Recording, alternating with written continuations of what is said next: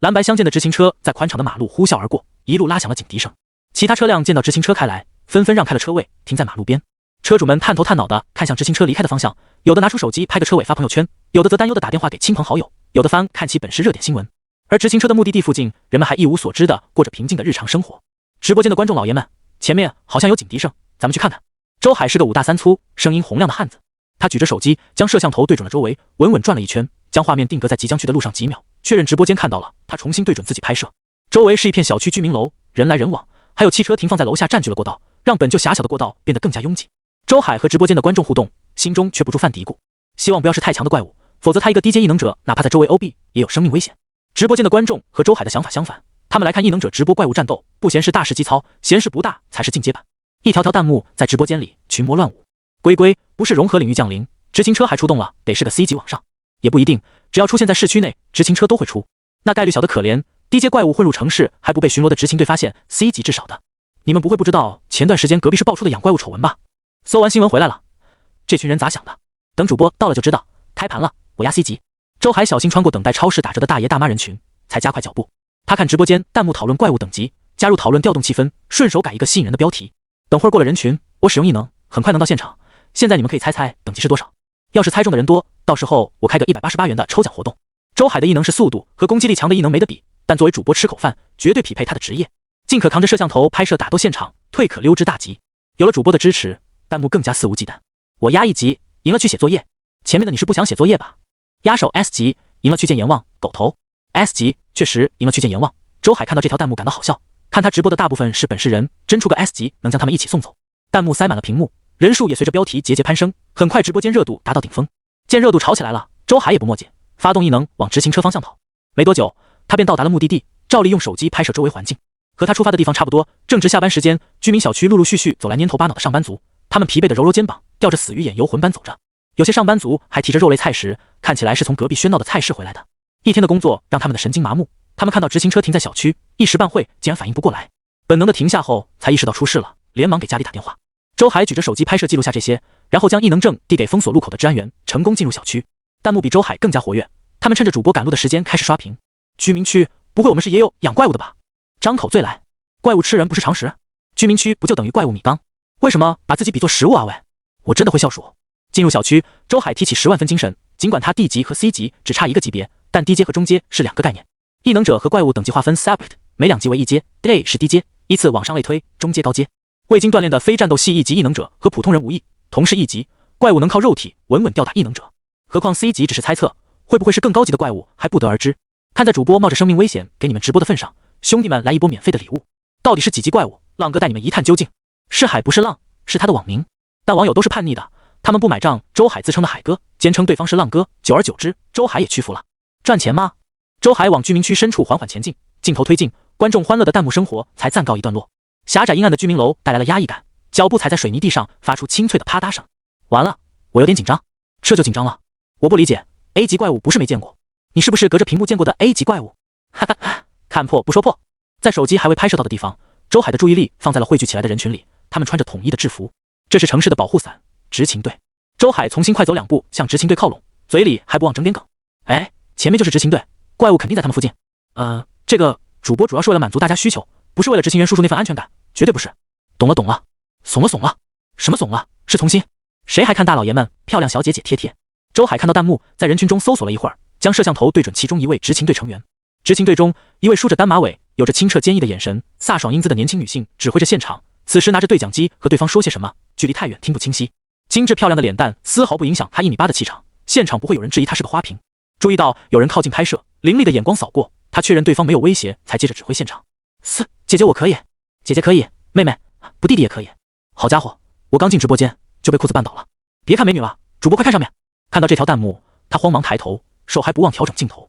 一只巨型蜘蛛趴在阴影处，6只单眼静静注视着他们这群楼下的人。最大2只眼睛和普通蜘蛛不同，闭着眼和人眼极为相似。8条腿也和普通蜘蛛有着天壤之别，每条腿外形和人类的手近乎一致。猝不及防，从养眼的美女变成直面怪物，弹幕炸开了锅。正打算舔屏，我尼玛，听我说，谢谢你。爆炸的直播效果，指观众爆炸，确信不是类人怪物，却又有人类特征，至少是个 C 级怪。怪物见被发现了，开始迈动8条腿，飞速爬行，在10几层的高楼上跳跃。指挥的单马尾执勤员心中暗骂，连忙调遣人员跟上。具备控制作用的特殊小队和 B 级异能者还没就位，他假装不知麻痹怪物。这个主播完全打乱了他的计划。他齿间轻抵下唇，压抑住骂人的冲动。野生异能者也有不少实力强悍的，为了拉拢这些势力，官方给予了这些异能者不少特权。周海不知道丹马尾执勤员的想法，跟上执勤小队，同时还心下忐忑。哎呦我去，这群执勤员到底靠不靠谱？我不会因为拍摄了执勤员的过失，说是抹黑官方形象被封号吧？执勤员里具备飞行和攀爬的异能者开始发挥作用，限制怪物的行动，拉起防御线，团团将蜘蛛围住。蜘蛛不甘示弱，吐出蛛丝袭击最薄弱的出口。蛛丝泛着诡异的蓝绿色，以飞快的速度射向那名勉力跟上的执勤员。执勤员脸色苍白，为了保持住防御线没有躲。一阵狂风刮过，将蛛丝吹得偏离轨道。蛛丝落在建筑物上，发出滋滋的声响，一瞬间便融化出一个坑洞。周海心有余悸，这要是落在未做防护的执勤员身上，怕是半个身体都没了。束手就擒吧，如果你没有杀害人类，我们还可以放你回野外。丹马尾执勤员收回使用异能的手，使用风系异能包裹住自己，飞到高空与蜘蛛怪物对话。哪怕他心里清楚，专门潜伏在城市里的怪物，目的只有吃人一个，但为了拖时间，只好说点废话。姐姐，你们人类还是这么虚伪，明明恨不得除之后，快还说得冠冕堂皇。蜘蛛怪物口吐人言，八只脚快速摆动着，冲向那名脸色苍白的执勤员。临近执勤员时，他张开螯肢，打算将毒液注入对方体内。丹马尾执勤员伸出右手，虚空一推，狂风吹动，怪物无法再前进。他和人类不同物种的嘴露出意味不明的笑，吐出白色蛛丝，任由狂风将蛛丝带到远方。糟了！丹马尾执勤员立刻收手，但蛛丝还是粘在了远处的建筑物上。蜘蛛收起蛛丝，在空中划出一道弧度，逃出了包围圈。2号阵型，执勤员在指挥下变动阵型，分别用异能干扰蜘蛛前进的步伐。地处闹市区，让执勤员们束手束脚，施展的异能威力克制在一定范围。相反，蜘蛛怪物无所顾忌，他一路前行，用白色蛛丝捆住普通人，将他们丢在原地，分散执勤员的精力。现场人群慌乱，惨叫和哭喊声交织出人类的恐惧交响曲。周海使用速度异能跟上，用摄像头记录下这一切。执勤员在做什么呀？还不赶紧弄死他！前面的搞笑吧，没看到执勤员一直在救人，你行你上。服了，这种情况还不跑远点，真是给执勤员添乱。铁直们，我现在就很慌，他在我家附近，缩在被窝瑟瑟发抖。走好，点蜡。喂，我还没死啊！周海此时也不敢插科打诨，严肃场合下还要礼物什么的，他至少要被骂上热搜。直播界因此封号的前辈已经给他示范了前车之鉴。他将目光投向前面的蜘蛛怪物身上，离开了居民区，进入闹市，已经没有高楼让蜘蛛攀爬了。他穿行在巷道里，卷起一个个丝剪，银白色的丝线挂在巷道，在狭窄的空间里拉起一道道危险的陷阱。执勤员将拦路的柔韧丝线斩断，又解救出被卷起来的路人，逐渐被蜘蛛怪物远远甩开。可恶！丹马尾执勤员不耐地骂了一句，几乎压制不住本性。你们留下来救助，其他人跟我。这个怪物很狡猾，特意留下活口让他们投鼠忌器，要是让他跑了，还能不能抓到是个问题。至少在 B 级异能者赶来之前，他要跟紧怪物。学队，你看那！听到队友焦急的呼喊，丹马尾执勤员望向队友指的位置。飞速爬行的蜘蛛闯入喧闹的菜市，撞伤不少路人。而此时他的前进路线有一个地摊横在中央，地面简易铺着塑料桌布，摆放应季蔬菜的摊子。摊子一前一后各有一人，一人坐着，一人背对蜘蛛蹲着。周海的直播间也不见开播时轻松调侃的氛围。救命！不敢看了，我真是替他们急死，怎么还不跑 ？C 级怪物，你跑一个试试，能跑掉的就不是普通人了。摊主坐在小马扎上，黝黑沧桑的脸扭曲，止不住下巴打颤，发出牙齿碰撞的声音。你这价格还行，再搭点小葱香菜，行的话我就在这里买了。蹲在地摊前挑拣，少年察觉到周围的嘈杂声，疑惑抬起头。少年见摊主颤巍巍地指着他后面，转身回头，黑色碎短发随风飘动，身姿挺拔，气宇不凡。落日余晖洒在他的瞳孔处，泛着金色的光芒。利用风异能加速奔向小摊的薛队，直愣愣地看着这双眼睛，脑海短暂空白。浮光跃金，辉煌夺目，恍惚间好似目视神明的双眼。在周海镜头下的少年更是平添一份距离感。沉寂在直播间的女性观众潜不住水了。帅哥嘶哈嘶哈，我的妈好帅！收裤子了？咦，直播间里凑不出一条裤子。男性观众更在意对方表现出来的异常。卧槽，是个大佬！打扰了，难怪不着急。教练，我想学这种拉轰的装逼方式。教练，滚！周海此刻如同掐了柠檬一般，满脑子酸酸酸。众所周知，异于常人的外貌和异能有关，红色头发除开染发，还有可能是火系异能大佬。眼前的少年鎏金色眼瞳看起来就不凡，更不用说少年居然比他帅一点，两者结合，逼格拉满。蜘蛛怪物在少年回头的时候后退2步，显然是忌惮对方的实力，踟蹰不前。成为众人焦点的齐远却对其他人心理活动一无所知。他回头被夕阳闪瞎了眼，阳光直射眼睛，那滋味真的酸爽。眨了眨眼，避开了阳光，终于适应了环境。他终于看清周围发生了什么。看到几十米开外的蜘蛛怪物，齐远头皮发麻，后背沁出冷汗。现在是怎么个情况？齐远僵硬转动脖子，看向周围。人群早作鸟兽散，只余一个举着手机拍摄，还有一群穿着制服的执勤员包围蜘蛛怪物，堵住了他的后路。等等，这样的话，蜘蛛怪物不就只能撞死自己，来突破包围了？齐远欲哭无泪，他买个菜而已，不至于吧？10几分钟前，小远啊，今天的青菜很新鲜，来看看吗？慈眉善目的老太太坐在小板凳上，向齐远招招手。齐远像往常一样替母亲买菜回家。自从他觉醒了心灵感应的异能，他他便主动承担这个任务。他没有对任何人说过他的异能，原因很简单，这个异能很鸡肋，普通人忌惮他能够感应真实想法，而心灵感应又无法读取怪物和异能者的心理，说出去不仅没有福利，还会影响自己未来的就业。开启一段时间的心灵感应，他便对菜市的价格了如指掌。面前的老太太喜欢将青菜浸水，保持外貌新鲜，买回去的青菜口感不怎么好。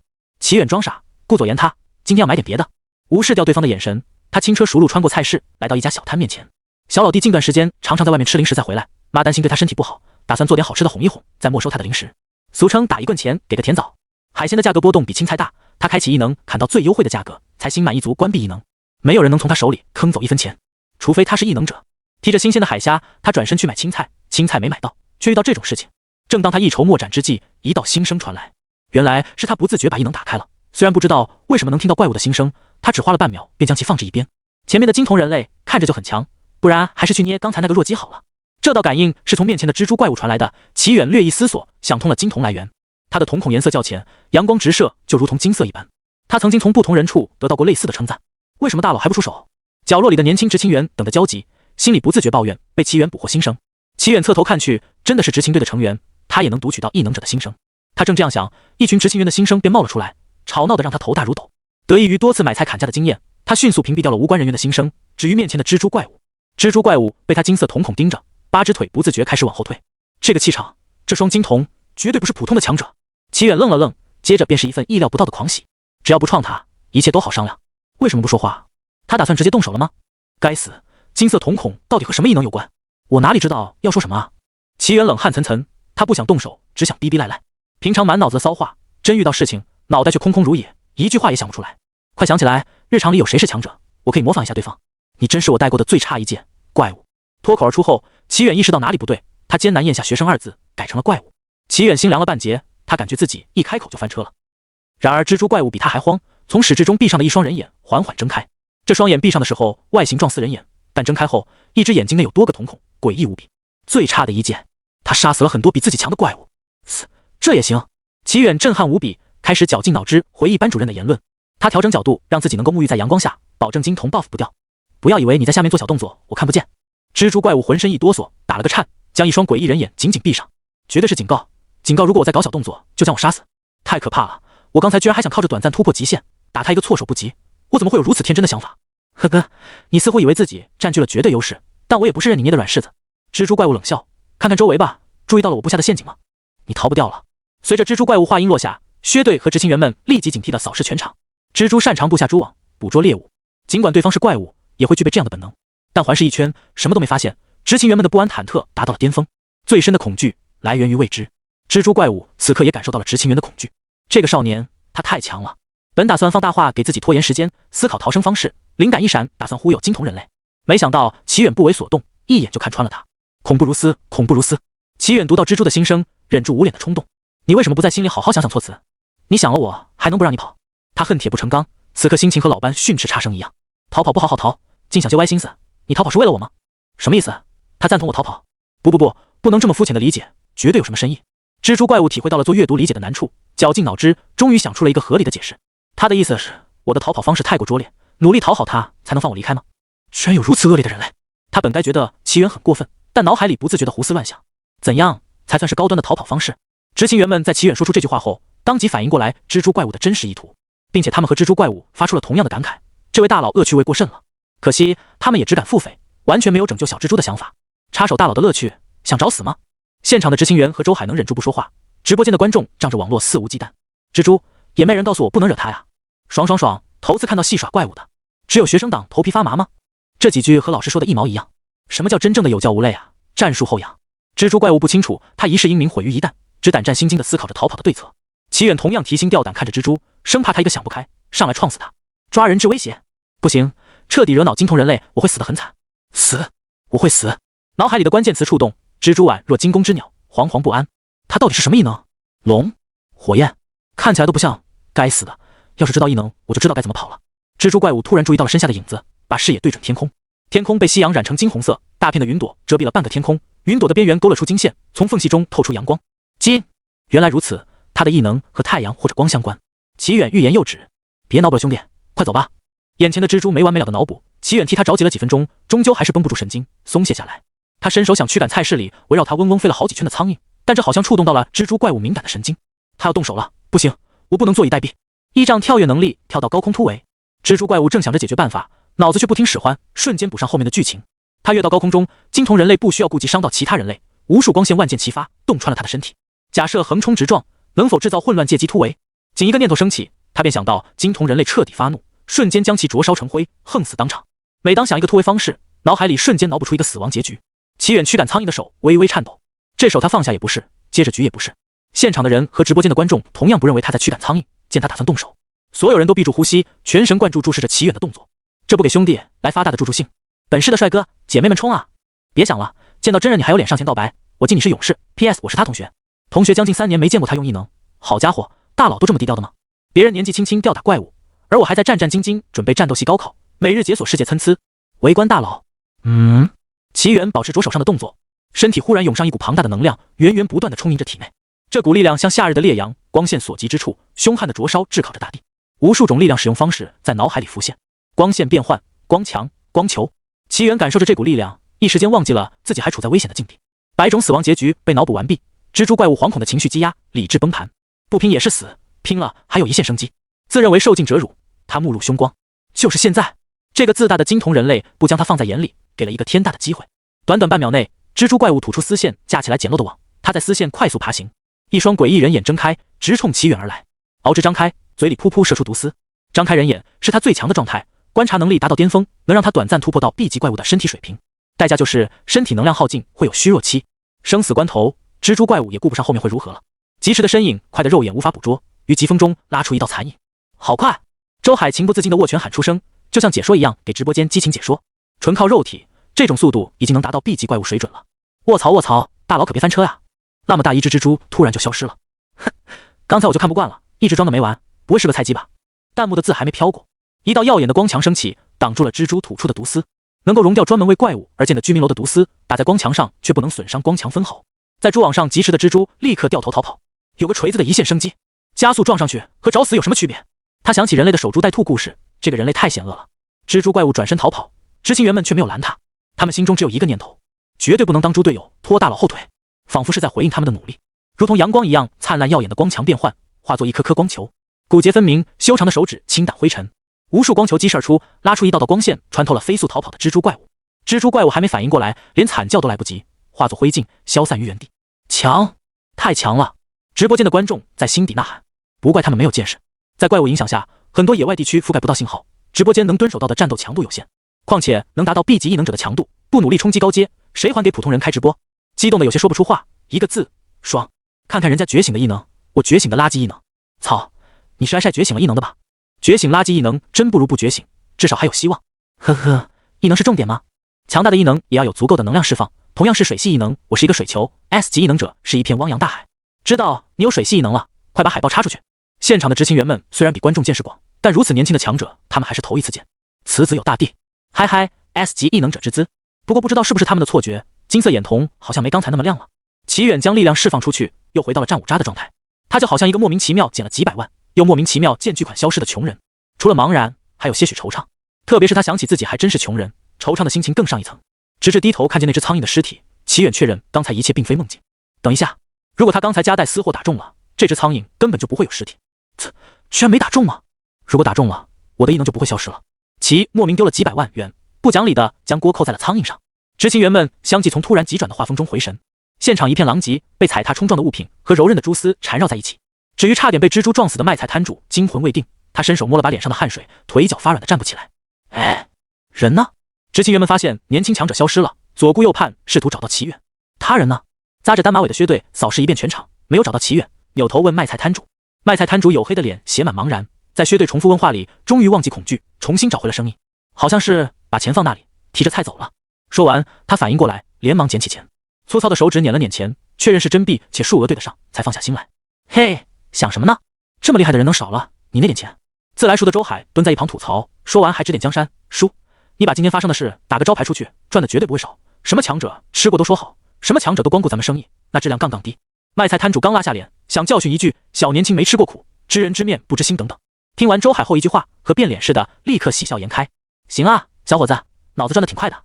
摊主说完，拍拍他肩膀，笑得合不拢嘴。给叔出出主意，以后买菜书给你打95折。就这，连9折都不打，抠逼行为。但周海想在卖菜摊主这里挖点料，咽下了真实想法。没问题，叔，我跟你说。两人谈天说地的同时，执勤员们也在交流。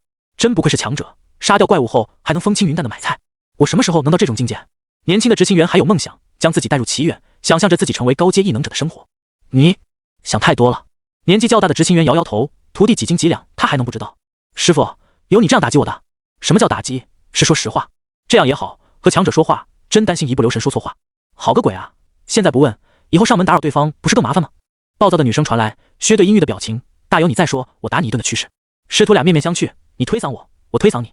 最终年长的执勤员干笑道：薛队，那啥，外面呢？形象，不然找不到小鲜肉了。薛队一拍脑袋，将阴郁表情收起，又回到了英姿飒爽的御姐形象。谁也没注意到，井盖下2双眼睛目睹了这一切。良久，连执勤员都收拾完现场离开。这2双眼睛方才对视一眼，发现对方和自己一样惊惧。这里太危险，我要跑路了。一起吧，我们去找辛大哥。好啊。被执勤队讨论的齐远提着菜走在回家的路上。戏剧性的生活增长了他面对现实的丰富经验，意识到几百万彻底消失了。他收拾好情绪，拎着菜回家。他们住的小区环境一般，但胜在周围设施很好。妈一个人抚育他们长大，对于小区周围是否有执勤所这点非常在意。用钥匙打开房门，进门就听到小老弟的吼叫声。真的吗？哥哥有那么厉害？没错哦，哥哥每次晚回家都是为了打怪物。这个秘密他和我说不要告诉你。岁月能败美人，但不败优雅。齐云兰穿着一袭长裙坐在沙发上，笑盈盈看着小儿子齐敖手舞足蹈。齐远一头黑线走进来，将买好的菜放在桌子上。他本人怎么不知道这个秘密？小老弟显然被妈妈忽悠瘸了，咧着傻笑，用大脑袋充当头锤，猪突猛进的冲击他。哥，妈说你在外面打怪物是真的吗？单手挡住正值狗嫌人厌年纪的小老弟，齐远望向远处的齐母，给他使眼色，试图让妈妈给点讯息。要拆穿还是骗下去？齐母却没接收到信号，只是走过来，微笑着看他们兄弟俩感情交流，提着菜进入厨房，开始准备晚饭。小老弟还期待着他的回复，仰着大脑瓜子，眼睛里充满光。齐远想和之前一样忽悠他弟弟，但今天他还真杀了怪物，说出来总有种自吹自擂的感觉。太过真实的体验，让他缺少了以前那种胡编乱造的喜悦。他需要重新找回乐趣。思及此，他低头对上弟弟崇拜的目光，神秘一笑。弟弟会意，露出一个懂了的表情，握着拳头上蹿下跳，眼睛还不忘瞅他，期待他肯定自己的猜测。然后齐远笑容一收，假的，妈骗你的。小老弟表情一致，接着崩溃，冲厨房哭喊：妈，你怎么骗人？齐云兰在厨房切菜，听到小儿子的大喊，他停下手里的刀，平静且疑惑看着爱面子的小儿子，崩溃哭喊：呀，我不是说那我们来讲个哥哥的故事吧？故事不就是骗人的吗？过于理直气壮的回复让齐敖支支吾吾说不出话来，索性一屁股坐在地板上耍赖。然而齐母又进去切菜，完全没注意到他的动作。齐远倒是注意到了，但始作俑者怎么会哄他？欺负了一番小老弟，齐远心情愉悦地进入厨房帮忙，将碗筷摆放在餐桌上。小老弟见久久没人哄他，灰溜溜地爬起来躲进厕所里。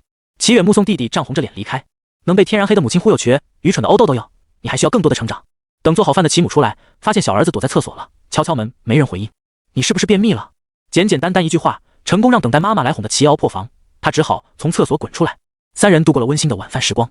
齐母打开电视看起了偶像剧，小老弟坐在客厅里写作业，齐远则瘫在沙发上刷手机。虽然是高3生，但高考和他没有关系。怪物横行让人口大量减少，为了让城市能够稳定发展，除去战斗系和准备冲击科研道路的尖子生，大学不再招收更多学生。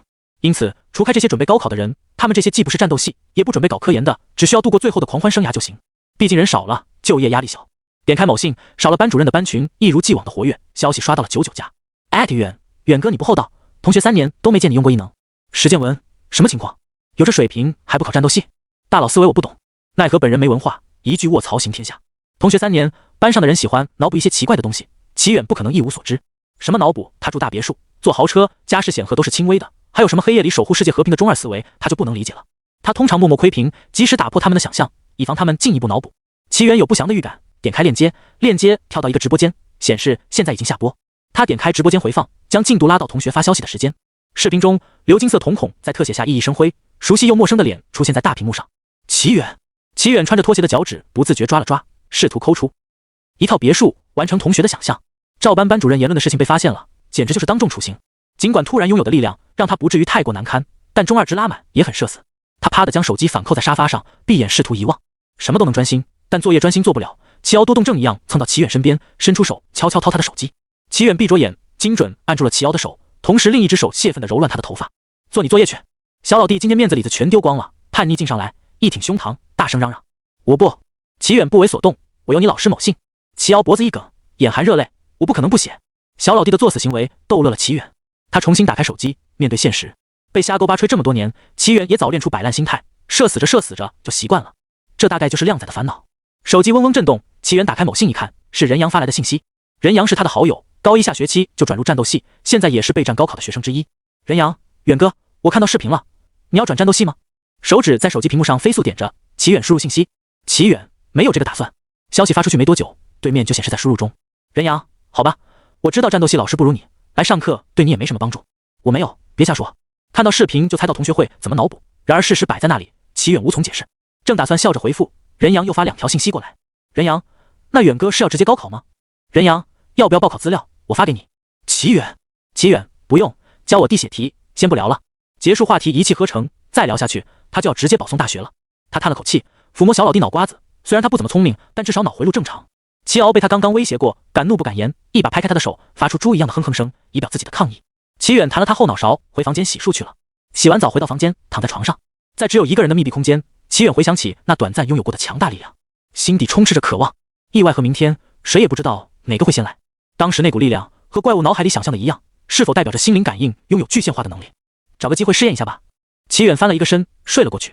翌日清晨，齐远背着包走进教室，无视同学如同探照灯一样的目光，他将包放在座位上坐了下来。在群里大胆开麦的同学，当面却没有人敢上前询问，只交头接耳，小声聊天，时不时拿眼角余光瞄他一眼。齐远的外貌气质具备欺诈性，拉满顶直身材外貌搭配上凌冽的气质，哪怕他什么都不做，别人也自动将他归类为不好接近的人。他乐得如此，本质上他就是个不想社交的宅男。适度社交益身，过度社交伤身。旁边的椅子被拉开，4只像竹竿一样的瘦高个坐在了他旁边。这是他的同桌史建文。史建文连包都不带，将手上的书往桌上一放。早啊，远哥，昨天疯狂@你，你怎么都不回我？齐远正欲张嘴就来，发现班主任在后门门口探头探脑，并朝他招招手。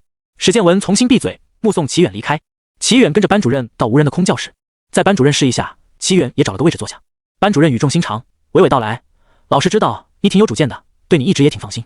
但是一出重头戏便来了。可惜齐远心如止水，毫无波澜。他已经猜到班主任要说什么了。能和老师说说你未来的打算吗？找个班上。可惜他不能这么说。齐远对此早有准备，他假装思考片刻，为难蹙眉，然后煞有其事地说：老师，这是机密，我不方便透露。班主任明悟了，不住点头，摆摆手：我懂，不方便就不用说了。他就像一只吃了大瓜的茶，不断小声嘀咕：原来如此，水居然这么深，我说呢。自以为了解内情的班主任起身拍拍齐远肩膀：走吧，回教室上课去。安然度过一天的课程。齐远本以为事情暂时告一段落，直到出校门时遇见了一位丹马尾女性。能占用您一段时间吗？我是棋盘市执勤第6小队的队长薛诗云，这是我的证件。递到眼前的证件证明这位丹马尾女性的身份。齐远被薛诗云开车带到异能执勤局的会议室。不好意思，在外面不方便沟通，只能将您带到这里了。薛诗云接过后勤小姐递来的茶水，将其中一杯放在齐远面前。后勤小姐递完茶水，贴心替他们关好了门。没有关系，你想问什么？眼前的少年年纪轻轻，却拥有自己无法企及的实力，薛诗云没有理由轻视对方。有关昨天的一些细节，毕竟我要写天杀的报告，不介意用纸笔记录一下吧？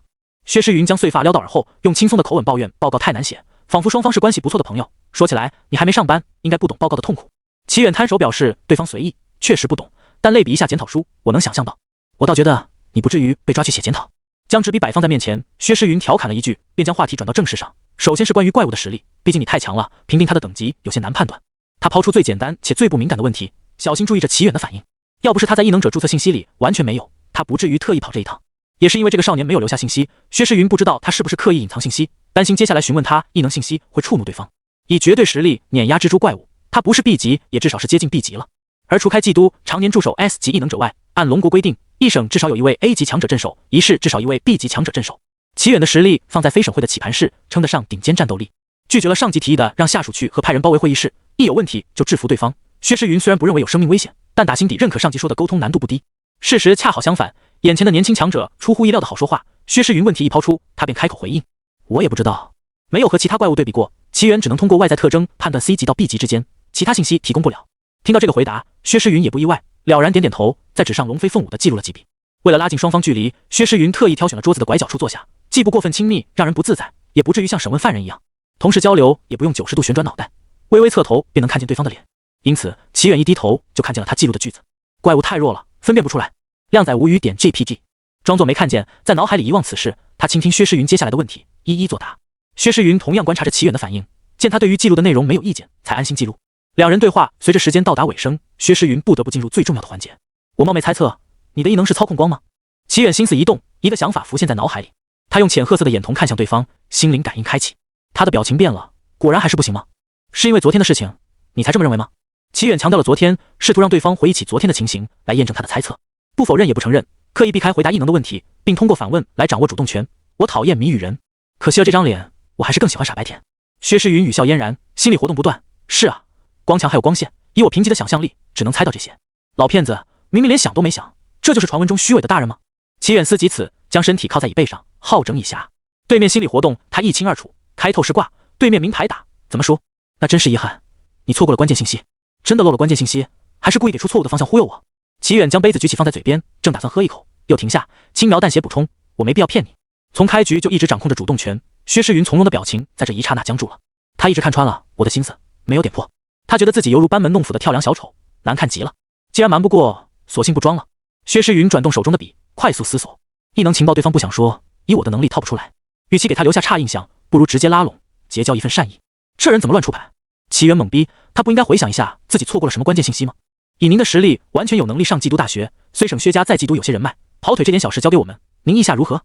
缉毒作为龙国的首都，常年有 S 级异能者镇守，最有机会接触到 S 级异能者的地方，缉毒大学是每一个战斗系高中生梦寐以求的学府。有这种实力，还隐藏了多年，要不是意外，还能接着隐藏下去。薛诗云有理由认为对方对于名利并不看重，故此他便从实力方面下手，增加一个缉毒大学特别招生名额而已，不用动用他哥的权限，他也能做到。把秒杀蜘蛛的视频往考核人员嘴里炫，再让考核人员和齐远聊聊，确认非反社会人格，他不信还能不合格。齐远叹气，我看你是正事不干，屁事瞎想。这事并不重要，你还是考虑一下报告怎么写吧。还打算进一步抛出照顾家人等条件。薛诗云愣了一下，才反应过来，您希望我怎么写？也对，以他的实力，想要进大学很简单，可能有什么更深层次的考量。名牌我也不知道怎么打，这世界的正常人只有我一个了吗？齐远心累，随口敷衍对方，该写什么就写什么。谜语人滚起盘式。薛诗云在此之前从来没觉得自己脑子不够用，无法判断，大部分是因为线索和资料不足。但这位年轻强者浑身是谜，他快跟不上对方的思路了。早知道还是把工作丢给下属了。薛诗云有些后悔，就不该担心下属们的狗头不保。他勉强控制好情绪，没有失态。您看我田光异能可以吗？这是你猜测的，如果出错，我不负责。齐远发动不粘锅技能，极限拉扯。薛诗云深吸一口气，挤出一丝笑容。好的，我明白了。打起精神，将齐远送到他家附近，目送对方上楼。薛诗云用力踹了一下路边的垃圾桶，目露凶光。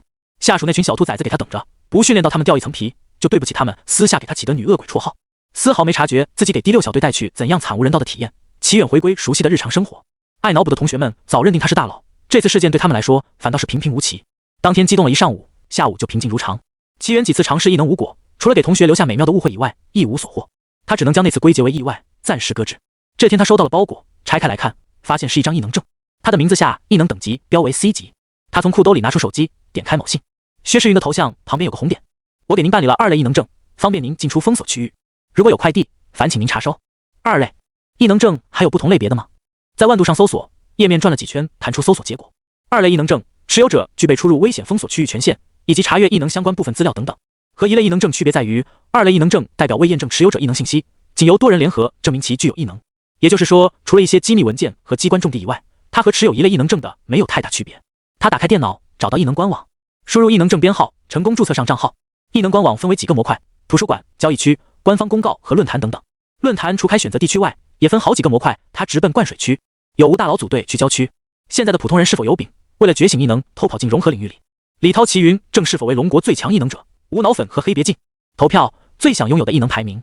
觉醒了，能够拉出更销魂味道的 C 这项异能，我还有的抢救吗？鼠标在屏幕上游移，然后点击进入那条有味道的帖子里。齐远表示控制不住他的求知欲。如题 EL 震度娘，震个锤子，这是官方论坛。哈哈，比我瞪谁蛋疼的异能还没用。笑着笑着，眼泪流了下来。看了一下，是本市的。LZ， 你住哪个区？我正打算买房，尽量离你远点。别打岔，楼主你直接埋了吧，别救了。本打算找点和自己类似的异能，看看有没有解决办法。没想到灌水区太过于有趣，他看到晚上还乐此不疲。手机叮叮连续弹出好几条信息，对面的人手速不慢，不断有新的信息弹出。又是史建文，他这位同桌热衷于各类八卦瓜甜的分享，除了偶尔吃上自己的脑补瓜以外，齐远大部分时间还是乐意和这位瓜友一起当吃快乐的茶。但今天出乎意料的不是瓜，而是正经信息。远哥，明天去探险都市传说南无孤儿院，你没忘记吧？探头表情点 JPG， 后面连刷好几条无意义的表情。齐远想起来了，史建文联系上要社会实践的人阳，用帮忙写作业的代价换取他们参与进去。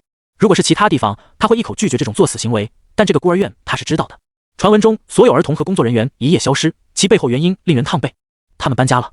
曾经住在孤儿院附近，妈妈和院长的关系不错。某天晚餐闲聊，妈对他说过，隔壁孤儿院可能要搬走。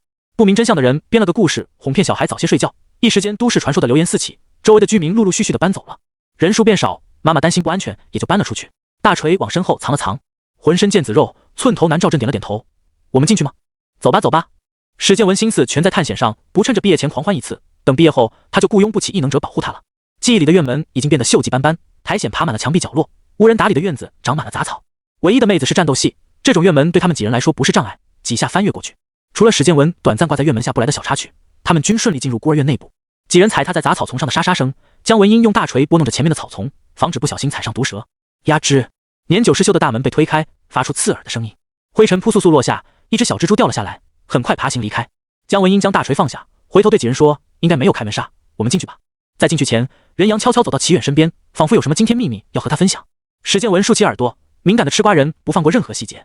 远哥，待会要是有变异动物或者低阶怪物，先不要出手，让我们锻炼一下实战能力。变异动物是觉醒异能的动物，它们没有智慧，仅凭动物本能行动，通常构不成威胁。齐远嘴角抽搐，你想太多了。吃瓜人失望，缩头缩脑跟上赵振和姜文英。赵振回头看到任阳和齐远交头接耳，目光落在齐远身上，冷嗤一声。除了高阶异能者周围房价被炒得很高以外，其他地区的房价价格都不贵。作为公共设施的孤儿院，官方划了一块足够的地盘，给予孤儿院建造。这座孤儿院面积不小，穿过大厅，长长的走廊带来了逼仄的压抑感。走廊不足以让所有人并排而行，他们排队前进，打头阵的是姜文英，而齐远被任阳委以殿后重任。齐远走在最后，总觉得背后凉飕飕的，时不时想回头看两眼。几人在一楼转了一圈，什么也没发现。去楼上看看吧。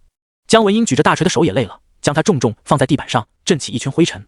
一直哭个样的赵振主动开口：“我们分开行动吧。”任阳摇摇头，不赞同地说：“一楼没有危险，不代表其他楼层没有，我们还是谨慎点好。”但赵振心意已定，反驳道：“挤在一起行动，仅仅一楼就花了1-2小时了。按这个速度，天黑还翻不完整个孤儿院。没关系，翻不完可以明天再来，安全为上。”听到任阳和赵振的争执，姜文英加入他们之间的对话。高考近在眼前，哪有那么多时间浪费？赵振却寸步不让，振振有词：“不要离太远，分成2组翻找，有危险尽快向队友靠拢，这样总成了吧？”赵振的提议并不过分，任阳思索片刻便同意了。史建文紧张的一批，他4保1的策略被拆散，打算找大佬压压惊。齐远躲开了他的求助视线。开玩笑，他和史建文2只菜鸡行动，和等死有区别。取得支持的赵振乘胜追击：“我和齐远一组，你们3人一组怎么样？”任阳3人震撼，世界上竟然有如此厚颜无耻之人！提出分组行动，却将大佬分到自己组，而赵振却自我感觉良好，他自认为自己更强一点，单独带个拖油瓶齐远绰绰有余。任阳和姜文英2人一起带一个，合理的分配了场上战力。至于齐远是异能者的传言，他根本没放在心上。如果真是异能者，会不转入战斗系，一定是齐家作为名门望族，嫌弃齐远没有异能太过丢人，才造得势。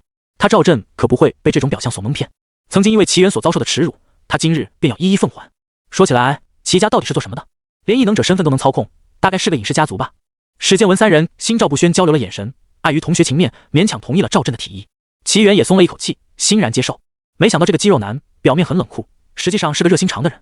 看穿他的窘境，专门替他解围。5人商讨了一下，齐远和赵振去搜索3楼，剩下3人搜索2楼。2个小组在2楼楼梯口分道扬镳，齐远2人石阶上。齐远盯着脚下的楼梯，沉默跟上肌肉男。赵振走到一半，冷不丁开口：“普通人的生活已经满足不了你了吗？”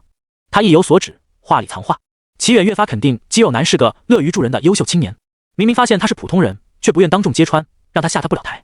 担心他为了得到异能不择手段，不惜自毁名声，也要找机会和他独处，试图说服他。好意心领了，但他只是一个有7情6欲的普通人，发现存折有几百万却取不出来。他承认：“我急了，我急了。”是啊，赵振见齐远竟然厚颜无耻地承认了，并且不以为意。他青筋暴起，拳头硬了。冷静，他已经是成熟的大人了，不能留下把柄给齐家借题发挥。口头恶心一下，齐远还是可以的。就算是齐家，也不可能为了一个普通人的尊严来对付前途光明的异能者。嫉妒刘家就是个前车之鉴，那你可要小心了，不是谁都能像我一样。异能者发现自己被普通人愚弄了，怒火可不是齐远这样的小白脸能承受的。齐远了然点头，他当然知道像赵振一样不会瞎脑补的人已经不多了。这哥们虽然一片好意，但实在太过于操心了。大概这就是所谓的男妈妈吧。齐远拍拍他肌肉结实的上臂，别担心，我会小心的。无耻之徒，3年之期，赵振将头发梳成大人的模样，还是比不上从小接受精英培养的名门子弟。哪怕他直接点破齐远伪装，齐远也不为所动，还能和他谈笑风生。这个展开令赵振无法接受。你就不担心我到处乱说？无所谓。齐远不以为然。先不提专门支开众人的优秀青年肌肉男会不会这么做，光是齐远自己拆的台就足够他射死了。赵振虎躯一震，颓丧地垂下了头。一个王炸下去，齐远毫发无损，这让他怎么接受？不行，他还不到认输的时刻。在这个危险之地，赵振不信齐远面临生存挑战还能面不改色。他捏紧拳头，重新振作了起来。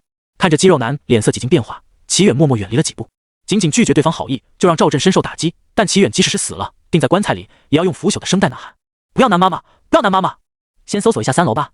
齐远手指着前方，向赵振提议道：总之转移一下这位哥们的注意力。好，我们走吧。天堂有路你不走，别怪我不客气了。赵振狞笑：同学一场，本不想将事情做绝。现在吗？除非齐远屁滚尿流，一把鼻涕一把泪的求他，否则他绝不会出手相助。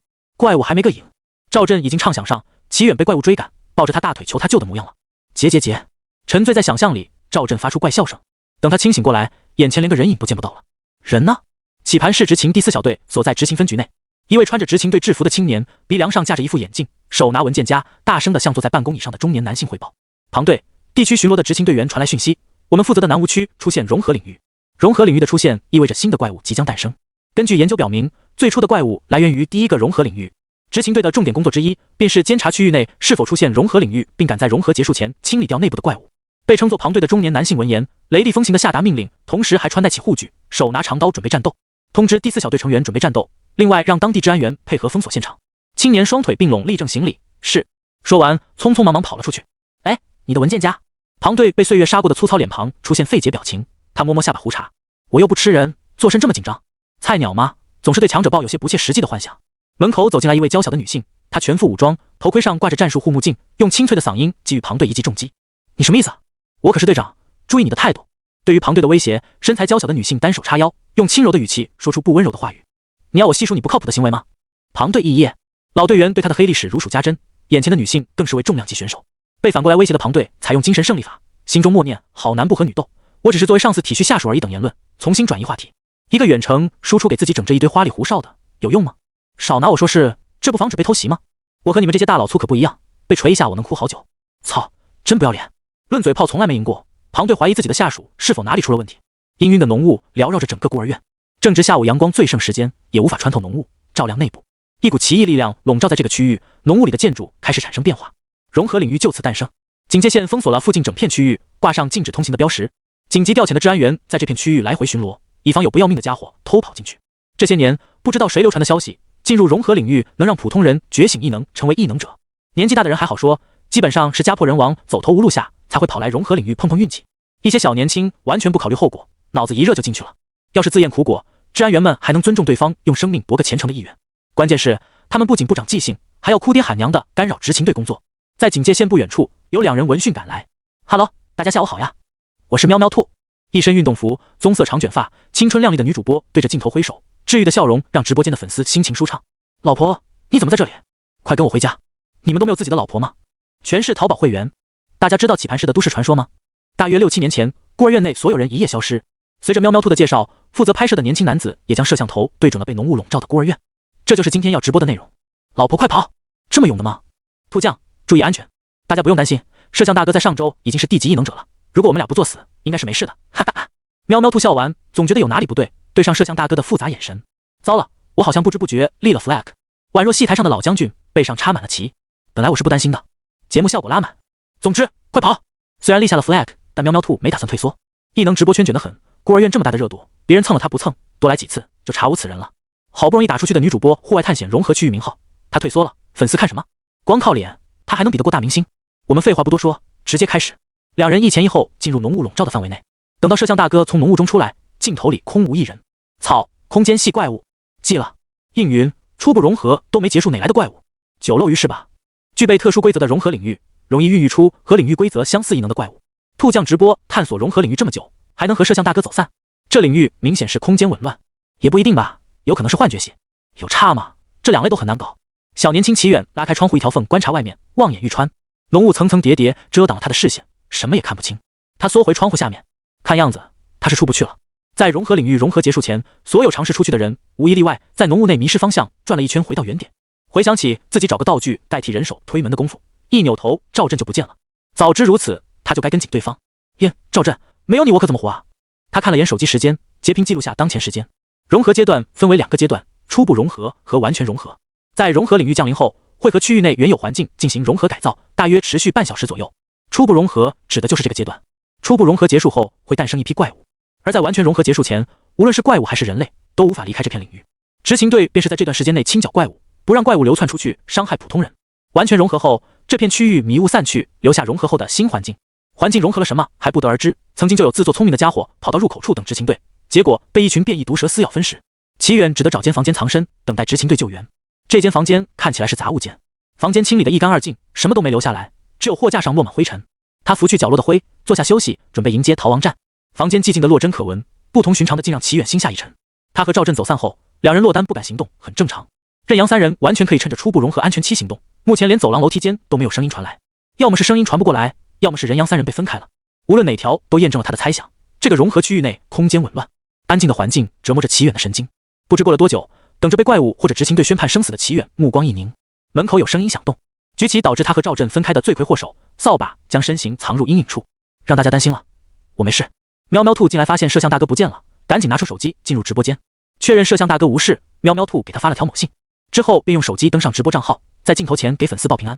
这次运气不错，有位执勤小哥和我传送到了一个地方，请把安心打在公屏上。说完，喵喵兔将镜头给到旁边的人，青年扶了扶眼镜，拘谨的在镜头前打招呼：我是执勤第4小队的实习队员庄恒。还要说什么？弹幕滚过对他们俩的讨论，除了有零星刷般配引起粉丝不满，剩下大多是赞叹喵喵兔的运气。两人开始行动后，喵喵兔走在后面和粉丝小声交流。初步融合快结束了，我们需要找个地方躲一下。两人快走几步，来到一间房间前，他退后2步，将手电筒对准房门。庄恒上前拧开把手，昏暗的房间犹如带责人而逝的野兽。两人在外面打量了一阵，才决定进入。等等，两人脚步还未迈入，隔壁房门发出声响，他们正打算扭头查看，一道破空声从昏暗的房间中传出，一只鬼手从里面掠出，向庄恒袭来。庄恒惊骇，瞪大了双眼，最终凭借战斗本能，他险之又险，侧身躲过了鬼手的袭击。鬼手偷袭未得手，在空中挥舞了几下，缩回房间内。庄恒躲开鬼手后，连退几步，离开了鬼手的攻击范围。作为战斗系大学毕业生，他一眼便认出来了，这是D级怪物地缚灵。尽管有着 C 级的实力水平，但地缚灵受束缚于诞生地无法离开，因而被分到了 D 级。他们时间估算有误，初步融合已然结束。喵喵兔长舒一口气，拍了拍胸口，缓解惊吓情绪。死里逃生的两人将目光投向了救命恩人所在的位置。隔壁门呀吱一声打开，同样昏暗的房间里走出来一人。喵喵兔连忙拿手电筒照向来人，以便看清对方。刚出房门的齐远差点被喵喵兔的手电晃瞎了眼，他双眼微眯，侧头躲开。但防人之心不可无的怂比心理，让他又不自觉斜眼盯住了对方的动作。虽然真打起来，两个异能者随随便便吊打他，防备也没什么用。菜鸡叹气，喵喵兔嘴微张，震撼于齐远的气质，如同剑魔脸一般英俊的脸庞，微侧低头，轻幅度拧起剑眉，一双明亮如寒星的白金色眼瞳凌冽地审视着他们，似乎看他们久久未有反应，为他们的智商叹气。无声的嘲讽让喵喵兔想找条地缝钻进去，他无意识攥紧了手机，屏幕里的弹幕不停刷过。这气场一看就不简单。喵喵兔转运了。首先我不是男童，不想激贱，其次这男的真特么帅。知道了，男童。庄恒先一步反应过来，抱歉，我们给您添麻烦了。哈，心中虽有万千疑问，齐远还是打算先把手电筒处理了。可以别再照我吗？被齐远点名的喵喵兔直勾勾看着他，几秒后手忙脚乱把手电筒关掉。他露出尴尬而不失礼貌的笑容，嘴里不住道歉，对不起，我没注意到。没事。自己突然出声，惊吓到他们，用手电筒探查异常之处是再正常不过的行为。齐远没将事情放在心上，转头看向庄恒。刚才他就注意到了，这位年轻有为的大哥身上的制服看起来是如此的亲切，宛若深渊投下的一缕阳光，照亮了他生命线。他赧然开口，暗示着这位执勤员，这里很危险。社死归社死，被众人吹了上天那么久，齐远偶像包袱虽然不多，但是有一点。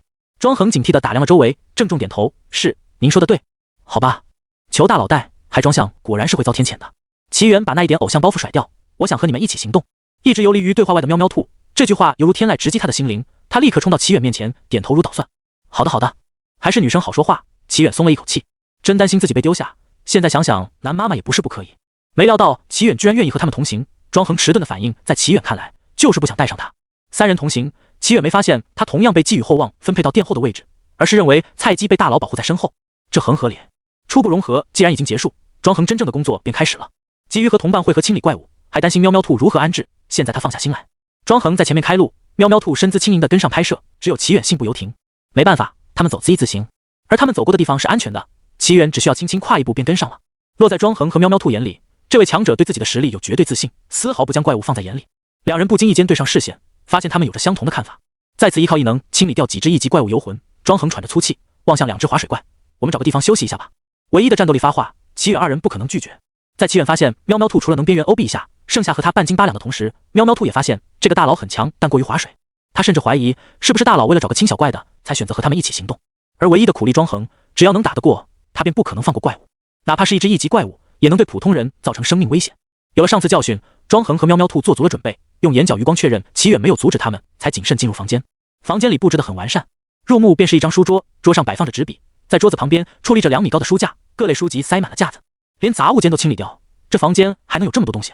齐远疑惑地走前2步，凑到了书架旁边。如何与孩子沟通？腐蚀的108种做法，沟通技巧，说服他人的 N 种方式。除了这些孩子教育相关书籍，还有一排财经杂志期刊，没有灰尘。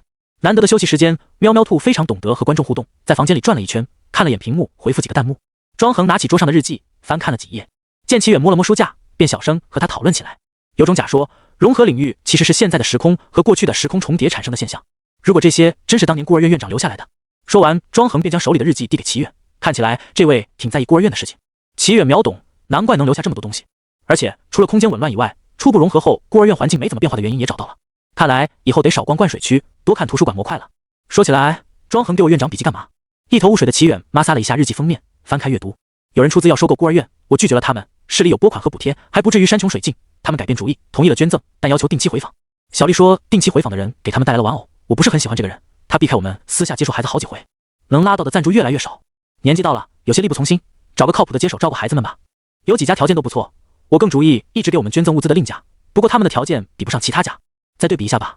齐远翻了翻后面几页，全是在对比纠结对比中循环，最后应该是选中某一家搬走了。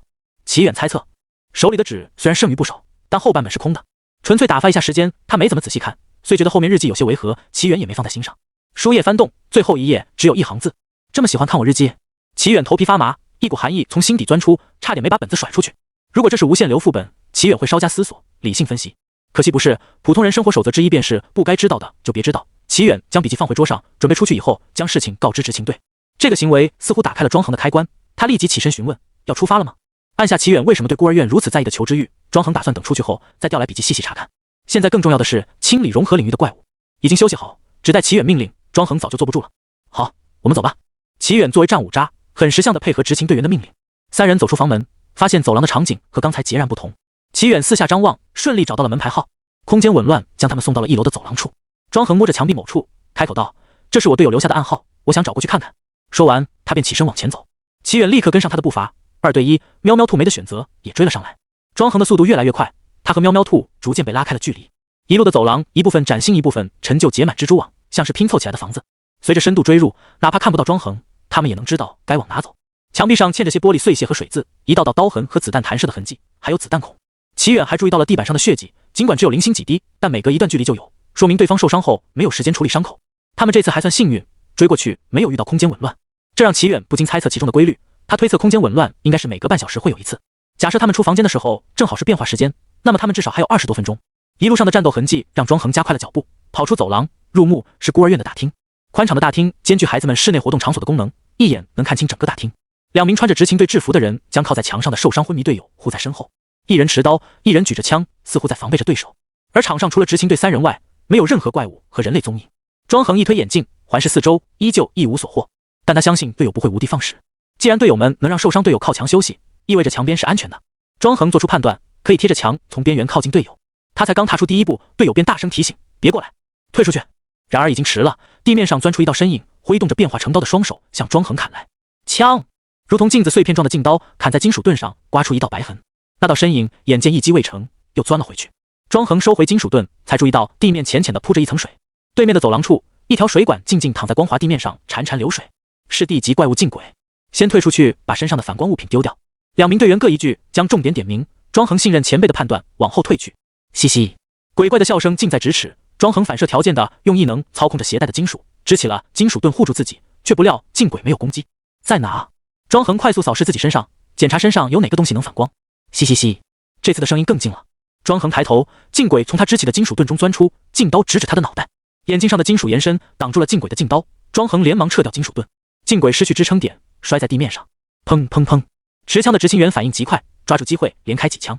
眼见禁鬼即将被强化子弹终结性命，一双鬼手伸了出来，拉开了禁鬼。子弹打在地面上，地板的瓷砖被打碎，而子弹也被坚固的混凝土弹飞。怨鬼出现了。持刀执行员立刻上前挥砍追击，另一个执行员枪口调转，对准了怨鬼，将禁鬼拉出子弹攻击范围，怨鬼便放开了他。怨鬼似乎知道集火目标将会是他，飞速逃跑，不让持刀执行员黏住他。禁鬼潜入水面，消失在众人视野里，片刻后出现在持枪执行员脚边。早有准备的执行员拔出匕首，架住了禁鬼的袭击。他还分心指挥队友，别管我，先杀怨鬼。这是对庄恒发出的指令。他早和持刀执行员通过气，可惜怪物的体能一向比人类优越，持刀执行员没能第一时间黏住怨鬼，良机便已错失。怨鬼发动异能，鬼遮眼消失在他们视野里。见怨鬼脱困，禁鬼也潜入水面，一切又回到了原点。见到庄恒停下，刚想跟上的齐远被别过来制止住了前进的步伐。远远的看到庄恒短时间被连续偷袭了2次，齐远默默的找个掩体，检查身上有无带反光物件。这么危险，还是别过去送人头了，先观察一下情况，万一关键时刻能补个刀，也算是报答执行小哥保护他这么久。喵喵兔看了眼正在直播的手机，犹豫片刻还是没丢掉，因一直直播点亮的屏幕不算反光，他又套着手机壳，应该没事。持刀的执行员保护庄恒前去和持枪执行员会合，3人呈现扇形，将受伤队友护在中间。张哥、李哥，小心我的金属！庄恒知道身上的金属会反光，提醒队友。被称作张哥的持刀执行员挥了挥手上的刀，得意开口：“你把金属给我，我给你强化他的哑光能力。小心点，别又在强化的时候被偷袭。”李哥提醒队友：“知道了，这不有你们吗？”张哥满不在乎的大手一挥，庄恒的到来减轻了他们的压力，这让张哥的神经也没刚才那般紧绷。2只怪物显然不打算给他们充足的调整时间。张哥刚触碰到金属，新一轮的攻击袭来。李哥反应迅速，拦住了攻击的同时，还语速飞快的给庄恒补充信息：禁鬼探出镜面必须是头先伸出来，单独的禁鬼应对起来不难，主要是怨鬼的幻术系异能配合他的攻击，让我们防不胜防。了解。戴上强化后的眼镜庄恒接过张哥抛回来的金属，将它化作金属手镯挂在手上。张哥、李哥，你们先包扎伤口，我来守一下。庄恒注意到这2人身上都有些刀伤，一直这么流血不是办法。你小子说些什么呢？这点小伤还不算事。李哥从背后一把捂住张哥的嘴，不，你需要简单处理伤口，不需要花费多长时间。庄恒挡下几次袭击，便感觉到队友重新站到身旁。庄恒以为可以就此吹响进攻的号角，却发现事情不如他所想的那般。似乎是怨鬼调整好了状态，在鬼遮眼的影响下，他们好几次没察觉到禁鬼探出身，靠着队友配合才勉强躲过一劫。而禁鬼潜入镜中可以随时随地休息，他们则需要保持警惕，防守禁鬼的偷袭。怨鬼的鬼遮眼给他们造成了巨大的困扰，只要一不留神，就有可能被禁鬼砍伤，形势十分不利。齐远内心和场上的3人有一样的想法，别说补刀了，他们3人和怪物对峙这么久，禁鬼就受了点小伤，怨鬼更是只露了一次面。喵喵兔的手机尽职尽责的将这一场景传递给了直播间观众。我是不懂这位老哥还在等什么？庄恒白给他打那么久工了，这不上，你们就没想过他可能是个彩笔吗？服了，那他装毛？不至于，孤儿院空了多少年了，他至少是个异能者才能进得去融合领域。感情选项只有大佬和彩笔2个选项吗？李哥分析了一下局势，提出自己的想法：小庄你守一下，我背人；老张你看情况行事，咱们贴着墙出去。这地形对我们不利，之前我们俩没法搬小赵出去，才守在这里。现在我们有3人，没必要在这里和他死磕。好，张哥和庄恒立刻行动起来，掩护李哥背上受伤队友。2只怪物察觉到他们的行为，不再稳健的消磨他们的意志和体力，激烈的发动一波波袭击。不能很好做出防守的李哥成为了他们重点攻击目标。察觉昏迷的小赵被割伤，李哥无奈将其放下，采用拖动的方式来应对禁鬼的袭击。湿滑的地面便捷了李哥拖动小赵的行为，他们前进的速度大大增加。但小赵被攻击范围增加，禁鬼改变了攻击目标。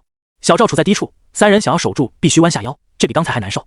李哥只能改变主意，让身强体壮的张哥扛上小赵出发。张哥身材高大，体格健硕，能更好减缓小赵因跑动带来的伤口2次撕裂。以人为食的怪物岂会让到嘴的鸭子飞走？庄恒发现禁鬼发动攻击时，怨鬼不再掩护他的出现，巧变动身位，矮下身子，忽地放下队友，以猛虎下山之势扑向怨鬼的位置。怨鬼突然扭头，嘴角向两边勾起，咧出一个人类所不能企及的弧度。诡异的笑容让张哥警铃大作，可力求一击毙命，他扑过去的力度极大，是否停下已经不取决于他的意志。怨鬼，他和禁鬼呈现一条直线，一直等待猎物上门。禁鬼回身给予张哥痛击，尖刀划穿他的护甲，在他肚子上留下深深的一刀。张哥通过调整姿势避开了被拦腰斩断的命运，但伤势也没好到哪去。他痛苦地倒在地上，捂住肚子上的伤口，防止内脏流出。情势变化太快，庄恒2人眼瞅着张哥突然扑向无人之处，然后禁鬼回身挥砍，赶在张哥被禁鬼杀死前，庄恒操控金属挡住了那一刀。鬼打墙效果消失，2人还没来得及适应，怪物的新一轮袭击便发动了。相持不下的局势被打破，状况陡然直下。李哥和庄恒左支右绌，好不狼狈。喵喵兔在一旁替他们捏了一把冷汗，他只是个1级的水系异能者，一个水炮丢出去，也不知道是给怪物助助兴还是帮倒忙，根本插不上手。想到这里，他又偷瞄了齐远一眼，如果他能帮忙，也许情况有所不同。当初见面的时候，也是他的提醒才让他们避开了地缚灵的袭击。他不相信对方是个冷漠的人，但他又想起弹幕上的评论，也许他只是无能为力。可是这样的话，他是怎么判断出隔壁有地缚灵的？明明初步融合才刚刚结束，他没有足够的时间去试探，再躲回隔壁的房间。难道他的异能是透视？喵喵兔摇头，否决了自己的猜想。如果是这种异能，他没道理独自来融合领域。不仅从头到尾没听他提过队友，而且在院长房间内，他好像是在调查孤儿院。喵喵兔翕动嘴唇，最终还是没把请求说出口。他并非执勤队，是否救人纯靠个人意愿。一旦他说出请求，将会把对方架得下不了台。而庄恒二人每况愈下，李哥在一次袭击中右手负伤，全场只剩庄恒作为主力在苦苦支撑。独木难支，尽管有李哥帮助，紧绷的神经和高强度的对战，疲惫爬上庄恒的脸庞，他的呼吸变得急促，行动逐渐迟缓。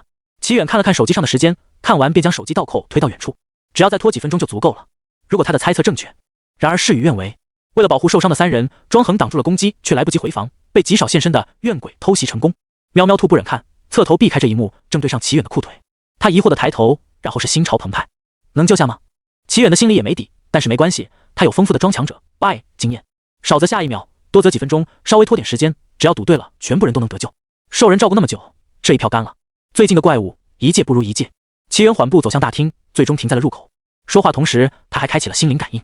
怨鬼正在兴头上，基于他弱小的体格，不是不讲武德的偷袭，便是看着比他高级的怪物吞噬人类，很少有凌虐人类的机会，更别提是他的天敌执勤队。被执勤队追赶了那么久，好不容易逮到机会，还被不明人士打断。他表情阴沉，怒视大杀风景的来人：“别急，待会便招待你，让你体会一把皇帝般的待遇。”怨鬼阴恻恻地说出后半句，舔舐了一下手上的鲜血。全场输出最多的禁鬼比怨鬼更加冷静，他和人类正面交战多回，但凡上头几次，早被斩杀当场。他隐约觉得不对，这句话听起来怎么这么熟悉？怨鬼，先别玩。人类缓步走出，显然不把他们放在眼里。禁鬼心生不妙，有不祥的预感。被打断兴致的怨鬼尽管有些不满，但依旧照着禁鬼的话做。如果不是禁鬼提出这套狩猎方案，他还只能在边缘打下手。怪物的视力比人类优越，哪怕是昏暗的走廊，也不能阻挡他们看清来人。随着脚步，人形轮廓逐渐清晰。禁鬼整只鬼弹跳了起来，四肢好像不听他指挥一样，手臂乱挥，差点砍到怨鬼，双脚在地板上踩出一朵朵水花。走，快走！含糊不清的话在大厅里回荡。怨鬼看向神志不清的队友，禁鬼这家伙连自己能潜入镜面逃跑都忘了吗？怨鬼有些丈二和尚摸不着脑袋，对方停在入口处，肯定也是忌惮他们地形上的发挥。怎么了吗？禁鬼边跑边大喊：“金童！”这个关键词仿佛是不可说的禁咒。怨鬼思维停滞，脑袋空白，脑海里开始回放前大哥蜘蛛怪物被挫骨扬灰的画面，眼前的人影和金童人类的身影重合，除了一双眼睛。但怨鬼知道，一旦进入攻击，这双眼睛就会化作耀眼的金童，收割着怪物的性命。等等我，禁鬼！怨鬼伸出右手在虚空抓了抓，也招不回禁鬼回头。他重复了刚才禁鬼手足无措的样子，连滚带爬的跑着。两只怪物谁也不敢停下，他们清晰的记得，上次这个人类也是先让钱大哥跑了40米，然后钱大哥瞬间化作灰烬消失。喵喵兔目瞪口呆，刚才两只威风凛凛的怪物仅仅一个照面便落花流水的逃跑了，连正面交战的勇气都没有。他小碎步踱到齐远身边，小声询问：“不追吗？”禁鬼、怨鬼，这女人是魔鬼吧？庄恒和李哥怕他们成为人质拖累齐远，在怪物离开的时候便拖拽着队友向他们靠拢。听到喵喵兔的话，他们也看向齐远。齐远没想到这两只怪物居然知道那次事件，暗自庆幸，同时还将戏演了下去。他伸手将额前碎发捋到后面，神情淡漠，先让他们跑远点，不然难度太低了。怪物还没走，不能现原形。边跑还边竖起耳朵偷听的两只怪物，这句话像是给他们打了鸡血一样。他们撒开脚丫子一路狂奔，而劲显大壮老拜风范的齐远却在心里默念：快点来空间紊乱，不然装不下去了。仿佛回应着他的期待，一阵奇异波动，两只怪物消失在视野里。唉，这该死的空间紊乱！在场众人在心里扼腕叹息，大好机会错过了。直播间的观众也是这么觉得的，弹幕刷过一片问号后，众人开始拼起了手速和眼力。有无人科普一下，这是哪位大佬？学废了，下次我也和怪物这么装。Doge， 怪物摸摸饱腹的肚子，先别叫外卖，有人会来装。找到了，金童出处，只录主播是海不是浪的视频。看完回来了，先让你跑40米，不是水水的。龟龟，那只蜘蛛跑出去不止40米，这两只要不是运气好，也得一起没。死里逃生的庄恒和李哥没什么形象的，一屁股坐在地板上。张哥虚弱的讨好笑笑，自己一波骚操作，差点把全部人送走。李哥没好气的给他大脑瓜子来一下，才打开医疗包处理伤口。好在异能者的身体素质比一般人强，虽然张哥伤得不轻，但幸运的是没有伤到内脏。包扎好等完全融合结束后，送往医院治疗便没有生命危险。张哥边被包扎边唠嗑：“小兄弟，你哪儿的？”起盘式。齐远有些不懂，他问这个做什么？在人类看不到的地方，有多少强大怪物不得而知。处于普通人跨世纪玩命的年代，很少有外地人。张哥被他逗乐，笑得牵扯到肚子上的伤口，疼得倒抽一口凉气。我是问你是战斗系学生还是异能协会的人？异能协会是官方管理民间异能者的方式，也是提供给高阶异能者注册组建战队的渠道。满足条件的高阶异能者可以在异能协会处注册及组建属于自己的战队。而作为组建战队的条件之一，便是当城市和城市边缘出现 B 级及以上的怪物，他们需要参与清剿行动。2类异能证有一部分原因是为这些异能者设立的。这样说，齐远便明白了。他摇头回道：“都不是。”周围的人讶异，这么年轻，连战斗系学生都不是，毕业的这么早。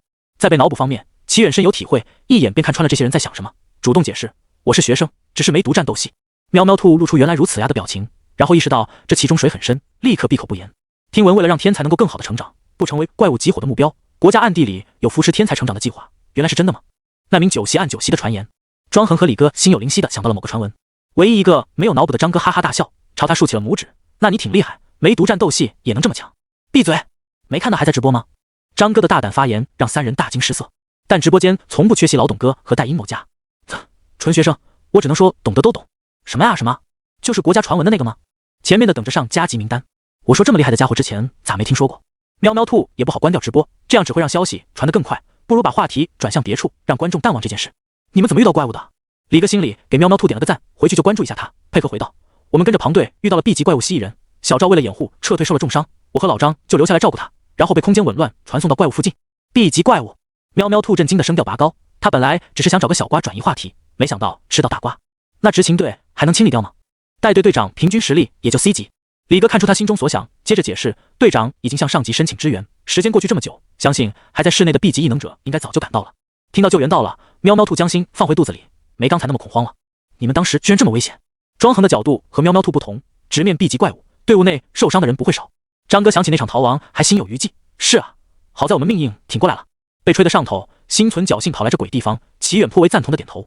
真是好在他没有运气差到极点，主要是周围的人太能脑补了，哪怕是条咸鱼也会想努力一把，万一实现了呢？见众人均面露担忧，李哥笑着说：“别担心，兴许 B 级怪物已经被清理掉了，我们这种小角色等着好消息就是了。”这棋可不行插呀！喵喵兔想起自己进入前插下的棋，本来还不担心，李哥一说他又担心起来了。他连忙打断插棋行为。摄像大哥当时的心情原来是这样的吗？这也算插棋啊？见众人更担心的模样，李哥只好换个话题，接下来你们怎么安排？我一个人照顾他们就行。小庄，你也跟去清理怪物。庄恒主动开口，我还是留下来照顾你们吧。这片融合领域比想象中要危险，分开后还能不能找到都是个问题。李哥一人照顾两病号，怎么想都觉得不太靠谱。年轻人不能这么没有干劲。李哥冲他使眼色，用挑动的眉头指向齐远方向。庄恒了然，这是让他带着齐远去救其他队友。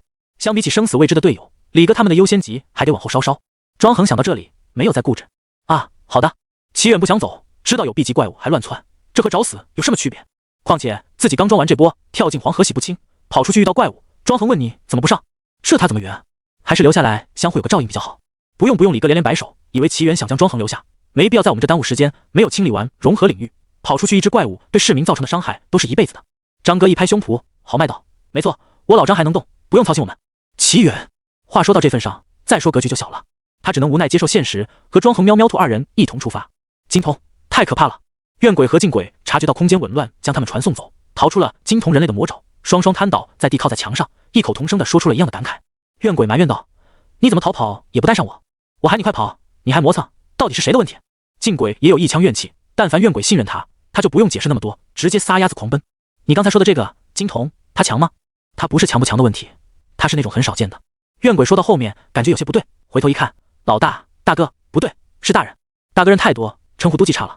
来怪一身细小的鳞片覆盖着身上的皮肤，通体呈现褐绿色，头部和蜥蜴长得很像，扁平的脑袋。尽管直立行走，但身后拖着一条细长的尾巴。接着说那个金童小子，蜥蜴人用瞳孔狭长和体色极为接近的褐绿色眼睛凝视着怨鬼。就是怨鬼将先前所见所闻绘声绘色描述了一遍，期间镜鬼不断补充，当然把自己曾经当过蜘蛛怪物的小弟这件事抹去了。前段时间躲在孤儿院里筹划着找新大哥，融合领域诞生，新大哥自己上门了，他们小算盘打得噼啪作响。这位大哥他们才认了一天，不能给他留下不靠谱的形象。那金童小子绝不会是您的对手。怨鬼和镜鬼鬼脸上堆满了谄媚的笑，讨好着这位新上司。新上司比老上司更难琢磨，他阴沉着脸，不耐地挥挥手：“我还有事，你们退下。”两鬼诺诺称是，离开了这个房间。两个下属离开后，蜥蜴人四肢着地，在原地转圈。D 级的判断掺杂一定水分，能确定的是对方拥有瞬秒 C 级的能力，但这不一定是他的上限。他看向自己细长的尾巴，陷入沉思。门口传来匆匆的脚步声，在领域里非常罕见。一般情况下，不管是怪物潜伏猎食人类，还是人类探索，无一不掩饰自己的行动。来人不是极为自信，便是在告诉他们没有恶意。庄恒摆出作战姿势，喵喵兔和齐远找了个位置藏起来。庄恒，你在里面。房门没有关上，两个穿着执勤制服的男性在门口出现。作为实习队员，到哪都是小庄。庄恒遇到队友全是某哥某哥的喊，但这两人不同，庄恒没有那么多客套。你们怎么知道我在这？不清楚队友的所处环境，庄恒没有联络队友，对于他们的到来很是惊喜。你小子还能瞒得过我的法眼？庞队说怪物身上的伤口应该是你造成的。两人说法完全不同，庄恒毫不客气给那个大言不惭的队友肩膀上来了一拳，少蒙我！那名执勤员装腔作势捂着肩膀，冲另一位执勤员嚷嚷：“你怎么还拆我台？你又没和我通过气！”另一名执勤员耸耸肩，转头对庄恒说：“走吧，我们是趁着下次空间紊乱还需要些时间来找你的，得赶回去和庞队会合。”庄恒正打算答应下来，想起齐远，扭头看向他：“庞队是我的队长，一起去吗？”齐远咸鱼的半月眼腾的一下亮起来，这等好事还犹豫什么？好的。问了齐远，也不好放着喵喵兔不问。庄恒望向喵喵兔，征得他的同意。两名执勤员隐晦的交流眼神，出于对庄恒的信任，没有反对庄恒带上他们。三人在两位执勤员带领下和执勤第4小队会合。第4小队的队长庞硕看到，除了庄恒外，还有另外2人，其中那位女性还一直举着手机，挑了挑眉毛。搞直播的小年轻可不能在群众面前丢脸。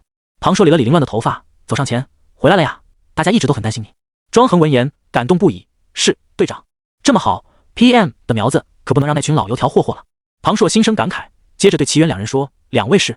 我是齐远，我是大鱼直播的喵喵兔，随便叫我小兔、喵喵兔、喵喵等都行。”果然是搞直播的，庞硕人模狗样介绍起自己：“我是执勤第4小队队长庞硕，大家都喊我庞哥庞队，你们随便喊。”“好的，庞队。”喵喵兔非常给他面子，立刻甜甜的喊上了。角落里，上半身缠满了绷带的男子侧头对坐在一旁的身材娇小女性说：“庞队私下里原来是这么有趣的人吗？”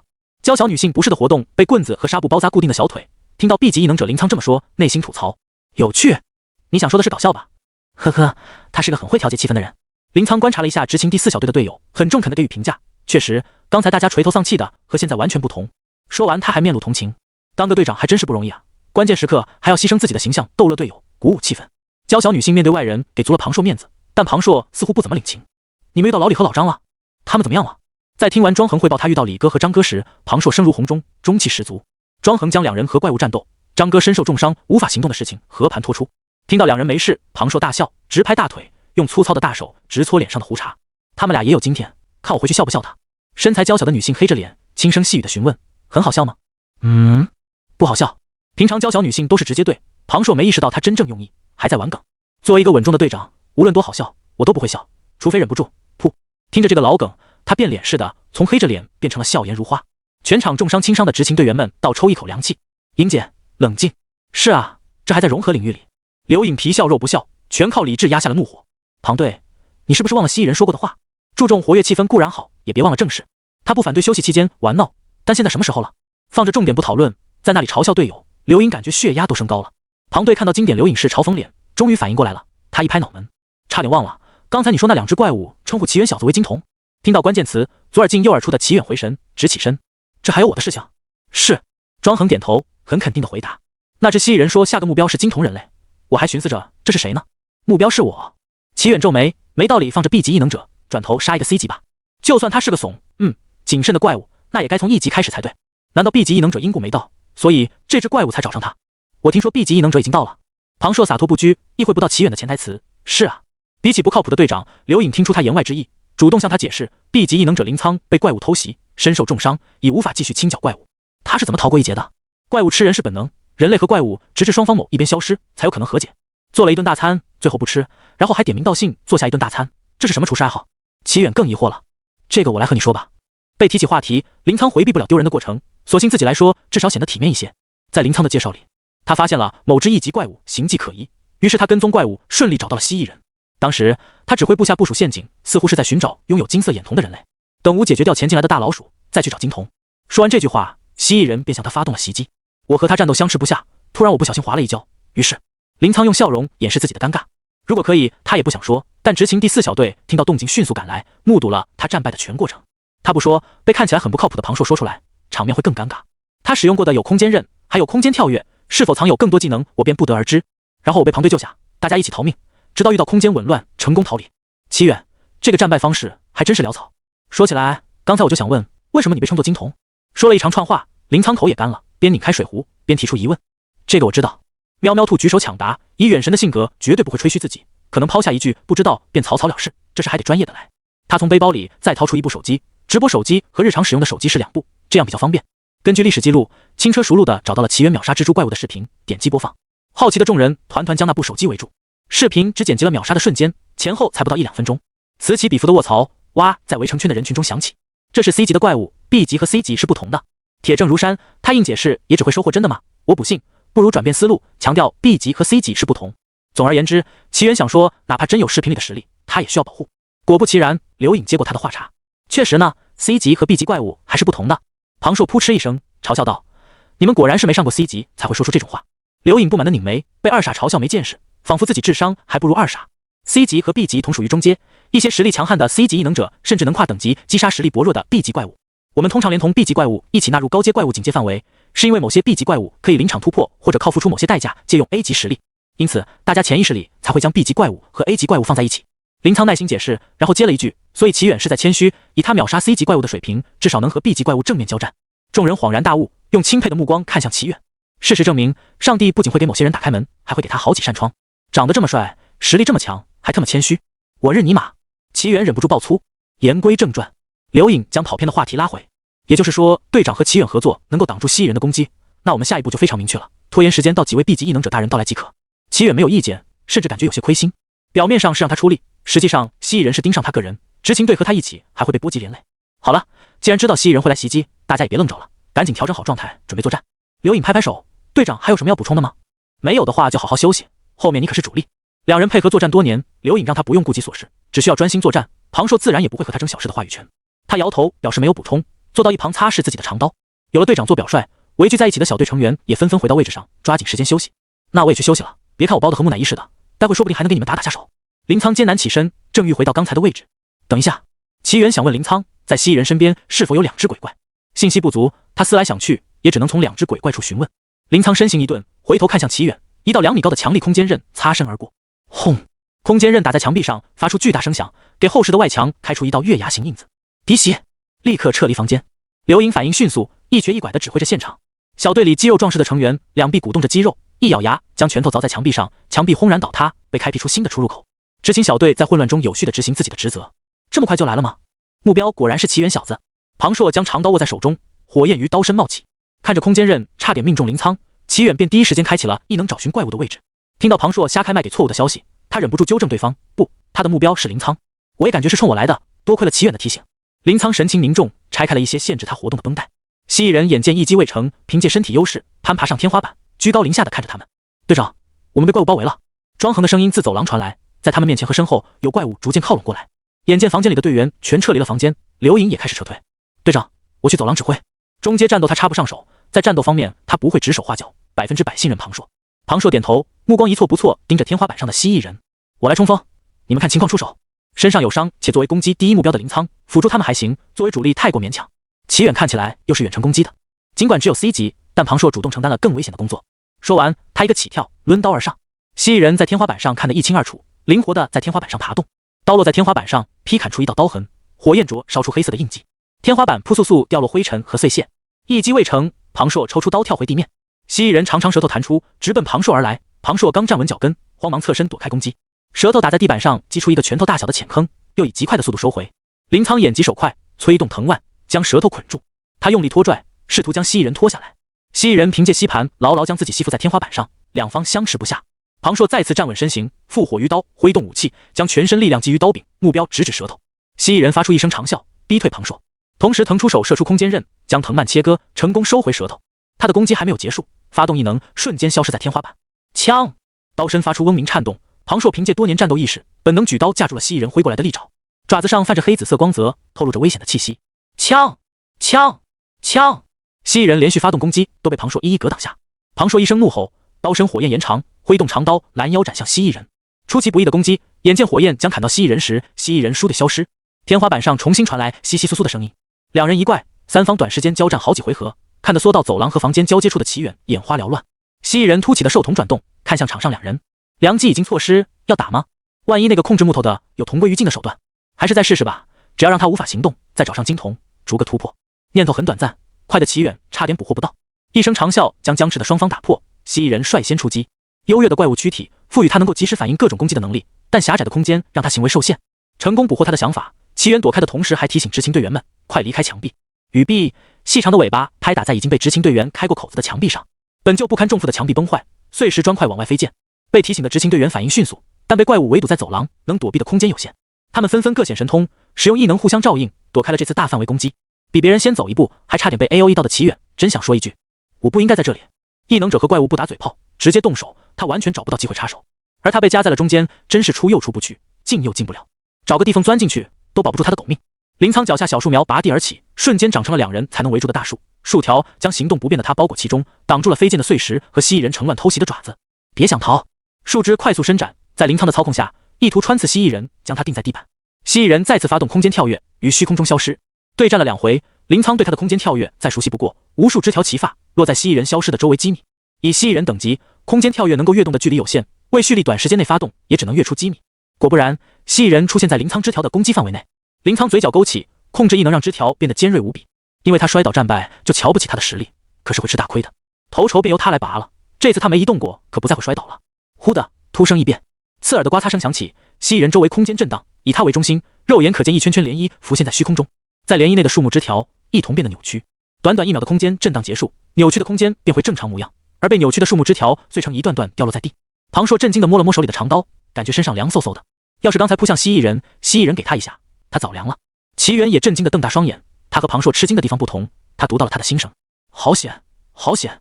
要不是我藏了5、6、7、8手底牌，我就死了。这一手是为了对付金瞳人类准备的，看来又得多花一张底牌了，我亏麻了。金瞳人类，远！我看你是要我死！林苍也神色严峻，他和庞硕大声密谋，别靠近他，尽量远程输出，用异能能量护住自己。异能和异能之间相互克制，用异能能量保护自己，能够减免其他异能带来的伤害。这也是心灵感应对于异能者没用的原因。普通心灵感应异能者根本没有机会升级到能突破其他异能者的异能保护的地步。我知道了。庞硕外放火焰，用火焰包裹住了自己。被看到底牌后，蜥蜴人也不藏着掖着，他将空间震荡附着在爪子上，一爪子凿穿了包裹着林苍的树木防御。如果不是林苍手疾眼快的使用异能护住自己，他身上也会被凿出一个窟窿。两方异能碰撞，巨大的冲击力将林苍推了出去。他重重地撞在墙上，震荡和冲击力让他内脏受损，一张嘴，鲜血便从喉咙涌出。老林，你没事吧？嗨嗨，空间系确实很难处理。林苍用手背抹去嘴边的鲜血。妈了个巴子，我们在这卖命，他们还在那磨叽。庞硕啐了一口唾沫，骂起了迟迟未到的支援。藏身于残垣断壁后，齐远缩了缩脖子，虽然他是真支援不了，但感觉有被内涵到。庞硕没再辱骂，支援上花更多时间。蜥蜴人新一轮攻击已经袭来，他消失在原地，几个闪身贴近。有了林苍的前车之鉴，庞硕不敢硬接，将林苍一把拎起抛到门外，自己则一个打滚躲开了袭击。爪子在他们先前的地方留下一个整齐光滑的圆洞。庞硕闪转腾挪，不给蜥蜴人靠近的机会。刘颖，还有多长时间？听到队长的话，刘颖打出一发子弹，腾出手看了眼手表，11分钟。子弹打在一级怪物身上，扭转旋转，化身小型绞肉机，绞碎了他的手臂。这是刘颖的异能，赋予物品绞碎的特性。房间内的一人一怪宛若在跳双人舞蹈，同进同退。齐远却知道事情在往坏的地方发展，先麻痹一下这个傻子，找个机会一刀结果了耍木头的家伙，省得夜长梦多。还是远远的补个刀吧，防止诈尸。你也太谨慎了吧。吐槽完怪物，他将目光投向满头大汗的庞硕。怪物身体素质可比人类好多了，庞硕好几次没能完全躲开，靠异能护住了自己。虽然没受重伤，但体力和能量消耗很大，看起来坚持不了多久。他必须做点事情，让林苍和庞硕能够有时间恢复一下体力，再站起来牵制到11分钟后的空间紊乱。幸好的是，这个怪物太过谨慎，反倒是弄巧成拙，藏那么多手底牌不用，把他们全弄死，不就没人知道他的底牌了？而他正好能利用上这点。事不宜迟，再等下去，连庞硕一起受重伤，给2个伤员争取时间休息的作用将大打折扣。就是你在找我。齐远起身，从开始战斗后，他一直狗狗碎碎的藏身之处走出。激战中的蜥蜴人和庞硕均向两边拉开了距离，看向齐远。看清来人，蜥蜴人狭长的瞳孔一缩。你谁？齐远倒吸一口凉气。这个剧本不对，导演重来一遍。然而现实并不能倒带重来，齐远硬着头皮尬演。躺在地板上的那个家伙，可是告诉我，你在找一个金瞳人类，那和你有什么关系？齐远如此毫无防备，漏洞百出的站在蜥蜴人面前，蜥蜴人反倒是比刚才面对2位异能者还要警惕。事出反常必有妖，对于谨慎怪来说，不知深浅，四舍五入约等于深不可测。蜥蜴人斟酌片刻，还是决定和齐远友好交流。齐远轻笑，环视四周，耸肩摊手。没错，你找金瞳和我齐远有什么关系？场上的人均发出沉沉低笑声。谨慎怪不仅谨慎，还同时是个怀疑怪。齐远不承认，他倒是怀疑起了他是金瞳。他狐疑的上下打量齐远，越看越觉得可疑，又仔细看了他的瞳孔。也许是浅褐瞳听起来不霸气才取的金瞳，还是光线太暗影响了我的颜色判断。少开玩笑，金瞳别以为我认不出你来。谨慎怪决定直接试探。齐远不置可否，没有直接承认。我可不记得遇到过你。果然是金瞳，还好我试探了。谨慎怪眼珠子转动，快速回忆小弟说过的话。听说你喜欢教训怪物，来见识一下这招如何？他与掌心凝结出空间刃，说完便将双手掌心对准齐远，连续释放了空间刃。咻咻咻，月牙状的空间刃不间断飞出，矛头直指齐远。轰轰轰，齐远被空间刃所淹没，掀起的尘土将众人视线遮挡。喂，你小子可别因为大意死了。事情发生的太快，相信视频上的实力便是齐远真正的实力。庞硕完全没料到齐远会硬接空间刃，躲都不躲。连续轰炸结束，飞扬的尘土也飘飘然落了下来。一道人影矗立在原地，单手捂脸。喵喵兔在走廊处被护在中间，偷偷摸摸直播着现场。看到场中情景，他心里一咯噔，不会是伤到脸了吧？别啊，这么帅的脸不能就这样没了。正当众人担忧之际，噗嗤！忽然，场上的人发出了笑声，像是戳到笑穴一样，停不下来。笑了足足有10几秒，才心情愉悦的开口：“你挺聪明的，就是没把心思用在该用的地方上。”对，完全看穿了。没有什么比底牌全被别人知道更让谨慎怪害怕的。如果有，那就是他的心思被对方看穿。蜥蜴人感觉自己浑身鳞片发痒，很想快速离开，抓挠鳞片，让自己冷静一下。但不行，谨慎怪不可能做出背对着敌人逃跑的行为。他发出呵呵笑声，色厉内荏说：“看样子你能给我带来更美妙的战斗体验，希望你可别像这2个人类一样空有一张嘴。”读到了蜥蜴人的心声，面对铺天盖地的空间刃袭来，齐远僵硬站在原地一动不动，紧张的大气不敢喘一口。人紧张到一定程度时，会通过笑容来释放压力。大笑一场后，齐远的心中压力骤减，思维变得清晰。他越是不走寻常路，蜥蜴人越不敢动手。而蜥蜴人这么谨慎，不到万不得已，理智是不会崩盘，意味着他能一直掌握对方的心声。美妙的战斗体验，齐远神色轻松，仿佛说着“你今天吃饭了吗”这种没甚营养的对话。确实，你还有几张底牌没用，不妨说出来让我听听。蜥蜴人大惊失色，覆满鳞片很难分辨表情的脸在剧烈冲击，竟然能清晰看见他惊愕的表情。他是怎么知道我还有空间移动、空间桎梏、断尾重生？齐远，刚才不知道，现在知道了。蜥蜴人强作镇定，说出的话完全没有说服力。想要炸我，你还太年轻。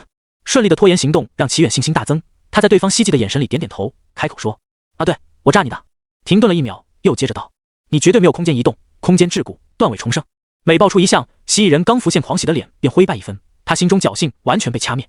眼前这人类手眼通天，深不可测，他将我完全看穿了，但我还对他知之甚少。他的异能绝不可能仅仅是那2个废物所说的光系异能。他勉强找回理智，当务之急弄清对方的依仗，然后离开这里，或者拖到空间紊乱，趁机离开。陡然间，他脑海闪过一个大胆的念头：他既然放过了怨鬼他们，是否意味着他根本不具备应对空间系能力？要知道，他可是能留下通过空间紊乱逃跑的人类。如果不是担心木系异能者和他同归于尽，消耗过多导致无法应对其他异能者，木系异能者是不可能从他手里溜走的。专心偷听蜥蜴人心理活动，齐远蓦地回想起那2只鬼，还有这茬，大意了，这要怎么圆回去？找到齐远漏洞的蜥蜴人感觉眼前的人类不再难以逾越，眼神中淬着阴狠毒辣。就算你知道能力，也无法应对吧？否则你早就动手了。沉浸在对话里的众人如梦初醒，庄恒和喵喵兔立即记起2只鬼怪从齐远面前逃走的画面。是啊，光系异能要怎么应对空间移动等技能？见蜥蜴人蠢蠢欲动，齐远大脑飞速运转，他一直轻松自如的神情一变，心目寒微，脸上带着上位者受到下级挑衅的不悦表情。既然被发现，就没办法了。喵喵兔和执勤队等众人暗道糟糕，心中大石被高高提起。目前最强战斗力居然拿空间系没有办法，而且还被发现了虚张声势，实在是个坏的不能再坏的消息。庞硕粗糙的大手挠了挠头，整半天这家伙根本打不过对面啊！重新拿回主动权，蜥蜴人暗松了一口气，虽然被这小子愚弄了，但小命无忧就是最好的消息。他谨慎的性格不断的在脑海里推演这次对话，回想完一遍后，他没有眉毛的眉头一皱，感觉有违和感，但说不上来哪里有问题。他仔细的扫视着齐远，心中掀起了惊涛骇浪。这个狡猾的人类，差点我就上当了。重新审视一遍对方后，他发现了盲点，表情和语气都没有问题，但关键点在于他的防守动作做得太随意了。若不是他钓鱼的意图太明显，说不定他真的相信对方拿他没办法。想到此处，蜥蜴人不禁感到后怕。真是狡猾的人类，看起来你很喜欢这样的恶趣味。总算是蒙混过去了。齐远替自己虚空抹了把冷汗，还可以吧？你比那些没意思的怪物强得多，值得我多玩一会儿。情形再次逆转，众人刚准备好背水一战，却发现事情和他们想的完全不一样。别玩了，快干正事！要是自家队长，刘颖会立马给他安排上各种套餐。可惜不是，他只能腹诽2句，连庞硕看起来都可爱几分了。眼前的人类再次变得和深渊一般，难以捉摸。蜥蜴人感到前所未有的压力即将把他压垮，贸然逃跑的下场就是2位下属嘴里说的蜘蛛，但直面对方，窒息感涌上心头。他只得小心试探，不为了玩得更尽兴些，给我些提示吗？玩个锤子！要不是掉逼格，我能当场掏出手机看一眼，还有多久才空间紊乱？短短几分钟，齐远感觉自己脑子被掏空。对方主动递话题，他不可能放过，言简意赅地吐出一个词：眼睛。果然如此，谨慎怪一脸大师，我悟了的表情。他脑海浮现出一幅画面，灿金色的眼瞳里映照出他的身影，过去、未来以及现在。杀死蜘蛛怪物的光线不是真正的光，而是具备时间之力的光线。被光线穿透的蜘蛛不是因为灼烧化作灰烬，而是在时间作用下迅速倒退回到诞生之前，或者加速到死亡化作尘土。不会错，他拥有的是时间异能。通过异能，他看到了我的未来，洞悉了我的底牌。在蜥蜴人清晰地想象出具体的异能时，齐远再次感受到了梦寐以求的力量。和上次如同夏日烈阳的力量不同，这次的力量带着玄之又玄的时间之力，刹那间沧海桑田，一瞬即是永恒。时间系异能，时之中烟和时之眼的能力在脑海里浮现。齐远闭眼又缓缓睁开，灿金色的眼睛在昏暗的环境里熠熠生辉。清晰开阔的视野，还有蜥蜴人身上浮现的时间轴，使用异能窥伺过往时间。他看到了蜥蜴人布下陷阱，引林仓前去偷听，再到双方交战。林仓摔倒并非意外，而是蜥蜴人精心设下的陷阱。他维持身体在天花板上，逼迫林仓的视线集中在高处，利用空间移动将他脚下特殊处理的瓷砖挪动，致使他一脚踏空，摔倒在地。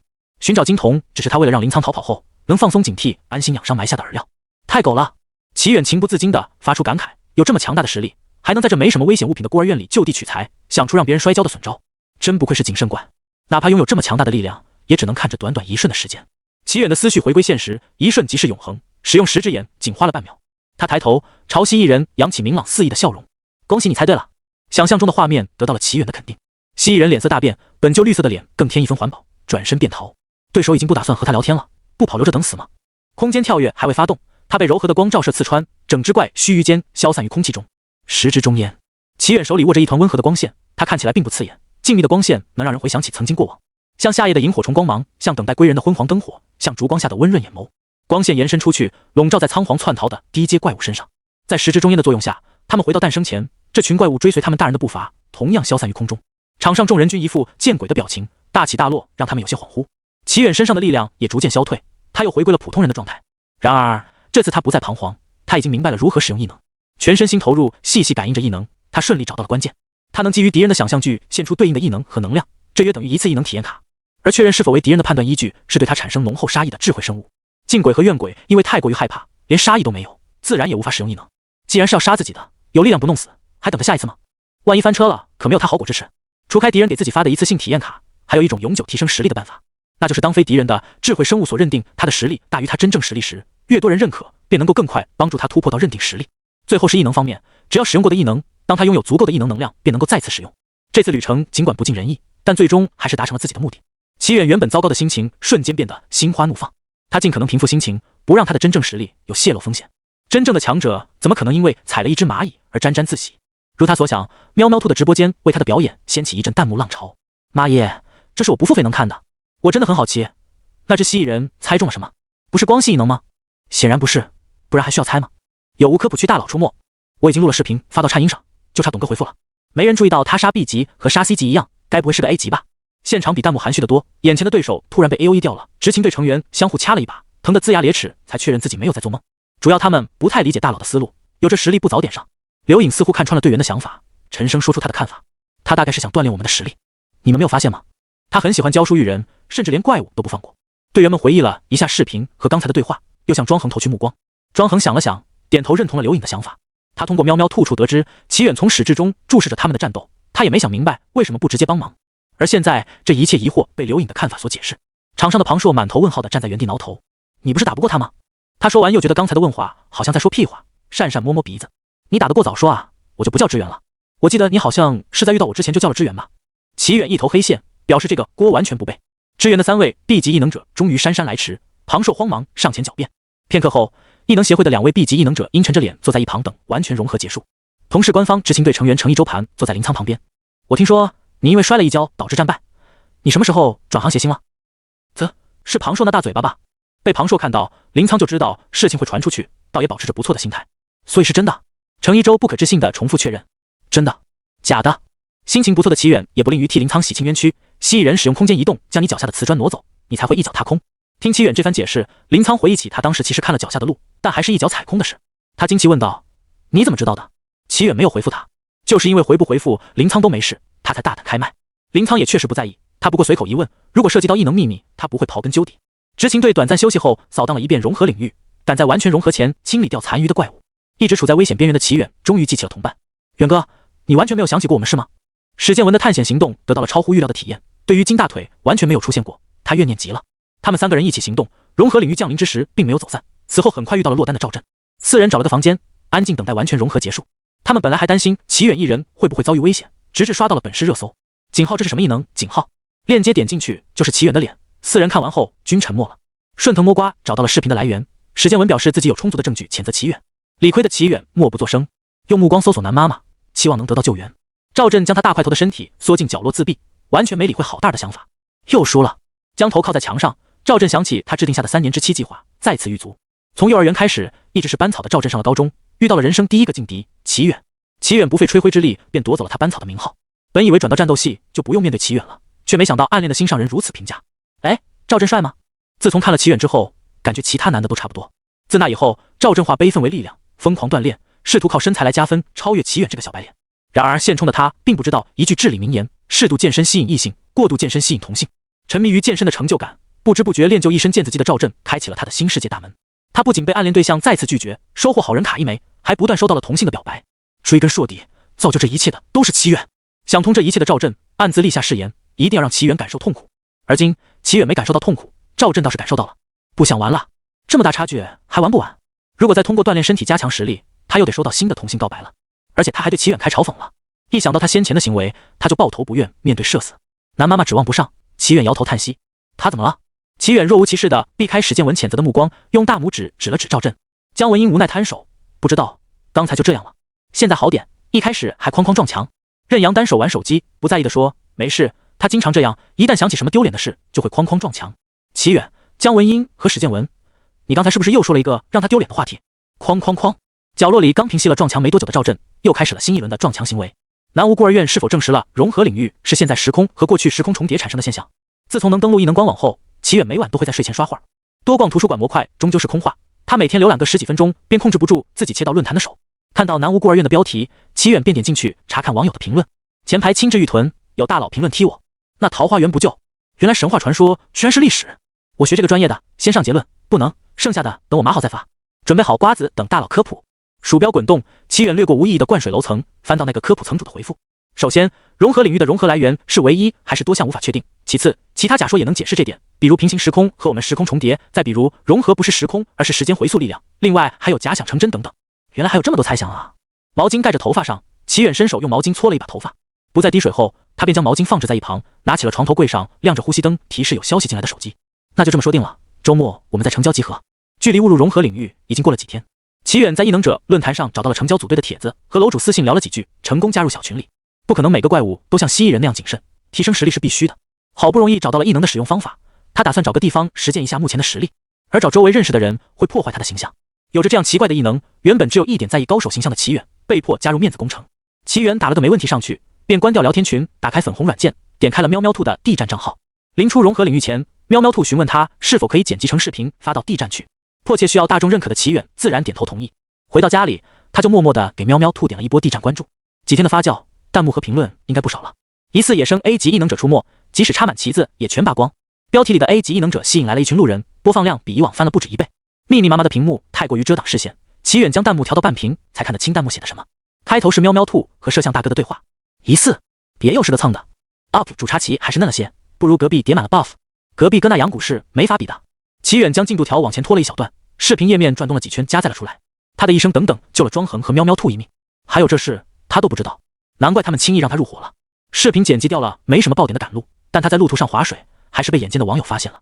有人在划水，但我不说是谁。哪个指挥瞎给的空降点 ？A 级异能者在哪？前面我看完回来了，指挥一点毛病没有。为了不剧透，我就不说是谁了。这些没什么意义。齐远看见视频底下的加载条加载的差不多了，直接拖到了后面。他们围坐在一起聊天，他的脸出现在屏幕上。B 级和 C 级是不同的。弹幕飘过好几条，记住这句话，后面要考。齐远已经开始料到后面要说什么了，他快进到战斗的部分。果不其然，有什么不同？不都是秒掉吗？ B 级和 C 级不同，别尬黑熬 ，B 级可以多玩一阵。看到他在屏幕上装逼，齐远就控制不住自己的鸡皮疙瘩。他一掀被子，将自己埋入被子，像条蛆一样扭动了片刻，才重新爬起来看手机。屏幕上正好有人发来了消息：薛诗云，您要上申城大学。齐远从尴尬中清醒，进入了谈正事的状态。先前他给薛诗云发消息询问上申城大学要准备些什么，虽然走特殊通道不太合适，但以他清理过一次 B 级怪物的战绩，绝对够格申请任何学校了。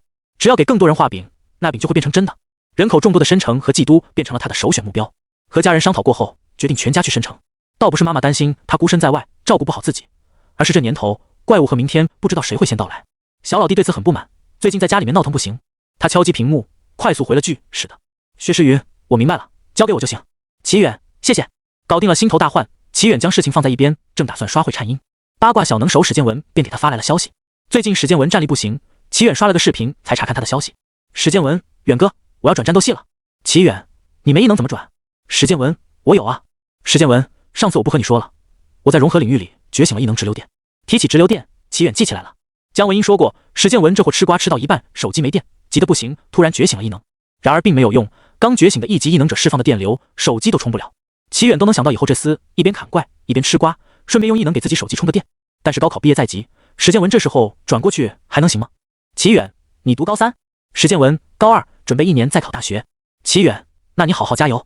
史建文有些兴奋，发现齐远不知道他有异能，他仿佛闻到味的鲨鱼，带着齐远一通文字输出，完全没有保密的想法，恨不得将他的异能昭告天下。不是瓜，齐远有些索然无味，但多年瓜有交情。史建文虽然不是瓜的生产者，但却是瓜的搬运商。为了以后能吃到新鲜的瓜，齐远刷颤音和灌水区，也不忘抽出几秒回个嗯。哦，这样啊，敷衍史建文。史建文兴奋劲儿过去，终于想起他还有一个瓜要分享。史建文，好几个 S 级异能者同时出现在基督，我翻了网友补充的信息，龙国9席全都到了。龙国9席，明面上龙国最强的9人，之所以广受争议，是因为想要挑战9席，获得9席之位，必须是官方认可之人。像异能协会那群持2类异能证的就被排除在外，更别提还有暗9席传言。但这并不影响国民对他们的热爱，毕竟现实不是养卡，谁数值高就养谁。一边是拼上性命守护国家的英雄，一边是不知道哪来的野鸡，两边打起来，人民希望谁赢不用多说。所以网络上争议最大的反倒不是最强9人到底是不是9席，而是这9人中到底谁最强。龙国9席没打起来，粉丝们倒是好几次线下约架。齐远，他们每年开会至少聚个几次。史建文，不一样，这次连异能协会的也一起参加了，我怀疑官方要搞大动作。史建文，远哥你悄悄和我说声，你们齐家有没点内部消息，我保证绝不会告诉别人。齐远无言地关上了聊天界面。我没做富二代白日梦，你们替我做了是吧？哪来的豪门齐家？还内部消息？他不怎么把有人带回家，也是担心有人前脚迈入他家。刚澄清完，他家真不是豪门。有人后脚就脑补他妈是被养在外面的情妇，他和小老弟则是豪门私生子。然后又快进到彻底坐实豪门齐家留言，这也太生草了。瓜也吃了，视频也刷了，齐远心满意足地放下手机，进入梦乡。周末清晨，齐远在半梦半醒间受到了生物钟提醒，感觉差不多时间该起来。他挣扎了一会儿，爬起来看了眼手机，还有几分钟闹铃该响了，他提前将它关掉。洗漱完毕，齐远打着呵欠往客厅走。客厅的电视打开，播放着晨间新闻，然而电视机前却空无一人。齐母在厨房里做早餐，听到声音扭头看来，微笑道：这么早？今天有事？那吃完饭早点出发吧。他将热气腾腾的早餐端了出来，坐到椅子上。齐远伸手拿起个肉包，咬了一口，咀嚼2下，端起手边冒着热气的豆浆小口喝。个人偏好，他吃不了太烫的食物，通常别人喝粥已经喝完了，他还在吹气给粥降温。几天前早上刷纳博的时候，偶然间看到你，我的儿子还挺帅气的，评论下面全是小女生在夸你。齐母眼角的鱼尾纹随着笑意显现，左手托脸，右手拿着筷子夹起被他分成好几小块的肉包。嗨，妈妈突然一记爆雷，齐远差点心肺骤停。这都过去好几天了，他本以为不会被发现的。妈，所以你才同意我去申城？不然呢？齐母疑惑地回望他，万一你要是做梦梦见自己有异能没醒过来，我什么都不问由着你，那我作为母亲也太失败了。你就直说，万一我做白日梦吧。齐远死鱼眼，满头黑线吐槽，而且这完全是小老弟才干得出来的事情吧。齐母停下筷子，思考了一下，你要是误以为做的不是白日梦，我直说会伤害到你吧，这和直说已经没有区别了，是吗？下次我换个说法，之前小敖就没发现，我还以为这样说没问题。用完早餐，齐远换好一身战斗装，戴上黑色战斗护目镜出门了。他压根不打算买长刀大剑，只给自己准备了一把执勤队同款格斗刀作为野外求生道具。理由很简单，他没系统学过战斗技巧，如果拿把刀剑总得上前砍2下，而什么都不拿，使用光系异能远程输出，画面看起来就合理多了。试验实力不是找死，尽量避开危险举动才能走得更远。这次集合地点是在城郊后山，距离城市防线不远，而且作为低阶异能者历练的主场，交通还很便利。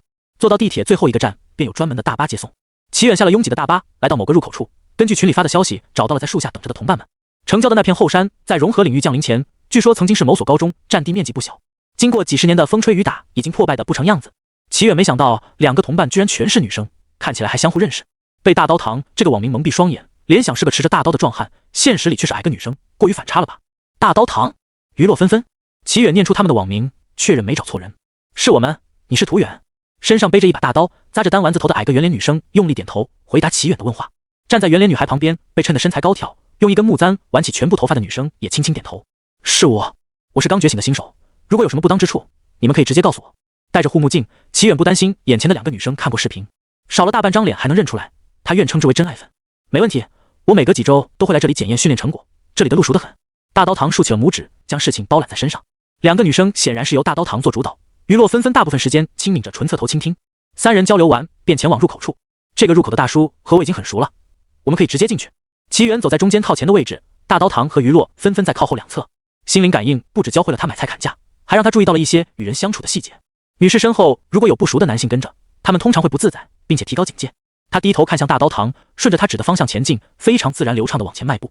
这两女生大概是那种上厕所也会手拉手一起的，她走在中间被挤得无处落脚，如果变身一张纸，估计能被她夹着前进，不带落地的。周围不明真相的男性或戴着拳套，或背着刀剑长枪等武器，纷纷向齐远投来羡慕的眼神。左拥可爱萝莉，右抱温柔邻家妹妹，不哄着妹子就算了，两女生主动贴贴，还被这男的甩开了。妈的，这兄弟！我决定了，兄弟我不为别的，只想大哥教我2招。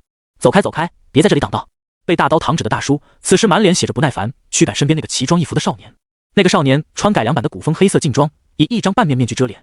他扒拉大叔，似乎不忿地说些什么。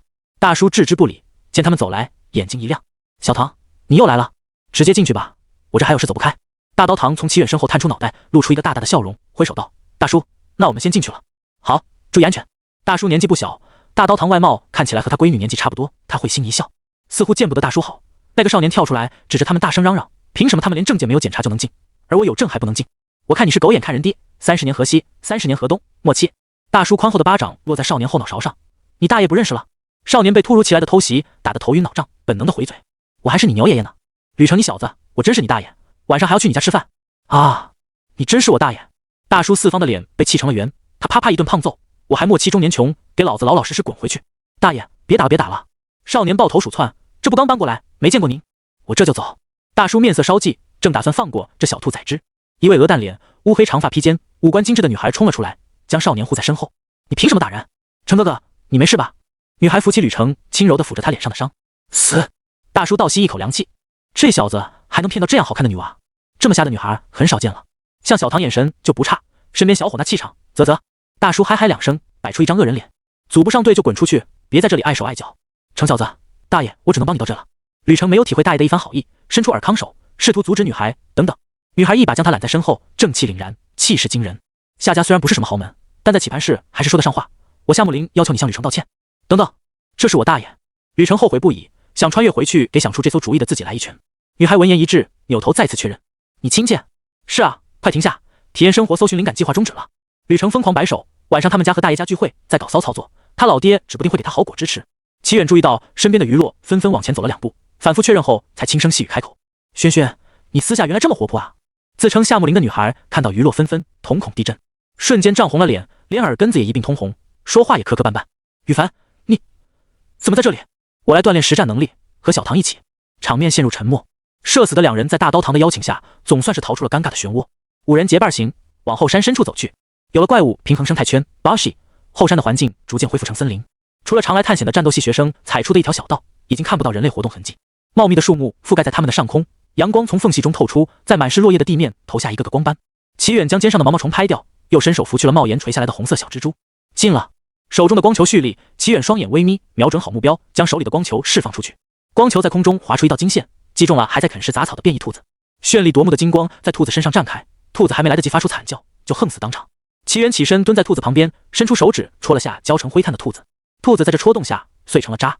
变异兔子依靠本能使用异能，没反应过来使用异能防御和普通兔子没什么区别。被2次直播后，他也收获了不小的名气，有了别人的认可，他的实力不断攀升，现在他的实力大约在地级左右。评估完自身实力，齐远环顾四周，其他4人没有出现，他有些疑惑。刚刚他们听大刀唐说他是新手，便说要先试试他的实力，再决定去狩猎什么变异动物。眼下他已经杀死了兔子，其他人却不见踪影。齐远往外走了2步，似乎听到了几人的对话声，他循声找去，大刀唐4人正和几人对峙着。“你小子把手机交出来！”少年老成浑身名牌的胖子向吕成伸出自己粗胖的手掌，手指上戴着好几枚金戒。“你没头没脑问我要手机，我咋会给你？”吕成摇头，对面的胖子看着家庭条件就不错，能和平解决当然更好。大波浪卷，做着精致造型，来这种危险之地还穿着不方便行动的高跟鞋。女人摇曳生姿的走前2步，红唇轻启：“你是狗仔吧？刚才我和亲爱的在一起，指不定拍下了什么，连手机都不敢交出来，你这不是心虚？”吕成一脸此事绝不可能，又透露着几分嘲讽：“开什么玩笑，我连你是明星都不知道，我还拍你？”“就是啊，我在八卦上都没见过你，3线都查无此人吧？”提到明星，涉及到他知识领域，夏轩眼前一亮，常年住在女厕，他还能不知道有谁最近火了？这2人联手打出暴击，女人精致的脸庞出现扭曲，深呼吸的时候拿眼睛瞪他们，显然气得不轻。他一摇胖子的袖口，半边身子贴上去：“我这么好言好语劝他们，这2人还气我。”美人的撒娇让胖子感觉他又伟岸了几分，他抖擞着肥肉：“你小子别敬酒不吃吃罚酒，给脸不要脸！”胖子身后的保镖向前2步，蓄势待发，气场全开。吕成等人受到气场的压迫，眼神均一变，这是 C 级异能者。他们这群学生等级最高不过 D 级，更别提中阶和低阶之间的天堑。等一下，吕成秒耸，伸出右手制止：“有话好说，这位大姨别因为我们说了句实话就生气。夏轩震惊地看向他，一时间分不出他到底是故意的还是无心之举。被称为大姨，女人的职业操守险些保持不住，差点做出了难看的表情，最终还是忍住，酝酿几分泪意，小声抽泣起来。辉哥，我受些委屈没关系，但你看他完全没把你放在眼里，这让我怎么忍？美人垂泪，增添几分脆弱依赖感，让被叫做辉哥的胖子耳朵酥软了几分，腰板一挺。两位哥帮我教训一下那不长眼的小子，回去咱吃顿大的。等等等，别管他说的废话，直接把他手机砸了，再揍上2顿，看他还老不老实。眼见两位保镖要动手，吕程小声说：夏轩，你不是什么下家吗？夏轩直接翻了个白眼，下个鬼啊！你把体验小说设定当真？我们家顶多有点小钱，2个C 级异能者当保镖，我可比不了。打就打，还没体会过 C 级和我之间的差距，正好长见识。大刀堂的猫耳竖起，开始全身兽化，身体的骨骼肌肉开始变形。不多时，他身上覆盖淡橘色猫毛，头部也变成了猫头。变形的骨骼肌肉能让他轻易的4肢着地行走，看起来就像一只穿着人类衣服的巨型猫。猫耳娘秒变猫怪，给吕程造成了巨大冲击。短时间内，他觉得自己对猫耳娘都有阴影了。于洛纷纷轻抚发髻上的木簪，温声说：堂堂说的有几分道理，平常求着 C 级和我们对战都难，这可是送上门的好机会。两位满脸横肉的保镖闻言均是不屑嗤笑，中阶和低阶二者天差地别。这群人没见识成这样，已经不是用小年轻可以解释的，而是眼界太小。这眼界能认识什么大人物？他们完全可以放开胆子打。胖子哈哈大笑，身上的肥肉一颤一颤的。你小子还不如小美女有骨气，美女你别跟他了，他那小身板能满足你们吗？夏轩脸再次涨红，这次不是羞的，而是气的。他摆出战斗姿势，盯紧面前的两位保镖，意思非常明显，要战就战。吕程猛圈看着场上一触即发的战斗，挠挠头，3对1，他发不发表意见已经不重要了。既然如此，那只能……你们在做什么？这么久？一道身影徐徐走来，扫了一眼胖子4人，不在意的挪开视线，一副上位者不在乎无关路人的傲慢模样，转头看向吕程4人。齐元手拿护目镜，将氛围和气质拿捏到位。别人刷名号，他刷脸。开局1张脸，剩下全靠别人脑补。果不其然，胖子大惊失色，仓皇扭头给了女人一巴掌。大哥，我不知道他们是你的人，多有冒犯，我立刻滚。2名保镖收起满脸轻视傲慢，恭敬地退到胖子身后。齐远不语，虽然清楚豪门齐家在认识他的人中到处传，但他不知道面对陌生人也有这样的效果，完全将胖子的心声听得一清二楚。齐远嘴角抽搐，你他丫都不知道我是谁，怂得这么快？他不说话，胖子紧张的虚汗直冒。刚才欺压吕程等人说着反派经典台词，现在脑子转动比谁反应都快。胖子一拍脑门，陪笑道：瞧我这记性，小兄弟姑奶奶们，刚才冒犯几位，对不住了。吕程4人八目对视，眼观鼻鼻关心，再接下去触及胖子底线就不好收场，人都是要面子的。齐远一扬下巴，示意他们快滚。得到允许的胖子逃一样离开现场。2名保镖尽管还保持着高手风范，但背影也很是狼狈。穿着高跟鞋完全跑不快的女人一瘸一拐地跟上，不敢有半分怨言。他们的对话隐约从远处传来：辉哥，这少爷来头很大吗？这你看不出来？以我这么多年横行棋盘式经验，至少是名门望族，搞不好背后还有高阶异能者。你真会气，一边去别跟我了。齐远陷入沉思，但凡他的异能是别人脑补都成真，现在齐家已经统治全球，还能展望一下星球势力。行啊，远哥，为了兄弟摊牌够意思。吕程上前轻捶齐远肩头，回去请你吃饭，就是饭店档次没那么高，你别介意啊。齐远看他一眼，摇头沉声道：不用。跑出来开小号，马甲掉了哪来的下次？3位女生也上来，连连道谢。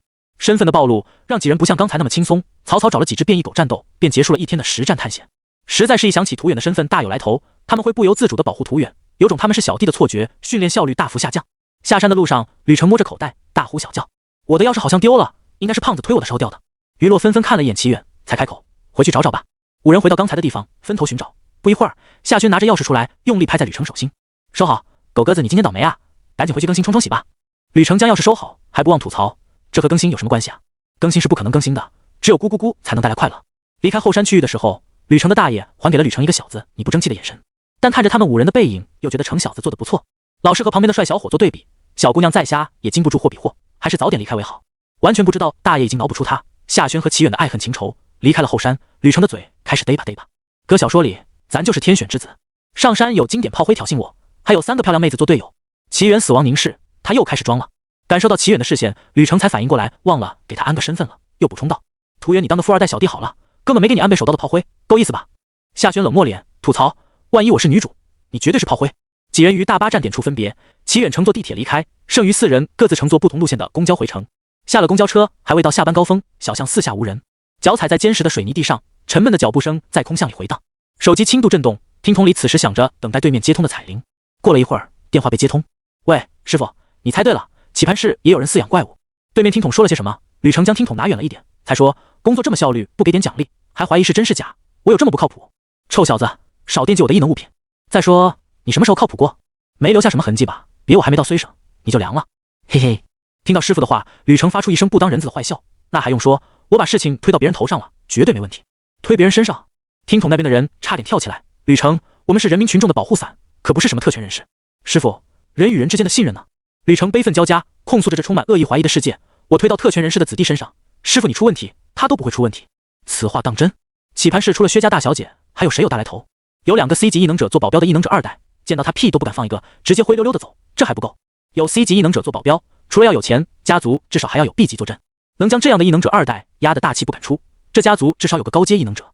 捋清了这一切，听筒那头的人才勉强放过吕成，下不为例。你想没想过，万一被他家族发现了，你的下场会怎样？啊，师傅你不会不管我吧？吕成咽了咽唾沫，干笑道：啊，你不很能耐，喜欢耍小聪明吗？徒弟没了我还能再收？别啊，像我这么孝顺的可难找出第2个了。你可太孝顺。吕成厚着脸皮装作没听懂的样子，那是，少他妈和我贫嘴，挂了。嘟，还没等吕成再说2句，对面毫不留情挂掉了电话。要用到的时候喊我徒弟啊，不用的时候就喊我臭小子，真是难伺候的老头。他收起手机，大步往前。奇远，照片1点 JPG。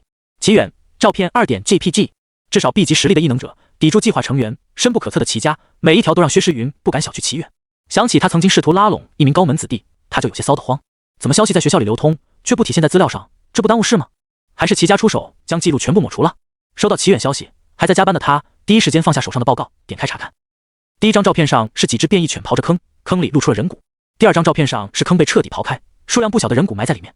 薛诗云通过重复部位判断，这里面至少有10几人。怪物以人为食，就算是1级怪物，也会向人类活动的范围靠近。因此，龙国明文规定，尸体必须火化。照片上骨头还很新鲜，没有怎么生蛆，最近也没有听闻大量人员意外消失和死亡的消息。不是有人杀人埋尸，那就是偷盗尸体了。而大量偷盗尸体的目的只有一个：喂食怪物。比特佛国曾经闹出过饲养怪物，最终引发了一座城市毁灭的惨案。隔壁市也闹过这方面的丑闻，发现及时才没造成恶果。虽然没有证据表明，但许多怪物研究科学家猜测，怪物的晋升和吞噬人类有一定联系。想到这里，薛诗云神色一凛，也不顾及什么遣词用句，直接输入。薛诗云，这是在哪里发现的？奇远，城郊废弃高中的后山。薛诗云，我明白了，如果后面还有新发现，麻烦你告诉我们。对面的回复很快，薛诗云起身还没来得及走出2步，便收到了新信息。奇远，有个叫吕成的，他好像知道点什么，特意引我去查看。奇远，就是今天看守2号入口大叔的侄子，还真知道点什么，不愧是年纪轻轻达到 B 级的异能者。薛诗云喜形于色，这个不知道哪来的自作聪明小子，耍大刀耍到关公面前了。这名字看着好像有点眼熟，他平眉思索，在哪见过？一时间想不起来。薛诗云将他放在一旁，现在最重要的是先汇报给上级，抓住饲养怪物的人。手机那头，齐远发完消息，将他放回口袋里。活人站在他面前，只有他想知道和不想知道的。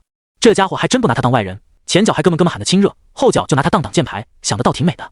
外面人心险恶，还是单 share 纯的小老弟比较好欺负。看向楼下和小女孩黏黏糊糊的小老弟，齐远一边乐不可支，一边又拿出手机拍照。难怪在家里闹个没完，坚决不去申城，原来还有这回事啊！你也发现了啊？小敖最近一直找这小女孩玩到天黑才回家。齐母不知什么时候走到了齐远附近，端着杯花茶小口抿着，笑得毫无形象，但实际还想替小老弟保密的齐远被齐母吓得一哆嗦。妈，你走路怎么都没声的？有吗？我很自然的走过来，没有放轻脚步啊。齐母半倚在窗边，嘴角噙着笑，看着下面的几个孩子品头论足。小敖太不懂女生了，看起来像不知道怎么追求，总之乱舔一通的，惹人厌舔狗。在适当的场合和时间展示自己的优点，比死活黏住对方充分展示缺点来得强得多。停顿了一下，抿了一口花茶，齐妈生怕他听不懂，补充道：换算一下男性视角，蓬头垢面的女生死缠烂打追求，也不如收拾的精致妥当的女生一个微笑。而后他看了眼齐敖，摇摇头，也没办法，他父亲和我长得都不差，但他长得一般，没有优点可以展示，只能加倍努力。齐远，您发表的暴论好像小老弟不是你的儿子一样。他将视线投向楼下，一无所知的小老弟还傻乐呵的把口水往女孩身上蹭。算了，妈说的好有道理，他找不到反驳的点。你好，执勤队，麻烦开门配合一下。吕父和门外的人只隔着一扇门，外面的人说话听得一清二楚。他轻手轻脚打开指纹锁上的监控，小小的屏幕上将门口的场景收纳入内。一个扎着单马尾的漂亮女性站在门口，身着执勤队制服，确认门外是人非怪。吕父打开了大门，老实巴交的脸上尽是憨厚的笑容。您好，您好，打扰了，这是证件，我找吕成，有些事需要他配合。哦，好好好。吕父忙不迭点头，转头对门后喊：臭小子，你又做了什么坏事？快出来！我没啊。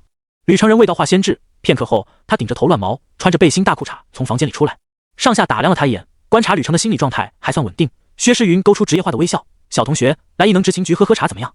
您说的这个喝茶正经吗？我看这家伙是心理状态太好了。薛诗云对于非美少年没什么调情的欲望，更何况还在工作中。如果不是这件事太过严重，为了防止事情传播出去造成恐慌，他也不会亲自跑一趟。薛诗云还没发表看法，吕副先忍不住了，嘿，我看你是欠收拾。执勤员同志，他这臭嘴，你别介意。没事，走吧。他察觉到吕程好像把他当作认识的人，所以才开玩笑。只是薛诗云完全想不起他是谁。宴会上遇到的，还是哪次案子遇到过？薛诗云将车门打开，吕程就直接钻入其中。他再次确认了，这小子哪怕自来熟属性点满，也多少是认得他的。副驾驶上，吕程抱着抱枕，坐没坐相，抖着腿。怎么找我来了？老头子还有别的事？老头子是谁？薛诗云握着方向盘，平静回着吕程的话。老头子不就是……你不认得我？老头该不会忘记说了吧？他这么不靠谱，还有脸说别人？等等，那薛大小姐来找他干嘛？吕程一个机灵，直起身。听你语气，似乎我们该认识。上来还跟对方开玩笑，吕程觉得他就像个小丑，但他的社交能力不是假的，很快调整好心态，将事情简单陈述一遍。薛诗云听完，记起了确实有这么回事。你就是陈伯伯说的那个弟子啊？他对我说不用理你，等需要帮助的时候自会来找我。这是他润色过后的词，原话是一点小忙他都会厚着脸皮找你，别太给他脸。关于吕程的情报，薛诗云并没有得到多少，基本上全是陈伯伯在吐槽弟子，因此他对不熟悉的人会客气几分。而吕程不同，他从老头那里得到了大量的薛诗云情报，清楚薛诗云真实面目，所以他才敢开那个玩笑。诗云姐，你看起来和老头说的完全不一样，他不会是在捋我吧？薛诗云瞥他一眼，陈伯和他关系这么好，连这些都说，是怕这小子口嗨，还是怕他对吕程动手？这也太侮辱他的审美了。工作和私下里当然是分开的，现在不是叙旧的时候。后山上的人骨，你还知道些什么？吕程愣了一下，没想到是这个话题。你怎么知道我去过后山，还发现了人骨？既然陈伯伯将他的事情说了，薛诗云也不藏着掖着性格，他用慵懒的声调悠悠开口：“你昨天想坑谁，心里没点数？”吕程反应很快，马上联想到了涂远。操，他全都知道，你那点小心思，人家摸得一清二楚，当天就给我发了消息。说完，薛诗云意识到了什么，皱起秀眉：“我说为什么不发给庞队？明明他和负责后山那块的第一小队更亲近，原来你和我还有这层渊源。”薛诗云的分析让吕程张口结舌，不可思议地问：“这涂远什么来头？”涂远，他告诉你的是假名，真名是齐远，豪门齐家的子弟。齐家又是做什么的？查不出来。你知道一些隐世家族是很难查出来的。齐家的账单无懈可击，诡异的是，身边同学口径一致，他家庭条件很好，光是接送他的豪车品牌就各有不同。信息可以抹除，记忆却不行。齐家这般手眼通天，背后来头不小，因此薛家内部一致通过了暂缓调查的决定。吕程往椅背一靠，生无可恋道：“那我得罪了他，还有救吗？他既然把你交给我，代表放过你了，否则估计你昨晚已经消失了。”嗨，你们这些豪门弯弯绕绕真多。你坑人的时候怎么没想到这茬？还觉得自己非常机智是吧？我井号@100分号。对，今天请假。听筒那边传来班主任说话的声音，齐远边举着手机边往小区外走。好的，麻烦老师了。他挂断了电话，叹了一口气。薛队说他已经将申城大学的资格申请下来了，特别招生处今日来人，但他因为太忙走不开，拜托吕程带他去见对方。所以为什么是吕程啊？齐远郁闷极了，他都清理过2次怪物了，还没有人邀请他加入组织。吕程不仅背地里有什么机密任务，还能搭上执勤队。按理来说，不应该有老头大喊天纵奇才，然后哭着喊着非得收他为徒吗？再不然，现在也流行加入官方组织，背靠官方好乘凉。但他好像被世界遗忘了一样，连仗势欺人、使用强权让他加入当打工小弟的都没有。普通人也就罢了，高位者再怎么脑补，只要一查还是能发现他没有背景。难道是因为他等级太高，怕他狮子大开口，干脆就不来了吗？齐远想起历史课上老师曾经说过，在异能降临之前，有些公司只愿意要本科生，不愿意要硕士生，是因为他们的岗位不能给予硕士生想要的。与其让对方来实习1天，然后转头走人，浪费人力物力，不如直接筛掉。他悠悠看了眼带着一脸讨好笑容向他跑来的吕程，不禁喟叹，真是傻人有傻福。齐远的眼神看得吕程发毛，他抬起胳膊左右看了看，没发现有问题。怎么了吗？看一个幸运额。这个回答让吕程丈二和尚摸不着头脑，谜语人实在是太讨厌了。诗云姐让我带你去见招生处的人，远哥，你也要读申城大学啊？齐远有点意外，他不是菜的刚刚好才能被选中加入执勤队，怎么还是个申城大学的学霸？也，你也是。吕程上下抖抖眉毛，丝毫没有谦虚的意思，得意洋洋地把胸脯拍得梆梆作响。我还是你学长，到时候还能给你点军训攻略。哦，这货纯纯坑比一个，不是坑别人就是坑自己。齐远对所谓的攻略兴趣缺缺。吕程不愧是社交恐怖分子，整个路上嘚吧嘚吧。说话间，他们到达了目的地。看到建筑物，齐远不由松了一口气。再让吕程这么念下去，他也要社恐了，只是和吕程的社恐是完全相反的方向。吕程将齐远带到面试房间，目送他进去，便找了个地方坐下。面试估计要一阵，他不如开把王者打发时间。游戏界面才更新加载结束，房间的门嘎吱一声被拉开。齐远从房间里走出来，招生处老师笑得脸上的褶皱和菊花一样，和蔼的不能再和蔼。吕程目瞪口呆地看着齐远向老师欠身告退，揉了揉眼睛，确认自己没眼花。你这么快出来啊？尽管心里隐约有个答案，吕程依旧问出来。对啊。齐远理所当然点头，朴实无华的帅哥生涯就是这么平平无奇，连个找茬跳脸嘲讽的都没有。难怪修仙文里的帅比天才修为比不上主角，主要是没有找茬的。帅比天才怎么跳崖误入秘境，闯入女帝闺房？后面一个可以不用了。吕程不愿相信，他前脚刚把申城大学吹得天上有地下无，只差吊打帝都大学，申城大学特别招生处就给他来这手。不是，面试流程是怎样的？你好奇这个干嘛？齐远狐疑地看着吕程，他真的是深城大学的学生吗？想取一下经，以后做成攻略分享给学妹们。他是不是忘记我也是学弟了？齐远在脑海缓缓打出问号，最终还是满足了对方的好奇心。当然，最主要的原因是他不想变社恐。我进去鞠躬坐下，将准备好的资料递给老师，然后介绍了一下自己就没了。这么简单？吕程抓住重点，怎么介绍的？我是齐远，没了。吕程腹诽，小学生都没你敷衍，不来点我家做什么什么生意，和谁有来往。本来还想介绍我是哪个高中哪个系的，但老师说可以了。死！吕程重重地倒吸一口冷气，力求多为全球变暖做贡献，这绝对是齐家打点好了吧？绝对是吧？传闻中最强的异能、超能力和全能力，还好齐远没计较他的行为，不然他师傅指不定直接捆了他卖掉。远哥，你可一定要活得好好的，坑都坑完了，要是齐远出点小意外，齐家把账算到他头上，他会吃不了兜着走。齐远甩开吕程意图抱大腿的双手，往前走了几步，拉开距离。脑子不正常的家伙又增加了，有时候话不经念叨。齐远刚在心里想完帅哥的日常就是如此平平无奇，马上被打脸了。你们别过来，这是我男朋友。转过拐角处，一位女士低头冲了出来，一把揪住他的衣角，藏在他身后。几个大男人追赶这位女士而来，他们穿宽松的背心，或肩上或手臂有着纹身，吊儿郎当的站姿和流里流气的眼神，再加上他们集体投向站在中间的寸头大哥的眼神，明显有内部大哥小弟阶级划分。只要不瞎，都能猜到他们是游荡在街上的地痞流氓。听到女士的话，地痞流氓发出了哄笑声。吕程好笑地看着这群混混，他们简直是提着灯笼上厕所找戏死，这么没眼力见，还不如上次那个胖子。为首的大哥拿手指着女士，上下晃动，做出经典张学友表情。你瞧瞧你配吗？大哥发话了，小弟立刻跟上。瞧瞧这癞蛤蟆想吃天鹅肉，乐死我了。这比我们还痴心妄想，至少我们还知道强扭瓜，他是直接白日做梦。好整以暇，等待着远哥啪啪啪打脸。吕程直接傻眼，你们在干什么？说的有什么鬼话？前一秒还试图消失在这群地痞流氓视野里，后一秒女士气势汹汹地叉着腰怒视地痞流氓，仿佛她一人能打10个。刚才是谁还调戏我来着？感情你们专门找丑女是吗？我怎么就不配了？骂骂咧咧一顿输出，他才扭头看向齐远二人。等看清齐远的脸后，他呆愣数秒，微微张大嘴巴。见视线聚焦在他身上，出于礼貌，齐远侧头看向这位突然冒出来的女士，等待她的下文。女士晃了晃脑袋，找回了神。对不起，你们说的很对，我不配。说完，他一把拽住了吕程。嗨，刚才认错了，这才是我男朋友。人民币100分号井号。吕程有好多句脏话非常想讲，但在女士刻意连眨好几下眼睛，一脸拜托拉的表情，他还是忍住了没说。黑色长卷发，一袭轻熟风长裙恰到好处地衬托她柔美的脸庞，身上若隐若现的女士香水撩动着吕程的少男心。成熟漂亮的小姐姐实在是太香了，他完全拒绝不了她的请求。啊对，是我。寸头男将棍子架在肩上，下巴一挑，立刻有小弟会意。一个尖嘴猴腮的小弟从大哥身后走出六亲不认的步伐，贴近吕程，上下打量了他一番，歪嘴一笑：你小子想抢我大哥麻子，不撒泡尿看看自己。吕程，这怎么和刚才不一样？我咋就配不上了？长卷发女士一挽他的胳膊，身体微微往他身上靠，却没有直接接触。他长什么样也是我男友，你大哥的好意我心领了，快走吧。等等，这也和刚才不一样啊！脖子发出咔咔咔的僵硬扭动声，吕程难以相信场上除了齐远以外，所有人露出了一朵鲜花插在牛粪上的惋惜表情。这出闹剧时间有点久，齐远发现他不该期待吕程能解决问题，毕竟吕程只是个幸运儿，他只得无奈开口：没看见他不愿意吗？要我叫附近的治安员？小弟们望向大哥，见他凶神恶煞，像打算动手打架的样子，齐齐扑了上去。有人捂嘴，有人抱住胳膊，还有人当腿部挂剑。大哥算了吧，天涯何处无芳草。是啊，大哥，没必要在一棵树上吊死。仔细看，他长得也就那样。大哥被小弟们拖出几米外，才挣脱出小弟们的束缚。你们搞什么啊？我都没来得及说。寸头男隔着几米开外喊话：小兄弟，你长得这么帅，都没胡作非为，我长这熊样，又有什么资格偷鸡摸狗？大哥，我今天过后就要金盆洗手。小弟们听完，眼泪止不住了，这大实话老扎心了。大哥，我们也一起。好，我们是一辈子的兄弟。几位大老爷们抱在一起，痛哭流涕，缓缓向远处的治安所前进。齐远只觉得大脑嗡嗡的，这个世界已经没有正常人了吗？他伸手捂住额头，按住突突直跳的青筋。一道电话铃声突然响起，是他的手机。没见过的号码，齐远接通电话。我是执勤第4小队的庄恒，先前在南屋孤儿院的融合领域里承蒙您的关照。那个带着他和喵喵兔2个拖油瓶行动的执勤小哥，想到这里，齐远心中一喜。官方爸爸终于要招揽他了吗？小事而已，你是不是还有别的事情想说？庄恒的声音在手机里有些失真，但也不妨碍齐远听清他拔高了声调。你已经知道启盘市第2小学降临融合区域，那我便不打扰您了。说完，庄恒没有给齐远反问的机会，直接挂断了电话。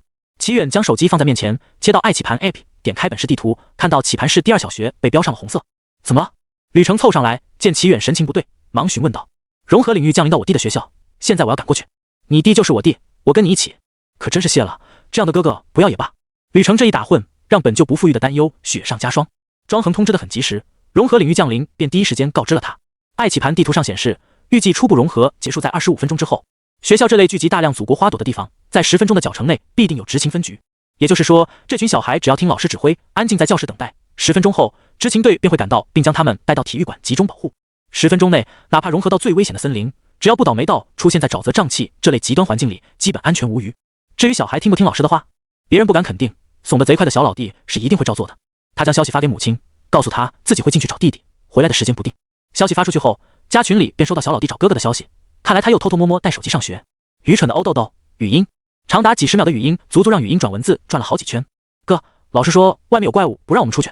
乔小胖说他哥会来救他，让我求他就带我出去。我说我哥超级天下第一厉害，肯定比你哥厉害。哥，你会来救我的吧？我不要留在这里。妈妈，你什么时候偷拿的手机？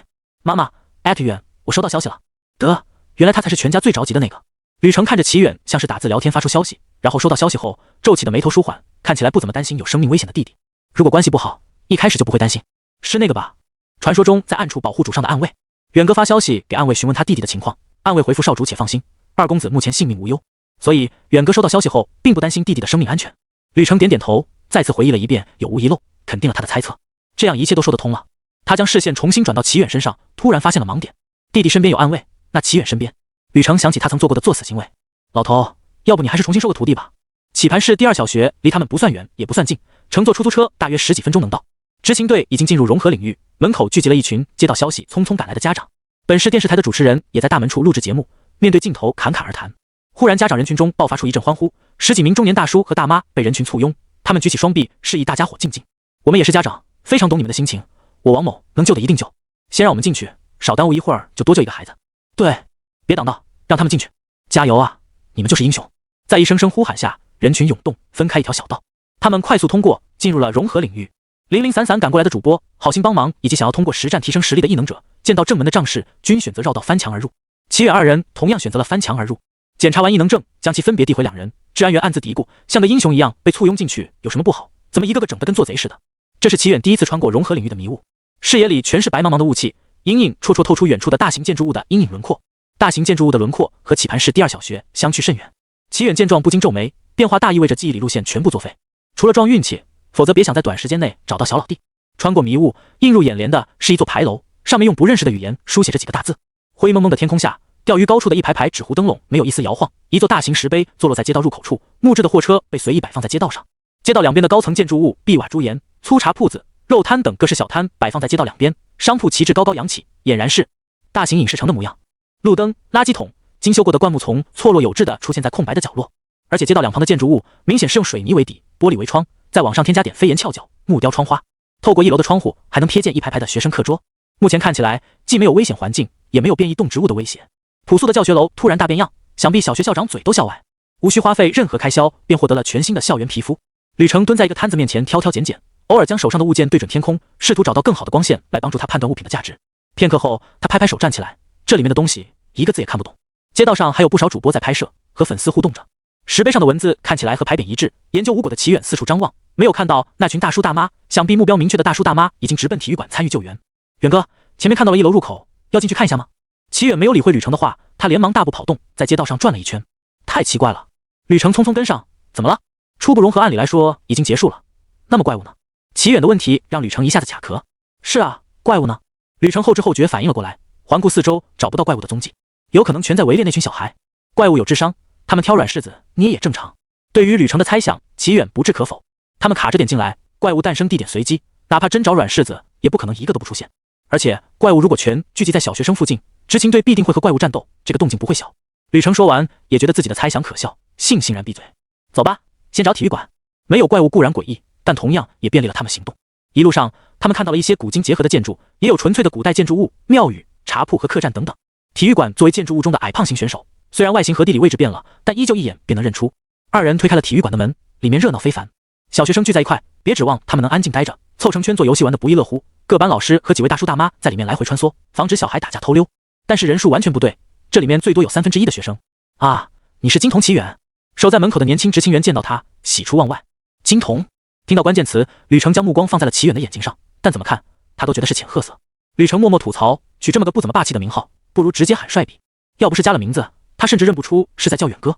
也不怪吕成不知道，齐远2次直播均没有暴露名字，导致吕成上网搜索齐远2字未果。年纪长些的执勤员呵斥道：“你小子怎么办事的？见徒弟讪讪闭嘴，这才扭头对齐远说：“齐小同学，薛队嘱咐我和您说一声，令弟还没到体育馆。”薛诗云不在体育馆内，场上的执勤队成员也不多，估计是散出去找学生们了。急也不急，在一时半会儿，齐远向2位执勤员询问，为什么有这么多学生走散？年轻的执勤员似乎想抢答，被师傅一个眼神瞪了回去。具体原因不明，初步推断是特殊规则。遗憾的是，这个领域的特殊规则还和已知的规则对不上，走散的人我们甚至联络不到。融合领域内，信号是能正常使用的，哪怕是空间紊乱，也不影响他们互相联络。只是大部分时间内，因为不确定队友所处环境，在非必要的情况下，他们不主动交流。你知道他们是怎么走散的吗？年长的执勤员摇头，时间不定，触发条件不定。这样啊，谢谢。弟弟既然不在这里，他还是回去找下教学楼。手机里也没有收到弟弟的新消息，以小老弟的性格，大概率是发不出去了才没发。哈啾！齐远揉揉鼻子，虽然没有证据，但他非常肯定小老弟在骂他。教学楼1楼大厅看起来有些不伦不类的，入门是微缩模型，标明了整个学校的建筑物位置。现代化的地面，抬头却是全木质的横梁和圆柱，正中间还吊着牌匾，依旧是不认知的文字。吕成就近找了个房间，推开精致的木门，里面空无一人，只有办公桌和散落的文件。有人来过？吕成耸了耸肩，这些信息毫无用处，完全没有头绪，也不是完全没用。齐远透过窗户往外看，外面是入口的那条街道，已经换了一批人在那里检查和拍摄。进来这么多人，整栋教学楼不该这么安静。他们前往体育馆一来一回，耽搁了不少时间，跟他们同一批进入的主播和异能者应该早就进入教学楼里探索了。此话一出，吕成感觉背后凉飕飕的，空洞的房间仿佛潜藏着一只恶鬼，阴森的窥视着他们。喂，我们这可是异能片场，灵异事件不在我们画风内。我没说是灵异事件，这完全是你脑补的吧？刚开启异能探查，周围有无潜藏怪物，吕成的脑补在齐远面前一览无遗。自己脑补的东西不要将它当作事实，齐远不想背这口飞来横锅。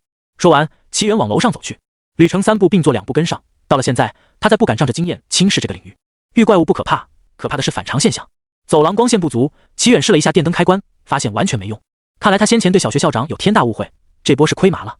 融合领域可不会管水电通不通，他只得打开手机自带手电筒，勉强照亮身前2-3米。确认过房间内外不会有特殊规则影响他的异能，齐远开启异能，快速扫着这栋教学楼。没多久，他便扫了好几层楼，才踏上下1楼层的走廊，手电筒闪了一下，然后又恢复正常。通过异能感知到附近没有智慧生物，齐远本没有将这件事放在心上，直到看清眼前的场景，黑雾缭绕在周围，而后很快散去。刺鼻的血腥味，暗红的血液飞溅在墙壁处和走廊地面，碎肢和肉末流淌在血泊里。吕成捡起地面上的小鞋子摆放整齐，将嘴唇抿成一条直线，不发一言。这些怪物，我要将他们碎尸万段。将撩动血泊的书本放下，齐远看着这位难得正经、满腔正义的热血青年，也不知道该不该告诉他这是怪物的肢体。怎么样，乔明的哥哥什么时候会来救我们吗？我们会被怪物吃掉吗？刘蘑菇头穿着件小碎花短裙，6、7岁大的女孩揪住了自己的裙摆，说着说着便带上哭腔。一定会来的，我哥哥每天都要打好多怪物，很快我们就能得救了。到他的注视，阴恻恻勾起诡异的弧度。一张黄符飞来，贴在了玻璃窗上。齐远的倒影发出刺耳的哀嚎声，然后一摸额头，发现除了脑门烫出个圆疤，一切安好。你们是人类？倒影发出嘶哑难听的声音，然后重新露出了獠牙，向他们吕成扑去。吕成抱头逃窜，这不是地级怪物冤魂吗？怎么我的黄符不起作用？你这也配称为黄符？齐远看着脚边地面上的一张白纸，上面书写着黄符2字，似乎是解释多了。吕成在逃窜的时候还不忘替黄符辩解，我的异能是画符，只要书写出对应的符咒，不管是什么文字都能产生效果。冤魂的利爪眼见将要刺穿吕成的肩膀，齐远正欲使用光墙挡住攻击，门后一道身影窜出，一把推开了吕成。得到喘息机会的吕成立即在纸上书写镇鬼符，他一个打滚躲开冤魂的攻击，将镇鬼符贴到冤魂身上。还没来得及长舒一口气，刚救了他的人拽起吕成狂奔。人类，嘻嘻，有人类！四面八方聚来一群鬼怪，仿佛是嗅到美食的猎狗，从各个阴暗角落处爬了出来。得益于跑路及时，在齐远的光墙开道下，很快突出重围，甩开了一群鬼怪。3人藏入一间房间，吕成正打算将门锁上，被那人一声喝住：“别，鬼怪能够穿墙，锁门反倒是坑自己。”说完，他便气喘吁吁地坐在地板上，没什么形象地休息起来。吕成等他气匀了，才问他这是怎么回事。齐远也看向他，等待他的回复。混乱中，他只能抓取到一些规矩、石碑和鬼市等关键词，再加上怪物反复强调这是人类，让他有些在意。入口处的石碑写了：“鬼市内鬼怪禁止斗殴。你们刚才如果咬定自己是鬼非人，只要能圆回去，鬼怪也拿你没有办法。”鬼市是什么？为什么我的黄符不起作用？虽然说因为判断对方是地级怪物，只用了几分实力，但吕成依旧对此耿耿于怀。这对他来说是史诗级削弱。根据我的观察，鬼市类似于阴间世界，对鬼怪有增幅效果，平均升半个到1个等级之间。你拿 D 级的实力去应对 D 加甚至 C 级实力的怪物，效果当然会大打折扣。那人有条不紊地讲解着吕成疑惑的地方，解开了他的心结。不是自己变菜了就好，吓死我了。吕成这才有心思和对方聊天。你叫什么？听见吕成的问题，他开始自我介绍：我叫乔白，是个 D 级异能者，不小心和执勤队走散了。你们有没有见过他们？我是吕成，他是齐远。你认识诗云姐？薛诗云负责这片区域，乔白提到的执勤队很可能是第6小队。吕成的社牛属性开始发动，主动和乔白拉关系。你也认识薛队？乔白果然被拉上关系，状态放松些许。我和薛队一起进的融合领域，结果黑雾出现，我和他们走散了。齐远确认乔白没在说谎，身边环境又相对安全，便关闭了心灵感应，一直开启对他也是不小的消耗。吕程摊手，我们进来后就没见过诗云姐。你刚才说的入口处石碑上还写了什么？那块石碑上写的是鬼市内的规则。首先是乔白讲述了石碑上的规则，既然是鬼市，限制和保护的对象当然全是鬼。其中比较重要的2条，一级室内禁止斗殴，2未经他人允许，不得擅闯私人领地。我将规则写在便签上，贴在石碑和路过的一些地方，希望能帮到一些老师和学生。吕程听完后知后觉，意识到你居然看得懂石碑，那是什么文字？提及到拿手好活，乔白朝他得意的竖起拇指，在下不才，亦能正式语言解读。所以那是什么文字？我也不知道。闲聊中，乔白暗自打量齐远，以他丰富的被救生涯，他非常肯定这就是能救他出水深火热的大佬。不知道为什么，他既倒霉又很幸运，总能遇到些难以应对的局面，然后又幸运地撞见强者，被顺手救下。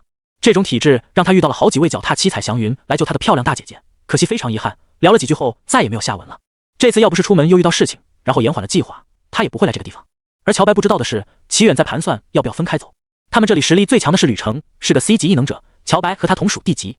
而在这鬼市里，最次的一级有魂圣一个等级，也达到了 D 级。齐远没道理让吕程和乔白为他老弟卖命。根据未经他人允许，不得擅闯私人领地的规则，他们留在这个无主的房间，便构成了私人领地。而不出去，自然也不会被发现人类身份。思及此，他打定主意，既然选择了异能者的道路，他不能像之前那样有事就找可靠的执勤队叔叔。我打算出去找人，你们要不然留在这里等救援。齐远本以为会有一番波折，没想到两人齐齐点头，异口同声说：“好的。”你们的套路怎么和我完全不一样？齐远指住了自己张嘴欲劝的嘴，不应该是你们义薄云天，坚持要和我同进同退，再不济也是大佬别抛下我们，菜唠唠。尽管想不通，但达成了目的，齐远也没多想，独自出发了。听到他脚步渐行渐远，乔白才好奇问道：“兄弟，你有战斗力，为什么不跟着他一起？”吕程摸了摸下巴，神秘微笑，一脸洞悉一切的表情。你看他长什么样？乔白配合道：“长得很帅，只比我强1分。”吕程战术后仰，看不出你小子这么自信。错，这么简单的题都不会。大哥，指点一下迷津。形势比人强，乔白非常想给吕程来上一拳，大骂傻逼谜语人滚出去，但他打不过。吊胃口是吕程身为作者的本能，他表情严肃，语气沉重。接下来我说的，你千万要烂在肚子里，不要外传，否则将会有生命危险。吊胃口差不多得了，真有生命危险，你还能说？乔白此刻的表情和流汗黄豆近乎一致。眼见铺垫的差不多，吕程开始进入主题。他一看就是个家世显赫的，这样的家庭会有什么你不懂吗？当然是保镖啊！就这，乔白憋了一肚子气，忍了忍，退一步，越想越气，马德不忍了。这有什么生命危险？你隔这场大戏呢？吕程一拍大腿，有些事情懂得都懂，你个二傻子好好回想一下，你见过他的保镖吗？这句话犹如黑夜里的星星，瞬间点亮了乔白的思路。他摸着下巴思索，我没见过他的保镖，但他又有保镖，也就是说他的保镖很强，能不被我们发现。有这样的保镖确实是家世显赫。你是说？吕程疯狂点头，孺子可教也。点啥头？我没懂，你完全不带脑子是吗？吕程气不打一处来，他闲着没事干玩扮猪吃老虎啊，好像有些道理啊。乔白再次若有所思，不得不低调行事，意味着不是有其他家族盯上了，就是有可能被高阶怪物盯上。如果他泄露了信息出去，被齐远的对家势力找来，那他还真有可能有生命危险。他恍然大悟，钦佩地看向吕程，大哥，你可真是见微知著。吕程笑得合不拢嘴，却装模作样摆手，哪里，既然远哥想要私下处理点问题，我当然不会非得跟上去自找麻烦。哎，我和吕哥你不同，纯粹想着别耽误大佬的时间，万一他遇到我弟弟还能救一把。你也是来找弟弟的？是啊，明明我都D级了，混个领域也不是没点自保能力。吕程长叹了一口气，谁不是这么想的？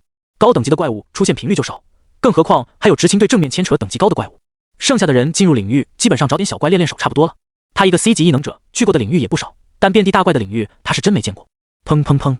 齐敖和乔明在听到蘑菇头女孩的话，吓到呼吸都不敢了。两人捂嘴，3双眼睛在小空间里大眼瞪小眼，他们贴着最里面的墙站，外面的声音又很轻，完全听不清。齐敖努嘴，向蘑菇头和乔明挤眉弄眼，示意一起过去看看。结果收获疯狂摇头版蘑菇头和使劲摆手版巧小胖。齐敖觉得声音有些耳熟，又怕怪物会像狼外婆那样模仿别人说话，犹豫再三，还是抱有侥幸的心理占据上风。如果得救了，小倩肯定会用崇拜的目光看着他，再也不理巧小胖。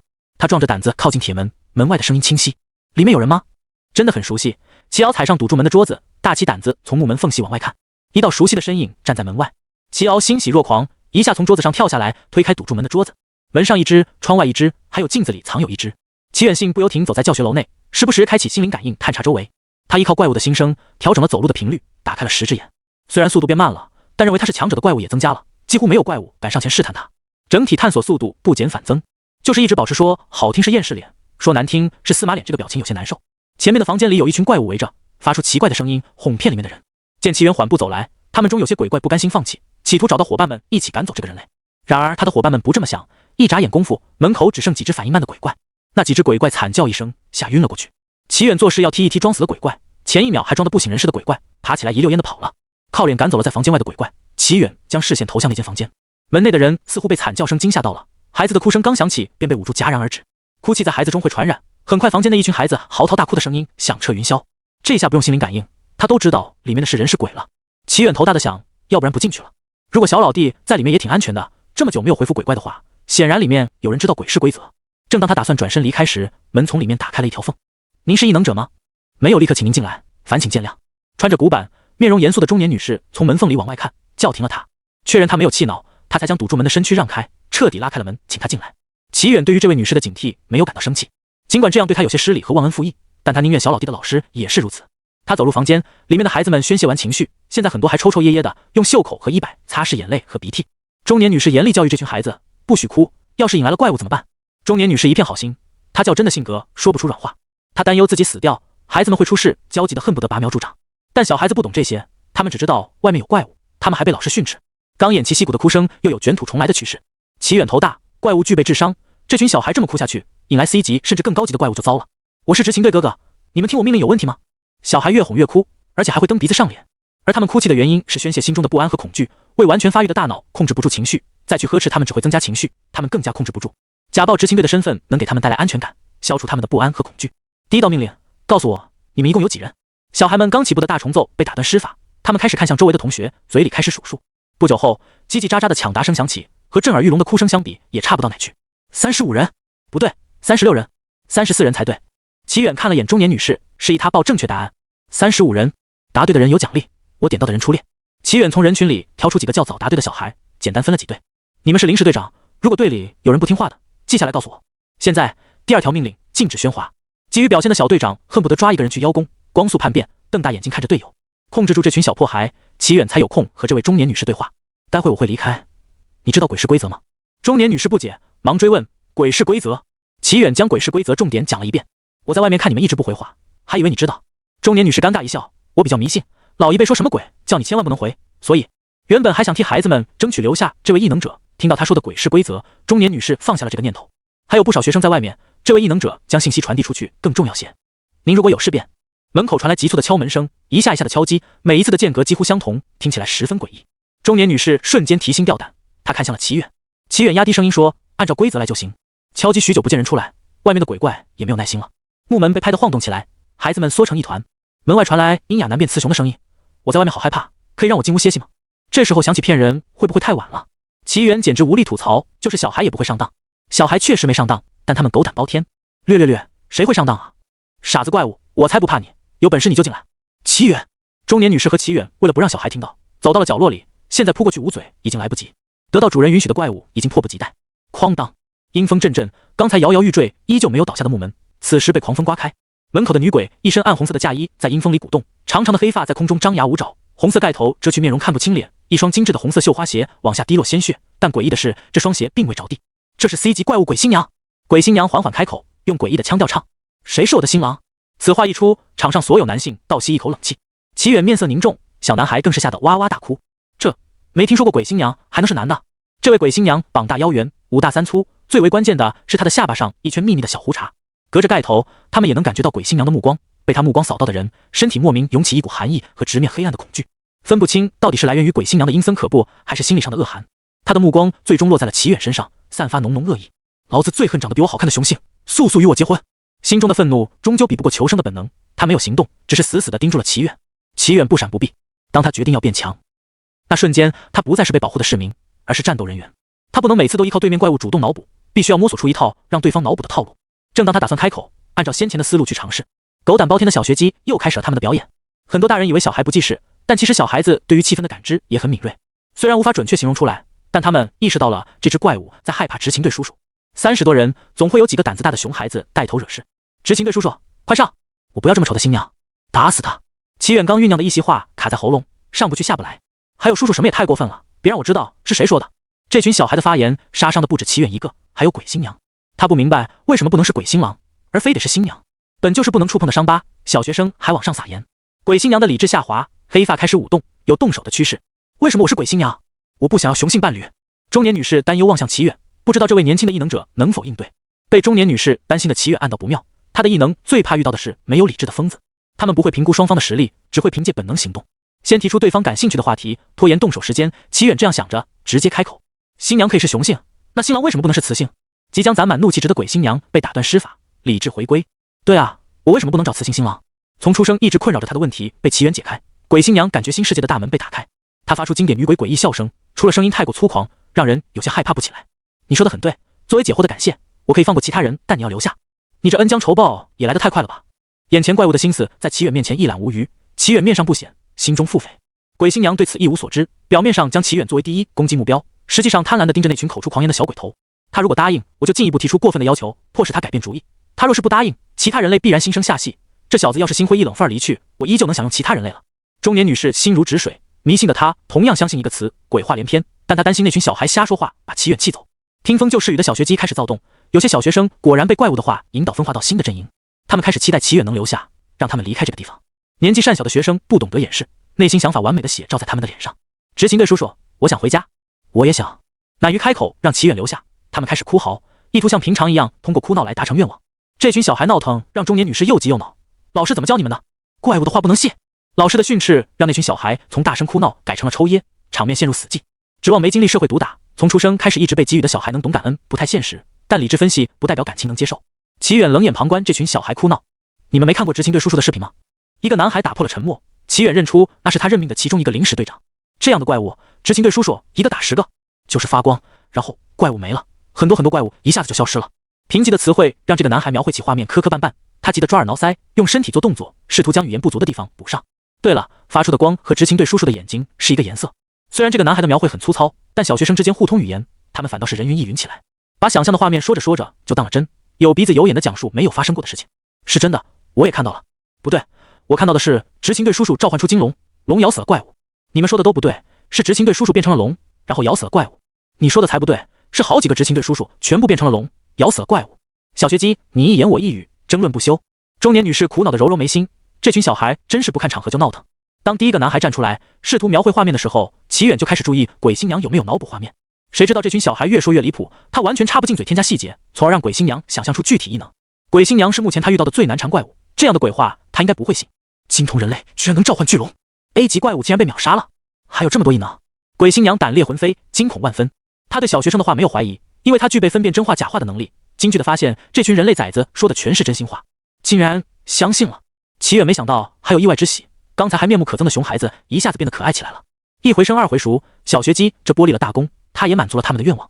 一声龙吟响起，恐怖的龙威在齐远身上缠绕，灿金色的眼瞳转变为黄金般璀璨的兽瞳，宛若君王巡视领地一样威严俯视鬼新娘。手上和脸上的皮肤浮现金色鳞片纹路，额前光芒闪动，有龙角虚影。他召唤出的金龙虚影缠绕在他身后，龙吟声便是从他口中发出。齐远身上光芒璀璨，和金龙虚影产生共鸣，金龙虚影升腾而起，在耀眼的光芒中游动。金龙舞动和摆尾似乎蕴含着某些韵律，小型雷云在房间内外升起。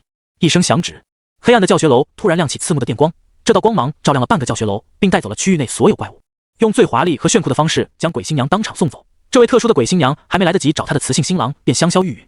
临走前，她一直在想，金童人类看起来就很强，为什么我还能被人类崽子蒙了心？我到底是因为飘了，还是心存侥幸？百般思绪最终化作一句：你有这实力，不早说。还没来得及说出整句，轰鸣的电光将他淹没。得益于小学生的胡编乱造，这次的实力比以往更强，他完全有能力清理更多的怪物，但异能不分人和怪物，他的大脑不能区分更多的人和怪物了。要是一个 AOE 把小老弟送走，齐远不敢想象，反正周围已经没有危险，他也能关闭异能歇息会儿。被震撼到的小学生处在无法处理信息的状态，他们都呆若木鸡，久久未回神。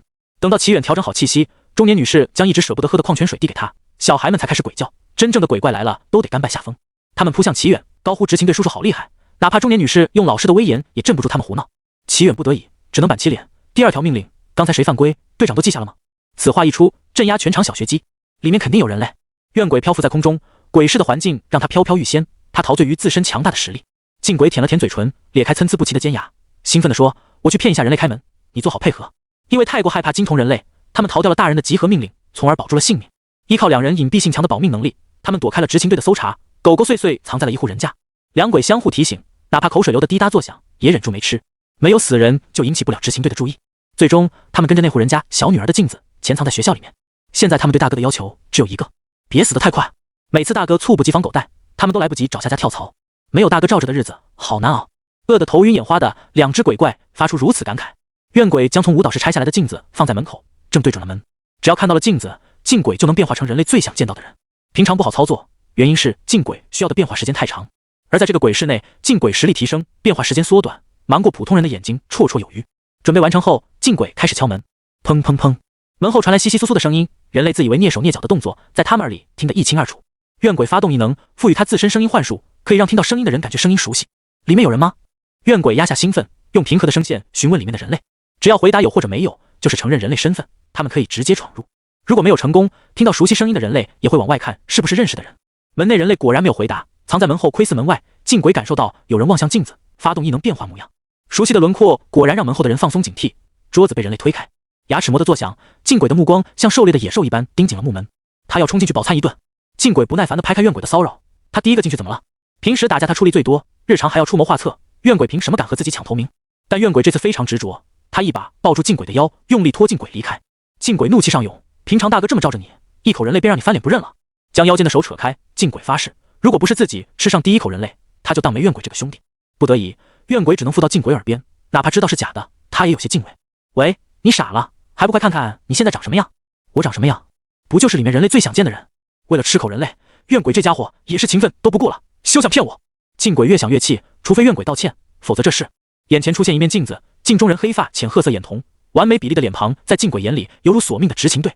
镜鬼大惊，连连后退。镜中人也和他做一样的动作，不会是……他瞳孔地震，看向好搭档怨鬼。怨鬼沉重点头，肯定了他的猜测。呀吱，木门被打开，1米2左右的男童拉开了门，见到镜鬼咧开豁牙的嘴。哥！齐敖高兴的猪突猛进，撞了镜鬼一个措手不及，差点没把腰给折了。庄恒3人的杀伤力加起来也没齐敖这一击伤害大，但镜鬼敢怒不敢言，恨不得消失在原地。他求助的看向怨鬼，怨鬼无奈的摊手，谁让镜鬼不肯早点走？齐敖现在特别兴奋，不亏是他的亲哥，关键时刻就是给力，不仅赶来救他，还给赶在了乔小胖他哥前赶到。英雄救美，小倩是他的新娘了，乔小胖拿什么和他斗？他的一声大吼引起了周围鬼怪的注意力，怨鬼和镜鬼见势不妙，将齐敖往房间里塞，然后关上了门。别闹，你想死吗？我弟小祖宗不是哪个怪物遇到你哥后还能见到第2天太阳的，他们可能都不知道你是个炸弹。镜鬼头疼，他不小心捅了马蜂窝，现在还脱不了身。乔明和小西2人看齐敖直接打开门，害怕的捂住眼睛，又忍不住好奇，眼睛从大的漏风的指缝里露出。小西很高兴有人来救自己，虽然不是爸爸妈妈，但依旧很开心。乔明则是一副别别扭扭的表情，一方面他哥哥比齐敖哥哥来的晚，让好面子的他很失落，另一方面他们躲这里已经很久了，有大人来找他们又让他很安心。2人小声的和镜鬼打招呼，腼腆乖巧的立在两边。齐敖可不管这些，他自顾自的开心。小小年纪，一朵小红花便能让他们觉得高人一等，更甭提是平常欺负他的哥哥给他长面子，让好面子的齐敖飘飘然。他大手一挥，上头地指挥起他哥，哥，咱走呗。小西说他不想留在这里。镜鬼给用幻术遮蔽身形的怨鬼使眼色，怎么办？2怪都有上头的时候，怨鬼虽然埋怨镜鬼不早听自己的话，但还是给他出谋划策。他用幻术控制住3个小孩，才说这门打开了，外面的同类也知道了，不能把他们放在这里。我知道，但咱也打不过等级高的同伴，把他们交给那些人类，这样出了问题也不关我们事。我先引走外面的同类，你过几分钟带他们出来，换间房间待着，等我找到了人类再带过去。好，怨鬼，你真是我的好兄弟。2鬼嘀咕完，分头行动。片刻后，镜鬼收到消息，让3人跟上他往外走。哥，我们真走啊？齐敖有些受宠若惊，平常他哥哥哪有这么好说话？镜鬼回想了一下齐远的说话方式，既然金童喜欢教育怪物，那肯定也喜欢教育人类。他耐心给齐敖讲解上课，这地方不安全了，我们需要换个地方。这么温柔的语气让齐敖有些不适应，他发现他哥今天非常给他面子，但常年饱受欺压，让他明白见好就收的道理。小西和乔明像个认真听讲的学生一样，用力点头表示明白了，亦步亦趋的跟在镜鬼身后。齐敖扭捏的上前挤在小西身边，这是我哥，厉害吧？小西的脸蛋红扑扑，对着手指悄悄看了镜鬼一眼，厉害。齐敖没有发现，看到小倩脸蛋通红，嘿嘿嘿的傻笑，力争淘宝头号会员。几人走到了一间房间前，镜鬼上前推开了门，让3人进去。你们先在这里待着，待会有人来接你们。3个小孩正奇怪齐敖的哥哥为什么说待会有人来接他们，发现齐敖的哥哥出了门并将门关上。哥，你要走吗？齐敖拉开门，门外空无一人，他口口脑壳，想不通他哥丢下他们的原因。齐敖张望了好几遍没看见他哥哥，最后按照吩咐关上门，在这里面待着。镜鬼将自己潜藏在齐敖房间对面的玻璃上，确定里面的人类崽子没事，等着怨鬼将人引来。怨鬼不负所望，将2个人引到了房间，镜鬼到此时才放下心来。好兄弟，先别夸，看看这2人类会不会带上他们再说。要是不带上，他们选择自己走，他们就把这2人吃了，再另找他人。2怪在门外守着，屋内5人呈现大眼瞪小眼的状态。哥，你怎么这么慢？乔明不高兴的抱怨，齐敖的哥哥都已经找到他们了。被他叫做哥的乔白警惕地看向他们三人，他不知道为什么就走到了这间房间。房间里还有他弟弟，这让他不得不心生警惕。太巧了吧？乔明见他哥不仅不说话，还像看陌生人一样看他，不禁有些委屈。是齐瑶的哥哥让你们来接我们的吗？小溪左顾右盼，两个小伙伴都没有说话，只能自己来。齐，吕成捕捉到关键词，齐瑶是谁？被小倩点名，齐瑶尾巴都要翘上天，昂首挺胸，是我。齐远是你哥哥？齐瑶用力点头，对。吕成蹲下身，平视这几个小孩，你们是人类吗？是啊，你这个问题好奇怪。眼见三个小孩全部点头，程伸手揉了揉小倩的蘑菇头，乔白也反应过来，魔爪伸向了乔明，但一向配合的弟弟却扭开了头。嘿，还生气了？面对怪物，不谨慎些死都不知道怎么死，你得好好学。乔明抬头，拿眼神询问他哥是什么意思。和怪物战斗可不是件简单的事，有些怪物会扮成亲近的人来欺骗你。我知道，课上老师有说过。小孩好哄，嘴上不说，但已经任由他哥摸他的脑瓜子。在乔白忽悠他弟的同时，吕成已经从另两个小孩口中得知了经过。这也太奇怪了，远哥就是来找他弟弟的，怎么会让他们来接三个小孩？而且露面告诉他们一声，让他们来找不是更好？偷偷摸摸引导他们来，违和感太强了。如果那不是远哥呢？这个想法一出，让吕成瞬间明白了始末。是齐家的暗卫，他保护齐敖又不方便露面，所以伪装成齐远出现，又将小孩托付给他们。他和乔白能不知不觉被引到这里，说明对方是幻觉系，而且还等级不低。但是为什么要托付给他们？背后肯定有什么原因，有什么是他们能做，但暗卫伪装成远哥做不了的。吕成陷入思索中，两个小孩互相看了一眼，还是大哥，齐敖的哥哥，靠谱。找到了弟弟，乔白计划打道回府，我们去找执行队建立的安全区吧。对，就是这个。吕成的思路被打通，暗卫伪装成远哥无法通过执行队的检查，而他们却可以。吕成激动站起，一直被远哥全方位碾压，他终于跟上了思路。我们去找安全区。吕成一惊一乍，让几个小孩有些害怕。齐敖指了指自己的脑袋，然后努嘴示意吕成，他脑袋没问题吧？小溪会意，摇头表示自己也不知道。木门被鬼新娘摧毁，他们的大动静引来了其他人的围观。他们察觉到一道电光亮起，然后身后的怪物消失，于是循着吵闹的声音找来，看到了一群小学生乖巧围坐在一位17、18岁少年身边。不用说，他们就知道面前的少年不可小觑。主播举起设备拍下，收集素材回去做视频。走廊再次响起匆匆的脚步声，穿着执勤队制服的一行人大步跑来，人们纷纷为他们让开了路。薛诗云进入房间，露出果不其然的表情，他笑着扭头和身边的人说：程队，这是在我们驱逐的强大异能者齐远，他帮过我们不少忙。同样是队长，但他们所属职责不同，地位也不同。程一舟带领的特别执勤队包罗了各色人才，常年在外荡平城市周围的危险。程一舟闻言笑道：早知他要来了，我就不那么卖力了。薛诗云消失后，程一舟接到了第6执勤小队的求援信号，前来支援，成功与被追逐的执勤队碰面，就吓了他们。你也认识他？上次南无区我也在场，就是来得太晚，什么也没干。程一舟没有提到同房之人，但薛诗云心知肚明，异能协会那边向来不是省事的油灯。两人默契略过这个话题。程一舟往齐远那边走了几步，好久不见，临仓回去可是夸了你好久。齐远一下就记起来了，那个被蜥蜴人坑摔一跤导致战败，还要被别人笑话的倒霉蛋。他笑道：我大概知道他为什么夸我，如果他不帮忙澄清，临仓肯定短时间内都不想出门。哈哈，可不止这方面的原因。本来我以为他吹得太过，现在看来是我孤陋寡闻了。程一舟犹记得那亮遍半边天的电光以及恐怖的威压，那一瞬间他不由自主地想臣服。背地里关注齐远，早看过他秒杀蜥蜴人的视频，薛诗云对此早已免疫，主动打断死循环。你们再互相吹捧就没意思了，我们还是先把学生带去安全区吧。你说的对，差点忘了正事。执勤队进来以后便开始工作，程一舟的支援加速了他们清理怪物，再加上齐远一波 AOE 杀死了不少怪物，一路上已经见不到怪物了，估计不是躲起来就是跑得远远的。临时搭建的安全区在鬼市的体育馆内，那里能容下更多人，且能构成个人领地，隔绝鬼怪进入。他们将人交给暂时负责后勤的教导主任。齐远正打算找人问一下小老弟在不在这个安全区，就发现吕成朝他挥手，弟弟也在他身边。刚走近，齐远就听到小老弟抄手抱怨：哥，你怎么不说清楚，突然走了？齐远一愣，他是开着心灵感应搜索的，难道？他望向小老弟的大脑瓜子，长这么大个脑袋居然空空如也，什么也不想吗？什么时候的事？别装了，你带我们到一个房间里，然后说等会有人来接我们。齐敖越说越小声，他感觉齐远看他的眼神不太对。齐远从他弟的神情里能看出小老弟没有说谎，那事情便往奇怪的方向发展了。唯一能确定的是，对方似乎没有恶意。齐远没有纠结过久，这样做好事不留名的人有很多，比起对方是谁，他现在更在意的是小老弟似乎又忘记了自己的家庭地位。在到这个体育馆之前，我没有见到过你，那群小孩能够证明我和他们待在一起。齐敖抖了一下，笑容变得勉强：哥，你又想骗我？你没有觉得不对劲的地方吗？齐敖喃喃说不出话，仔细一想，当时的哥哥确实有很多地方不对劲。小老弟嘴角向下拉，牙齿打颤：那是谁啊？这里是鬼市，你觉得会遇到什么？哈哈，你又骗小孩。齐敖上当次数多了，也不是说什么就信的小孩，他深得卤主持真传，只要不是对他有利的，他哪怕相信了也会死鸭子嘴硬。但脑海里回想起巧巧胖的哥哥刚进来的时候警惕看着他们，真的有会变成其他人的鬼吗？齐远摇摇头，用怜悯的目光给齐敖的心弦上来了一击重击。下次多注意点，别一不小心认错人了。齐瑶脸色一僵，脖子发凉，想起之前和不知名的东西相处一事，鸡皮疙瘩都起来了。他僵硬的挪动四肢，凑到乔白身边，小声的问：“乔小胖的哥哥有没有能变成其他人的怪物？”吕程是哥哥的朋友，他怕对方合伙骗自己，故而求助乔白。乔白点头，有很多。齐瑶再也镇定不下来了，他嗷嗷叫着跑向小伙伴。吕程深感同情的看着齐瑶离去，更加肯定了暗卫的猜想，否则齐远不可能这么淡定的开玩笑。你们还在这儿啊？薛诗云安排好事情回来找齐远，发现他还在入口处。他指了指程一舟的位置，我们过去聊，吕程和乔白也一起来吧。几人围坐在一起，还有几个齐远不认识的人。薛诗云坐下，没有过多客套，直奔主题。现在的问题是，我们不知道完全融合结束后会不会回到学校，而且这个独立空间是非常好的避难所，如果能开发出来，也许能保下不少市民的命。不知各位对于出入口有没有头绪？程一舟率先附和，我暂时没有想法。我也没有。拜一拜城隍庙，在入口的石碑处试试。众人接连出声，或是提出的想法没有依据，亦或是和程一舟一样。很快轮到了乔白和吕程，他们对于乔白和吕程这样的学生能参与这样的会议有些不解，但出于对薛大小姐的尊重，他们没有说出口。至于另一位，一看就来头不小，大约是像薛大小姐那般。谁敢质疑？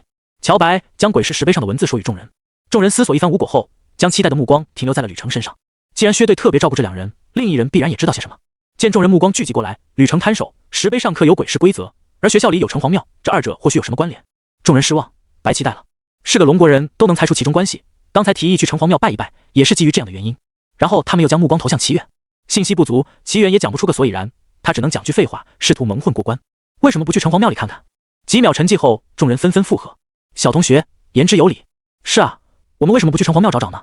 一语惊醒梦中人，整一个尬住了。你们确定不是反串黑？齐远有些惆怅。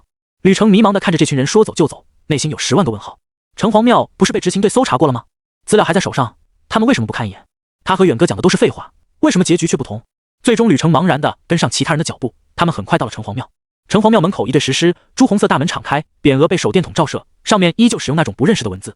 迈过门槛，入目便是城隍庙的前院，砖木结构的庙舍古朴典雅，雄伟壮观。前院中央的大顶上插满了无数只燃尽香火的烛芯，大殿宏伟，内里金碧辉煌，供奉着一座神像。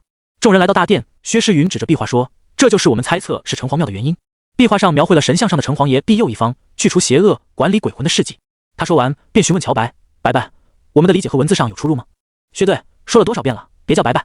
乔白抓乱了头发，小声抗议完才回答问题：“没有出入，我在门口看到的文字就是城隍庙。”小白不让叫，白白也不让，我还有什么可以叫的？薛诗云耸耸肩，大概是这样，还有其他的发现可以补充。乔白见其他人皆不语，那面刻有文字的墙在哪里？我去看看，也许会有收获。薛诗云指了指方位，就在靠近偏殿的走廊。其他人绕大殿转了一圈，龙国人向来是宁可信其有，总之随手拜一拜，灵验就多来几次，不灵验就不拜了。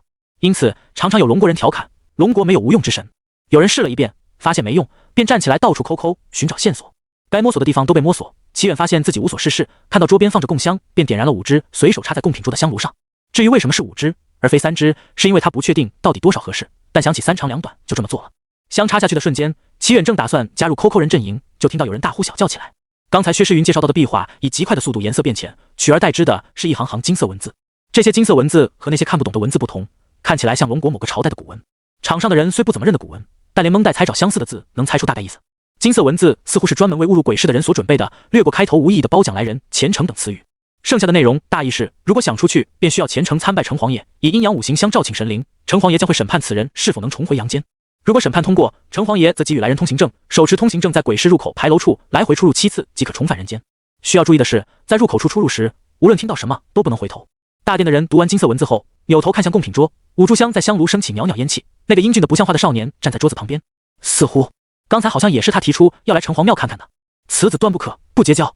程一舟片刻后反应过来，大笑道：“齐远，你小子明明有想法，还藏着掖着，准备给我们一个惊喜是吧？”其他人在来之前也上过香，但上的都是3炷香，他一上就是5炷香，说齐远是误打误撞。程一舟是一点不信，齐远也有些懵，这也行？他看到众人纷纷露出期待的眼神，等待自己的下一步。薛诗云上前2步，走到贡品桌边，接下来我们要怎么做？齐远吃一堑长一智，他很诚实说道：“我不知道，也许照着上面做就能出去了。有多少实力揽多少活，如果是吹嘘他实力的，他会装作高深莫测状，照单全收，反正假的也会变成真的。但像这种不确定的东西，万一他给大家带坑里去了，用一群人的性命让他装一次笔，不至于。照着上面做吗？”薛诗云用手抵着下巴，深入思考齐远话里的含义。其他人也如同薛诗云一般，到了这个时候还相信齐远一无所知的人，绝对是傻子。但是城隍爷都没有现身，怎么照着做？他们不是直接在审判环节卡死了吗？突然，薛诗云猛地睁大眼睛，我明白了。程一舟一时噙着笑容，面上尽是了然之色。其他人也纷纷回味过来，有的和周围同伙对视，露出一切尽在不言中的表情，有的一拍脑袋，这么简单的事，居然还要提醒才能反应过来。走，我们去试试。年轻人脑子转得快，不得不服了。你才40岁，别像个老头一样。吕程再次迷茫地跟上大部队，突然大家都懂了，显得他跟个笨笔一样。他一边深入思考，一边随波逐流来到了牌楼下。我来试试。程一舟摸着牌楼，朝众人说道：“还是我来吧。”程队，薛诗云有些担忧，要是 B 级异能者出事，对每个城市都是不小的损失。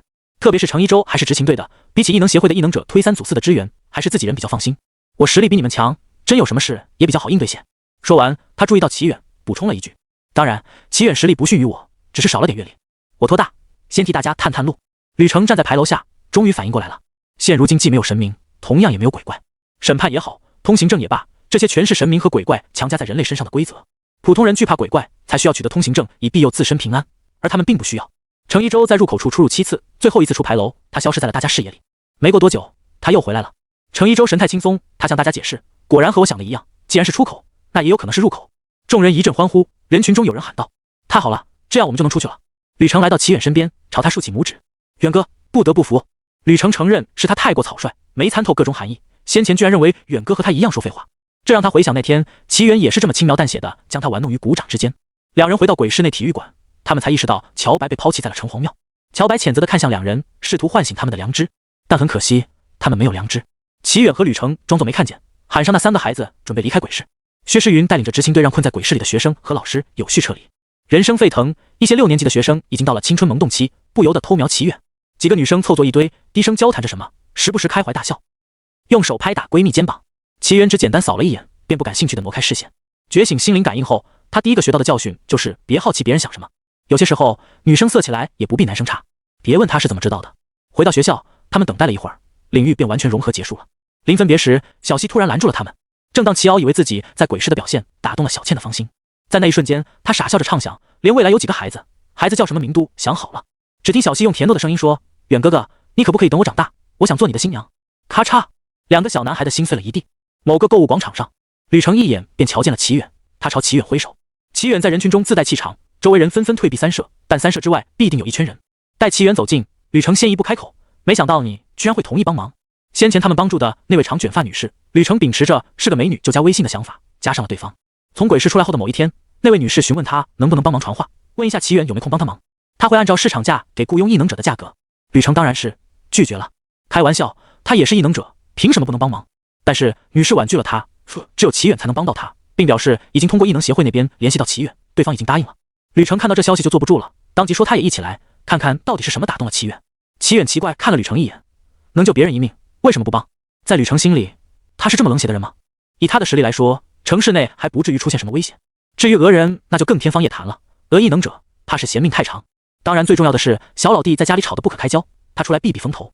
棋盘市第2小学被封了，所有学生被迫转学，齐瑶再也没有借口赖着不走。齐瑶又哭又闹，为逝去的初恋挑战他哥的权威。这段时间，齐远不是椅子被人倒水，就是抽屉里有虫，连齐母都看不下去，要训斥一番小儿子。齐远拉住了齐母，在他诧异的眼神里解释自己不小心坑了老弟。然而小老弟以小人之心夺君子之腹，以为他和老妈说了那件事，索性耍赖哭诉大哥的恶劣行为。和齐母说这件事，小老弟绝对是自找苦吃。天然黑的母亲在说大实话这方面从不失手。齐母听完，怜爱的摸着小老弟的头，语气轻柔的安慰：“没事，就算没你哥，你也追不上。但好在他也追不上你哥，你们是一样的。”小老弟听完母亲的安慰，感动的眼泪都止不住了，哇的一声跑走了。除了小老弟的原因外，还有这位女士给的实在是太多了。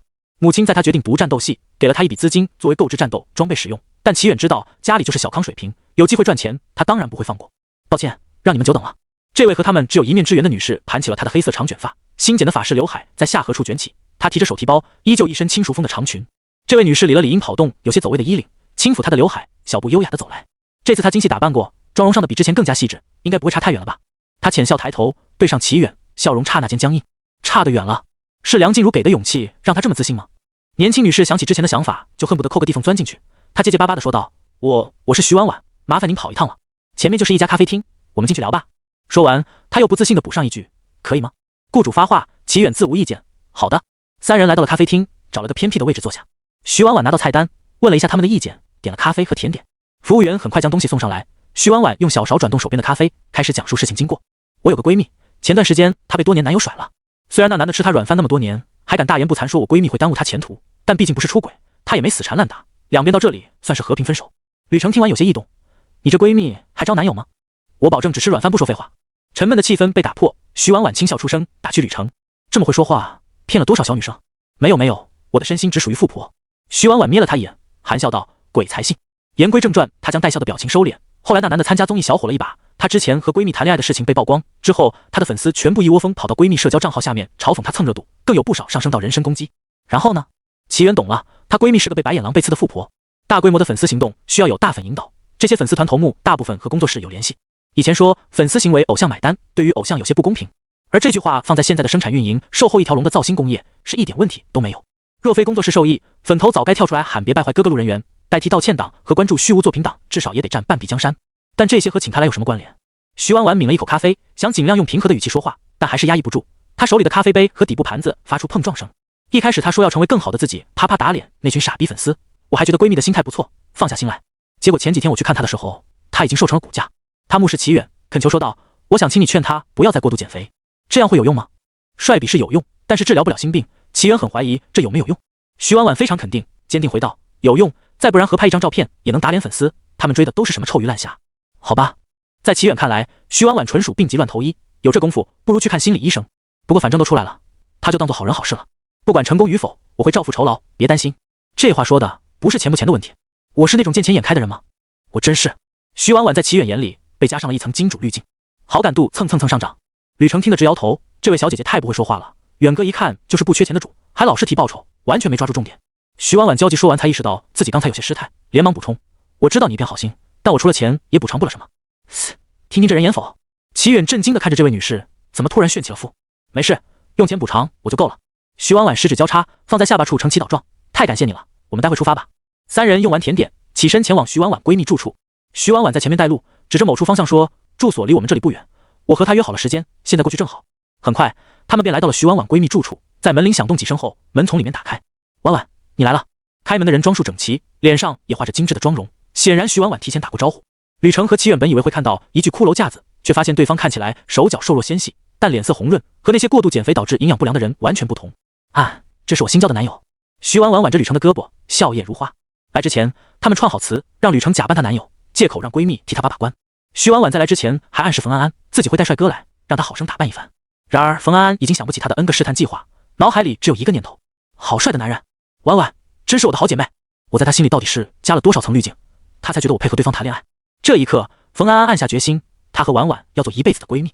这么想完，她的眼神如同犀利的刀尖一般扫向闺蜜男友吕程。抢走我闺蜜的狗男人，使去吧！今天不把狗男人露出的小犄角全部揪出来，她就不配做婉婉闺蜜。安安，你怎么了？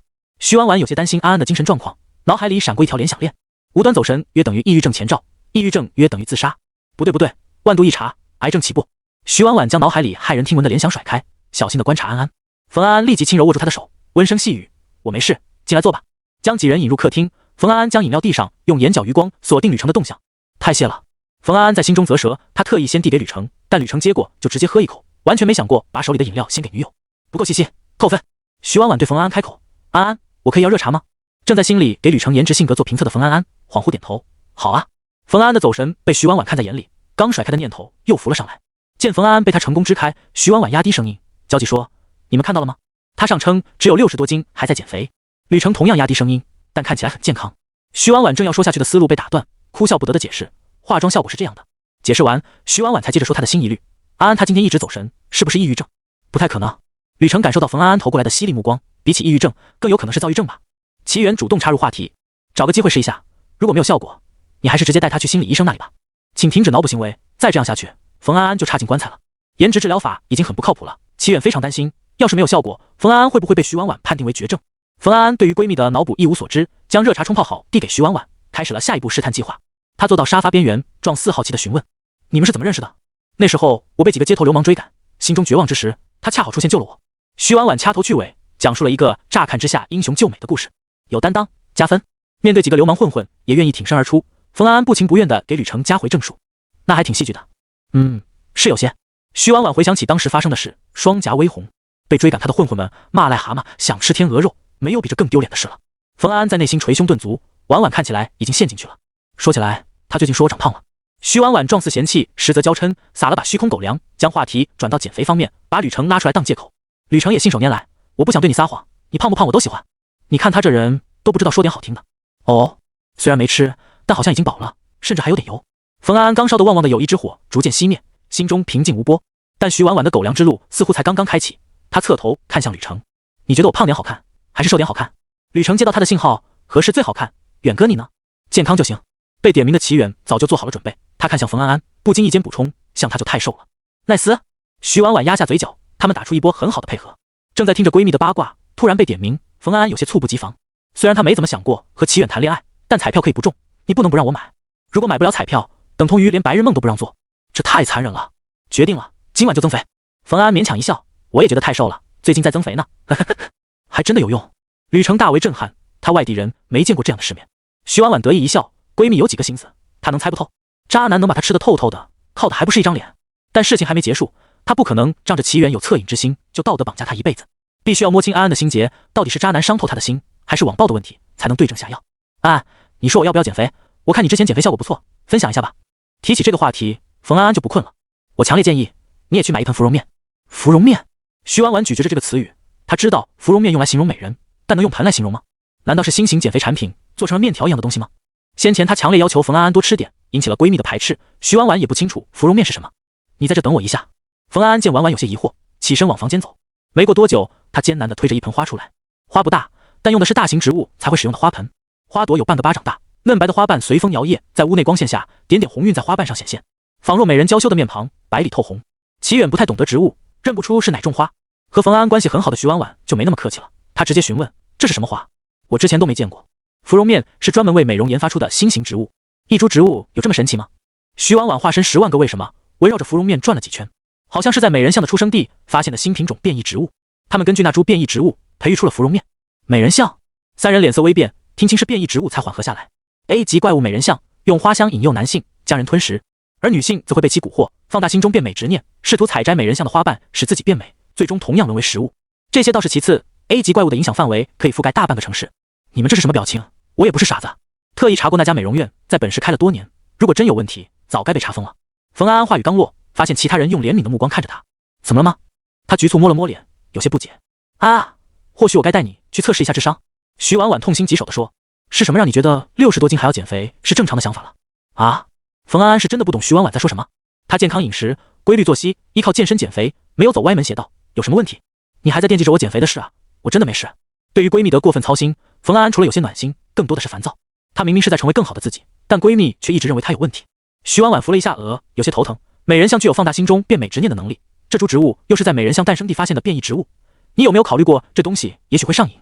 上瘾称得上委婉的说法，徐婉婉更想说你是不是被迷了心智，改变了想法，潜移默化的改变。当事人坚定认为是自己的追求才是最可怕的。齐远似乎明白了为什么有些人会愿意饲养怪物。冯安安似乎被上瘾这个词吓到了，龙国人刻在 DNA 里的抗拒毒品这条规则开始唤醒他的理智。不至于吧，我感觉身体和精神状态很好啊，别看我瘦，但全是肌肉。吕程没了一开始看热闹的心情，他观察冯安安的表情，你身体很好，但是连花盆都搬不动。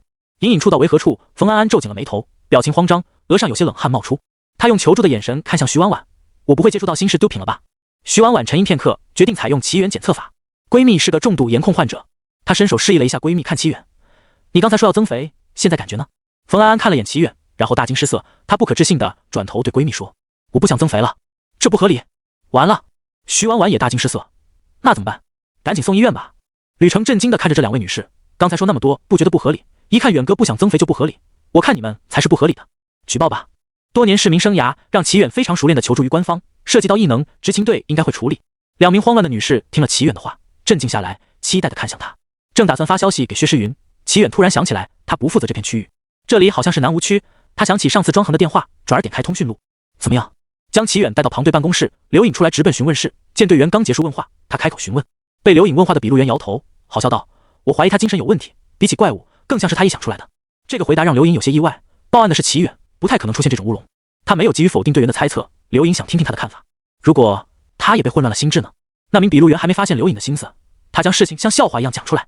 这位女士居然说一名非常帅的男性说她瘦，她却不想增肥，非常不合理，怀疑是某盆花影响了她的心智。花？刘颖低头思索，确实很可疑。齐远说她瘦，她居然不想增肥。对，然后我问她，我也觉得你瘦，你愿意增肥吗？她说你不够帅。哈哈，太好笑了，我还不够帅。笔录员笑着笑着，看到刘颖发射的死亡凝视，讪讪解释：“颖姐，我就开个玩笑，主要这女士说的太离谱了。这花有问题，你问了吗？”问了。笔录员连连点头，摊开手里的文件夹。根据冯安安的说法，他说这盆花的来源于某株变异植物，而变异植物来源于美人象的出生地。他认为芙蓉面，也就是那盆花，具有变美上瘾的功能。我们查看了他出示的美容院消费记录，最近开支确实比以往大很多。美人象牵扯到 A 级怪物，刘颖不由深吸一口气，他抿紧唇。这个变美上瘾的描述和美人象的能力很像。是了，如果是 B 级怪物，齐远没必要通知他们，他也能处理，绝对有问题。立即封锁信息，让报案人暂时留下。啊！笔录员吃惊，这不科学啊！他是哪里没跟上思路？不应该等其他人询问出来，再对比一下几方说法，最后再查证一番。刘颖见他傻愣，不禁催促道：“快去！对了，那盆花记得拿到庞队那里。”哦，好。笔录员不明所以，但他知道刘颖不会无的放矢，在他的催促下，拔腿就跑。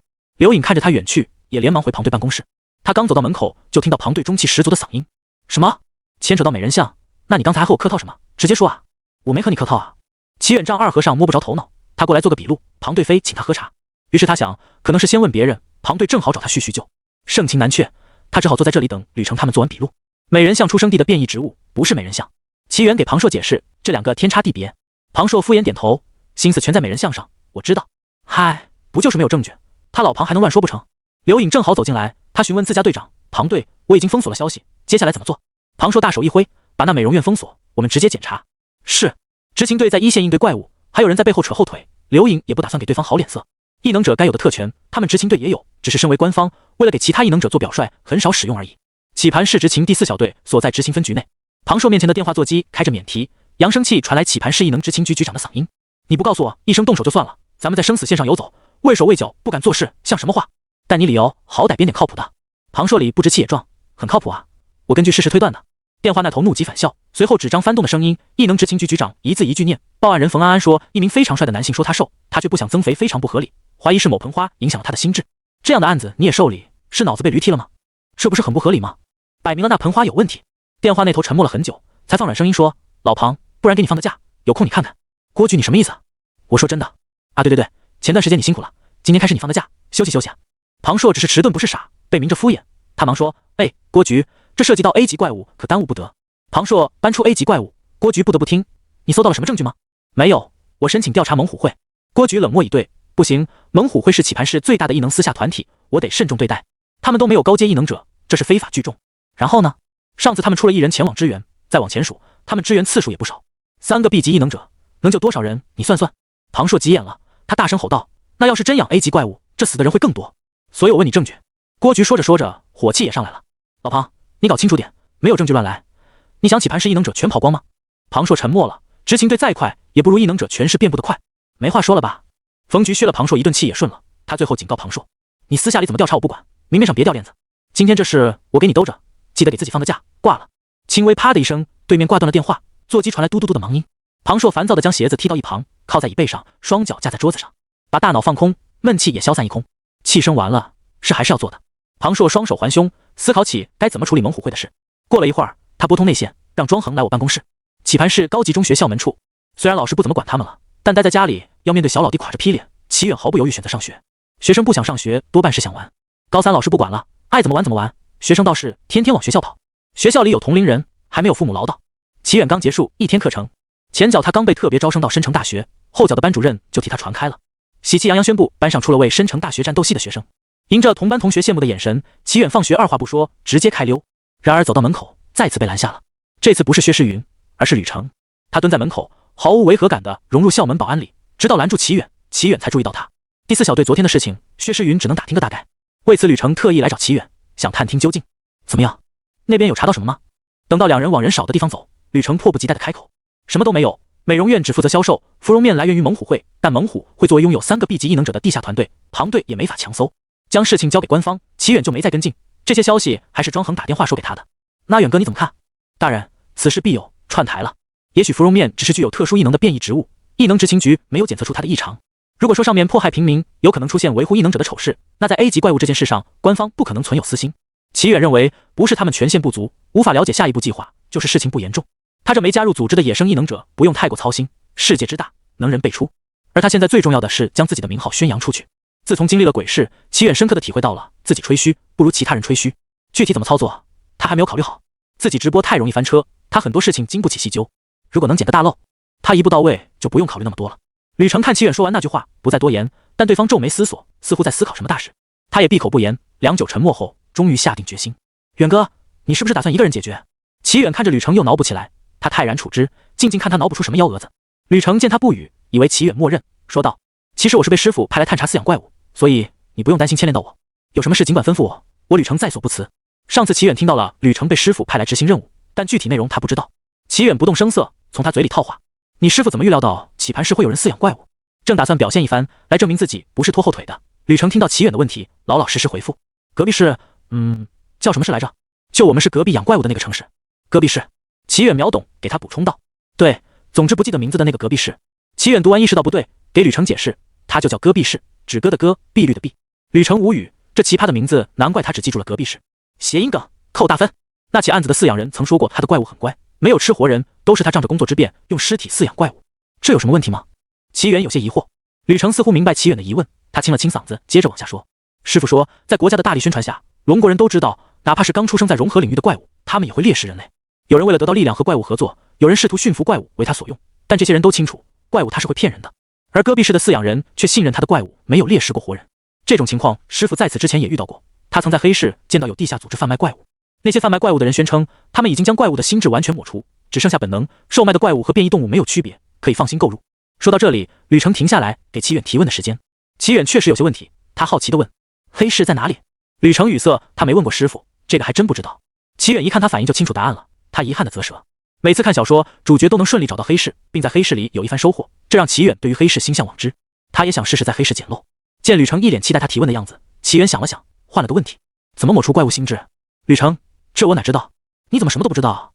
齐远无声胜有声，吕成的心哇凉哇凉的。“我没问题了，你接着说。”不仅没表现成功，反而更像拖后腿的吕成有气无力补充最后的内容：“捕捉怪物难度颇高，而且深城到棋盘室距离也不短。我们推测这个地下组织背后势力不小。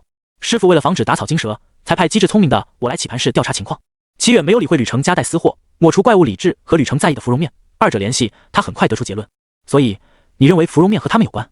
吕成露出赞同的表情：“没错，如果他们捕捉了美人像并抹除心智，售卖给不知情的人，而这不知情人士在此基础上研究出芙蓉面。”随后，吕成补了一句：“当然，这只是猜测，真的能抹除心智吗？”齐远非常怀疑这其中的可靠性。这东西不好放明面上，但私底下作为秘密武器也不是不行。死人终究比不上活人，而作为秘密武器被国家封锁，想流出来都难。当然不行，师傅特意调出了戈壁市案件档案，档案上显示这个怪物背着饲养人猎食了人类，只是饲养人不知道。这证明哪怕真抹除了心智，怪物也会逐渐苏醒。果然如此，齐远心梗叹气：“我明白了。所以你的下一步计划是什么？”吕成期待的苍蝇搓手。知道脚下可能有个定时炸弹，他还真不好作弊上官。事情也举报给了官方，再举报一遍也没什么用，只是他能做的有限，怎么帮还是个问题。他略一沉吟，还没想好，但大致方向已经有了。吕成一喜，他就知道齐远不可能没有计划，还好他来得早。月黑月明星稀之夜，热闹繁华的街道，霓虹灯五颜六色，吸引着来往行人的眼球，街边各色小吃的芬香刺激着人们的味蕾，这里俨然是商业中心。吕成踩在街道上，还有些恍惚与不真实。2-3小时前，齐远跟他说事不宜迟，我打算直接行动。他就一路跟随齐远来到了这里。随着天色变暗，吕成猜想齐远打算趁着黑夜行动，潜入猛虎会，调查清楚来龙去脉。他正鬼鬼祟祟掩藏身形，却没想到齐远直接穿过繁华的街道，来到了娱乐城的前台处。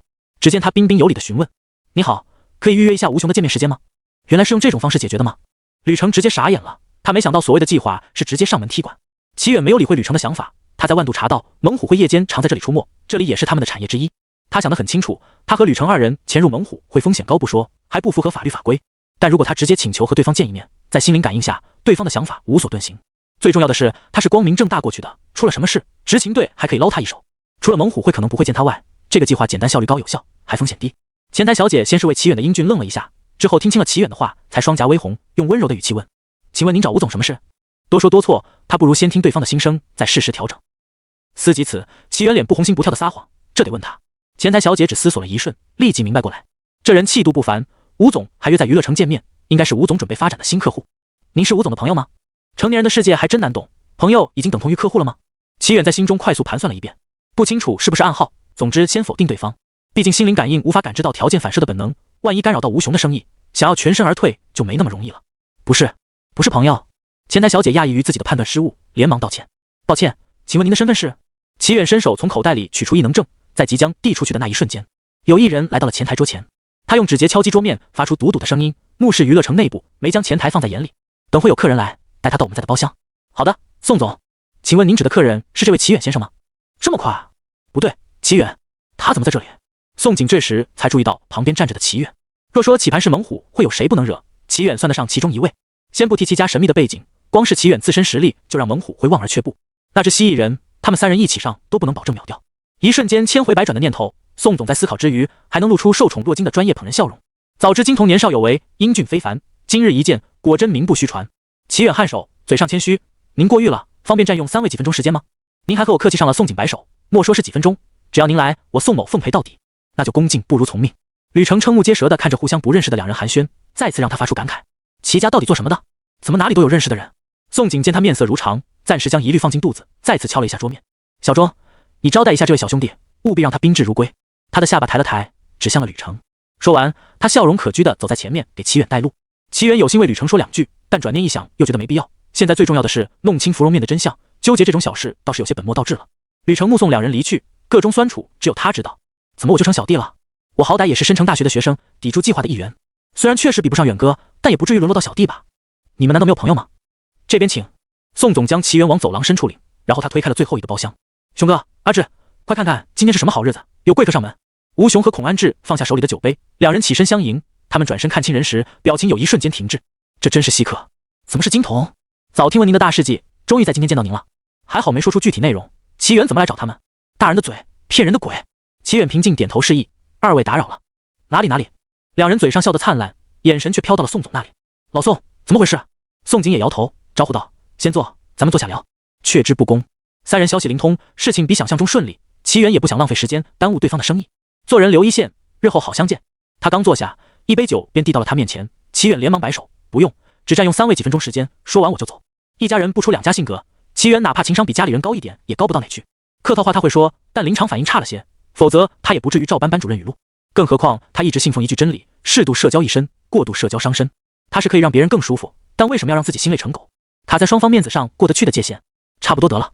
这三人反应也不慢，能成为本地地头蛇，什么性格的人用什么话应对。金童想要长话短说，他们也不至于上赶着招人烦，全部做出一副洗耳恭听的样子。吴雄作为三人代表说道：您请说。谢谢，请问芙蓉面是你们研究的产物，还是别人卖给你们的？齐远也不绕弯子，直指核心。这三人脸色不太好看，美容院前脚才被执勤队封查，后脚齐远就找上门，任谁都能猜出这其中的联系。他们是尊重强者，也不代表被扇了巴掌还笑脸相迎。吴雄将酒杯重重磕在桌上，语气不善：这是商业机密，无可奉告。如果您要接着说这个话题，恕我们无礼了。齐远没被这大阵仗吓到，哪怕他不是异能者，听到对方盘算怎样才能既表现强硬又不得罪人，他也害怕不起来。他将胳膊架在腿上，双手食指交叉，眼神淡漠：我就直说了，起盘室周围发现大量人类尸骨，话不用我说的更明白了吧？此话一出，三人惊愕失色，但很快调整好状态。这次他们才是真正的失态，刚才那副面色不善的模样不过演出的一场戏。不管是不是真的，吴雄当即给予否定的回复，将事情撇开。您说笑了，芙蓉面是变异植物，和人骨没有关联。是啊，我们销售出去不少芙蓉面，没有出现任何问题，而且我们也没有喂食过尸体。宋总和孔安志你一言我一语补充上了细节。说完后，他们也认定芙蓉面不可能牵扯进去。这件事比较大，执勤队和金童这么敏感也无可厚非。既然不是刻意针对他们三人暂时放下了先前的不快。齐远不说话，安静地听着他们三人的心声，从零散的碎片中找出有用的信息。气氛再次降到冰点，吴雄三人有些惴惴不安。不同的是，刚才是他们主动示威导致的，而这次是他们被动的。几人相顾无言，在沉默的氛围下，他们也开始回忆是否漏了什么疑点，芙蓉面又有哪里不对。于是他们惊恐发现，的确有很多疑点。范谷也就是供应商，他说花朵娇嫩，需要专业人士呵护，他们需将客户名单提供给范谷，方便对方上门维护。另外，范谷提到为了掩护商业机密，需要他们提供运输渠道。细细思来，这条渠道路线包含了医院、殡仪馆和进出城。他们也不是没眼尝过对方的商业机密，但范谷实力不差，他们下了几次手都没有成功。如今想来，实力这么强，为什么不和官方打交道，偏偏找上他们？因为一些原因，植物无法量产，又是什么原因？诸如此类，三人感觉后颈发凉。他们在棋盘室当土皇帝好好的，饲养怪物对他们百害无一利，牵扯进这样的大事，异能者身份也保不住他们。龙国对于饲养怪物向来是零容忍的，这事他们可以回头调查，但现在绝不能认下。然而齐远是释然说出的内容让他们心下一紧。我收到的情报，你们给他们提供一条包含医院、殡仪馆以及出城的运输渠道，这就是你们说的没有问题。刚收到的情报也是收到情报，齐远直接拿来就用。这群人还想隐瞒情报，撇开关系，不同于他装出来的高傲，这群人是真把自己当祖宗了。齐远发现他的心态也没想的那么好。三人的花花肠子不少，在他指出问题后，他们依旧不打算配合，而是想着甩锅。本来他只是抱着探听一番消息，又不会掉块肉，现在他很肯定这其中有问题。齐远不想和这三人绕弯子，挑明了说，现在你们去举报，万一真有问题，你们还能将功赎过。但如果延误时间，造成重大损失，我会向执勤队检举你们。说完，齐远察觉他有点上头，不够严谨，又补充了一句：当然，没有问题是最好的。说完，他起身就走。信息已经到手了，他还上头输出了一波，不赶紧开溜找官方爸爸庇护，还等什么？在他走后，宋景和孔安志看向大哥，等他拿定主意。吴雄沉默许久，他拿起桌上酒瓶，咕嘟嘟灌了半瓶下去，然后将酒瓶一摔。找郭局，熊哥，真要这么做吗？是啊，执行局那边肯定比我们着急，我们拖着还能和执行局谈判。吴雄抬手打断他们俩，齐家大少连我们和范谷合作的运输路线都查到了，你们还要抱侥幸心理，自断后路吗？宋总二人张嘴欲言，却再次被吴雄打断了。他手指点着桌面，将他顾虑掰开揉碎了，说给两人听。齐家少爷今天上门，就是提醒我们好好配合，将功赎过，到时候放我们一马。丢点面子是小，你们好好想想，万一真出事，我们哪怕跑出去了，能不能防得住齐家报复？能不能防住齐家报复？宋总和孔安志均不语，这问题答案非常明显，不能。他们和范谷合作，尚且对他一无所知，而齐家却能查到他们和对方合作，连同合作内容一并查出。反观他们，猛虎会对齐家知之甚少，齐家甚至只是个代号。这只是他们通过齐远这个名字获取的姓氏，很难保证齐远并非假名。多么可怕的背景势力！齐家似不存在，又无处不在。吴雄也满脸怅惘，这步棋实属无可奈何之举。主动选择和被动选择，二者感受天差地别，不仅仅是被胁迫的耻辱感，还有被他人看穿的窘迫，仿佛是在告诉他，就这点小聪明，还是别出来贻笑大方了。行了，咱们兄弟三最初那段时间比现在还难，别丧着脸，没得选就拿出点态度，把事情办得漂漂亮亮的。吴雄分别将左右手放在不是亲兄弟甚似亲兄弟两人的肩膀上，拍了拍安慰他们。娱乐城周围的一辆车上，庄恒看到齐远出来，立即向上级汇报。齐远先生出来了，表情没有太大变化，但同行的吕程看起来好像特别高兴。联络器那头的刘莹指挥道：先别管，我们目的主要是盯紧猛虎会，调查芙蓉面的来源。相信金童有消息会和我们主动联系，注意别太莽撞，我们是私下调查，不能被抓马脚。好的，我的手机提示有电话进来，是齐远先生的来电，你先接，我让其他点位的队友替你监视一下。庄恒应声接起了电话，电话通了。另一边，齐远将乐不思蜀的吕程推到一边，拨通了电话。晚上好，齐远先生。齐远听得出庄恒声音中夹杂的兴奋，而且只有喜没有惊，他似乎有所预料自己将会说什么。他脑海里浮起一种猜测，你们在盯着猛虎会吗？庄恒有些意外，但齐远先生实力强悍，被发现是理所当然的。是的，果然被您发现了。齐远看了眼吕程，今天被这家伙给带偏了，他就知道官方怎么可能没有行动，只是他权限不够，没有被告知。既然如此，他先前的选择没有错，应当把事情举报给官方，而不是自己吭哧的干。我从吴雄那里得知，芙蓉面的供应商是范谷，他是个约40-50岁，身高1.75米左右的男性，其中一个联络地址是在。他将心灵感应的信息一股脑告诉庄恒。说完，齐远感觉无事一身轻。他相信国家的力量是强大的，也许在某些阴暗角落会有老鼠，但母亲能独自一人将他带大，除了母亲的坚韧和努力，还有国家给予的安稳社会体系。所以，看在我如此努力的份上，官方爸爸什么时候招揽我？齐远挂掉电话后，惆怅地看了眼吕程，做人果然不能不上不下。吕程从通话时就欲言又止，现在逮到机会，立即将心中疑惑问了出来。这么告诉他们没问题吗？师傅说过，售卖怪物的势力很大，有可能执勤队里面也有他们的人。齐远久久地凝视了他一眼，摇了摇头，这人脑袋开脑洞，开到脑袋空空。你觉得他们售卖没有完全抹除心智的怪物，还会有售后服务这一项吗？吕程满脑子的阴谋诡计在这一瞬间停止运转，闹了半天他和空气斗智斗勇，可他们为什么要这么做？以他们的实力，筹备资金去抢也比售卖怪物更快。我不知道，也许范谷被抓了，你可以问他试试。齐远摊手，这个组织还是吕程告诉他的。吕程反过来问他上哪儿得知这个问题的答案？远哥，你去哪？吕程见齐远渐行渐远，忙喊住了他。你不回家吗？这就回家了。吕程吃惊道。你还有什么安排？信息获取比他预计的还要顺利，齐远想不出还要做些什么。吕程摸摸脑门，今天似乎做了什么，又好像什么都没做。他想象中的获取情报，他们趁着夜黑风高潜入猛虎会，通过击败小弟套取线索，然后推断出下一个线索，一环扣一环，打草惊蛇，引起混乱。这里不是融合领域，万一他们对市民下手，我们很被动，不如分成2队，一队监视猛虎会，一队监视范谷，等找到证据再向郭局申请支援。刘莹也不负庞硕的期望，将他的顾虑娓娓道来。庞硕摸着没来得及刮的胡茬，尽管不符合他的性子，但他知道事情轻重缓急。最终他点点头，按你的意思来吧。庞硕将要把命令吩咐下去，会议室的门被推开。不错嘛，老庞，你要是平常像现在这样多考虑，我也不至于那么头疼。郭局，你什么意思？庞硕没有回头，光靠嗓音认出了来人。会议室外的执行员探头往屋内偷瞄，郭局身后还有3人。庞硕认出来这是掌控猛虎会的吴雄3人，他瞬间变了脸色。吴雄3人居然全到会议室门口了，他的队员到底在监视什么？郭局看出老下属的心思，将话题转开，装作他们互相不认识，给他们介绍起猛虎会。这是吴雄、宋景和孔安志3位英雄，帮过我们起盘师不少的忙。刘颖在后面一提庞硕，庞硕回神，挤出笑容，幸会幸会。吴雄上前一步，拱手道：“哪里哪里，庞队这般为国为民，我等惭愧。今天来不为别的，听说你们在找芙蓉面，我们有些线索要提供。”这个展开让会议室内的人有些意外。庞硕和刘颖不着痕迹对视一眼，两人决定先看看对方葫芦里卖什么药。都别站着了，先坐下聊吧。郭菊摇头，刘颖平常挺聪明一姑娘，怎么也不知道让他们坐下。难道和老庞待久了脑子会不好使？几人坐下后，吴雄三人显得比他们还着急，迫不及待开口。我就长话短说，他们三人默契配合下，将重点讲得明明白白。一，他们原先觉得执勤队给的理由太过扯淡，所以才不配合。二，后来他们和某人聊过后，发觉执勤队或许是对的，以防耽误时间，主动来找。三，他们提供运输路线，让猛虎会的兄弟和执勤队一起尽快找到证据。我们真的不知道芙蓉面是这样来的，大家都是棋盘人。如果棋盘室有难，需要帮忙，我们三人绝不推脱。吴雄最终补充道。刘颖和庞硕有点怀疑他们的用意，但他们三人和齐远说的信息大差不离，于是也不再纠结吴雄三人来意。庞硕立即集结了第4小队，在猛虎会配合下深夜出发。没有打开警灯和鸣笛的执勤车在无人的马路上呼啸而过，后面还跟着猛虎会的豪车。不多时，殡仪馆和医院被收买人审问的供词以及成交大量人骨的照片摆在郭局面前。这位棋盘市异能执勤局长面色铁青，他发现人骨数量比戈壁市的案子还多。尽管在吴雄三人找来时就有所预料，但还是超过了他的心理预期。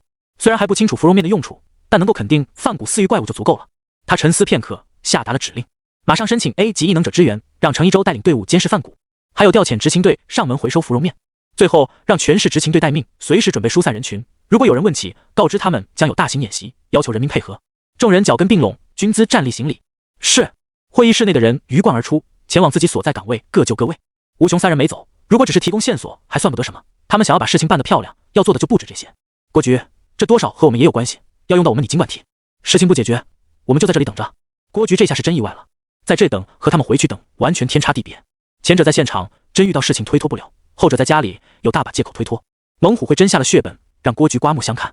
他此刻真心认为猛虎会是棋盘市优秀地下团队代表。郭局深吸一口气，沉声道：“三位高义，我郭某佩服。程队，大半夜来紧急任务啊！”染着黄毛的青年打着哈欠，把执勤队制服穿得松松垮垮的。程一舟言简意赅：“快点 ，A 级任务。”黄毛青年当即打开车门，钻入车内关门，一气呵成。车上负责情报的队友盯紧屏幕，指尖在键盘上飞舞，嘴上不停地给他们输出情报。我们的任务是监视范谷，此人疑似饲育 A 级怪物美人象。范谷，男，46岁，身高1.76米，他外貌照片我发至你们的联络器中，注意查看。前30年他的人生轨迹正常，于34岁时受到戈壁市的某个异能团体打压，自此生意破产，家庭破散。从那以后，他加入反异能者邪教，那个反异能者邪教后来不知道出了什么问题，集体失踪，初步怀疑系范谷所为。之后，范谷辗转到我们城市，他和猛虎会合作销售一种名为芙蓉面的花卉。前一阵子，第4执勤小队接到一名女子的报案，负责情报的队员念到后面卡壳了，他怀疑自己的眼睛出错了，把眼珠瞪得溜圆，又揉了揉眼睛。老王，你行不行啊？黄毛将双手放在后脑勺处，嘲笑他。老王冷嗤一声，将屏幕推到他面前，这么能耐你来啊？黄毛笑了，别的不会，嘴皮子他还能不利索？来就来。他盯着屏幕，找到了刚才老王断掉的地方，快速往下浏览。这位女子声称，黄毛吭哧吭哧，这上面写的都是什么？他怀疑是不是资料出错了。程一舟伸手调整屏幕，他顺着资料往下浏览，快速将后面的内容念了出来。这位女子声称一名非常帅的男性说她瘦，她却不打算增肥，十分不合理，怀疑是某盆花影响了她的心智。第4小队接到报案后，展开一系列调查行动，但一无所获。随后，郭局接到猛虎会报案，他们宣称怀疑合作销售的芙蓉面有问题，请求立案调查。根据猛虎会提供的线索，第4小队调查审问了医院和殡仪馆涉案人士，并成功找到了大量人骨尸骸。满座寂静，程队说的话每个字都听得懂，但组合在一起仿佛不是人话。良久过后，有人打破沉默：“程队，你是不是念错了，或者少念了点什么？”其他人看向程一舟，他们非常赞同这句话。没有。程一舟将眉头皱成川字，这个很帅的男性描述让他想起齐远这个人。哈哈，现在的执勤队连这种离谱的案子都受理吗？有人干笑2声，把心中疑惑说了出来。但他们还真找到了大案子，你不得不服。猛虎会什么时候这么好说话了？这效率还是昨天的案子，今天就解决了。程一舟将屏幕推了回去，把越讨论越偏的话题终结。行了，现在不是讨论这个的时候。改装后的面包车摇摇晃晃驶入街道，在某栋偏僻楼下停了下来。几人发出轻微的响动，从车内有序下来。特别执勤队顺着楼道往上走，来到了一间房间。嘟嘟嘟，里面很安静，没有声响。又过了会儿，门从里面被打开。程队，程一舟颔首，全当打了招呼。我们来监视范谷，他在家里吗？是，我们接到命令，第一时间赶过来了。好的，辛苦了，带我去看一下。程一舟随这位执勤员来到屏幕前，简陋的台前还摆放着几个望远镜。他拿起望远镜，透过窗口望向对面楼层。范谷躺在床上睡觉，他睡得不是很安稳，翻身调整了姿势，似乎有哪里不对。程一舟侧头思索，片刻后他明白了。他低声询问旁边的人：“他睡觉开窗？”他的窗户开着一条缝透气，但窗帘是拉上的，我们依靠异能调整风的方向，间接使他的窗帘轻微挪动。有确认过是本人。我们来的时候，他还没有睡觉。范谷在睡前检查过窗户，将窗户关成一条缝，是本人没错。他们在搜集证据前已经蹲守在这里监视了，为的就是以防万一。虽然没有证据，但程一舟的直觉告诉他不对劲。特别执勤队员一直倾听他们对话，老王突然插嘴：“这里面很可能不是范谷了。你从哪里猜出来的？”程一舟虽然打心底赞同老王的话，但事情不能按照直觉来做。一个有秘密的人，他会一直保持窗户大开吗？放在平常人身上，这些举动没有问题，但放在身怀秘密的人身上，这些举动十分违和。你说的对。程一舟借助道具和异能，于空中几个跳跃翻入范谷的阳台。他用力拉开窗户和窗帘，映入视野的是一个陌生男子，他躺在床上酣然入睡。程一舟打开房门，检查了一遍范谷的家中。片刻后，他打开范谷的家门，他的队员们赶到了门口。队长不在了，人应该早走了，快探查一下往哪里走。程一舟的命令下达后，他的队员开始行动起来，有的叫醒了那名陌生男子，有的依靠异能探查范谷离开的方向，有的调出周围的监控找线索。仅仅过了几分钟，信息便收集的差不多。程一舟没有问结果，而是先回到改装的面包车上。特别执勤队一路上默契的没有交流，他们回到车上才开始轮流讲述线索。陌生男子并不清楚自己是怎么来的，但队伍内具备回忆再现异能的成员帮助他回忆起消失的片段。他追寻着一股奇异花香，来到了范谷的房间。与此同时，黄毛也根据残余气息嗅到范谷离开的方向，跟着小黄说的走。了解完全部信息，程一舟将事情汇报给郭局。事情有了失控的迹象，程一舟紧锁眉头，做好了拼上性命战斗准备。他们这次没有遮遮掩掩，全力开往范谷所在的方向。某栋居民楼天台处，你能量够了吗？不够还有。范谷迷恋地抚摸着美人像的花瓣，晶莹剔透的花瓣在月光下闪烁，宛若精细雕琢的工艺品。花瓣根部晕染浅粉，于花蕊中心藏有半个人。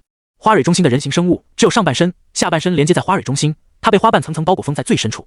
透过剔透的花瓣部分，可以观察到花蕊中心的人形生物身形同样飘渺，它肌肤似玉，容貌疏丽，粉色的长发衬得她如同桃花仙子一样。她的眉头平起，宛若娇嫩的女子，自有一番楚楚可怜的风姿，让人忍不住想抚摸她的脸颊。范谷看着几米高的美人像，心生怀念。曾经的她只有半人高，而如今已成长到可以开花的地步。范谷非常庆幸当时选择加入反异能者协会，若非如此，他无法与小蕊相遇，相知相守。他期待这天很久了。小蕊曾说过，待他开花之时，他们便能结为夫妻，永不分离。看来是不够啊！胸膛传来剧痛，范谷不可置信地低头。一根猩红似人类包皮的肌肉般的根须贯穿了范谷的胸膛，根须向上鼓动，像是输送着什么。几息之间，范谷变成干枯的人尸，人尸被根须上张开的人口啃食，很快只剩骨头。这具骨架被丢至一旁，和范谷运输给美人像的人类一样，静静地躺在角落。有了他提供的营养，美人像在月光下舒展花瓣，层层叠叠的花瓣绚丽地展开，折射出迷人的光芒，和下半身狰狞可怖的根茎形成了鲜明的对比。位于中心的美人慵懒地舒展身体，一颦一笑带着勾人的韵味。从此以后，你在我体内，我们永不分离。我很好地完成了你的愿望。伴随着花瓣展开，一股米粒诡谲的花香霸道地向四周扩散。居民楼内昏迷的人类以奇怪的姿势爬起，他们以同样的步伐和频率向美人像靠近，他们跪伏在美人像周围。美人像欣然接受了他们的朝拜，让他们与他永不分离。他并不清楚自己为什么会降级到 B 级，但他依靠特殊能力成功蛊惑人类自相残杀，并让范谷成为他的傀儡，为他收集食物。自有记忆之时，他很少有放开吞食的机会。明明理智告诉他应当收手逃离，他还是这么做了。源源不断的进食让他处在慵懒迷醉的状态，直到一群人类来到了他身下的居民楼。他垂下一双美眸，这是一直追赶他的执勤队。面若桃花的脸出现笑意，他放肆畅快地笑着。躲躲藏藏这么久，也许我该给予一些报酬来感谢他们了。面包车追踪范谷来到人口密集的居民小区，程一舟的不祥预感越来越强烈。抬头看到那株几米高的花，不祥的预感终究是成了真。这片区域巡逻的执勤队已经不知所踪，不管程一舟怎么调频道都无法接通。正当程一舟打算联络郭局，郭局的联络也适时来了，立即封锁范谷所在区域，安排周围居民撤退。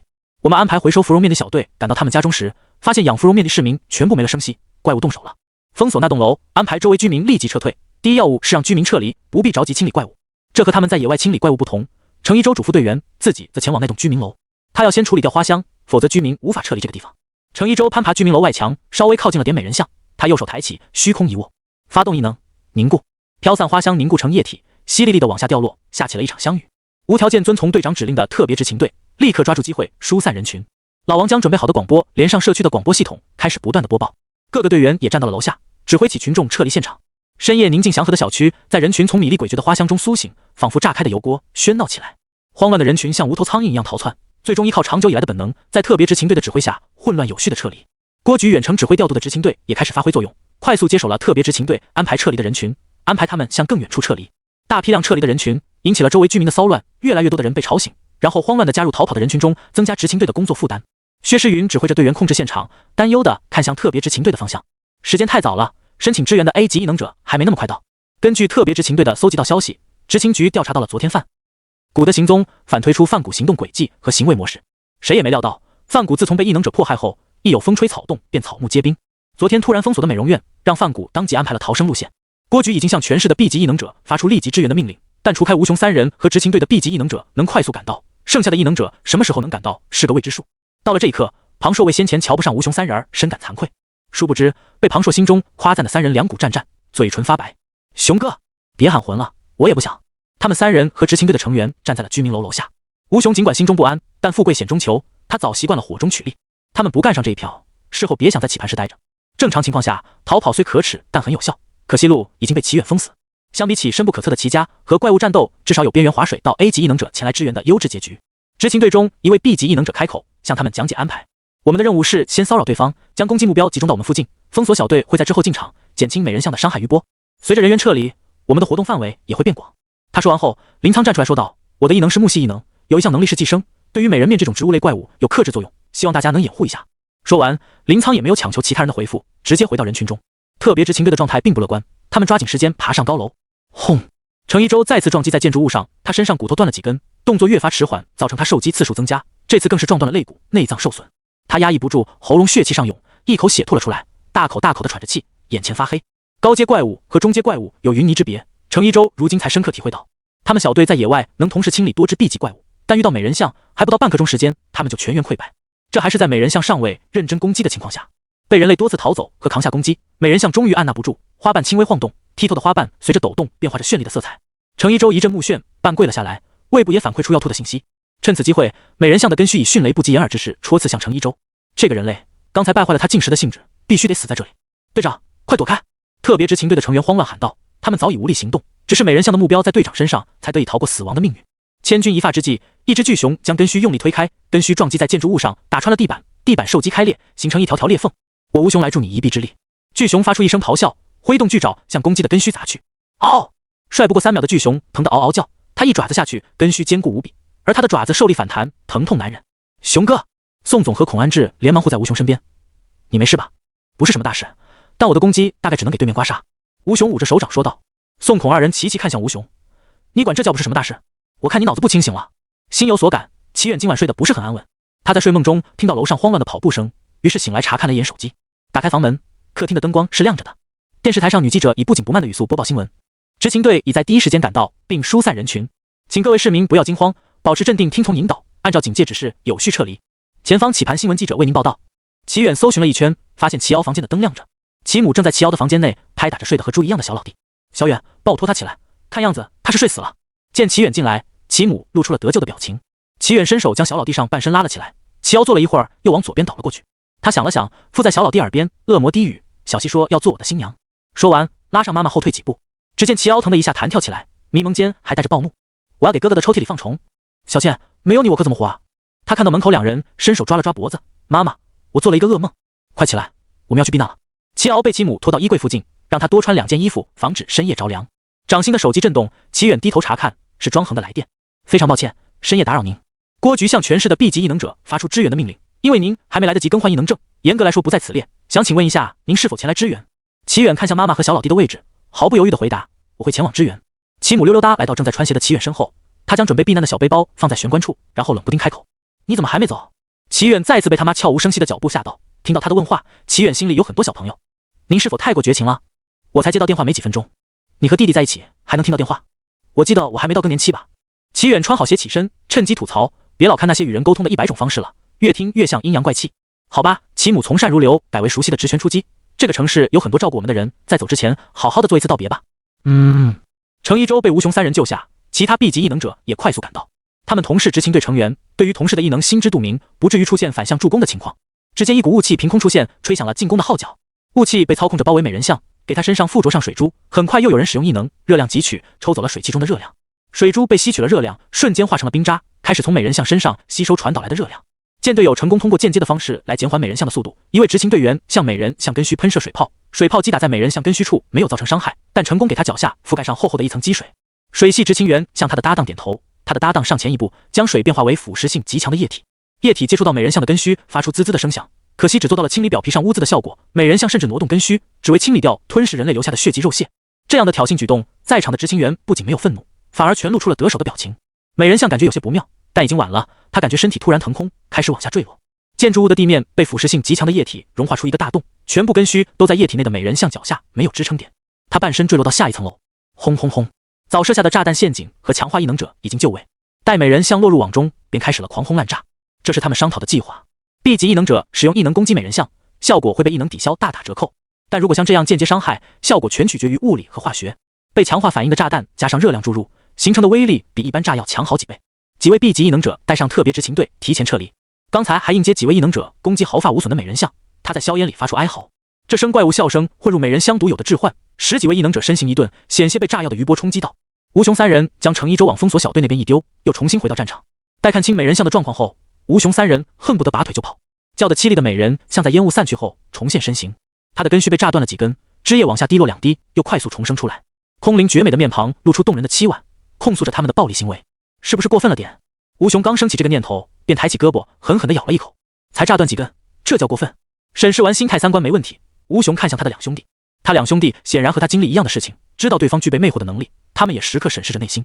美人相见没人上当，角色脸庞上浮现恼羞成怒的表情，他的花瓣开始层层叠叠闭合，上半身也蜷缩进花房里，根须向下延伸，扎进土地中。在他扎根于土地后，根茎快速生长，很快生长至几10米高。几息后，闭合的花瓣重新绽开，于花心中有花粉喷射向天空，花粉在飞至一定高度后停下，往下掉落。月光洒在这些花粉上，花粉闪烁柔和的光线，宛若在天上挂着的繁星。虽然不清楚花粉的作用，但花香的魅惑效果警示着封锁小队长，他立刻做出了判断，把花粉拦下，别让他越过我们的封锁线。队长晚了。撤离的人群拥挤着前面的人，还不忘紧张盯着战斗的方位，生怕执勤队出了什么事，他们来不及撤离。突然空中闪烁着星星点点的光芒，意识在这里停滞不动，脑海里开始浮现美人像的绝世容颜。他们以同样的步调转身往回走。封锁小队被蛇身回来的人群推搡着，小队长在慌乱中指挥道：封锁现场，别让人群进入战场。说完，小队长立刻联络在外疏散人群的执勤队，我们需要帮助，你们尽快赶过来帮忙。本来是保护人群不被余波所伤，现在被人群冲击，他们夹在中间哪边的事都做不了。在外的执勤队很快赶到，有人上前施展异能控制住人群，其他人将他们制服，推上了简陋的板车，让后勤人员将他们拖走。突然异变横生，猩红的根须从地面钻出，扎入人群中，捆绑住拖入地面。混乱的场面下，几位 B 级异能却无从下手，他们承担着美人向大部分根须攻击，尚且自顾不暇。被激怒的美人像没有花费太久的时间，便将几位合力的 B 级异能者扫落出去。如若不是临仓依靠寄生汲取美人像的能量，在最关键的时候发挥作用，他们早就尸骨无存了。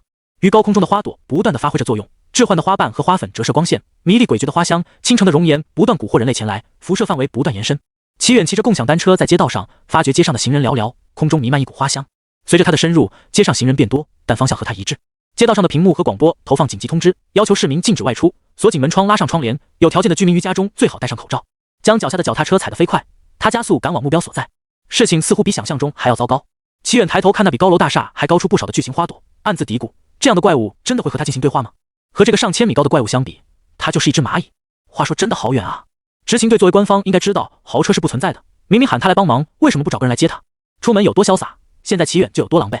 他吭哧吭哧的将共享单车踩得飞起，来到美人像所在之处。现场遍地狼藉，异能者和美人像的战斗范围相较之前扩大几10倍，他们已无暇顾及普通人是否撤离。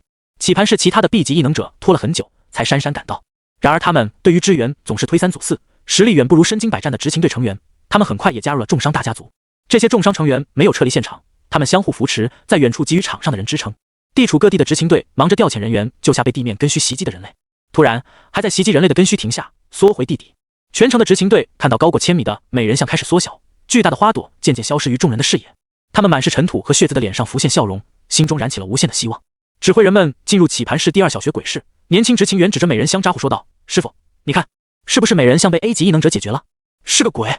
年长的执勤员敲他脑袋，这么多市民听着，说话要负责。年轻执勤员捂着脑门，说就说别动手嘛。没见识的小子睁大眼睛好好看，这是他们准备战斗了。那为什么要缩小回去？你傻呀，那么大身体，万一打不过跑都跑不掉。A 级异能者可不是吃素的。哦！于棋盘室众人注视的中心，现场士气大涨。一直苦守在这里刮痧的 B 级异能者感觉曙光降临。不同于市民可能不会注意本市有哪些强者，这些 B 级强者手里都有专门收集信息的渠道，金童大名在他们中无人不晓。原先他们拿不准金童的实力，现在他们非常确定金童的实力绝对在 A 级之上。刚刹停了共享单车，确认 Abby 显示停止计费，齐远迎上了众人期待的目光。看我干嘛？那边才是 A 级异能者。早知道 A 级异能者能这么早来，他就不用紧赶慢赶了。齐远将目光投向和他顺路的颓废男，他看起来约20-30岁，皮肤苍白，走路姿势和他的表情一样丧得不行。处于视线焦点的齐远一举一动都能牵动众人的反应，他们也随之看向齐远看的方向。什么也没有。金童在看什么？难得被众人注视，薛失踪意外地回视齐远，居然有人能够发现他的行踪，这人实力绝对不弱。灿金色眼睛，年纪在17、18岁，长相不凡。原来如此，是妹妹提到的尹氏家族子弟齐远。美人像同样侧头看向薛失踪的方向，用酥软媚人的声线轻声说：“原来还有一个人，真是看得起我，直接出动了2位 A 级异能者。这么近我居然没发现，这2人实力不俗，看来要有一场恶战了。”众人惊骇，他们完全没看到人，但美人像和金童不会合伙起来骗他们。他们屏住呼吸，凝神看过去，真的在刚才的位置上看到了薛失踪。2人一怪，3个 A 级实力的家伙，尽管还没有动手，这些 B 级异能者已经不敢大喘气，全神贯注看向场中。程一舟察觉耳机里传来了响动，是郭菊的声音。A 级异能者赶到了吗？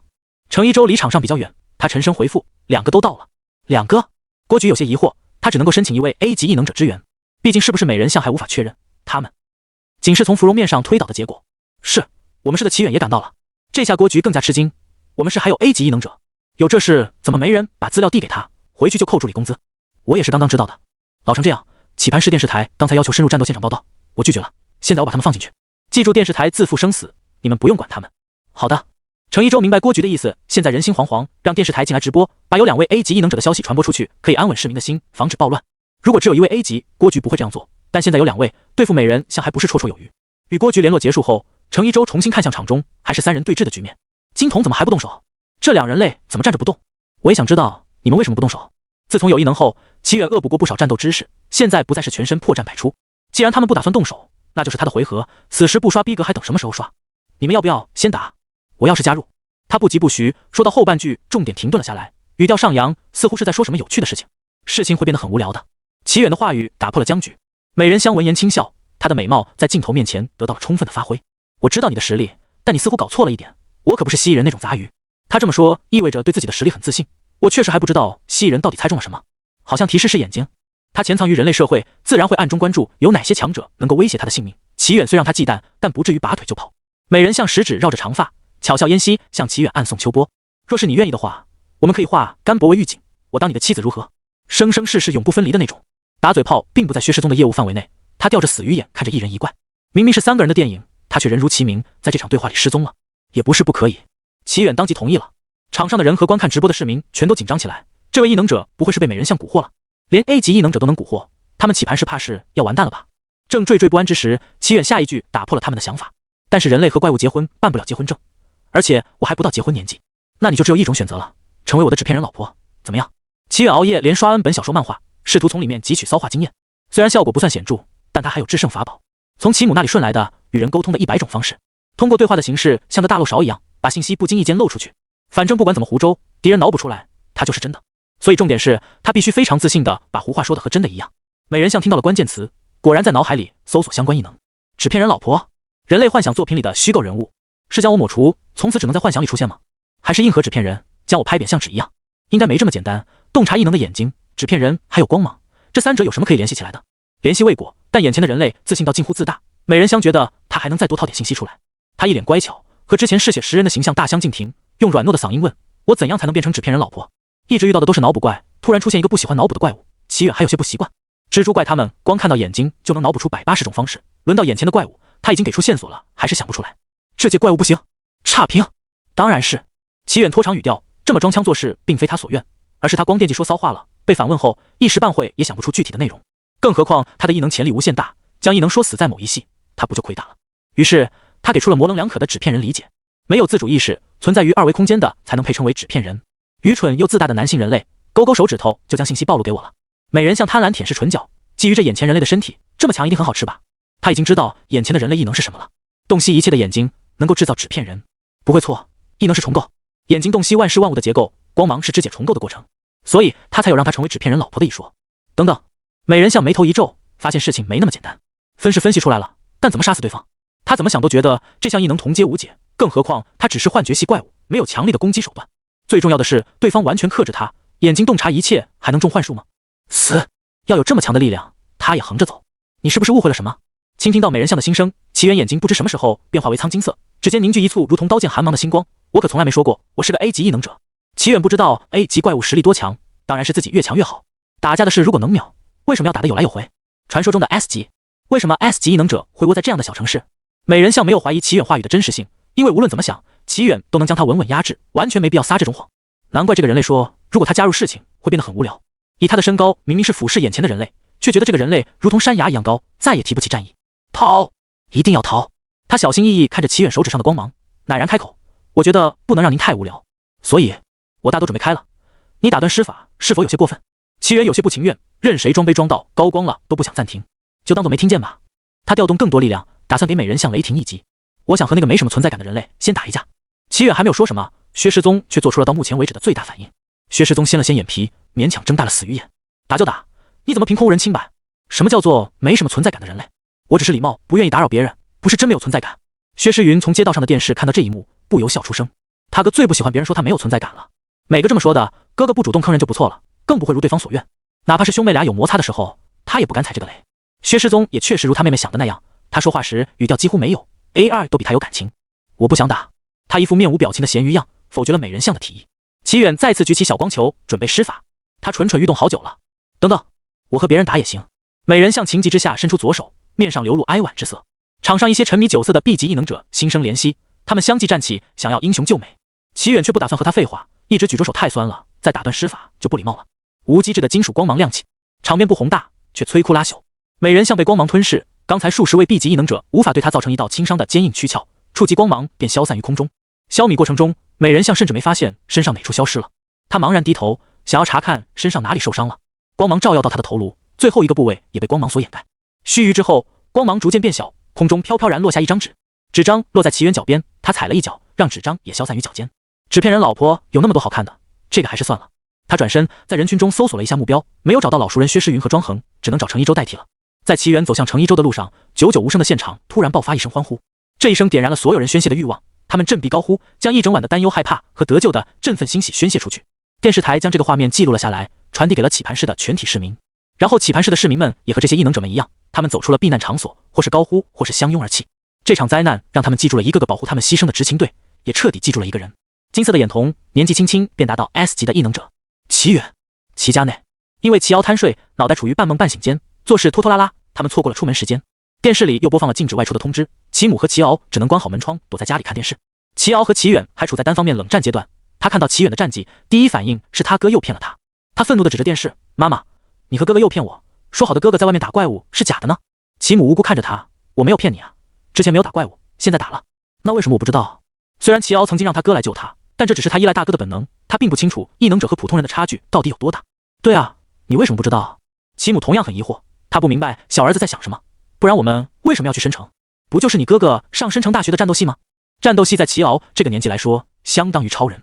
齐瑶很快转换出战斗系等于打怪物，他被噎得说不出话，又死要面子，不愿意承认是自己不够聪明，只好默默蹲到墙角自闭中。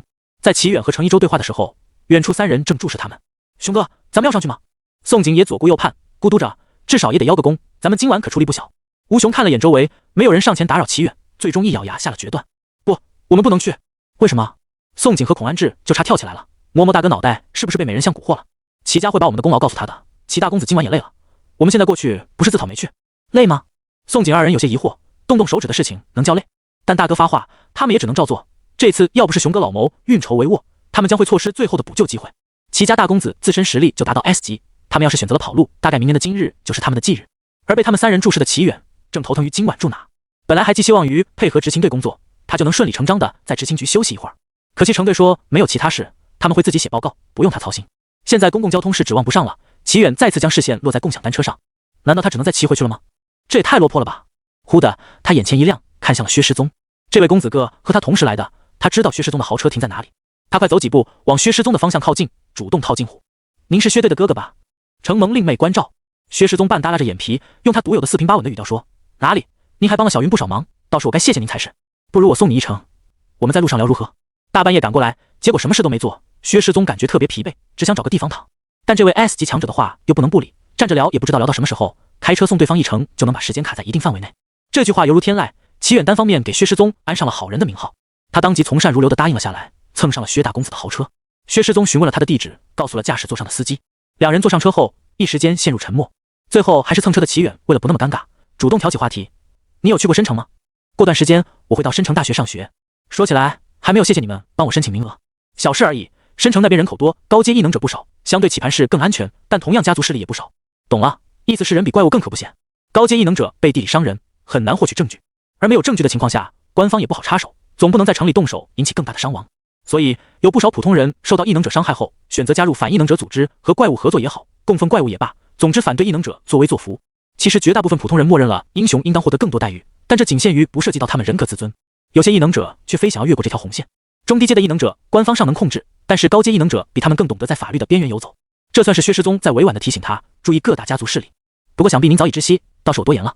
不，并没有。齐远自认为就是个半路出家的野路子，除了一些普通人也知道的内容，剩下的信息一知半解。若非薛师宗的提醒，他对于申城的印象也仅限于大城市，有很多异能者比其他城市安全。忽然，薛师宗手机屏幕亮了一下，他扫了一眼，又若无其事地将手机放回。小云让我问下您，有没有打算换个异能证？换个异能证，这种事情值得单独拿出来讨论吗？齐远不解，还是内部有什么他不知道的潜规则？对 ，C 级异能证和您的实力相差过大，异能协会提了，执行队也不好替您再拒绝。况且，如果齐远的异能证更新了信息，他不至于像今天这样白跑一趟。城市内出现高阶怪物，不管是异能协会的还是执勤队的，都必须第一时间赶往，这是义务。虽然我不知道您为什么隐姓埋名，也知道您可能看不上异能协会提供的补贴和住房，但龙国政策如此，还请您配合。既然齐远的身份已经被曝光，躲避的仇家或怪物不可能察觉不到齐远，那他没必要再保持低调。薛师宗作为官方的成员，也不愿意再看到如此浪费战力的情况出现。如果说前面的话是替薛世云传达的，那后面的话就是他发自内心的。听到有补贴和住房，齐远犹豫一秒都对不起金钱，他立刻答应了。那换吧。给钱的事为什么要说的这么沉重？申城的房价太贵，他和妈妈还有些担心租房都成问题，现在一切问题迎刃而解。街上行人不多，整条路畅通无阻。他们聊天的一会儿功夫，已经到达了齐家。齐远挥手告别，薛家真是大好人。妹妹解决上大学的问题，哥哥帮忙解决他没钱的问题。1个月后，棋盘市的机场上，齐敖背着包在空旷的大厅处跑动，他好奇地绕着大厅四处查看。他这个年纪正值精力旺盛的时候，宽敞的大厅给予他充分发挥的空间。齐远换上了 A 级异能证，成功领到了今年的100万补贴。他特意询问过棋盘市异能协会分会能否在申城申请住所，负责解答的女士很耐心地给他讲解。每个地方的政策不同，像申城的话，他申请下来可以直接入住且任意改装，但如果他离开申城时做出的贡献不足以购入房子，他的房子将会被收回重新分配。申请入住的次数不限，贡献可以累计，但房子限购，等于说只要来就有的住，但买房还需自己努力。得知他即将离开棋盘市，异能协会讲解的女士推荐他将棋盘市的贡献换成现金，您的房子将会被保留，棋盘市欢迎您随时回来看看。末了，这位女士微笑补充道，原来是异能协会将他们的房子买下了。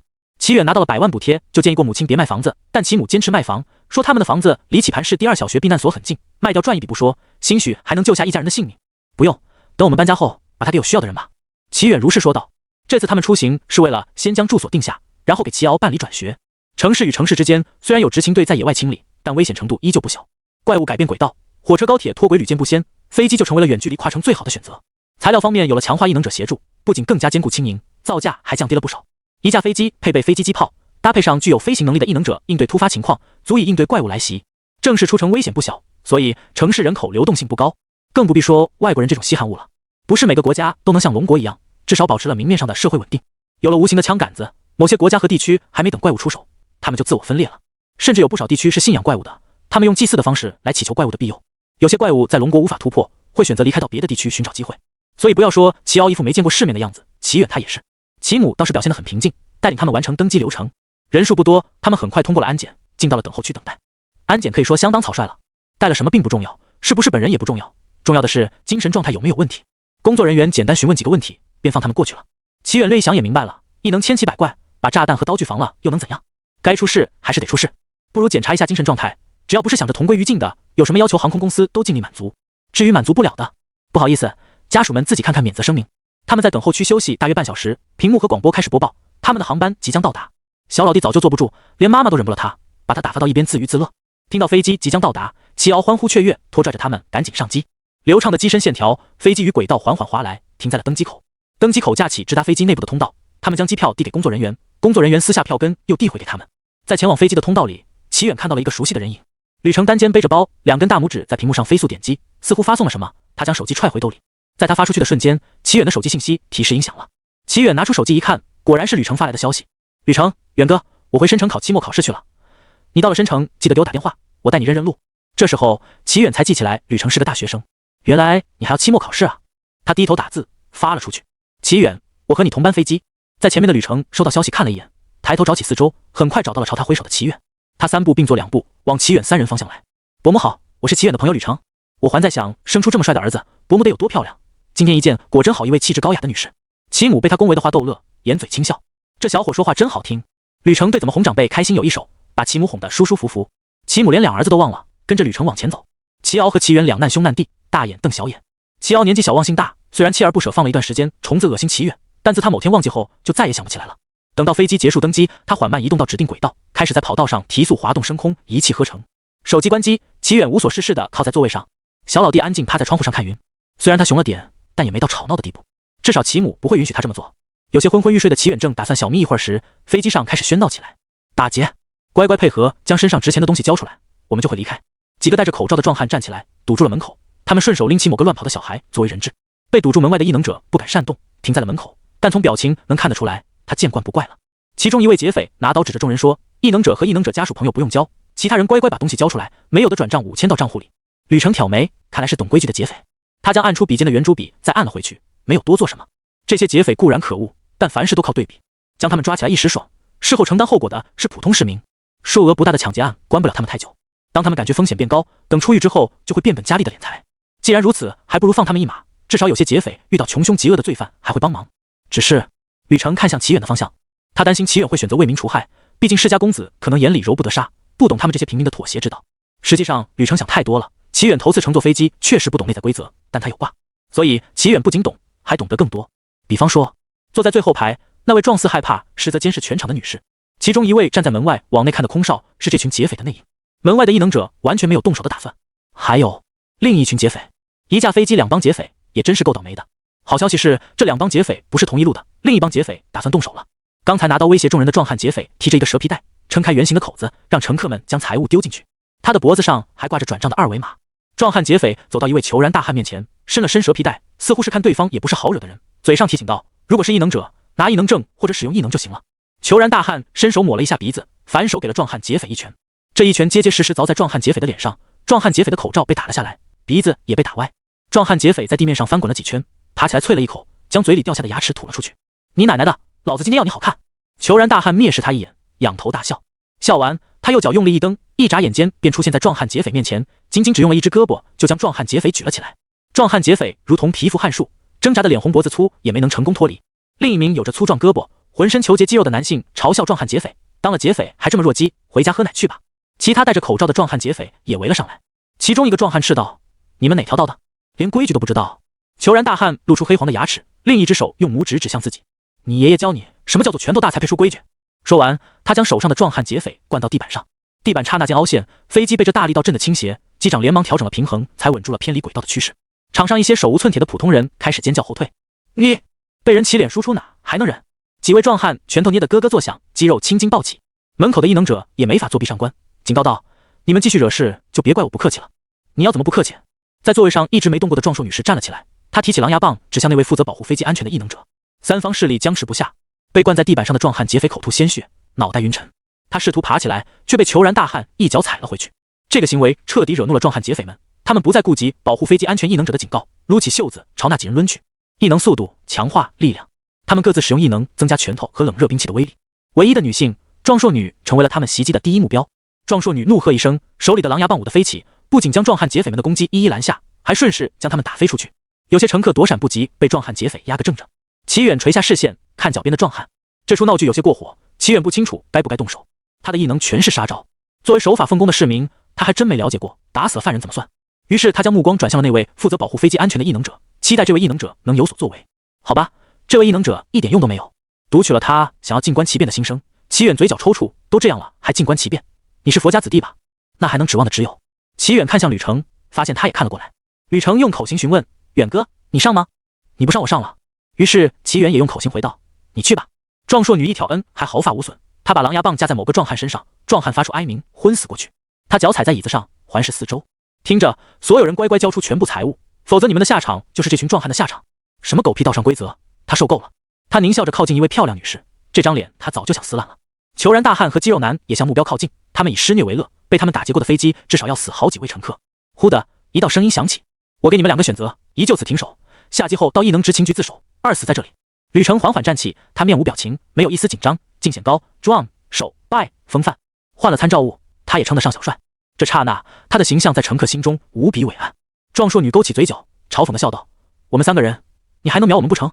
只要你漏了一个，这架飞机就别要了。”虬髯大汉也发出嗤笑声，看看那边的孬种，知道他为什么不敢动手。死几人和死整个航班的人，你总得选一个吧？不要。被壮硕女看上的漂亮女生意识到她可能会被放弃，崩溃的落泪。年轻人火气旺盛，我知道，你也不想整个航班的人因你而死吧？肌肉男阴阳怪气，挑拨其他乘客和这几人的关系。很快，其他乘客中有部分人的眼神晦暗不明，阴暗的念头升起。只要那几人死了，他们就没事了。呵，吕程歪嘴一笑，他高深莫测道：“高阶异能者秒不了3个 C 级异能者，就你少捋我。”壮硕女冷笑，脸上的横肉抖动，完全不信吕程的鬼话。我又没说是我。见壮硕女3人的目光集中过来，吕程帅气的打了个响指，一指齐远的方向，看，就是他。壮硕女3人侧头看去，当即大喊：“定身符！”扑通，3人齐刷刷跪下的同时，3张便签纸从他们头顶飞过。吕程瞪圆了眼，嘴也不自觉张开：“你们3人看着凶神恶煞的，怎么干出来这么怂的事？这我怎么收场？说好的我上！”壮硕女3人没注意到吕程的小动作，他们涕泗横流，跪地求饶：“我们就是嘴欠，没有打算动手，求您饶我们一命。刚才打壮汉劫匪的时候，你们可不像说的那样没打算动手。你们自己捆绑上双手，下机之后到执勤局供出所有罪行，还有其他问题吗？”成功读取到他们的心声，知道异能者可以直接击杀被通缉的异能者罪犯，齐远这下是真的不将他们放在眼里。击杀美人相当夜，在全市人民都认定他是 S 级异能者的情况下，他的真实实力突飞猛进，已经达到了 A 级水平。S 级和 A 级之间有壁，且非常厚。齐远琢磨，棋盘市的人口再翻倍，可能都不够他升到 S 级，看来只能薅深城市民的羊毛了。没问题，3人大喜过望，连忙应下，生怕齐远反悔。他们说干就干，相互捆绑双手，希望尽快把事情定下。捆绑完后，他们发现忘记打电话给执勤局，刚想不讲道德的在飞机上通话，空姐提醒了他们：“这3位先生女士，请不要打开手机。啊对，飞机落地咱们再打。”3人排排坐到机舱最后面，逢人带笑，与刚才判若两人。良久后，其他乘客陆续回神，在某位乘客带领下，响起了轰鸣的掌声。因为他们不敢和齐远套近乎，吕程收获了不少人的感谢。他满脸假笑，和这些人握手，笑容逐渐勉强。“谢谢你啊，小兄弟，真是帮了大忙了。这次得亏有你啊！”多灾多难的飞机旅途终于在降落后画上句号。劫匪3人组在飞机落地瞬间就忙不迭的自首，生怕晚一刻横尸当场。虽然他们觉得更有可能是挫骨扬灰，毕竟他们认得出这家伙是1个月前秒杀美人像的强者。我们不等等那个倒是朋友吗？吕程刚才那手定身符被齐母看在眼里，他一手牵起乱跑的齐敖，询问道：“不用。”齐远瞥了一眼被人群包围的吕程，无情地抛下他。按照计划，前往预定的酒店入住。酒店负责人诚惶诚恐接待了他们。他们订的2间房，齐远和齐敖住在一起。打发了小老弟，让他去找妈妈。齐远躺床上刷起深城的异能论坛，有新的消息进来。齐远一看头像，立刻收了打。点开的手是吕程发来的，不用看就知道是控诉他的。他继续浏览论坛。今天某航班2帮劫匪撞在一块，结局出人意料。您就是传说中震惊部的小编吗？齐远吐槽，但身体还是很诚实的点开了。这什么复古的小编开头？劫匪内讧了，2败俱伤。这题我会。2帮劫匪被某位大佬哐哐暴锤，然后全进监狱。楼主在最后一位下面回复：“差不多，但过程不同。”这个回复一出，瞬间引来了一片嘘声。散了吧，一点都不出人意料。经验+3，告辞。标准结局。这位楼主可能被这阵势吓到，没1分钟就将内容发了上去。别走啊！这几个劫匪没有被锤，他们自己绑住自己，然后到执勤局自首。据同班乘客说，劫匪看到大佬直接扑通滑跪，连反抗都没有。你们就不好奇是哪位大佬回深城了？齐远看到回复，距离楼主发出消息也只差了1-2分钟。楼主看样子是被调了。大佬，酒席白离，我女神白离很久没出现了。别乱猜，如果是白离，现在论坛估计全刷满了他的帖子。楼主回复：是个男的，不是白离。白离很久没出现了。说起来，上次史建文八卦过，说龙国估计有一番大动作。现在看来，果然不能小瞧八卦搬运商的嗅觉。可惜八卦搬运商现在忙着搬他的八卦，不然他就能问一下史建文了。虽然他脸皮还行，看吹自己的会停不下来，但一想到随口发2条消息就要被史建文曲解，然后搬运出去，那还是算了。深城和棋盘市的论坛最大差别是，随着眼界的拔高，哪怕自己异能等级不怎么样，他们还是会在键盘上敲击不过 B 级而已。这种氛围同样影响异能者，他们和棋盘市享受生活的异能者不同，不断追逐实力高峰。刷着论坛，不知不觉已到睡觉的时间，小老弟被母亲赶了回来。齐远关上灯，进入梦乡。第二天，齐远在酒店用完早餐，出发前往异能协会。他和母亲分头行动，他负责挑选房子，母亲去办理小老弟的转学资料。本以为昨天刷了论坛，对深城有所了解，出了门还是有很多地方令他惊叹。大荧幕上打着高端防护衣广告，宣称他们的软甲加入了昆虫类怪物吐出的丝线，更加清透结实。街边张贴的宣传海报，声明禁止往食物里加入人面阿芙蓉的部位，还有怪物博物馆的宣传。执勤队成员也比棋盘市来得多。乘坐公交的路上，他看到了好几个执勤舱。下了公交，齐远走在路边，啊，有人抢劫！一声尖利的女声响起，迎面跑来一位年轻男子，他戴着帽子，手拿女士手提包。这个抢劫犯身后追来了一位阳光小伙，3下5除2的将抢劫犯放倒。他对着镜头灿烂一笑，居然有人敢在申城抢劫，大概是刚来的外地人吧。其外地人远震怒，明明是本地人，你们直播搞剧本就算了，怎么还要黑外地人？女士适时赶来，连忙对阳光小伙道谢。在他们以为一切按照剧本皆大欢喜收场的时候，一只手拍了拍阳光小伙的肩膀，正好顺路，我帮你送抢劫犯到执行局吧。阳光小伙露出他精心练过的笑容，摆手道，我自己来就行。待他看清齐远的脸，脸色一僵，虽然不知道对方是谁，但他凭借直觉认为他惹不起对方，否则他就会隐晦暗示观众，齐远只有脸实力是个弱鸡。这张脸对于观众来说简直是大杀四方的凶器，不做点什么，他辛苦经营的粉丝将会为对方做嫁衣。然而他却什么也不敢做。不用客气，我刚到申城，也想为这个城市做点贡献。真不用，太耽误您的时间了。齐远没给他们台阶下，我今天没有安排，不用担心。他凝视着2个支支吾吾的人，明知故问，你担心我半路放了他？阳光小伙解释不出个所以然，他只能心一横把直播掐断。他哭诉起直播界有多卷，他有多不容易，最后一句话收尾带过他们剧本的事情。他们3人小心翼翼观察齐远的表情，试图蒙混过去。我也不为难你们，在直播间说明一下剧本的事就可以了。3人面露苦涩，特别是阳光小伙哭丧着脸想再卖卖惨。然而齐远已经走掉了。可以不写吧？反正他也不知道我直播间是几号。阳光小伙抱有侥幸心理的问2位同伴，这是你的事，把工资结一下。是啊。阳光小伙的怒气瞬间被点燃，你们是扮成这样还有脸要钱？3人中的女性阴阳怪气，这地点是你挑的，出事还能赖我们头上？抢劫犯就没那么好脾气了，语气森然威胁，你不会真以为打得过我吧？阳光小伙对上抢劫犯威胁的眼神自觉转账过去。抢劫犯拿到钱就放过了阳光小伙，走之前还善意提醒道，你最好早点发，不然我过几天替你发，措辞可不一定能让你满意。涉及到吃饭的家伙，阳光小伙也不怂了，正面杠，这就是你的职业素养。抢劫犯被他脑袋不清醒气笑了，好心提醒还要被倒打一耙。场上唯一一位女性看在阳光小伙这么倒霉的份上，耐心解释，你不知道他是什么异能就敢不做？怎么你没见过契约和诅咒类异能吗？想到这2种异能的诡谲之处，阳光小伙打了一个哆嗦，不敢再拖拉，苦哈哈的回家编辑道歉文案了。如您所料，齐远已经到了申城，一份文件摆在办公桌上，文件的第1页右上角便是齐远的头像，只是资料上密密麻麻的文字看起来像齐远，却又不像他的资料。疑似被收养，真名不详，实力 S 级或以上，抵住计划1员，疑似按9席成员和执行队交往密切，推测为官方人员。曾调查编号 C005 融合领域试验田，终结代号为 B0079 的试验体。坐在办公桌后的人放在桌面上的双手合拢，沉声问，还没有调查到他的家世吗？非常遗憾，没有。先放在一边，调查我们的人多他一个不多，不清楚敌人的底细前不要擅自行动。是。一个头发半白的老人坐在档案架旁，他翻找着什么东西，听到背后有脚步声，他询问来人，为什么我找不到齐远的资料？他的资料被封存了吗？因为某些怪物还能连接网络的原因，重要人员的资料以纸质的形式保存在守备森严的档案室中。这个齐远是谁？什么时候成了我们抵住计划的成员？来人仔细回忆齐远2字，确认自己没听过这个名字。不是我们抵住计划的成员，那他怎么说是？老人有些不解。来人推了推眼镜，冷静分析，大概是不方便透露信息，就报了我们的名号。老人恍然大悟，想起了传说中的暗9席，潜藏于暗处守卫龙国的和平。好啊，老伙计连他都瞒得死死的，前2天还装模作样在那唉声叹气。他试探了好几遍也闭口不说，奥斯卡不发给老伙计，真白瞎了他精湛的演技。难怪敢大胆启用计划，原来准备好后手了。齐远下那个阳光男就走了，发不发公告于他来说没什么关系，如果真在乎，他就不会让阳光男掐掉直播。发了也是对被欺骗的观众一个交代。虽然大家常年泡在网上，基本都知道有剧本，不过图个乐呵罢了。别看他哭得惨，实际影响不大。不发也没什么大不了，纯粹是被 AOE 到皮一下，真的很快乐。今天手续基本已经处理完了，后续如果你有什么问题，给我发某信或打电话都行。一位身着制服的女人微笑向齐远说道。这位工作人员身形外貌尽管只达到清秀标准，但难得的是他笑起来亲和力十足。好的，今天麻烦你了。齐远礼貌向对方道谢。不用客气。工作人员微微鞠躬，从文件夹里拿出一份邀请函递给齐远。过几天将会有一场申城高阶异能者交流会，如果你有兴趣可以去看看。好的。齐远接过邀请函，揣进兜里，然后出了异能协会。事情比他想象中办得还要快，也许是考虑到 A 级异能者组建战队的原因，为他们准备的房子都颇为可观，因此家里只有3口人，齐远能挑选的房子有限。如果选个远超他们人口的房子，不仅打扫困难，而且还容易潜入不明生物。上大学后，他不可能一直在家，母亲和弟弟的安全问题才是重中之重。时间还早，他打算顺路去看一下申城大学的环境。他打开手机，开始导航申城大学。大学和初高中不同，拥有大量的战斗系学生和教师，学校的建立不再需要考量学生安全。申城大学的位置在城市的边缘，各校区和对战场地加起来能有几万亩。实际上，如果不是大学生人数不多，后勤人员的生存无法保证，大学校区还能再建得更广一些。在执勤队无法辐射到的范围，地是最不值钱的东西。跟着导航，齐远站在东校区的门口，大门恢宏气派，申城大学的鎏金名字刻在地面立着的大石上。门口有明显的告示，写明前方校园危险，非异能者禁止通行。校园保安没有理会齐远，他的任务是，如果有怪物越过学校，第一时间通知执勤队。齐远走入校园，空旷的校园临到没几人经过，而见到的那几人也步履匆匆。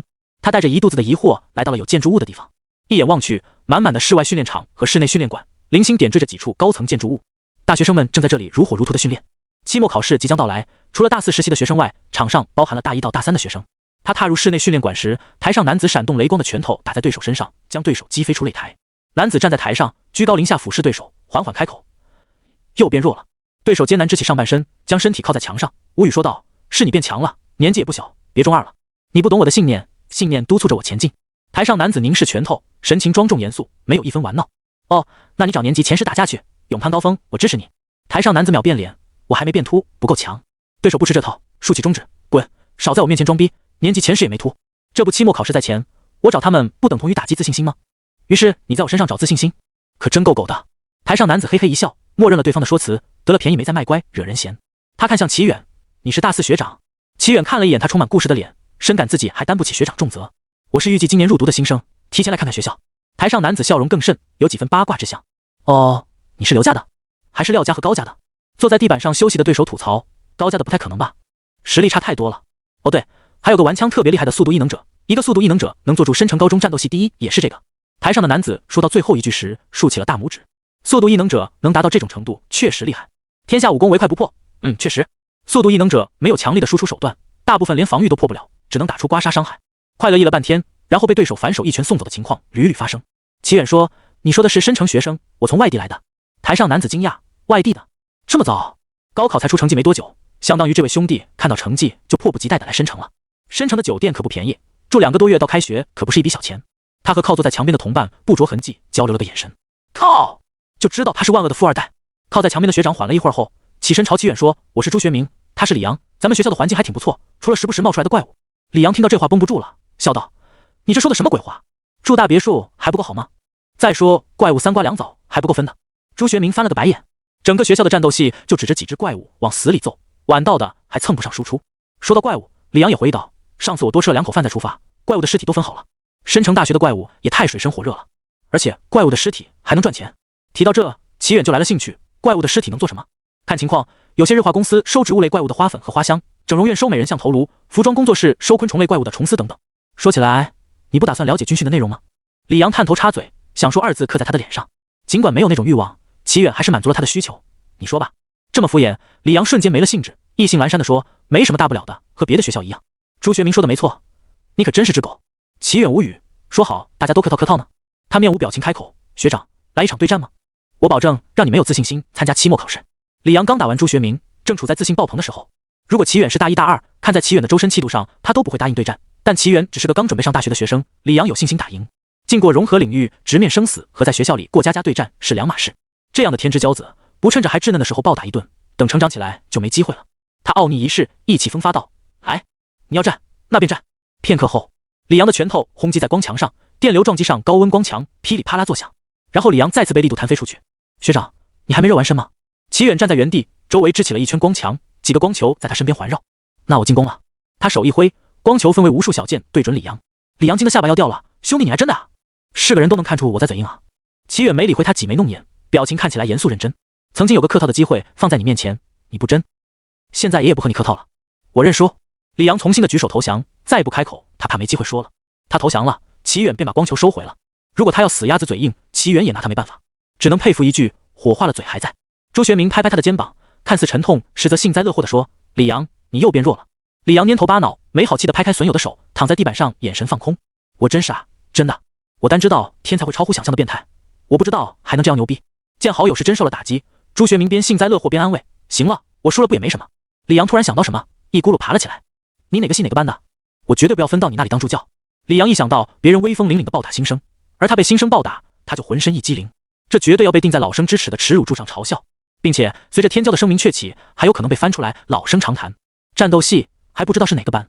高中的战斗系和大学的战斗系是两个概念，高中的战斗系和普通人的文理分班差不多，大学的战斗系则是各地选拔出的对战精英。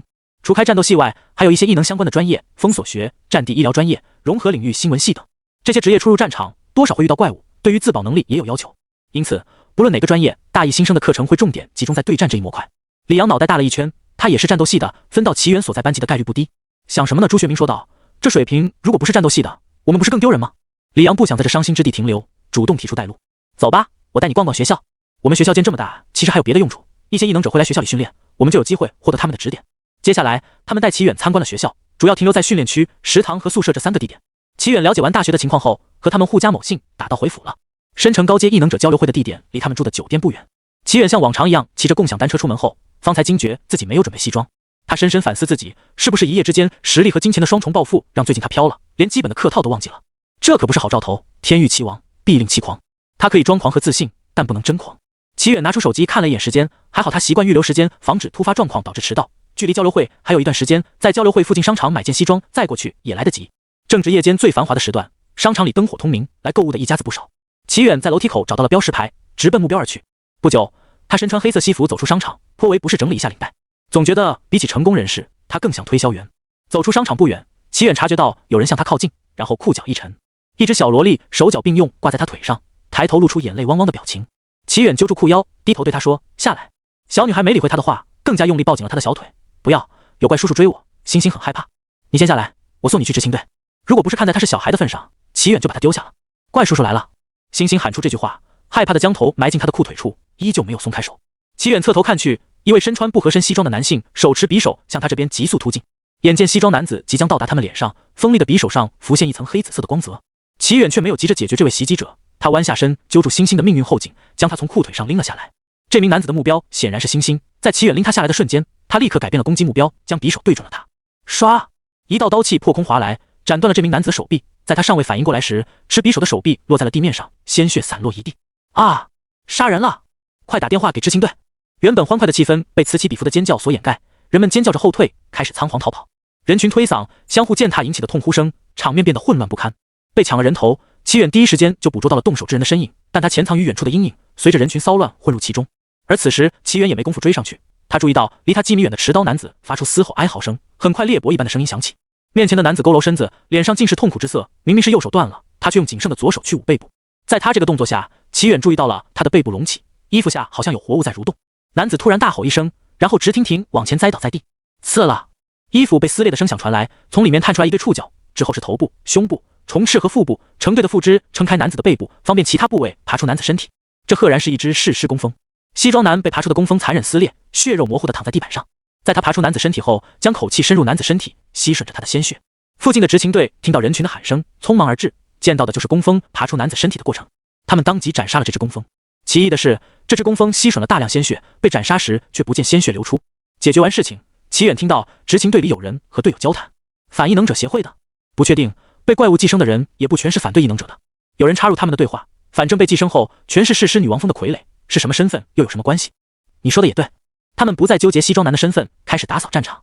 一位女执勤员来到齐远面前，蹲下身与星星平视。小可爱，吓坏了吗？星星摇头，怯生生揪住齐远的裤腿。不怕，哥哥帮我打跑了怪叔叔。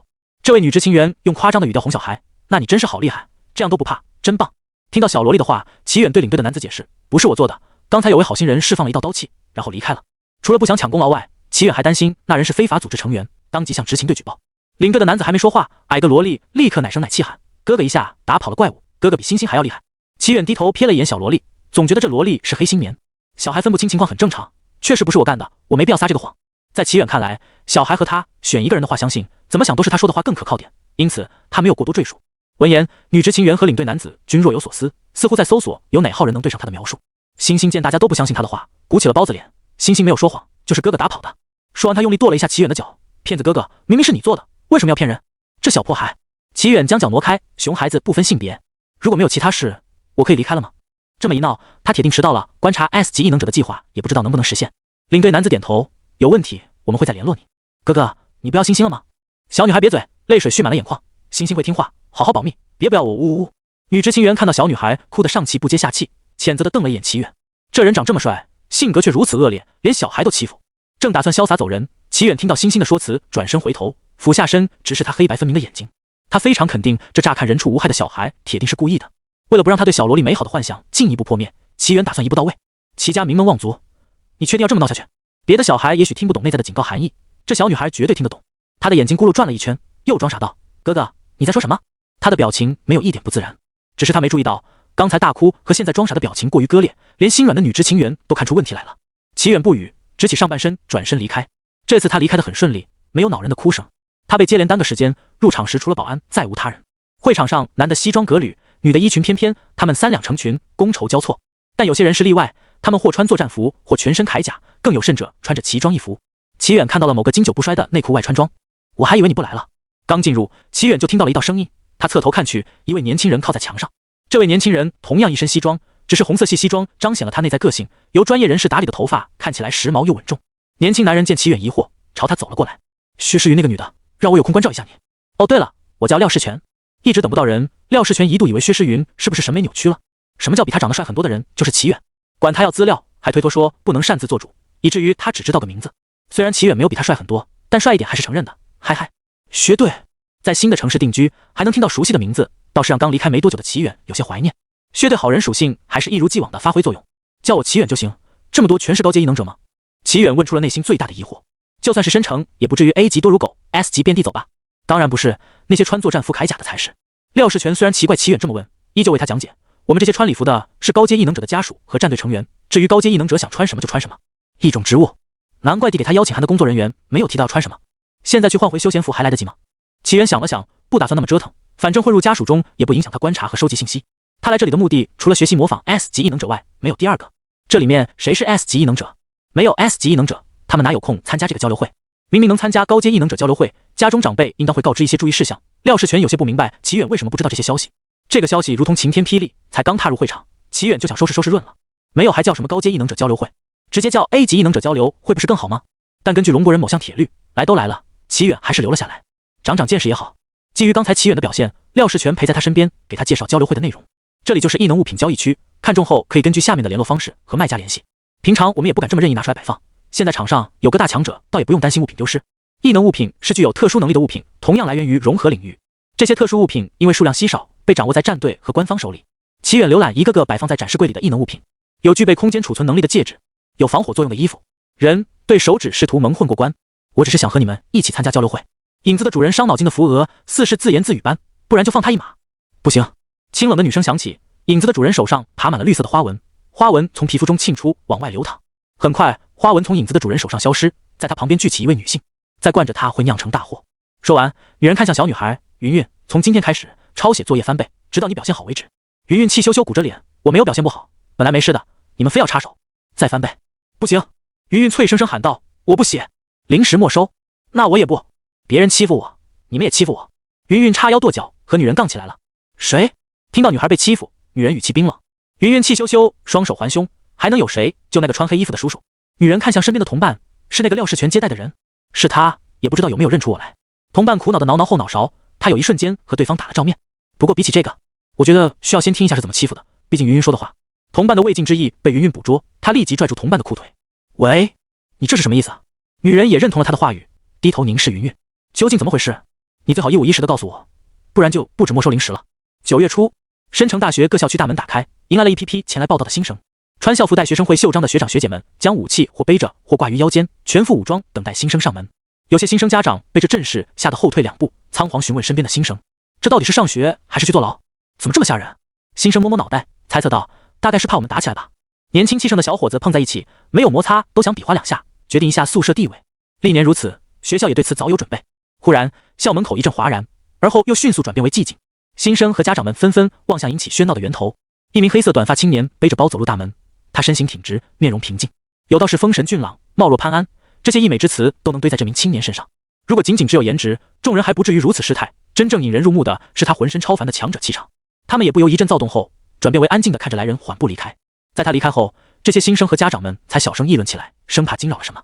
儿啊，看来年级第一是没戏了，你好好努力考上年级第2，爸到时候多给你点零花钱。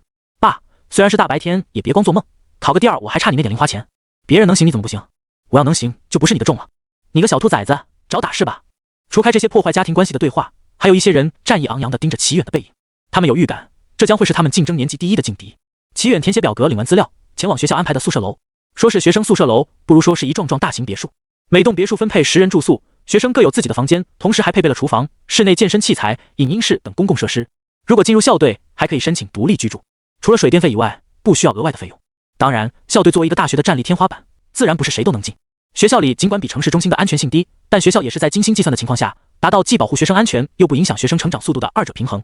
齐远将背包放在房间，前往快递寄存点，将提前寄出的物品领走搬回宿舍。宿舍内很快摆放上了生活用品，未来4年的半个家就初步完成了。咚咚咚，房门被敲响，门上安有猫眼，方便房内的人观察外面是怪物还是人。但齐远却不打算看看是谁，直接拉开了门。他本以为是某个同学串门，没成想看到了隔壁老王预备役。这位姐姐，请问您结过婚吗？廖世全将手撑在墙上，呈现半壁咚的姿势，深情款款地说道。这位女士身材姣好，她双手抱胸倚在墙上，笔直的长腿交叠，饱满朱红的唇轻启吐出一个字：滚。察觉到女人眼中的威胁，廖世全乖乖收回了手，但言语间顺着杆子往上爬。姐姐，我叫廖世全，已经单身很久了，不用担心，我很洁身自好的。哦对了，你结过婚吗？没结过婚我就不追了。这位女士失笑，怎么？你还是牛头人战士，专门做隔壁老王？廖世全面庞带笑，如果不听他说什么虎狼之词，倒还算得上衣冠楚楚，挺能蒙蔽一些小姑娘。当然不是，但我可以为你当。要是你离婚，就再好不过了。这位女士波澜不惊的表情有些失态，被他无耻的话语震惊到了。神经病！没结婚，别找我。廖世全当场表演京剧变脸，又变回了齐远初次遇到的公子哥形象。他拍拍手上的灰，没结过婚早说，浪费我时间。说完，他想起来这里的目的，转头看到齐远坐在椅子上，手里还拿着瓜子。他这么做是在观察什么吗？廖世全暗忖，环视一遍四周，没发现问题。虽然齐远看起来像吃瓜，但他绝对不是，肯定有什么被我漏过了。他再次用犀利的眼神扫过四周，角落阴影处的影子不对，找到你了，偷听者。廖世全面向偷听者的方向，声音冷若寒霜，还不打算出来吗？话语落下，偷听的人声音响起，抱歉，我不是故意的。等等，我先把行李拿上来。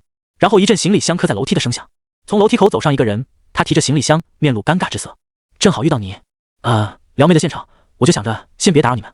这个理由廖世全无法反驳，况且来人他也认识，高长泽，好久不见。他们毕业于同个高中，多少有点交集。高长泽打招呼道：好久不见，我的房间在楼上，先不打扰你们了。好。在他离开后，廖世全再次看向齐远。齐远见没有瓜，早将把吃瓜套装收起来了。你的实力不错，看来我想拿到年级第一不是件简单的事。廖世全这突然展开的话题让齐远一愣，他发现申城大学的学生都有一颗强者之心，换作在高中，大部分人不会到他面前说这种话。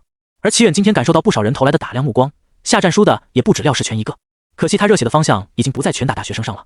于是齐远淡然说：还行，如果是你们的话，我没有问题。这是句实话，齐远也不觉得自己在狂，他有好好的评估过对手实力。口气这么狂，廖世全一挑眉，可别到时候翻车了。你说的对。齐远没有反驳，他确实没见过整个年级的新生，无法判断有没有超级天才隐藏在其中。刚才被廖世全壁咚的女人用慵懒的语调说道：小帅哥，我相信你，我那不成器的弟弟在隔壁，麻烦你们包容一下了。隔壁不成器的弟弟应声而来，只见他戴着一副眼镜，头发有些许油，一落落粘在头上。他探头喊：你怎么还没走啊？我走不走关你什么事？你骚扰我同学还不关我事？哦，你同学骚扰我时怎么不说话？有人眼瞎看上你，我高兴还来不及。女人冷笑：哼，你回家等着，我会好训练你的。眼镜男当即闭嘴，突出一个家庭地位。在女人迈着胜利的步伐，摇曳生姿的离开后，眼镜男推推下滑的眼镜，他讷讷朝齐远两人点头示意：我是邹子一，两位好。齐远和廖世全也各自回了名字。邹子一双眼无神，他低声说：我房间还要收拾，先不聊了。说完，待齐远二人表示自便后，他关上了门。廖世全摸着下巴缓缓开口，没想到申城高中的战斗系第一居然是这样的人。你们不在一个高中？申城高中一听就知道是这座城市高中的牌面，廖世全没道理上的高中不是最好的学校。我上私立高中。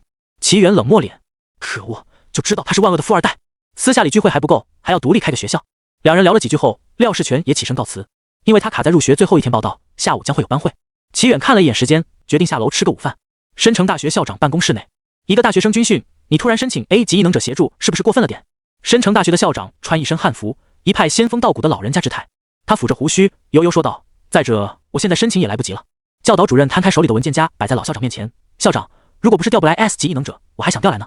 老校长垂眸看向桌面上的文件，是一位新生的资料。他戴上老花镜，看起资料，这有什么问题吗？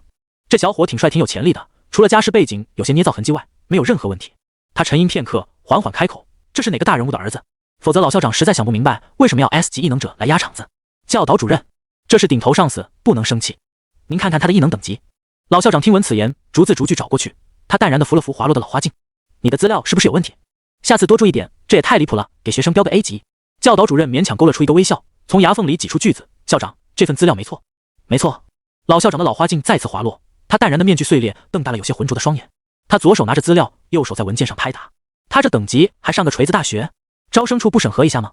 恶作剧投递的资料也随便就让他通过了？我问过特别招生处，当时他的异能等级还是 C 级。教导主任替同事解释的同时，还不忘从老校长手里抢救回资料。我们录入信息时也根据之前的资料录入，但今天齐远来报道，提交的档案和填写的资料均表明他是 A 级异能者。以防万一，我还打电话到异能协会处确认，得到的回复也是 A 级。老校长彻底沉默，他一甩衣袖，干脆让他别参加军训得了。他一想到教官在上面威风凛凛的训话，然后反手被暴锤，军训突然就失去了意义。那咱们宣传的任何人都必须参加军训怎么说？军训可以推延到下一届，但绝不能不参加军训，这是当初他们建立学校的准则之一。有了齐远这个特例，他们还怎么拒绝权贵子女的要求啊？老校长语塞，明文规定不能随意打破。他手指在桌面上敲击，陷入沉思。过了一会儿，老校长眼中迸射一道金光，抚掌大笑。我们只说必须参加军训，又没说不可以当教官。教导主任也眼中金光一闪，脸上讶异。您是说让他当教官？是级是级。老校长又恢复到仙风道骨的做派，他点头。教导主任恍然大悟，没错呀，我们又没说不可以当教官。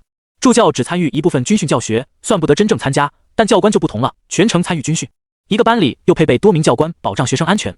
齐远混入其中，并不需要技术要求。果然姜还是老，嗨嗨，这糟糕啊！校长您这神来之笔妙极了。教导主任连连拍马屁。老校长摆手，面上神秘莫测，嘴角噙着一抹微笑，这令教导主任更加佩服。待教导主任离开后，老校长一拍桌子，妙啊妙啊，我怎么这么聪明？这样的好点子都被我想出来了。战斗系一班教室，这间教室和其他新生教室形成了强烈对比。邹子怡坐在角落里擦拭手上的枪线，廖世全靠在位置上不知道在想什么，高长泽单手撑住下巴望向窗外。姜文英除了齐远进来那一瞬挥手示意外，其余时间抱着大锤和旁边低头抠指甲的女生小声说话。有些人默不作声打量班上同学的实力，沉默的氛围会传染，就像有时候没有班主任经过，班上突然安静的落针可闻一样。没想到姜文英和他上同一所大学，而且还是同班同学。虽然只有一面之缘，但齐远记得他的实力不俗。他没有打破沉默氛围，安静坐在椅子上玩手机，将姜文英和他同班的消息分享给了史建文。辅导员走进教室，正打算大喊一声的安静卡在喉咙上，不去下不来。这位刚上任的导员丈二和尚摸不着头脑，这么安静的教室他还是头一次见。大家回道，嗨嗨，大家既然都做好了，我就简单说一下安排。班上建立的班群都加一下。辅导员讲了一堆学校的注意事项，还有毕业条件等等，然后将手里的册子分发给大家。本就沉默的氛围被辅导员念得越发沉默。刚才我讲的要点在这里面都能找到，你们要还有不懂的，可以在册子里找找。然后是明天开始的军训。军训二字出口，维米打呵欠的人全部坐直了身体，等着导员发话。校服在校园内有卖，你们自己准备好，明天记得穿上到大操场上集合。申城大学的课程中经常外出历练，有到野外清扫，也有到融合领域中去的。因此学校专门设计了类似执勤队制服的作战服，让学生外出历练时需统一着装，方便管理。做过攻略的新生基本上都准备了，导员以防万一再提醒一遍新生。另外军训时以小队为单位，每周提交一次报告，剩下的教官会和你们说，有问题的可以在群里问下同学，我就不重复了。辅导员说完后宣布散会，提着保温瓶走了2步，然后又折返回来。谁是齐远？跟我来一趟。班上的同学立刻望向周围，好奇于头一天就被辅导员找的人究竟是何方神圣。齐远从座位上进的拐角处，明天军训时你的身份是教官，记得去找总教官和我们班的带队教官。然后他递给齐远一个袖章，这是助教身份标记。按理来说你当教官应该和他们穿的一样，但他们是部队的衣服，不好借你，所以你拿这个凑合凑合。神他妈凑合凑合！而且怎么突然让他当教官？如果导员不是刚给他开完班会，他甚至会怀疑眼前的导员不会是某个变化性的同学便来整蛊他的。齐远接过袖章，疑惑询问导员，怎么我是教官？导员用幽怨的眼神瞧了他一眼，你是来打击人的还是来凡尔赛的？这还要问？军训内容对你来说太简单了，为了让你也有参与感，我们安排你当教官。导员的话说的齐远一愣一愣的，他只好点头答应。也对，他纯粹来混个文凭加入官方的。一个 A 级异能者还非得在一群低阶异能者里虐菜，实在说不过去。虽说虐菜一时爽，一直虐菜一直爽，但一般人都是开小号虐的，他直接开个大号虐菜，可不就被封号了吗？导员说完就忙不迭的走了。齐远一个 A 级异能者在无人的教学楼内不会出事，他作为 D 级异能者就不一定了。目送导员离开，齐远回宿舍去。他躺在床上，可能是换了个新环境，总有些睡不着。这段时间的实力增长速度一般，他又不得其法。官方没有调遣过他协助，他进融合领域刷些小怪，除了熟悉技能外，没有别的作用。难道他要找些水军在网上吹自己，还是和经纪公司合作宣传？不行，没有实锤瞎吹，只会惹人厌烦。而且扫地僧如果不扫地了，改行当武僧，他的实力就会被摸得一清二楚。同理，一旦他不神秘了，对手对他的实力预估将会在某个范围内波动。果然还是要保持神秘，不到最后一刻不出手。头儿，申城大学说要给我带的班赛一个教官打下手，刚从山区被调遣回来，一位郑国军摘下帽子抹了一把汗，你就当个摆设放着，如果打扰到你，回头和我说，我找教导主任去。好吧，还想告个黑状，把人给退回去。这名郑国军讪讪闭嘴。隔天，齐远换上校服，带上袖章，前往大操场集合。教官们还没到，齐远留在入口处等他们进场，这样他就能顺理成章地混入教官群体中。操场里的新生吵吵嚷嚷，刚熟悉的同学总有说不完的话，从家乡到家庭，再到个人喜好。齐远将帽子戴上，百无聊赖地坐在石墩上等教官。周围没有聊天的人，他只能摸出手机，试图潜水窥屏。刚拉起来的班群热闹非凡，从昨晚就显示99加了。齐远好像没来，昨天导员单独叫他出去，到底是什么事？邹子怡，你住隔壁，知道点什么吗？邹子怡很快在班群里回复。邹子怡不知道，但我记得他穿校服出门了。又讨论他，一切索然无味起来。正打算在对话框里回话结束讨论，他转念一想，待会看看同学们吃惊的表情，也挺好玩的。你跟我来。一位身穿军服的教官站在他面前，这位教官仅仅只是站在那里，就如同山岳一般气势磅礴。身后100余位教官整整齐齐码成一个正方形，他们身姿挺拔，目光锐利，一股锐不可当的气场扑面而来。但山岳对 A 级异能者没什么大不了的，一拳一个泰山倒不至于，但高楼大厦是别想要了。因此齐远没有被震慑到，他起身行了个礼，在刚才说话教官的诡异眼神里，跟在方阵的后面。回来，站我身边。好的。齐远又麻溜地回到这位教官身边，看起来他应该是总教官。他跟着教官进入大操场，场上新生拖拖拉拉站回原位。齐远在台上看得清楚，下面的新生阵型和教官的方阵没法比，歪七扭八的不说，站姿还各有千秋。总教官接过话筒，气沉丹田一声吼：稍息，立正。音响发出刺耳的嗡鸣声，新生被这声巨响震得头皮发麻。根据多年累积的反射条件，他们立即抬头挺胸，脚跟并拢。这群新生一扫懒散的行为，差强人意。总教官考虑到是头一天，还是轻轻放过。全体都有坐。刚才还略有些纪律的新生们，在做这个命令下显露原形，快的和慢的相差半到2秒。像什么话？耳聋吗？再来一次。起，坐。重来一次。表面上看得过去，总教官也开始进入主题。你们刚才的表现我很不满意，希望从现在开始，你们拿出随时准备战斗的态度来应对军训。听明白了吗？明白。大声点，没吃饭吗？明白。总教官通过几次发号命令，获取了绝对领导地位，才开始了他真正的下马威。我知道你们这群小年轻想些什么。总教官踱步，扎心的言论还在继续。你以为你们以后是威风凛凛的高阶异能者或者酒席，还是拯救人民于水火中的救世主？错，今后你们绝大部分是战队成员，是辅助人员，是执勤队，是镇国军。遵守命令就是你们未来必须懂的一条铁律。这段话说完，总教官一手拿话筒，一手背在身后，将矛头对准了齐远。他目光凛冽，厉声质问：你刚才为什么不在操场等着，而在外面待着？学校的通知没有收到吗？无聊到神游天外的齐远回神，一脸懵逼指向自己：除了你还有谁？因为我是教官。齐远用脚趾头都能猜出，这个回答会让总教官尴尬。他尝试换种委婉的说法：报告教官，因为我的任务不是待在操场。总教官沉默，空气也凝重了几分。杀鸡儆猴，杀到一半发现杀错了怎么办？这时总教官才注意到齐远的袖章，他不由皱眉。今天又不需要助教，他来干嘛？搞得现在多尴尬啊！新生们也隐约察觉到了什么，底下传来痴痴的哄笑声。总教官正愁没台阶下，抓住新生们给的机会，当即喊：笑！笑什么笑？让你们笑了吗？这句经典台词一出，新生瞬间闭嘴了，否则下一句就是这么好笑。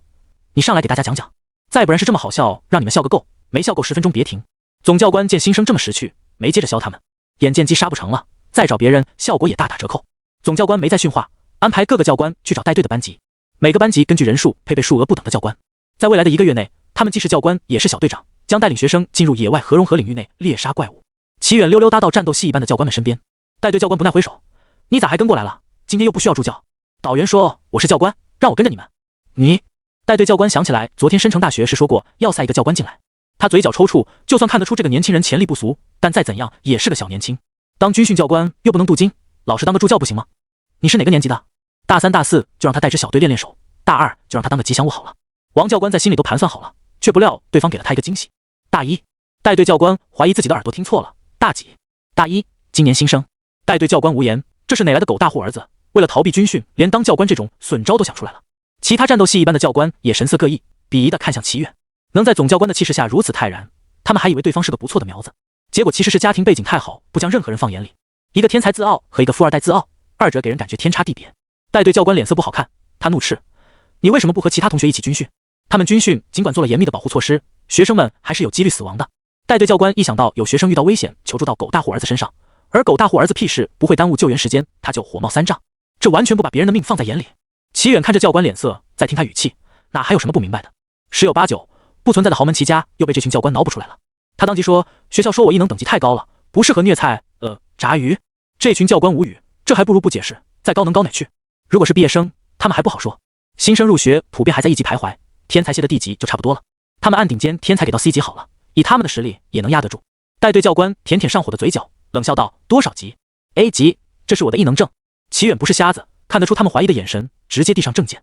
难得被质疑，这感觉还挺新鲜的。他心情有些微妙。教官们表情一致，讷讷地接过证件轮流翻看。他们翻查了一遍，均未发现作假的痕迹，震惊得瞠目结舌。你有这实力？带队教官刚想说点什么，又闭上了嘴。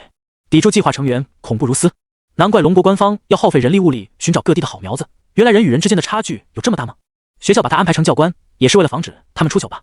带队教官将证件递还给齐远，他用商量的语气说：“您在旁边看着，由我们来军训新生怎么样？”“没问题，我听你们的。”齐远求之不得，当个划水怪。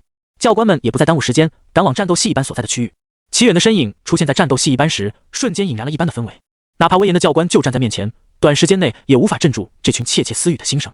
怎么回事？狗大户，他不用和我们一起训练吗？带队教官对这幅场景早有预案，他没有急于训斥整个群体，而是被手站定在一个说话大声的新生面前。这么会讲故事，不如讲给大家听听。那名新生讪讪闭嘴，乖巧站好。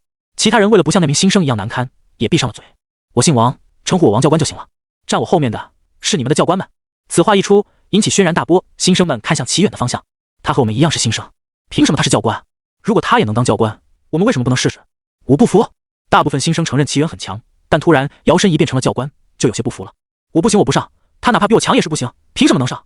他们这个年纪正是义薄云天、愤世嫉俗的时候，超能力和全能力并不能让新生服气，他们兴起了抗争心理。一些世家子弟也在心里嘀咕：这齐家什么来头，连申城大学都得让道。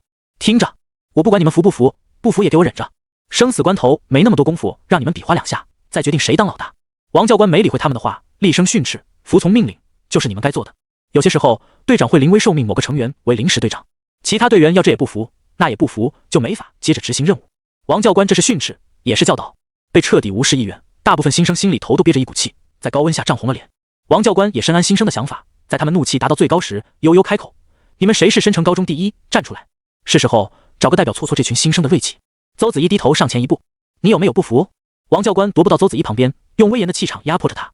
只见邹子怡满脸诚恳：没有，我完全听从组织安排。王教官闻言一滞，体会到了总教官的尴尬之处，他呵呵干笑两声：小同志觉悟还挺高的，挺好。这届新生太过奇葩，王教官心想他还是稳重点为好。于是他和教官们领着战斗系一班的学生来到某个室内训练馆。倒不是王教官体恤新生们，而是他担心齐远有意见。齐远和几个教官席地而坐，看王教官调教他们的站姿坐姿。新生们都是战斗系的，身体素质不错，无需花费太长时间，他们就做得有模有样。坐！王教官发布完命令，新生啪一下全坐下了。原地休息10分钟，听我讲后面安排。下午你们两对战，我们教官会根据你们实力进行分队。分好队后，你们将以小队形式参加后面的军训内容。友情提示：准备好野外生存物品，后面每个训练项目都会持续好几天。说完，他便宣布解散，让新生们去解决午饭，准备下午的对战。一起去吃饭吗？给你讲讲当教官的内容。齐远点头，欣然同意了王教官的邀请。教官的食堂和学生的分开，他刚进入食堂就受到了全场瞩目。军训新生对郑国军算得上是小假期，他们私下里也只是普通人，会和同伴开黄色笑话，企图和队友建立父子关系。总教官对这奇葩助教还有印象，怎么他还在？连长，这是齐远，昨天申城大学说的那个教官。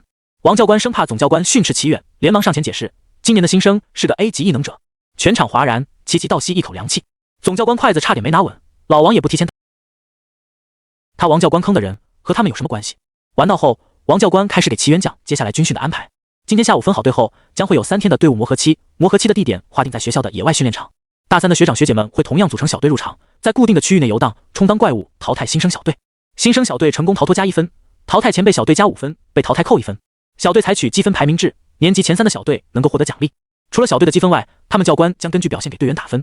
整个军训所有项目分数加起来，成绩不合格的学生需要补考，补考也无法通过的，学校视为学生不配合教学内容，会给予退学处理。教官在队伍磨合期需要做的事只有2样：一给小队内的学员评分，2磨合期结束后纠正他们的错误。我明白了。虽然名义上是齐远的小队，但实际上王教官作为带队教官会协助帮忙，所以齐远并不怎么担心。几人用过饭后，回到了室内训练馆。新生们已经斗志昂扬，蓄势待发，硝烟味弥漫在整个训练馆里。他们在场上打得激烈，齐远在台下无聊到犯困。哪怕他的格斗和战斗技巧不如台上，然而一力降实惠。优越的身体素质让他能清晰看清所有攻击，并且及时做出躲避和还击的动作。现在场上是姜文英和高长泽的对战。姜文英是力量异能者，手上100斤重的大锤犹如孩童玩具般被他轻飘飘举起。当大锤落在地面，敲击出巨响，大家才意识到这武器真实的重量。作为姜文英的对手，高长泽险险避开了他的攻击，额上流出一滴冷汗。这女人吃菠菜了吗？这么大力气！试探一击未中，姜文英面色不改，这在他意料之中。他双手握锤，顺势横扫高长泽下盘，巨锤在空中划出一道残影。高长泽侧身躲过攻击，往后跳跃几步，拉开距离。他从怀里取出经过强化异能者加持过的手枪，眼神一凛，异能倍数。砰砰砰！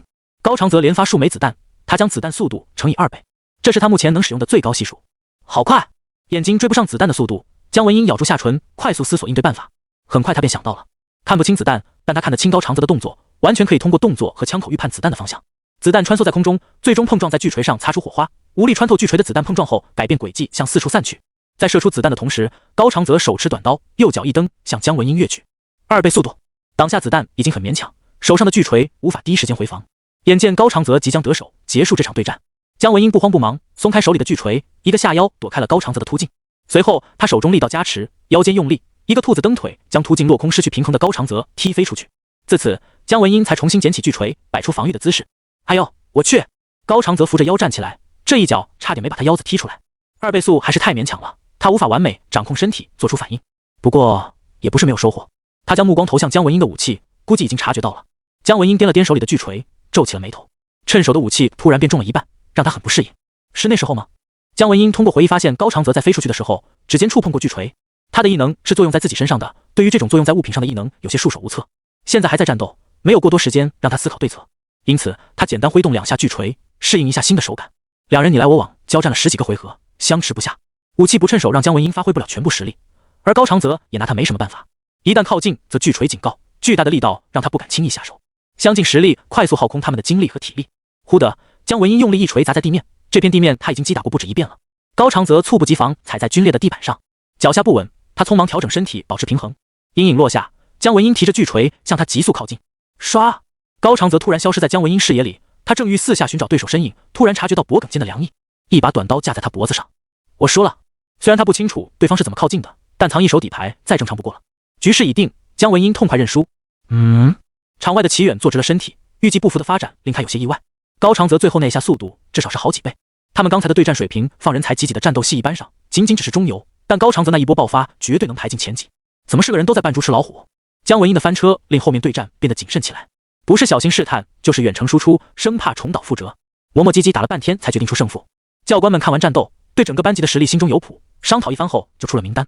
名单公布出来后，王教官给新生讲了一遍明天军训项目的内容，让他们提前准备好，然后宣布原地解散。齐远看了一眼手里队员的名单，廖世全、姜文英、邹子一、纪佳，说没有特殊照顾谁信啊？基本都是认识的人。纪佳这个女生，他也有印象，异能是鬼话，2行血泪加上惨白阴郁的脸，隔壁小孩都吓哭。队长，走吗？我贿赂你。廖世全身后跟着其他3人，和他开玩笑。齐远笑道：贿赂别说的这么大声，这不就被王教官发现了？王教官确实一直注意着这边，听到齐远的调侃，他露出整齐的牙齿。好家伙，被我逮到还这么嚣张啊！王教官倒不怎么担心贿赂，他按照标准给齐远挑的全是能过关的。放门外汉打分没点准备，那怎么行？若非齐远实力强劲，王教官甚至不会让他接触打分工作。这叫报备，走了。齐远和他们4人离开，前往学校食堂。他原以为廖世全他们会问教官的事，然而没有。姜文英依旧和纪佳走在一块聊着天，纪佳低头缩肩和他鬼话后判若两人。我们是不是要准备点战备食物？邹子一看到学校内的小卖部挤满了人，后知后觉意识到了。廖世全回答：不用，我已经让家里准备好整支队伍的分量。副队，你真可靠。姜文英美滋滋的夸赞。纪佳连连点头，赞同姜文英的说法。几人在食堂用完饭，初步熟悉彼此，相约在廖世全的房间里讨论战术。第2天早晨，廖世全4人前往申城大学的野外训练场集合。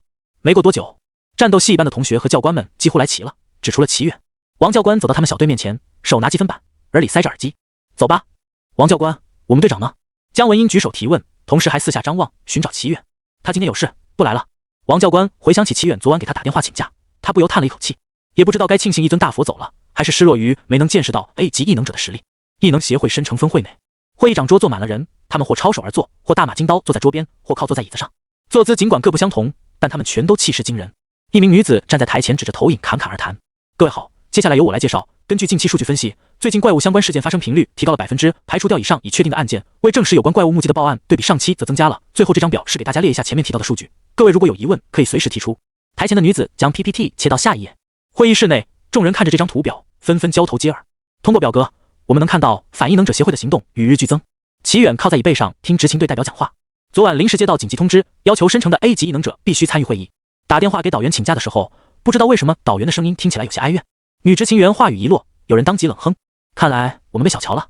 场上有人回道 S 级异能者被调走有段时间了，怪物蠢蠢欲动也很正常，这次行动也太久了，官方还不打算放他们回来吗？咚！坐在申城异能协会分会长右手边的男子将手机往桌上一拍，身上的执勤队制服昭示他的身份。这名男子不耐烦皱眉，语气生硬：“你们是离开了 S 级异能者，无法行动吗？与其把期待放在不知什么时候归来的 S 级异能者，还不如先想想怎么解决当下的问题。A 级异能者到哪都被捧着，不少人早被阿谀奉承养出坏毛病而不自知。”马上有人呛声执勤队男子：“那你倒是说一个解决办法。”我说了，你们会照做。执勤队男子打心底瞧不上这群推三阻四的异能者，他甚至没有正眼看说话的人。眼见现场气氛剑拔弩张，分会长出来打圆场：“诸位，怪物还潜藏在城市的各个角落，先别内讧了。”哼！一名2米有余的大汉拍桌而起，面朝分会长，手指向齐远：“内不内讧先不说，在齐远给我道歉之前，我是绝对不会和他合作。”齐远错这和我又有什么关系？你谁啊？啊，齐家大公子真是贵人多忘事。这名大汉怒目圆睁，横眉冷对：“1个半月前，您的下属还打伤我的次子，却连苦主的名字都不记得吗？”齐远，别的你还能诬陷，他连下属都没有上哪去打伤次子。然而他却不能这么说。如果别人怀疑你有武器的时候，你最好是真的有。哪怕他澄清了没有下属，这名大汉还有可能怀疑他包庇，又或是认为他和不存在的下属之间认识。他不会拿家人的性命去赌对方有没有道德这件事。最好的解决办法是让对方不敢动手。谁会关心下属做了什么？我只在乎他们有没有完成任务。齐远往身后的椅子靠去，单手架在扶手上，煞有其事讲述着不存在的下属。我劝你有话直说，是不是我的下属还不一定。察觉齐远打算推脱责任，这名大汉愤愤控诉：“我儿子好端端在酒店里和朋友开派对，你的下属突然闯进来打伤他，还放下狠话，行不改名坐不改姓。我是齐家的下属，有本事就找我算账，不是你下属还能是谁下属？好一个行不改名坐不改姓！”齐远被气笑了，哪来的家伙在这里栽赃陷害？不过打得好啊！依靠心灵感应将大汉省略没说的部分听得明明白白。齐远在内心给不存在的下属鼓掌，意图强迫女性陪他们轮流玩游戏的傻逼不打，等着明年给他烧纸吗？这位不存在的下属出现时间和他来到深城的时间重叠，而他那时刚到深城，还没有什么名气。齐远眼睑微垂，目光闪烁，难道是认识他的人吗？反正大汉在心里已经判了死刑，再解释不仅没用，还会掉逼格。这个哑巴亏他只能认下。齐远闭眼又再次睁开，苍金色眼瞳不带感情的注视大汉：“怎么？你是觉得打伤不够，要我亲自动手？”大汉冷汗涔涔，慌忙看向分会长。从次子那里得到豪门齐家这条线索，他就背地里调查过齐远，深知对方是怎样的狠角色。他要真敢动手，何必等到今天发难？为的不就是想占个理，通过舆论和分会长逼迫齐远给个公道？谁知对方在执勤队和分会长面前也如此蛮横，这侧面证明齐家的实力比想象中还强。场上的人面色各异，神情不明的看他们俩交锋，均没有插手。齐家底细不明，贸然插手只会引来祸端。我能说因为理直气壮，所以才完全不虚吗？齐远被这群脑补怪整得有些无语。然而对方越脑补，对他越有利，齐远没有自爆的念头。刚打完圆场，一波未平，一波又起。分会长有些焦头烂额，究竟怎么回事？分会长发话，大汉找回了遗失的语言系统，愤愤然：“你齐家当真如此豪横？”面对大汉的质问，齐远没有退缩，也不想退缩。穷则独善其身，达则兼济天下。他虽然还没有到兼济天下的地步，但也知道唇亡齿寒，兔死狐悲。到此刻，齐远才深刻体会到实力飞跃给他带来底气，就是拥有面对这种蛮不讲理的人想说不就说不的权利。这狗比崽子还想要脸，想要台阶下，滚！他手指一挥，一点星芒飞射而出，落在大汉前面的桌子上。桌子被这一点星光吞噬，化作灰尘，扑簌簌往下掉落。接着说：“怎么不说说你儿子做了什么？”齐远面无表情，语气森然：“论豪横，我还不如你儿子。”大汉语塞，两股战战。这星芒一出，他还以为齐远要对他动手，差点没吓破胆。但缓过劲来，又觉得自己没错。他儿子不过犯点小错而已，他救了那么多人，给点豁免权不过分吧？齐家大少似乎看穿了他所思所想，冷嘲热讽：“我救了这么多人，下手打一下你儿子很过分吗？”事到如今，大汉不想正面对上齐远也得对上，这么多双眼睛看着他，今日退却，往后还怎么在深城混？咱们不能客套客套吗？大汉叫苦不迭，他怎么被猪油蒙了心，觉得大庭广众之下，齐家大公子会一丝一下。现在好了，不仅之前被笑缩头乌龟，往后还要再添一个笑柄。小子犯错，您要亲自动手教训我，二话不说，但您让下属来就是打我的脸。虽说要对上，大汉还是心有戚戚然，用最狠的语气说出最怂的话：“可以，开完会后我再亲自动手。”还有这等好事？齐远差点没绷住，笑出声。等等，不对！大汉有些懵逼，怎么就再打一次他儿子了？他联想到齐远说的“怎么你是觉得打伤不够，要我亲自动手吗？”瞬间一个机灵，直冲天灵盖，脑海里全是儿子死得连灰都不剩的画面。他额上的汗珠落下，慌忙摆手：“不用您动手，我亲自教训这逆子。”说出后面这句后，他似是找到了怒气源。没错，一切都是这逆子的错，大把钱撒出，还找不到炮友，非整些刺激的。大汉似乎和齐远产生了共鸣，他拍拍胸脯，信誓旦旦保证：“您放心，这逆子腿我都给他打断。”齐远被他突变的话锋噎住，他能够感应到大汉是真打算狠狠揍儿子一顿，这就是想开一扇窗，先说砸个门的威力吗？分会长也傻眼了，你想揍孩子就揍，放会议上宣布干嘛？搞得他还以为2位 A 级异能者要打起来了。我不是来听你们扯家常的。齐和大汉交锋结果已出，知情队男子当即出声提醒：“我们收到线人消息，近期反异能者将要大规模行动，这也是紧急召集各位的原因之一。他话刚说完，场上立刻有人恨恨咒骂：要我说全部弄死得了，还考虑什么社会影响？你是没有脑子吗？想制造更多反对势力，真该让他们去国外看看，都这样还不知足。执勤队男子握紧拳头，后槽牙磨得咯吱作响。不幸发生在他们身上那一刻，一切概率比例都是空谈。这群 A 级异能者一个比一个能装傻，一提问题就开始讲废话，真是让他火冒三丈。台前女子连忙站出来主持会议：我们执勤队的意思是，为了遏制日益增长的怪物事件，不若我们齐心协力共度难关。这句话一落，刚才一个个像没带脑子的暴躁人瞬间哑火，全部闭嘴不言。我们要怎么做？一道声音打破了沉默的氛围。执勤队男子看过去，是刚到申城没多久的金童齐远。先前的交锋他看在眼里，冲着能为普通人出头这事，他对齐远的感官不错，果然还是自家人好办事。也不知道上面什么时候能把齐远调到明面上来，该知道的都知道了，这还不调动吗？其他 A 级异能者齐齐望向齐远，我们中间出了个叛徒，这般为国为民，怎么不去执勤队，跑来他们异能协会干什么？台前女子反应很快，生怕晚一秒事情就凉了。协助清理怪物，还有跟进一些疑似高阶怪物的案件，我们执勤队会共享案件线索，案件难度不一，为了保证公平，我们采取抽签形式分配。听到这 ，A 级异能者齐齐脸色骤变，给他们追查高阶怪物的案子，或是直接让他们和高阶怪物战斗，他们还不至于如此失态。在普通人观念里 ，A 级和 S 级同属于高阶相差不大，但实际上 S 级怪物的信息被龙国官方重重封锁。A 级怪物晋升 S 级怪物的重要条件是借助融合领域不稳定的空间状态，同化领域构建怪物领域，在融合领域之上建立新的维度。怪物领域虽然无法移动，但它具备空间规则。一旦普通人不慎接触到，并与之建立了连接，它就可能在城市里的任意一个角落消失。每年大量失踪案均来源于此。反异能者协会为什么这么受关注？原因在于他们有不少供奉着高阶怪物，是传播连接的重要渠道。A 级怪物再怎么强，也有迹可循。疑似高阶怪物案件等同于执勤队无法搜集到足够的线索，约等于有概率遇到 S 级怪物。虽然这个概率并不高，但是和刚才执勤队男子说的那一句一样，如果不幸遇到了，多少概率都是空谈，它就是100%。当下就有人坐不住了，拍案而起。开什么玩笑？万一捅了马蜂窝，有人能收拾吗？有一有二，立刻有人叫嚷，没必要急于一时半会吧，哪怕找到，我们也处理不了。是啊，不如先处理我们能处理的部分。场上的暴躁人又化身和事佬，试图劝阻执勤队别太冲动。会议室内变得乌烟瘴气，宛若早晨的菜市场。台前女子有些慌乱，执勤队男子冷眼旁观。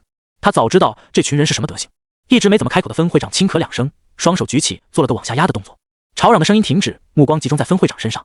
分会长环视一周，目光在齐远身上停了一瞬，而后开口：这是上面的命令，如果没有别的疑问，咱们就抽签吧。上面的命令无从更改，如果还想待在龙国，就只能照做。A 级异能者们不再多言，一个个上前抽取号码，领取密封的文件袋。最重要的目的已经达成，分会长宣布散会。齐远夹着文件袋出门，眼睁睁看着这群 A 级异能者将文件袋甩给下属，愤愤离去。他有些忧愁，没想到龙国让 A 级异能者养战队，还有协助调查的作用。时隔2个月，回旋镖终究还是扎在了自己身上。战队还是要有战队的，没有战队不行。那么问题来了，哪里有不要钱还自己养活自己的战队成员？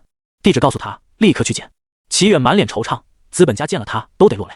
肩膀被人小心翼翼地拍了一下，大汉苍蝇搓手，陪笑道：我回家揍逆子，你要一起看看吗？算了，我待会还有事。看作威作福的异能2代挨打是很快乐，但一想到还要和大汉客套，就提不起劲。齐远心想，还是回学校好了。不久后，一位已经养好了伤势的年轻人被他爹揪了起来，狠狠胖揍一番。痛苦的嗷嗷声响彻整个豪宅。爸，你打我干嘛？让你在外面胡作非为，揍的就是你。嗷！再打要出事了。那正好，我还差把你腿打折。申城大学野外训练场内，廖世全4人围坐在隐蔽处。邹子怡看了一眼时间，对其他人说：休息的差不多了，我们准备出发。廖世全闻言起身，将一样东西丢入影子，影子将东西吞噬，很快变成了一只1级怪物3头犬。他操控3头犬往前探路，防止学长学姐们设下陷阱伏击。其余3人跟在他身后，全神戒备，以应对突发状况。忽然，廖世全停了下来，举起左手，竖起食指，这是他们沟通好的撤退信号。3人二话不说，悄身往后退去。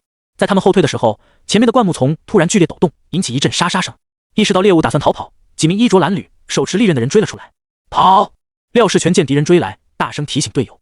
同校的学长学姐们不可能牺牲这么大，只为恶作剧新生。更为重要的是，3头犬嗅到了空气中弥漫的血腥味。无法确认不明人士战斗力的情况下，最好的办法是将消息传递出去，而不是莽撞上去搏斗。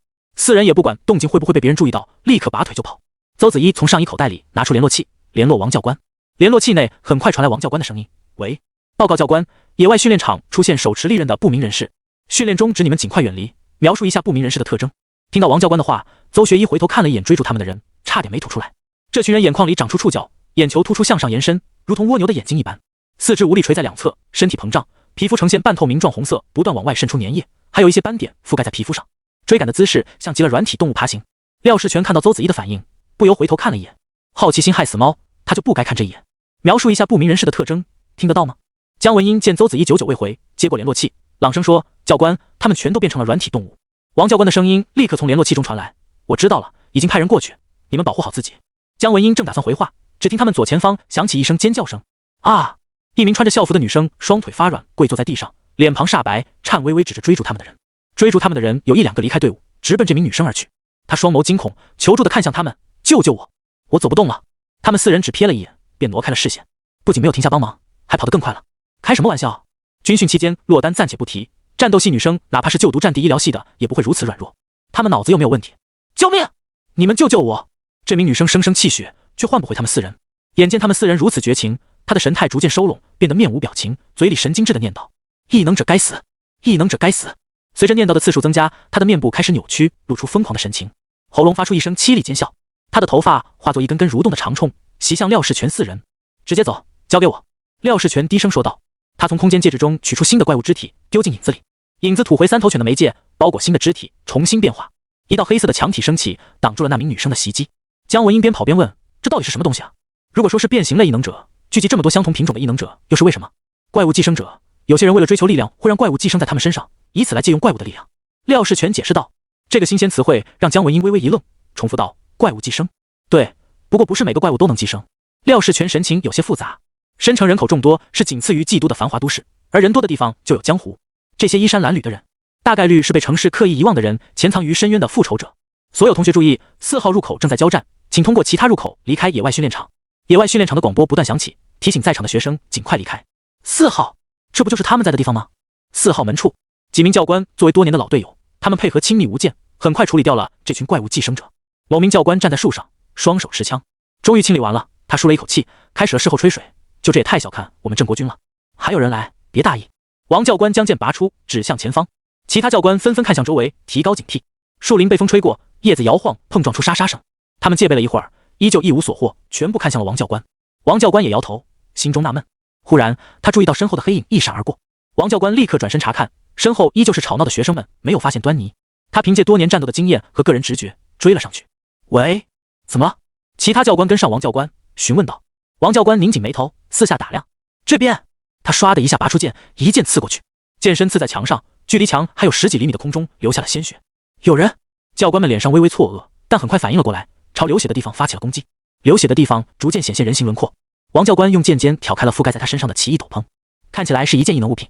这名不明潜入人士似乎放弃挣扎，靠在墙边任由他们攻击。教官们心生不妙，立刻收手。可惜已经太迟了。一身嫁衣的鬼新娘从这不明潜入人士体内中浮起，完全脱离了他的身体。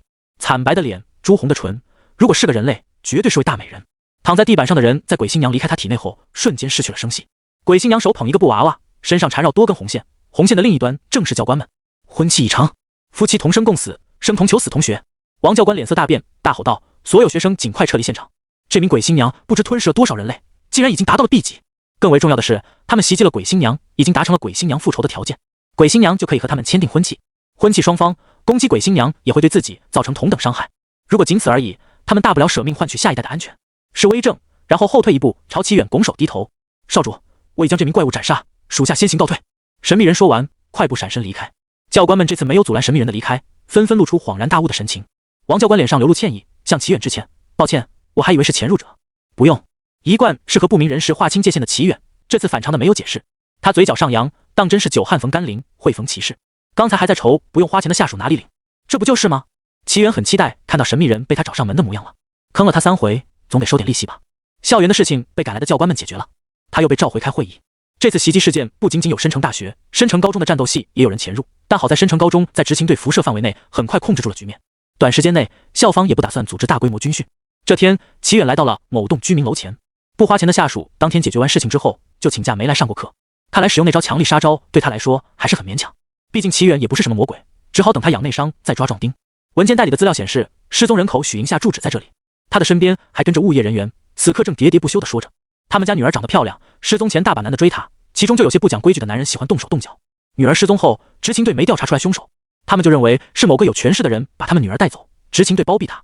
因此许家夫妻俩对官方的人都有些敌意，待会冒犯您可千万别介意。这位物业人员还挺好心肠的，话里话外都在维护这家人。他跟随这名物业人员来到许银夏家中，门铃响动了几声，齐远听到里面传来动静，他朝摄像头微微点头：“打扰了。”门内传来女性歇斯底里的嘶吼声，又是执勤队那群走狗。不见不见。物业人员无奈一笑，他低声说：“当妈的总是感情更强烈些，不如让我来吧。”齐远拦住他：“不用。”物业人员听后不动声色站在齐远身后，心中暗忖，也不知道这小伙在倔什么，许家怎么可能会给他开门啊？他这身气度，铁板钉钉的富家公子哥，这是许家最讨厌的类型。许银夏失踪前还被几名富家公子哥纠缠，差点出事。能主动开门，他就去吃屎。正当物业人员这么想的时候，门被打开了，鬓边头发斑白的中年男子满脸疲惫的打开门，他右手做了个邀请的动作：“二位进来吧。”物业人员目瞪口呆，呆在原地。这怎么会给他开门呢？不是特别讨厌公子哥，而且这名公子哥还是官方派来的。齐远没有客气，换上拖鞋走进客厅。刚走入客厅，许父许母殷切地将水果端了上来，满脸哀戚之色：“拜托您了，请救救慧慧。”许父许母虽然不清楚这名青年是谁，但他们知道他的来头不小就足够了，意味着这名青年拥有救出他们女儿的权利。他就好像深渊中投下的一缕阳光，照亮了他们绝望的心灵。眼见他们说着说着就差跪下了，齐远反客为主，示意他们坐下。坐下说。许父许母连连称是，坐下后才反应过来还有物业人员，招呼他一起坐下。坐下后，他们开始絮絮叨叨讲述许银夏的事情。某天许银夏回家时神情不对，不管他们怎么追问，许银夏都摇头。直到他们将他扶进屋，准备了夜宵，许银夏回过神来，抱住许母嚎啕大哭。原来是许银夏那晚被富家公子哥强行带走，差点出事。幸运的是，有位自称齐家下属的好心人救了他，才幸免于难。听他们说到这里，齐远神色古怪，难怪执勤队把这个案子分给他，什么抽签还不是暗箱操作，这有什么问题吗？是不是要讲讲细节什么的？许父看出他表情不对，马上追问道：“没有，这是我下属，未来的下属也是下属。”齐远没有一点说谎的心虚感，忘了介绍，我叫齐远。心下忐忑的许家父母听到这句话，犹如一剂强心针注入，他们均露出欣喜的神情。太好了，遇上贵人了。许父将许母颤抖的手握紧，接着讲后面发生的事。自那事以后，许银夏便痴迷上了觉醒异能，他开始找各种方式觉醒异能。许父许母知道女儿被吓破胆了，可他们也没有办法解决这件事，只能任由女儿折腾。每当发现女儿加入某个觉醒异能的聊天群时，他们也会换上小号加入聊天群，分辨有没有危险。所幸的是，女儿尚且有些理智，一些不靠谱的线下聚会很少参与，他们也渐渐放下心来。然而天有不测风云，许银夏某天突然消失在房间里，执勤队来现场勘查，没有找到任何导致他消失的原因。这些记录封存在档案中，在齐远手上还有复制品。半夜掳走慧慧，绝对是异能者才能做出这种事。许母眼眶通红，失声痛哭。齐远平静地看着他们，用令人安心的沉稳声调问：“怪物也能做到？你为什么肯定是异能者？”啊，这……许父和许母四目相对，眼里尽是迷茫。对啊，怪物也能做到，为什么一定是异能者？他们回想起觉醒异能群里面群友发来的安慰，绝对是异能者做的吧？他们总是说融合领域危险，是怕我们觉醒了异能不好控制吧？全世界有这么多异能者，却清理不完怪物，我觉得是故意的，为的就是更好控制普通人。但是执勤队不是巡逻吗？怎么会出现怪物不知道？还有，既然是怪物，执勤队又怎么会找不出来？许父磕磕绊绊说道。察觉到许父许母怀疑他要把锅甩在怪物上，齐远没再多言，向他们借来了许银夏的账号。顺利拿到账号和聊天记录，齐远聊了几句，没有新的发现，便起身告辞。本来还想让下属安心养几天内伤，现在休息什么休息，起来工作了。某栋小型别墅内，齐远按响了门铃，将脸对准了摄像头。别墅主人正躺在沙发上休养内伤，听到门铃爬起来看了眼显示屏，这一看吓得他直接跳了起来，好像被厉鬼上门索命。怎么办？齐家查到我们了？靠在窗边的女人立刻走了过来，按住别墅主人的肩膀。先别慌，他和你是同学，也许老师让他代表全班来看望你。乐呵，看小女孩坐在地面上玩布偶熊的老人抬起头，抚着胡须慢悠悠说：“只要我们来历不被发现，剩下的就是被知道，又能怎样呢？”说得倒简单。别墅主人抓乱头毛，嘟嘟囔囔：“我甩了2次锅给他，他和我算账怎么办？”是3次。老人纠正，云云也甩了1次。我都这么悲伤，您还雪上加霜？别墅主人无言以对。可以装作不在吗？跑得了和尚跑不了庙，万一他不是来找你算账的，你这么做贼心虚，对方起疑心了，不是弄巧成拙。女人无脸，你们也太不靠谱了。你们先上楼躲起来，看看情况再说。在老人牵起小女孩往上走的同时，女人的身形逐渐虚幻，绿光萦绕，化作一道道纹路挂在别墅主人身上。齐远在外面等了一会儿，然而大门久久未开。若不是私闯民宅，违背道德和法律法规，他就直接进去了。开门啊，别以为我不知道你在家。磨磨蹭蹭好一会儿，门终于打开了一条缝，从里面露出了高长泽的脸。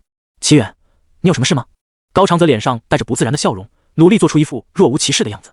当然很可能是齐远知道了他的内心想法，所以夷陵偷斧，不管高长泽怎么表演，都打心里觉得很不自然。不让我进去坐坐吗？高长泽的身体将门缝牢牢堵死，显然是在戒备他。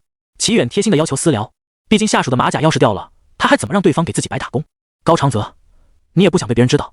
齐远主动打断自己的思路，再想下去是恐怖故事了。听到齐远的话语，高长泽尴尬一笑，让开了身位。进来吧。待齐远坐在沙发上，高长泽将沙发上的笔记本电脑捡起来放在一边，同样坐下来。老师让你来看望我吗？伤势快好了，过几天就能回去上课。高长泽报告给老师，当然不会说自己内伤，而是开了假证明，证明自己在野外训练场被怪物伤到，需要静养。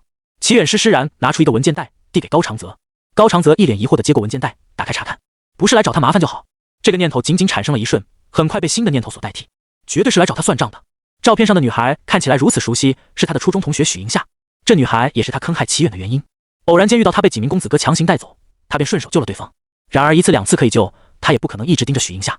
别说当时开着马甲不方便暴露身份，就是没开马甲，他也震慑不住这群公子哥。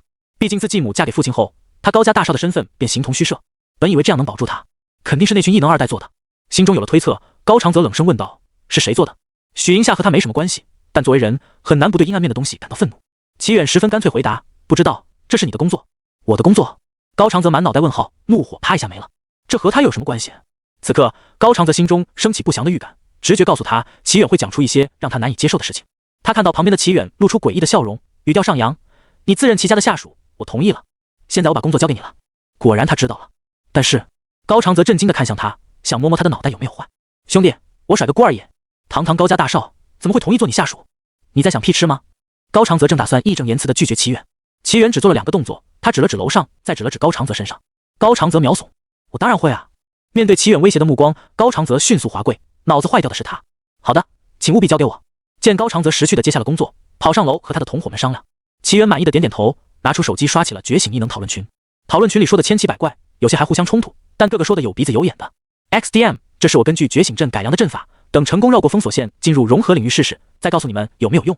阵法拉倒，别的有无？听说国外最近出现了个叫空中花园的异能物品，它会移动空间，随机到世界各个角落。如果有机会进入，不仅可以觉醒异能，甚至有机会获得这个异能物品的控制权。觉醒异能我都看脸失败，空中花园更是算了吧。我们国家好像也有，是个寺庙，具体进入方法，在齐远看来，大部分像抽卡玄学那样，看似很有仪式，实则卵用没有。正当他看得啧啧称奇的时候，楼梯传来噔噔噔的跑步声。很快，一位小女孩朝他跑了过来，她单手搂着一只布偶熊，用奶声奶气的声音指责齐远：“大坏蛋，是你！”齐远瞟了他一眼，直起身朝他招了招手。小女孩哒哒哒朝他靠近，还不等他露出得意的笑容，他就哎呦一声叫起来。他双手摸着脑门，眼泪汪汪看向齐远。齐远收回弹他脑壳的手：“你的小心思太好猜了，再耍心眼，我就让你今天吃不上零食。”清然姐，他又欺负我。小女孩眼珠子一转，计上心头：“你不吃卖萌，有别人吃。”尹清冉同样从楼梯上走下来，眼神里饱含警惕，盯着齐远，冷冷开口：“他还只是个孩子，一个会主动坑人的孩子。”苦主找上门来，不打算道歉，反倒是先贼喊抓贼。虽然被尹清冉和小女孩敌视，齐远的心情依旧很好，任谁面对要给自己白打工的冤大头，都生不起气来。尹清冉不甘示弱，他依旧语气冰冷：“你也不差，这个任务的难度可不低。”齐远挑眉，他当然知道难度不低，不然他就摇一只旅程帮忙了。谁让你们正好送上门了？他说完，低头看向小萝莉：“应该是你告诉他们齐家势力不俗的吧？君子报仇，10年不晚。”尹清冉微微一愣，看向了小女孩，脑海中的线索飞速串联。仅仅通过一次见面，他就算到了我们为了隐藏身份会借用他的名号，我们输给他一点都不冤。小萝莉睁着黑白分明的大眼睛，还打算装无辜，却被尹清冉周身气场惊得一个机灵。小萝莉终于意识到，齐远没打算问责他，而是甩锅给他。哼，坏蛋哥哥啊，别怂啊，当谁没听到你心里喊的叔叔？齐远边想着边笑看小萝莉被削。许银夏这件案子，执勤队该调查的全部调查了。高长泽合拢资料，陷入沉思。尽管父亲娶了继母，让高长泽处境艰难，但作为异能二代，消息还是比一般人要灵通。仔细看完资料，高长泽发现和异能二代没有半毛钱关系，掩盖这方面的手法多了去，流程悬案更容易被上面查到。从现场勘探结果和复原来看，又和怪物没有太大关系。哪怕是 S 级怪物与人建立联系的方式也只有几种，要让当事人不知情，那方法就更少了。通常是供奉他们的人类私下传播，以圣水洗礼，接触圣物会给人们带来好运等形式，或者是误入他们的领域和被他的分身寄生。总而言之，要么接触到他，要么通过他的领域间接接触。到底是哪里出现问题了？高长泽抹撒纸面，垂眸看着手中资料，他完全分辨不出许银夏的失踪原因，究竟是人在故弄玄虚，还是怪物带走了他？没有线索吗？尹清冉靠在桌边轻声询问。高长泽摇摇头，信息有很多，但分辨不出来哪条有用。这不重要了，有新的人失踪了。齐远的声音从门口处响起，毕竟是在别人家，没有主人允许到处乱跑，总归不好。于是齐远单手夹着云云，另一只手敲了下门，提醒这两人他上楼了。云云在地板上玩着布偶熊，突然被劫持到2楼，眼里还有些迷茫。可他已经不敢招惹大魔王齐远了，乖乖地趴在手臂上。待尹清冉和高长泽看过来，齐远敲门的手晃了晃掌心的手机，刚才执勤队发消息给我，新的案件和许银夏很相似。高长泽和尹清冉当即起身欲走，齐远叫住了他：“你不打算换个门走吗？”高长泽、云云同款迷茫：“走大门有什么问题吗？”尹清冉略一思索，反应过来：“你出门的身份是他的下属，不是你本人。”高长泽瞬间明悟，以他本人的身份接触不到这件事，该出门的是齐远的下属，如果他和齐远一起出大门，等同于不打自招。我也要去。云云在齐远的臂弯里举手大喊：“我好久没出门了。”尹清然果断拒绝：“不行。”小女孩将期待的目光投向齐远。高长泽无力吐槽：“他都被坑到姥姥家了，还找齐远，是不是傻？”他绝对不承认小萝莉的叛变伤透了他的心。齐远这次却没辜负小女孩的期待，他点头也不是不行。还没等云云欢呼，尹清然先开口拒绝：“我们的身份不太适合在外面行走，特别是云云年纪小，特征明显。我的意思是，可以不止一个下属，让他附身在高长泽身上，你跟着不就行了？”齐远示意了一下尹清然，下属当然越多越好。尹清然虽然不是很想同意，但看到云云可怜兮兮的眼神，他还是默认了。不久后，两名衣着相似的神秘人站在别墅里相顾无言。齐远看到他们俩这么招摇，果断选择自己乘坐公交，把社死留给他们。先换下来，我们到附近再把衣服换回来。高长泽拥有多次开马甲经验，很快找出问题所在。那云云怎么办？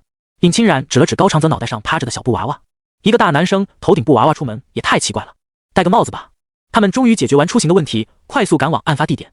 另一边，齐远已经赶到了新的失踪人士叶原家中，他的家属被执勤队带去做笔录。他在这里看到了一个意料之外的人，几家手握矿泉水瓶和笔录员小声描述，看得出笔录员听得很困难，一直侧着耳朵不断往几家靠近。几家一感觉到对方靠近，就稍微大声了一点，又把身体往后靠，然后他又不知不觉恢复到了最初的音量。笔录员再次听不清楚，只能反复问他。别说笔录员，齐远走过去，以他高阶异能者的身体素质，也只能勉强听清他在说什么。前几天我和他约定在今天见面，因为他到点没来也不回消息，我就上门找他。他失踪前有什么不寻常的事情吗？几家不安地抠手指，低头回忆。我之前在军训听他说过班上有人霸凌他。笔录员又凑近了几分，前半句他听不清，后半句他听到了。霸凌？对。几家低头用刘海挡住了眼睛，从口袋里拿出手机，翻到关于霸凌的聊天部分，递给了笔录员，之后安静的等待。齐远站在笔录员后面，正好能看得到上面的内容。圆圆，狗拔铃说我想勾引她的男友，让全班人都别和我说话。我真的只是好奇的看了一眼，发誓绝对没有。圆圆，他们把我堵在卫生间里，不管怎么解释都不听。圆圆，班上的同学都当我是空气，不和我说话，我真的要崩溃了。圆圆，爸妈也不管我，我真的好累。圆圆，如果我像你一样有异能，会不会他们就不敢欺负我了？后面的内容是几家安慰他，和他约定好军训结束见一面。后来军训提前结束，几家又立刻邀约了叶原见面。笔录员在表格上记录下来，然后将手机还给几家，又例行问了几个问题，几家一一作答。几家做完笔录并没有离开，安静的在一旁观看。齐远看到有位执勤员上前查验房间，异能残念，叶原的身影虚无缥缈的出现，躺在床上休息。又过了一会儿，他凭空消失了。任凭这位执行员再怎么释放异能，叶原的残影依旧重复这个过程。一名男子走了过来，这就是我们认为他和许云夏案子类似的原因，两人都是躺在床上凭空消失。齐远认出他是会议上的那名执勤队男子，他身后还跟着两个奇装异服的人。见齐远注意力在他们上面，男子开口说道：“我注意到你的下属在楼下，便将他们带了上来，给你添麻烦了。”这名男子摆手道：“不用和我太客套，我一个大老粗吃不消。上次忘了介绍，我叫一时。”一时如同他说的那般，并不怎么在意礼节，客套一句已经是他的极限。说完，他便直奔主题：“这个案子如果确定是 S 级怪物所为，一定要告诉我们。上头说了，必须第一时间汇报。这种事情不该保密吗？”齐远看不懂一时的操作，你就这么大庭广众下说没问题吗？一时不以为意，嗨，你当那群 A 级异能者能保密到哪去？出门就把脸拉得老长，生怕别人不知道。说的也是，齐远深以为然。两人说完，把注意力重新放回叶原的案件上。齐远不懂查案，想让他东翻翻西翻翻，然后眼镜反光说真相只有一个是不可能的，但他至少知道找共通点。失踪的两人都希望觉醒异能，朝着这个方向查，肯定不会错。了解完事情经过，他们三人离开了这栋居民楼。齐远看天色渐晚，大发慈悲说道：“今天先到这里，你们回去注意一下许云夏和叶原家的聊天群。”高长泽满头雾水，不去找狗拔铃了解情况吗？那个尹清然语气平淡，狗拔铃只是叶原想要觉醒异能的源头，但不是造成他失踪的原因。你们能带上我吗？多少也是一条线索，好过我们在聊天群大海捞针。高长泽摊手，然后左顾右盼，刚才好像有什么声音。是我，高同学。几家声如蚊蝇，但是声调听起来却像用尽全力喊出来的一样。原来是季家呀。高长泽正想像平常一样打个招呼，转念一想，发现不对，他怎么知道我是谁？他脊背上起了寒栗，人有些麻，今天怎么一直掉马甲？还是大家都知道，只是没说出来。一想到这个可能，高长泽就想找个坑埋了自己。尹清染讶异，如果说齐远注意到他们在意料之中，这女孩也知道，就令他惊讶了。高长泽有点不情愿，还想再挣扎一下，试图拯救一下马甲。齐远却没给他面子，直接把遮羞布扯开。你怎么知道他是高长泽的？几家手指虚掩在嘴边，揪住衣角，让本就小声的声音更小上几分。直觉，而且高同学没办法鬼上身。句子虽然很短，但彻底给高长泽判了死刑。这一点他无法狡辩。自从遇到了尹清染他们，他每天出门身上都挂一个人。谁出门不带挂？万一打起架来，总不能喊句等我拿个挂再回来和你打。走吧，我们换个地方聊。虽然掉的是高长泽的马甲，尹清染有些不放心，提出换个地方聊天。几家摸了摸刘海，好的。四人找到了一处偏僻角落，8只眼睛互相看了一眼，竟没有一个主动开口，最后目光都集中在齐远身上。这不是你们要聊的吗？齐远丈二和尚摸不着头脑，僵持在这里也不是个办法。他略一思忖，说道：“你想调查叶源的案子？”见纪家点头，齐远补充了一句：“一时的话你也听到了，危险性不低。”他依旧点头，只是点头幅度变大，代表纪家的决心。那就一起吧，反正不同意也没什么用，他自己会查。既然如此，还不如多抓个壮丁。齐远没有犹豫，解决完这件事，氛围又陷入死寂。尹清冉和高长泽被纪家突如其来的高同学打得措手不及，两人就像作者卡文憋不出字眼一样，斟酌半天没有开口。纪家隐约察觉到了，但他不怎么会聊天，也跟着纠结起来。正当齐远打算强行结束他们六目相对，喂，这是我们的地盘。小混混们手提钢管，嘴里叼着香烟，就差脖子上挂个大金链子。待看清巷子内的情况，他们情不自禁张大嘴巴，香烟掉了一地。巷子中，一名气度不凡的青年护着一名女生，和两名神秘人对峙。神秘人们回头看向他们时，强烈的杀意扑面而来。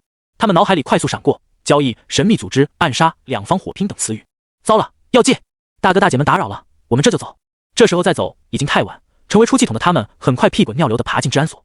治安员同志，我自首。有鬼啊！合作暴揍一顿小混混，他们三人不再纠结。高长则直入主题，请求纪家帮忙保密。纪家当然是用力点头以作回应，而后扭捏开口：“直觉告诉我该找他，我的直觉一贯很准。”四人最终在纪家的坚持下前去找狗拔灵，反正他们也没有线索，去一去又不亏。他们当即决定去找狗拔灵。已经夜晚，他们敲响狗拔灵家的房门，给他们开门的女人满脸困倦，房内不断传来麻将的碰撞声。他不在家，可能在外面哪里玩吧？请问他去哪里了？女人表情不耐烦，但看到齐远的脸又平和了下来。几天都没回来了，我哪里知道？几天没回来也不问问吗？齐远怀疑眼前的女人到底是不是狗拔灵的亲人，怎么好像狗拔灵是死是活和他无关？请问您是？我是他妈妈，没事的话我去搓麻将了。好的。四人面面相觑，一时间不知道怎么说。高长则用试探的语气说：“明天去他的学校找。”也只能这样了。尹清冉暴毙而立，对这件事他积极性不高。听他们这么说，齐远把编辑到一半的摇人信息删掉。以齐远丰富的举报经验，他下午就加上了一时的某信，让别人晚上加班给他找资料，确实不太地道。纪家举手，手臂高度看起来要放不放的。也许我可以靠直觉找到狗拔灵。没见过这种找人方式，他们三脸懵逼。三人抱着见识见识的态度，跟着纪家左拐右拐，最后来到一家 KTV 某间包厢前。他们打开门的时候，狗拔灵正拿着麦克风和一名男生深情对唱。一直让别人为全球变暖做贡献的齐远，此时也猛吸了口凉气。你管这叫直觉？和作弊器有什么区别？突然闯进来几名奇怪的人，包厢里的学生们反射条件的慌乱起来，看样子是被老师和家长逮到 PTSD 了。摆烂归摆烂，他们被带到后慌张依旧慌张。看清来人和老师家长没有关系后，他们嚣张起来，七嘴八舌叫嚷起来：“你们谁啊？怎么乱跑别人的地盘？莫名其妙的！”见这群孩子这么天 share 真 bye， 齐远笑了。他们也许脑海里根本没有后补二字，脑袋一热想做什么就做什么。我们来找狗拔灵有事。高长则自觉承担对外交流的工作，两位女士都不是喜欢说话的人。包厢内的学生哄堂大笑，对高长则衣着指指点点。好中二啊，我小学就不这样了。这衣服看起来好丑，没钱做好看的就别做。真有人以为这样很牛逼？不会吧，不会吧。也许有几个持有不同的意见，但他们不敢表露出来。听得高长则额头青筋暴起，握紧拳头。他的审美哪里有问题了？尹清冉极其双标，面对别人家的熊孩子，他就没那么好脾气了。让他们安静一会儿。话语落下，趴在高长则头上的布娃娃发出诡异的笑声，细线从高长则指尖射出，很快包厢里的学生们身上沾上了丝线。学生们惊慌地去扯细线，却发现细线像是从他们身上长出来的。高长则食指微动，细线随着他的动作起伏。这群学生终于发现事情不对，他们又惊又怕，想开口喊救命，却发现他们的行为不受控制。于高长则身后，齐远睁开了苍金色的双瞳，重构视野下，布娃娃状态的云云和高长则能量循环衔接在一块，宛若共生体。云云的操控异能加上高长则的倍数，达到了1+1大于2的效果。这比他想象中效果更佳。他情不自禁地笑了，没有什么比马甲怪更棒的了，一个人可以当多个用。难怪老板们都喜欢复合型人才。唯一没被控制的狗拔灵吓得瘫软在地面上，哆哆嗦嗦握紧了手中的麦克风。你们找我做什么？尹清冉见高长则控制学生一个个离开包厢，他蹲下身和狗拔灵平视。他用笃定的口吻询问：关于叶源的失踪，你应该知道什么？在纪家把他们带来这个包厢后，他们对于纪家的直觉信服了几分。哪怕纪家是事先调查的也没关系，至少证明他们不会白跑一趟。他失踪了。狗拔灵反应很大，他身体前倾，想要抓住尹清冉的手，被尹清冉不着痕迹地躲开了。对，你知道点什么？我不确定，你们会救我的吧？狗拔灵转而问起自己的安危问题。他目光闪烁，神态中的不自然一闪即逝，朝他们讨好一笑。他的长相不错，又精心打理了外表，看起来青春活力满满。场上四人冷漠地看着他表演，他们读懂了他的潜台词，想用情报换取他的生命安全。经典反派总是面目可憎，但现实往往更为扎心。霸凌的人通常还有不错的人缘和外表加持，因为不错的人缘和外表，他们有些甚至没意识到是在霸凌。谁让他们心情不好就报复回去，不是件很正常的事吗？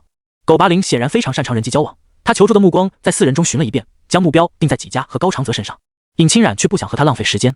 你现在不说，我可以换一种方式让你开口。别，我说。狗巴林用可怜的眼神去了一眼纪家和高长泽，见他们都没反应，委屈巴巴说道：我和他关系还不错，前天他邀请我一起看觉醒异能的直播，我因为没空只赶上后半场。高长泽也不知道该夸他勇气可嘉，还是大骂一句傻逼。在异能者面前讨价还价，嫌命太长了。尹清冉彻底没了耐心，他起身冷冷地俯视狗巴林：那你等死吧。等等。狗巴林连忙抱住尹清冉的长腿，声泪俱下忏悔道：我和他闹了点小矛盾，那天撞到他在看直播，所以我和我的闺蜜们也一起看了直播。尹清冉再也忍不住了，他单手将狗巴林拎了起来，逼视狗巴林的双目。你觉得我是傻子，很好骗吗？一般受过专业训练的异能者不会对普通人拳打脚踢，除非忍不住。齐远三人装作刚才什么事都没有发生，等尹清冉审问出结果。前天下午放学的时间，狗巴林又结伙找叶原麻烦，将他反锁在卫生间里，冷嘲热讽。这些天叶原试图觉醒异能的行为被他们看在眼里，除了叶原竟敢反抗他们之外，他们心里还生出丝丝恐慌。如果叶原真的觉醒了异能，他们几人都得完蛋。于是他们逼迫叶原将手机交出来，成功的在他手机上找到了叶原的觉醒异能计划。狗巴林和她的闺蜜们让叶原当着他们的面尝试觉醒异能，确认没有危险，他们在尝试。那个觉醒异能的方法是什么？在尹清冉的逼问下，狗巴林吃一堑长一智，老实回答道：没什么特别的，太危险的我们也不敢尝试，就是主播给我们讲什么精神觉醒法，什么幻想脑中有一扇门，门是锁着的，它代表你的潜力还没被开发出来，之后就是描述了门长什么样，我们要怎么找到心中的钥匙打开那扇门。听完，四人互相看了一眼，大家的眼神出奇一致，左眼写着就，右眼写着脑门，还有个大大的问号。狗巴林先前支支吾吾，他们还以为是搞了什么大事。如果看直播能够建立联系，那多少人类都不够造的。狗巴林察言观色的能力炉火纯青，他满怀希望地问道：是不是叶原私下里还见了什么不三不四的人？我没事对吧？如果你不是普通人，信不信我打你？场上的三名学生冷漠地看着尹清冉给予狗巴林拳脚关爱，他们也想关爱关爱这位可怜人。走之前，齐远不忘嘴上关怀他。叶原近期没有私下会面不认识的人，谁也说不准他失踪的原因。他在说这句话时，只是为了让狗巴林生活在惶惶不安的幻想中，却没想到一语成谶。几天后，齐远从一石那里得知狗巴林和她的闺蜜集体失踪了。一石还在手机的另一头絮絮叨叨，除了他们以外，还有其他人失踪，不过失踪方式不一样，不好判断。其他人接手的案子也查出不少问题，看样子我有的忙了。一石在挂断电话前，难得婆婆妈妈重复了一遍叮嘱：我还是那句老话，确定是 S 级怪物别莽上去，先报告给我们。知道了。齐远挂断电话后，他坐在宿舍房间的书桌边，打开了直播间。直播间显示主播不在线。狗巴林的失踪再次证明了几家直觉的准确性，查不查案倒成了其次。有作弊器不用他是傻子吗？可惜直觉不是真的直觉。我鬼化后可以选择化身为笔仙，是笔仙的能力能帮我预知测算天下事，但是测算异能者和怪物效果很差。隔天，齐远询问几家，他磕磕绊绊地说道。几家低头，担心看到齐远失望的目光，说直觉只是想少解释点，和不熟的人说话比要了他的命还难受。齐远倒说不上失望，他就知道哪有开挂后不被封号的。高长泽抱着笔记本电脑挂在狗巴林看过的那个直播间，现在还显示下播中。听到他们的谈话，他替几家解围道：好在虽然不知道原理，但至少知道是直播间在搞鬼，我们顺着查下去总能查到。尹清冉单手撑下巴，眼神没有聚焦。不一定，官方查这么严，如果是我就会短时间内沉寂下去。你这么说也很有可能。高长泽脑袋大了一圈，也有概率会变本加厉，捞一笔再走。执行队告诉我跟着一起移动，这尼玛是移动的军火库啊。齐远不由感叹，原本 BOSS 必须待在副本里，现在他卡 bug 把一个个大怪给运了出来，自身实力尚且不提，哪怕他是坑蒙拐骗来的 S 级怪物，这么多怪物聚集在一起，危险度也不会低到哪去。这番科普让场上 A 级异能者们不得不重新审视一下局势。龙国已经是全球安全系数第一的国家，况且在有 SSS 级怪物不断蚕食人类生存空间的情况下，他们逃又能逃到哪里去？更别提他们绝大多数拖家带口，自己能活也得考虑一下能不能护住亲朋好友。不需多时，他们心底已经有了答案。当下就有人开口说道：直说吧，我们该怎么做？你们如果没有办法，应该不会有功夫在这里和我们瞎扯淡。老子已经做好准备了。正当场上的人如火如荼，一个个摩拳擦掌，打算大展拳脚，万般豪情壮志在心中激涌。有人见势不妙，立刻开始输出观点，用所谓的理智掩盖他们的色厉内荏。去救回 S 级异能者有什么用？他们又打不过 SS 级怪物，谁知道你们是不是危言耸听？不过是想用我们的命换回他们的命。要去你们去，我不当傻子。一时起身揪住离他最近的唱衰男，他怒不可遏。别人都是傻子，就你这孙子聪明。要是害怕趁早滚蛋，龙国不需要你这样的废物。难道我说的不是实话？唱衰男同样站起来，一把扯下一时的手，以为抓到了一时他们的把柄，他脸上透露出兴奋和自得。不然你急什么？一时将手抽了回来，冷冷扫了他一眼。废物不值得他浪费口舌。唱衰男不依不饶，他就是要让自己的行为合理化，追着一时一顿输出。没话说了，想让我们卖命就说点实在的，少把我们当傻逼一样糊弄。申城分会会长扶着桌子，颤巍巍起身，面上尽是肃杀之气。你们有谁和他一样的想法，请立刻出去。渺小，容不下这尊大佛。唱衰男脸色一黑，他察觉到申城分会会长有不知道来源于哪里的底气，心下一沉。如果龙国有应对的方法，他唱这一出等同于给自己挖了个大坑。刚才混在人群中叫嚷的人眨眼间消失，只余唱衰男一人立在原地。那么请你出去。申城分会会长浑浊的眼锁定在唱衰男身上，用拐杖指向门口方向。唱衰男咬紧了后槽牙，在申城分会会长逼视的目光下甩门而去。没到危机时刻，龙国官方允许他们耍点威风，有些小九九。但真到了危机时刻，申城分会会长也不会惯着他们。唱衰男如果不离开龙国，就做好事后清算的准备。老夫年纪大，脸皮上的褶皱也厚实，倚老卖老，说句不要脸的话。没错，是要你们卖命换 S 级异能者们回来，但换他们回来就能解决事情，并非虚言。被困的人中有 SS 级异能者，只要能离开怪物领域，哪怕无法消灭怪物，至少也能让怪物知难而退。听到最后一句，众人脸上流露出亢奋的神情。听了一耳朵坏消息，终于有条还不错的消息。方才和唱衰男一起叫嚣的人也露出庆幸的神情，还好他们做出了正确的选择。薛小子，剩下的你来讲。分会长见剩下的人没有异议，将话语权交给薛失踪。薛失踪摸鱼看手机的行为再次被发现，他起身将一件物品放在桌上，是一把破旧的青铜钥匙。这柄钥匙能够复制一次打开，无论是什么方式的打开。我们需要你们轮流进入怪物领域内，找到 S 级异能者们，之后再用钥匙打开领域出来，将由我再次进入空间协助 S 级异能者出来。注意不要在怪物领域内待太久，1个小时内务必出来。众人环顾四周，发现其他人和自己一样，满脸茫然之色。无论是被同化的 S 级还是 SS 级，这些怪物领域已经不在现实维度上了，他们要怎样才能进入？要怎么进去？说这话的人道出了大家的心声。椅子被压制一声推开，一时示意了一下外面的方向。跟我来。众人跟随一时来到一间房间，房间内摆放了几个玻璃展柜，而最为显眼的是中央的那扇门。齐远和其他人一样四处打量，他看到玻璃柜内摆放各式各样奇怪的物品，不明生物蜕下来的皮，闪烁金属光泽的鳞片，用华丽器皿盛放的红色液体。薛世宗见他好奇，给齐远解释道，这些都是你们调查的案件收缴上来的相关证物。一时拍拍手，让众人的注意力集中在他身上。我们的技术人员将不同异能物品进行组合，制造出了这扇门。这扇门能够根据怪物建立联系的特性，反向追踪他们，并根据建立的联系打开通往怪物领域内部的通道。只是门后传送地点不定，进入门内有概率直面怪物，提前做好逃跑准备。当然最重要的一点，死也要把钥匙和情报带回来。深城大学宿舍区，平和的校园被混乱取代。在齐远离开后不久，深城大学再次受到了袭击。高长则一脚把袭击者踹飞出去，抱怨道：怎么又是我们？有种去找异能协会麻烦啊！一只鬼手从地下探出来，将袭击者拖入地底，置于脑袋在外面。高同学，因为异能协会那里有 A 级异能者的会议。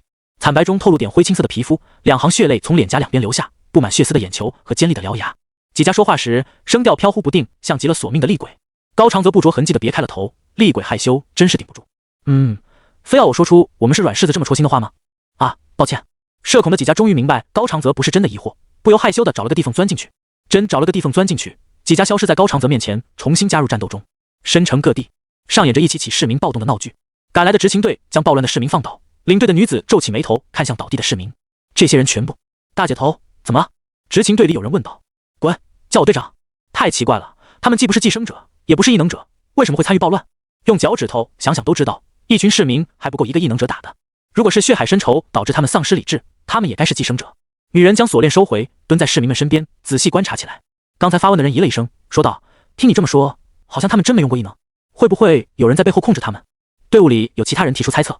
女人摇头，不清楚，总之先去解决其他地方的暴乱。她拿出联络器，头疼地抚着太阳穴，屏幕上密密麻麻的红点代表一个个未处理事件。这群市民不知道怎么了，疯了吗？还有，她抬头望向异能协会的方向，什么时候能够派人出来安抚一下群众？队长，出事了！队伍内有人大声惊呼，将执勤队女人从沉思中唤醒。女人瞳孔骤然一缩，她不必询问刚才说话的人，也知道发生了什么。巨大的幻影遮天蔽日，它掩盖了阳光，仿佛下一秒即将降临在地面上。以阴森恐怖、壮阔无边的黑色树海为中心向外延伸，各种不同的奇异景观围绕树海在幻影中出现。古老神秘的城堡，草木肆意生长在每一寸缝隙中，窗户上的剪影看起来像女人的身影。无尽的火海燃烧在不毛之地，荒芜的废墟城市，无数残垣断壁无声地诉说着他们的历史。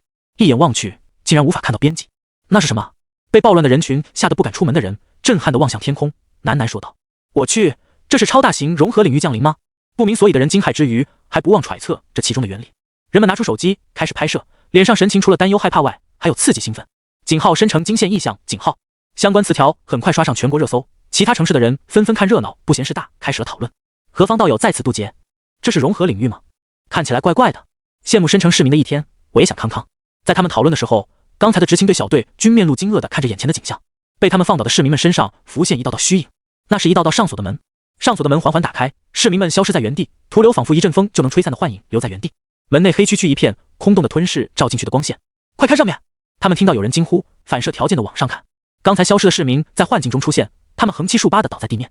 又过了几分钟，他们纷纷爬起，如同行尸走肉般游荡在各个幻境角落。女人将唇抿成一条直线，手中紧握联络器。事情不好了，要赶紧汇报给上面。嘟嘟嘟，急促的敲门声惊醒一众异能者，他们咽了咽口水，如蒙大赦，集体扭头看向声源处，嘴上豪气冲天，实际上真要去面对 S 级怪物还有点怂。那可是 S 级怪物，在他们怪物领域内乱跑，和找死没多少区别。进！一时眉头皱紧，深城的混乱交给执勤队处理就行。他嘱咐过，无论发生什么都不要来打扰他们。一队，快看窗外，出事了！来人气喘吁吁，没有多做解释。出于对下属的信任，一时直接大步迈向窗边，其他人也乌泱泱往窗口汇集，将外面的场景尽收眼底。一道道门悬浮于各地，安静到有些诡异的街道，居民房间牢牢拉上的窗帘。究竟怎么回事？有人不由心慌问道。他们刚知道事情大条了，事情就朝更糟糕的方向发展，还能不能好了？等等，那是不是 S 级异能者们？众人顺着他指的方向看过去，只见黑色森林突兀的空了一块，像被橡皮擦过的铅笔画，极其不自然。在这块空地上，10几名 S 级异能者或坐或立，还有躺在地面上的伤者。那我们还要进去吗？对啊，刚才不是说我们找到 S 级异能者就行了吗？涉及到生命安全，这群人脑瓜子转得比谁都快，很快想通关解所在，但一时没有如他们所愿，斩钉截铁说进。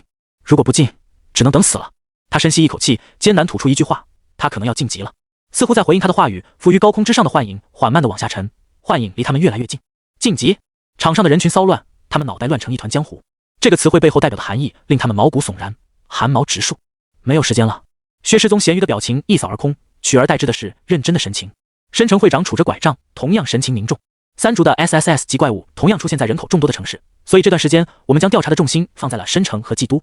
原本以为有那位在，还有时间让他们准备，没想到情况已经如此糟糕，必须让这群 A 级异能者们尽快了解到事情的严重性。没有功夫保障你们的安全了，你们需要进入这些门内，替我们探明这些凭空出现的门通往哪里，立刻让 S 级异能者出来，否则整个申城都得遭殃。唯有能攻击领域节点的 S 级异能者才能解决这件事。齐远注视那10几名 S 级异能者，将目光放在倒在地面上的伤者。SS 级就已经够麻烦的了，还要晋级。他伸手拿过钥匙，在薛世宗略微瞪大双眼的表情下说道：“我先替你们探路。”齐远在众人瞩目中从窗口一跃而下，其他人你看我，我看你，有人替他们先去探路，本该是令人欣喜的事，却不知道为什么总觉得哪里不对，到底是哪里呢？在众人一头雾水的时候，齐远进入虚幻门影的瞬间，陡然间惊觉他好像在无意识的情况下做了个狗屁操作。刚才分会长似乎说让他们全部直接进入，别管什么性命安全了，而他把唯一能出幻境的钥匙带走了。齐远看着手上的钥匙，陷入沉思，说不是故意的，真的有人会信吗？突兀的场景变化打断了他的胡思乱想，齐远将思绪收拢，全心全意应对起人生中的最大危机。一马平川，无边无际的土地上燃着无尽的火焰，熊熊烈焰像杂草一样从烧焦的土地缝隙中冒出，一股股热浪扑面而来。齐远一双灿金色的10只眼直视前方，前后左右各有一只怪物虎视眈眈地盯着他。果然上当了，区区劣等人有必要这么谨慎吗？金色的眼睛，他的异能是什么？数据不足，让那2个傻子先上好了。只有一个劣等人，心声从四面传来。齐远此时心情犹如毙了狗一样，极度郁闷。说好的强者寂寞，王者孤独，你们怎么搞起了群殴？明明是 S 级怪物，连 A 级异能者都埋伏，脸都不要了，上的效果微乎其微。不过他的目标也不是这群怪物。齐远的双目锁定在他身上的时间轴，开始窥伺自己的未来。尽管窥伺自己和窥伺 A 级异能者同样消耗巨大，但好在他不会拒绝自己的窥伺，成功率得到了保障。他能够提前预知到10秒后在他身上发生的事情，再加上心灵感应的感知能力，他有充足时间避开攻击。齐远表面淡定看他们放狠话，实则不断计算他的逃生路线。淡紫色皮肤的风雨女怪双手抱胸，语调慵懒柔媚，一个劣等人妾身不想动手，你们上吧。这劣等人敢孤身前来，必定是有所依仗，先让二傻去试探，表现的机会留给你们好了。我是文化人。木乃伊垂着双手作壁上观，这气场不是一般人，也许他有什么依仗。喂，你们这就害怕了？火焰人不满，他是比较暴躁，享受啄尽敌人的快感，但也不是傻子。明晃晃的把他当枪使，他又不是岩巨人那样的傻子。他刚这般想完，只见岩巨人猛地捶地面，一声怒吼，身形倏地膨大几倍。为了主人，坚硬的身体就是他最好的武器。被火焰灼烧的炙热干燥的地面，岩巨人一脚下去，无数碎石飞溅，大地震颤，无数裂缝沿着岩巨人的脚下不断往外延伸。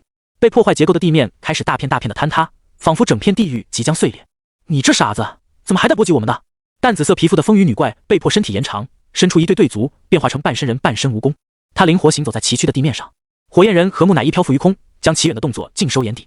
只见齐远淡然地向前走了2步，零星飞溅的碎石被他重构分解，又往左走了1步，躲开了地面裂缝，最后退了1步，避开了坍塌的地面。他就像在刀尖上舞动的舞者，每一步的时间掐得刚刚好，没有任何多余的动作。火焰人嘴角上扬，眼神里充满战意。果然是个实力不俗的对手，难怪面对我们4个面不改色。长于几十米的蜈蚣女美眸微眯，深紫色的唇轻启，自言自语道：“劣等人居然还藏有 S 级异能者，真是令我意外。精神系异能，通过提高精神力，超频计算出结果，还是预知。超频计算的可能性更高。他刚才似乎使用了异能破坏碎石，精神波动肉眼无法观测到，正好对上。被白布条裹得严严实实，至于一双眼的木乃伊手里的缩草纸被微微攥紧。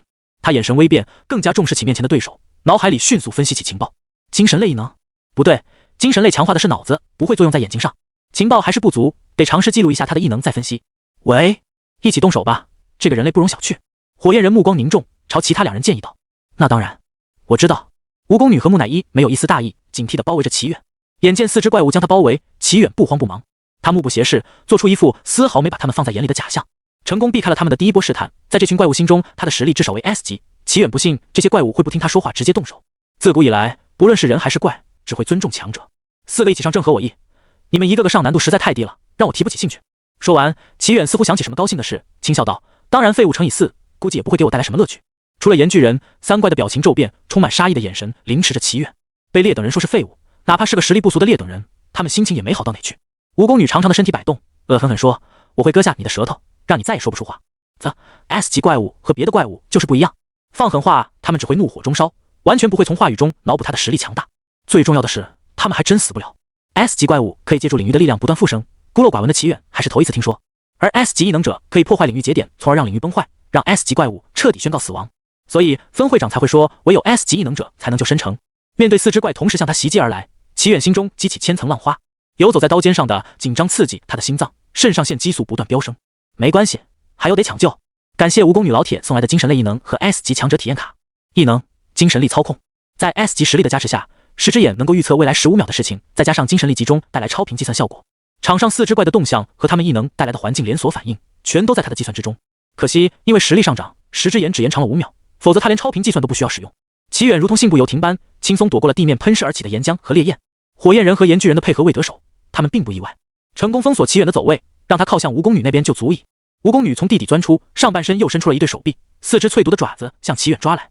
齐远优雅的侧头躲过蜈蚣女的攻击。蜈蚣女袭击未成也不气馁，深吸一口气，吐出浓浓的毒雾，长长的躯体摆动，要将齐远围困在其中。齐远用异能量护住自己，防止毒雾从皮肤和黏膜处渗入。这玩意要是靠肉体硬抗，他估计能直接化成灰。齐远脚踏在光墙上，几个跳跃从蜈蚣女的包围中离开。他看着近在咫尺的蜈蚣女脑袋，按捺住了蠢蠢欲动的手。还不到时候，他需要更强的力量。第一印象很重要，同样的第一次出手攻击也会成为他们估算战斗力的参考物。不够强的招式不如不出。刚跳出包围圈，他迎面撞上木乃伊的攻击。木乃伊手里的缩草纸凝聚出一个巨大的能量球，能量球的方位对准了他。轰！能量球化作黑色的风暴朝他而来。齐远早有所料，但他必须按着剧本来，否则他就失去了先知的优势。而且除了躲开攻击以外，他还要逃跑的姿势足够潇洒，务必要有游刃有余、信手拈来的感觉。简而言之，就是要优雅。黑色风暴席卷这片燃着火焰的大地，碎石被卷入其中，崩解成无数的沙粒。岩浆火焰给这个黑色风暴染上些血红色，满目疮痍的大地更是不堪重负，再次碎裂。岩巨人再次使用异能造成地洞，让齐远无落脚之处。一时间，全场飞沙走石，无尽的沙尘风暴肆虐在这片土地的每个角落。齐远闭目，调动力量，异能重构。坚固的堡垒平地而起，化作微粒的沙尘被瞬间重构成堡垒，牢牢护住了齐远。而后堡垒平地打开，沙子王座缓缓升起。他单手撑下巴，另一只手虚浮在扶手上，自上而下的俯视4只怪物。苍金色的眼瞳不带感情地注视他们，无机质的双瞳将压迫力拉到顶点。果然是废物乘以4，我把实力压制在 S 级，你们却连衣角都摸不到，真是令我失望。这次他的辱骂不再有怪物站出来反驳，他们死死盯紧了齐远，如临大敌。没想到他们4个初次联手攻击完全没有效果，尽管未尽全力，但4只怪物开始怀疑他们真的有能力将对方击杀在这里吗？火焰人语气生硬，低声询问：知道他的异能是什么了吗？木乃伊手里的缩草纸换了一张，他左手托着纸，右手敷在纸面上，闭目感受了一番。恐怖的破坏气息、碎裂和重组。木乃伊将异能能量注入缩草纸中，缩草纸微微发光，吐出一股力量。他将力量对准了脚边的石头，石头瞬间化作沙粒，又在顷刻间重塑回原形。好强的异能！看到这一幕，4只怪物均心下一沉，发出同样的感慨。这个异能完全是为了毁灭而生。异能保护固然能抵消伤害，但如果对方的异能强于他们的保护，只消片刻，他们就会烟消云散。4怪均从其他怪的眼中倒影看到自己狼狈害怕的模样，露出尴尬而不失礼貌的笑容。你们先生，我记录了他的异能，能够以其人之道还治其人之身。木乃伊率先开口，在领域内重生也是会损耗力量的，他可不想直接被刷回重生点。蜈蚣女不同意，妾身以为你可以用记录的异能和他打个5-5开，等主人晋级就能腾出手帮我们了。火焰人和岩巨人点头赞同了蜈蚣女的意见。总之倒霉的不是自己就赶紧同意。木乃伊眼看势头不对，满头大汗，焦急地思考对策。你没听他说吗？忽的，木乃伊灵光一现，他立刻说道：他说把实力压制在 S 级，实际上他的实力肯定不止 S 级，同样的技能我是打不过他的。齐远坐在高处的王座上，王座有点硌得慌，风还有点凉。为了装逼，他可真是付出太多了。下面4只怪物还在商讨对策，喋喋不休，但就是不脑补。他只得自己上场，将话题给扯回来。看你们这么苦恼的份上，我告诉你们一个好消息，开心开心！一个人可以拥有不止一个异能，这是我亲身验证的结论。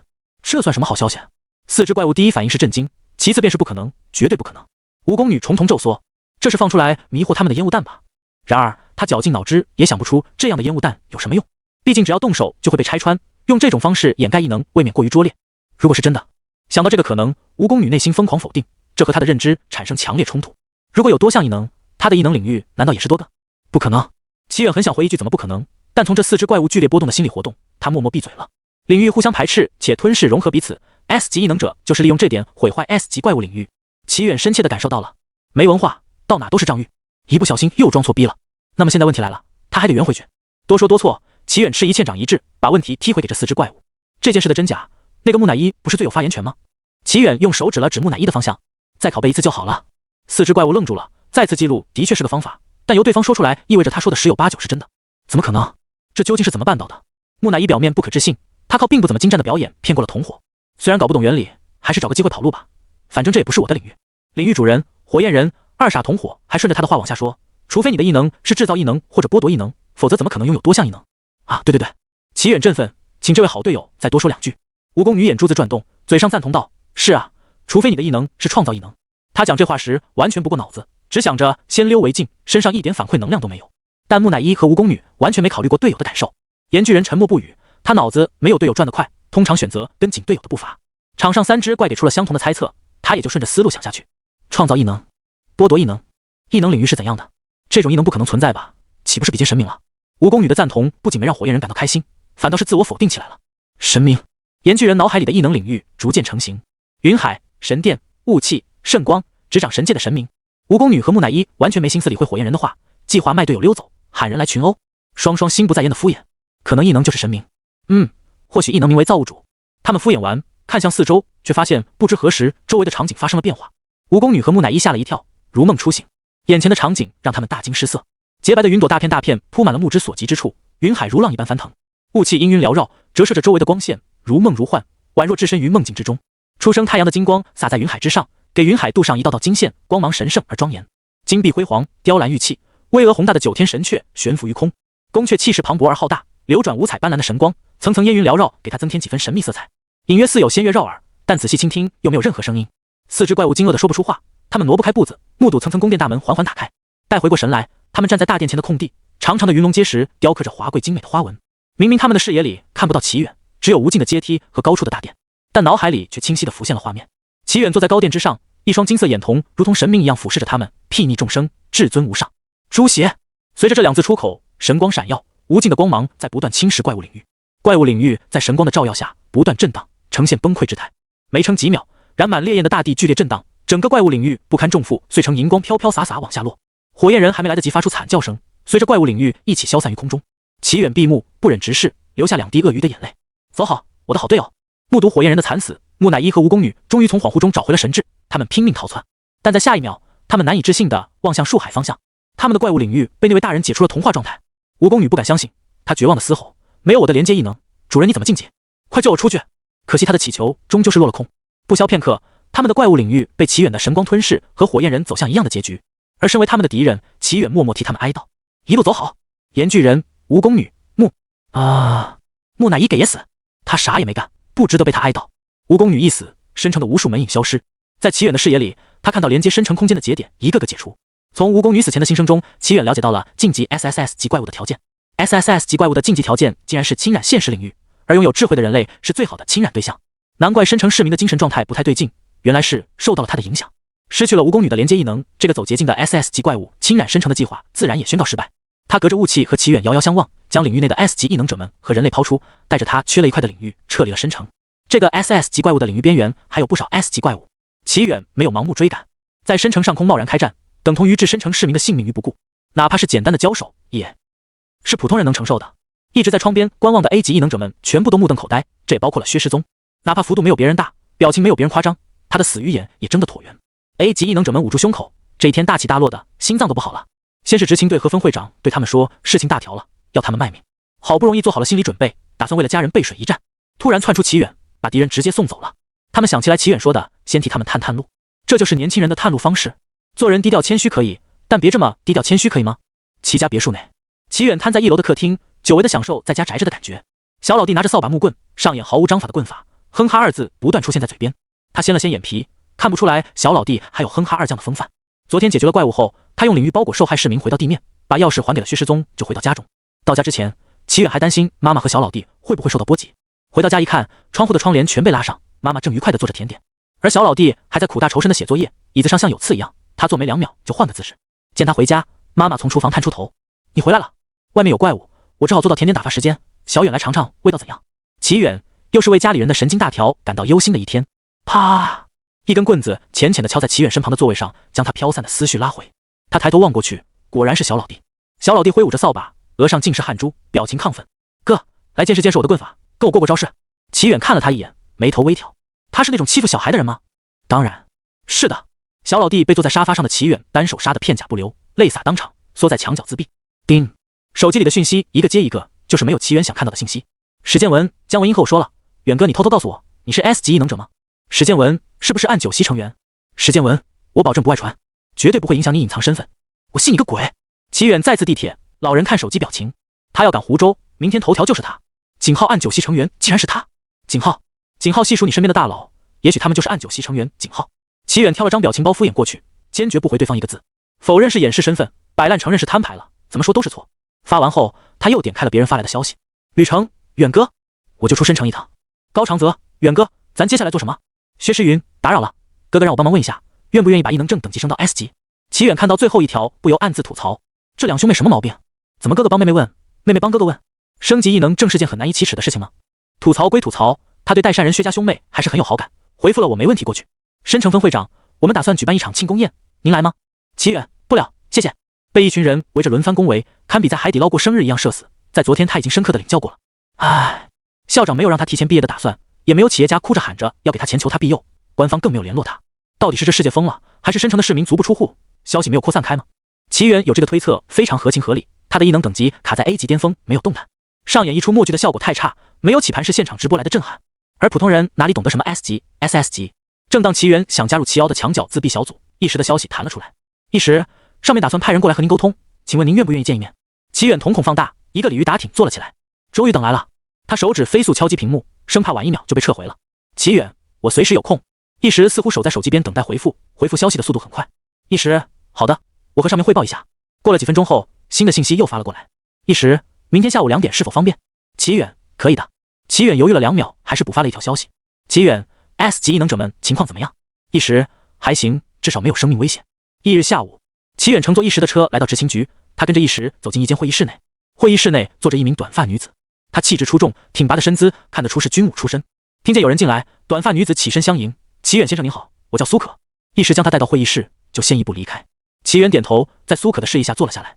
两人简单寒暄后，苏可单刀直入：“齐远先生，您是否知道目前号称龙国最强的异能者齐云正是您舅舅的事？”“我知道。”齐远目光平静，看向苏可。他觉醒心灵感应多年，除非妈妈也不知道，否则他不可能不清楚身世。但身世没什么好说的，无非父亲攀上刘家大小姐，抛妻弃子，狠心灭口。事情波及到了舅舅一家，舅妈对此有些不满。母亲为了不再牵连家人，便只身作饵，引开了注意力，给其他人争取逃出冀都的时间。时至今日，哪怕舅舅成功复仇，将刘家驱赶出冀都，母亲也不好意思回去见家人。苏可微微惊讶，她记得资料上显示，齐云兰女士在齐远尚未足月时就离婚了。自离婚后，她便改名换姓，孤身一人带着孩子在其他城市漂泊，直到在棋盘市定居。等到刘家被赶出冀都，齐女士才把名字改了回来。齐女士居然愿意和孩子说这段不堪回首的过往，这在苏可的意料之外。不过这样她也不用进行过多解释。齐云正先生自前天开始便昏迷不醒，我们检查后推测是异能领域被同化后又被强制剥离导致的自我修复沉眠，苏醒时间无法判断。而我们和其他国家联手制定的清扫计划正处于商谈阶段，需要有位 SS 级异能者撑场。为此，我们想请您帮忙。苏可说这话时有些忐忑，他不确定齐远愿不愿意被打上官方标签。苏可的忐忑不仅来源于齐远，更是来源于出发前总局长的叮嘱。总局长再三强调，他们请求人帮助，至少不能给对方添麻烦。他作为代表来和齐远沟通，不是因为他非常优秀，最重要的原因是他职位合适，不会引起各大人物的注视。身为异能执勤总局局长助理，一定程度上能代表总局长的态度，且他职位不高，能让齐远毫无负担的拒绝。总局长让他不要有心理压力，被拒绝也没关系，尽量摸清齐远的态度和需求就可以了。苏可因为胡思乱想，他没看到齐远露出的欣喜之色。来了，齐远在心中苍蝇搓手。他等这天好久了。若不是为了加入官方组织，谁愿意在学校里待着？为了给苏可留下好印象，他大义凛然说道：“能为龙国贡献一份力，是我的荣幸。”突如其来的惊喜砸中了苏可，他还有些不可置信。苏可稳了稳心神，压下心中激动，面上的笑容越发真诚。到齐远这实力水平，他已经无需迎合任何人了。能说出这番说辞，代表他发自内心的认可龙国人的身份。我代表龙国人民感谢您的帮助。能被上头寄予众望派来沟通，苏可还是有几把刷子的。他的笑容真诚治愈，亲和力拉满。接下来，我想给您粗略介绍一下我们的计划安排。如果您有不便之处，请务必告诉我。苏可见齐远颔首，方才用温和的嗓音介绍。为了方便对外说辞，我们的计划是组建暗九席，将您的身份安排成暗九席成员。他观察齐远没有表露不满，放下心来。这是他们研究了大半夜才觉得相对满意的方案。用暗九席的身份掩盖齐远背后不明的势力，减少不必要的人探查齐远，降低他的顾虑。同时，他们也有合理的身份去拦截不明人士对齐远的打探。说起来，也不知道高家什么时候和齐远搭上的线，他们完全调查不出来。事情有一就有二，尽管他们对于齐远背后的势力也有所顾忌，但形势迫人，他们只能竭尽全力寻求双赢。组建龙国没有暗九席吗？吃瓜人齐远有点惊讶。网络谣传暗九席说的有鼻子有眼的，连人选都列出好几个，居然是不存在的。我也希望是真的，可惜这只是我们为了保护九席而放出的烟雾弹。苏可摇头轻叹一声，哪有被打到家门口也要藏一堆底牌不用的。他说的也有道理，有核弹直接核弹警告就够了，整太多花里胡哨都是对他的伤害不尊敬。网络上的真瓜假瓜实在难以分辨。齐远吃到假瓜也不是头一天了，他表示理解。不过能瞒过您，证明我们的工作做得不错。愁容没有挂在苏可脸上太久，他是来沟通的，不是来卖惨的。只见他自我调侃道：“虽然您没有直接夸奖我们，我还是感受到了您的认可。骗过吃瓜群众会让你很高兴吗？”齐远黑人问号。虽然有被内涵到，但眼前的是官方爸爸。齐远唯心赞道：“挺好的，谢谢您的夸奖。”苏可微笑接下齐远的夸赞，进入主题。之后我们可能会适当透露一些您的实力信息，用于威慑警告怪物以及国外势力。您对于这一条有什么建议吗？当然，为了不影响您的日常生活，我们会针对网络上的信息进行封锁。像这次深城事件，我们就及时的封锁了消息。关于这方面，我们已经驾轻就熟，您大可放心。齐远，好家伙，他就说装了这么一个大逼，加上深城众多人口，怎么还没升到 S 级？原来是你们搞的鬼！如果不是你们狼人自爆，他还被蒙在鼓里。做得很好，下次别再做了。您是有什么建议要说吗？苏可见齐远欲言又止，似乎有什么要脱口而出，连忙追问。齐远的确有很多话想说，比如 MMP 等等不太适宜的词汇，终归是忍住了。他十指交叉，战术后仰，不用封锁消息，尽量把我的事迹宣传出去，说得越厉害越好。人真的不能太要脸。齐远已经体会到了，为了贴合打造的神秘高人人设，他不自觉默认了别人脑补的高手淡泊名利，因为这样逻辑上才说得过去。然而就是这么件小事，差点把他开挂的路给堵死了。好的，太感谢您了。苏可怔愣半晌，勉强找回声音。为了龙国甘愿放弃隐藏身份，还让他大力宣传，不要有负担。不亏是外甥萧旧。苏可回想了一下齐云正的脸，默默修改了想法。脸虽然长得不像，但是爱国之心如此相似。苏可肃然起敬，他不再把眼前的青年当作陌生人，而是视为志同道合的爱国人士。面对自己人，他的心境也有所变化，不再诚惶诚恐的注意措辞。既然如此，想要尽快将你的事迹宣扬出去，需要有一个朗朗上口的名号，帮助人民记住你。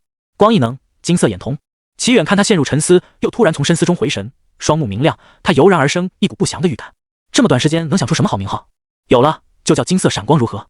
齐远，你串台了吧？要不是早有预感，他差点给苏可表演一个人体喷泉。算了，人要脸树要皮，他还是要点脸吧。谢谢，金童就好了。齐远露出尴尬而不失礼貌的笑容。而且我也不是光异能，原本有些中二的金童，在金色闪光的衬托下显得无比伟岸。见苏可又若有所思状，显然是职业病犯了。齐远脑子快速转动，组织语言，生怕说晚了这位女士又整点活给他看。不用过多介绍我的异能和等级，未知的敌人才是最为可怖的，只需要大力宣传我的战绩就行。如果你不知道怎么做，我可以推荐一位人选供你参考。苏可郑重点头，我明白了。您可以介绍一下那位舆论引导大师吗？我向他取经，不是什么大师，只是他非常擅长捕风捉影，宣传八卦。齐远拿出手机，把史建文的某信推送过去。他发完后，总觉得哪里怪怪的，想了想，对苏可补充道：“他说的话10句里有9句是假的，别太当真。”几天后，深城大学校长办公室内，老校长颤颤巍巍地把毕业证书双手递上，拍拍齐远的肩膀，眼含热泪：“齐同学，深城大学非常荣幸有你这位毕业生，有空常回来看看同学们。”“好的，校长。”齐远不着痕迹瞥了眼桌下没来得及收拾的衣服，看不出老校长这么大把年纪还有 cosplay 的爱好。教导主任擦拭了一下额头上的汗珠，和辅导员在一旁啪啪鼓掌。辅导员满面春风，喜笑颜开：“恭喜你毕业。”他说到一半被教导主任踩了一脚，他有些不明所以，但还是闭上了嘴。教导主任抚掌大笑：“好啊，我们学校又多了位高阶异能者毕业生，倍感荣幸。”辅导员终于意识到问题所在了，连忙补救道：“深城大学为你感到骄傲。”教导主任面无表情，侧头死亡凝视辅导员：“不会说话别说。”辅导员被教导主任看得悻悻作罢，不再多言。齐远看得嘴角直抽搐，真当我是瞎子吗？他办理好毕业手续，前往宿舍区。沿途各年级学生指着他窃窃私语，小声交流。这是金童吧？不是说眼睛是金色的吗？你吃瓜好歹吃全啊！他战斗的时候才会变金。同是申城大学学生，他为什么这么秀？每次一有点什么，带队老师就在领域里批评我们大二还不如大一新生。我们老师也说了，但有个憨货问老师：“你比金童厉害吗？”他就再也不说了。真是笑死我了！身体素质上去了，齐远想听不到都难。他就该相信自己的预感，不该把名片推给苏可。史建文这坑货把苏可一个好好的正常人给忽悠瘸了。井号金色闪光，井号金童高中同学现身说法，井号金童绯闻，井号热搜随着时间的演变，朝着八卦的方向一去不复返。从生活起居到他和哪个女生多说了一句话，再到他的家世猜测，若非史建文还有些分寸，曝光的全是个人猜测和同校学生都知道的信息。关于他的个人和家庭信息一个字没说，否则他要单方面拉黑对方了。好消息是他的信息全部被离谱的八卦掩盖，没有人在意真相。远哥，好久不见！齐远懊恼地走在路上，被熟悉的声音喊住了。喊他的人是廖世全。这段时间忙着忙那的，的确有段时间没见到廖世全了。廖世全之前称呼他都是齐远，突然换成远哥，差点没听出来。两人一起往宿舍区走去。齐远注意到廖世全似乎有话要说，整个路程吞吞吐吐的。他也不急，廖世全想说自然会说的。快走到宿舍区时，廖世全终于吭哧吭哧憋出一句话：“远哥，你没和薛诗云那个女人谈恋爱吧？我看了热搜，好像有你和她的绯闻。”9折。齐远第一反应是廖世全不会喜欢薛诗云吧，但想起他人妻爱好者的称号，又觉得不太可能。等等，也不是不可能。如果廖世全被热搜误导了，认为他和薛诗云是一对，就达成 NT2 的条件了。死！齐远倒抽一口冷气，错愕地看向廖世全。虽然他还没有那种世俗的欲望，但有人虎视眈眈地盯着他不存在的老婆，还是令他毛骨悚然。收手吧，兄弟，这是条不归路。这样的大好青年，齐远不想在今日说法上看到他的身影。廖世全被他盯得有些头皮发麻，强者的气场恐怖如斯。先前怎么没有察觉到远哥的气场这么足？我就是想说，齐远发出一声鼻音表示疑问，他想听听廖世全如何狡辩。廖世全冷汗直冒，这就是没有掩盖过的强者气场吗？原来他距离强者还有那么远的路要走。明明他只是想善意提醒，完全没必要这么紧张。心里这么想，嘴却不听使唤，就是别和薛诗云那个女人谈恋爱，千万别。说的时候他疯狂摆手，浑身上下写满了拒绝的气息。不是想 NT2，那没事了。吃瓜人齐远饶有兴趣，为什么？这下轮到廖世全沉默了，他羞于启齿。没有谈就好，有谈的话尽快分吧。没有，但是为什么？说话说一半，谜语人滚出深城。齐远冷漠脸，那就好。廖世全支支吾吾，知道我喜欢人妻的毛病从哪里来吗？就是他害的。齐远无语，这说的都是什么和什么？他可以不吃瓜，但不能只吃一半。喜欢当谜语人是吧？在心灵感应者面前当谜语人，我看你是在关公面前耍大刀。让我听听到底是什么八卦。刚开启了心灵感应，齐远又迅速关闭了异能。齐远，多少血泪教训告诉他，千万别好奇别人在想什么。他怎么就管不住脑？他绝对没听到廖世全伪造成年身份去追薛诗云，也没听到薛诗云和廖世全谈恋爱的回忆。更重要的是，绝对没听到薛诗云和廖世全差点击剑的事。如果不是廖世全说他未成年，虽然薛诗云是假剑，但他也要当真剑使用。成年人的世界恐怖如斯，初恋遭此毒手，难怪廖世全从此只当人妻爱好者。齐远拍了拍廖世全的肩膀，沉痛地说：“不想说就别说了。”不，我想。廖世全深吸一口气，等我做下心理建设。不，你不想？不用担心，我可以的。你可以，我不可以。仓皇告别廖世全这个倒霉孩子，齐远往宿舍房间大步走去。除了大为震撼之外，更坚定了他单身的想法。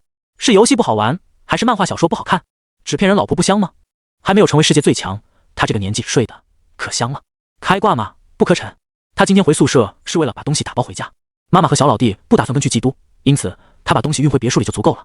反正成为暗九席，估计会和九席一样满世界跑，他不管怎样都赶不回来。家人在冀都和申城没有差别，在走之前去拜托申城艺能分会长和一时照顾他们俩就行了。齐远刚拿出钥匙打开房门，只听楼梯间噔噔噔窜出来高长泽。齐远默默低头看向了几家的脚，他怀疑几家是不是飘过来的，怎么完全没有声音？女性是不是全部隐藏了一个暗杀者的属性？他妈妈也是这样悄无声息的，能活活把人吓死。社恐的人往往更加敏感些，察觉到齐远的注视，几家往高长泽身后藏了藏。这样注视女生确实不太礼貌。齐远推开房门，进来说吧。三人跟在齐远身后进入房间。他的房间没住几天，摆设和刚进来时差不多。齐远从箱子里拿出可乐和矿泉水放在他们面前，然后自己坐在床上。高长泽拧开可乐，咕嘟嘟灌了一口，率先出声：“远哥，咱们战队接下来做什么？”尹清冉不知何时解除了附身，坐在桌边听他们谈话。战队。齐远这时才反应过来，高长泽是他的战队成员，成了官方爸爸的人，谁还惦记那破战队？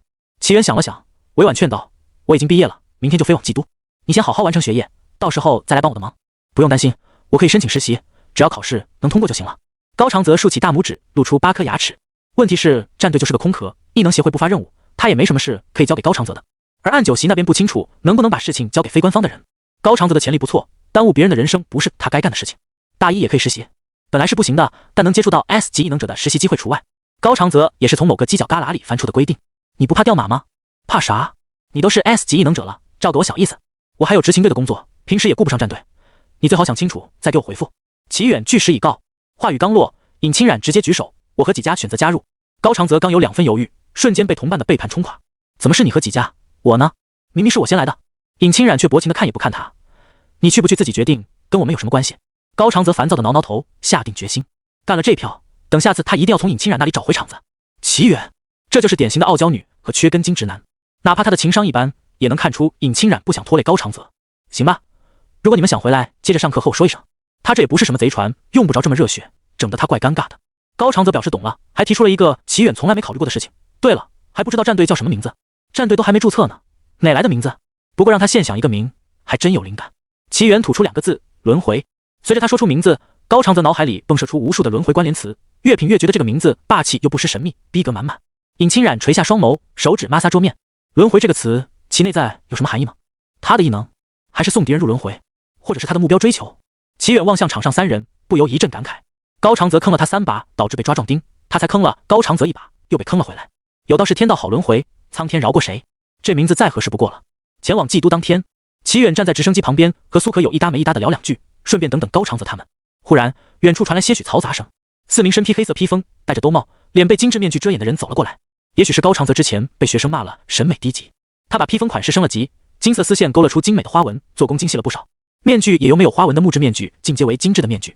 你们这什么装扮？尹清冉他们也就算了，几家和高长泽都申请了实习，还怕被其他人发现身份吗？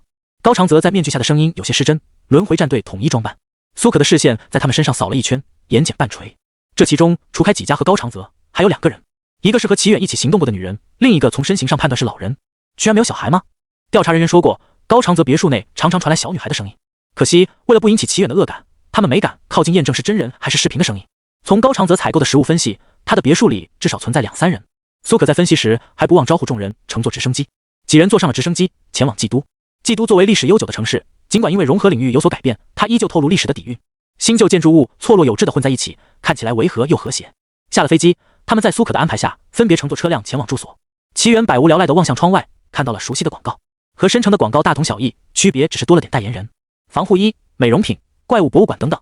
这个怪物博物馆是前9系队长的产业，像我们这样的公职人员进入博物馆可以不用交钱。苏可见他的关注度在广告上，挑了个广告开展话题。但这位队长的好意我心领了，天天围绕怪物作战，躲着他们还来不及。大产业或多或少和 S 级异能者有关联，不是亲朋好友就是 S 级异能者持有这家公司的股份。让执勤队免费观看怪物标本，属实有点逆天。合理怀疑，这位队长是不是为了防止队员们过去蹭吃蹭喝才出的这馊主意？这位队长还挺有想法的。是啊，苏可看着窗外街道上的景象，和他离开时情形差不多，不知道这件事情影响什么时候能过去。齐远透过玻璃侧头看向窗外，冀都和申城一样刚度过危机，街道上有些萧条，趁着治安员在街上来回巡逻十分显眼。执勤队和治安队负责的内容有部分重叠，区分是谁处理事情，主要看涉事人员是异能者还是普通人。事件过后，普通人和异能者之间的微妙矛盾并没有解决，反而变成了暗潮涌动。异能者心怀芥蒂，明明出生入死的是他们，受到质疑的也是他们，如此轻易的受到怪物挑拨和影响，普通人肯定早就有这样的想法了。而普通人这边，执勤队是否把控着觉醒异能的方法，部分异能者为非作歹的问题什么时候能解决，怎么处理反异能者等等疑问在心中盘旋。这层窗户纸被捅破后，再也回不到自欺欺人的状态。然而实际上实力强悍的异能者和普通人受到的影响是最小的，真正难受的是那些觉醒了异能和普通人也差不多的异能者，两头不讨好。但冀都比申城的情况好些，至少没有上头的年轻人游街，时间会抹平一切。齐远倒没苏可那么操心，前10几年身为小老百姓，最清楚老百姓的生存之道，只要日子还得过，给个台阶，他们自然而然就下了。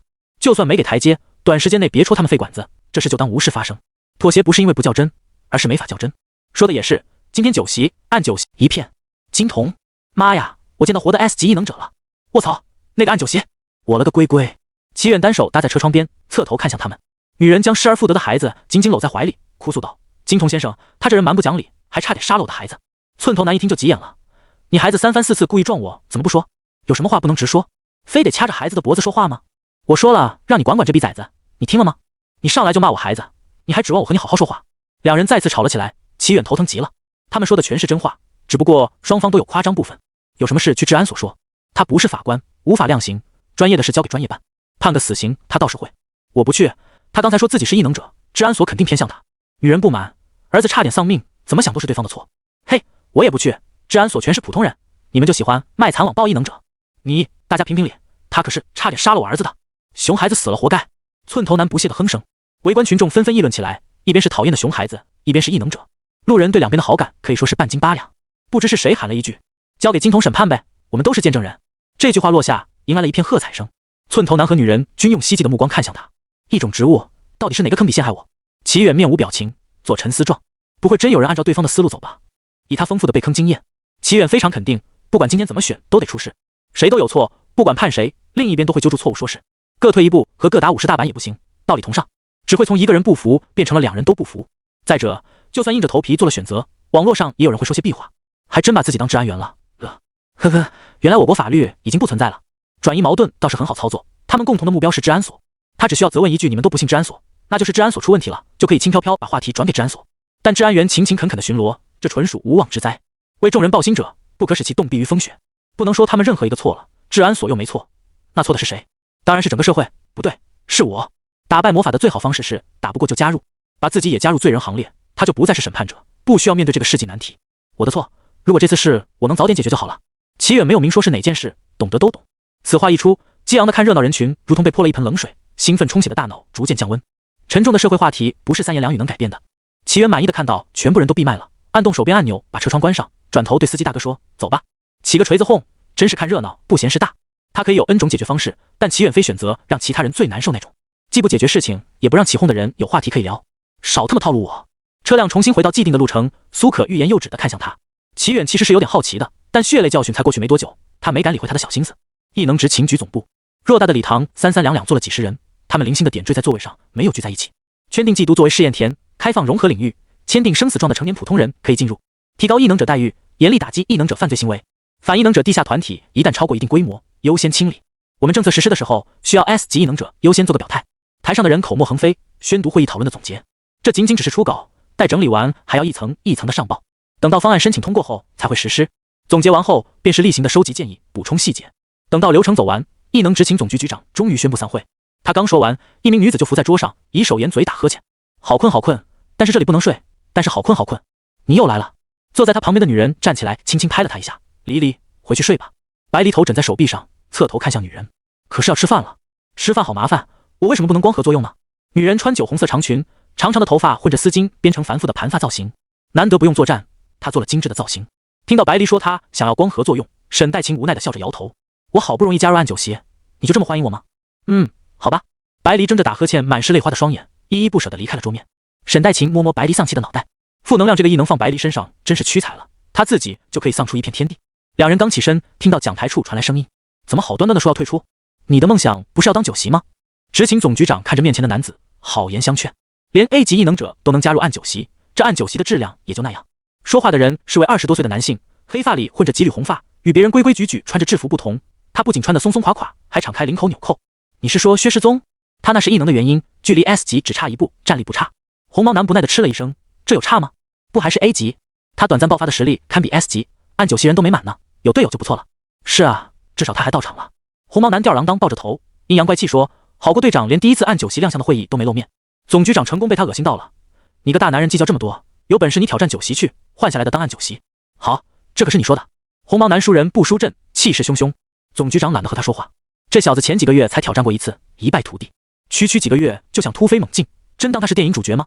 如果不是暗九席，不用像九席一样接受挑战，第一个被刷下去的说不准是他。暗九席听起来很牛逼，实际和九席没法比。首先，一直活跃在公众视野里的人没有操作空间，这点就刷掉了大部分人。其次，最好是能配合齐远的 S 级的异能者，哪个没点小脾气？年纪大的更是要面子，能有几个愿意听20岁不到毛头小子的话？红毛要不是年龄相对靠近，就他这破脾气，还不一定当得上暗九席。总局长摇摇头，目送红毛愤愤离去，带着一般大龄问题儿童，脑袋都大了一圈。总局长，金童已经到了冀都，现在挂在热搜上。热搜？刚想迈步离开的总局长硬生生停住了步伐，他探头看说话人的手机，什么热搜？说话的人调整了姿势，让总局长更方便看清屏幕上的内容。这是一条长图，涵盖了各大平台的热点榜单，内容大同小异。井号金童现身冀都，井号金童现身冀都，听说上面好像要修改政策。大家好啊，这里是浪哥，从金童对待这事的态度可以看得出官方的态度。我大胆预测一波，官方估计也在想到底怎么平衡二者的冲突。小编觉得金童能够把无关的事情揽在头上，代表他的担当。官方肯定也想解决问题，大家互相包容点，给予官方支持。对于这件事，你们怎么看呢？总而言之，齐远作为第三方却主动站出来揽过事情，人民群众看到了他的态度，纷纷相信官方和他一样是想解决事情的。其实他们也清楚，很多事情官方有自己的考量，但他们害怕自己是被抛弃的一方。齐远这一手神来之笔，证明了官方对于两边的包容性，不抛弃任何一方，不放弃任何同胞。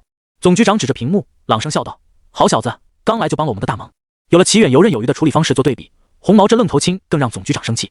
没别人的本事，也没人家的脑子，就脾气比别人大，真是人比人，气死人！一位梳着低发髻的中年女性走了过来，确实，金童在异能协会也帮了我们不少，同时负责执行局和异能协会的后勤。她收到消息比总局长还快些。刚才递给总局长手机的人默默站在一边，降低自己的存在感，避免打扰两位高层的沟通。低发髻中年女人单手扶了扶金丝眼镜，这是个好机会，我们可以借此消息把人民的情绪尽快稳定下来。画出的饼如果实现不了，是会被反噬的。总局长提醒。低发髻中年女人清楚总局长的意思，方案很美好，但却不一定会通过。让普通人进入融合领域，势必会影响人口，足量的人口才能诞生更多的异能者。而想要通过提高异能者待遇和打击犯罪双管齐下，来降低异能者犯罪，也不是件简单的事。给少了还不如不给，给多了，财务部那边也不是好惹的主。最关键的问题在于，给了也不一定能遏制事情发生。到时候给出去的福利想要收回，就不是件简单的事了。但是低发髻中年女人依旧坚持，比特佛国的洽谈代表会在近期访问我们，没有时间磨磨唧唧了。在约定好了5国会议时间的前提下，比特佛国在申城事件发生后，突兀地提出要来他们这里学习交流。司马昭之心，人尽皆知。更可气的是，其他国家也陆续提出同样的要求。提起这个，总局长感觉太阳穴突突的疼。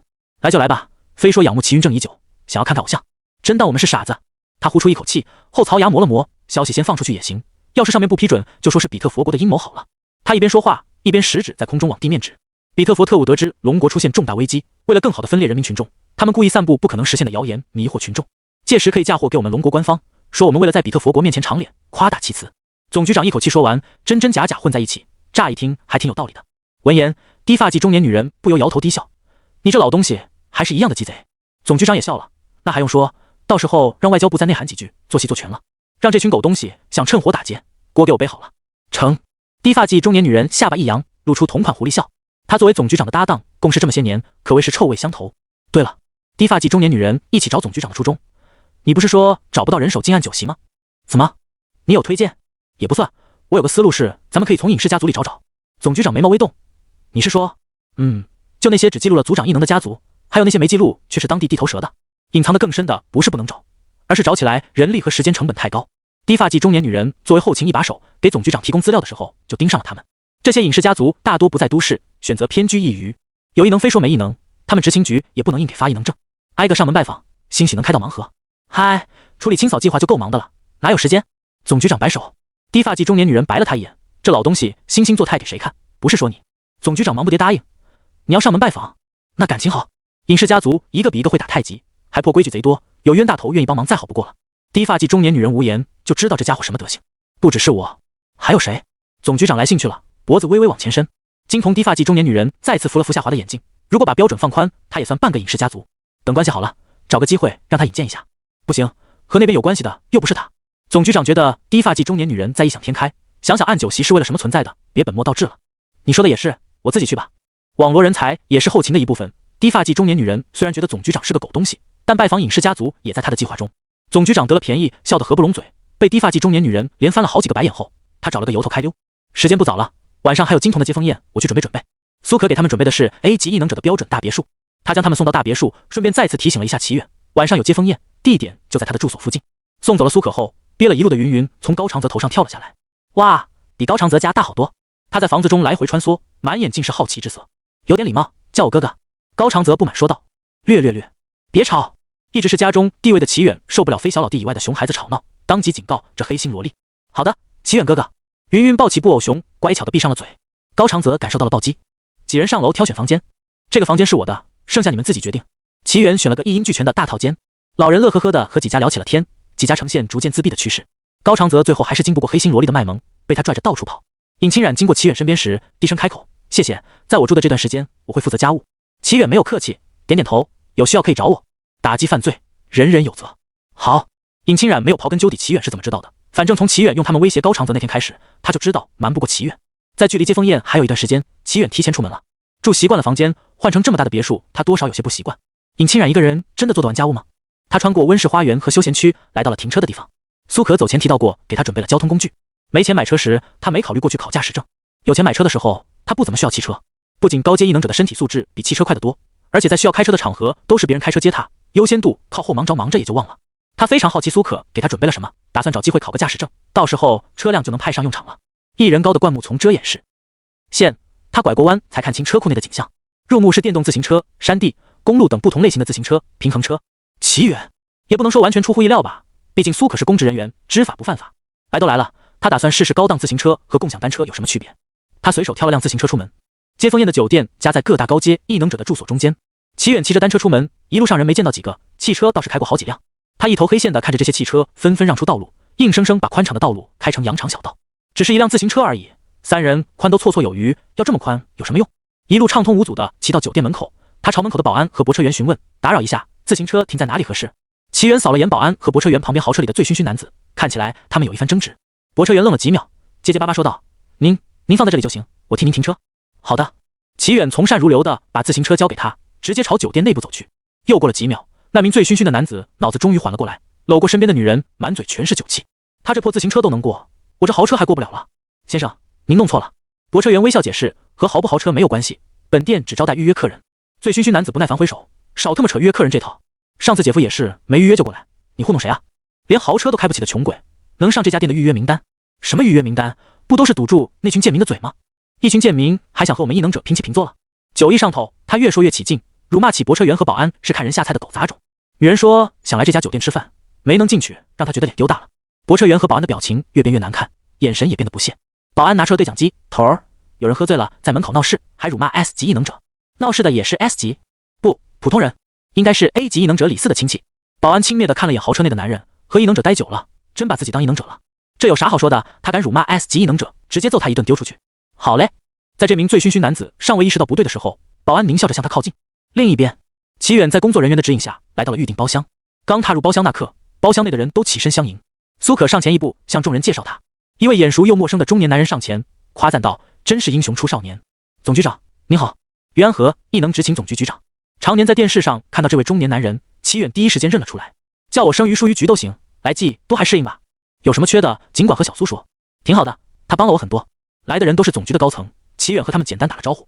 于安和笑眯眯地试探了几句，发现齐远对酒局客套面子工程不怎么感冒，于是他乐呵呵地把话题转到了后续的工作安排上，边吃边聊起来。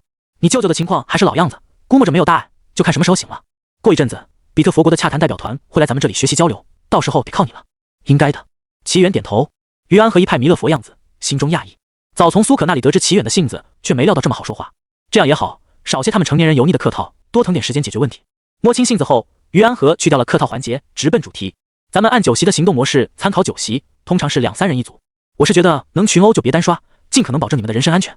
你有没有别的要求？于安和见齐远点头，心下了然。再好说话的人也有自己的习惯。根据齐远往常的战斗模式分析，他更倾向于单打独斗。我想参加按酒席的一切行动。齐远算是明白了，因为他是外部引进的支援，他们通常把他当作来帮忙的，而不是自己人。既然如此，他只能自己争取机会，早日转正。还有，我想查看关于 S 级怪物和高阶异能者研究相关资料，请问需要多少贡献值？这也是他的短板，不能再像之前那样装逼时说出类似于皇帝用金点丹的话，实在是贻笑大方。他得好好学习学习。于安和的老狐狸笑容逐渐消失，眼前的年轻人不应当被他耍小手段。虽说礼多人不怪，但面前的人从来不在意这点。他没有给予英雄足够的尊重，还把应对异能协会和影视家族那套拿来，以至于金童为了让他安心，特意索取不重要资料作为帮助的交换。金童这个实力层次 ，S 级怪物和异能者的资料他哪里还需要？是他格局小了。于安和真切的反思，我懂了，咱们一切按照正常流程走。明天让苏可给你开通酒席权限，有需要你可以到资料室里翻阅。咱们的资料室由一名具备数据化异能的人负责。进入资料室，如果看不到人，就是他数据化进入电脑中了。如果你需要帮忙查找资料，呼唤他就会出来。齐远也露出满意的笑容，果然事在人为。一顿饭下来，宾主尽欢，两方都觉得自己赚妈了。异能执勤总局资料室内，明亮的灯光打在众多纸质资料上。齐远坐在一台电脑前，整间资料室只有他一人。据苏可介绍，这名具备数据化异能的资料室管理者常年游走在数据中，是为了保护资料的安全性。同时，负责人会定期接受检查，防止被 SS 级怪物侵染。这段时间有空，他就会来资料室里抛着。清楚龙国为什么宁愿让人民在不知情的情况下接触 S 级怪物，也要封锁消息。SS 级的怪物领域是独立的空间，它既可以存在于虚拟世界中，也可以侵入意识世界。知道的太多，反而更容易被侵染。而有些特殊的 S 级怪物，他们有概率具备类似的能力，比如蜈蚣女的连接异能。根据资料室内的 S 级和 SS 级怪物资料，加上蜈蚣女带来的 SSS 级情报，可以做出的推测是，同一个城市内被侵染达到一定程度，怪物领域和现实重叠达到禁忌条件，这只怪物就可以晋升 SSS 级。打个通俗的比方，就是 S 级怪物领域是在现实世界上新建图层，可以通过覆盖的方式影响现实，但改变不了现实图层。SS 级怪物领域是独立的图层，但原有的图层已经铺满了，它要么保持 S 级的叠加状态，要么位于其他空间之上。而 SSS 级则是不断扭曲改变原有现实图层，达到替代的效果。人类作为智慧动物，比死物和动植物好扭曲改变得多。齐远单手撑下巴，另一手在桌面上轻敲，除了更加牢固之外，怪物领域的晋升感觉也没什么特别的。相比之下，每级提升的怪物实力似乎更为恐怖，但他总觉得忽略了什么。领域能给怪物带来什么？齐远闭目冥想，不同的关键词在脑海里闪烁，随心所欲操控的空间，战斗时的地利，重生。他猛地张开了眼。是了，怪物在自己的领域内会不断重生。S 级和 SS 级可以破坏怪物领域，而 SSS 级打不打得过另说，如何破坏领域和领域破坏后会导致什么后果不得而知。想到这里，齐远记起三主已经诞生了 SSS 级怪物，就坐立难安。学习，学习，这个世界太危险了，他得尽快补充知识，方便装逼。齐远将目光重新投回电脑屏幕上，点开了新的模块，特殊融合领域，代号桃花源，特殊规则：一、四季如春；二、根据多项实验证明，该空间具有凝神效果；三、备注：除了从山口小道进入外，没有别的办法进入桃花源，已通过打通山脉验证。代号铃木，特殊规则：一、入口处具有幻阵效果；二、墓室无法进入，且一旦靠近会受到诅咒，目前没有任何解决办法。三、备注：陵墓内有很多机关。附件：机关资料。代号鬼室，特殊规则：一、在入口处牌楼出入7次，可进入鬼室；二、鬼室内对鬼怪有增幅效果，平均提升实力在半个到1个等级之间。三、鬼怪需遵循鬼室规则。附件：鬼室规则。四、在棋盘室第2小穴区域处于昏暗环境内，有概率进入鬼室。备注：目前无法判断鬼室规则的实现渠道是契约系异能物品石碑导致的，还是契约系规则导致的。如果是后者，鬼室则为我们发现的第一起契约系特殊融合领域。在这里看到棋盘室，意外的感到亲切。齐远握住鼠标，中指滚动滚轮往下滑动页面，手机突然响了，来电显示是苏可。齐先生，烦请您来总局会议室一趟，有紧急消息。好的，我马上到。挂断电话，齐远从资料室出来，乘坐电梯往会议室楼层去。叮，齐远扫了一眼会议室内众人，基本上是那天接风宴的面孔。在于安和的示意下，齐远坐在了他的旁边。众人陆陆续续入座，会议开始。今天紧急召集各位的原因是樱岛向5大国发出求援信号，请看这个视频。苏可站在台上，简明扼要地说明了情况，操控电脑播放起了视频。视频里，一名中年男面向镜头，用樱岛语讲述着什么。屏幕靠下位置是不列吞语字幕，在此之上，视频又被加入了龙国语字幕。前面的内容大意是在樱岛某个城市内出现了 SS 级怪物。SS 级怪物以一个都市怪谈在这个城市内流传，在樱岛政府发现的时候，已经有不少人受到了侵染。他们第一时间隔离这座城市，并尝试封锁怪谈消息。然而，事情并没有得到缓解。非常遗憾，以我们的能力无法处理这只怪物。在此，我们宣布将放弃这个城市，给大家添麻烦了，真的很对不起。说完，男子对着镜头深深鞠了个躬。看完视频，齐远心中只有一句话：从未见过如此厚颜无耻之人。你管这叫求援信号？通篇一个字都没提报酬，也没明说需要帮助，这不是赤裸裸的威胁吗？你不帮我解决，我也不解决。场上众人显然和他同样看法，全场一阵骚动。啊，真他妈狗日的！宣布放弃还要特意发给我们看，当我们傻啊？做戏给谁看？总局长等大家宣泄完情绪后，起身控场。大家安静，现在还不到讨论的时间。苏可将视频暂停，打开了 PPT， 屏幕上是一串串情报。苏可开始逐行解读。根据情报调查，樱岛排名第1的异能者尚且没有失踪的消息，前2天还在媒体前现身。樱岛特色不管什么都喜欢排名，还喜欢取个夸张的外号。苏可将所有信息解读完后总结道：目前没有消息证明樱岛倾尽全力解决怪物。现在是发言时间，请各位有序举手发言。很快就有人举手起身说道：我的建议是别管他们，原因如下：一、深城事件的余波还未解决；二、樱岛没有付出足够的代价请我们帮忙；三、5国会议将近，没有精力处理；四、反正 SSS 级怪物早就诞生了，如果要出事也是三主那边先出事。那人话音落下，迎来了一片喝彩声，不少人陆陆续续表达赞同的观点。赞成，我也这么认为。一旦开了这道口子，其他地区也会纷纷效仿。整个过程中，于安和没有表达任何观点，只是静静的倾听。等到众人发表完看法，他侧头看向齐远，这件事需要你出面，你怎么看？齐远同样侧头看于安和，不答反问。您不是已经有计划了吗？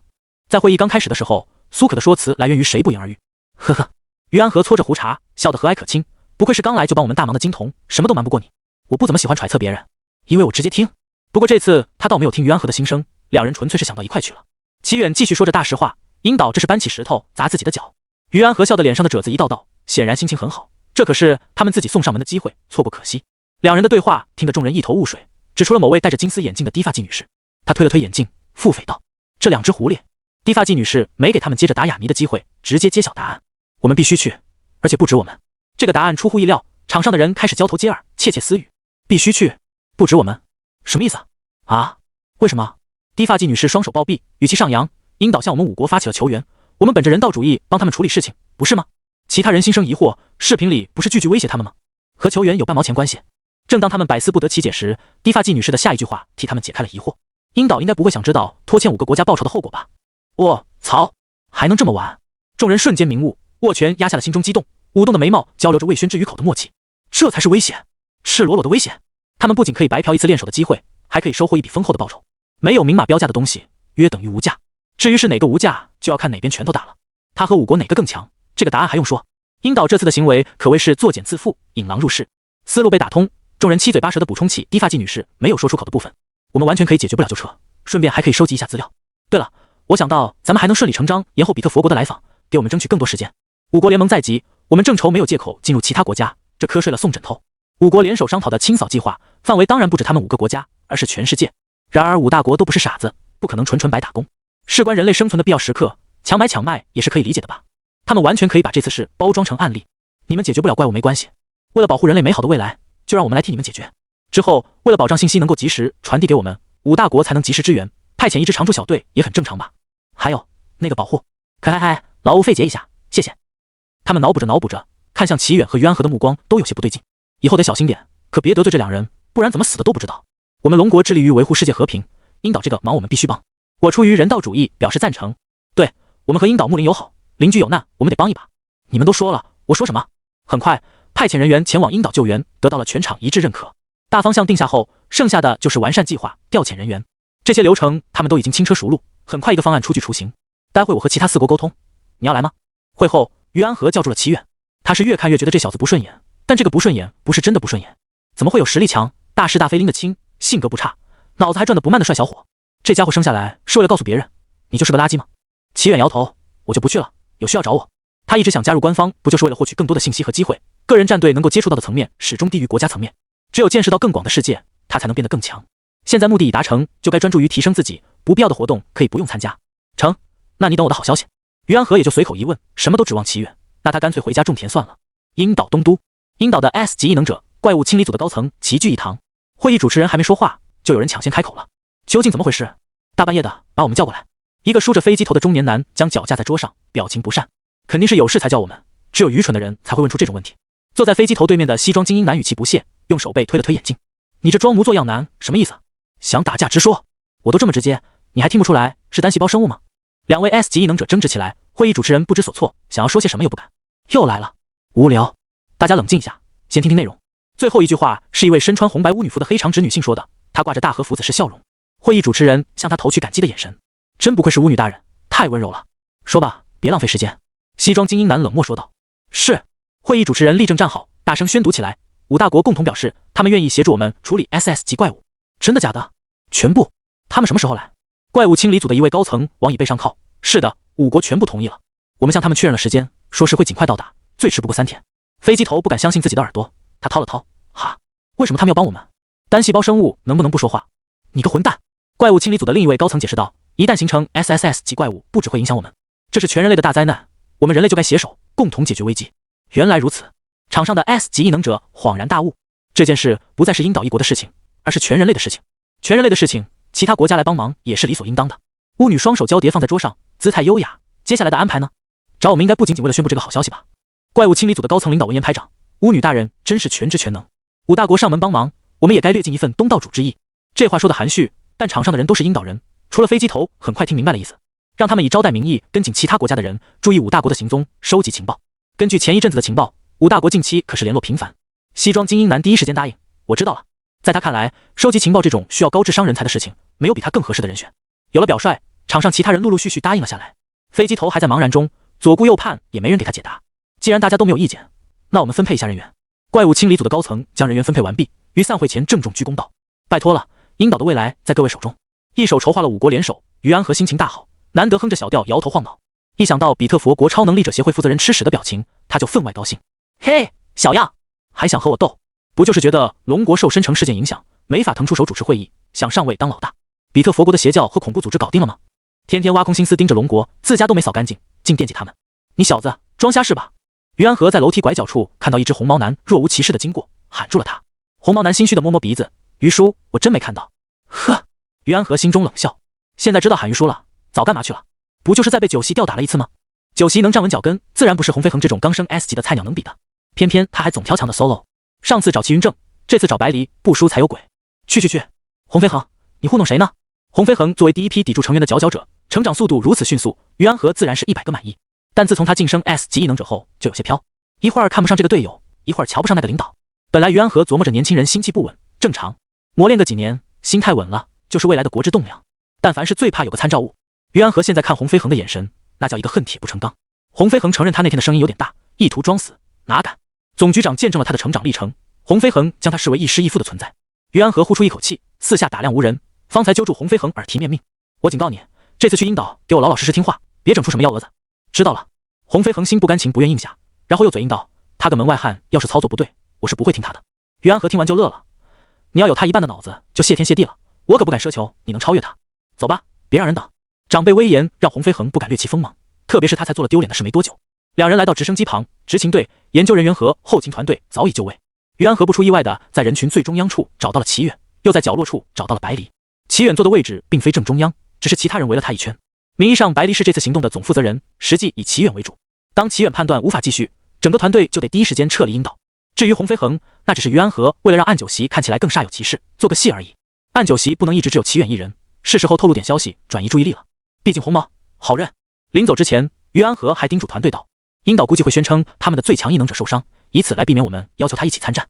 我们不需要过多理会，保持和其他4国合作即可。直升机盘旋升天，载着几十人的团队离开了龙国，飞往鹰岛。在高空中不代表安全，执勤队轮流戒备。长达10几个小时的飞行路程，齐远拿出书籍翻看起来，打发时间。忽然，直升机狭窄的空间内，有人开口说道：齐大佬，好久不见，我是乔白，不知道你还记得我不？齐远循声找了过去，一眼认出来人。无他，小老弟为爱闹了个把月，齐远想忘掉都难。这不就是和他弟一起试炼的小胖墩他哥吗？没记错的话，异能好像是能解读语言，当时还告诉了他鬼市的规则。怎么跑这里来了？好久不见。乔白没想到一面之缘的大佬居然还记得他，不由受宠若惊，欣喜的絮道：我们领导对我说，这次大可放心出门不会出事，原来是有齐大佬在啊。什么？齐远皱眉。乔白说的每个字都听得懂，但组合在一起就理解不了啊。乔白一拍脑门，记起大佬完全不知道他事故体质的事情。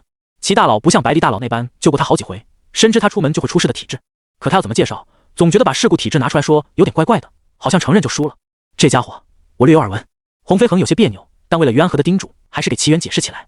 他好像经常遇到意外事故，但每次又正好有强者经过，顺手救他下来，在我们 S 级异能者圈内小有名气。别说其他人，洪飞恒看到乔白就记起自己好像连续救过这家伙2、3回了。齐远听完解释后更加迷茫了。于局长是想陷害我们吗？他们也没什么深仇大恨啊，那你为什么要出门？虽然他说的和明示没区别，但乔白已经被问习惯了。乔白五指抓了抓额头，尴尬笑道：如果不出门的话，可能哪天迈出房门时会误入怪物领域。他有关注每位大佬的动向，齐大佬还在医院里，而齐大佬再急都没出门。乔白不敢去赌自己的体质能不能跨国度召唤拯救他的高手。见其他人神色诡异，好像有很多话想说，乔白连忙补充，想要打消众人顾虑。不用担心，出事也得讲究基本法，只是概率被放大了而已，没有的东西不会凭空生成，而且无法对我造成生命威胁的怪物没有登场的必要。现在这么多强者，除非3族的 SSS 级怪物跑过来，否则怎么会出事呢？说完，他还看向众人，寻求认同。其他人，闭上你的乌鸦嘴巴，少插点旗。事实证明，乔白总结的规律很到位，他们一路飞行，没遇到什么意外的情况，顺利到达了鹰岛周围海域的上空。飞行员和鹰岛提前取得联系，根据指示降落在指定的位置。齐远注视下方的鹰岛，这是他第一次出国。除了5大国，鹰岛和3族仗着人数的优势，孕育出不少强大的异能者，称得上是强国之一。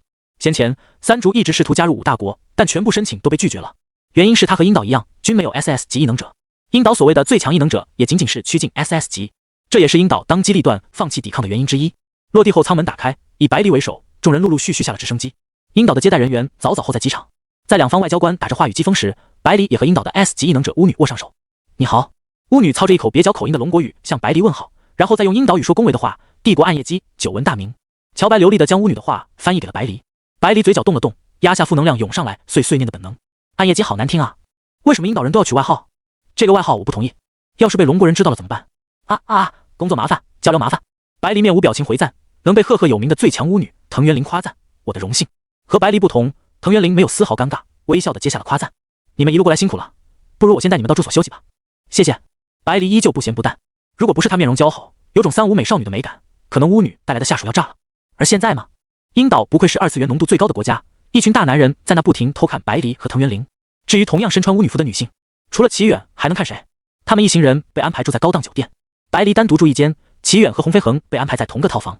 洪飞恒把背包放下，外面的樱岛女服务员不知道在说什么，有些吵。真的好帅啊，虽然看起来不怎么温柔，但酷酷的也很帅气呢，冷酷的才更为可靠啊。齐远也听不太懂，有必要的情况下，他可以短暂创造翻译异能出来使用，可这和用心灵感应吃瓜一样，可以但没必要。于是，在他们不知情的情况下，樱岛这个弹丸之地加上密集的人口，消息迅速的在网络上流传，有龙国人来到樱岛了。这则消息以极短的时间在各大论坛里传开。为什么最近这么多外国人？昨天来了不列吞人和高卢帝国，今天又来了龙国人，我们樱岛不会要完蛋了吧？很帅的龙国男人啊，我好想亲眼看一下。帝国暗夜姬大人也来了，信息量真真假假，一会儿吹得天花乱坠，一会儿又踩进泥里。能够这么快打探到消息，西装男已经称得上消息灵通了。藤原绫轻咬下唇，平复了一下心情。深城事件和我们这次的事件有些类似，如果他能够解决，真是再好不过了。西装男嗤笑一声，你们啊，真是愚蠢，被人当面冒犯，藤原绫就是修养再好，他也不可能接受这样的挑衅。他沉下脸，语气几乎凝结成霜。你什么意思啊？我可不是飞机头那样的傻子。切，你真是虚伪的生物。西装男没将程元林的警告放在眼里，自顾自开口，不觉得太巧了吗？齐云正义昏迷，一直潜藏多年的暗酒席就被证实了。藤原绫冷声说，所以呢，他代替齐云正行动，必然会增加曝光率。啧。西装男失望摇头，夸张的啧舌。亏他先前还觉得藤原绫和他是一类人，现在他要收回这样的评价。他站起身，张开双臂。你有见过他的实力吗？区区一个暗酒席的称号就让你方寸大乱，为什么不可以是龙国为了混淆视听放出的假消息？他这么年轻，实力又超乎想象的强，而且还愿意隐忍屈居人下，你觉得可能吗？西装男振振有词，如同他这般高品质的要求自己，没有一刻浪费，也才勉勉强强做到了集实力高强、高智商和气质修养于一身的美男子。怎么会有长得比他帅、实力比他强、还比他年轻，甚至在低调有内涵上超越了他的人？这世上不可能有比他更完美的人存在。你的意思是龙国在做戏？藤原绫从西装男的话中提炼要点。bingo！ 西装男打了个响指，藤原绫再蠢也比其他的人好得多，至少听得懂话。如果齐云正昏迷了，而龙国又没有 SS 级异能者，你猜龙国会不会被其他4国踢出场？本来我只是有些怀疑，但这次的负责人竟然不是他，而是暗夜姬，我彻底肯定了猜想。用龙国的话来说，他们在虚张声势。藤原绫低头思索，放着 SS 级异能者不选，而选择白离作为负责人，确实很奇怪。假设龙国是在虚张声势，竞争对手三竹自顾不暇，那么他们樱岛度过这次危机后，也许能替代龙国成为5大国之一，这可是天大的好机会。等等，藤原绫发现了盲点，自己差点被带进沟里了。他一声冷笑，他是暗酒席，不能暴露身份，那选择白离作为负责人再正常不过了。别以为他没看到西装男鄙视的眼神。西装男装了半天逼，突然被反问一时语塞，他想反驳，却发现好像确实是这么回事。得知齐远的存在后，他就一直在找齐远的马脚。当脑海里浮现齐远是龙国推出来虚张声势的工具人时，这个想法就再也挥之不去。不管看到什么，他都往这个想法上靠，以至于忽略了齐远的身份。成功扳回一城，藤原绫心情大好，他将碎发撩到耳后，大发慈悲地放西装男一马。虽然你的证明方式很愚蠢，但猜测还算有趣。你打算怎么做？他不信面前的西装男没有计划，不然跑来和他说个没完，是为了什么？他们都是表演型人格，聚光灯和称赞会让他们分泌肾上腺激素。西装男嘴角勾起一丝弧度，我告诉那个单细胞生物，你对齐远有好感，相信很快他会替我们验证结果。他看藤原绫面色不好，调笑道，你不是一直嫌他太烦吗？再怎么烦，他也是我鱼塘的鱼，轮不到你利用他。藤原绫有些恼火，这么蠢的 S 级异能者工具人可不好找。没办法，西装男耸耸肩，派遣 A 级异能者试探的效果有限，没有比单细胞生物更好的人选了。他见藤原绫没再说话，知道他默认了，就让我看看他的伪装能在单细胞生物的愤怒下坚持多久。西装男再次举起酒杯，向藤原绫示意。藤原绫往前几步，从桌上拿起酒杯，砰！酒杯的碰撞声在房间内响起。繁华的街道上，年轻男女穿着时髦的衣服出入各大场所，购物的、约会的、看电影的等等，聚在一起打打闹闹，好不欢乐。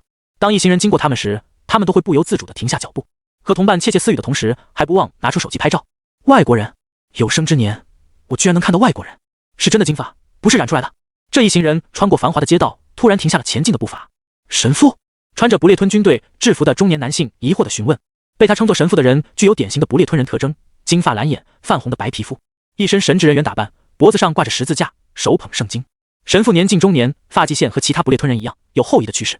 穿制服的中年男性没有得到回应，见神父目光深邃地看向前方，他也望了过去。前方是一群人包围着2个年轻男性，那一群人手提棒球棍和钉子棒，为首的是一个飞机头中年男性。2名男性其中一人头顶几缕红发，那几抹赤红和普通的挑染不同，看起来像燃烧的火焰。能够体现在外表的强大异能者，这红毛绝对不简单。中年男性正这么想，看清红毛旁边的男性就不淡定了。和红毛这个突出特征相比，另一名男性似乎有些平平无奇了。别误会，这里是指这个男性所有特征都很平均，没有一个突出，全部都拉满了，当然很平均了。平平无奇的帅破苍穹，平平无奇的强大气场，就这么平平无奇的夺走场上众人的目光。只见他淡淡开口，说了一句话，中年男性听不懂，但有翻译上前替他们解惑。你找我有什么事吗？以齐远10几年的生涯，还真没遇见过小混混找他麻烦，因此齐远决定还是先不以貌取人，询问一下对方的来意，再做打算。面对齐远的问话，飞机头正愣地看着他，不发一言。飞机头的小弟也绷紧了表情，沉痛地埋下了头。有屁快放，有话直说，墨迹啥？洪飞恒烦躁地拽了拽衣领，要不是于叔还特意发信息3声5令，要求他不能暴露实力，他就直接坐着飞机头了。当然，打不过是最重要的原因。齐远等了几分钟都不见回话，他刚有点不耐烦，打算直接走人，突然想起这货听不懂龙国语，于是他拿出手机，在上面输入文字，转换成英岛语，语音播放了一遍。没有情感的 AI 女声响起，飞机头终于有了点反应，他瞳孔一缩，2行清泪流了下来。他的小弟们看到飞机头这样的反应，全部都夸张地叫了起来：大哥，振作点啊，男人何处无芳草啊，虽然大哥你没有机会追上巫女大人了，但还有我们陪着你啊。说最后一句话的人被一拳打倒在地，有人凑近怒吼：明太郎，你讲话不看场合的吗？场合？对不起。明太郎双手合十，连声道歉。快看，金子酱！那群外国人突然站住不动了。年轻英岛女性伸出做了精致美甲的手，拉了拉同伴的衣角，悄悄指了指神父的方位。哎，你怎么还在看他们？被拉住的同伴也跟着看了过去。那几名外国人在街尾站着，和好友说的一样。好友挽住金子的手臂，我们过去看看发生了什么吧。啊，这样很失礼。走吧，你就不好奇发生什么吗？话是这么说，金子被同伴轻轻一推，就跟了上去，脚步不停迈向街尾。英岛人要是没有围观的习惯，那漫画作品就不用画那么多背景板了。其他人和金子2人对话基本类似，不知不觉汇聚起了一大批人往街尾的方向走去。不明真相的人见一群人往街尾走，也跟了上去。待第一批围了过去的人看清街尾的情况，有人第一时间惊呼道：好帅的男人啊，不是排名第2的不良王。后面的人看不见前面的情况，听到前面的人高呼不良王这个名号，也跟着喊起来：不良王，不良王！群众的喊声唤醒了飞机头，他痛苦地捂住了头，跪伏在地痛呼：输了，完全败北。藤原桑，我给不了你幸福。热情高涨的群众瞬间鸦雀无声，不可置信地张大了嘴。这2句话的信息量有点大，让他们连都忘记了。良久后，他们被冲击的失声的大脑 CPU 才缓了过来。不良王竟然会输，我不敢相信。那个很帅的男人是谁？藤原桑是巫女大人吗？我想起来了，据说英岛来了一位很帅的龙国男人，不会是这位吧？真的假的？排名第2的不良王甚至输给的不是酒席，我们英岛这么差劲吗？齐远扶额，对跪伏在地的飞机头感到十分无奈。陌生人之间用不着行如此大礼，你这样我怎么好意思无视你？所以是什么事？齐远在用软件合成了语音播放了出来。飞机头还没说话，周围的小弟就纷纷指责起来了。你抢走了巫女大人，还不允许我们大哥伤心吗？你就没有一点的愧疚吗？我们大哥可是全心全意的爱着巫女大人的。围观的吃瓜群众均倒吸了一口冷气，他们的女神要被拐跑了，这可是大新闻。卑鄙的龙国人居然用美男计！正当齐远一头雾水时，明太郎站了出来。大家冷静点，他听不懂。群情激愤的小弟们倏地哑火，他们也不懂龙国语。在这一瞬间，场上的气氛有些尴尬。围观群众中挤出来一人，他满头大汗，点头哈腰。不良王大人，您怎么不带上我？他还没说完，被小弟们一把拉了过来。这翻译官来得正好。翻译官在小弟们的狗叫中艰难地分析出了内容。什么巫女大人被这个龙国人抢走了？他捂着心脏，一口气差点没喘上来。齐远和洪飞恒冷漠地看着这出闹剧，热闹都是他们的，我们什么都没有。突然，不良王猛地起身，眼眶湿润，目光炯炯地看向齐远。为了藤原绫小姐，我们来一场男人之间的决斗吧，向我证明你能照顾好她。这番话听得翻译官心酸，他切实的感同身受。巫女大人真的要离开英岛了吗？他迅速的把内容翻译出来，全是感情没有技巧。齐远2人皱着眉头听了半天，终于听明白讲了什么。洪飞恒越听越嘴角抽搐，这家伙不是一直和他在一起吗？上哪去勾搭巫女？齐远也很迷茫，这和他见过的套路不一样。初高中经常被人这样堵住，但这些男生最后说的都是好兄弟。我回去告诉那女的别白日做梦了。抱歉，我能问问是为什么吗？齐远真切反思了一番，没找到和以前不同的地方。二者都是没说上几句话，怎么藤原绫就快尽到托付给他了？他思前想后，找不到他做了什么引人误会的行为。这话一出，翻译官再次捂住了胸口，他感受到了万箭穿心之苦。藤原绫大人竟然是单恋！翻译官声泪俱下的把内容翻译给不良王，围观的群众均竖着耳朵偷听内容。马吉嘎哟，巫女大人，呜！怎么会？不良王听完后勃然大怒，他捏紧拳头。小弟们见状，纷纷抱住他的四肢，劝慰不良王冷静。就算是藤原绫小姐真心喜欢的人，你也不能这么侮辱她的爱意。她那汹涌炙热的爱意，你一点都没感受到吗？藤原绫小姐特意跑到机场接待你，那个装模作样西装男全部都和我说了。不良王声嘶力竭的呐喊，太阳穴变得青筋暴起，太惨了！这几句呐喊，全场吃瓜群众都听见了。他们为女神如此卑微而落泪，全部谴责地看向齐远。呵呵，没定了他的话，心中想的却是这二傻子哪来的机会？你让他这么社死，不躲着你就不错了。飞机头大喜过望，兴奋地在空中打了几拳，接着郑重鞠躬。我还是想和你决斗，我能感觉到你很强，请让我见识一下，到底要多强的实力才能让藤原桑青睐。不良王脑海里回忆起藤原绫对他说过的话，喜欢什么样的人？温柔，能给人带来安全感的男人。对我来说，外貌和家世什么的不重要了。不良王非常自信，他绝对能在温柔上胜过齐远，唯有实力这一块，他还没见识过。完完全全把不良王的心声听在耳里，齐远都不知道该怎么说。兄弟，那绝对是骗你的，真要是这样的话，你就不会站在这里找我麻烦了。要知道，他总共才见了藤原绫一面，不管是另有所图，还是喜欢颜值，总之绝对是和温柔实力没有半毛钱关系。我拒绝。齐远毫不犹豫拒绝道。风险和收益不成正比的比试，他傻了才去做。他现在的真实实力是 S 级，这个飞机头也是。飞机头刚才被抢了，女神都没产生杀意，切磋就更不可能了。万一不小心翻车，他前面做的功夫就白费了。哪怕只有1/1000的可能性翻车，他也没必要去做，收益太低了。为什么？不良王刨根究底，他目视齐远，试图让齐远看清他的决心。于是他正对上一双冷漠的苍金色眼瞳，杀意，好强的杀意。不过他作为排名第2的不良王也并非吃素的，鹰岛的实力不容小觑。欧拉欧拉，让我见识一下你的实力吧。无间地狱，无尽的恶鬼从地面爬起，周围的地面被异能领域所覆盖，火山喷发，熔浆流淌在深深的沟壑里。天空阴沉下来，雷鸣巨响，劈下一道道雷电。天空地面全部被领域覆盖，无尽杀机在领域内酝酿。这是完全成型的异能领域，这家伙是 SS 级异能者，太厉害了。飞机头此时感受到了前所未有的压力，他的身躯被恶鬼撕碎，被熔浆融化，被雷电贯穿身体，好像在无尽的杀机中死亡又复活，重复着这个过程。无力，完全无法反抗的力量。藤原桑，这辈子我真的能得到你的青睐吗？不能，脑补是病，得治。就算你潜意识里知道追到女神无望，也不用脑补自己千刀万剐吧。齐远看着双目失神和空气斗智斗勇的飞机头，刚想说点什么，又吞了回去，深深的叹了口气。他还什么都没干呢，只是想给自己加点特效，方便装逼镇住对手。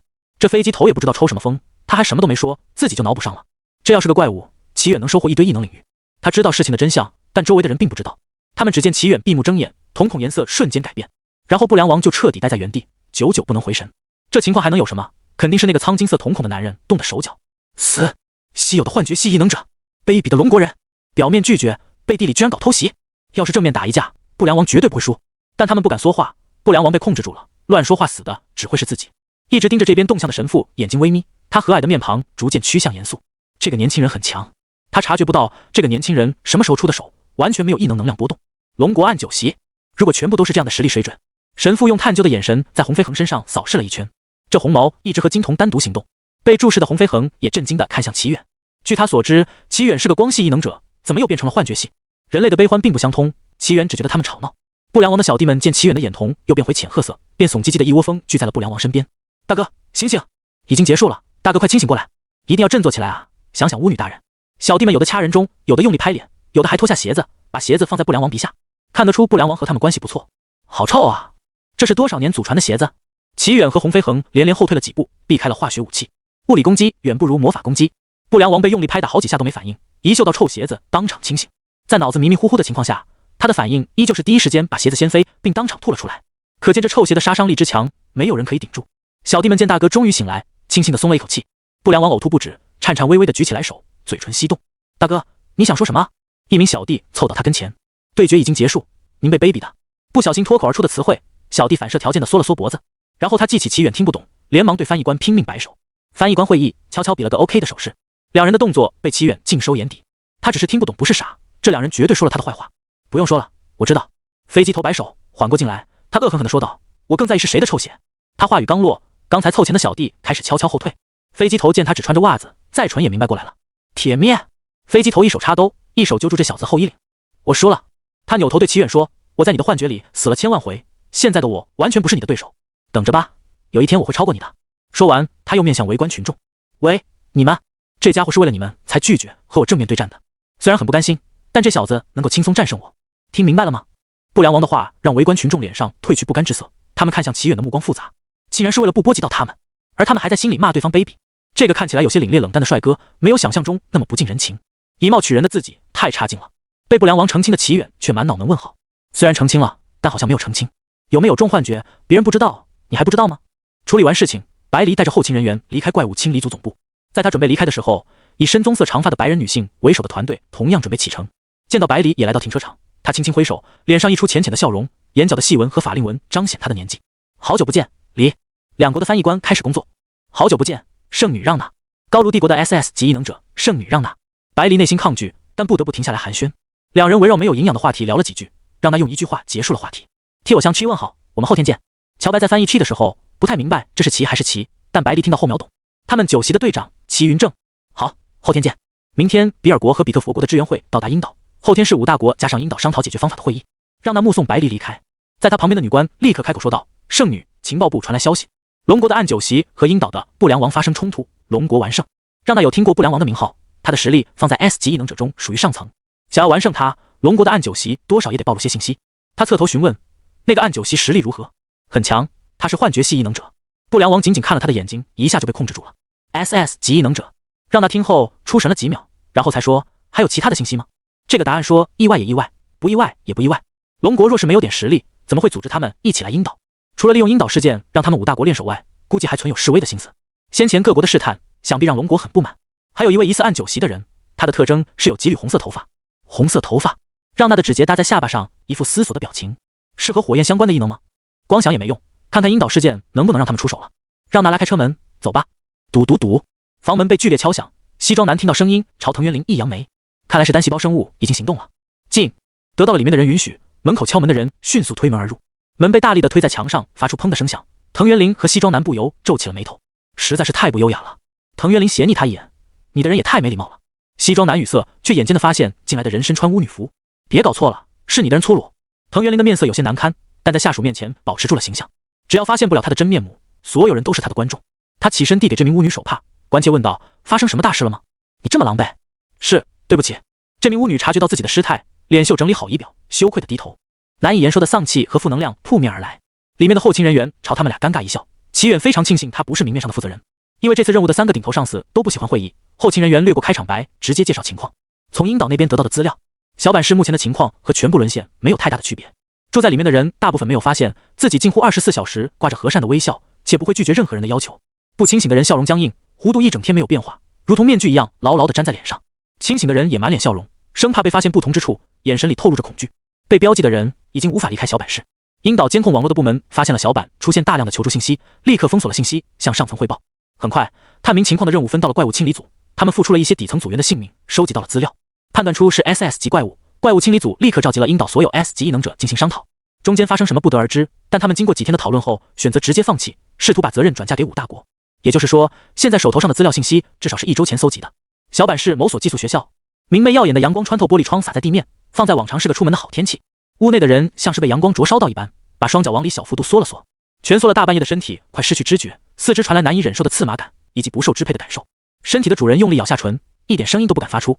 待那阵刺麻感结束，他手撑地面，支撑起上半身坐了起来。在他视野里，有位女孩背对他坐着，姿势端正。刚睡醒，他有些困倦，脑子混沌。他眯了眯眼睛，适应了一下阳光，才轻声开口：为将，你已经醒了呀？今天有异能者支援的消息吗？没有。哈，他们怎么会这么慢？我们已经被放弃了吗？这个消息让他焦躁，不由抱怨起来。由美，这样说话不够友善，会让异能者很伤心。听到小维这么说，由美瞳孔骤然一缩，手不自觉拽紧了裙摆，身体往门的方向不自觉靠拢。面对着刺眼的阳光，由美却如坠冰窟，背部和指尖发凉，沁出冷汗。整个空间寂静的落针可闻，她陡然间屏住呼吸，却听不到房间内另一人小维的呼吸声。汗珠顺着脸颊滑落，滴落在手背上。由美用力挤出笑脸，语调轻柔治愈：哈哈，说的也是。由美眼中充满恐惧，声线轻微颤抖：你这么说让我有点难过。小维终于回头，眼神诡异，脸上的笑容是标准弧度。抱歉，刚才你实在太失礼了。小维边说话边向由美迫近，由美也扶着墙起身，双腿不住往后退。我没有失礼，我是在问你。当身体抵在门上时，他将手背过去够门把手。为什么和我说话要后退？你是嫌弃我不够好看吗？你很失礼。没有，你靠得太近了，让我很难受，是你的问题。糟了，话刚出口，由美就意识到大事不妙，她立刻扭开门，拔腿就跑。失不失礼并不重要，重要的是友不友善。除了指出对方不够友善，否则指责别人是不够友善包容的体现。为什么认为我后退是在嫌弃你？这是我个人的习惯，你不能包容吗？这才是他应该说的。小维见到由美离开，眼神越发诡异，立即跟了上去，嘴上反复喃喃：不够友善，要进行改造。不够友善。小坂市的情况这么糟糕，还给怪物不止1周的时间发育。鹰岛的高层脑子是被驴踢了吗？一想到未来龙国周围可能要濒临2个 SSS 级怪物，场上的人脸色都不好看。齐远低头看了眼手里的资料，樱岛对于 SSS 级怪物知之甚少，判断有些失误。里面的人出不来，不是因为被标记建立了连接，而是怪物领域十有八九和小板室有部分重合。SS 级怪物已经能够初步掌控空间，进入小板室约等于进入怪物领域。普通人想要离开怪物领域，除非怪物大发善心放他出去，或者携带强力空间异能物品，否则就是怪物死了。对于 S 级异能者倒不是太大的问题，不完全的异能领域也是另一个空间，通过自身的异能领域离开怪物领域，再跳转到现实世界并不难，前提是没有被怪物侵染，且 SS 级怪物没有理会他们。毕竟 SS 级怪物碾压 S 级异能者并不是件难事。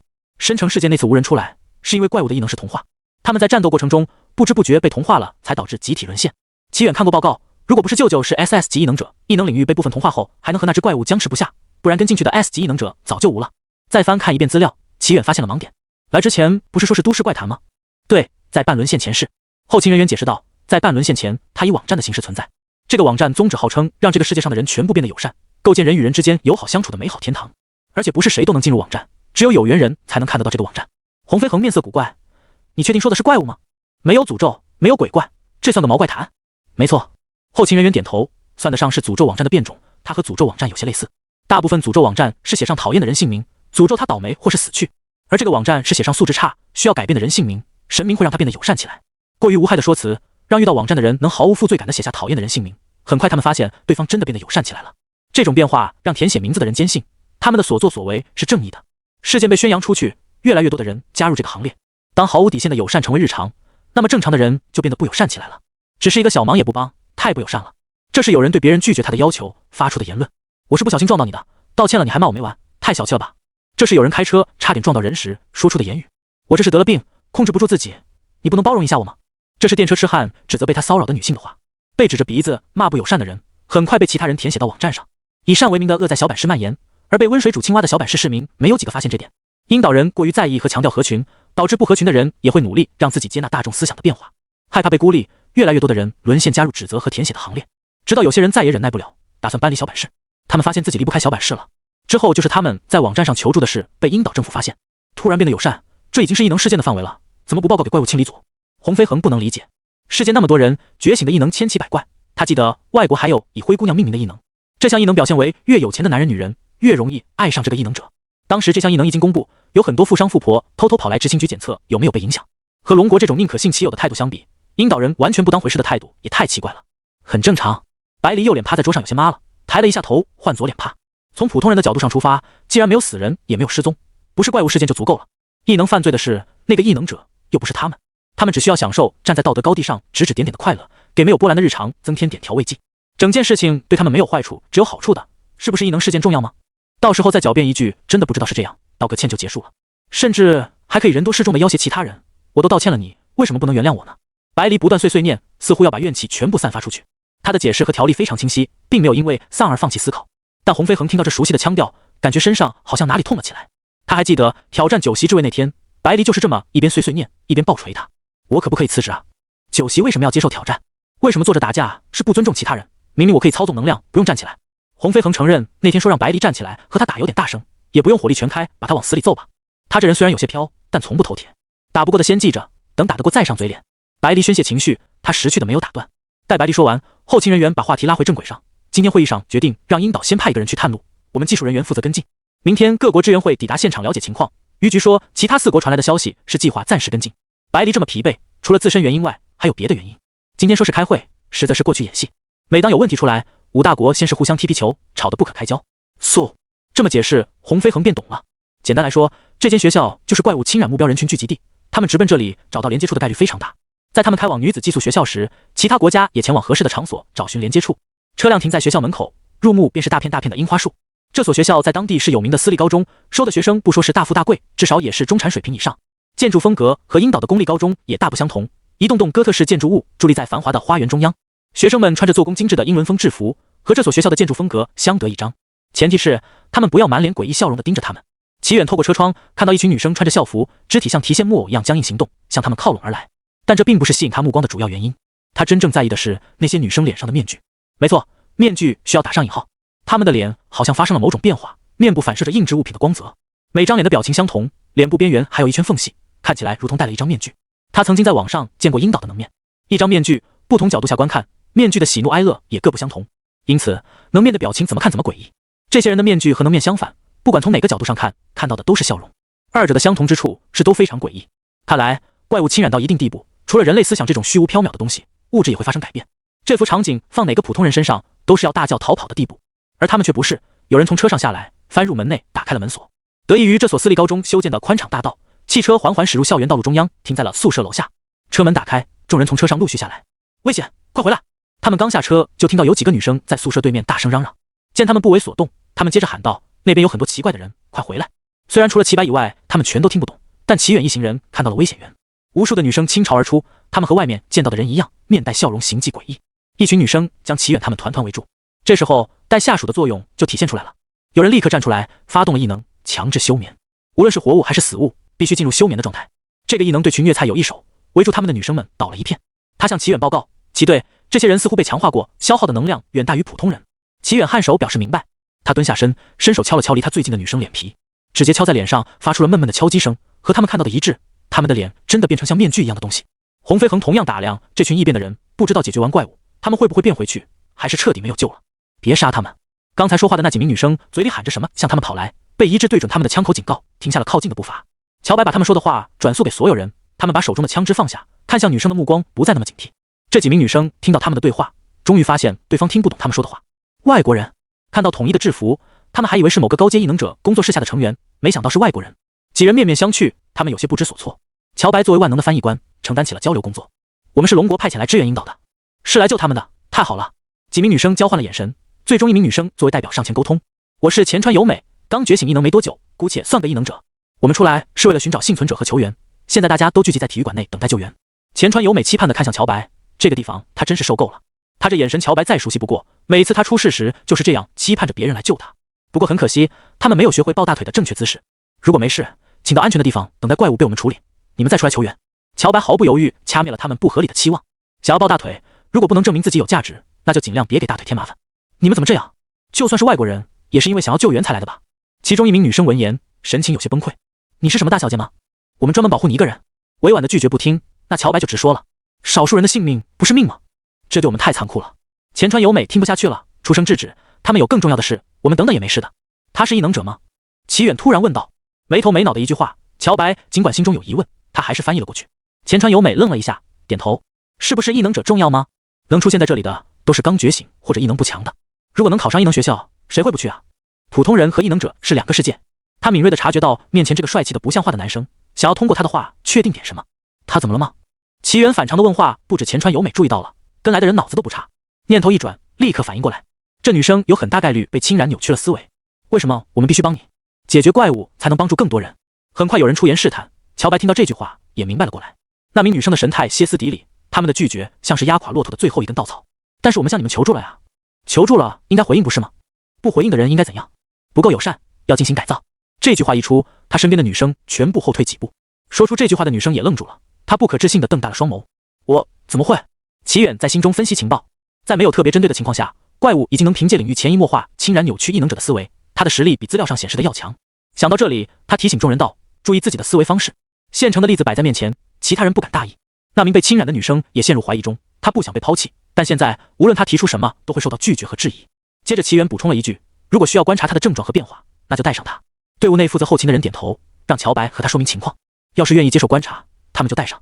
这名女生点头如捣蒜，没有更好的选择供她挑选。处理完这个小插曲，几人往宿舍楼内走去，距离约定好的时间很近了。另一边，小板市的某个入口附近，比特佛国人已经将整栋建筑物清场，重兵把守在某栋写字楼内。一位穿着西装的比特佛男人来到超人打扮的肌肉男面前，将手中的计时表面朝肌肉男。约翰逊先生，时间差不多了。约翰逊抬头正好对上那块计时表，显示他们进入小板市已经有45分钟了，还有5分钟。好的。他将手中的可乐一口饮尽，单手将易拉罐捏成一团丢入垃圾桶。易拉罐碰到垃圾桶的边缘往外弹，后里线又没中。约翰逊握拳发出一阵哀嚎，一股奇异的力量笼罩在易拉罐上，他在空中变换轨迹，成功进入垃圾桶。约翰逊先生，别忘了摄像头。他们公司和约翰逊合作，推动了他现实比特佛国超人的名号，在全球各地都有粉丝。虽然这次拍的素材不能分享给粉丝，但作为研究资料还是不错的。约翰逊背对着他挥手，手里夹着一枚针孔摄像头。在距离5国约定的时间还有10分钟，他用异能领域撕开怪物领域和现实的连接处，进入怪物领域中。刚踏入怪物领域，约翰逊听到了巨大的战斗声音。约翰逊立刻反应过来，其他3个国家有人背着他们比特佛建立小群。之所以提早10分钟，就是他们比特佛国背着龙国建立小群，理由是根据他们搜集到的消息，按9系7远的实力深不可测，且战斗时间非常短，有小概率他们还摸不到怪物的边，怪物就被解决了。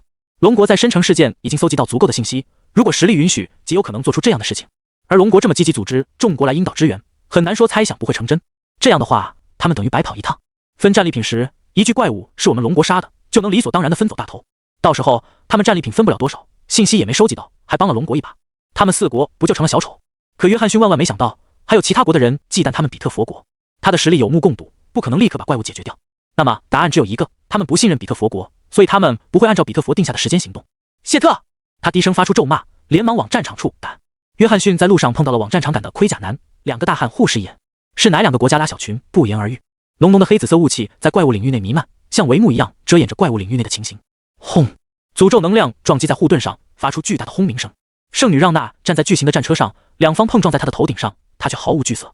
她身后是无数的神圣骑士，神圣骑士的身体是一团散发着温和光芒的虚无之物，唯有战马和古朴盔甲非常的真实。在神圣骑士覆盖的范围下，是一片战场。圣女让娜挥舞着旗帜，他们遵循命令向空中射出了箭雨，无数的箭雨铺天盖地的朝空中而去。带着金色光芒的箭雨和普通箭雨不同，没有呈现抛物线状，而是直直射往空中的怪物。怪物漂浮在空中，从外形上看是个分不出男女的少年体型。乍看之下，他披着黑色冬帽长袍，身体由一行行漂浮的文字组成，身体是真正意义上的中空。中空的部分填充着黑紫色的雾气，在内部蠕动翻滚。实际细细观看，会发现黑色冬帽长袍也和身体一样，是由一行行密集的文字组成。双目的位置是2团黑紫色的火焰。面对无数的箭雨，他没有挪动身体，只见他身体内的雾气向外延伸，勾勒外形的文字膨胀变形。很快，他变成了一个球状的物体，无数的文字像围绕行星的环，一圈一圈的绕在黑紫色雾气球状物体的周围。周围的黑紫色雾气被一抽而空，凝聚成结实的盾挡在中间。雾气一散，空荡荡的小镇显露出来，地面的2人也随之显露身形，是神父和圣女让娜。能量冲击掀起的狂风让怪物领域内小镇被摧毁，无数的屋瓦被掀飞，好似无根的浮萍在狂风中碰撞粉碎，化作瓦砾。可神父和让娜知道，这对于眼前的怪物不痛不痒。怪物领域借助融合领域的空间特殊性构建新的维度，它很多的建筑和物品并不重要，只是最初构筑时一些无关重要的东西。它们和异能者构建领域的方式不同，异能者领域构建的方式通常是有个大框架，再往内填充细节，形成完整的领域。所以完整的异能领域是异能者是否晋升 SS 级的象征。2种不同的领域构建方式导致了2种领域的差异性。怪物领域广大而能量分散，结构稳定，耗费能量少。异能领域相对于怪物领域较小且能量密集，耗费能量多。让他一直认为怪物领域之所以比异能者脆弱，就是因为他们当初走了捷径，借来的终归要还。他们在 SS 级时需要不断的强化和优化领域。他高高扎起的马尾随风飘扬，目光凝视前方。接下来的交手将不再是这种小儿科的试探，他必须提起12万分精神。异能军队，他发动异能，于他的战场领域内召集军队，一人即是一军。数以万计的圣骑士在他异能领域内生成，他们手上的长剑萦绕神圣的光芒，虚幻的身影明明灭灭。圣骑士身下的马匹长出洁白的羽翼，带着他们腾空飞起。自从他成为 S 级异能者，就能给领域内的士兵增添属性和武器，具备进化的神圣属性，具有克敌的效果。与此同时，神父长叹一口气，把手中的圣经合上，收入空间物品中。他伸手将胸前的十字架取下，单手握住放在额头前，闭目做了个祷告的动作。请宽恕我，主。简单的忏悔仪式做完，他同样把十字架丢入空间物品中。现在他要换无数个主信仰了。以他为中心，一座恢水流呈现金色的光泽，看起来不过是浅浅的小溪流，却仿若惊涛骇浪，以不容拒绝的强势姿态扑向怪物。怪物操控小球挡住水流，水流冲击在小球上，发出滋啦滋啦的响声。黑紫色的雾气被净化，转为白色的雾气消散于空。而另一边的圣女让娜忍着灼烧感，挥动手中的旗帜。圣骑士在指令下组成一个繁复的阵型，他们拔出长剑，将神圣之力注入剑身。神圣之力在阵型中汇聚，拔除让娜身上的诅咒，让娜感觉灵魂上的灼烧感消失，立即跟上神父的攻击。圣骑士们骑着飞马腾挪于空，向怪物飞速掠去，手中的重剑高高举起，劈砍在小球上。小球在攻击下直接消散，两波攻击均取得不错的效果。让娜和神父相视一眼，目前他们占据上风。如果这就是怪物的实力，那他们拿下不过是时间上的问题。往往事情没有想象中顺利，他们刚做下的判断很快被怪物的攻势冲垮。更多黑紫色的雾气被抽取而来，空中形成密密麻麻无数的小球，巨型球体同时裂开了几条缝。不好！两人像是有默契一般，在心中大喊不妙。他们立刻发动攻势，试图阻拦他的下一波诅咒。但怪物比他们更快一步，每条缝都单独吟唱诅咒。诅咒你们心脏停止跳动，诅咒你们万箭穿心，诅咒你们被空间裂缝撕裂，彻底消失，诅咒你们！不同大小的球体完成各自的诅咒，以不同的方式消散。既然打断已经来不及了，神父和让娜顺势转攻为守，防御起怪物的诅咒。短短数秒，一句句诅咒同时发动，两人冷静地把精力全放在防守上，没有一丝急躁。请宽恕我。神圣战场，诅咒诡谲，但并非无法抵挡。这种异能更适合打个出其不意或者暗杀。正面对战能到这程度，已经证明了这只怪物的强大。在有所防备、全力防守下，同时发动的诅咒效果并不怎么好。怪物也发现了这点，它的攻势变缓，逐渐降到一个平衡点。两方陷入僵持，神父和让娜无法分出更多精力进攻，而怪物的攻击一时半会也无法突破他们的防御。然而，神父和让娜都清楚地知道，如果只有他们俩进入小板室，毫无疑问他们会被拖垮。这怪物的实力比资料上强得多，不敢想象成功晋级的三足怪物到底有多强。他们不由庆幸，还好他们的支援马上就要到了。尽管支援可能到了，也不会立刻行动，十有八九会在暗中观察，确认情况再决定出不出手。幸运的是，这只怪物的实力还没到达那个层次，支援出手相助也只是时间的问题。和他们两人想的一样，另两人已经到达了战场附近，潜藏于建筑物之后。两人没有交流，不约而同地选择了静观其变。约翰逊对于二国背着他们比特佛国偷偷联手有些不满，但他知道，如果他不能单独解决掉 SSS 级怪物，那么他就必须接受五国联手的清扫计划。因此，他在无声嘲笑这两人愚蠢的行为同时，还不忘寻找击杀怪物的机会。怪物的注意力放在这两人身上，意味着他们有一次偷袭的机会。场上的神父和让娜对此心知肚明。距离约定好的时间已经过去了好几分钟，还不见比特佛国和比尔国的支援。大敌当前，他们不太可能失约，那就只能是约翰逊他们潜藏起来，没有替他们缓解压力的打算。即使是修养再好的神父，也忍不住在心中咒骂一句。久攻不下，怪物似乎开始急躁。约翰逊看到无数小球向中央汇聚，似乎在酝酿一场前所未有的进攻。他的眼神微微闪动，要是让圣女和神父扛下这次攻击，黑紫色雾气被抽取的差不多，怪物有很大的概率进入空白期，这是他的机会。如果顺利的话，也许他能够解决掉这只怪物。不知道是阴岛特色，还是因为整间学校服务于女生，门口的标识位置相较靠下，齐远平视门口的厕所标识有几分犹豫。虽然里面没人，但多年养成的社会常识让他还是有些凄然，总觉得踏进一步会听到一声高昂的尖叫，然后被别人指责变态赶出来。然而尴尬的不止他一人，还有一群男同胞。齐远从外面看到洪飞恒被团队的女士们调笑，不由收起了尴尬，在心中默念，只要我不尴尬，尴尬的就是别人。做好了心理建设，他神态自然的迈步走入女厕，左右张望。他们在宿舍楼搜索了一圈，耽误了一点时间，最终在女厕发现了连接处。人的心理会反映在行为上，其实这些女生心里也知道是诅咒吧，还特意跑来厕所里偷偷摸摸的输入名字，对这个祝福一无所知，不过是减轻负罪感的说辞。窄小的厕所容纳不下太多人在里面进进出出，齐远打量了一圈就出来了。所有人各司其职，显得他们三人像游手好闲的混子。齐远看了眼手机，还有几分钟。怪物领域内，昏暗的天空被紫色渲染，蒙上了阴霾，雾气向战场的天空汇聚。经过战斗洗礼的小镇，此时已经破败不堪。一间平房在狂风中失去屋顶，又在后续承受了空间裂缝的袭击，半边的屋子被卷入缝隙中，此时不堪重负，轰然倒塌。小镇大部分建筑和这间平房情况差不多，到处都是残垣断壁。可惜场上的人对此并不在意。神父和让娜在战斗中被迫信任对方，两人互相帮助对方，在狂风暴雨的攻击下获得喘息。腾出手的神父终于注意到天上的动静，快看天上！让娜闻言往天上望去，严肃的脸庞添上几分愁容。只见天空以灰紫色为基调，一个个黑紫色的小球嵌在上面，小球如同被吸引一般向中央靠拢，不断环绕着最中央的大球旋转。最中央的大球文字环以极快的速度向小球上缠绕，暗色为底，大大小小的球体，空中看起来像一幅幻想的宇宙星球图。这么多小球全部动了起来，难道他要一口气全部引爆吗？让他心下忐忑，对于能否接下全部诅咒，他并不知道答案，只知道可能性很小。从刚才他们就一直被动防御，是因为支援就在周围，扛下更多伤害，等队友寻找机会才是正确的做法。但这次的攻击看起来也太庞大了，让他第一次体会到清扫计划的重要性。还未彻底晋升 SSS 级就已经有这么庞大的能量，他很难想象三族的怪物实力究竟有多强。他稳了稳心神，平复了起伏的情绪，让他不可能把自己的性命交托给其他人。他深吸一口气，对神父说道：“我们联手后撤，先离开这里。”大部分高卢帝国人排斥说不列吞语，但不可否认，每人多少会几句简单的语言。他们有些说的甚至比某些不排斥的国家还要好。神父同样从实力差距的震撼中平稳心绪，郑重点头。他和让娜能替其他人解决掉怪物的诅咒，其他人能腾出手攻击怪物。此消彼长，他们五国如果配合得当，击杀这只怪物成功率不小。可惜所有人都不这么认为。比尔国的斯米尔诺夫和比特佛国的约翰逊到现在都还没露面，态度很明确，要拿他们做诱饵。他们如果再不撤离，就会成为其他国家的垫脚石。让娜将旗帜往地面一插，从体内提取更多能量。圣骑士在让娜的力量汲取下消散，耀眼的光芒在战场上亮起，洁白的羽翼在圣光下展开。让娜的战场领域上，一名天使漂浮于场中，他的表情淡漠，却莫名的带着神性的光辉，手里拿着一把精致的弓，六翼翅膀用力扇动，在空中划出一道白线。随着这名天使的形成，让娜脸色煞白，浑身力气像被抽空，身体晃动了一下。神父急跑到他身边，扶起他往远处撤离。现在先离开这片区域，这次攻击后，另两人肯定会借此机会出手。他们可以趁着怪物注意力转移，离开这个怪物领域。怪物察觉到他们离开的打算，动作变得更加迅速。巨球紧紧裂开了一条口子，诅咒文字环绕在小球上的文字一行行展开，在空中散发莹莹紫光。随着文字的呈现，小球碎裂，以不同的形式消失。无数诅咒齐发，然而，大部分诅咒在半路上被天使拼尽全力阻拦。天使离开了让娜的领域，一路飞往空中。他在半空中拉开弓，刺眼的白色光芒在弓上凝聚。随着光芒越来越亮，天使的身形变得虚幻。箭矢对准了巨球，一道耀眼的白光划破天际，照亮了大半天空。这迫使怪物将大部分诅咒能量收回，守护在身边。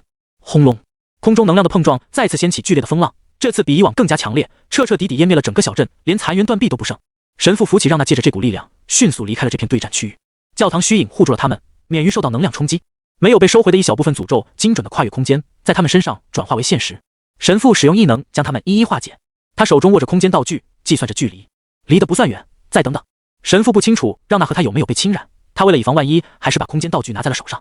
齐云正差点折在深城事件中，他们这些 SS 级异能者不得不重视起能够跨越空间的异能物品。他们想离开，怪物却不想这么轻易的放他们走。他的仇恨值牢牢地锁定在他们身上，似乎没有注意到潜藏在暗处的两人。庞大的球形怪物漂浮在空中，紧紧跟随着他们，阴影笼罩住他们二人。察觉他们处于强弩之末的状态，怪物没有发动第二次强力攻击，而是将一个个小球发射出去。诅咒能量球像一颗颗急速飞行的冰雹朝他们砸了下来，在空中拉出一道道残影。神父搀扶着让娜完全无法避开大范围的袭击，只得张开领域护住他们。轰隆隆，能量球和领域碰撞，发出绵延不绝的爆炸轰鸣声。这波袭击看起来声势浩大，却收效甚微。神父敏锐地察觉到，刚才让娜用尽全力凝结出的天使，并不是没有对他造成伤害。他现在处于一个恢复能量的状态，只是不想放他们走才强行追逐。得出这样的结论，神父心中轻松了不少。看来强大的实力让怪物头脑发昏，一时半会儿处理不掉的猎物都会让他愤怒到丧失理智，不去考虑一击未中的后果。他还以为那样大阵仗的攻击最少可以释放2次。既然如此，他们可以不用急于逃跑了。如果这样虚弱的怪物都解决不掉，比特佛和比尔国将进入不列吞的黑名单。这表演的太明显了。神父调整了一下搀扶的姿势，趁着攻击的空档往外走。这只怪物果然跟了上来，他故技重施，装作马上要撑不住的样子。和他预料的一样，怪物迫不及待地发动了攻击。这次的攻击力度比刚才强，但强度有限，仅仅强了1分。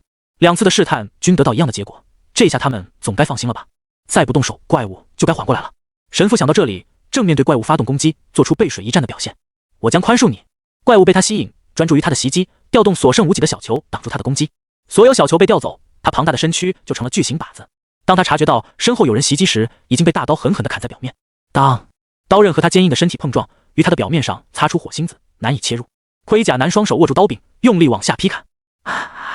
他的双目猩红，表情狰狞，看起来有几分扭曲癫狂。红黑色的狂暴能量附在他全身和大刀上，刀刃上的狂暴能量发挥作用，侵蚀着怪物表面。咔！一声脆响，细微的裂缝在球面上出现，黑紫色的雾气溢散。怪物发出嘶吼声，痛苦的情感体现在他的声音上。他终于反应过来，开始反击。小球调转方向，直扑盔甲男，诅咒能量在内部不断长缩，酝酿着爆炸。面对怪物的警告，盔甲男没有放开刀柄，顺着这条裂缝卡住刀刃，调整姿势，稳住身形，再次挥砍。近乎1人高的大刀上覆盖着狂暴的能量，裹挟着风，以一股势如破竹之势直击巨型球体。已经裂开一条缝的球面被再次击中，发出咔嗒碎裂的声音。与此同时，盔甲男张开了领域，领域内除了红黑色的狂暴能量，再无其他。无数的红黑色狂暴能量粒子无规则的运动，在领域内掀起一阵又一阵的能量碰撞。小球进入狂暴领域内，被狂暴能量引爆淹没，瞬间消失。领域的狂暴带走了盔甲男最后一丝理智，他挥舞着大刀，不断攻击怪物。怪物被凿出一个缺口，不断的往外冒着黑紫色雾气，身体往下坠落。盔甲男手掌用力拽住怪物的缺口，被碎片扎穿手掌，掌心的鲜血往下滴落。在坠落过程中，盔甲男还不断的往他身上制造新的伤口，缺口越变越大。事情发生的太快，被盔甲男不讲武德的抢先一步，约翰逊赶紧依靠念力飞了过来。约翰逊没想到这只怪物居然贪婪愤怒到失去理智，半点防护都不留，直接被盔甲男重伤。场上4人只有他没有参与战斗，再不出手就没他什么事了。怪物从高空中落下，重重的砸在神父周围，地面被砸出一个巨坑，掀起漫天尘土。神父伸手挡住飞来的风沙，朝巨坑里面看去，巨型球体被凿碎了小半块身体，浓浓的黑紫色雾气顺着裂口往外冒。约翰逊终于赶到了，他立刻对着球体发动攻击。然而他刚靠近，盔甲男的大刀对准了约翰逊。约翰逊刚冒出盔甲男是想独占功劳的想法时，看到了他猩红的双目和疯狂的表情，他暗骂一声法克。无他，约翰逊记起他的异能是狂暴了，一旦进入狂暴状态，会攻击靠近他的人。大概他为了一击毙命，直接把狂暴值拉满了。约翰逊就算想蹭点功劳，也不会和没有理智的人谈，只好等盔甲男把体内的狂暴能量消耗一些，等他恢复理智，他们再帮忙了。神父2人正好可以借这段时间恢复一下力量。怪物一死，他们便要尽快破坏掉这个怪物领域，防止它复生。巨型球体吸引了他们的注意力，他们没有察觉到黑紫色的雾气久久不散，或者说注意到了也没放在心上，毕竟进入的时候就是这样的环境。等到巨型球体说出一个词，他们脸色巨变，察觉到体内被不知不觉侵入诅咒能量。诅咒！浓浓的黑紫色雾气从体表沁入他们体内，随着诅咒发动，一瞬间注入的大量诅咒能量冲垮了他们刚刚支撑起来的异能保护，体内的生命力在迅速流失，而大量的诅咒能量充斥在他们身体，压制住了他们的异能，他们无法使用异能替自己拔除诅咒。糟了！怪物想趁着临死前把他们全部拉下水，这是他们4人第一时间的想法，但很快他们记起来还有一个人没有进来，他们5国约定的时间马上就要到了，只可惜好的机会被浪费，这只怪物能够有足够的时间复生，他们不由扼腕叹息。然而很快他们的想法被推翻，离他们几米外漂浮着一位披着黑色兜帽长袍的少年，他的身形比之先前要小得多，看起来像手臂长的人偶玩具，无害的外表却让场上4人心下一沉，在心中祈祷龙国的暗酒席尽快到达，不管他是不是因为消耗过大而导致的体型缩水，只要他还能动用异能，就能将他们轻易杀死。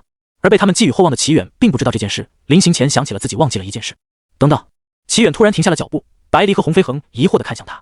放心，不会耽误太久，稍微晚1-2分钟没问题的。4个 SS 级异能者进去还撑不到1-2分钟，这像话吗？齐远很放心，他们不像普通人一样，抢救晚半秒就记了。红飞恒和白离想想也是，晚一点也没关系。既然在这个时候喊停，想必齐远有什么要事要办。要是有什么他们没注意到的事，催促齐远耽误了事情，反倒不妙。而齐远这边，他在这时候喊停，是想起了怪物会不会和他语言不通，这个问题非常重要，会影响他的发、装、挥、拜。心灵感应倒是没有影响，只是光他听得懂有什么用？装逼了半天，怪物什么也听不懂，那他还玩个毛？等我一下。齐远往外走了2步，离开了人群包围圈。虽然他不解释也没关系，但被人看着总觉得怪怪的。他离开了人群，给自己创造了一个翻译异能，只要说出去的话，在对方听起来就是母语，同时别人说的话他听起来也是母语。创造异能耗费的能量庞大，一个小异能花了他1/4的能量，且这个异能还需要一直消耗能量维持，否则就得重新创造。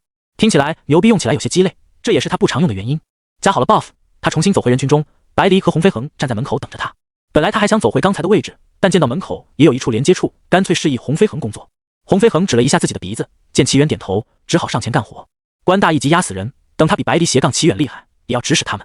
连接处被破开，他们进入怪物领域。神父4人眼睁睁地看着眼前的怪物抬起手臂，与掌心凝结一团黑紫色雾气。先前雾气被挥霍一空，他掌心小球的凝聚速度很慢。然而神父他们却无法做到打断他施法，他们光是减缓生命力的流逝就已经拼尽全力。此时他们脑海内只有一个念头：为什么齐远这么久还没到？他们不由有些怨念，早知道他会迟到，他们还提早过来干嘛？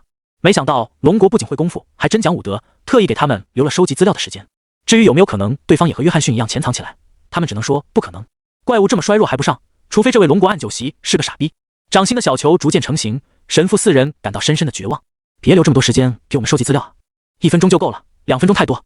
但是他们的期望并没有实现，小球彻底成型，构成手掌的文字有一条爬了出来，环绕在小球身上。怪物缓缓开口：我诅咒。他的话还没说完，身后的空间震荡，一个入口被轰然打开，从入口处走出来3人，为首的是一个黑发金童青年，在他身边是一个红毛男，还有一个面无表情的女人。得救了！神父他们松了一口气，就怕龙国给他们留了10分钟，等龙国的人进来，他们死得透透的。这只人形怪物警惕地看向齐远3人，他的领域寄居在虚拟世界中，网络上的事情他也能看到。5大国前来支援，他在鹰岛人发表有外国人出现在鹰岛的言论时便已经知晓。为此，从不良王进入小板室搜索信息时，他就精心布置了陷阱，等待猎物上钩。齐远和不良王产生的冲突，他通过视频也看在眼里，清楚地知道眼前的人是幻觉系异能者。那么现在有一个问题盘旋在他脑海里，久久不散：为什么他能直接出现在我身后？恰好在这个时间点出现在这个位置，一切的巧合背后都是必然。他冥思苦想也想不透，隔着空间无法交流，要怎样才能计算得如此精确？想到这里，他不禁毛骨悚然。虽然他没有骨也没有皮毛，仿佛他的一切行动都在对方掌握之中。场上显然不止怪物这么想，其他人纷纷惊出一身冷汗。白离面无表情地看过去，罕见的没有碎碎念。他的半月眼盯的齐远脊背发凉。红飞恒回想起进来之前齐远喊停，耽误了点时间，然后换了个位置，一点可能是巧合，多个点说是巧合，谁信啊？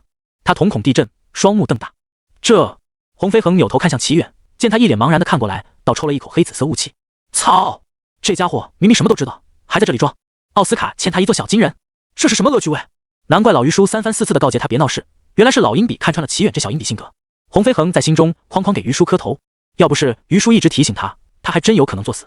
在这之前，他还真以为齐远是个实力强、性格不错的同龄人，没想到面对友军之外，齐远还有2副面孔。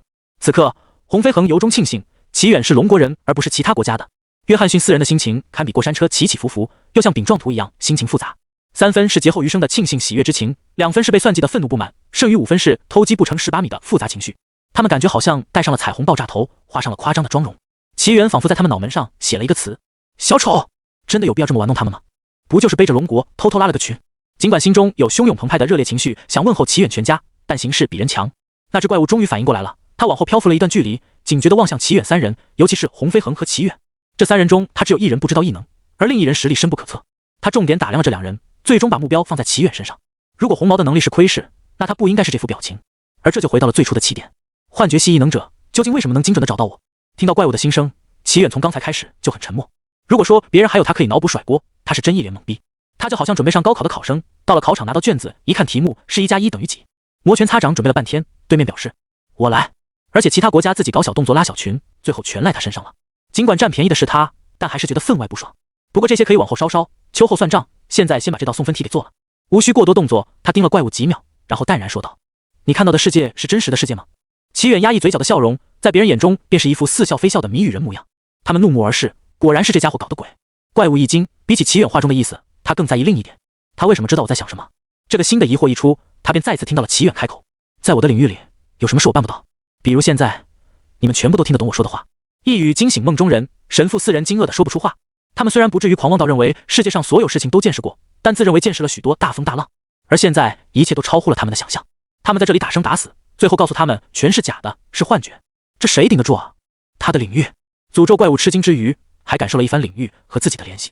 联系还在，但为什么是他的领域？难道是？他怔愣地看向掌心，混乱的思绪挤占了大脑。这触感，这力量，还有战斗过后的虚弱状态，都如此清晰。而大脑根据对话内容和巧合分析出的却是另一个答案。我中了幻觉，这个世界是假的。他陷入天人交战中，身体触感和大脑思维割裂开。不可能是假，为什么？可是，没有可是，否则怎么解释一切的反常？如果真的处在他的幻觉中，现在他应该听得到吧？我是什么时候中的幻觉？到现在，怪物还将信将疑，再次试探。最开始的时候，齐远高深莫测回答道，璀璨的金色眼眸如同神明注视蝼蚁一般，仿佛一切秘密无所遁形。在他风光霁月的外表下，却是一颗吐槽的心。我哪知道是什么时候？你觉得是什么时候就什么时候吧。怪物听后，开始把所有不合理的行为安在齐远头上。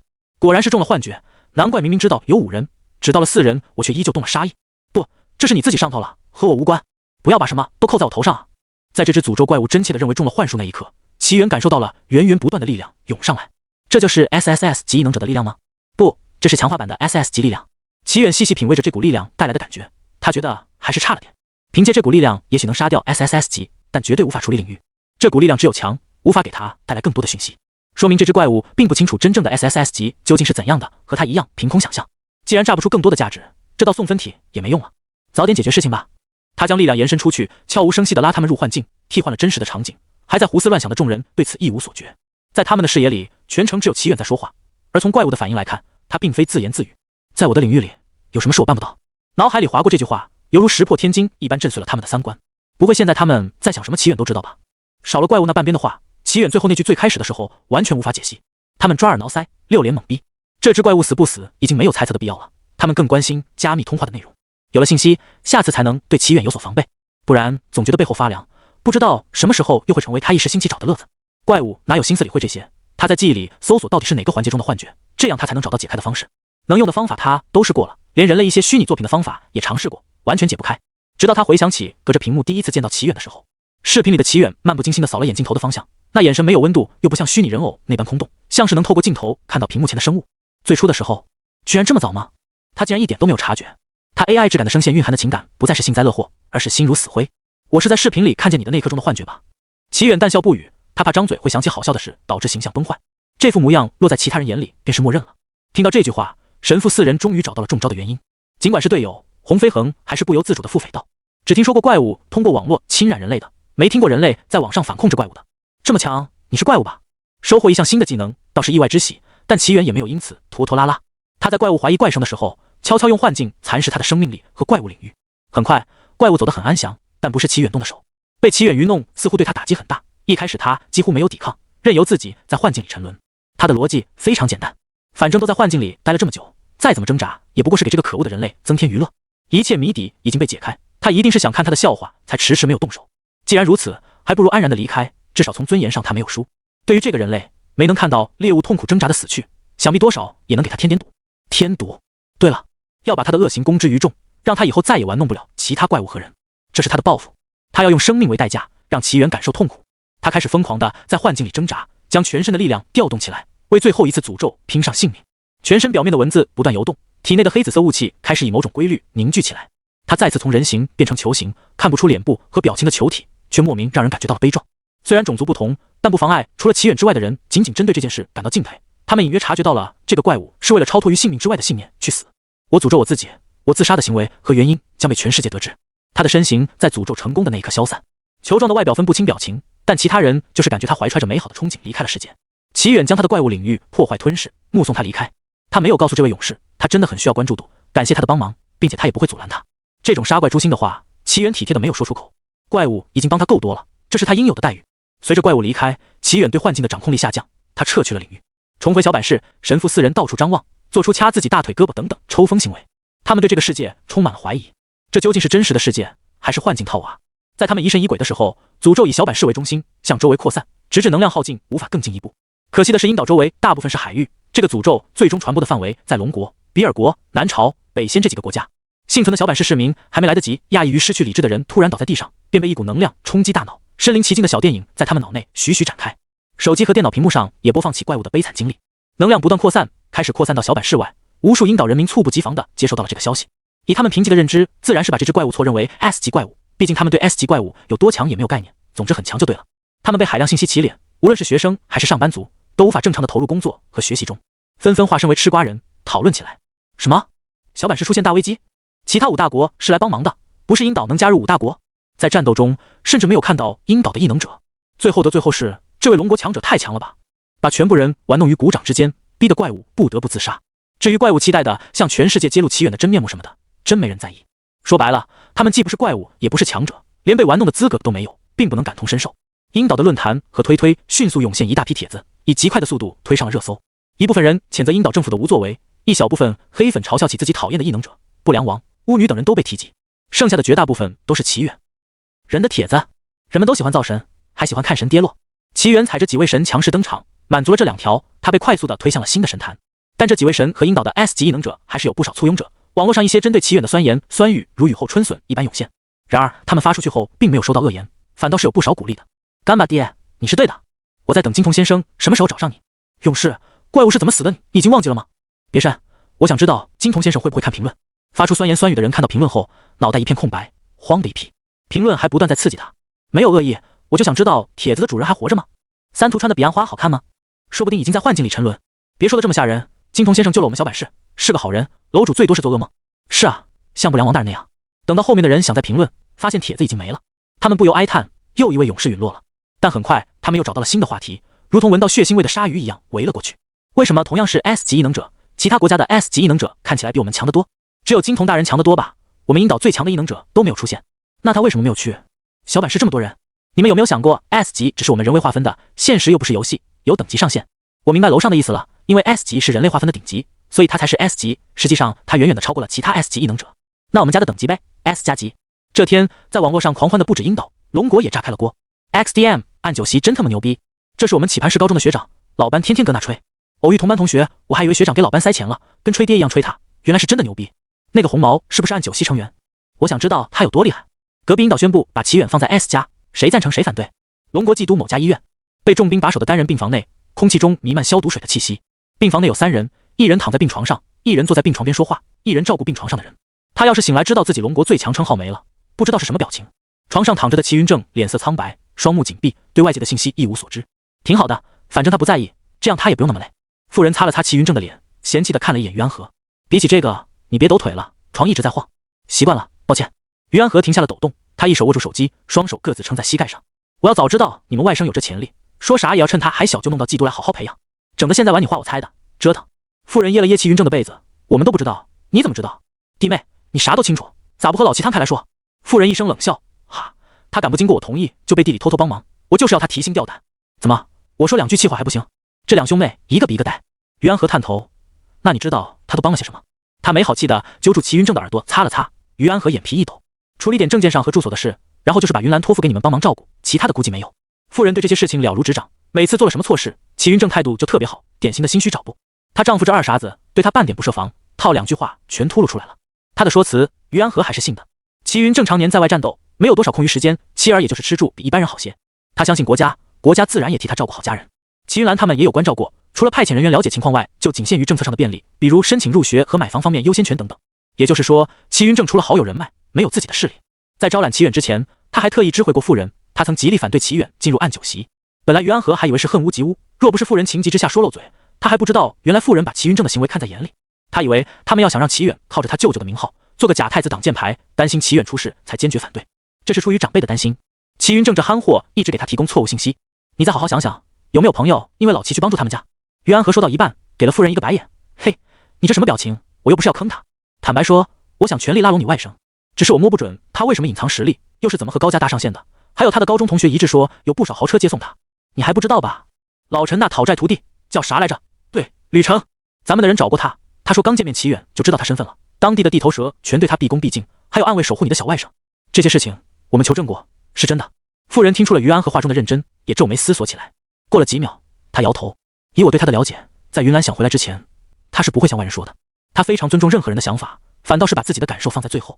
甚至如果不是她看出来丈夫想为国效力，主动提及，说不定龙国就没有这位酒席了。云兰不想回来，丈夫是不会向不相干的人提及她，以防打扰她的生活。妇人也曾趁着搬家机会给齐云兰发了新家地址，暗示她回来看看。但显然齐云兰没有原谅自己给家里带来的灾难，只回了一条她在的地址。他们也就这么保持默契，每次搬家都会给对方发去一条信息。于安和随手拿起一边的苹果擦了擦，一口咬下，这就奇怪了，总不能是你后来的妹夫吧？妇人眼神犀利，她算什么妹夫？你上我这打探消息呢？瞧我这破嘴！于安和轻拍了一下脸，做说错话自打脸的姿态。妇人脸色稍缓，瞥了他一眼，那孩子什么样我不清楚，但云兰什么情况还是知道的。见于安和头疼，妇人给出了建议，他就是坑了人还一无所觉的人，整得好像挺聪明，实际什么也不清楚。能在这样的妈手底下长大，他不可能没有主见。有主见的人最烦别人替他拿主意，你直接坦白了说，比什么都强。他瞥见于安和老脸皱成了包子，不乐意听算了，别聪明反被聪明误。你知道你外甥在鹰岛都做了些啥吗？于安和想起那几个被坑出阴影的 SS 级异能者，心有戚戚然。我要被小贝蒙了，老脸往哪搁？难得看于安和吃瘪，妇人心情大好。那是也不看看是谁外甥？于安和无语，你这么自豪干嘛？见过面吗？龙国直升机上，一名执勤员探头探脑看向乔白，见他一直怪笑个不停，他有些好奇。他们这群人来鹰岛，基本靠乔白的翻译度日。乔白的性格比较外向，和大家混得挺熟，因此这名执勤员毫无负担地开口询问：“你在看什么？”缩在角落的乔白回头，他笑得脸色涨红。为了不引起某人注意，他死死地咬住手掌，至于一点闷笑声一出。他见这名执勤员实在好奇，左右张望了一下，确认洪飞恒没有看过来，小幅度朝他招手。招手的那只手上全是牙印，看得出乔白憋得很辛苦。齐远留意到他鬼鬼祟祟的样子，也有些好奇地凑上前。怪物处理掉后，他们还在鹰岛休息了几天才返程。期间，五大国如何向鹰岛索取报酬等事略过不谈。总之，请神容易送神难。五大国的武力威慑全在鹰岛上，鹰岛高层不得不咬紧后槽牙，应下了他们的报酬。比如特殊融合领域允许他们进入探索记录，挑选一定数额的异能物品，怪物研究资料共享等等。这些由各国驻鹰岛大使馆负责后续工作，为此增添了几名大使馆的名额。最终，五大国虽然让鹰岛大出血，但也没有砍大动脉上。其他4国振振有词，这是为了以后清扫计划能够顺利进行，索取太多报酬不利于他们全球清扫计划的展开。龙国对他们打的小算盘一清二楚，但真实的原因和各国的小九九已经不重要了。毕竟头一例，他们吃相不能太难看，否则某些小国宁愿覆灭也不愿意求助，那就本末倒置了。在有办法处理 SSS 级怪物之前，五大国不得不为此妥协。乔白看到齐远凑过来，感到万分不妙。可惜他现在再切成别的视频已经来不及了。不出他所料，齐远一动，其他人也看向了他，好奇地打量他的手机屏幕。乔白猛抽了一口气，惊恐地看到洪飞恒朝这边看过来。完了！乔白的表情几乎凝固在脸上，饶是洪飞恒也猜得出乔白这副模样和他有关。于是洪飞恒肉眼可见的和乔白一起慌了起来，他隐约察觉到是什么事了。擦，不会吧？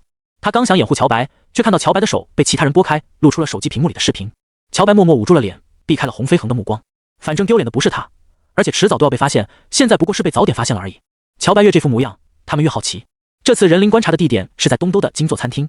视频的进度被拖回最开始，在众目睽睽之下播放起来。巫女藤原绫优雅地朝镜头挥手，然后双手交叠于腹前鞠躬。这里是藤原绫，感谢大家一直以来的支持。这是我第一次上节目，请多指教。是鹰岛超人气女神巫女藤原绫大人。之后，旁白的男生开始声情并茂地介绍起藤原绫的高光时刻，再转入这次节目的主题。这次的主题是超企划，我真的在幻境中吗？给客人递上黑暗料理，并告知他没有问题。奇怪的小丑不停地凑在身边询问看得到吗？而其他的客人似乎看不到小丑。最后，一直站在收银台的藤原绫大人突然摘下口罩，神秘地说到：“这里并非真实的世界，快离开这里。”这时候，客人会相信这是幻境吗？为了使这次计划成功，除了进来的客人之外，其他全部都是知情人。看到这里，其他人有些疑惑，乔白为什么这么大反应？这不就是鹰岛挺有名的整蛊综艺节目吗？不过10几个小时的飞行路程过于枯燥，他们接着看下去打发时间。观察开始，第一个目标是节目的层层铺垫做得不错，进来的客人在一桩桩反常的行为和场景中开始怀疑自己是不是哪里出问题了，最后在藤原绫的登场时迅速逃离了餐厅。显然他们并不相信藤原绫会出现在这里当服务员，并且配合整蛊。节目效果拉满，不少人笑出了声。为什么巫女会参加这种节目啊？有人不禁发出疑问。白离缩在角落偷偷围观，他很享受聚光灯，这并不奇怪。很快，他们的笑容戛然而止。下一个目标是那两个戴着口罩的男士。直升机上的人看到屏幕上的两人，齐刷刷的扭头看向齐远和洪飞恒。视频里的齐远戴着口罩，穿一身休闲服，而洪飞恒不仅戴上了口罩，还戴了帽子。这一段时间，他们团队一直待在一起，眨眼间便认出视频里的人绝对是他们俩，而非身形相似的人。欢迎光临。两人在服务员的引导下入座点餐，均没有摘下口罩。旁白适时在一旁响起。这两位男士似乎有些腼腆，不知道他们在异常情况下会有怎样的表现。虽然事情还没有发生，其他人便猛咳嗽了几下，他们的脚趾开始按捺不住抠别墅的欲望了。你在目前幻觉系第一人面前整蛊幻境，真是李鬼遇到李逵。后面的事情并没有如他们预料一样发展。齐元起身去厕所，只留下了洪飞恒一人。洪飞恒看到这一幕，死去的记忆突然攻击他，他瞬间涨红了脸。我去，一定要公开处刑吗？当视频里的服务员把黑暗料理端了上来，戴着帽子的洪飞恒愣了2秒，因为语言不通，他没有说话，打算等齐远回来后再询问一下。旁白适时曲解洪飞恒的行为，这位客人居然轻易地接受了黑暗料理，没有询问，这真是令人吃惊。那下一招，这位男士会怎么应对呢？餐厅中，一名小丑从厨房中出来，他做着夸张的行为，知情客人都对他视而不见。小丑在他身边来回窜，洪飞恒越发茫然。樱岛这家餐厅似乎有饼，花里胡哨的整太多，不适合用餐。但是其他客人对此好像视若无睹。视频中看得出来，洪飞恒很不适应，尬得坐立不安。在旁白的解读下，变成了他有些害怕。接下来又是一堆荒诞行为，洪飞恒人都麻了，开始怀疑起齐远是不是掉进厕所了，这么久还没出来。旁白还在继续。这位客人虽然很害怕，但依旧在座位上等待着朋友回来，这就是真正的友情啊！愧疚没2秒的乔白指着屏幕向洪飞恒问道：“你这时候在想什么呀？”屏幕上，洪飞恒开始四下张望，拿出手机看了一下时间，无所适从的他盯了几秒面前的黑暗料理，搅和了一下，舀起一勺闻了闻，再放了回去。他干脆摆烂，往椅背上一靠，瘫着不动了。洪飞恒看着屏幕上的自己无言，这样让他怎么说？他怀疑齐远上厕所这么久是不是在恶搞自己，还是樱岛这家餐厅是主题餐厅？秉持着敌不动我不动就不会变成小丑，于是他选择摆烂。这里是于局给我打了个电话，所以时间才这么长。齐远主动解释，至于听不听就全凭个人意愿了。自从樱岛事件结束后，这群人对他是一个比一个戒备，就算他对外人设有点一言难尽，好歹没坑过队友不是？至于这么脑补吗？他说完，其他人全部露出一脸不管别人信不信，反正我是不信的表情。如其他人夸张搞笑，离开的时候被一镜带过。然而直升机内的人都清楚，洪飞恒当时绝对是跑去质问齐远了。噗！几乎全部人都用手捂嘴，努力不笑出来。然而有些许笑声从指缝中溢出。洪飞恒耳根子红成一片，却还在嘴硬。不知道你们在笑什么？换你们在现场，绝对反应比我还大。其他人都知道他说的是实话，毕竟齐远往那一站，就是看出了哪里不对，也会怀疑是不是齐远利用他们的心理反套路他们。不清楚藤原绫性格的情况下，谁会想到 S 级异能者还会配合节目组整蛊？诡异的现实加上无法解除的幻境，洪飞恒认为是齐远搞的鬼，情有可原。但情有可原不代表不搞笑，把现实当幻境，还跑到齐远面前质问。噗！他们光是脑海里回想一遍，就忍不住嘴角疯狂上扬。反正事情也没有发生在他们头上，努力憋笑已经是对洪飞恒的最大尊重了。没有，我们有人摆手，声调变形，还在努力狡辩，照顾洪飞恒自尊心。那什么？他憋了半天也想不出说辞，索性闭嘴。有人在旁边替同伴找补，他的声调和刚才的那人半斤八两。我们是，同情，对，同情。洪飞恒清楚这几人在敷衍他，但他再说下去就是美人鱼经典场面了。同情什么都不敢说清楚，还指望这群人有良心。如果被其他人知道他这么想，估计会把大爷坐姿的洪飞恒丢出去。走你！自己被坑了都不敢去找齐远麻烦，他们笑一笑，他被齐远坑了又不犯法。洪飞恒抄手于胸前，把2条长腿岔开，挤占了别人的空间，趁着大家对他包容度高的时候，享受一下舒适的坐姿。齐远看他们笑洪飞恒，其实他也有点忍不住，不是笑洪飞恒，而是笑他们。这群人明明之前和洪飞恒一样，把幻境当现实，人人都笑洪飞恒，人人都是洪飞恒。什么叫现实魔幻主义啊？因为洪飞恒的贡献，整个枯燥乏味的飞行路程变得有些波澜，死气沉沉的团队氛围活跃了起来，直升机内充满快活的空气。就在他们兴高采烈的时候，驾驶员的声音传来，他的声音有几分焦急。齐大佬，我们燃料有限，再转悠下去会不够飞回基督。刹那间，目光汇聚在齐远一人身上。齐远无语，不要什么异常都觉得是他干的呀。他满头黑线的看向驾驶员，我有不靠谱到这种程度吗？驾驶员还没说话，就有人替他说了。大家快看窗外，全是迷雾，平流层内出现浓浓雾气，这是不合理的场景。他们立刻理解驾驶员为什么这么说。洪飞恒也坐直了身体，出馊主意，有没有风系异能者把这雾吹开？齐远瞄了一眼窗外，眼皮抽了抽，你们是不是在外面待太久了？这是融合领域。这群常年在外奔波的人终于回忆起来，久久凝聚不散的浓雾，可不就是融合领域的特征吗？那我们降落吗？浓雾的谜题被解开，他们开始关注于如何应对。融合领域的完全融合时长不等，一直在空中飞行的方法不可取。驾驶员的声音听起来很困扰，我先试着开进领域内，浓雾降落太危险了。其他人自然是没什么意见的，听从了专业人员的指挥。开进领域内不需要辨别什么方向，只需要一直开，浓雾会把人带回领域内。经过一段时间的飞行，雾气开始变淡，融合领域内的环境朦朦胧胧地展现在他们面前。直升机发出轰隆巨响，众人安静地看着面前的场景。天空中的月亮像一轮银盘，它皎洁明亮，柔和的月光倾泻在云海之上，给天地间铺上一层银纱，一切变得缥缈又虚幻。月光打在他们身上，估计怀念的情绪涌上来，令他们有那么几秒忘了呼吸。直到一只兔子被他们惊吓而飞，他们才从梦中惊醒。这什么啊？他们异口同声喊道。月亮很美没错，但它居然在直升机下面。变异兔子像是云朵形成一样，它们洁白的身体被风吹动会产生轻微的变形。兔子在云海上轻巧的跃动，它们灵活地窜动在云海之间。月亮表面散发着柔和的光芒，内部似乎有些什么东西，它像是用一个发光的圆球罩住了里面的建筑物。这幅奇异场景让他们宛若置身于梦境之中，他们神情恍惚，有几分不敢置信，纷纷抬头看向天空。远方一轮圆月正静静嵌在天空上，这才是他们平常看到的月亮。特殊融合领域，白离率先反应过来，一字一顿地说道：“先看看能不能进入。”齐远提醒驾驶员，让他等等再往里面开。好的。舱门被打开，白离拦住了打算出去探路的执勤员，操控负能量托起自己往突然出现的月亮上飞去。众人或在窗口看，或挤在舱门围观，远处看不觉得，等他们飞近了才感觉到光线充足，但却并不刺眼。白离的动作被光线淹没，他们无法看清细节。过了一会儿，白离飞了回来，他备受瞩目地登上舱门，朝其他人点头：“可以进入。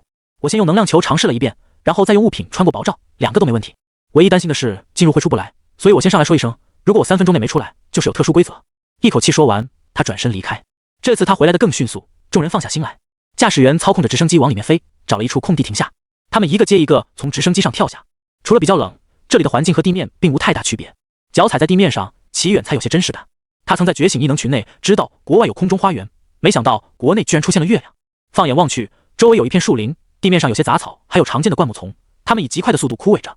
有人张嘴哈出一口雾气，这是融合了地面上的森林吧？那就是从地面升起的。有人不负责的猜想。几乎凝结成霜的月光打在地面上，似乎给地面铺上一层厚厚的冷霜。众人各自张望周围，观察起身边的环境。为什么这么快枯萎？就算是天气不适应，也不至于如此。大概是有什么规则吧。这一类特殊融合领域经常是好几条规则一起。洪飞恒关注侧重点倒是在其他，这里孕育出的怪物是怎样的？不清楚，但幸亏是一片森林，不然执勤队一时半会进不来，要有多少普通人要丧命？乔白从求生的角度出发，合理分析这一切。他刚说完，收到了一圈人的注视。齐队都镇不住你到底是叠了多少层 buff？ 这里不会出现像铃木一样的诅咒吧 ？SSS 级怪物倒是不太可能。往好处想，也许他会落单。乔白脸都绿了，这是哪里是往好处想了？他悄然地往齐远身边靠了靠，但又默默远离，往洪飞恒身边靠了靠。其他人说的也有道理，他要一直跟着齐远，难度升级到齐远也无法解决怎么办？洪飞恒一无所觉，他救了乔白几次，把自己带入救人一方，完全没意识到乔白的险恶用心。白离揪住2只长长的耳朵，他手里提一只兔子，吐槽道：“这只兔子也太丑了吧！”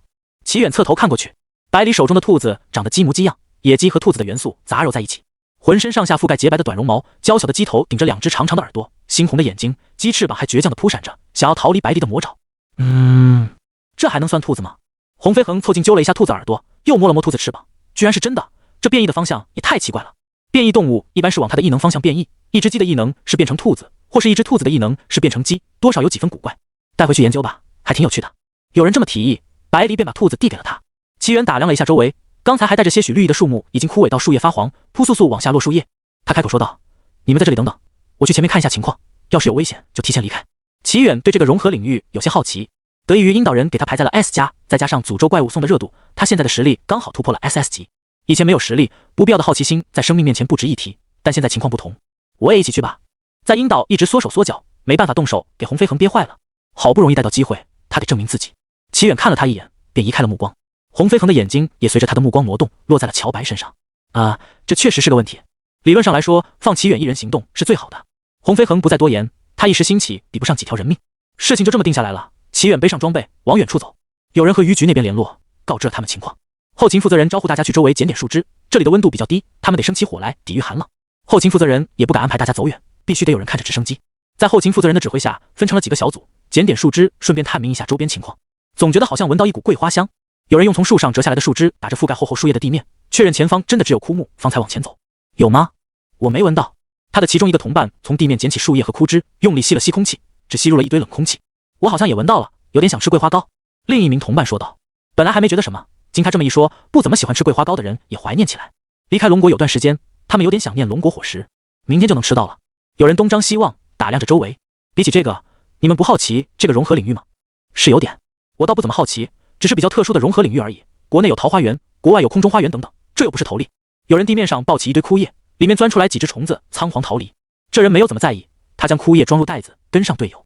我倒是对变异动物挺有兴趣，外面的云兔和里面的那只鸡兔都是没出现过的品种。跟上队友的人停住了脚步，他立刻扭头看向刚才枯叶的地方。等等，我好像看到了兔子版的虫子。最关键的是，我第一次看到的时候，居然觉得没有问题。这里绝对不对劲，你们快跟我一起回去报告给白喜。身后没有动静，他回头看向同伴的位置，几只巨型兔子看向他，这人的脑子顿时一片空白。他看到巨型兔子们三瓣嘴一张一合，听不懂他们在说些什么。然后巨型兔子向他靠近，他立刻拔腿就跑。如果能把这些兔子引到白喜那里，也许他会有解决的方法。脚下踩着枯草，发出沙沙声，他身披月光前行。齐远顺着森林往外走，没有了枝桠遮蔽，他很快判断出方向。他触摸了一下树木，确认这边的树木枯萎得更快了，前面应该有什么。想到这里，齐远打开心灵感应，再起身前行。刚没走出几步，他远远地看到了一座宫殿。和他领域内气势恢宏的神殿相比，宫殿在月光下显得华贵清雅。月亮、兔子、宫殿，几个名词拼凑在一起，一个耳熟能详的名字呼之欲出。他立刻转变了方向，朝宫殿而去。丝丝缕缕的桂花香随着他前进而越发清晰。高大的树干、树冠遮天蔽日，齐远尚未靠近，便能感受到它们的勃勃生机。他打开重构视野，清晰地看到树木根部向上运输着能量，桂花树体内的能量在不断增长。虽然他看不到空中和土地里的能量，但能量不可能凭空产生。月亮上的桂花树林在大量的汲取周围的能量，难怪其他的树木枯萎的那么快。齐远仅仅站在树下一会儿，就看到桂花树林的高度像波浪一样高低起伏，它们争先恐后地汲取着土地的能量。齐远拿出小刀，顺手在离他最近的一棵桂花树上划了一道口子，汁液从树皮伤口上流出，那道口子以极快的速度痊愈闭合。中聚拢成剑，他挥动手中的光剑，目标是怪物那长长的耳朵。咻！耀眼的光芒在空中划出半月形的弧度，几米外的怪物耳朵应声落地，洁白的长耳朵染血落在地面。兔子怪物三瓣嘴抖动，发出疼痛的咿咿嘶鸣声，场面看起来让人有几分不忍。齐远心里却毫无波澜，这只兔子太怪了，尽管披着兔子皮，依旧觉得很诡异。耳朵，我的耳朵！怪物双手捂住伤口，鲜血止不住往下流，恐惧在心中蔓延。变异兔子杀怪了！为什么变异兔子会这样用意呢？难道他们觉醒了智慧？他扭头往外逃窜，一刻不敢停留。操！齐远无法分辨到底是幻觉还是现实，无论是落下的弧度，还是被削去耳朵的反应，看起来都如此真实。他这才刚笑完别人，报应就来了吗？幻境从他身上延伸出去，以极快的速度追赶兔子怪物，将他拉入幻境，让他来看看，在他眼里，他究竟长什么样子。怪物猩红的双目登时无神，深深地陷入到幻境中。齐远调动幻境，怪物的记忆呈现在幻境之中。从他的视角中，一只巨型兔子于幻境中形成，这是齐远在他眼中的形象。齐远看到打了18层滤镜的兔子，威严肃穆的凶残兔子王形象跃然于幻境中。这滤镜一打，就是蜘蛛，也是猪中王者。他想了想，让怪物呈现更多回忆。他自有记忆起，便是在森林某处，本能驱使他往外走寻找人类。一路上见证了树木由绿意盎然到叶片发黄，逃窜的动物品种渐渐的只剩下兔子。然后，齐远又重新看到了不少品种的动物。他反复将这段记忆观看了几遍，确认他的记忆没有出现衔接不流畅的地方。怪物和齐远一样，远远的看到了宫殿，他判断出这是人类的住所，便跑过来寻找人类。怪物在宫殿内粗略的翻找了一圈，只在一开始遇到了几只奇怪的兔子，在之后便是他埋伏在路上等待人类上钩，遇到他的事情了。怪物的记忆和他的推测有所出入，齐远将先前的推测推翻，重新理了一遍思路。如果是被幻觉影响，看不同品种的生物都会变成兔子，那么怪物不应该看到各式各样的动物，先是多品种的动物，然后变成兔子，再之后又变回原样。这里可以做两种假设：一，看到的兔子是幻觉，根据怪物的记忆，只要经过一段时间，幻觉就会消失，之后还会再次出现幻觉；二，看到的兔子不是幻觉，眼前的兔子怪物便是真实的，他记忆中看到的兔子也是真实的兔子。那么之后，兔子怪物为什么看到它是兔子？信息在脑海里逐步整合，齐远心中蹦出一个猜想：如果把兔子怪物和变异兔子视为一个整体，他们对于别的品种判断会不会像人类判断怪物一样，不管长得有多天差地别，都是怪物？在正常生物眼里，它们是一群兔子，而在他们眼里，正常生物是一群兔子。唯一想不通的地方是，为什么他看到的其他品种和兔子有明显交替的过程？他将这部分过往回看了一遍，略加思索。如果他一开始并不是兔子怪物呢？他和动物被一点点的变成了兔子，最后他也被转变成兔子。兔子和兔子之间能够互相分辨，所以在他的视野里又变回了正常的动物。判断他的猜测是否正确很简单，只要他在幻境中变换成兔子怪物看到的兔子，这只怪物的反应便能告诉他一切。想到这里，齐远让处于幻境中的怪物清醒，幻境变化成刚才他们所处的位置，齐远和怪物面对面站着。怪物刚清醒便对上了齐远的脸，他的兔子脸表情惊惧。兔子，那只可怕的兔子！听到他的心声，齐远确定他是清醒的，缓缓地把他的身形转变成他看到的兔子形象。打了18层滤镜的兔子出场，齐远给足了他反应的时间。可恶的人类，居然把自己伪装成兔子！难怪兔子居然会使用剑，原来是人类伪装的。得到了想要的答案，齐远毫不留情地送走了他。微风拂过殿前长长的台阶，卷起灰尘飞舞，一双脚拾级而上。只有最开始的血迹证明怪物曾经的存在。怪物来宫殿是为了找寻人类，而他在这里遇到了奇怪的兔子。他记忆中的动物基本不具备抵抗变化成兔子的能力，这片区域很有可能还有别的人类。宫殿内某处角落，几名少男少女刚从疯狂的奔跑中停下，大口大口地喘着粗气。有名男生扯了扯衣领，嘴里嘟哝：“那个老古板非得让我穿家族制服，麻烦死了。你该庆幸穿了制服，这里的温度比外面低很多。”一名女生靠在墙上，没什么形象地搓了搓手掌，往掌心中哈气，试图让冻僵的手暖和起来。我知道，但我不喜欢这个领子，勒脖子。其他人对讨论领子的事不感兴趣，他们喘匀了气，便开口问道：“接下来怎么办？”这句话打开了话匣子。有位女生按住胸口，心有余悸：“我们怎么突然跟丢了？一转头，一群兔子围着我都要吓死了。”是啊，刚才他们还一直追着我们不放。几人你一言我一句，讨论着刚才的惊险，充分释放情绪后，才有人开口说道：“等救援吧。”啊！那人接着说道：“我们在历练过程中消失，家族肯定会派人来找我们。乱跑容易遇到怪物，不如就地等待。”我同意洛风的建议。好，他的提议很快获得其他人的赞同。遇到这么奇怪的融合领域，你们不想探索一下吗？刚才那个拽着领子的男生不可置信的提问。不想。好几人异口同声的开口。为什么我们要在原地等待？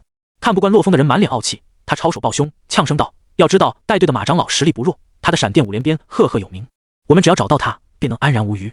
即使找不到，也能留下印记，马长老会顺着印记找来。我们都有异能，逃跑不成问题。还是说洛风你怕了？”洛风一个半大小子，能在这种局面下保持冷静已是不易。面对这人三番四次的挑衅，他即便是泥人也有3分火气。马元伟，你还是先拿到对战第2，再来和我说话。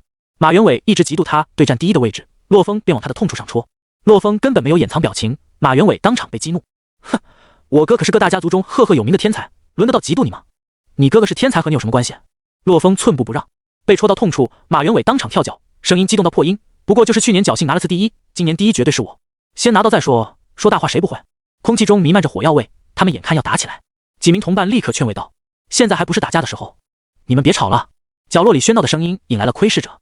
等到他们从吵闹中冷静下来，他们已经被一群怪物包围，垂涎的口水滴滴答答的往下流，他们甚至能闻到一股腥臭味。这群少年少女们背靠背缩在一起，他们的身后就是一堵厚厚的墙。我来打通墙壁，你们给我争取点时间。洛风的理智回归，懊恼地说道：“左右和前方都是怪物，唯有从身后的墙壁突围，才有一线生机。”马元伟第一个不同意，他的语气有些哆哆嗦嗦：“你果然是怕了，想让我们替你卖命？你怕就你来，要不是马家不好惹。”洛风恨不得掐死这傻逼。谁会怕啊？滚一边去！拽衣领的男生受不了他们这么磨叽。我怕我来，行了吧？还搁大清里活着呢？这老掉牙对话也都要被你们笑死。他说完便将力量异能集中于拳头，带着被猪队友坑的悲愤朝墙壁上轰去。咔！墙壁倒塌的轰鸣声没有响起，倒是响起了一声骨头碎裂的声音。那个男生脸涨成了猪肝色，心中的豪情万丈化作尴尬和手臂上的痛苦。这他们怎么回事？虽然他尴尬的要死，但其实并没有人在意他。我的结界快撑不住了，你们快点！一名女生手捧一块多孔的石头，这个异能物品的作用是增幅，将她脆弱的结界增幅到能够抵御这群低阶怪物。可惜她的等级太低，支撑不了多长时间。都一起上吧！他们厌烦了洛风和马元伟的争执，直接把事情定了下来。各种异能一起朝墙壁上轰去，他们绝望地发现，墙壁纹丝不动。啪！结界的碎裂声响起，他们不得不面对围拢过来的怪物群。这些怪物不像马长老给他们历练的怪物一样讲武德，没有一挑一二是群拥而上。结界碎裂，面对包围而来的怪物们，这群年纪不过10几岁的少年少女们表情变得慌张，但多次历练经历让他们稳住了心神，拾起面对怪物的勇气。少了长老的指挥，他们之间也没有绝对领导者。混乱的场面下，他们的异能更不要前世的往外丢。这群少年们觉醒异能后，一直都是受到家族的精心照料，追逐着高阶异能者的名号。他们并没有多少配合的经验，有部分丢出去的异能不仅没有效果，还打出了负效果。这群被大人护在身后的小鸡仔们独自面对怪物时，他们才发现自己在应对怪物上的不足。反观对面的怪物，尽管也没有打出精妙的配合，但他们该踩同伴身体的时候毫不脚软。很快，怪物离他们越来越近。这群少男少女们手忙脚乱地往外掏家族给予的护身异能物品。洛风抿唇不语，用力握住刀柄，将刀拔了出来。他一刀劈砍在离他最近的怪物身上。异能脆弱，专门定制的大刀上附着异能，锋利的刀刃触及怪物坚硬的鳞片，竟然如同切割豆腐一样切开了怪物的身体。这是由他和马元伟而起。洛风想尽力为其他人拖延时间。少年人初生牛犊不怕虎，一击得手让他的信心大增，胸口饱含满腔激动，耳边隐约能听到自己剧烈跳动的心脏声。熟悉的战斗感让他捡起了对战时的游刃有余，战斗的快感仿佛一剂兴奋剂打在手脚上。洛风恨不得来一场酣畅淋漓的大战。刀芒再次划过，这次他顺利收割掉了一只怪物的性命。怪物也不过如此罢了，你们先走，我掩护你们撤退。洛风勇于承担责任和哆哆嗦嗦的马元伟形成鲜明的对比，被牵连的同龄人纷纷将怒气转移到马元伟身上。现在他们不会说什么，但回去必定会向家族提起，谁都听得明白。马元伟见到其他人装作没听到一样，他心生怨怼，眼神像暗处的毒蛇一样，阴翳狠毒，又不敢放在明面上。冰冷黏腻的眼神游移在众人身上，在洛风身上重点停顿了片刻。其他人挡住了他的视线，防范他突然伤人。他们的人生顺遂，还没有经历过背叛，对于直接动手赶走马元伟这件事有些犹豫。就在大家打算直接撕破脸皮将他赶走时，马元伟忽地暴起，他的目标竟然不是洛风，而是张开结界的女生。女生正在支撑结界，没有余力防范他的攻击，而其他人防范的重心在洛风身上。他不费吹灰之力便打伤了女生，还夺走了他手上增幅的异能物品。失去增幅的结界不消片刻便破碎了，群拥而上的怪物冲垮了他们的阵型。马元伟正得益于自己的杰作，拿出一开始握在掌心的空间异能物品，却发现发动了没有效果。他死死地捏住异能物品，表情癫狂。快啊，快！为什么没用啊？孤立无援的他是怪物最好的分食目标，直到他被怪物啃食殆尽，他还死死地捏着空间异能物品。马元伟分走了一部分怪物的注意力，让其他人有了重新调整的机会。他们尚且自身难保，完全没工夫在意马元伟的死活。如果有余力，他们甚至还会骂声好死。跟着我！他们刚才几乎要冲出包围圈，洛风当机立断选择了突围的方案。如果说其他人对别人还有顾虑，但洛风用他的行为赢得了他们的信任。以洛风为中心，其他人迅速向他靠拢，跟着他往外突围。快了，大家再加把劲！从望不到头的怪物群再到看得到空地，洛风看到了希望，鼓舞众人。洛风身上全是鲜血，他拼尽力气撕开最后一层障碍，身体一沉向前倒了下去。他的身体被两个男生架住，一个男生手骨折，一个男生掌心出血。好不容易挤出包围圈，一群人再次快速奔跑起来。坚持了这么久，光是逃跑便耗费了他们全部力量。前面那是什么？逃跑的人注意到前方有什么东西，一只兔子站在道路中央，挡在他们离开的路径。又是变异兔子，区兔子，我们直接撵过去。那名掌心出血的男生豪情万丈说道。待他们凑近，发现这是一只浑身散发强者气场的兔子，光是站在那里就好像一座巨山，压得他们喘不过气。他们完全生不起反抗的心思。有人的表情变得茫然无措。真的要撵过去吗？这只变异兔子怎么回事？我怎么感觉我们打不过兔子？那怎么办？不越过兔子，我们就要死在这里。怪物越靠越近，他们恐慌地向变异兔子奔跑。兔子不一定吃人，但怪物一定吃。砰！几声响动在宫殿内回荡。齐远侧耳倾听，判断发出声音的地方离他并不远。这个宫殿内似乎有什么限制，如果不开领域，想暴力破坏属于痴人说梦。他绕了几圈路，看到一只兔子怪物，便跟了上去。前面的兔子怪物抖了抖身体，仿佛被不明生物盯上了一般。他警惕地左右张望，没有发现异常。奇怪，搜寻无果后，他把这归类于错觉，蹦跳着往某个方向而去。一前一后，一明一暗，一人一怪来到了某个角落。齐远放眼望去，密密麻麻的兔子挤在一起，他们围着另一群兔子，努力地冲破他们设下的防御线。全是兔子，要不是时刻提醒自己，齐远几乎以为自己也变成兔子了，所以才看什么都是兔子。他的心灵感应源源不断地传递着这群兔子的心声。刚到这里，兔子们便上演一出大戏。一只兔子暴起，打伤队友兔子。齐远眉梢一挑，看着这只兔子捏着一块石头嘶吼，一件异能物品静静地躺在他脚下。他什么都没做，不要什么事都挠不成他做的。他看到几只兔子冲他而来，身后还跟着无数的兔子怪物。齐远的双目转化为黄金般璀璨的兽瞳，精灵在他身上若隐若现，金龙虚影从他背后升腾而起，小型的雷云汇聚起来。轰！耀眼的雷光亮起，瞬间带走了所有兔子怪物，它们化作灰烬，消失于宫殿中。几名兔子的三瓣嘴张开，这张开的幅度，下巴几乎要脱臼。它们咕咕咕，鸣，嘶嘶嘶的叫唤着，场面在齐远的眼里看着甚是滑稽，但在这群兔子眼里便是另一幅场景了。他们一群人眼见这只拉满特效的兔子，身上闪耀金光，金龙盘旋在它身上，雷云眨眼间形成，如水桶般粗的雷电从小型雷云中劈下，无数怪物被一扫而空。他们脑海里盘旋一句话：这他妈是变异兔子，仿佛是变异兔子在对他们说：人类，时代变了。那个骨折的男生脑袋还处于懵逼的状态，他虚弱地说：你瞧瞧兔子，再瞧瞧你的五雷轰顶，输给兔子吗？不寒碜。一波五雷轰顶差点把自己送走的男生喃喃说：他好像救了我们。被抢走增幅异能物品的女生迷茫地向大家求证，她总觉得自己在做梦。她的话让大家狠狠地掐了自己一把，真的是救了我们。这个融合领域的兔子也太怪了吧！兔中王者，从此我愿尊称兔子为地球最强动物。变异动物不具有智慧，它是不会背叛的帮手。有人脑子转得很快，开始想入非非。你说我能不能用胡萝卜拐走它？有它，我还努力训练干嘛？这样的兔子太危险，你放着让我来。刚重新创造了一个翻译异能，齐远正打算和他们沟通，就听到他们试图成为淘宝会员的发言。齐远，听他们的对话和语气，齐远判断他们年纪尚小，年纪轻轻就想躺平吃宠物软饭。你这个年纪睡得着觉吗？想当初啊，他也睡到日晒三竿才起床。那没事了，这群学生不好好在城市里待着，跑来野外作死干什么？现在已经不流行狗自一刀吗？他还以为误入融合领域的应该是在野外清理怪物的执勤队，所以才悠哉悠哉地走过来。我是执勤队，你们为什么在这里？刚才做了不知名坏事，尽管没有证据，齐远还是本能的想撇开关系。这群真小兔崽子被吓了一跳，他们兴致盎然的议论声刹那间消失。过了几秒后，转而讨论起别的。我就说哪有这样牛逼的变异兔子，原来是异能者。嘿嘿，我们刚才冒犯了，不好意思，谢谢您救了我们。几人尴尬的附和，他们方才还大放厥词要收一只神兽。有人点头点到一半，猛然惊呼出声：不对啊，他要是异能是变化成兔子，那刚才的雷电呢？他们脸色一变，刚踏出的靠向齐远的脚步僵在原地。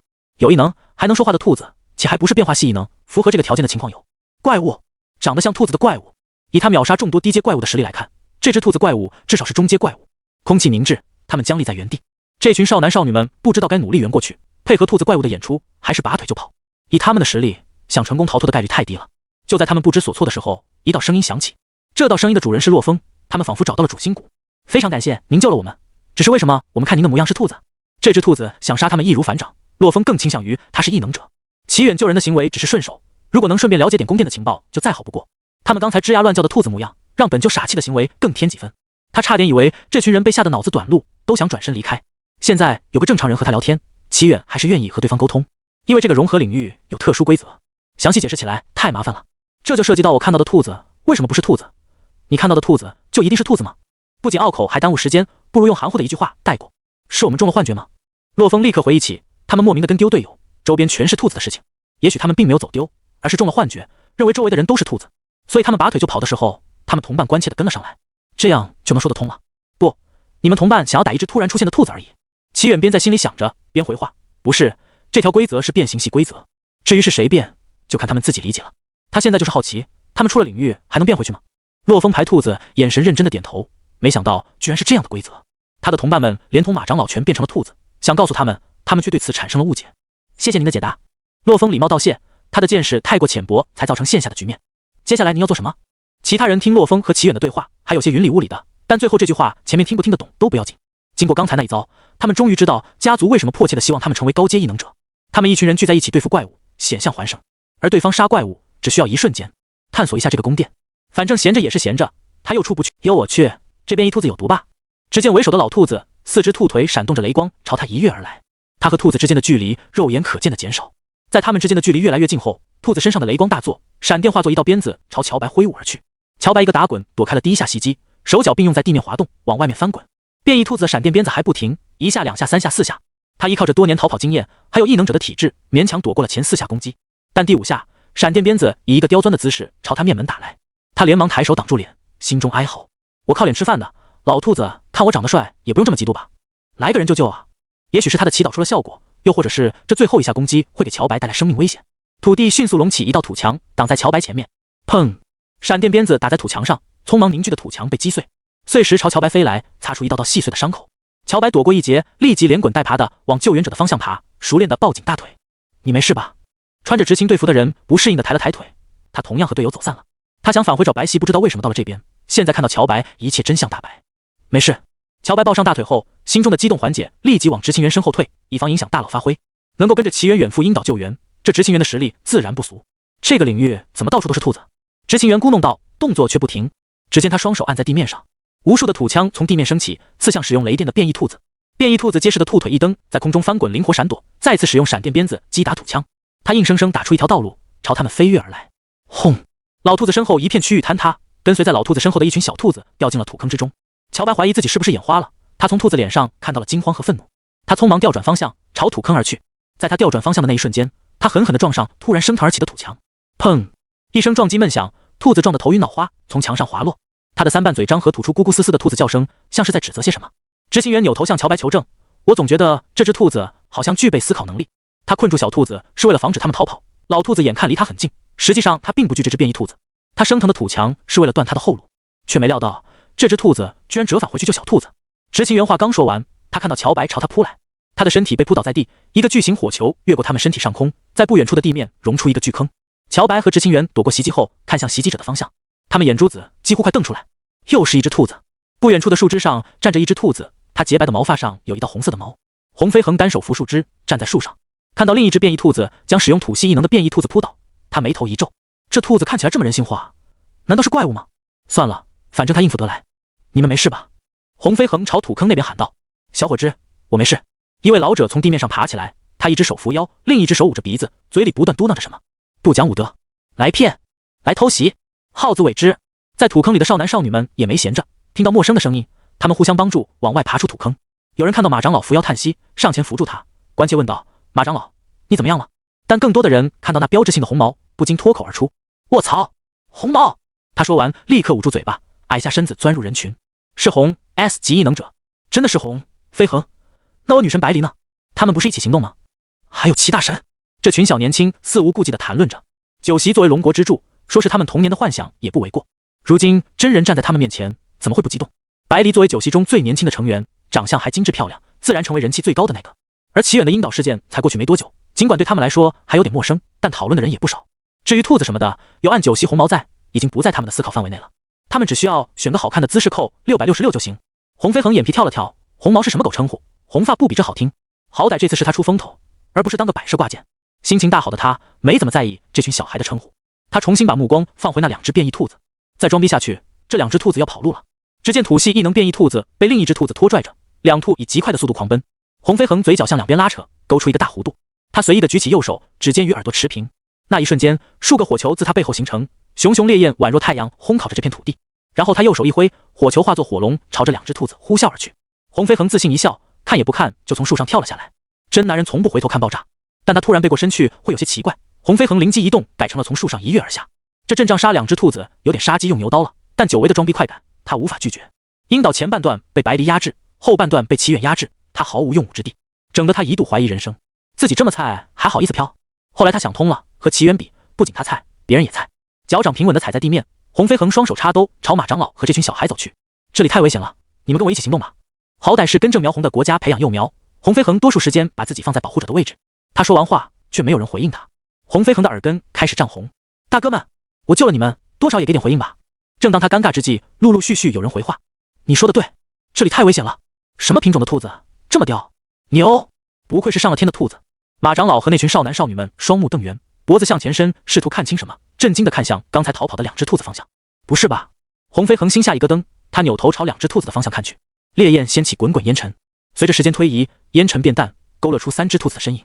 两只兔子不仅遵循了有烟无伤定律，完好无损地站在那里，还多出了一只新来的兔子，浑身萦绕一股黑色能量，护住了刚才的两只兔子。这下红飞恒也不淡定了，他死盯着兔子的方向，身体朝向也变成了面对兔子的方向。他已经猜到连兔子都打不过了吗？我不信！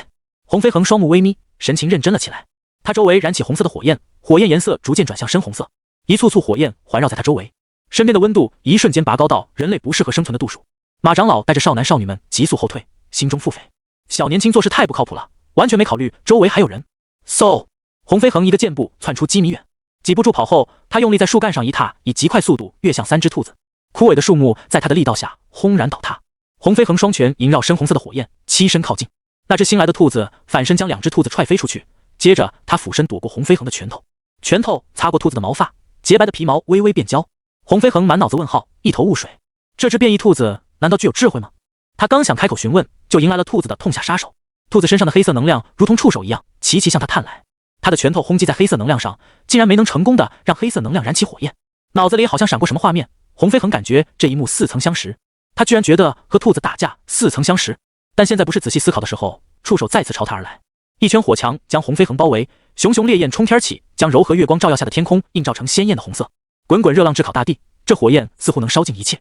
他抽出一把小刀，刺进掌心，鲜血四溅，飞溅的鲜血在空中燃起，米粒大小的火苗燃着不祥的黑红色，混入火墙之中。红飞恒嘴朝一边歪，笑看黑色能量接触火墙，异能燃烧，他都上杀招了。除非这只兔子是博人传或者白狸，否则必不可能燃不起来。但是兔子怎么可能是白狸吗？他愉悦的表情还没保持几秒，很快变得僵硬。黑色能量势如破竹地穿过深红色的火墙，火墙和他接触的部分不仅没有燃起来，反而是凝结成冰。他没有半分停滞，径直地穿过火墙，直冲他而来。你也是白狸？啊不，你也是负能量异能。红飞恒本想往侧面一躲，避开这次攻击，但他余光瞥见马长老和那群少年们，见他俩统统收手，纷纷松开了手里抱着的枯木和巨石。虽然不清楚具体状况，但显然这是大水冲了龙王庙，自家人打自家人。两边的兔子和人朝齐远靠拢，等他发话。这阵仗让齐远觉得不说点什么好像对不起他们。总的来说，这个融合领域的规则就是这样。最终他在地面上写写画画，给他们讲解了为什么看到的是兔子。洛风有点傻眼，这和他想的完全不一样。他还奇怪马长老怎么从兔子变成人了。红飞恒摸摸手臂，他很想反驳齐远，但毛茸茸的触感让他闭嘴了。他脑海中两个思想在打架，这就是正常人类的触感，哪有毛茸茸的触感是正常的？不用细想，红飞恒就知道是自己出了问题。他只好给齐远说下他们这边的情况，等齐远定夺。我们不清楚这个规则，以为是队友遇到危险走散或走丢了，就分头寻找。马长老纠结的两只兔儿缠在一起，犹豫后开口说道：“还有别的孩子在外面，可以麻烦诸位帮忙找找吗？他们尹氏家族和执勤队理念不同，这次还是他们不守规矩，自己跑来深山老林历练出事的。”马长老有几分难以启齿，先回去看看，确认一下有多少帮手。齐远没有立刻答应，如果他们团队的人都走散了，优先度最高的自然是找回团队里的人，然后再让执勤队大面积搜索，比他们自己找要快得多。他没有那么多耐心给小兔崽子一个个解释。一群人和兔启程，他们朝直升机停着的位置出发。前往直升机的路上，他们捡了好几个落单的人和兔子。乔白多语言精通，在弄懂原理后，他当仁不让地肩负起了解释的职责。他们回到直升机边，发现看守直升机的人还守在飞机旁边，只是变成了兔子的模样。齐远数了一下人数，将人和兔子分在一队，然后派遣人员出去找落单的人，自己则在原地等待，如果有什么紧急情况，可以随时支援。不久之后，支援鹰岛的团队成员和历练的人被找了回来，还额外找到了来支援搜索马长老他们的人。时间充裕，执勤队还让马长老带的那群小兔崽子们试试身手，怪物被执勤队一扫而空。他们忙碌了一晚上，等到天亮的时候，浓雾散开，领域完全融合。驾驶员变成了兔子，尽管他一再表示这对他没有影响，但没有变成兔子的人还是觉得怪怪的。以他这短腿去够按钮，感觉都很费劲。于是他们决定等待官方救援抵达。这次来支援的人中还有位熟人，薛师宗在众人还在寒暄客套，没人注意到他时就已经开始工作了。异能无，他的异能作用在变成兔子的驾驶员身上，清除他身上的变形。众目睽睽之下，驾驶员自己也没反应过来，他就变回了原样。他反射条件的脱口而出：“大家快看，好像到时间会变回去。”这句话等同于他根本没注意到薛师宗，约等于薛师宗的存在感很低。齐远明显的看到薛师宗的表情灰败了2分，好在驾驶员没有直接点名薛师宗存在感低，否则他就要被薛师宗记仇了。齐远不由心中吐槽：“你这异能就别为难别人了。”驾驶员的大声嚷嚷吸引了一众的目光，这其中包含一只红毛兔子。我去，这人从哪冒出来的？薛师宗转头的动作不紧不慢，面无表情的脸朝红毛兔子露出一个微笑，眼睛一眨不眨，充分诠释了什么叫皮笑肉不笑。他说什么？我听不懂。说完，他环顾四周，语调平平地说：“怎么不见红飞恒 ？S 级异能者应该不会中招，神出鬼没，加上能够解除变形。”红毛兔子虚眯眼睛，猜到他眼里的兔子可能是薛师宗了。虽然不清楚薛师宗说了什么，但肯定不会是什么好话。毕竟他们认识的时候，正好在他飘了的时候。远哥，快让他帮我解开变形啊！红飞恒觉得自己不能坐以待毙，要是薛师宗说了什么败坏他名声的话，他得赶紧澄清。要不是知道他们俩互相听不懂，齐远都以为他们俩是故意在对方雷区里蹦跶。红飞恒之前是做了什么，被薛师宗记仇到现在？至于齐远怎么选择，这对他根本不是选择题。一边是一只没什么用，还喜欢给他扣锅的红毛兔子，另一边是帮助他诸多的薛家大公子。怎么选还用说？他选择视而不见，反正最后薛师宗也得给红飞恒解开变形。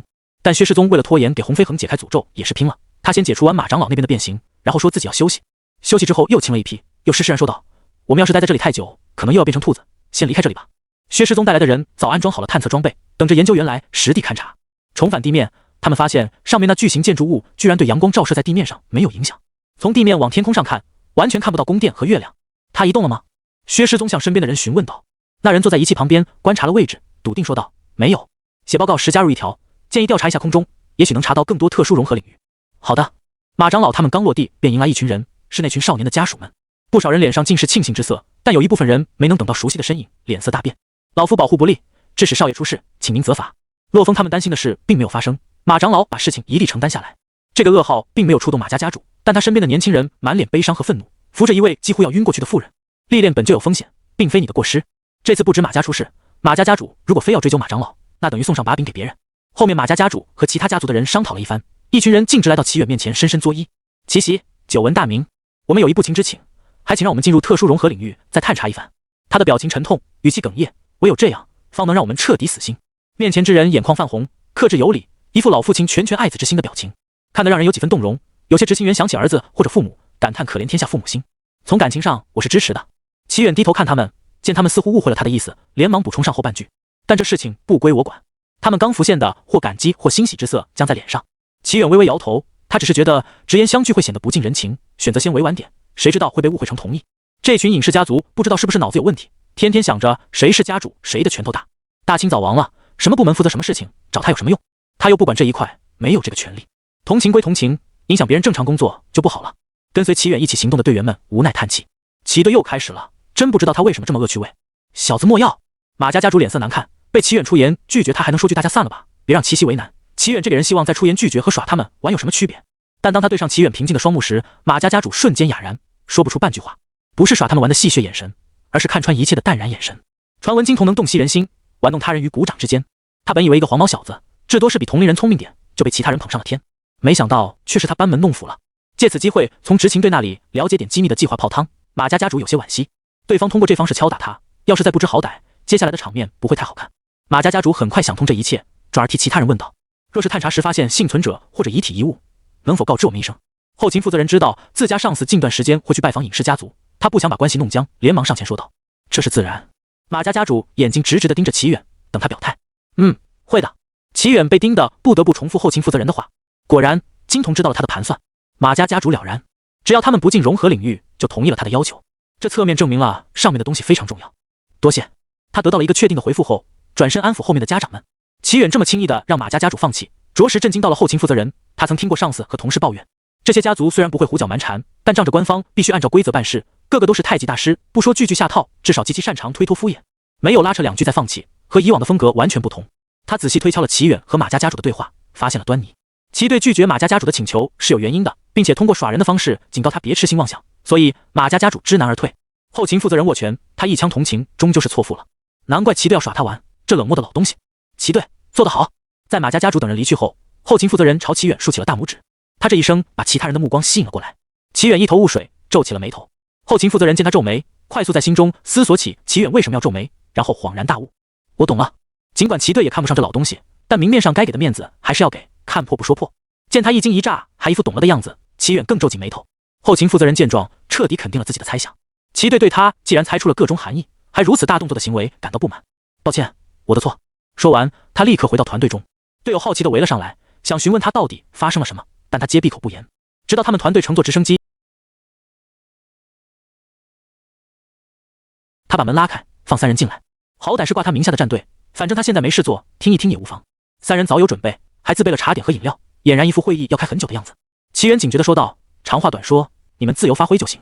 他的确有充足的时间听他们的详细计划，可以但没必要。当初战队是为了他更好地完成协会任务而建立，后面加入暗酒席就没什么存在的必要。如果不是尹清冉他们对官方不信任，需要扯他的名号隐藏身份，战队早被他解散了。好的，远哥，我保证只占用你几分钟时间。高长泽信誓旦旦保证。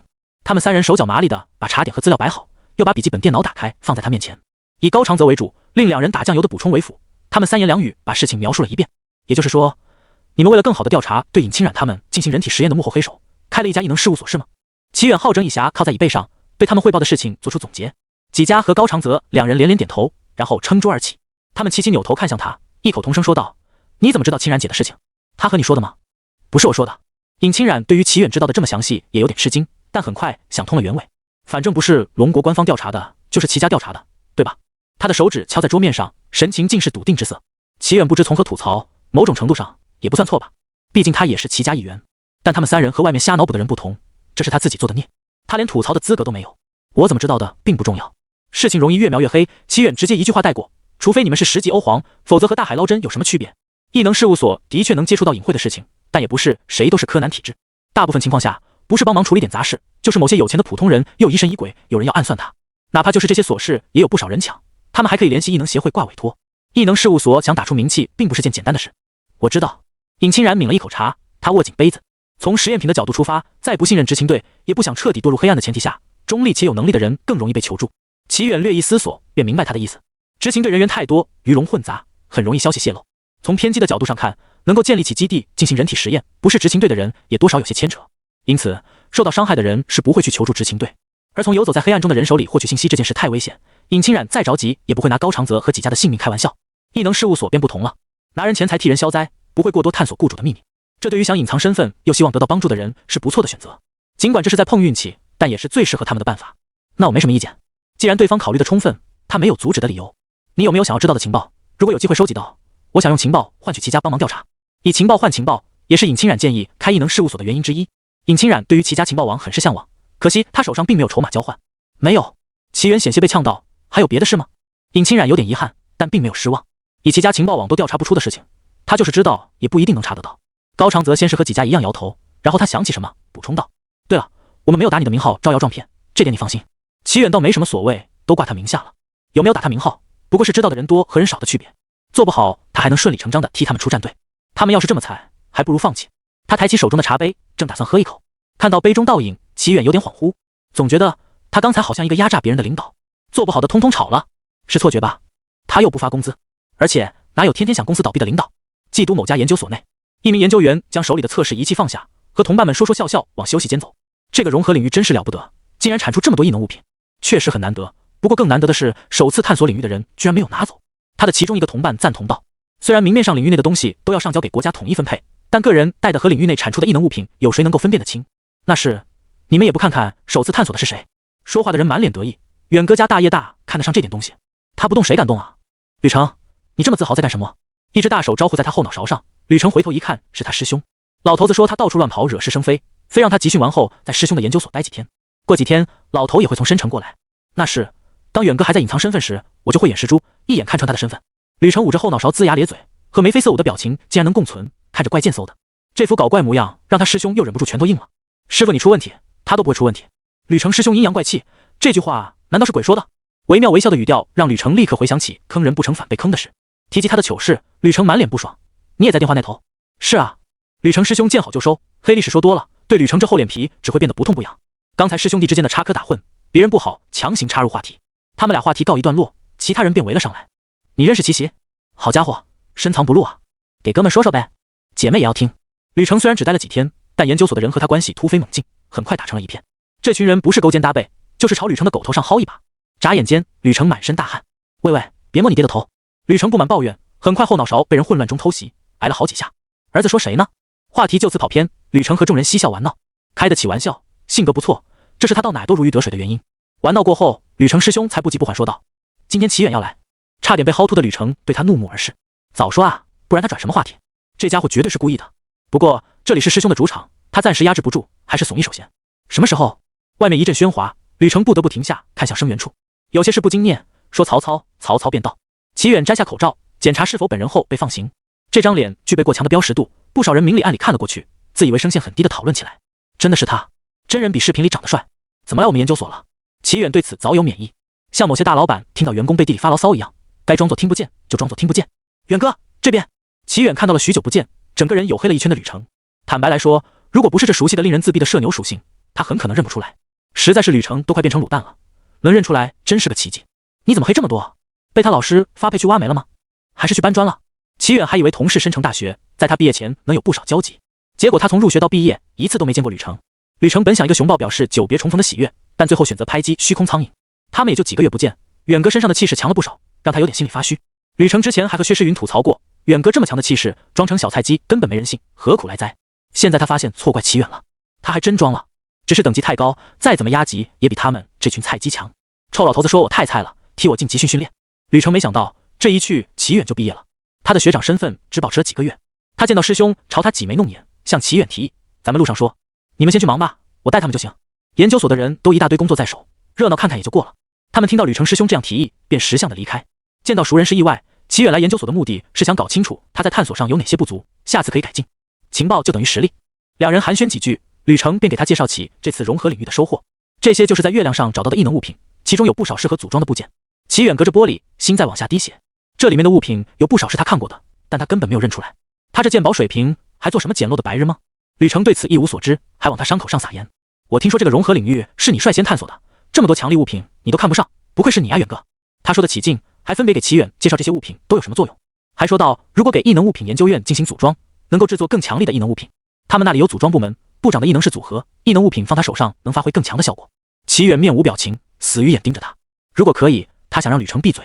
吕成沉浸在异能物品给他带来的新奇感中，丝毫没有察觉到齐远的死亡凝视。吕成师兄和他一个德行，认真的听着吕成的介绍，完全没意识到这有什么不对。齐远煎熬的听完这段介绍，感觉自己错失1个亿。不说别的，有个具备瞬移能力的异能物品就让他有点心动。齐远在吕成准备第2轮补充介绍的时候，抢先一步打断施法，去看看别的吧。再说下去，他不保证这些物品还能好好的待在这里。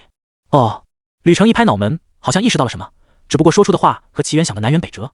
我都忘了，远哥你对这些异能物品不感兴趣，在远哥面前介绍这些他看不上的东西，不就等于在富豪面前介绍钱？吕成反思自己见识短浅，不说泰山崩于前而色不变，至少也该淡定点。想到这里，他拍拍还死盯着异能物品的师兄肩膀，他师兄也从如痴如醉中恢复理智。你们要换个地方吗？走吧。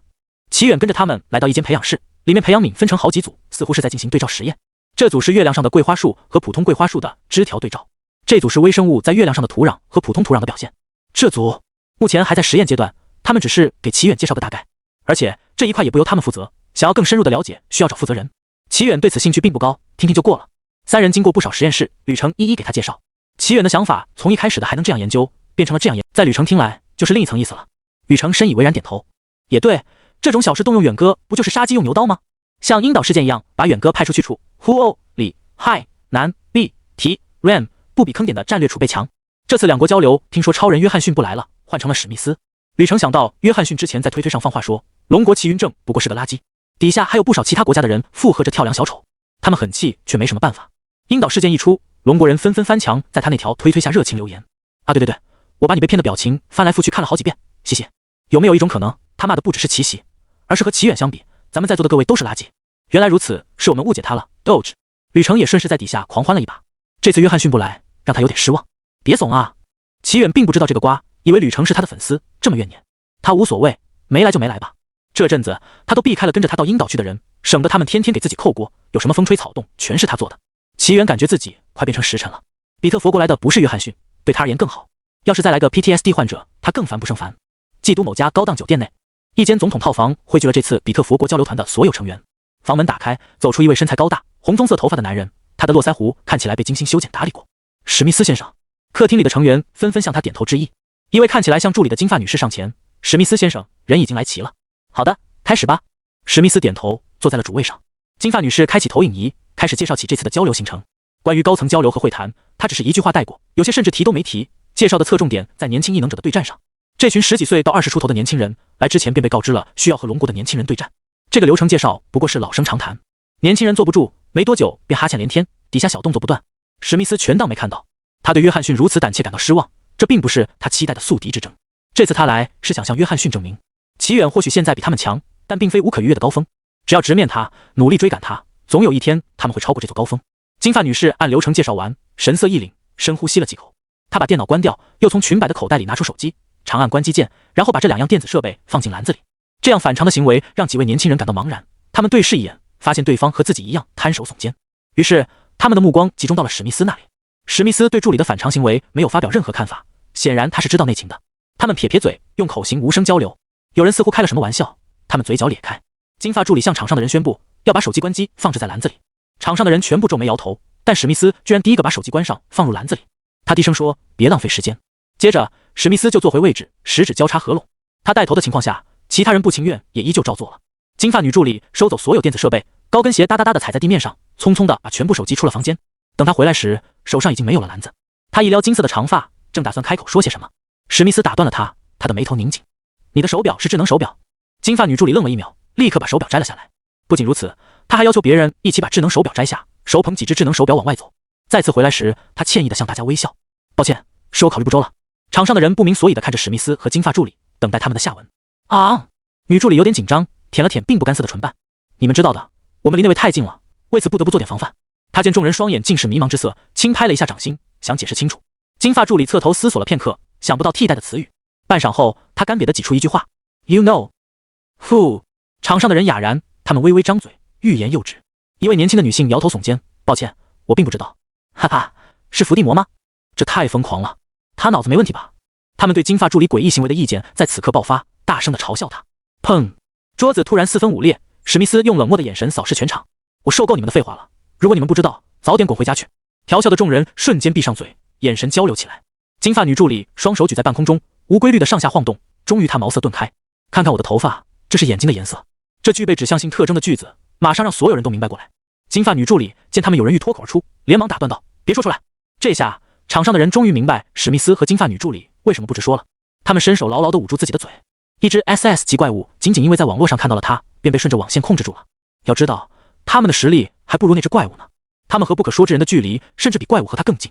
在不清楚他是通过影像传播，还是顺着网络，又或是其他方式的情况下，他们再怎么小心也不为过。有人刚开口就被别人反射条件的捂嘴，他把别人的手拉下来。我的意思是，我们知道 Yuko 是谁了，你可以继续。金发女助理见场上众人全部点头，于是接着往下说。关于他，我需要强调几点。首先是，如果能获得他的重要情报，我们会给予丰厚的奖励，但这条并不重要。其次，他在场的时候，尽量不要直视他。我不想你们被莫名其妙的控制，然后做出些失去理智的事情。我们被迫在回程的路上失去一位同胞。说到这里，他停顿了一下，语气低沉，带有浓浓的警告意味，或者不止一位。除了史密斯，房间里的人喉咙微微发紧，他们无意识地吞咽了一口唾沫。他们非常清楚，金发女助理没有在开玩笑。这是认真的。在离开比特佛国之前，他们像今天一样聚在一起开会。那次会议场所比这里更正式，是一间装修高档的会议室。他们进入会议室前，被全副武装的士兵搜身，又通过了精神异能者的精神测试，最后还站在一本厚厚的书面前接受审问。会议的内容是约翰逊先生为他们讲述他中了奇远幻觉的糟糕经历。面容憔悴的约翰逊先生看起来和先前完全不同。他说过最多的一句话是：“该死的幻境，真实的像我过的每一天。”内容毫无价值，约翰逊只是翻来倒去的重复着相似的言语。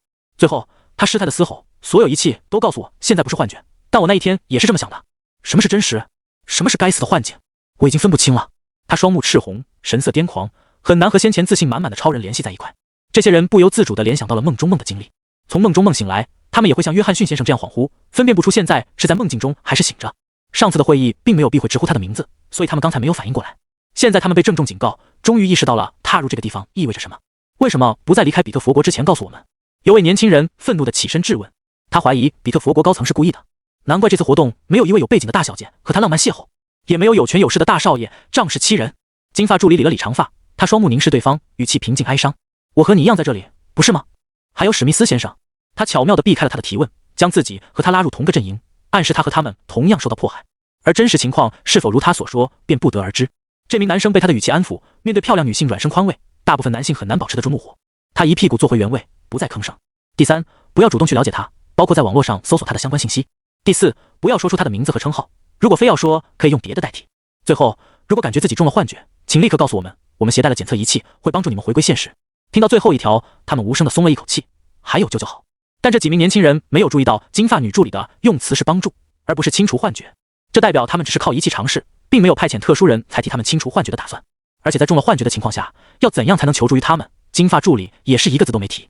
他伸手按住胸口，脖颈佩戴的十字架项链令他安心。这是一件精神守护的异能物品。执行总局，洪飞恒在齐远耳边喋喋不休。远哥，我这几天找你，怎么一次都没见到？你是用了幻觉避开我吗？我还想让你帮我训练一下，只要你给我整个无限幻觉，里面塞满个大强者就行了。齐远无情地推开他套近乎的大脸，漫不经心地说：“现在也是幻觉，我根本不在这里。”洪飞恒面露震惊，什么时候的事？不是吧？这你都信？齐远都不知道该从哪里吐槽。等比特佛国交流团离开，让于局找点事给他做吧。队友不要去过鹰岛的这批人。苏可昨晚通过短信告诉他，比特佛国人于昨天下午到达了，建议他今天如果有空可以到总局坐坐。括号里面还备注了哪个时间段来总部最好。一看就是于局授意的。事情和吕程想的不一样，他以为是长辈聚会，见面就让小辈来一个表演。实际上长辈们很忙，盟约意向书、互不侵犯协议、清扫计划范围、合作方式等等，哪样不需要细细讨论？随随便便拉出一条就能开上一整天的会。但这些和齐远无关，他今天来这里是镇个场子，顺便看看资料的。他按照于局给的时间段，掐着点到达总局，遇到了来蹲点他的洪飞恒。齐远没再理会洪飞恒白日做梦，看向不远处的一群人。于安和笑得和一尊弥勒佛似的，领着以红棕色头发高大男子为首的团队。身为总局长，他身后也是一群人，苏可也在其中。史密斯先生，这边请。于安和发觉史密斯的注意力不在这里，而是看向某个方向，他随即看了过去，脸上的笑容更深了。齐远见到史密斯朝他点头致意，也远远地回了个礼。两边短暂交集，很快便各做各的事，转身离开。这家伙的眼神怎么躲躲藏藏的？洪飞恒在史密斯离开后中肯地给出评价。不知道。史密斯刚才的表现的确很奇怪，朝他点头致意后，当即撇开头又扭回来，眼神飘忽不定。不知道为什么，齐远总觉得这副表现有很强的既视感。史密斯先生，翻译官的声音传来。史密斯从激动的情绪中惊醒，神情有几分恍惚。抱歉，我没听清楚。这里就是会议室，于局长问你进去聊天可以吗？当然。史密斯惊觉他已经有1-2分钟没有移动过了，可他毫无察觉地站在这里。这个念头犹如一盆冷水浇了下来。他从振奋的情绪中清醒，瞬间背后出了一身冷汗。我想去趟厕所，抱歉。好的，这边请。史密斯离开的身影带有几分狼狈，落在两个团队的眼中引起了不同的反应。于安和的团队面面相觑，推测这位史密斯先生大概有什么急事，从刚才开始就心神不宁的。史密斯团队则神情严肃，额上沁出汗珠，一副遇到天敌惶惶不安的模样。两个团队表现的反差落在于安和的眼里，他摸摸胡茬，若有所思。对方的反应看起来和袁小子有关，又不完全。袁小子的震慑力是有的，但不至于让 SS 级异能者如此害怕。要知道，这群人在龙国境内，龙国不可能会让史密斯出事，更不会轻易对他动手。虽然他们是拿比特佛国开刀，非得让比特佛国派人来一趟龙国，以此杀鸡儆猴，但五国联盟在即，他们不可能做得太过火。真要是对他们1万个不放心，回国后再检查一遍又不是什么难事。回国？难道是史密斯家里出事了？很有可能，否则不会被派来龙国。明眼人都看得出来，这一趟来龙国的负责人注定不会好受。史密斯对身后的人心思一无所知，他在指引下找到了厕所，迅速推门进入。他从口袋里摸出怀表，单手打开，怀表上的指针纹丝未动。这个怀表是异能物品，当人的精神和理智处于不正常的状态时，它便会疯狂转动。齐远能够做到所有的感官一致，幻境和真实一样，证明他不仅仅只是视觉欺诈，还会入侵精神世界，这样才能呈现如此精细的幻境。怀表没有转动，这是个好消息。史密斯神色刚有所缓和，然后又再次紧绷。不对劲，他刚才明明感觉到自己的情绪被放大，怎么会毫无反应？仅仅只是勇于直视祈远，算得上成功了一小步，但不至于失态到这种地步。很有可能是放大感官的小幻觉。怀表应该小幅度的摆动才对。他就这么静静的躺在手心，他感觉掌心的汗糊在怀表背部，大脑也开始混乱起来。他还在幻境，还是眼睛骗了他？现在回想起和齐远的短暂交锋，一些细节完全想不起来。画面好像在晃动，一下有齐远身影，一下没有。可他印象中明明是他勇于直视深渊，克制自己的本能，和齐远眼神交锋了数秒，双方点到为止，以平局告终。是他记错了，还是记忆被删除了？嘟嘟嘟，厕所门被敲响，史密斯被惊得身体抖了一下。抱歉，史密斯先生，我来看看你有什么需要帮忙。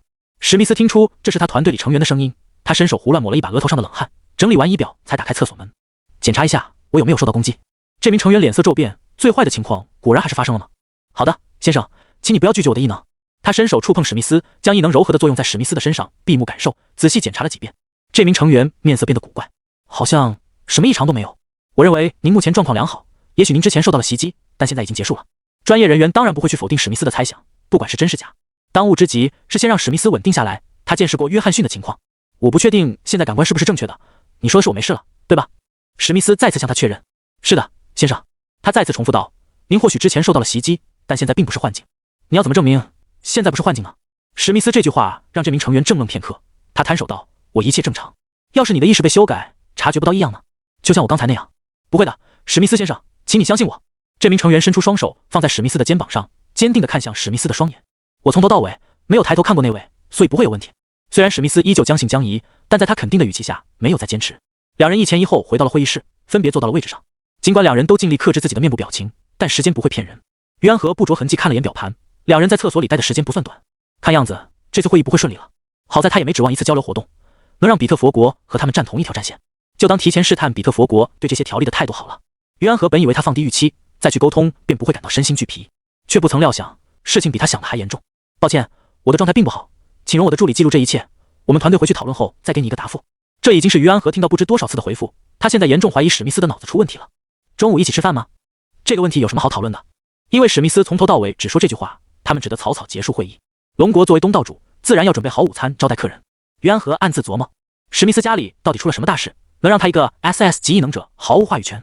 要知道，撇开隐瞒不报的，他们龙国现在统共也就2位，这也是比特佛国之前跳得最欢的原因。他们这边刚倒下齐云正，那边却晋级一位 SS 级异能者。一直在记录的金发女助理忙得焦头烂额，在本子上速记中午一起吃饭吗的关键词才反应过来。他靠近史密斯，小声提醒。史密斯如梦初醒，他语带歉意地说道：“中午和您一起。”于安和老油子一个，当然不会让史密斯下不了台。没事，看得出来你的状态不佳，要不要去趟医院看看？史密斯也清楚他失态了，深呼吸让自己脑袋清醒点。不用，我还好。你这看着不像没事的样子。于安和在心中嘀咕，但面上不显。或许是史密斯调整过来了，又或者是色香味俱全的饭菜让他心情平静。一顿宾主尽欢的午饭过后，于安和察觉他变得正常许多，和早上第一次见面的状态相差无几。有了上午的教训，于安和没敢再提开会刺激史密斯，他转而提议道：“下午我们去基督大学参观一下怎么样？正好孩子们可以交流交流。”史密斯自信笑道：“当然，他们也很期待交到新朋友。SS 级异能者暂时比不过，他们比特佛国不能在后备军上演输，为此做了不少的准备。”两位负责人动动嘴皮，下午的行程就此确定下来。他们的下属忙碌起来，通知相关人员为下午的对战做准备。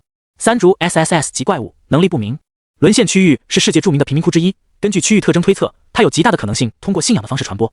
三株高层最终决策是驱逐沦陷区域周围的平民，建立封锁线实时观察，并搬迁首都。平民被驱逐后，怪物向周围扩张的速度变慢，据此做出合理推测。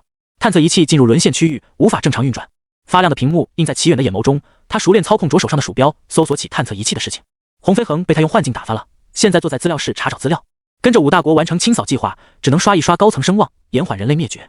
但只要他不能失去外卖、WiFi、新番等物，这就是必做的任务。除了必做的任务外，他需要着手准备应对 SSS 级怪物的舞台和剧本，不能每次都靠虚无缥缈的强者气场，还有对手脑补。他齐远能有今天的实力，全是对手天赋异禀，别再往脑补之上乱加点了。因此，齐远对于自己的异能有个猜想，但没有验证的渠道。像洪飞恒的异能体现在外貌上是几缕亘古不变的红毛，他的异能会不会同样体现在外貌和气场上，影响众人对他的判断？嗡嗡，桌面上的手机震动，齐远点亮手机，屏幕上显示吕程给他发了好几条某信。远哥，待会儿看我把他们揍得全部喊爸爸。咋没看到你人？马上就要开始对战了。不是吧，你不来，昨天也不告诉我。齐远点击返回，滑到了苏可信息那一栏，行程表清楚标明今天的确没有对战。不会没有人告诉吕程，今天没有对战吧？另一边，吕程发完消息，手机揣回兜里，看向台上。寄都大学的训练馆内人山人海，不仅齐远没到，各大领导层也没到，这和吕程想的万众瞩目相去甚远。在他没注意到的地方，摄像头亮着指示灯，静静地将画面记录下来。史密斯和于安和等一行人坐在包厢内，除了从单向玻璃看清会场上的一切，屏幕里也能注视会场的一举一动。看还是要看的，但毕竟名义上是交流活动，搞得太正式就有伤大雅。年轻人之间的事，年轻人自己解决。于安和端起手边的茶水，小品一口，到他这年纪不得不注重其养生，一杯好茶就是他的心头好。史密斯放下手中杯子，望向屏幕，用轻松的口吻说：“来点赌注怎么样？如果我们输了，玛雅古城就多开放1星期供你们研究。”众所周知，玛雅古城并不在比特佛国，但比特佛国不管，以某种强买强卖的姿态获得了这个特殊领域的控制权。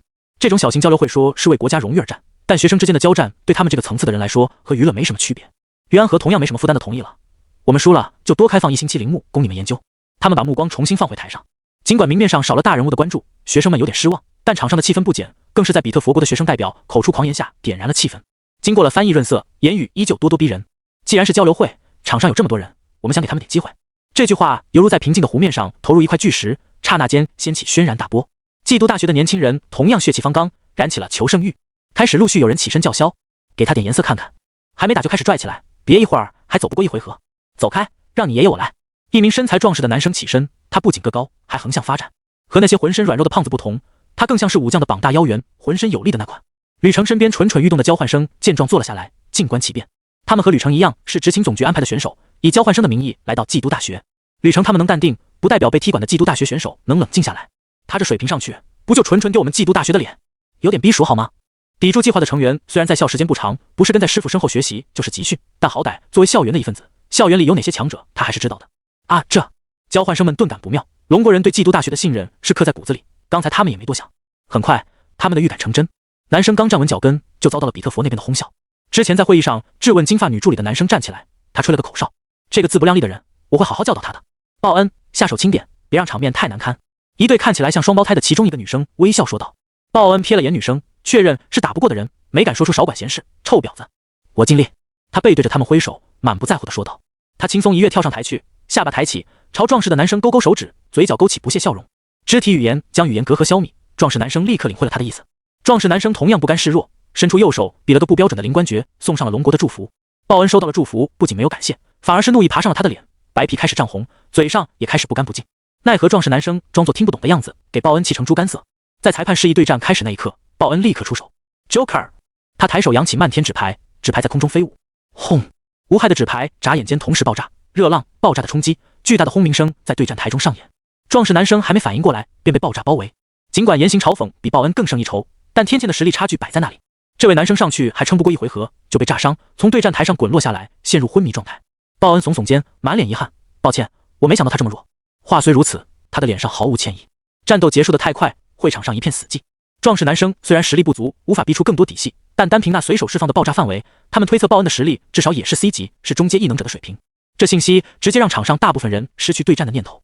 通过专业指导和训练，异能者会渐渐达到所在阶段瓶颈，有人很快突破，也有人因此停滞不前。如果是像乔白那样杀伤力不强的异能者，他们可能还会尝试，可惜对方显然不是。还有人上来交流吗？和寄都大学的学生感受相反，报恩心情愉悦，直接开嘲讽：“太弱的就算了，我怕不小心出人命。”寄都大学的校队几乎同时起身，但被人抢先一步。希望你的实力能和说大话的本领相匹配。从刚才就坐不住的寄都大学选手起身，将外套丢在座位上，左右活动脖子，身姿矫健跳到台上。这名选手显然在寄都大学小有名气，台下瞬间一片喝彩声。听完翻译官翻译，报恩的眼神变得认真起来，但脸上还是一派轻松自信模样。他咧嘴笑道：“当然，希望你也是。”两人在裁判宣布开始后，分别往后退了几步，拉开距离。报恩食指夹着扑克牌，眼睛像狩猎的野兽，锁紧那名选手的动向。咻！几张扑克牌以极快的速度向那名选手划去，华而不实。那名选手做出关于报恩的评价，将手指按得咯咯作响，面色不改地站在原地。异能，空气墙。轻微的碰撞声在空中响起，扑克牌像是撞到了什么障碍物，无法继续向前，它们飘飘然往下落。报恩不耐则折，只好引爆扑克牌。爆炸声再次在场上响起，这几张扑克牌的威力比刚才一大片扑克牌的威力要强得多。烟尘散去，那名选手纹丝未动，他身上的衣服甚至没有沾染灰尘。拿出点真实水平吧。选手知道报恩听不懂，他还大拇指倒数。报恩脸上的笑容消失，怒意涌上心头。我会杀了你，该死的新耗子养的。他从怀里拿出手枪，枪口对准了那名选手。砰！手枪枪口火星四溅，一枚枚子弹被射出。那名选手脚掌用力往地面一踏，无视子弹朝报恩掠去。眼看子弹离那名选手越来越近，却再次在半空中撞击到了什么，轰然爆炸。轰轰轰，爆炸不间断响起，硝烟和爆炸冲击在场上不断产生。鲍恩还没来得及露出微笑，被横空伸来的大手按倒在地，身体被狠狠灌在地面，碰撞出一道巨响，刹那间碎石翻飞。鲍恩的身体微微抽搐，他的口鼻不断往外溢出鲜血。当他胸口起伏要起身吐出涌上来的鲜血时，上半身撞上了一道无形的壁垒，倒了回去。烟雾阻挡了视线，令观众看不清动向。场上只有一道身影站着，分不清到底是谁。他们紧张地看向场中，握紧了手中的物品。少了烟尘制造者，烟雾随之变淡。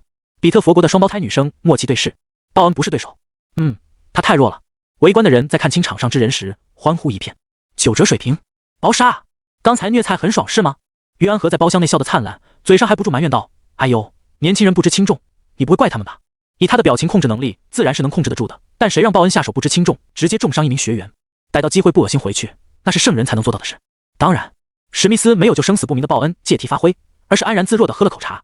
在异能出现前，比特佛国就枪击不断，更何况异能出现后，这点小伤在史密斯看来不值一提。这孙子，于安和暗骂一声，要是他们没有藏一手杀手锏，他和史密斯信。事情和于安和推测的一样，在那名嫉妒大学的选手压抑心中热血，尽量保持强者风范，喊话比特佛国：“你们还有人吗？”双胞胎中的一位女生站了起来，她微微一笑：“你先休息一下吧，不要待会输了说自己没休息。”尽管声音很轻，但话中的火药味十足。打他我连热身都算不上，用不着休息。那名选手笑了笑，只是粗壮的喘息透露了他实际的情况。鲍恩的实力不弱，为了达到震撼的效果，他算是火力全靠，体内能量所剩不多。这名女生比刚才的鲍恩礼貌得多。那么，麻烦你等我几分钟。他伸手拉起旁边不知是姐姐还是妹妹的双胞胎女孩，往阴影处走，看起来像是要手拉手上厕所。过了几分钟后，只有他一个人回来了。这名女生缓步走上台，和3名男生一跃而上，形成鲜明对比。经过了2场对战，场地变得破烂不堪，土系异能者上前动用异能，让场地重新变得平整。这次的硝烟味不如刚才那把。虽然上了对战台就是需要全力战胜的对手，但基因和身体并不会完全配合。金发碧眼的女生到底让嫉妒大学的选手收敛了不少，转而有点心猿意马。裁判第3次宣布开始后，一幕令人大跌眼镜的事情发生了。这名男生秉持着绅士风度，想让女生先出手，但女生同样站着没动。正当大家以为自己要吃上狗粮之时，嫉妒大学的选手突然神色恍惚地走下台。他的脚步不稳，眼神空洞，一看就不是正常的状态。等他下了台，脑袋一点立刻清醒了过来。他猛地扭头朝台上望去，女生依旧挂着微笑朝他点头。面对聚拢过来的同伴们，这名选手表情严峻地吐出一个词：精神系异能。这个答案在大家的预料之中，他们的目光看向了旅程。精神系异能诡异无形，他们没有应对方法，只能靠异能防护，但能穿过这名选手的异能防护，证明他的等级不低，在 B 级或者 B 级以上。他们和这名男生的实力相近，并没有把握能赢过他。但是旅程的能力克制对方，画一道凝心符便能增强他的精神抵抗。旅程见大家的期望都落在他的身上，伸手挠了挠脑袋：“我尽力试一试吧。”他心里也没底，毕竟漂亮的小姐姐用精神系异能，这不被杀他这种单身狗。接下来是你和我对战吗？女生睁着一双碧绿的犹如祖母绿宝石的眼睛，浅笑问道。旅程瞬间感觉舒适得很，挺直胸膛。是的。在2人在翻译的帮助下对话时，裁判宣布对战开始。有了前面的教训，旅程上来就写了一张凝心符，他将符箓牢牢地按在身上。女生的双眸微眯，写一张纸条贴身上有什么用吗？特殊系异能有点麻烦。刚才我试探过，这自大男实力处在 C 级和 B 级之间，连 B 级都没有，没必要担心。好的，姐姐。女生将精神异能对准了旅程，释放出去的那一瞬间，就见旅程直扑他而来。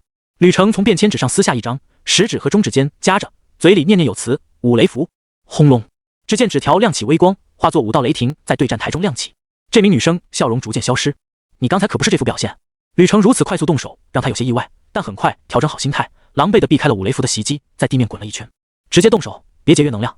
他见旅程利用5雷符带来的优势靠近，无形的波动从他身上散开。女生施然从地面站起，一只白皙的手掸了掸刚才在地面翻滚的灰尘。他释放了一次强力的精神冲击，以他们之间的距离，那名自大男就算不晕过去，也要精神震荡，头晕目眩。小心！一只沙包大的拳头伸了过来，狠狠地凿在他的脸上，然后另一只拳头握着一张粗糙的纸条，朝他柔软的腹部倒去。土老虎！一双手从他腹部位置伸出，交叉挡住了拳头的攻击。啊！怎么肚子长手？这给旅程整懵了。就在他愣神的片刻，女生没有放过这个机会，以柔术绞杀技将旅程控制住，近距离释放精神冲击。随后晕乎乎的旅程从台上被扔了下来，重重地摔在地面上。包厢内，于安和一双利眼当即看出不对，扭头质问道：“哪有对战上2人的？”他的双胞胎姐妹附身在他身上，这是1对2，是1对1，这不是他的姐妹，是他自己。史密斯对他的质问早有准备，他悠悠说：“你应该知道，世界有些不幸的人，他们因为一个身体长了2个脑袋，误以为自己身体里有2人，导致精神分裂。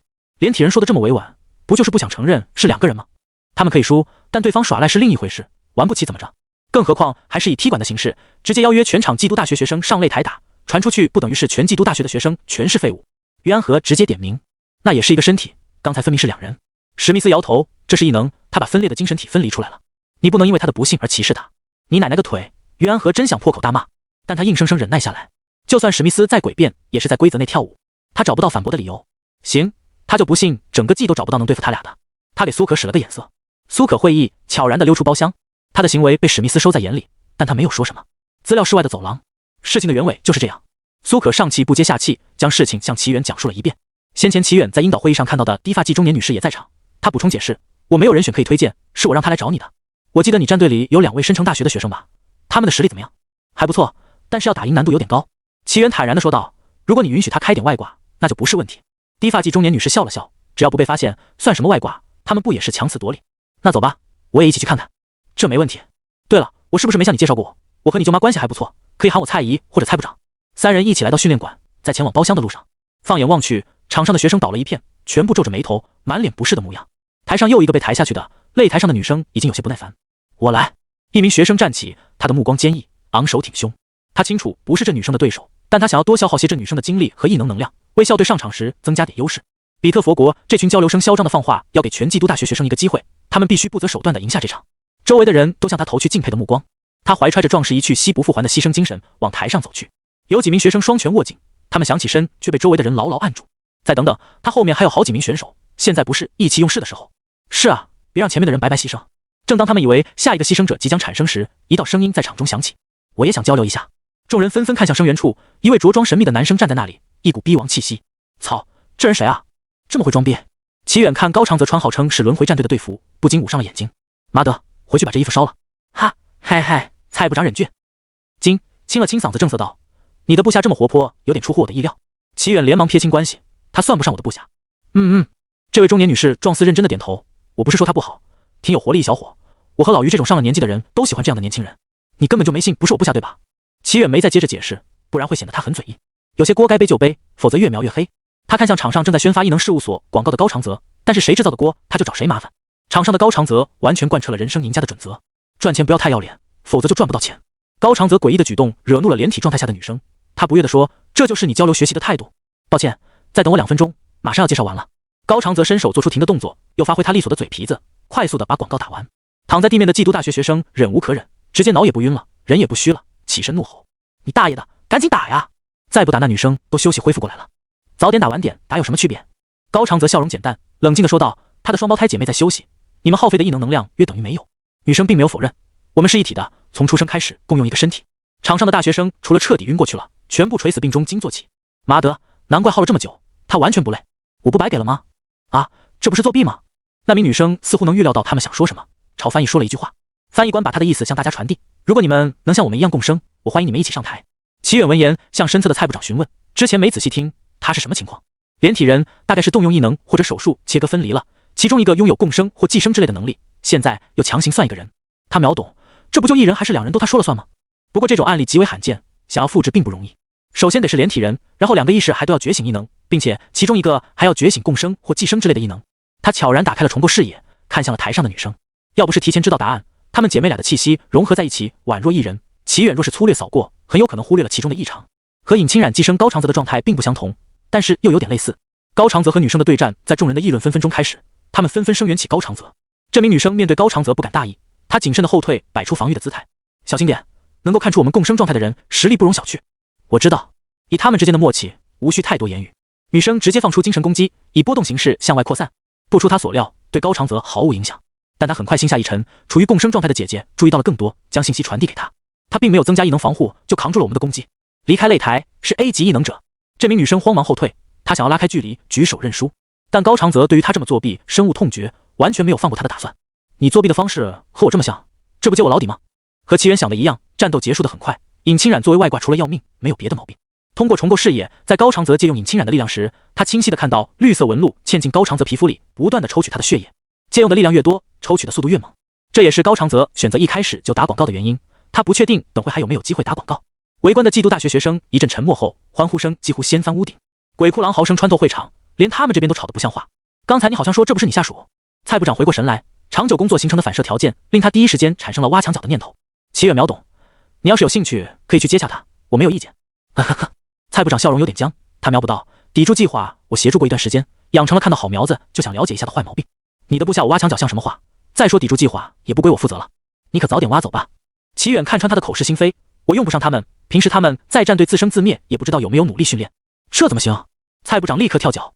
齐远期待的看过去，希望他像虞菊一样放下脸面，直接开挖。我给他们开个寄读大学走读，有事没事让他们来学校里学习学习，您就不能直接挖走吗？齐远正欲再接再厉，喧哗和吵闹声愈演愈烈，直接盖过了他们的对话。听声音来源是来自包厢内的，这不对，他根本就不是学生。场上突如其来的变故让史密斯激动起身，他朝于安和说道：“他刚才说在银异能事务所。”两人的翻译官开始工作，替他们传递各种意思。那个是兼职。于安和老神在在的啜了口茶，现在形势逆转，轮他淡然了。史密斯据理力争，哪有高阶异能者还在上学的？就算是5大国，也不可能浪费资源。高阶异能者完全没有必要在学校里蹉跎。他想上学，我能怎么办？于安和掀了掀眼皮，毕竟他的战队队长读到 S 级才毕业，可能他也是这么想的吧？哪有这么荒唐的事？史密斯怀疑于安和是仗着他们调查不到信息，搪塞糊弄他。他战队队长是谁？于安和拍拍他的肩膀，示意他冷静，真诚地说道：“齐远，总该听说过吧？他今年毕业的，随便到网上查查都知道。”所有比特佛国人集体沉默了。查？怎么查？这是龙国人的阴谋吧？怎么了？不用担心，随便查。于安和对此很自信。苏可在齐远毕业的时间搞了波大宣传，搜个关键词绝对会调出信息来。提到齐远，像是打开了史密斯的幻境还是非幻境的开关。他感到一股寒意上涌，脱口而出：“你怎么证明眼前这一切不是齐远的幻境？”啊！齐远站在门外，停下了推开门的动作。怎么这里也有飞来横锅？于安和也被他问懵了，脑子转了好几秒，终于反应过来，眼前这家伙为什么不对劲了一整天？好家伙，他还真没意识到无法分辨的幻境对非友方带来的杀伤力。积压了一天的猜忌在此刻被释放。史密斯像是一条崩断的弦，反正我们无法判断幻境真假，这个人是真是假，是强是弱，甚至有可能就是齐远，统统由你们说的算，不是吗？如果是理智在线的史密斯，他不会说出这句话，但人只要有了怀疑的对象，就会捕风捉影，遇到什么事都往自己认定的方向靠。他现在就处于这个疑神疑鬼的状态。于安和瞠目结舌，这孙子打算耍赖吗？似乎是于安和过于震惊的表情惊醒了他，也有可能是压力被释放后理智回归。史密斯伸手捂住了额头，抱歉，是我的问题，算我们输了。于安和虽然很想纠正他，但想了想还是算了，万一把史密斯刺激疯了，他们龙国还要背上责任，只为逞一时口舌之快，这笔买卖划不来。在史密斯走后，齐远3人才推门而入。于安和笑了笑，没想到他们对你的能力这么忌惮，倒是我疏忽了。这就是庄周梦蝶的威力吧？到底是蝴蝶还是庄周？一旦陷入怀疑，就无法自拔了。蔡部长笑着摇头，早点把他们打发回去吧，我看这次敲打也够了，再留下我怕会出事。小雅，你怎么看？于安和也是这么想的，但要是齐远想再找个乐子，那还是死道友不死贫道。你做决定就好。齐远有点出神，心不在焉地回复道。蔡部长和于安和对视一眼，看出了齐远的敷衍，他们没有再出言打扰。这件事本就和他没有太大关系，齐远不想组建战队，也是不想被琐事缠身，又要考虑发展，又要考虑人员配置等问题，太麻烦了，不如加入最大的组织混吃混喝，只要实力足够强大，他对谁都不用卑躬屈膝。齐远随口找了个借口，慢慢地溜达回家。他刚才受到史密斯的启发，有了个不错的想法。现在他已经够到了人类探索的顶峰，在网上已经没有前人经验供他参考，未来的路要怎么走，这是最近一直困扰他的问题。等字一绝，终究是太看运气了。如果是危机当头，他不管3721选择直接莽肯定是没有问题，但什么事都没有还莽上去，就太不把脑子当回事了。还有，哪怕他能靠着心灵感应和怪物脑补直接莽赢，也不是哪个怪物都像鹰岛的诅咒怪物那样无私奉献，他总不能让别人替他拍摄，然后发到网上去吧。神秘感、大佬光环和强者逼格瞬间掉了一个档次。但刚才史密斯的话提醒了他一件事，大号上不了大分，完全可以开小号炸鱼塘。提升逼格的方式不只有正面提升，还有侧面烘托。当一群大佬说某人是他们的上司，别人对某人的第一印象十有八九是大佬中的大佬。如果这群大佬言辞一致，吹嘘他们的上司无所不能，甚至还能举例说明，更能无形中加深印象。虚构一个组织，先把组织首领的名号空着，要是成功就放点线索，让其他人把他和组织对上号，要是不成功就全员暴毙，组织解散。而且他有幻境，可以让所有人同时在场，反正别人也辨别不了真实和虚假，不都统统由他说了算吗？至于有没有人深藏不露识破幻境，齐远脚步微顿，侧头思索片刻，确实有概率射死，但只要他不跳出来，齐远就当作没有。当然，减少聚集在一起的情况，能有效避免幻境被识破的尴尬。大家都有工作做，没事凑一块干什么？齐远找了个隐蔽角落坐下，手肘撑在膝盖上，安静地思考起计划里的漏洞。总觉得一群大佬先前隐藏身份好好的，突然全跳出来，违和感太强了。这里需要设置一个理由。另外一个组织内，不管认不认可，肯定是有某个信仰和目标才能聚集到一块儿，否则不如建个聊天群，在群里聊一聊得了。信仰肯定是自己，目标又是什么？最后他一人要怎么跨区域分身扮演多人？总不能每次都在他附近，这马甲开的就太失败了。龙国人虽然占据世界人口比例不小，但想要更强，必然是需要更多人认可。听说不列吞在研究利用异能物品组建传送阵，这或许是个办法。这些问题暂时还没有解决的头绪，先记下来，后面找找方法。齐远刚想拿出手机，把思路记在备忘录里，突然想起资料室里的管理者，默默收回了手机。网络太危险了，还是拿个小本子随身携带好了。说起来，应岛给龙国的报酬，他、洪飞恒和百里都能在其中挑选几件异能物品，弄一件空间异能物品还是非常重要的。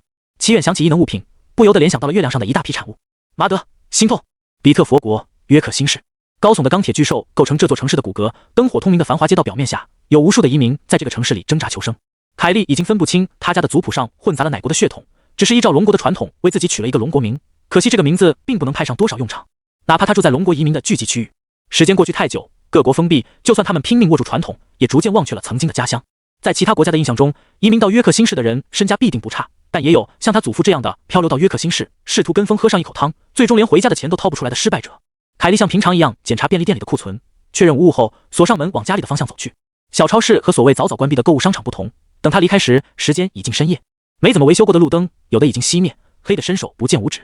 可他对这条路熟悉的不能再熟悉，黑暗反而是最佳的保护伞。放轻脚步，将呼吸声降至最低，可以避开一些流浪汉的袭击。唯一的缺点就是，如果有怪物在附近觅食，他将成为怪物的食物。但是今晚似乎和平常不太一样。凯莉在回家的路上远远地看到一片荒废的工地上亮起不少明明灭灭的光束，借着微光，他看到那片空地上站着不少人。这是怎么了？疲惫工作了一天，凯莉很想早早躺在床上休息，但要是一群人聚集在一起做什么坏事，他家就在附近，很可能被波及到。这世道总有一种坏种，不敢对富人动手，却对像他这样的平民痛下杀手。想到这里，凯莉压低脚步，慢慢地向工地靠拢，直到能听到对话，勉强看清人影，才停止靠近。女神大人离我们又近了一步，神明终将眷顾我们。那些该死的异能者和富人，等女神大人降临，弄死他们这群婊子养的。凯莉虽然看不清说话人的面容，但觉得他们的声音有些耳熟。听到这里，她放下心来，想转身离开。贫穷滋生混乱和不幸，不幸的人总想找点东西慰藉他们的不幸，有些邪教信徒再正常不过了。正当他准备蹑手蹑脚的离开时，凯莉听到了新的对话，掩盖好女神降临的踪迹，否则超能力者协会和他们的走狗会嗅着味道找来。谁要是靠近这片区域，如果无法加入我们，成为女神的信徒，那就杀了他，以防消息走漏。像黑暗里那只小老鼠，再不出来就别怪我们不客气了。凯莉心下一沉，杀人这种事被对方轻松说出口，她可不想和这群疯子为伍。逃跑被抓到有死亡的风险，但加入邪教暂时不会，大不了明天去警署举报这群人。尽管下定了决心，他在起身的时候还是有几分犹豫。就在他犹豫的功夫，凯莉看到一名流浪汉从他对面的阴影处被踹了出来。流浪汉有着黝黑的皮肤，满脸胡子拉碴，浑身脏兮兮，他似乎是被人从后面偷袭的，脸着的摔了个狗啃泥。嘿，我一直在这里睡觉，是你们没发现我。凯莉认出了这个流浪汉是经常骚扰他的人，他经常对落单的女性动手动脚。现在他一改嚣张的模样，试图和这群邪教徒讲理，落在凯莉的眼里有几分可笑。邪教徒们显然不打算和他讲理，为首的人用沙哑的声线质问他：加入我们还是去死？面对询问，流浪汉的眼睛四处乱转，他摊手道：如您所见，我一无所有，加入你们有什么好处吗？女神会给信徒带来公平和自由，我们将不再受富人和异能者的压迫。长期散漫的生活让流浪汉失去了对真实情绪的掩盖能力。闻言，他不禁大笑出声，还自以为很幽默的开了个黄色玩笑。几乎每个神明都这么说，这不过是欺骗傻子的谎言。如果女神能和我共度一晚，我倒是会成为她最虔诚的信徒。他说到后面，终于察觉到气氛不对，后知后觉补了一句：不好笑吗？把这该死的亵渎者献祭给女神，以表我们的忠心，消除女神的怒火。为首的人愤怒地下达命令，流浪汉立刻起身逃跑。他一拳灌在围过来的人肚子上，又揪住另一名邪教徒的衣领，往另一个邪教徒身上推。让开！人群中响起一道声音。教徒们听到声音，很快让出一条通道。流浪汉心中一喜，拔腿就跑。巨大的嗡鸣声响起，流浪汉还没跑出几步，便被按倒在地。他惊慌地扭头查看身后，恰巧被嚼吸式口气插入眼球，血液飞溅，轻微的吮吸声响起。趴在地面的流浪汉身体抽搐几下，又归于平静，逐渐变得干瘪。确认流浪汉的死亡，人群爆发出一阵欢呼声。吸血的人缓缓起身，他的模样又恢复了人形，声音在欢呼声里难以分辨。主教大人，隔壁区也有不少人想加入我们。凯莉浑身瘫软在地，死死地捂住嘴巴，不让自己有一丝发出声音的可能性。他眼睁睁地看着这群人在工地上忙活，分配工作，又喊了口号，最后人走场清。直到过了很久，他才从地面上爬起，手脚并用往家里狂奔。爸爸妈妈，还有哥哥！凯莉一把推开家门，双目尽是恐惧之色。我在工地上看到。他的眼睛瞪圆，扶着家门的手微微蜷起，不自觉后退。哥哥光着上半身，把染血的衣服递给母亲。他朝凯莉笑了笑，要不是你工作的太晚，我们早就想和你说了。爸爸严肃地呵斥，还愣在门口做什么？如果不是我把那名流浪汉推出来，你就被发现了。你信不信仰女神都行，只是我们作为信徒想告诉你关于女神的事情。妈妈收起衣服，语气轻柔地说道。凯莉犹豫了几秒，然后脱下鞋子，关上了门。如果刚才不是家人帮忙，他肯定会被发现。既然家人还在默默保护他，他有什么可怕的？他口中抱怨：你们真是吓死我了。温馨的灯光亮起，凯莉一家人坐在餐桌前，一边享用夜宵，一边聊着天。远哥，等一下。高长泽蹲在别墅大厅的门边，手指快速敲击在屏幕上，最后用力点击一下，锁上了屏幕。怎么了？齐远穿戴整齐，一副准备出门的样子，见高长泽小跑过来，停下开门的动作。我们想再见见那个连体人。高长泽苍蝇搓手，试图瞪大眼睛让齐元感受他微不足道的真诚。他身上有一点，我想确认确认。齐元恍悟，你想确认连体人的异能是不是寄生或共生？这都过了好几天，高长泽现在才问，反射弧是不是太长了点？你怎么知道的？他是吗？一直默默偷听的尹清染解除寄生状态，和高长泽发出不一样的疑问。他和你一样，不仅能寄生，还有其他的异能。齐远回忆了当时重播视野下看到的内容，另一个人的异能是精神增幅，这和寄生八竿子打不着的异能也具有寄生能力，完全不符合常理。而且正常情况下，哪怕寄生者把力量借给被寄生的人，也是分开使用两种异能，两人的能力能够同步使用，完全和尹清染是一个模子刻出来的。唯一的不同之处就在于他没有尹清染那般要命，所以同步效果没有尹清染好。尹清染立刻皱起秀眉，高长泽找了他们好几天全被拒绝了，我的异能等级才 A 级，不是那个史密斯的对手。要做什么能够交换你的帮助？齐远本想说不用，就当他付给他的家务费好了，毕竟这房子太大，清理起来不容易。但他转念一想，未来计划里有可能会需要个跑腿的，有需要我会找你。你想知道什么？虽然齐远没有说明做什么，但尹清染并不在乎，帮助他们分离的人相关资料。我知道了。齐远答应下来，这件事的难度取决于替他们做手术的医生知名度。如果查起来太麻烦，就把情报丢给尹清染，让他自己查去。毕竟他懒得专门为他们飞到比特佛国去。说完，他便向执勤总局出发。苏可给他发了消息，让他来总局一趟。在执勤总局门口，他看到了几名初中生在附近玩闹。执勤总局位置在基督中心，周围有不少建筑物，并且辐射范围内还有学校，有学生在附近玩闹并不算稀奇。但这几名初中生和普通路过的学生不同，他们并不畏惧执勤总局的威严气氛，还时不时向门口投去目光，看起来像在等人。齐远只扫了一眼，便往里面走。他刚敲门进入，于安和示意他坐到沙发上等一会儿。齐远看他低头快速把手头上的公文浏览了一遍，龙飞凤舞签了个名。于安和顺手抄起旁边泡着菊花茶的杯子，一边朝齐远走来，一边说：“你最近有没有重要安排？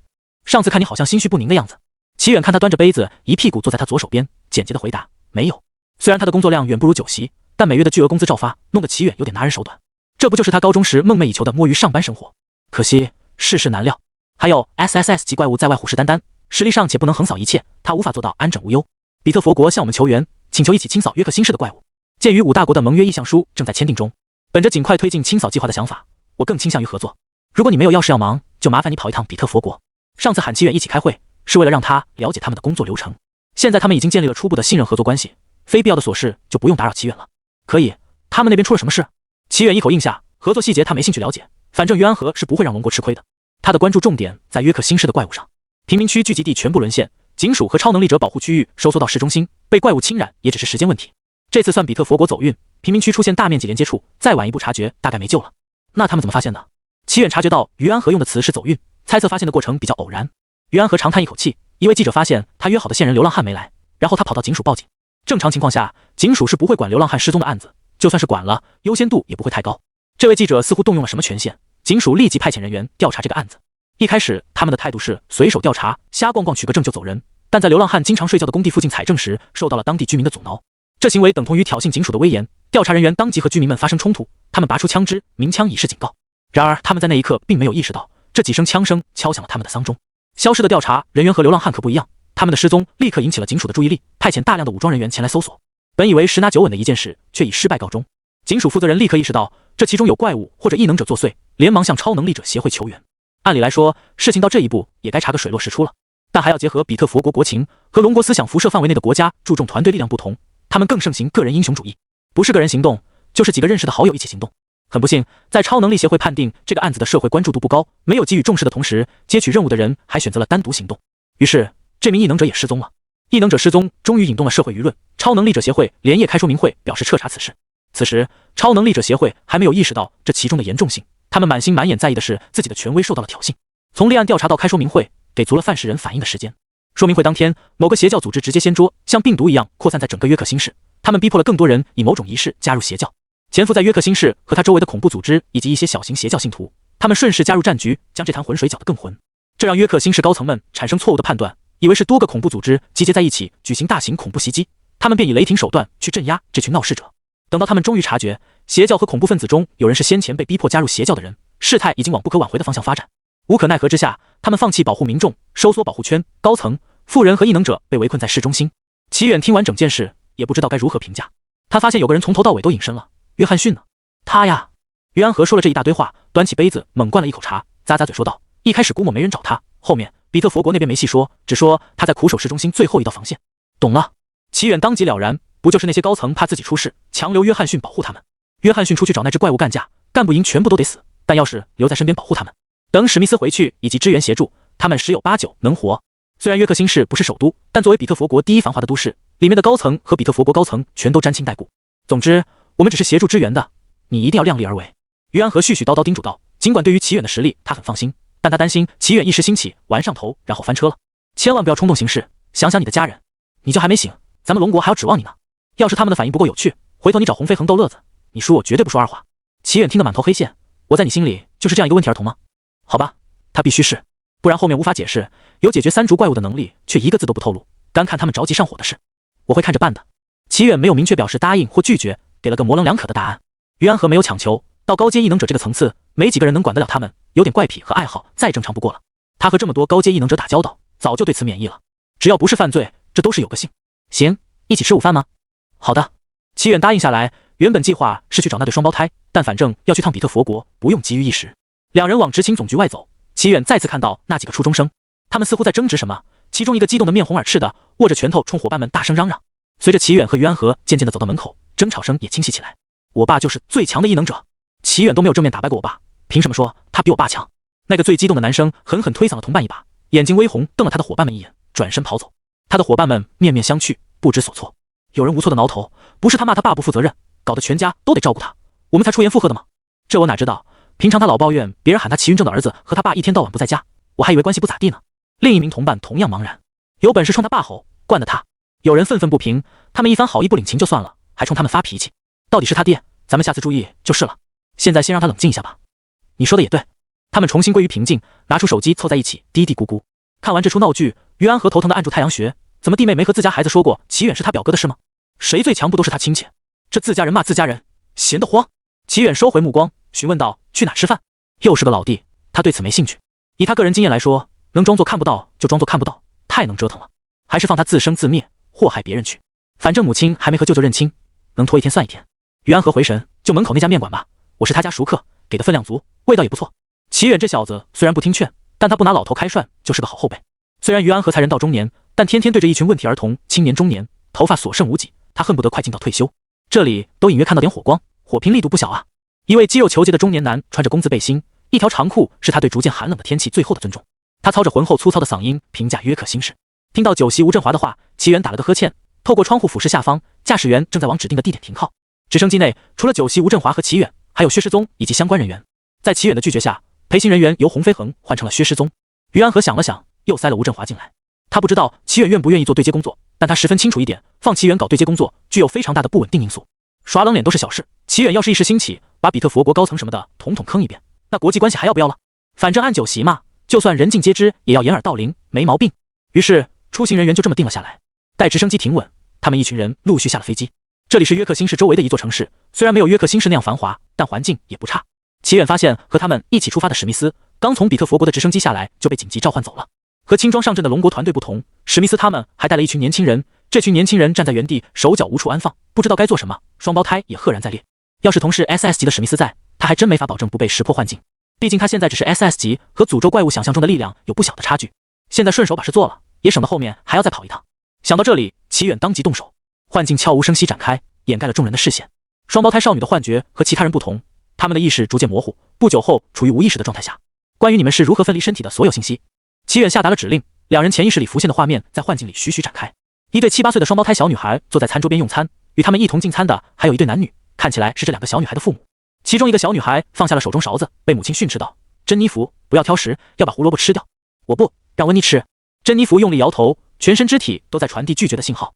这句话让母亲哭笑不得，温妮吃了又不会到你肚子里，我有魔法可以住她身上，她吃了就是我吃了，还可以珍妮弗的年龄不够，口齿不清地表达她的想法，从她身上拿走，暖暖的。努力表达无果后，她当着父母的面直接表演了一次，挂在了妹妹温妮的身上。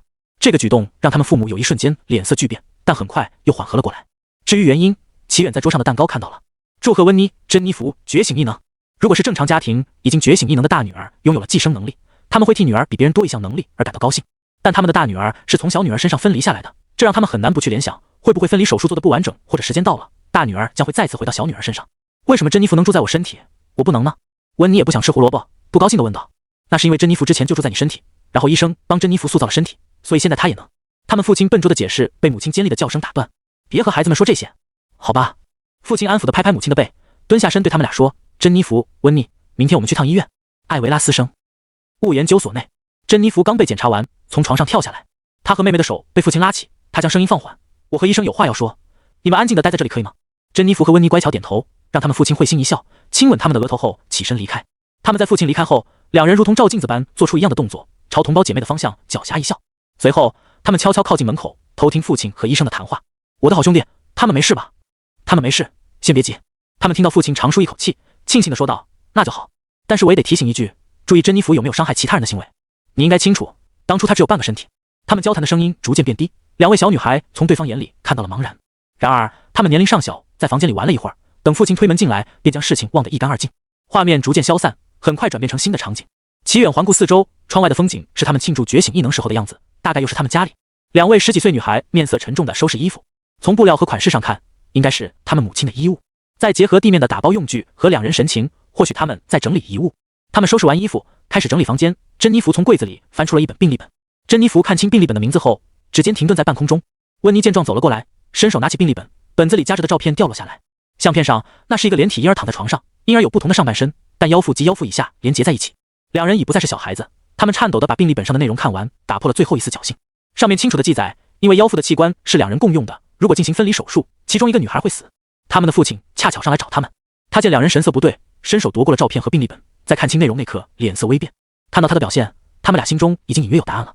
温妮质问父亲：“这是我们对吗？”“是。”他们父亲依旧不太懂得欺骗家人。手术很成功，我和你们妈妈都觉得让你们没有负担的成长会更好。珍妮弗的表情并不好，从她能寄生而温妮不能的信息推理，她是被放弃的那一个。如果手术失败，她将在婴儿时期便离开人世。虽然他们父母尽量一碗水端平，但珍妮弗向来是被偏爱的那一个。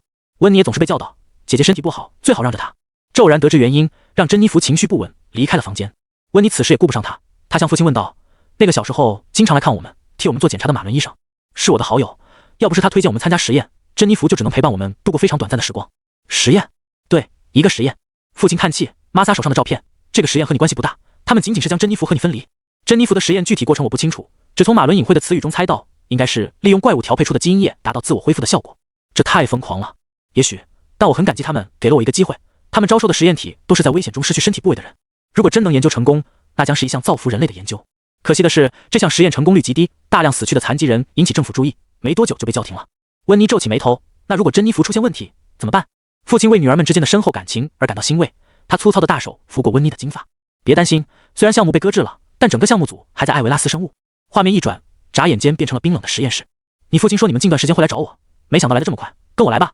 马伦打开门，对两个女孩示意。打扰了，马伦叔叔。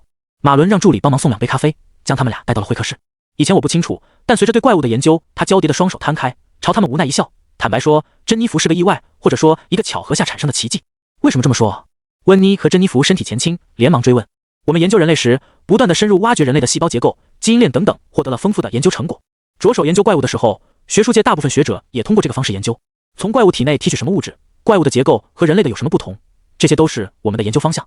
珍妮弗使用的基因液是研究怪物对人类异能的促进作用课题的副产物。就是当时有个假说，人类面对怪物更容易觉醒异能，所以我们从怪物尸体内不断的提取各种物质，分析作用。两位女孩认真点头。然后呢？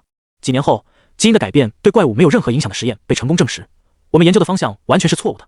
讲到这里，马伦不由苦笑一声，换了个坐姿，接着往下说。我们改变了研究方向，对珍妮弗的案例重新解析。为了尽力完成你父亲的请求，我当时请来了一位治愈异能者帮忙，他的异能刺激了提取出的怪物物质，这些怪物物质当时应该是处于活着的状态。马伦见两姐妹露出迷茫之色，停止了详细解说，用一句话概括，就是看起来很精密的操作，实际上就是怪物肢体和人类简单粗暴的融合。这种事情只要拥有组合或者融合异能，一个人都能办到。抛开人类和怪物融合成功率不高的问题，就算成功了，也只具备怪物的身体能力，无法获得他的异能。除了某些不死心的，基本没有人在研究融合课题。毕竟哪怕肉体变强了，也扛不住高阶异能者的伤害。他具备的寄生能力应该来源于怪物本身。我检测过珍妮弗的状态，没有发生排斥反应，所以你们没必要太担心。她们姐妹俩听到这里，彻底放下心来。两人又陆续向马伦提出问题。画面到这里不再继续呈现，确认两姐妹不知道更多的事情。奇缘解开了幻境，在解决约克星氏的问题之后，去见一下这个马伦，确定他有没有说谎就行了。如果真像他说的那样，怪物和人类融合只需要具备相关异能的异能者，双胞胎大概率和尹清染的事无关。珍妮弗的诞生来源于一场意外。奇远更倾向于马伦没有说谎，他从网络上搜到了艾维拉斯生物研究所的信息，的确有关于实验被叫停的信息。这家研究所还算有名，从他们公布的研究成果来看，和马伦的描述相符合。不过找到马伦直接确认是最简单的事。走了。和比特佛国对接人交谈结束，吴振华朝齐远他们喊了一声。吴振华看了眼手表，不知不觉聊了大半天。他们一行人往临时征用的据点处走去。齐远放下背包便离开了房间，在走廊透气，顺便等其他人汇合。哒哒哒，高跟鞋的声音在走廊回荡。齐远侧头看向声源处，一位满脸倨傲的女性踏着10几厘米的高跟鞋朝齐远走来，确切说是朝龙国支援的集合点走来。她拥有龙国人对比特佛国女人的标准印象，金发碧眼，五官深邃，身材高挑，穿着的作战服更像游戏里的女性那种，除了凸显凹凸有致的身材，没有半点防护作用。同时，她的身后还簇拥着几名男性。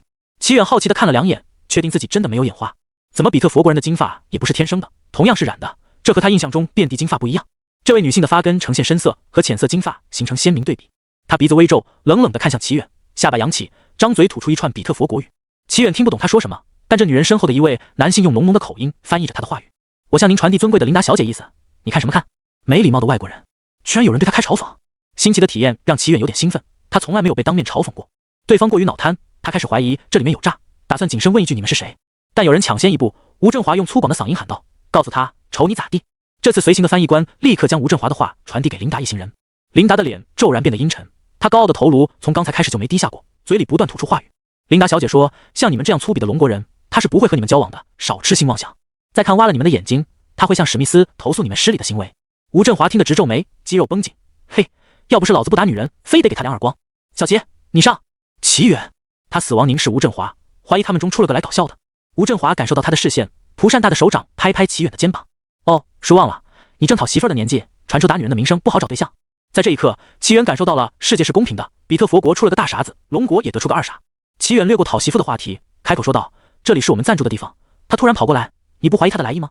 对哦，你这脑瓜子还挺机灵的。正当齐远以为吴振华终于要以正常人的角度思考问题，他又语出惊人的说了让琳达气愤不已的话：“千万别中比特佛国的美人计，他们肯定想的是脑子这么不好使的对象，像咱这样的大善人会心存怜悯，一来二去，指不定得发生什么。还有你们年轻人都喜欢那啥来着，傲娇冰山征服欲，和我们那年代喜欢温柔持家的不一样。”齐远深吸一口气，这书什么都好，就是缺心眼。二次元和三次元能一样吗？二次元无趣无聊才是原罪，温柔性格想脱颖而出，难得一批。不对，被吴振华带跑题了。对方的攻击力太弱了，比起把自己的脑子拉到和他一个水平线上，齐远更想知道他为什么没事跑来这里开嘲讽，还半天不走。正当他准备冒着耳聋的风险，听听他究竟来干什么的时候，琳达小姐让我传递：你们这群肮脏的臭虫，别做白日梦了。留下这句话，琳达一行人气势汹汹地转身离去。吴振华伸手指他们一行人，满脸得意之色：瞧瞧，被我识破了阴谋后，他们恼羞成怒了。这不对劲，薛师宗不知道什么时候来的，从角落里冒了出来。比特佛国现在情况危急，需要我们的帮忙，他们没理由惹怒我们，会吗？我觉得还是有些脑袋不好使的。吴振华摸摸自己的板寸，我之前遇到过一个二傻子同学找我借钱，因为他和我不熟，我就没借。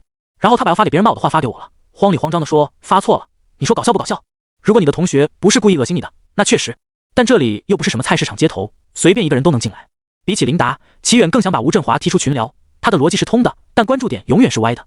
他知道我们是龙国的，还带了翻译官，没理由不知道约克星市的情况。最重要的是，他又不是什么嘲讽之拉满，狗路过都想给一脚的小说男主，这太反常了。吴振华让丧里丧气的薛师宗都不敢晚几秒接话，他怕话题再次跑偏。而且，如果他是易怒的性格，他没道理丢下话就跑，更大的可能性是对我们动手。假如我没记错的话，他是 S 级异能者，实力并不差，是具备改造能力的异能，又或者是固定异能。大胆假设，无需求证。等见到怪物，一切就清楚了。只要不是给他来阴的，齐远表示他一个简单模式，玩家直接看攻略不香吗？人员来齐，齐远打开军用越野车车门，坐到后座上，车辆陆续启程，人员精简的车队迅速向约克星市驶去。在路上行驶一段时间，他们隐约能看见约克星市，空气中传来硝烟味和爆炸声。和约克星市相比，小阪市都算得上寂静。这次被怪物侵染的人还具有一定神智，除了更加偏执疯狂外，表现得和正常人没什么两样，让齐远想起了申城的混乱场景。但约克星市和申城有一个重要的差别，尽管多处公共区域禁止携带枪支，可城市居民多少藏了几把枪在家里。这些武器成了约克星市市民面对邪教和恐怖组织的希望。于是战火在这片土地熊熊燃起。该死的政府！法克邪教和恐怖组织将肥胖的身躯藏在墙后。科克尔透过窗户看向街道上乱窜的人群，他们此时聚集在一起，像嗅到味道的猎狗围着某栋建筑物打转。科克尔知道那栋建筑物藏了不少人。就在昨天，他通过写字的木板和手势和对面的幸存者交流过。他们告诉他，收音机的电台播报一则好消息，政府救援会在明后2天内展开，让市民们躲藏在家中，不要出门。科克尔听完冷笑2声，建筑物在炸弹和异能者面前不堪一击，躲藏在家里有什么用？这些该死的高层以为所有建筑物都采用了特殊材料建造吗？砰砰砰！眼见楼下聚集而来的邪教徒开始破开大门，被围攻的那栋建筑物内的居民终于沉不住气，趴在阁楼窗户上用半自动步枪扫射楼下的邪教徒。枪声响起，邪教徒们不仅没有抱头鼠窜找掩体藏身，反倒是露出来癫狂兴奋的神情。有人，他们即将成为伟大的女神冕下的信徒。邪教徒更加卖力打砸建筑物，全然不顾周围四溅的子弹和鲜血。有的邪教徒脑袋被子弹炸开了花，却像没事人一样行动。他身边的邪教徒对此视若无睹。疯了，这群人疯了！科克尔不可置信地瞪圆了双眼，喃喃自语。几秒后，他蓦然回神，得快点走，这里不能再留了。他挪动肥胖的身躯，轻手轻脚地下楼，紧张的汗珠浸湿了后背的 T 恤。下到2楼，科克尔朝角落走去，一位5、6岁的小男孩坐在那里，心不在焉地扭着变形金刚。他叮嘱过丹尼尔不要乱跑，不要出现在窗户周围。往日里能让小男孩玩上一整天的变形金刚失去了吸引力。小男孩见科克尔朝他而来，兴奋地抬起头，手上的变形金刚被他拆下了关节。科克尔见他张嘴欲喊，连忙竖起食指比了噤声的手势。小男孩将爸爸吞回腹中，一双大眼看向科克尔。科克尔一双大手握住丹尼尔的肩膀，将丹尼尔的肩膀完全覆盖还有余，用气音说道：丹尼尔，我们得走了。去哪儿？丹尼尔同样用气音回答：我们开着汽车绕一圈，相信我，明天或者后天我们将回到家里。科克尔没有因为儿子年纪尚幼就让他闭嘴别问，丹尼尔向来懂事听话。留在一个地方太危险，趁现在对面建筑物吸引了大批邪教徒，避开人群往偏僻处开，他们父子俩还有一线生机。好的，丹尼尔没有问为什么，小鸡啄米般点头答应。他的求生欲比一般小孩要强得多，虽然父亲是无心之举，但给他带来最多危险的也是父亲，因此他小小年纪便练就一颗努力求生的心。父子俩简单收拾一下，拎着包出门，里面装满了食物和武器。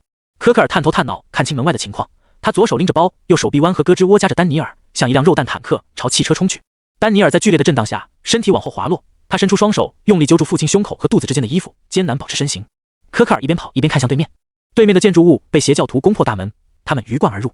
女人刺耳的尖叫声，男人发出像被侵犯领地的狮子怒吼声，孩童害怕的哭声，年迈老人的呵斥声交织成一首惨剧进行曲。科克尔不敢在空地上久留，他将丹尼尔塞到后座上，自己则打开车门钻入驾驶座。汽车启动，科克尔脚踩油门，绝尘而去。他从后视镜上看到对面房子的一家人被邪教徒一个个拉到庭院里举行仪式。男人率先被邪教徒举行仪式，一名邪教徒拿刀子插入他的后背，用力撬出一条缝，男人压紧牙根，发出闷痛声。紧接着，邪教徒将一个类似蜂蛹的东西塞入男人后背中，对其他人也如法炮制。这一幕人间惨剧让科克尔惊慌之下开出 S 型路线。丹尼尔一只手用力握住车上的扶手，另一只手抱紧背包，防止没有妥善安置的枪支擦枪走火。别看，我来告诉你发生什么。他向科克尔这般说道。好吧。车辆被科克尔稳住，朝远处开去。丹尼尔从后车窗看到本该死去的一家人，摇摇晃晃站起来，融入了邪教徒中。哦，谢特，丹尼尔，你不应该说脏话。科克尔手握方向盘，扭头训斥。丹尼尔同样回头，面露惊恐，大声喊道：前面，前面！几名邪教徒朝他们围了过来。科克尔将油门踩到底，撞飞了这群疯狂的信徒。谢特，该死的邪教徒，该死的政府！约克新市贫民区深处，破旧的房屋建筑群的缝隙中生长着深绿色叶片的巨树，遮天蔽日。整个贫民区内投射下来的阳光寥寥无几，阴森恐怖的树海不断往外扩张，像是有人在现实的画卷上不断绘上树林。沙沙沙，长长的蛇尾在地面上游动，不断向密林深处靠近。昏暗的环境下，一般人类看不清内部有什么，但对于怪物来说稀松平常。短而透明的翅膀轻轻扇动，它上半身呈现人形，下半身则是类蜂形态，不断的产下卵，然后卵被适时工蜂拖走。察觉到有生物到来，他扭头看向蛇女的方向。转过来的脸庞和人类大体类似，唯有眼睛和人类并不相同，凸起的复眼覆盖眼窝的位置。察觉到他的注视，蛇女在几米外停下，蛇信子在空中甩动。他俯下身子，大人，琳达传递消息过来，支援的异能者已经在路上了。蛇女说完便察觉不对，她跟随大人的时间尚短，还不习惯新的称呼。果不其然，她受到了弑尸女王蜂的训斥，区区劣等人也敢妄自称呼人类。是，蛇女身体压得更低，这群来支援的劣等人，奇缘也在其中。弑尸女王蜂翅膀急速扇动了几下，没有说话。在话出口的瞬间，蛇女感受到无形的压力像一座山岳沉沉地压在心头，她不敢说话，只能讷讷地伏在地面。她曾听闻跟随大人的前辈说过，若不是齐远横插一手，大人早就晋级了。但同样的他们也会加一句，若不是大人英明神武当机立断，他们一群人都将丧命于深城。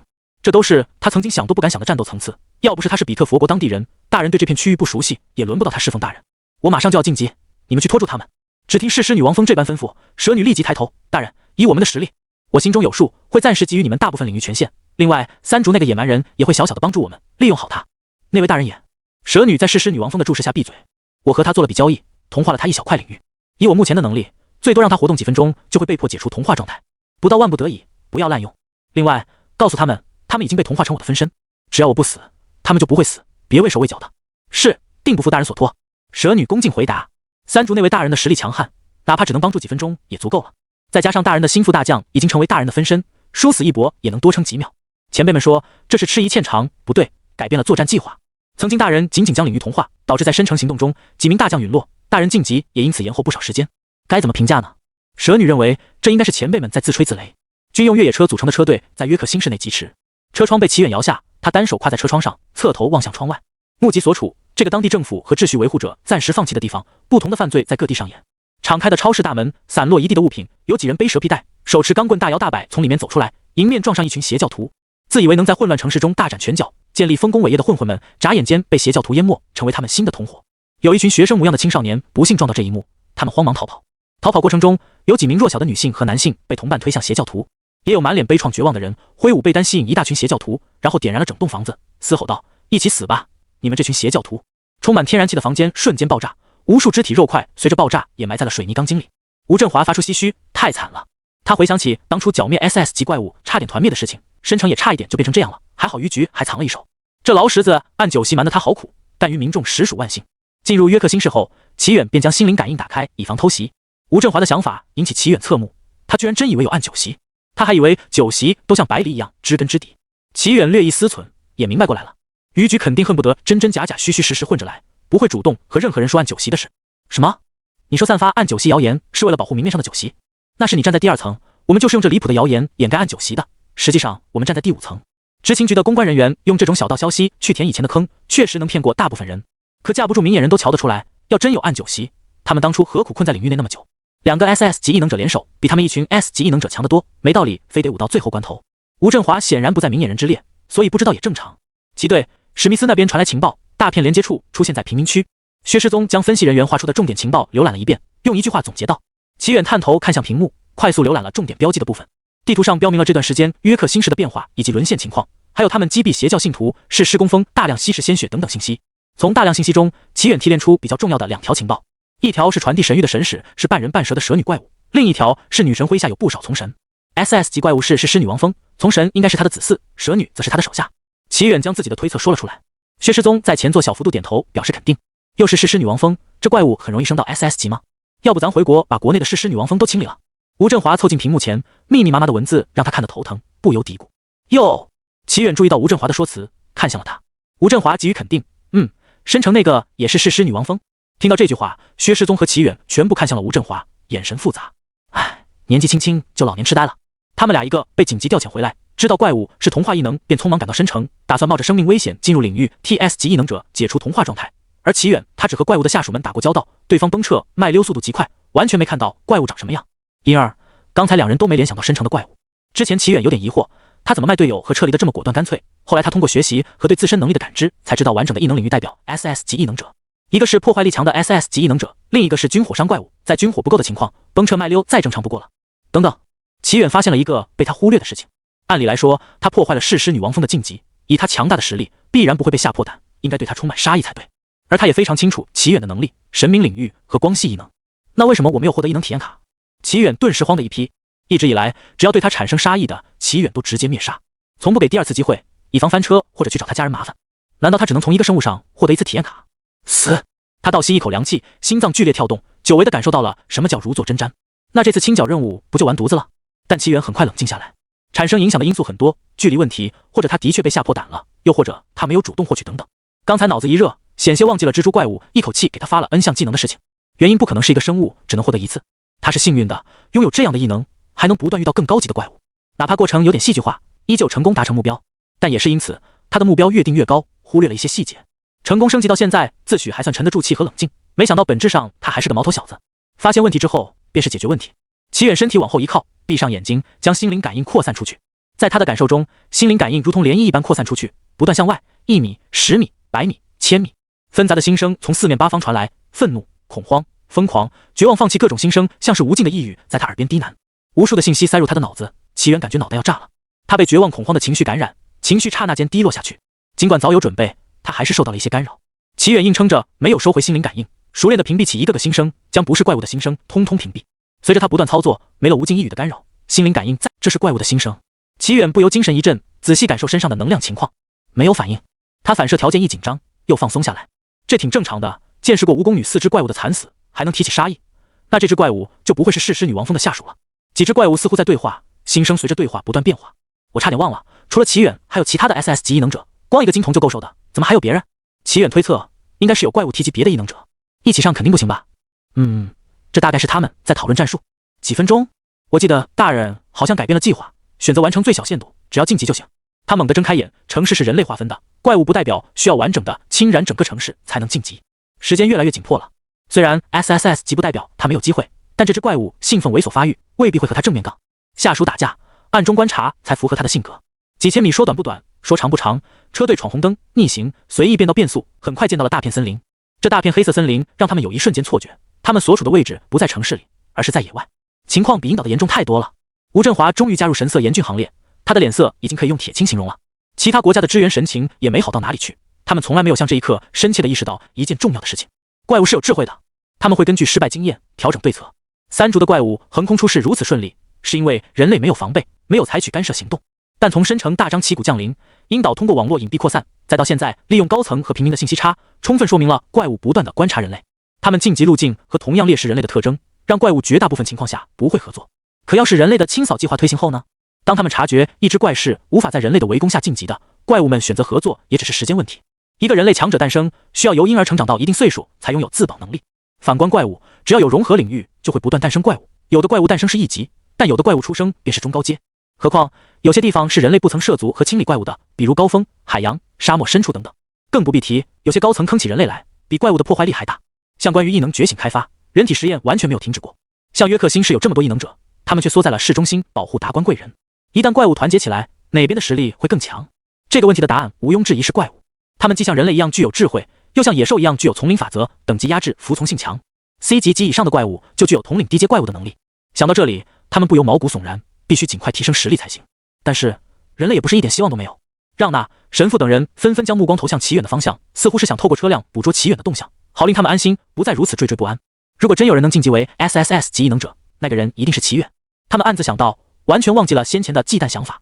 人类现在处在悬崖边缘，随时都有可能灭亡，国不国家重要吗？被他们寄予厚望的齐远对此一无所知。他离这群人最近，将他们的心声早早屏蔽。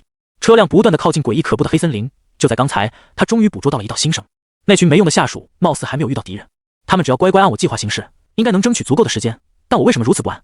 他回想起在深城看到的场景，那双眼睛，只要看过就不会忘记，如同神明看向万事万物，一切皆过眼云烟，一切生物在他面前皆为蝼蚁。他在那一刻心中只有一个念头：跑！再不跑就来不及了。哪怕过去这么久，他再回想，依旧一阵心惊胆寒。不行，现在当务之急是尽快晋升。金童人类劣等，算了，只要能晋升 SSS 级，金童还不是手到擒来。杀了他，一雪前耻。熟悉的力量源源不断涌上来，齐远周身气场开始攀升，逐渐朝神明接近。举手投足间仿佛自带一股韵律，好像他此刻坐着的不是车座，而是华贵无比、神圣不可亵渎的神座。双目也像最纯粹的金色变化，似乎能跨越空间，目视世间一切。齐远平静地朝森林深处的方向望去。果然，体验卡和被动不一样。体验卡需要敌人在他心灵感应范围内，且被他心灵感应捕捉才能够生效。这股力量没有上次的诅咒怪物给发的体验卡强，因为弑尸女王峰清楚 SSS 级怪物的力量。齐远知道这已经是超越弑尸女王峰的力量了，但还不够。他的气场变化引起了坐在他旁边的吴振华注意。这位中年大叔仅仅看了一眼，便打心底涌起一股想要顶礼膜拜、跪伏在地的欲望。齐远现在周身萦绕的气势，平静淡漠的表情，似乎能看穿一切的眼神。任何人见到他，脑海里都会第一时间蹦出一个词：神明。不管神明起源的初衷是什么，真或假，经过千年的口口相传，他已经成为一种符号，烙印在人们心中。它代表神秘、强大、救赎以及祈求对象。因此，吴振华对于产生给年纪比他小不止一轮的年轻人下跪的想法，并不感到排斥和羞耻。没有下跪，只是没有祈求的念头和足够的空间。七老八十的老人见到神像依旧下跪，吴振华的情况和这种情况类似，给神明下跪祈求很正常。直到齐远开口，他才从齐远等同于神像的等式中回过神来。神像开口，太他妈吓人了！你说啥？我没听清。你一直盯着我干嘛？吴振华从刚才开始就目光狂热地看着他。齐远感觉心中发毛，浑身鸡皮疙瘩都起来了。齐远不得不分出点注意力，询问吴振华：“没什么，没什么。”吴振华连连摆手，从宛若见到神明的震撼中清醒。他可没脸说方才想给齐远下跪，还想顺便求签问一下齐远，家中儿媳妇怀的是大孙子还是大孙女。两人的对话引起了坐在前排的薛世宗注意力，他转头看了过来。很快，齐远刚打断吴振华的狂热眼神，又收获了薛世宗的炙热眼神。好在薛世宗也许是体质问题，对于所有异能抗性都很高，他略一晃神便恢复正常。他注意到齐远的双目已经变成夺目的金色，便开口询问：“齐队，你已经在使用异能了？这个颜色是深城那次我们有没有打扰到你？”齐远一听，当即明白薛世宗的颓废感从何而来。你也是论坛八卦中的一员大将？眼睛颜色代表异能的使用程度，这条谬论他当时吃瓜还收藏了。他还没想好怎么鞭尸，于是转移话题：“没有，但是狮女王峰马上要晋级了。这条消息让一直专心驾驶的执勤员在马路上划出一道 S 弧度。吴振华和薛世宗也瞳孔骤缩，满脸凝重和不安之色。他们对于齐远的话没有一丝一毫的质疑，同时也明白这次行动是为了清理马上晋级 SSS 级的怪物而来。齐远还特意强调怪物要晋级，显然意思非常明显，怪物离晋级只差临门一脚。这条坏消息让车内所有人都惴惴不安，他们纷纷偷瞄主心骨的方向，见到齐远一脸风轻云淡，仿佛刚才是在说今天吃了什么。他们无声地松了一口气，齐对小齐这么淡定，刚刚肯定是动用了异能去干扰怪物晋级。所谓的没有打扰，也不过是他善解人意，不愿他们愧疚，一定不能再打扰他了。尽管没有交流，车内3人却做出了相同的决定，差点被车甩飞出去。齐远有点疑惑前面发生了什么事，发现车内寂静无声，便打算自己主动询问。与此同时，齐远听到了心声，他也顾不上这点小事，连忙侧耳倾听，好像看到人类了。他有点失望，不是狮女王峰的心声。既然怪物能看到他们，齐远探出头，这个在车辆云集的马路上危险的动作，放在了无人烟的马路上还没有咳嗽带来的威胁高。阳光有点刺眼，他眯着眼看到远处的森林灌木丛有些在大幅度晃动，这可怎么办？人马这个马屁精说我们一起上拖延的时间，还不如一个个跳出去唠叨2句，然后被杀死。结果我抽到第一个，吃。高速行驶的车辆急速停下，轮胎和地面摩擦发出刺耳的摩擦声。他们距离森林只有100-200米远，一行人全都从车上下来。咔嗒，不和谐的高跟鞋声音在一众轻微的脚步声中极为出挑。史密斯看向琳达的目光带有些许不善，但终究没说什么。现在不是计较这个的时候，他们的注意力集中在龙国的车辆上。不同于感受到全人类危机的几位 SS 级异能者火急火燎的心情，从这里开始就是齐远表演的舞台，而主角总是要压轴登场的。齐远不下车，车上的人也不敢打扰他，生怕影响他干扰狮女王峰晋级，成为全人类罪人。车门被轻轻打开，齐远一副出门郊游的轻松姿态从车上下来，他环顾四周，像是在欣赏风景。然而这只是齐远自以为的想法，他现在浑身加持滤镜，放在众人眼里又是另一副场景。他像君王又似神奇，一双耀眼的金瞳宛若神明，能洞悉一切罪恶。明明面容平静，却有一股不怒自威的气势，仿佛君王在巡视领地。这才是他真正的实力和性格吗？他们不由在心中发出类似的感慨。众人望向黑森林，它内部黑黢黢一片，人类刻入基因的崇尚光明令他们踏入黑暗中有些不安。所有人都放轻了脚步，唯独琳达的高跟鞋发出细微的磕碰声。出去！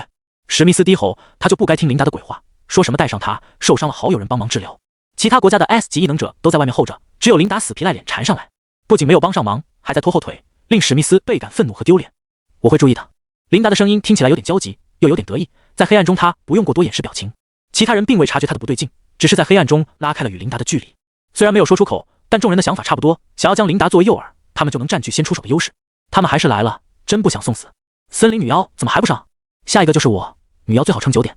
齐远仔细打量了一下周围，这几只怪物的气息和森林融为一体，狮女王峰应该是同化了他们，所以气息才会几乎一致。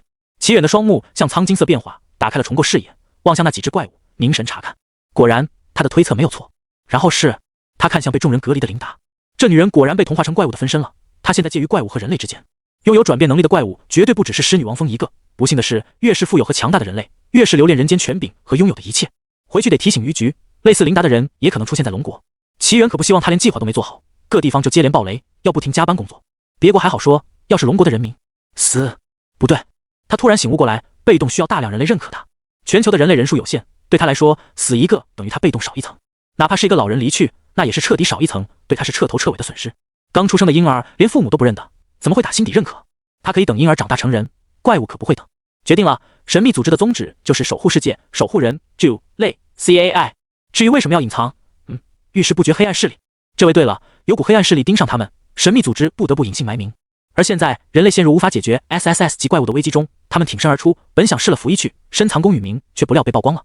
至于黑暗势力，目的肯定是和神秘组织对立，反派想要毁灭世界很正常吧？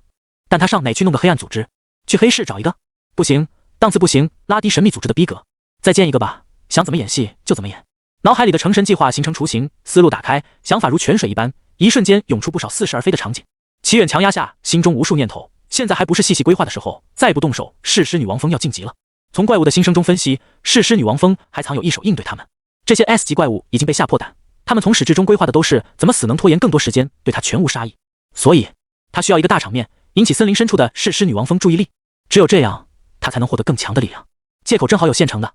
他脚步一顿，所有人注意到这点，立刻停下了前进的步伐。怪物也心中一突，不会他发现我们了吧？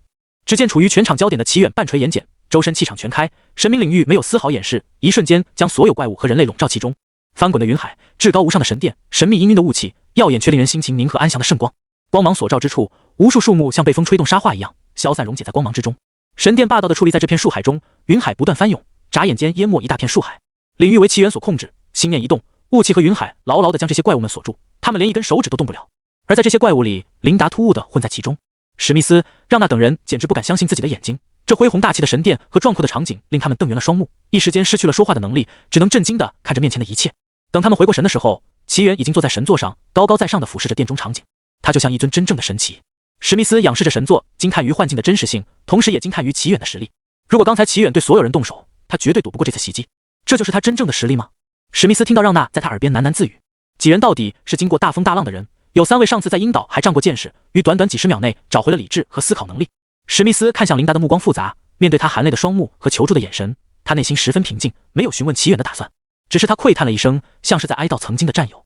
让娜等人则是毫不在意，他们还曾疑惑比特佛国居然有这么猪队友的高阶异能者，如今他被奇远困住，他们倒是回味过来了。奇远双手随意地放在神座扶手上，他察觉到誓师女王峰如他所愿暗中投来了关注，如同他上次暗中关注一样，静静的犹如待猎时的野兽，分析着猎物的战斗力。这群的废物们！他好整以暇，仿佛并不急着处理誓师女王峰，而接下来的言语也让誓师女王峰彻底肯定了猜测，心中的忌惮瞬间拔到最高。奇远身上的力量倏地暴涨了几十倍，处在这个神殿中，他感觉心念一动便能随手创造异能，尽管能量消耗不减，但速度却快了很多。不愧是和创造剥夺异能相配套的领域。该到的观众已经就位，奇远没有再拖拖拉拉。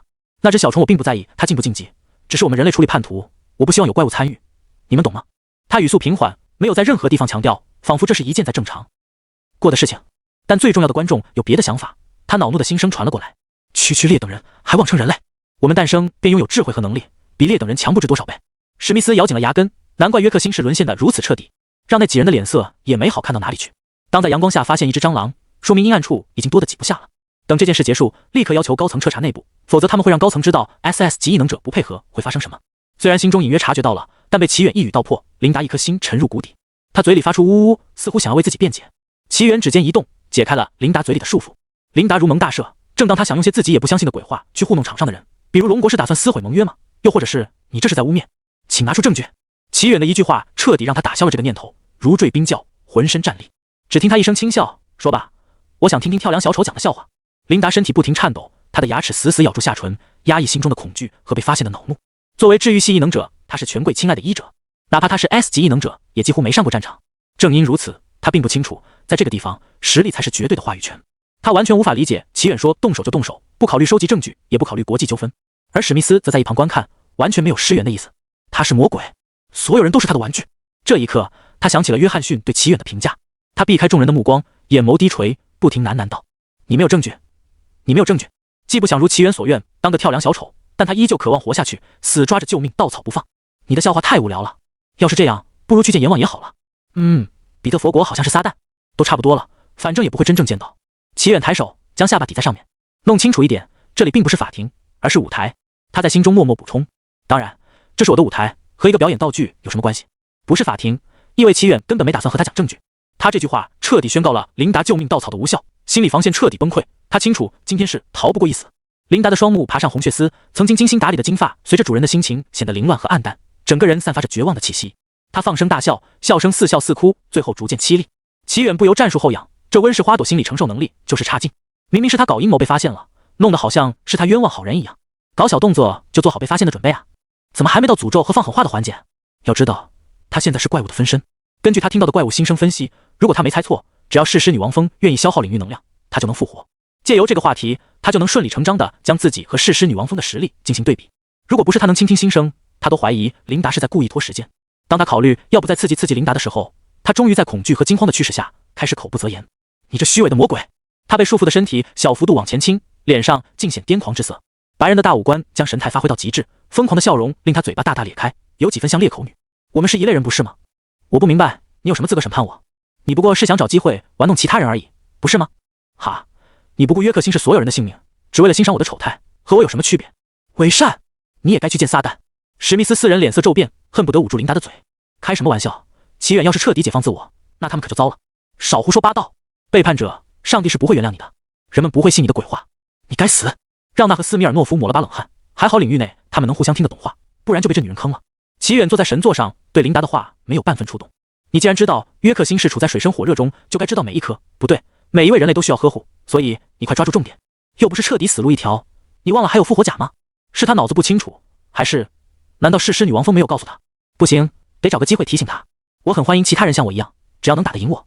面对琳达的质问，他没有和他扯嘴皮子的欲望。他脑子又没坏，跟想拖他下水的疯子讲什么施救和害人是两码事。他就是耶稣在世都没用。但我很想知道，是谁给的底气，让你在性命握在我手上的前提下，还敢在我面前大放厥词？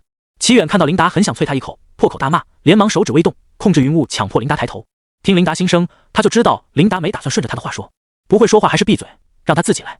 差点忘了，齐远目视琳达的双眼，你现在已经不是人类了，作为那只虫子的分身，只要他愿意，你就能复活。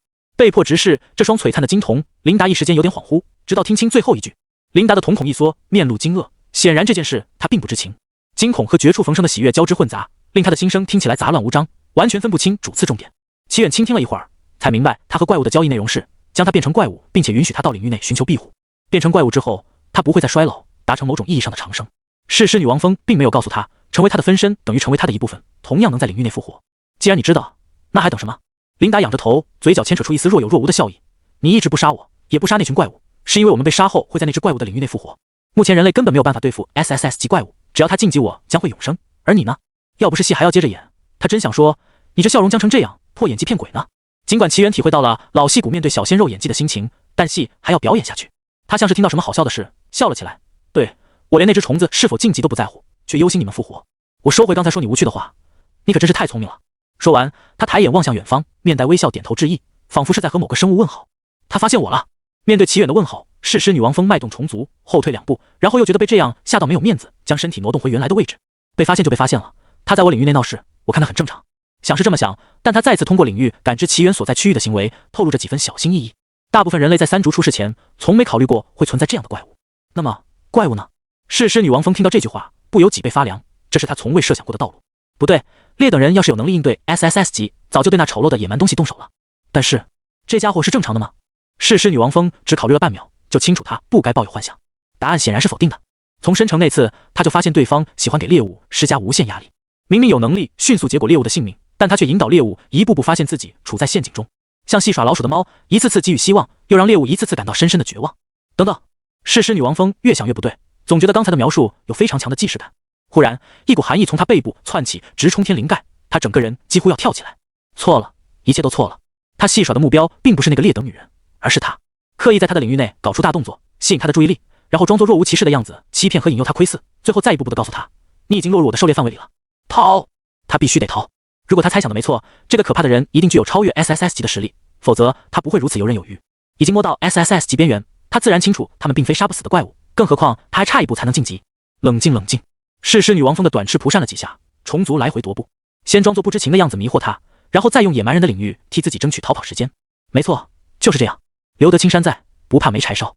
再也不走捷径了，找个深山老林磨洋工侵染，晋级慢点就慢点。齐远听到他的心声，感受身上无尽的力量，这是他从未体会过的强大。但很可惜，你没有下一次了。目的达成让齐远紧绷的情绪松缓，脸上不自觉带上了笑容。只是他手上的动作令场上的所有人头皮发麻。毕竟他也不是什么魔鬼，没必要一直折磨琳达那脆弱的神经。好歹帮了他大忙，该体面送走就体面送走。反正待会清理怪物，作为分身他也得死。只见温和的光线在琳达身上亮起，并不刺眼的光芒让场上众人能看清他身上的变化。与其说是琳达在发光，不如更像是给他打上一层柔光。这层柔光让看到的人和怪物都想起曾经逝去的美好时光，遗憾和信念梦想，尘封的过往被打开，心中难免惆怅和伤感。这是什么？他身上的光芒有什么作用吗？他们一开始并不清楚齐远这么做的含义，琳达也难得怔愣地看着身上的变化，他能感受到好像又找回了曾经人类的感觉。我又变回人类了吗？正当琳达以为齐远想给他将功赎过的机会，他立刻察觉身上的传来急速的疲惫感，耳边也好像响起时钟滴答的流转声。他保养得当，富有弹性的皮肤在快速枯萎干瘪，一头光泽的金发逐渐被干枯的棕发替代，然后又渐渐变得灰白。琳达的身形逐渐变得佝偻，脖子和脸庞爬满了皱纹，他感觉浑身使不上劲，仿佛动一下身体都会散架。不，这不是错觉。他被解开束缚，从光洁可见的地面上看清了自己的模样，颤抖地用双手抚摸脸颊，不可置信地用呕哑的声音嘶吼。不！垂垂老矣的身体并不支持他做大动作，他很快闪到了腰，痛苦地捂住了腰部。史密斯等人不由咽了口唾沫，后退2步，生怕被琳达身上的光芒照射到了。他们充分意识到了这个龙国男人对于划定为非有方的生物会如何残忍。相比起来，之前对他们的戏耍不过是小小的玩笑而已。他们垮着披脸，强行安慰自己：朋友吗？开个玩笑很正常，这样能给平常无趣的生活添加点波澜壮阔的贴心朋友，上哪找去？好在琳达并没有痛苦多久，她变成老人后，生命气息逐渐变弱，最终彻底咽气。齐远贴心的没有再用时间异能加速，给他留了全尸，方便他的家人替他拍摄遗照，以最美的模样下葬。可惜他最重要的观众在剧目结束前就想离开座位。逝尸女王蜂甩开除了野蛮人以外的所有童话领域，他趁着奇缘解决琳达的时间，赶紧解除和约克星矢之间的连结。因为距离晋级只差一步，解除连结花费了他不少时间。不能待这里了，待会晋级跑都跑不掉。晋级之后，这片空间的掌控权就是他的了。理论上，他可以隐藏起这片空间的入口，可他不敢拿自己的小命去赌。他的实力深不可测，说不定直接打碎空间进来找他，这都说不准的。至于用普通人性命去威胁对方，那真是老寿星上吊活腻了。琳达刚才的质问，他全都看在眼里。他要是真在乎，还给他表演什么杀鸡儆猴？反正也不是第一次失败了，不过是再跑一次。等这个可怕的人类垂垂老矣，他再找上门一雪前耻。现在时机未到，先稳一手。正打算直接掀桌的齐远，被他这念头弄得差点没绷住。他干咳两声，代替想笑的欲望。你他娘还真是个天才！长生流被你拿捏了是吧？既然喜欢这个地方，为什么不留下来？逝尸女王蜂没有一点犹豫，她非常懂得打团精髓，崩撤卖溜，该舍弃的毫不吝啬，当即将他留到现在的底牌挡在他身后，自己的脚步不停拼命逃跑，打算在齐远没老没死前彻底不出来了。两方领域碰撞，史密斯几人在那一瞬间感受到天旋地转，眼前一切都是混乱的。然而很快，圣洁的光芒笼罩在他们身上，驱逐了他们身上残留的异能。他们伸手捂住了嘴和肚子，几乎要呕吐出来。恐怖的力量相互试探吞噬，碰撞挤压，史密斯几人通过余威便能估算出自己对上任何一方的胜率。毫无疑问，胜率是0，这是不可多得的好机会。能够窥见强者究竟能达到什么水平？他们分别使用异能保护自己，朝另一边的领域看去。建筑物横七竖八地立在领域内，或倒立，或躺平，或倾斜。总之，除了正常的建筑物，什么角度的都有。身体器官没有一个在正确位置上的。人类在树立的街道上游荡，树木的根部和枝丫随意长在树干上，它像动物一样奔跑。这是什么？史密斯四人瞳孔一缩，不适感萦绕在他们心头，久久不散。领域内所有一切都处于不正常的状态。他们甚至看到废弃的无人机散发着红光，在地面穿梭。难怪派出的探测设备全部都没拍摄到内部的情况。自三足怪物晋级为 SSS 级之后，他们第一次看到他领域内的情况。这种情况，他们已经可以断定没有幸存者了。领域的碰撞还在继续。面对这诡异强大的领域，齐远眉头一皱。这不过是三足怪物的领域一角，碾压不是问题。皱眉是因为他在权衡要弄个大场面分享世界人民，还是直接碾压过去。他略一思索，放弃了刷声望。和 SSS 级怪物的领域一角打出大场面，群众声望是刷到了，但影响怪物对他整体实力预估，倒不如让 SSS 级怪物感受到强烈的威胁，这样下次去找他才能给他产出体验卡。他强行安慰自己，群众的声望并没有消失，而是以某种形态转嫁到未来。做出决定后，齐远不再留手。刹那间，神明领域以摧枯拉朽的姿态压过充满混乱气息的领域，湮灭了作为载体的童话领域。光芒所到之处，领域像一触即碎的泡沫，分崩离析。作为仅有的几名观众，他们不可置信地眨了眨眼睛，让那狠狠掐了自己一把，语带惊讶：上帝，瞧我看到了什么？史密斯握拳，亢奋地嚷嚷 ：SSS 级异能者，他绝对是 SSS 级异能者！神父手不停划着十字架，感谢主的庇佑，我们人类终将走向胜利。斯米尔诺夫虽然没有说话，但他握紧手里的刀，性格使然，他压抑了激动情绪的表达。领域的重创让逝尸女王蜂逃跑的动作一顿，但他不敢停下，试图带着领域逃到别的空间去。埋头逃跑的他，影子越拉越短，渐渐的，影子缩成一个点在他身下，最后连点都消失了。光，他的记忆彻底停留在回头看向无边神光的一刻。逝尸女王蜂被光芒吞噬的身体，如同刚才的领域一样，一刹那湮灭，消散于空。之前被抓住的 S 级怪物们随着逝尸女王蜂的消失而死亡。与此同时，约克星市各地的邪教徒仿佛被按下了暂停键，倒地不起。处在封闭的车内被邪教徒包围，突然邪教徒集体倒下。科克尔眼睛瞪得快掉出来，他惊叹：丹尼尔，瞧我们看到什么？科克尔，我看不到，你把我压在身下。丹尼尔抬头看父亲，他被科克尔塞到位置下面，头上便是方向盘。抱歉，我忘了。科克尔一边将他的儿子拉起来，一边说道：愚蠢的政府支援终于到了吗？我说过明天或者后天可以回家。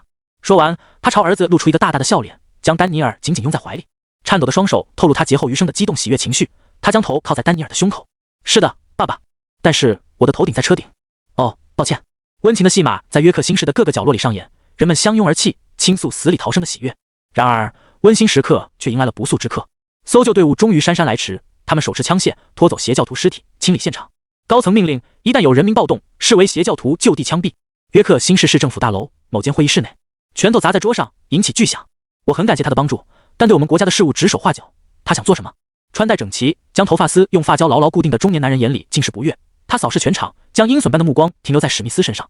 他怀疑史密斯的状态不对，也许是被控制了。怪物被清理的那天，史密斯让人把一具老人尸体抬了回来。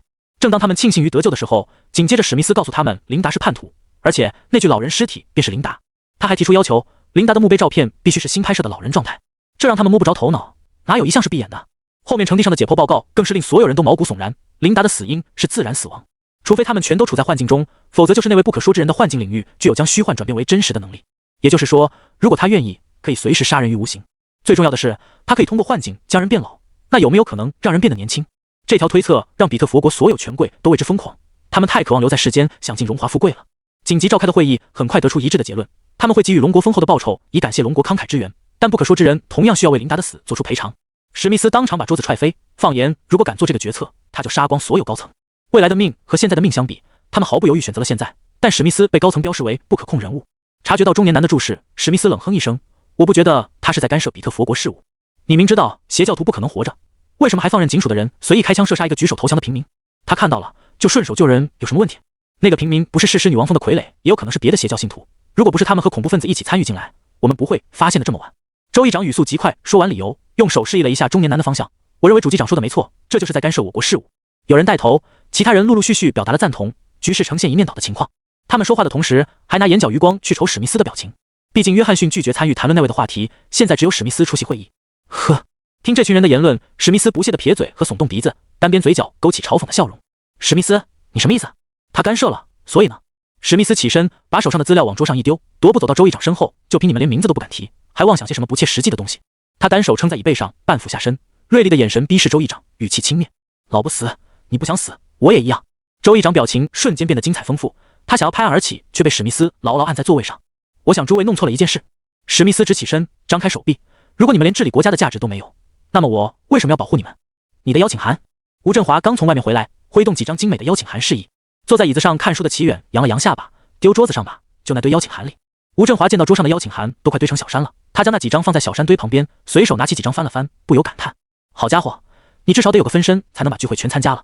齐远突然被呛到，干咳几声，端起杯子猛灌一口水，摆摆手。所以我懒得参加，也不知道他们搞什么。之前说的好听，什么远道而来，要是让你们匆匆离开，就是我们招呼不周。吴振华头疼的不行，他是这次明面上的负责人，这几天天天找我唠这唠那，一刻都不得闲，我恨不得早点跑。说完，他将身体挤进沙发里，烦躁的搓头。齐远礼貌笑笑没说话，任由吴振华葛优躺，低头看向手中的书籍。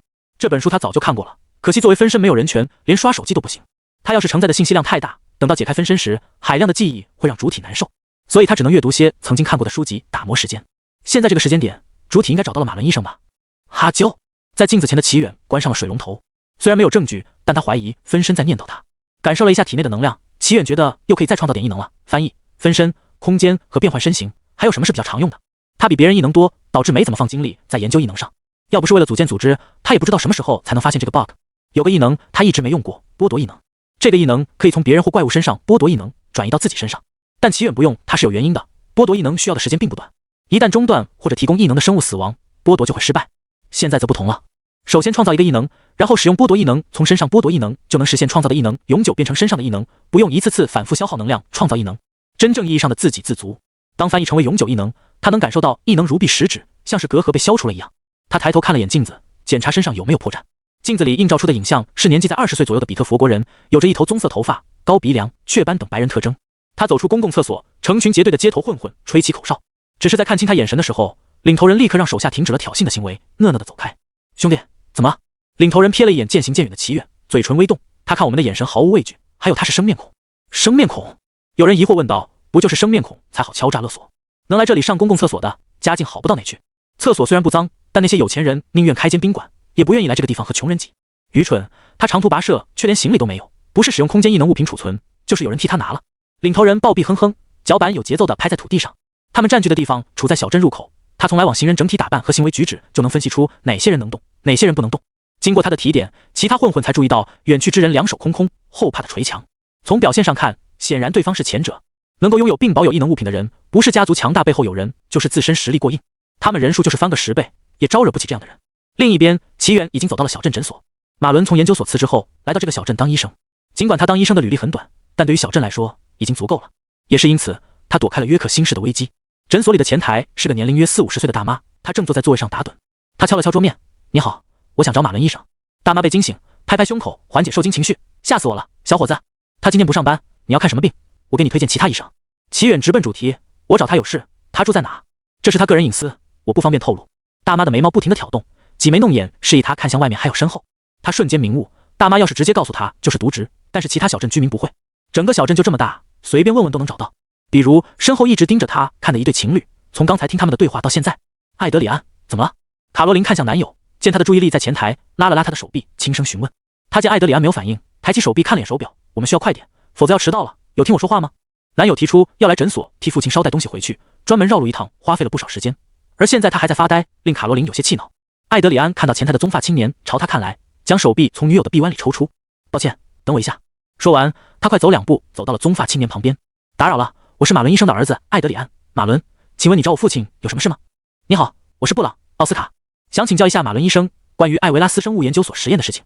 奥斯卡这个姓氏让他感到亲近。当随机取名软件跳出这个名字时，齐远当即决定使用这个假名。艾维拉斯生物研究所，艾德里安对父亲工作了大半辈子的地方并不陌生，熟悉的词汇让他稍微放松警惕。卡罗琳走了过来，搂住了男友的腰。尽管他有点着急迟到问题，但没有出言打断他们的对话。艾德里安单手揽住女友肩膀，面带微笑，向齐远解释：原来如此，遗憾的是，父亲现在并不在家，他出门参加了好友的聚会。请问他什么时候在家？如果您不介意的话，要不要和我们一起参加下午的女巫聚会？聚会结束后，我打算邀请朋友到我家烧烤，那时他会在家。要是介意，是不是晚上你父亲也不在家？他在心里吐槽，一句晚上在家能解决的事情，艾德里安非得绕一大圈。齐远猜得出对方并没有完全打消戒备，于是他应承下来，不胜荣幸。这对小情侣走在路上，收获了不少大叔大妈的揶揄。他们调侃小情侣的同时，也不忘顺便问候一下他。这里和约克星市不同，大家都很热情。艾德里安拉着女友的手，边走边说：“听说约克星市那边出了事，现在还好吗？”怪物已经被清理了，说不上好，也说不上坏。齐远张望了一下周围，发现小镇里没什么年轻人，用模棱两可的话带过。但他这句话引起了艾德里安的好感，他露出了一个意会的表情。对于那些高层来说，约克星市没彻底沦陷就是不坏，但对于普通人来说，这已经很糟糕了。如果我没理解错你的意思，他两眼放光，一副兴致盎然的模样。我父亲告诉我，随着时间流逝，怪物会越来越强大，而人类却需要赌博。我认可他的说辞，可惜比特佛国的高层是无可救药的蠢蛋。如果我是他们，就会联络世界各国一同剿灭怪物。看来又是个政治家。于艾德里安这类人而言，讨论世界趋势，分析背后的原因和发展趋势，令他们浑身亢奋，和成瘾也差不了多少。齐远点头，随口应和：“差不多吧。”我就知道。成功解读，艾德里安的情绪更加亢奋。你又开始了。卡罗琳白了男友一眼，摇晃着他的手朝齐远说：“他就是这样，你别介意。”女友的打断让艾德里安从高谈阔论的状态中恢复，他无奈摊手。然而我只是个普通人，所以作为普通人，我们要选择一个防卫力量还不赖，人也不会太多引起高阶怪物注意的地方。我和卡罗琳都是普通人，你是异能者吗？一路上，齐远一副侧耳倾听的模样，闻言坦然道：“我很期待拥有新异能。”他没有正面回答，给了个容易让人误会的回复：“开玩笑，不是异能者都要开烧烤了。要是异能者，他是打算把整个城镇都请来围观吗？”艾德里安和卡罗琳显然陷入了他的语言陷阱中。众所周知，每人只会觉醒一项异能，期待拥有新异能，等于还没有异能，所以才能拥有新的异能。卡罗琳神情放松，她主动挑起了话题：“那你可来对了，女巫会在聚会上挑选出容易觉醒的人。”这倒是让齐远有点兴趣，他静静地听卡罗琳介绍。一开始，玛莎女士是为了帮助镇上的人们，她的异能是灵视，能够看到别人看不见的东西。如果有人有比较大的概率觉醒，她会主动上前告诉他们。后来来找她的人多了，她也老了，就改成了1年1度的女巫聚会。每年玛莎女士生日当天都会举办女巫聚会，镇上的异能者和曾经受她帮助的异能者有时间便会抽空回来参加聚会。同时，附近的有钱人也会带孩子过来。你知道的，他们迫切希望孕育出异能者保护他们的财富。但是如果结婚或者超过25岁了，哪怕有机会觉醒，玛莎女士也不会说。其中原因我也不知道。这个我知道。艾德里安的话收获了卡罗琳怀疑的眼神，她才是土生土长的小镇居民，而男友才搬来没几年。我母亲和玛莎女士关系不错。他先解开了女友的疑惑，才接着说刚才的话题。之前有对刚结婚的夫妻，因为玛莎女士指出丈夫有可能觉醒，丈夫离家至今未归，因此玛莎女士希望到了年纪就该负起家庭的责任。卡罗琳做出评价，这不是她的错，但悲剧因为自己发生，并不是件开心的事。就像她为了大家的人身安全，定在下午举办聚会。要是有希望觉醒异能，你们会抛弃家庭吗？卡罗琳对此耿耿于怀，显然艾德里安高谈阔论令她不安。为什么觉醒异能就要抛弃家庭？这不是必须选择的问题。艾德里安并没有领悟到这是一道送命题，以他的思维很快抓住问题的漏洞。我可以定期回来，还有视频通话。不做选择就等于没有选择，在患得患失的卡罗琳面前是无效的。在他的逻辑链里，没有选择他等于如果非要2选1，他就会被抛弃。他脸色一黑，咬牙切齿道：“奥斯卡先生，你怎么想的？一直降低存在感，方便小情侣耳鬓厮磨。”齐远眼皮抽搐，他一个单身狗能怎么想？只得老神在，含糊回答：“不知道，我没有女友。”艾德里安，只能帮你到这了。有了齐远更拉的衬托，卡罗琳看男友的眼神也没那么愤怒了。他又重新牵起了艾德里安的手。艾德里安一脸茫然，后知后觉意识到女友的怒火，向齐远投去一个感激的眼神。三人终于走到了小镇广场，他们俩有不少认识的朋友上前打招呼。齐远不再是最亮的灯泡，难怪路上没怎么看到年轻人，全都跑这里来了。如果不是事先得知聚会的目的，他会以为这是大型的相亲现场。广场上的男女精心打扮，有不少男女去搭讪看中的目标。艾德里安和入口的大叔闲聊几句，接过胸花递给女友和齐远，示意他们别在胸口上。齐远接过别上，跟随他们走进会场。会场外围一圈有各式各样的摊位，售卖酒水食物等东西。他四下张望，注意到那圈摆放了桌子，桌子上摆放了甜点水果。这是我的朋友布朗奥斯卡被齐远挽救了一场情侣纷争，艾德里安单方面宣布他们是朋友。他正打算把齐远介绍给他的朋友，发现他的新朋友掉队了。注意到齐远的目光所在，他眼神里有几分羡慕，解释道：“那里是为异能者和有钱人准备的地方。”三人接着往前走，熙熙攘攘的人群有种庆典的感觉。不过小镇人数有限，哪怕有不少外地人赶来参加，也并不拥挤。卡罗琳背后传来女声，卡罗琳听到他的名字，回头看向声源，惊喜地跑向那边。那边站着2名女生，她们正在朝这里挥手。莉莉、蕾切尔。卡罗琳作为中间人，向他们介绍了2位女生的名字，又向他们介绍了齐远2人。莉莉笑着和他们打招呼，蕾切尔看起来心情不好，但还是礼貌点头。3名女生久别重逢，聚在一起聊天。艾德里安满脸苦逼，和齐远走在后面，他们至少要聊到活动开始前。而我的兄弟们不是有女友，就是去搭讪了。他说完意识到好像漏了什么，补充一句：除了你，我没有时间去经营恋情。和恋爱狗强行掰扯单身也很快乐是徒劳的，他们只会说试一试你就知道有多快乐了。反正是马甲，齐远完全不担心被拆穿。好吧，可惜了周围漂亮的女性，你没发现他们一直在偷偷看你吗？在恋爱过程中尝到甜头的人总喜欢做媒，是怎么回事？齐远死鱼眼看向了四周，的确看到了不少女性朝这边看来。触及他的目光，他们不仅没有闪躲，反而挥手打招呼或者点头致意。一瞬间，一众男性向他投来敌视的目光。不对劲，正常情况下，女性应该是以欣赏的目光为主，而男性则是看两眼，抱着想要追赶他实力的心态，几乎不会把他当情敌。这是齐远第一个闪过的念头，随后他想起改变了外表。果然异能外在体现会影响其他人的判断，哪怕变化成相貌普通的外表，效果依旧不错。艾德里安凑了过来，小声耳语，前面的2位女士也在偷偷看你，不过她们是异能者，和我们2个世界这么近，她们不可能听不到，就别掩耳盗铃了。齐远顺着他的话看了过去，雷切尔冷冷瞥来目光，背后说人闲话就是绅士的体现吗？别看我，真恶心。说完，他大步往前走，甩开了一段距离。别生气，这是有原因的。莉莉微笑解释，她最近被一男的死缠烂打，可能是怕你被找麻烦。其实看得出来，他对你有些好感，可惜你只是普通人。当然，我也一样。说完，他压住裙摆，追上了蕾切尔。齐远听完，倒没觉得什么，只是感慨，真实的普通人世界原来这么残忍吗？反倒是卡罗琳有些失神，叹了口气。艾德里安看出女友情绪低落，搂住了她。怎么了？你不是一直期待和他们见面吗？卡罗琳强颜欢笑，小声的在男友耳边低喃。以齐远的异能者身体素质，想听不到都难。他们对我很好，只是莉莉和蕾切尔聊的事情听起来有趣极了，而我却插不进话题。当我主动聊起话题，他们也认真倾听。但我们关系很好，感受得到莉莉和蕾切尔并不感兴趣。他们刚才说普通人和异能者是2个世界，我深刻的体会到了。艾德里安，我害怕你也会加入那个世界。齐远默默走到一边，让小情侣互诉衷肠去。还好龙国的阶级划分没这么严重，难怪国家要让普通人和异能者混着上学，分开时间久了，哪怕不歧视也会划分阵营。不过也可能是龙国能吵起来的东西太多，南北之争、田贤党派都够他们大战300回合。上一秒还是敌方阵营，下一秒进入了同方阵营。莉莉和蕾切尔察觉卡罗琳没有跟上来，他们便回来找人。见2人搂在一起，莉莉拽着蕾切尔朝他走了过来。蕾切尔面带尴尬，脚尖踢了踢地面，刚才非常抱歉。蕾切尔，在命运的指引下，我终于找到你了。一位穿着浮夸骚包的男性抱着玫瑰走了过来，他油头粉面，昂首挺胸，阔步朝他们而来。啪的一下跪下，单膝跪的献上玫瑰，吸引来一众目光。齐远的脚趾抓了抓地面，试图为比特佛国的建筑事业添砖加瓦。莉莉也表情古怪，战术后仰。蕾切尔后退几步，连忙摆手：对不起汉森，我只想尽快升级，我们可以一起升级。汉森不在意别人的目光，一边深情款款的表白，一边去拉蕾切尔。蕾切尔毫不犹豫拍开他的手，冷漠地说：我想自己升级。汉森起身挺直腰板，像生怕别人不知道一样，中气十足喊道：我可是幻觉系异能者，和最强异能者齐远同类别异能。听到他的名字，齐远反射条件的扭头看去，在听清内容后，他不由直呼好家伙，到底是说了多少句他的名字发音这么标准？莉莉扶额又来了，每次被拒绝都是这套说辞，他耳朵都快听出茧子了，甚至能流畅的背下后面的话。别不识抬举，我知道女孩都比较矜持，再给你一段时间考虑。别不识抬举，是不是这个小白脸欺骗了你？这次不一样了。他看着汉森将手里的玫瑰丢在地面，朝他们而来。莉莉恍惚回神，挡在齐远前面，厉声质问：你想做什么？他是普通人，走开！莉莉。汉森捏紧拳头，脸涨红成猪肝色，很抱歉，我已经不喜欢你了，现在我的身心都属于蕾切尔。莉莉身形纹丝不动，没有让开的打算，朝汉森大大的翻了个白眼。记得我没答应过你。我知道，女孩该死的矜持，快让开！他神色不善的朝齐远挑衅，躲在女人身后。你是男人吗？你怕了？汉森不断向前逼近，他伸手在自己脖子上比划割喉，威胁意味十足。别靠近我！莉莉将汉森推了回去，侧头用极快的语速对齐远低声说道：不管他说什么，不要和他动手。普通人和异能者的实力不啻天渊，不是拥有勇气就能改变的，别犯蠢。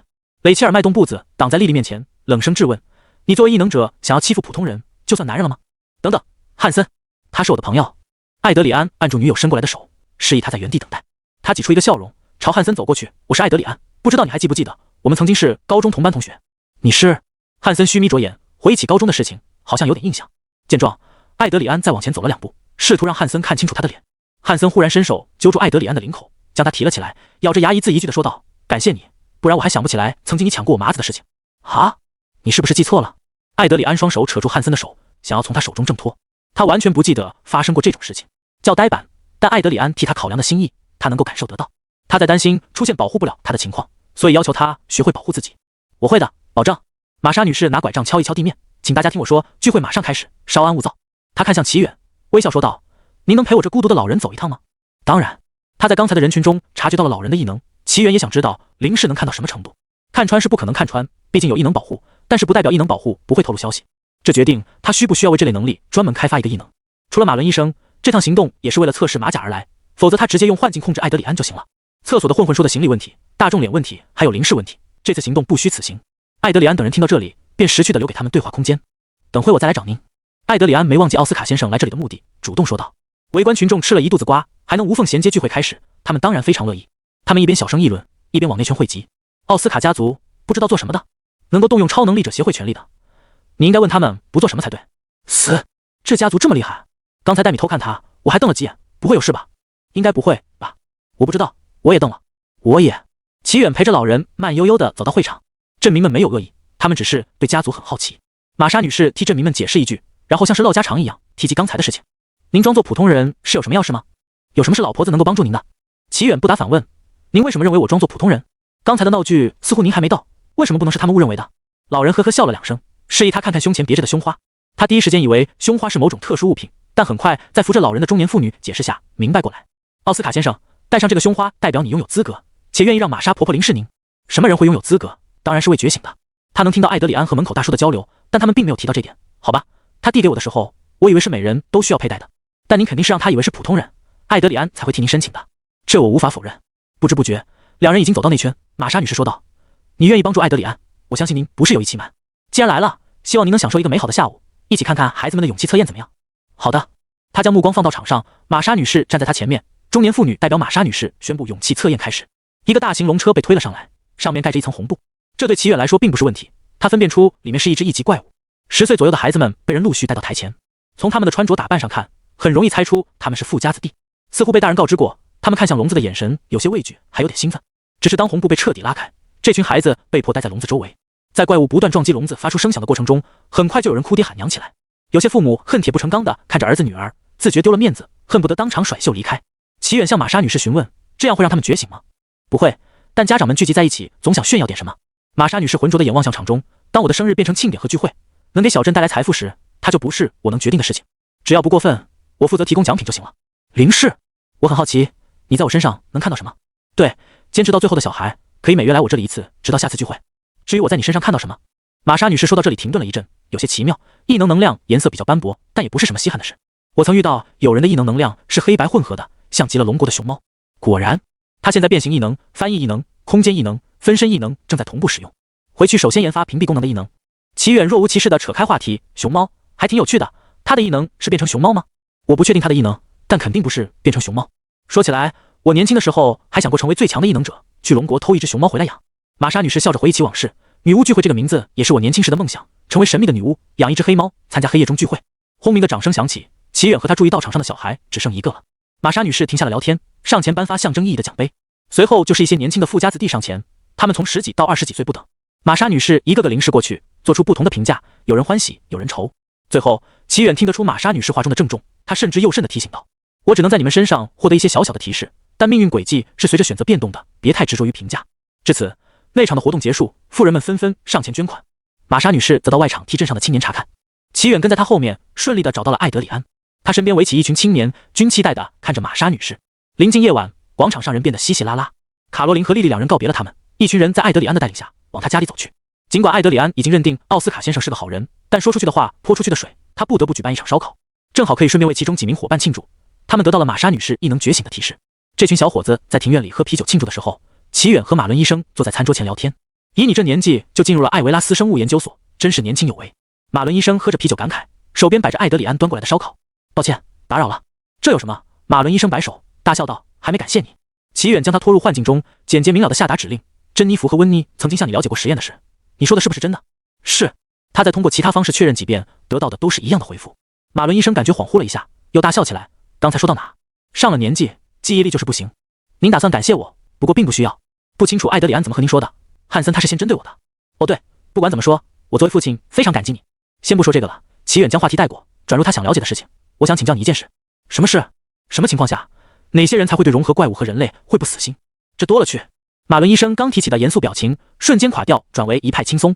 想要提高实力的异能者，想要制造更多武器的国家，想要拥有更多寿命的权贵等等。他晃动杯中的酒液，消耗一些上了年纪的普通人，对国家并没有多少损失。嘴里嘟嘟囔囔抱怨一通，借着酒劲发泄不满，跟他儿子同样是见证家。你说的这些人有什么共同点？齐远在马伦医生说话的空隙打断了他的絮叨。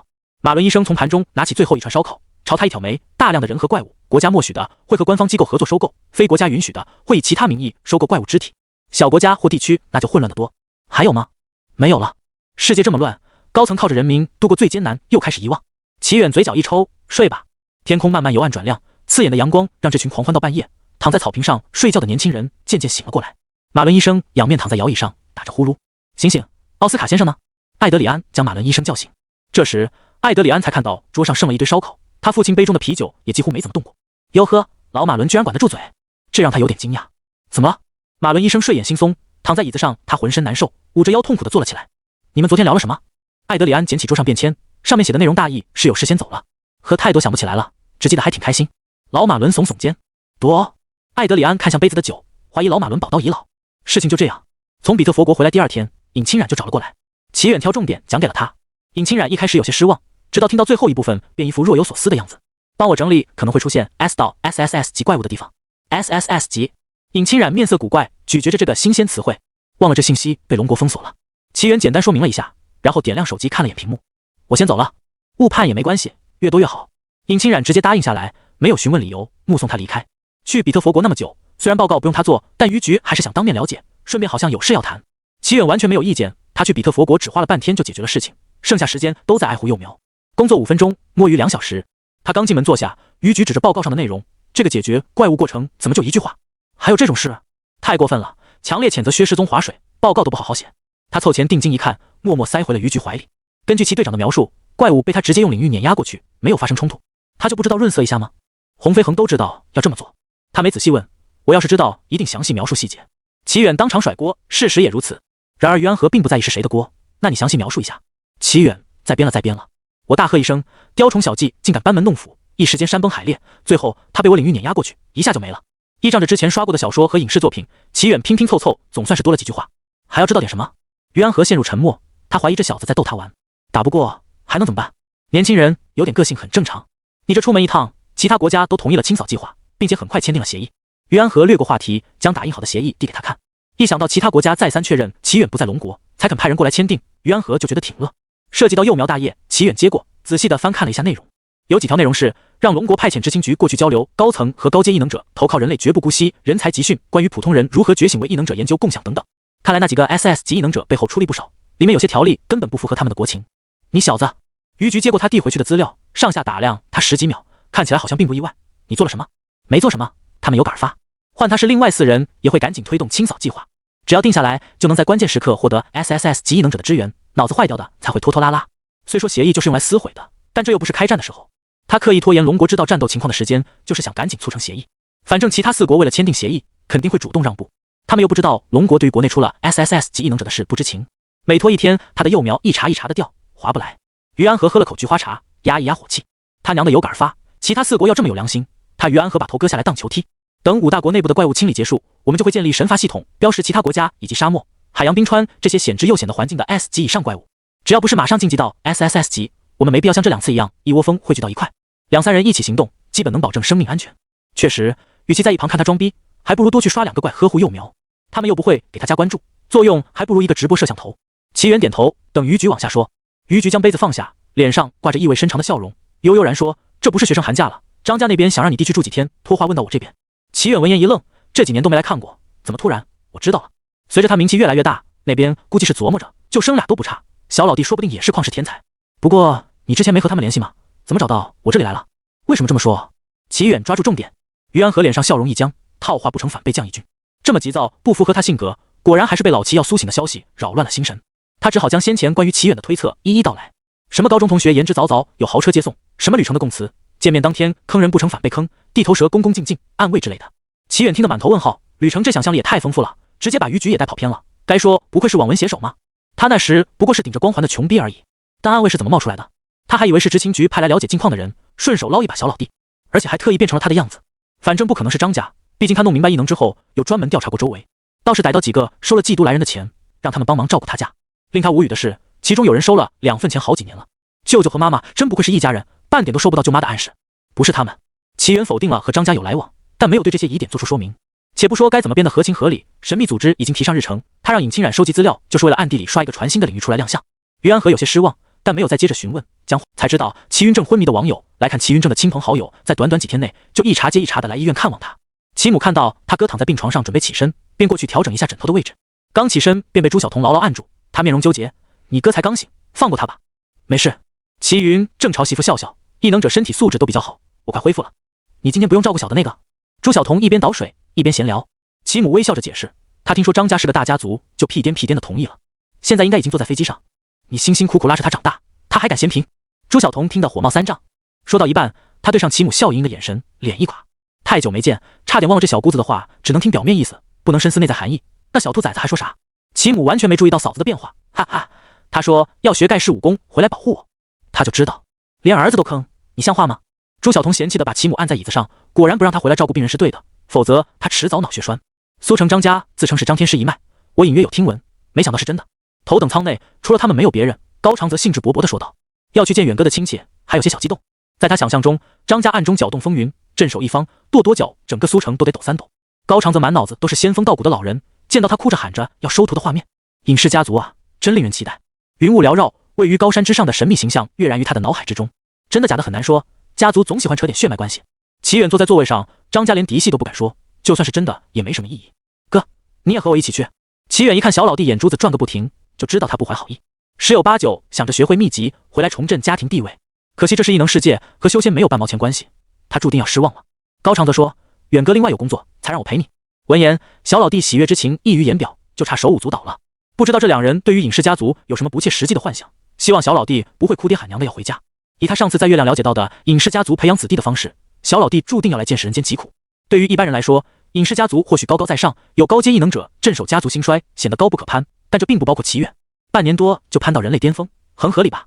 齐远坑弟毫无心理负担，完全不担心小老弟被困在张家出不来。他正好借此机会溜出嫉都，刷一刷领域。这次的任务疑似 SS 级怪物，他又是单人行动，或许可以一怪多用，把能量骗到手，用幻境控制怪物，让他再来一次，循环的几次不过分吧？小老弟乐完，讨好的坐在他旁边，典型的心虚表现。他也懒得点破这家伙。昨天阴岛的补偿送了过来，齐远想着给他也没用，正好给小老弟带去张家装个逼。上次见到尹氏家族的子弟们，好像人手几件异能物品，咱也不能太磕碜。那时小老弟还抱着他大腿，哥，你真是我亲哥。现在就打算争夺家庭地位了，真是人心不古。大部分苏城市民对于张家并不熟悉，他们更熟悉的是靠近城市边缘的大型建筑群。然而为了欣赏建筑物而丢了小命不值当，就像申城大学也很少申城市民参观，人人都往室内挤破头，就是为了生命安全。但他们并不知道这片建筑物的安全性并不比室内低。苏城执勤局并不介意张家的行为，张家使用基本用不上的土地还要纳税以及清理周边怪物。如果他们能注册一下异能者信息，不要死鸭子嘴硬说是普通人，执勤局会更加高兴。今天张家的氛围似乎和往常不同，秉持着古老的家族传统，家主长老们的心情能直接影响族弟的氛围。通过观察徒弟、下属和佣人的表情，便能判断出是哪个派别的。一辆豪车早早驶出张家，往机场开去。量身定制的精致旗袍勾勒出曼妙的身材，妇人的头发凌乱，脸上也没有妆容痕迹。他从窗口侧耳倾听车辆离去的声音，朝屋内的方向抱怨，只不过来小住几天而已，需要这么大阵仗吗？我敢打赌，他们肯定不会坐半夜的航班过来。说完，他坐到了梳妆台前，拿起梳子理顺头发。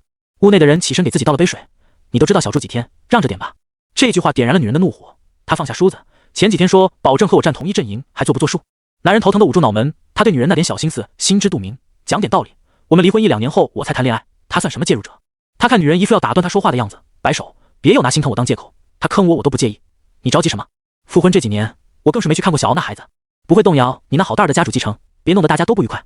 随着男人一句句话下来，女人的脸色越来越黑，从牙缝里挤出声音，你的好大，你说这话什么意思？行，我的错。男人上前安抚女人，长老们和我爹一直认定的事，我也改不了，那我还是不喜欢，别指望我给他好脸色。女人甩开男人安抚的手，一扭身，你这人傻成这样。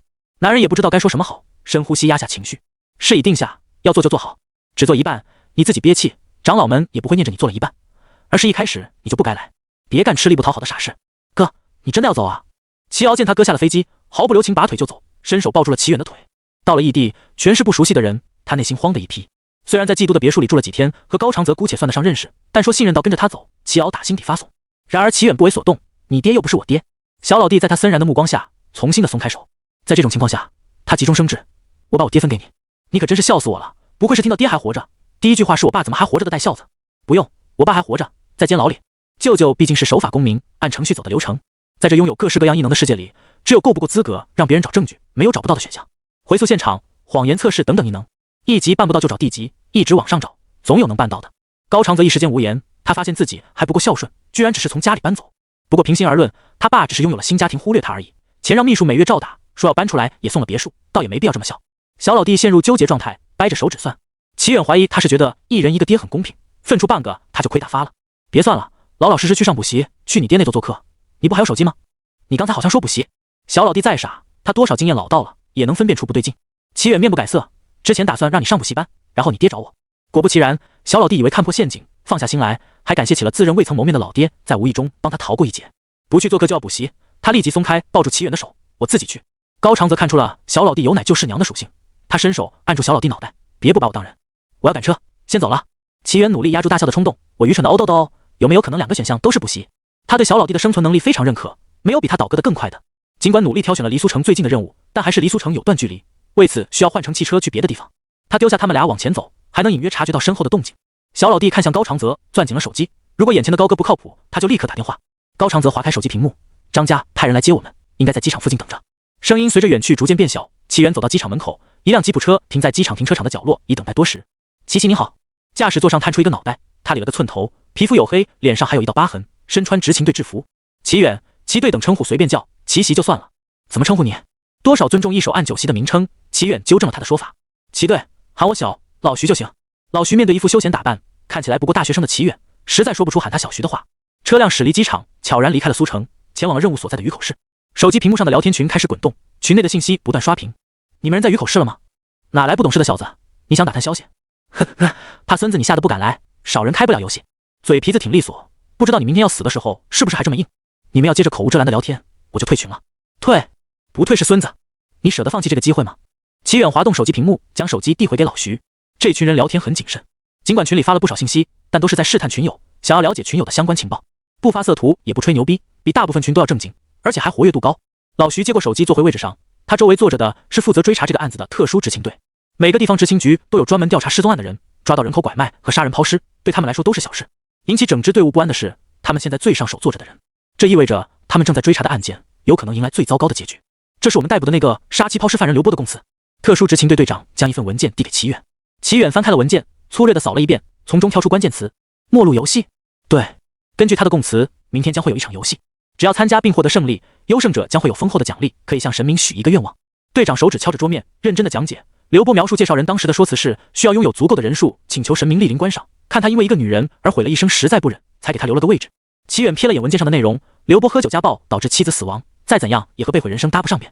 事件描述倒是很符合 SS 级怪物欺骗人类，建立联系吞噬人类的套路，编个引起人类欲望的故事，然后捞一把就走，切断连接处，这样就算异能者赶到，也拿逃之夭夭的他们没有办法。不是每一只 SS 级怪物都处在禁忌阶段。上面写道刘波是自首的，醉酒后能够直接把妻子打死，醒来第一件事是抛尸。齐远觉得他自首的原因肯定不是良心发现，犯人的供词是想要将功赎过，为了获得功劳减刑，主动提出愿意成为我们的线人。说到这里，场上隐约响起了扑哧声，受过专业训练的队长也忍不住带上了笑意。本来我是打算让刘波参加的，但是您来了，我认为可以安排队员变化成刘波的样子潜入，直接确认末路游戏和怪物有没有关系。队长话里的意思相当于拒绝刘波的请求。刘波的算盘打得噼啪作响，他想参加末路游戏，又怕是个陷阱，因此他找到官方自首，借由线人的身份去参加游戏。如果是怪物或者其他人的陷阱，官方会出手解决，他还能蹭一波功劳减刑。反之真是邪神，他就会努力获得优胜，然后通过奖励逃出官方的逮捕。虽然刘波并不清楚 S 级以上怪物的能力，但瞎猫碰上死耗子。如果齐远没来，刘波这波打算绝对能实现。兄弟的命和一个烂人的命，队长选择前者。然而公认的最强异能者都坐在面前了，队长没道理还让刘波蹭功劳。齐远另有打算，但没有打断队长。他们玩游戏的地方在城郊，几乎没人往那里走，不用刻意封锁路口，这样还可以麻痹他们的警觉。咱们可以在周围这里和这里埋伏。队长起身，在挂在墙上的地图上点明了位置。说完，队长看向齐远，等他做出决断。埋伏地点再往外撤一点。另外，我会派人潜入，你们做好接手的准备就行。这可是珍贵的人命，一定要保护好。尽管多少有点抢功劳的意味，但齐远不在乎他们的评价。说完，以他的耳力便听到了不少人椅子挪动，还有呼吸短暂急促的声音。好的，没有管面面相觑的队员，队长直接答应下来。会议结束，齐远起身离开后，室内的执勤队纷纷垮起个屁脸，将手里的文件丢到桌上。这什么意思啊？连事情都不让参与？他当我们是刘波吗？可能看不上我们的实力，觉得拖他后腿吧。队长一拍桌子，严肃而凌厉的目光扫视全场，直看得队员们发慌。难道你们不拖后腿吗？行啊，未来的酒席藏了哪一手？露出来给我看看。我把队长的位置让给你当。被队长训斥，场上的小伙闷着气不吭声。队长说的很有道理，他们找不到理由反驳。非要扯的话，就是不够人情世故，但他们心里也清楚。你他妈谁啊？还要和你讲人情世故？半晌后，终于有人大胆开口：我们肯定比不上他，这毋庸置疑。但他的下属就一定比我们强吗？这是最让他们不服气的原因。辛辛苦苦查案办案，还要被上面质疑能力，他们不服。这不变相嘲讽他们只配做基层和打杂？凭什么啊？有本事让他们比划比划。尽管他们也知道齐队不是这个意思，但无意中透露的东西反倒让他们更难受。长时间共处，队长对这群兄弟的心思摸得一清二楚。没有哪个血性男儿在无声的嘲讽下半点脾气都没有，他也不例外。气氛凝固，会议室内诡异的安静，只剩下呼吸声。呀吱，椅子被推开，发出刺耳的声响。老徐站起身，他环视一圈，见众人的目光汇聚，沉稳地说出猜测：大家听我说，有没有可能他的下属刚才也在会议室？这句话掀起一片惊涛骇浪，他们脸上都是不可置信的表情。不可能，他们完全没有察觉到。我的理由，你们听听看有没有道理。首先，为了防止被怪物提前察觉，疑似 S 级以上的怪物审核流程是递交给当地省级执勤局局长核查上报。上报内容只会简略的描述大概，这东西都是我们做的。你们也清楚，不可能提前知道需要什么异能者。你们觉得他正好只带了变化类异能者的可能性有多少？其他人都皱起了眉头，带一个团队出行又怎样？老徐的话让他们摸不着头脑。另两个提示：一，我在机场只接到齐队一人；二，老徐卖弄关子，望向会议桌中央位置。他的下属如何得知刘波的样子？资料可不能带出执勤局。他们好像摸到点。道，有人斟酌着说出猜测：一个下属可能因事情变故无法准时到达，但一整个团队的下属没有一个跟随上司的可能性很低。下属想要变成刘波的样子，要么通过齐队幻境知道，要么就是已经知道了。当然，齐队吩咐他过来局内了解也可以，但是齐队并没有提。结合这两点，假设极端的情况出现，下属们全都有钥匙缠身，导致晚来一步，齐队将信息告诉他们。问题是有必要这么麻烦吗？他直接用我们不是更方便？要么齐队使用下属的方式有些特别，要么他的下属们一直潜藏在暗处，将事情听得明明白白。怎么想都是后者更符合逻辑吧。会议室内的众人脑子乱成一团浆糊，觉得老徐和后面提出分析的人说的很有道理，但是极端情况也不是不可能出现。但是傻子才会这么用下属，不给自己加工作量吗？直接用他们只是一句话的事情，为了这点小事将事情从头到尾给下属讲一遍，到底谁是上司谁是下属。但是要珍藏在暗处，死！他们还自我感觉良好，脸好像有点疼。小欧估计已经到了张家。朱晓彤边削苹果边估算时间，你让他什么时候和你视频？齐母帮着冲洗葡萄，闻言望了过去，没有啊，为什么要视频？等他回来告诉我不就好了。朱晓彤一噎，端起果盘回到病床前。也对，张家毕竟是隐世家族，强大还有钱低调，照顾的人成群，孩子在那也没什么好担心的。你要说有齐远那臭小子照顾，可以放心，我没意见。但说张家，哼。于安和阴阳怪气笑了两声，压低声音，要不是云兰那事确实对不住张家小子，我都懒得传消息。别瞎说，肯定是他自己理解错的。都交往多久了，还不知道云兰的话只能听表面，不过如此。朱晓彤蹙眉，看向老神在在的于安和，张家到底什么情况？有事你不早说，你和老蔡不关系挺好的，没听他说过隐世家族大多推三阻四，难搞得很。于安和插了块苹果塞入嘴里，鼻子发出哼哼的不屑声音。怪物刚降临的那段艰难时间，不少隐士和隐世家族下山帮忙，后来他们不是被收编，就是和我们有联系。苗玉、少林寺和尚、道家子弟，还有薛家一众家族都是这样。也就是说，有骨气那一批早在危难之际就挺身而出，剩下的大部分都是臭鱼烂虾，打着隐世家族的名号，享受真正的隐士浴血奋战的荣誉，还打着家族传统的名义不去注册异能证，这样城市遇到危机下达的召集异能者命令，他们也就不用听从。没有牺牲者，家族可不就逐渐壮大起来了？但他们不犯法，咱就拿他们没办法。那些家族成员没证据就狡辩说没异能，有证据就说家族传统。于安和只能让手下遇到有异能没证的，赶紧给他们派发2类异能证，能抓一个是一个。龙国境内还有那么多怪物没清理，谁有功夫和这些家族打太极？说起来，得亏薛家大丫头当时也火急火燎的给齐远这小子办证，不然真不知道他要玩到什么时候。朱晓彤听完，眉头皱得更深了，忧心忡忡。那你没和小远说吗？万一给小奥带坏了？于安和脸上的表情都皱成了地铁老人同款。那小子不坑人就不错了，张家自求多福吧。豪车上的挡板被司机放下，齐敖扒拉着车窗，满脸失望。他已经看到了苏城张家，看起来好破呀，这么小的地方，那么多人住。小老弟被金钱腐蚀的速度快得让人瞠目结舌，他倒不是真嫌弃这个地方破，只是小孩子屁大点时都要炫耀，他也不例外。冀都偌大的别墅只有几人，在他心里就是牛逼的代言人。更何况期待有多大，失望就有多大。哪怕是出现一个破道观，他都不会这么失望。这里看起来完全不像有绝世秘籍的样子，没有秘籍，他就觉得被骗了，连带着整个地方都讨厌起来。越是讨厌的东西，就越想证明他不好。他看张家是哪里都不顺眼。高长则听得目瞪口呆，怀疑他看的和齐瑶看到的不是同一个东西。张家宛若一个小型城区，外圈是下属护卫住的地方，还有家属开启的小店。再往里面一点，有不少旁系亲属和穿着家族制服的弟子。练武场上人头攒动，喝彩声一片。从这里远远望去，可以看到最里面富丽堂皇的大宅，光是负担得起这么多人的生活开销，这可比高家强太多了。更别提保障这么多普通人的安全。死！他不由倒吸一口凉气。齐家到底是哪方势力？从远哥他弟姓齐不姓张，可以得出结论，张家势力不如齐家。现在他甚至说出这个地方好破呀，已经不是远哥当上按九锡能解释的，这就是家族底蕴。可惜这个家族对赘婿可能不太友好，一个进了监狱，一个潜回张家。否则他真想问问远哥有没有堂姐妹。实不相瞒，他肠胃不太好。高长则刚想套话，试试能不能从齐瑶嘴里套出齐家祖宅的位置，他好暗戳戳去见识一番。然而车辆停了下来，两旁的佣人上前打开车门，他只好悻悻作罢。二少爷，高少爷。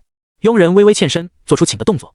齐瑶并不清楚二少爷代指他，但在车上坐久了，他早就坐不住了，背着包从车上跳了下来，以此证明他的卓越武艺。两人在佣人的指引下，穿过曲折游廊，来到了正堂。充满古意的建筑物和现代设备很好的结合在一起，乍一眼看过去几乎察觉不到现代气息。尽管和高长则想象中云雾缭绕，位于高山之上的神秘形象有所出入，但还在他的理解范围内。齐瑶在熟人面前嘴嗨还行，真落地耸了一批，亦步亦趋跟在高长则身后。这副模样落在正堂的张家家主和长老们眼中，他们不禁流露出一丝轻视。当初还是张家下一任家主，同时也是当今家主儿子的张正炳，为了迎娶一个无权无势的女人和家主产生争执。可惜人家不领情不说，无权无势也是谎言，不仅拒绝结婚，还拒绝将张家血脉交予他们。事实证明，齐家小门小户，哪怕出了不止一位九锡，子代培育依旧不如他们。念头一起，他们便联想到了齐远。这个还真不好说。齐云正的实力他们是服气的，但他的言谈举止和草根无异。齐远却不同，从气质谈吐、实力以及谋略等无一短板。若他是张家血脉，他们定立刻将张家家主位置空出来。然而眼前这个抠鼻子的小鬼和他哥完全联系不起来。真是一个妈生的吗？二少爷，这位是张家家主，也是您的爷爷。佣人向齐瑶介绍道。爷爷好。齐瑶没有行礼，令张家家主皱眉，他按下不表。哎，这位是。一众长老的头衔听得齐瑶晕头转向，于是他做了个孝顺的决定。爷爷们好。噗！嗨！长老们端起茶杯，掩饰失态的举动。看到座上的家主脸黑成锅底，摆手道：不敢当，不敢当。高长则看到张家家主面色不愉，却没有呵斥齐瑶，心中有谱了。这亲戚估计也没多亲，忌惮齐家是一回事，但作为亲爷爷，连两句话都说不出口，肯定关系好不到哪去。看看，不仅有脾气不敢发，还要哄着。他越发肯定了自己的猜测。佣人将礼物端了上来，上面是一套衣服。高长则认出这是高级防护衣，使用怪物吐出的丝线还有皮毛等制造，价格不菲。想要适配小孩，就必须定制大小还有材料。一些对大人没什么影响，但小孩无法承受的材料就不能添加。当然，价格更是蹭蹭蹭的往上涨。小老弟当然是失望的，不是木简，也不是练功服，更不是秘籍。他接过礼物，礼貌道谢后就塞入书包里。齐瑶不感兴趣的表情看得张家家主眉毛直跳，怀疑他是不是认不出这其中的价值。场上懂得看眼色的佣人正打算上前替家主开口，重点说明这防护衣价值和家主有多重视二少爷。对了，妈妈让我给你带礼物。收到礼物的小老弟终于想起了走之前的嘱托。张家家主看他再次将小书包放在地面上，蹲在地面翻找，对他的评价再低了几分，没有礼仪，连送人礼物和接受礼物都不知道妥善保管，还见识短浅，认不出东西好坏。直到小老弟一件一件的把东西往外掏，他的表情变得僵硬。那个书包是一件空间异能物品，张家不是给不起，但是要孩子觉醒异能并且表现优异才会给予一个小空间的。笔不是，这么丑的笔怎么在里面？小老弟翻出一支笔，随意的放在脚边。眼镜，这是谁的？他挠了挠头，同样放到一边。小老弟放东西进去的时候没想太多，现在拿东西只能一个个翻。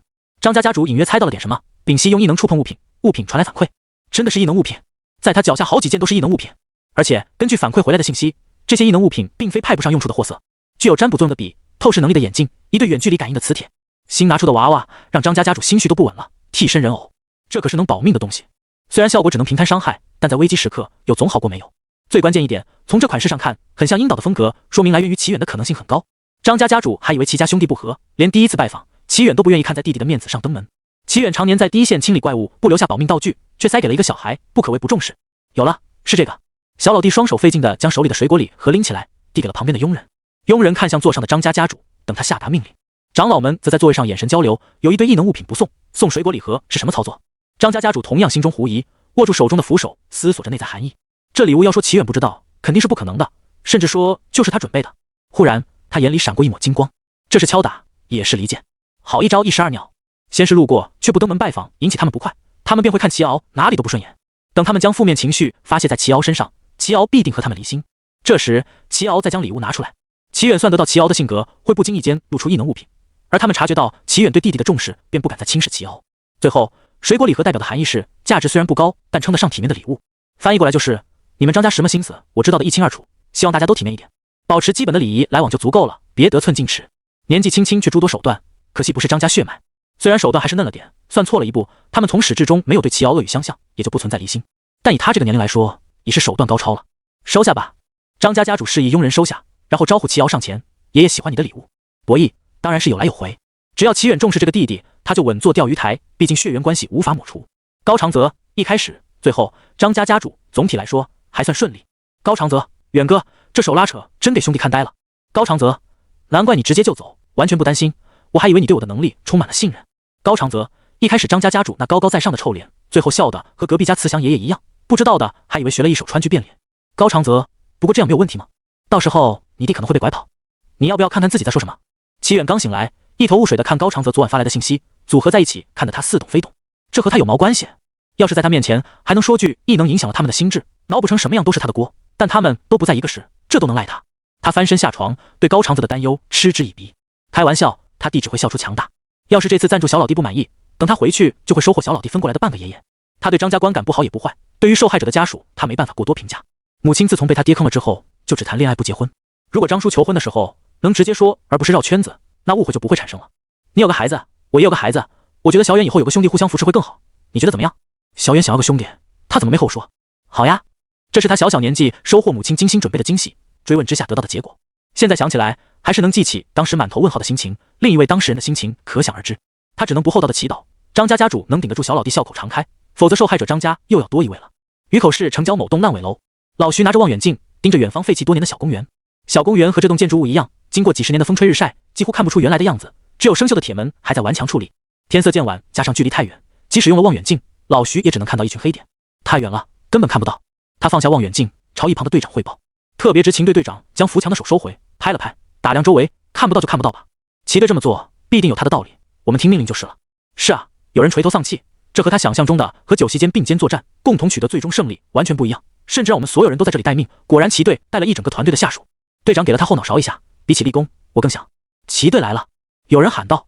这一嗓门嚎得全楼都听得见，在整栋楼回荡起回音。齐远忍住化身为地产大亨的冲动，大步走到特别执勤队队长旁边。的人已经潜入了，在这里等消息就行。队长点头，随即像不经意间提起的一样问道：说起来，您下属昨天看得到聊天群的内容吗？里面有些人比较危险。这几乎是句废话，除了那种走投无路的，正常人有几个会接触这种来历不明的东西。齐远狐疑地看了他一眼，队长镇定自若的表情在齐远盯视下，汗珠从额上冒起，表情也变得不自然。果然内心有鬼，齐远简洁地回了3个字：看到了。场上所有执勤队员脸色倏地变得灰败，他们连给酒席当下属都不配，昨天还井底之蛙叫嚣着凭什么不带他们。看不看得到不重要，重要的是齐队承认了他的下属当时也在现场，他们这点实力也好意思沾沾自喜。齐远没理会他们心情变幻，找个地方坐下。接下来只要等分身传来信息就行，危险的事情交给分身干，不是理所当然的。而且分身记忆回来会让他感到不适，虽然影响不大，但稳健一点总是没错的。作为分身，真是没有人权。齐远的分身面无表情地靠在树边，屏蔽周围似有似无的打量。场上的人没有语言交流的打算，他们或是眼神交流，或是嘴唇翕动，或是比划手势。一段时间后，他们的位置悄然间发生了改变，只有零星几个还待在原地。他对刘波的性格和习惯没有了解多少，反正在气场的加持下，佝偻身形也好，猥琐也罢，都朝着阴狠大佬的方向一路狂奔。与其如此，还不如直接点。其他人在他周围打量，还有另外的原因。他拿眼角余光扫向身后不远处，那里坐着2个男人，他们脸上戴着面具，一个标准身形，一个胖子。这2人和其他人的画风格格不入，他们身上既没有戾气，也没有被生活摧残的绝望麻木。自以为很小心谨慎的交流，全都落到了齐远眼里。距离他们不远的地方，还有一个分身藏在暗处，默默地注视着一切。亮哥，咱这样真没问题。胖子的声音闷闷的，还含糊不清。他旁边的人凑近才听清他在说什么。他的话你回去，本来就是我的事，你掺和什么？是兄弟就别唧唧歪歪的。你姐就是我姐，咱姐出事了，我也坐不住。另一名人良久无言，没再提刚才的事。参与人是谁，他们好像并不在乎，组织人也没有提前到场核实身份。胖子看向场中，和亮哥说的一样。随着时间流逝，他们的情绪变得不稳定，开始有人找起别人的茬。可能找茬的人一开始只是想试探虚实，但开了头，结束与否就不是他们能决定的。就在2拨人言语摩擦，马上要升级成暴力事件的时候，有人在向他们靠近。他身形高大，穿着兜帽卫衣，将身体掩藏在阴影处。这名男子对发生的冲突视若无睹，像是走流程的 NPC 一样播放起录音，录音是人工合成的声音。显然他不想暴露自身信息。我是上一局的优胜者，根据规则可以作为发起人组织一场游戏并获得奖励，所以略过老套的试探询问环节，别问我组织游戏有什么目的。发生冲突的人尽管不想就这么轻易的收手，但察觉到这名组织者并不在乎他们到底听没听清，只能偃旗息鼓。仇可以等会再报，信息错过了可不会有好心人分享给他们。末路游戏的规则很简单，在神明的注视下互相厮杀，直到只剩一个。别急着问问题，我知道你们想说什么。不少参与者满脸不爽，这种居高临下的态度让他们胸中怒火燃起。冷静，喜欢看猎物挣扎和搞花里胡哨的杀人犯毕竟是少数，更多的是受不住诱惑和冲动犯罪，从此走上不归路的。少装神弄鬼！爷爷我最喜欢教训孙子。呵呵，想让我们安静拿出点实力再说。有些人跟着叫嚣，有些人冷眼旁观，看架势是准备坐山观虎斗，有些人满脸纠结，最终还是没有选择退出游戏。而那名兜帽男却不发一言，只是暂停了播放。因为兜帽男前藏在阴影处，其他人均看不清他的表情。不少人身体紧绷，小幅度调整姿势，一边防范兜帽男突然抱起伤人，一边防范他转身就跑。胖子察觉身边有动静，拽住旁边的人：“亮哥，你要做什么？别冲动，让他们闭嘴。发起人这次不行，可以等下次，但我姐等不了。”从刚才的规则里，他便知道他姐凶多吉少，但心中还是抱有侥幸。胖子只好松开手，缩到大树后面，小心他们找你麻烦。齐远在一旁听得满头黑线，前脚才兄弟情深，后脚躲在树后面合适吗？但胖子的同伴对这行为非常熟悉，甩下一句装逼的话，一个箭步冲出去。无所谓，我会先出手。话语落下之时，他掠过齐远，按倒了离他最近的一名彪形大汉。彪形大汉想要起身反抗，却被用力按回地面，脸磕在地上的石子上留下鲜血。大汉啐了一口，将鲜血和磕到的牙吐了出来。小子，玩阴的！你们太吵了。亮哥坐在大汉背上，手里拿着小刀把玩。我想听，有谁赞成，有谁反对？说完，他将小刀插在地面上。这震慑无效。齐远冷漠脸从众人蠢蠢欲动的表情上判断出结果。比起在神明面前厮杀，他们更想钻空子，就此决定胜负。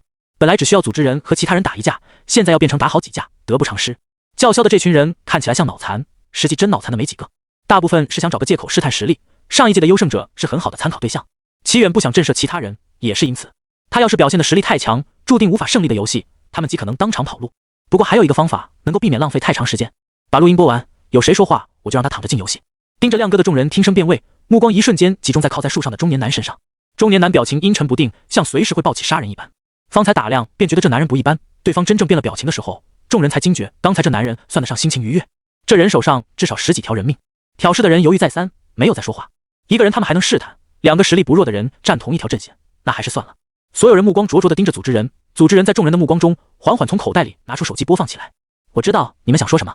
有人想说，谁知道你说的是真是假，搞不清状况就想让我们自相残杀。这个问题的答案是，你们的战场不是这里，而是在神明的游乐场里，独立的空间和世界就能证明神明的实力。独立的空间和世界，齐远终于来了点兴趣，是 SS 级怪物，只要降临，他就可以借助连接处进入。对于被封锁消息的普通人来说，独立的空间几乎可以说是神迹。可能还有人想说不公平，普通人怎么打得过异能者？神明的游乐场内有一些触及必死的规则，使用规则以弱胜强也并非不可能。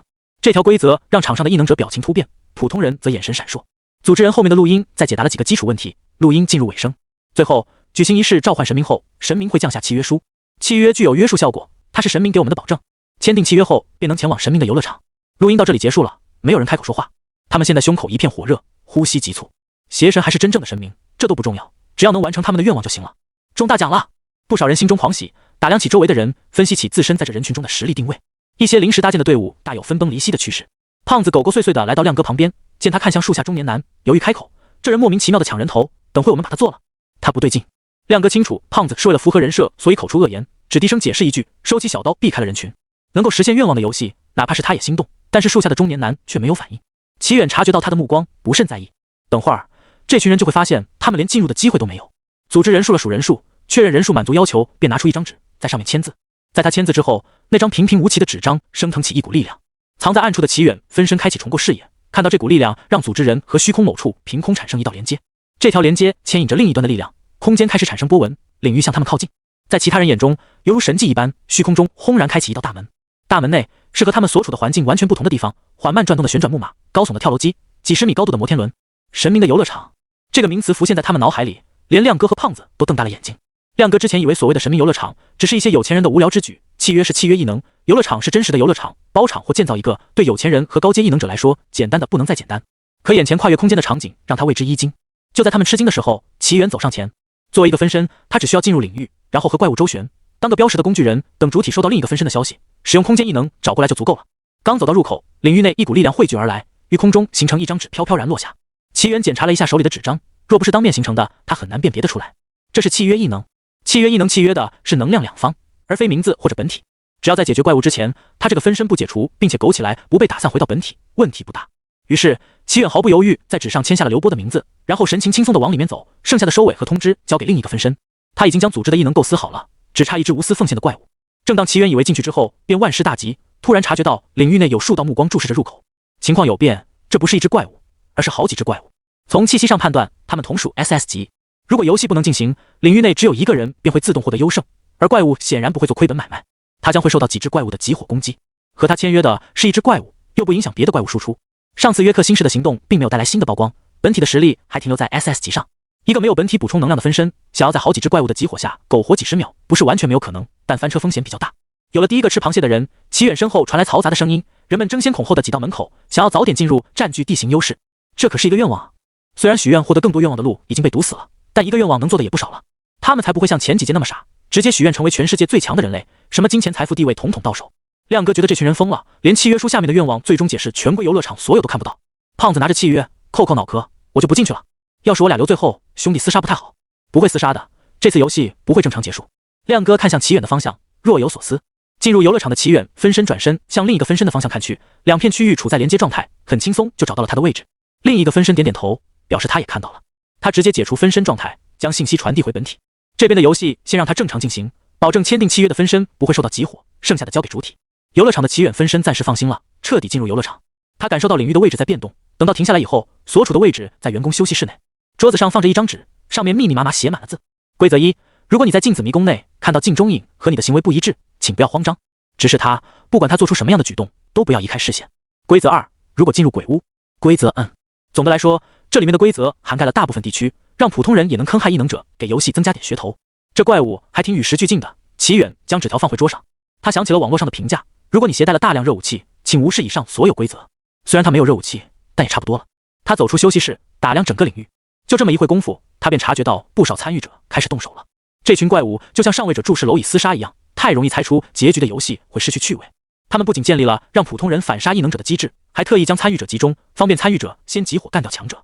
齐远看到胖子被亮哥拖着一路狂奔，在他们身后是一群人，或者说被欲望吞噬的贪婪野兽。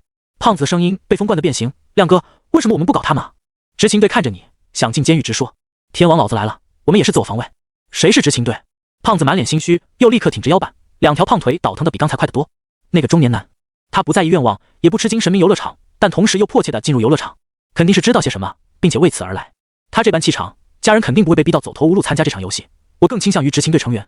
胖子欲哭无泪，亮哥，你不早说，我进来的时候还坑了一个，希望他人没事。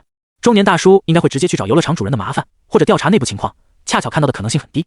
是没看到，但听到了，你还自己跑到了我面前。齐远吐槽了一句，将注意力放在空中传来的新声上。谁会优胜？那个肉多的不错，上次赌错了，我都没吃到几块，这次要连本带利赚回来。从实力上看，还是那个最早进来的人类更容易获胜。不过我更想看他被普通人弄死，他身上充满了讨厌的异能者味道，肯定杀过不少怪物。新怪果然不懂规矩，还问我投哪个？原来人类这么愚蠢的吗？只要一点甜头，就能为此打得头破血流，学到了。怪物们贪婪地注视着厮杀的人类，这一幕在齐远眼里有些滑稽。他们自诩高高在上，组织赌局，嘲讽人类的愚蠢，却同样控制不住本能。人类和怪物都是欲望的傀儡，所以我要成神，嘿嘿。突然，齐远感觉到身边熟悉的联系，侧头看去，果然是本体来了。不仅如此，还带了几个分身，除了身形有所不同，分身统一变化成穿戴黑斗篷的样子。他们是同个人，看到这幅场景，当即便明白过来本体的打算。怪物打群架，他们打群架也合理得很。有那么多敌人，大大降低了脑补难度，就像生成的那4只怪物互相扯后腿。如此一来，不用幻境套娃那么麻烦，就能一口气刷完全部领域。我苟起来。齐远听到分身这么说，点了点头，然后他抬头望向空中，双目在抬眼的一睁一闭间，由浅褐色转变为璀璨的金色，遮了他们一眼，像是自言自语一样。踱步在游乐场内，人类在这个场上就像怪物一样狩猎同类。尽管他看着轻松，但背对一群怪物，心里有点发虚。怪物们被他眼神扫到，浑身战栗，没有一只怪物敢说话。那只诅咒怪物比他们强得多，都无法逃脱齐远的毒手。他们害怕引起齐远的兴趣，被迫像小丑一样一遍又一遍地取悦这个人类。但他们内心怀揣着希望，又觉得也许能靠数量取胜。而他们将踩着其他怪物的尸体，享用最强人类的躯体。是让我们跟上去吗？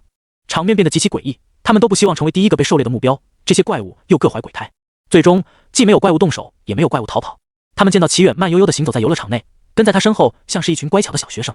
每只怪物都努力减低自己的存在感，特别是被夸赞的契约异能怪物。他们现在无心观看人类的厮杀，只想尽快送走瘟神。而送走瘟神的契机，就是齐远动手那一瞬间，谁倒霉被齐远下手，谁就认栽。余下的怪物将会一拥而上，直到某一方死亡。原本是为了保证合理分配人类的契约，化成了索命的枷锁，他们必须共同进退。齐远当然不会满足他们的愿望，不把体验卡刷到能完全控制局面的程度，他有什么必要急着动手？只见他不疾不徐，宛若莅临参观的领导，时不时点评几句。有趣的规则，参与者的实力参差，如果仅仅评选最强者，那将没什么悬念。原来如此，增加悬念会使游戏变得更加有趣。虽然没有从分身那里获取记忆，但他当面见识到一名普通人坑害异能者的过程，齐远便从中猜测出这就是优胜者提到的规则。怪物们在后面闷不吭声，分身也没有说话，可齐远却像感觉不到凝滞的氛围一般，自顾自地说话：“你们好像很喜欢找乐趣，看样子我们是同道中人。”他在威胁恐吓我们。怪物们此时如同异父异母的多胞胎，在脑海里浮现同一个念头，他们的神经越发绷紧，紧张和忐忑不安逐渐攀升。以怪物的身体素质，听清不远处的人类对话是一件轻而易举的事情，但人类的声音慢慢变得模糊。喂，别打了，那好像是按9吸7远，这么老套的套路，亏你用得出来。卧槽，真是奇远，那还打个毛？另有打算坐收渔翁之利的人在角落里不由发出惊呼。那个不相信的人心下一沉，两个人要是联合起来，直接下手可比编造一个离谱的谎言更快一些。他调整位置，用眼角余光快速打量周围，当即脱口而出：“李奶奶的，这游戏爱谁谁玩！”亮哥，太劲爆了，按9席都出动了，还好我听你的没动手。胖子兴奋的脸色涨红，去勾亮哥的肩膀，发现他也一脸惊愕。胖子，我没看错吧？跟在后面的好像是怪物。是啊。胖子一脸羡慕，我什么时候才能这么拉风？一排下属不说，怪物还乖乖的跟在后面。龟龟，这可太有排面了。他们倒是没有怀疑齐远叛变了人类，按9席齐远喜欢蹂躏玩弄怪物的事情，人尽皆知。怪物当然也知道。齐远听到他们混乱的心声，估算着如果再给压力，理智的弦一旦崩断就会出事，而一旦有一只怪物动手，其他怪物就会一窝蜂跟上。新晋级的怪物心理素质比老前辈差得多，不过菜鸟才好骗，只要稍微施压，就会随着他的叙述朝他期待的方向想象，到时候老前辈无力回天。我知道你们在想什么。他没有刻意面无表情或者愉悦微笑，像是叙述一件理所当然的事情。动脑子，为什么那只怪物分辨不出虚假与真实？这句话打开了一道缺口，让怪物暂时遗忘了积压的紧张情绪。为什么这么 bug 的幻觉系唯有在齐远一人身上体现？之前便想不明白的问题又再次盘旋在脑海里。只有那个不知道齐远是谁的怪物晕头转向的看向同伴。齐远无声的笑了，很好，几乎全部怪物都跟着他的思维走了。这些怪物不知道 SSS 级怪物和异能者的实际情况，反倒是给予了他发挥空间。很简单的事情，你们还猜这么久，让我有些失望。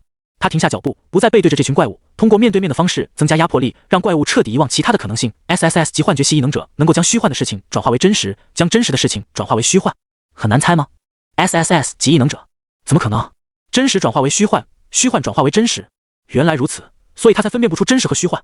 等等，也就是说，这个人类想让我们变成虚幻，就会变成虚幻。难怪大家这么害怕。体内的力量不断涌动，齐远满意极了。又猜又爱脑补的怪物，果然是他最好的朋友。希望他待会儿能发挥出他的优点，努力为他的组织添砖加瓦。齐远单方面宣布那只怪物是他朋友的同时，也不忘将获得的力量全开，以他为中心，领域向水中波纹往外蔓延。怪物们终于从震撼中回神，他们惊慌失措地往外逃离，耳边还不断响起齐远的声音：“我说过，我们是同道中人，谁要和你当同道中人？”怪物们在心中呐喊：“这个人类越来越变态了，为了戏耍和残忍地玩弄他们，竟然不惜自爆信息，绝对是笃定他们逃不出他的手掌心。”无形的波纹却让他们察觉到了某种难以言喻的危险。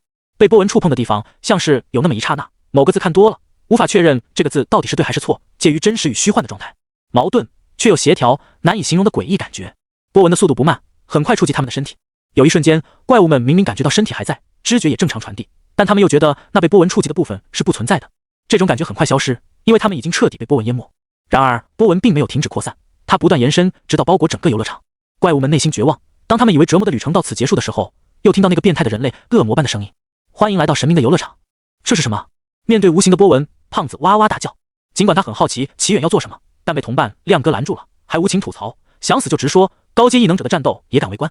事实证明，他听亮哥的果然没错。他们离了这么远，还能感受到无形的波纹。被波纹扫到的地方，空间扭曲了一瞬，却没有任何事发生。啊！胖子抠脑门，这是整哪一出？他条件反射地看向同伴的位置，见亮哥的目光停在某处，他也顺着目光的方向看去。半截身体，腰部以上，身体全无。这下半截身体还在动，诈尸！胖子的脸色唰的一下变白，然后看到了下半截身体猛地坐起来，上半截身体穿墙坐起。原来自始至终他的身体都没有分开，而是被墙挡出了上半身。但是哪家的墙是可以穿过去？我们变成了虚影，或者幻境变成了虚影。亮哥伸手试探，手掌轻松穿过墙体，看得见的东西却摸不到。根据刚才的波纹，他推测身上发生了某种变化。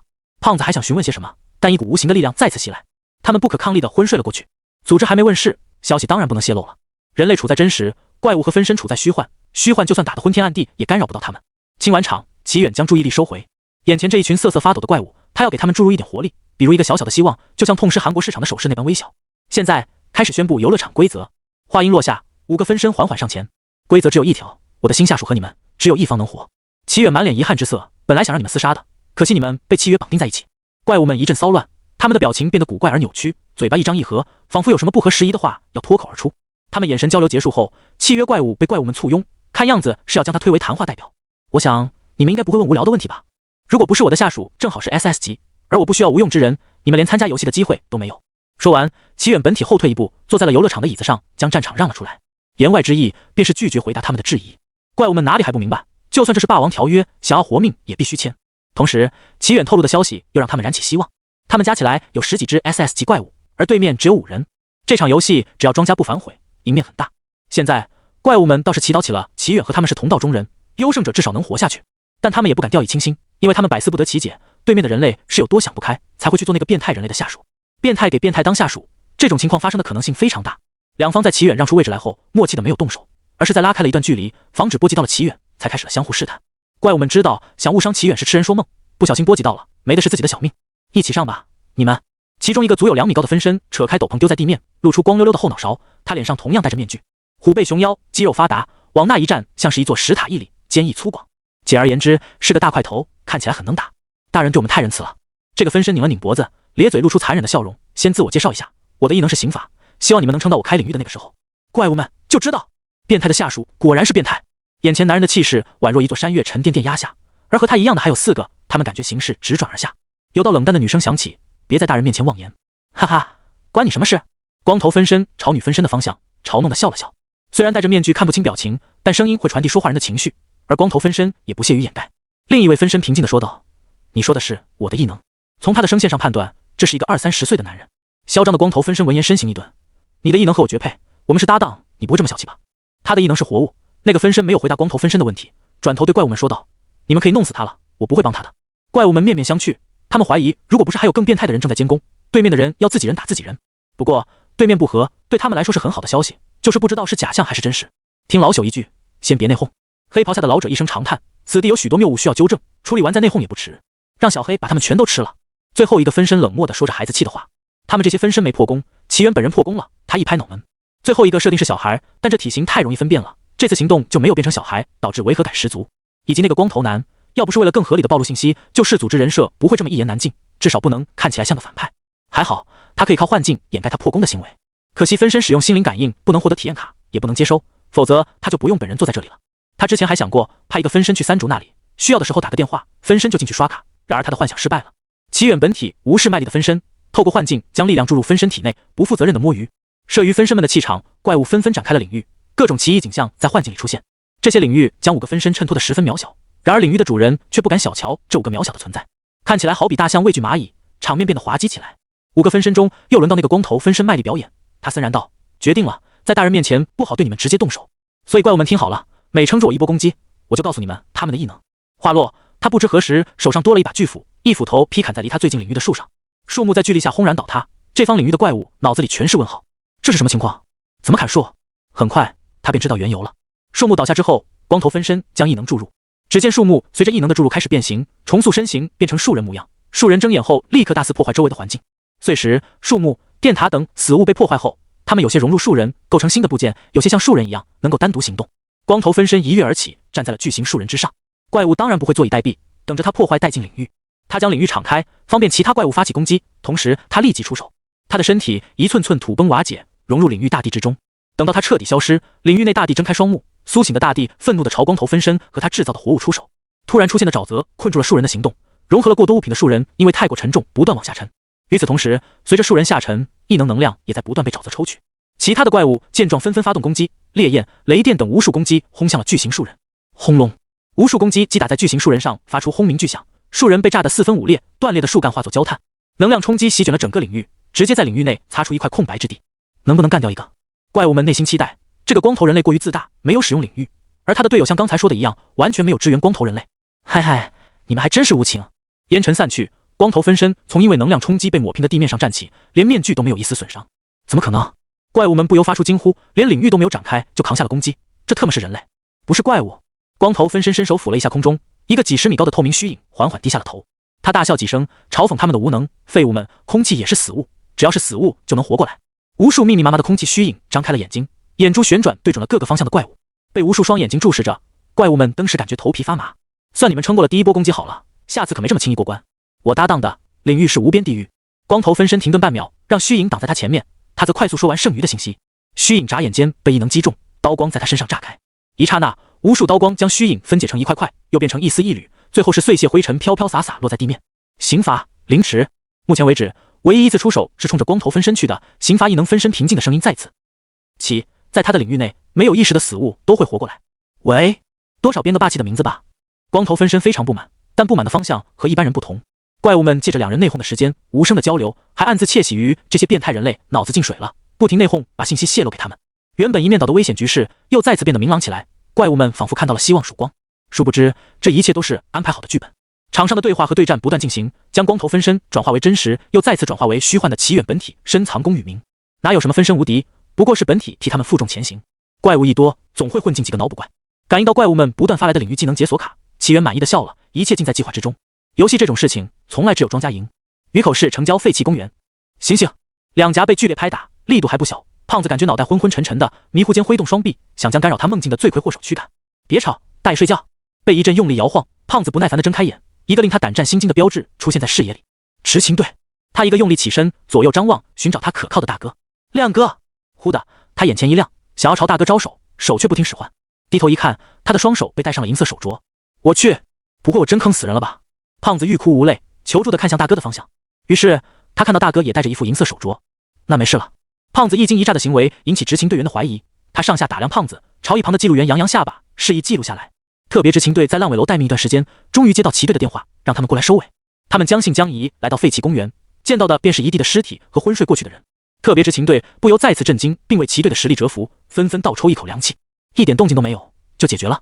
齐队在电话里说得很清楚，死掉的人是被铜墙之人杀死的，并非被他和怪物的战斗波及，让他们自行调查死因。因此，特别执勤队将所有人铐上了手铐，带回局里慢慢审问。姓名：钱亮。笔录员在纸上飞速记录。执勤员向钱亮询问情况：为什么参加末路游戏？我姐失踪了，我在他聊天记录里查到，他被某个王八蛋逼到走投无路，又不想让我担心，就参加了末路游戏。我想知道。钱亮声线逐渐沙哑，除了我们之外，还可能有幸存者吗？两名执勤员都沉默了。你们问吧。钱亮长呼一口气，将情绪压下。他在沉默中得到回答，这个答案在他心里早有预料，他只想尽快离开这里。两名执勤员为了照顾钱亮心情，直奔主题，询问了在游乐场内发生的事情，将他提到的人物相片递给钱亮确认，然后问了一个让钱亮有点疑惑的问题：齐队带了几名下属？5名，也许是6名。6。钱亮看到两名执勤员皱眉，补充道：那个变化成中年男的人，如果是的话，就是6名。张家家宅。齐敖坐在桌子边，抓了一把零食塞嘴里，面对手机满脸沉思，几次张嘴欲言又止，纠结了半天。忽然，房间门被敲响，接着门从外面被轻轻推开，一名佣人和张家家主站在门外。他们见到的就是这幅场景。张家家主眼神变得古怪几分，一副若有所思的样子。佣人没注意到家主的异样，上前一步欠身说道：二少爷，家主找你。齐敖仰头看向张家家主，这个据说是他爷爷，实际上也就见了几面的人。以他这个年纪来说，没有家人介绍，也没有相处多久，张家家主和陌生人差不了太多。大半夜来找他，齐敖有点害怕紧张。察觉到他的情绪变化，张家家主严肃的面容变得和蔼几分，跟爷爷到书房聊一聊。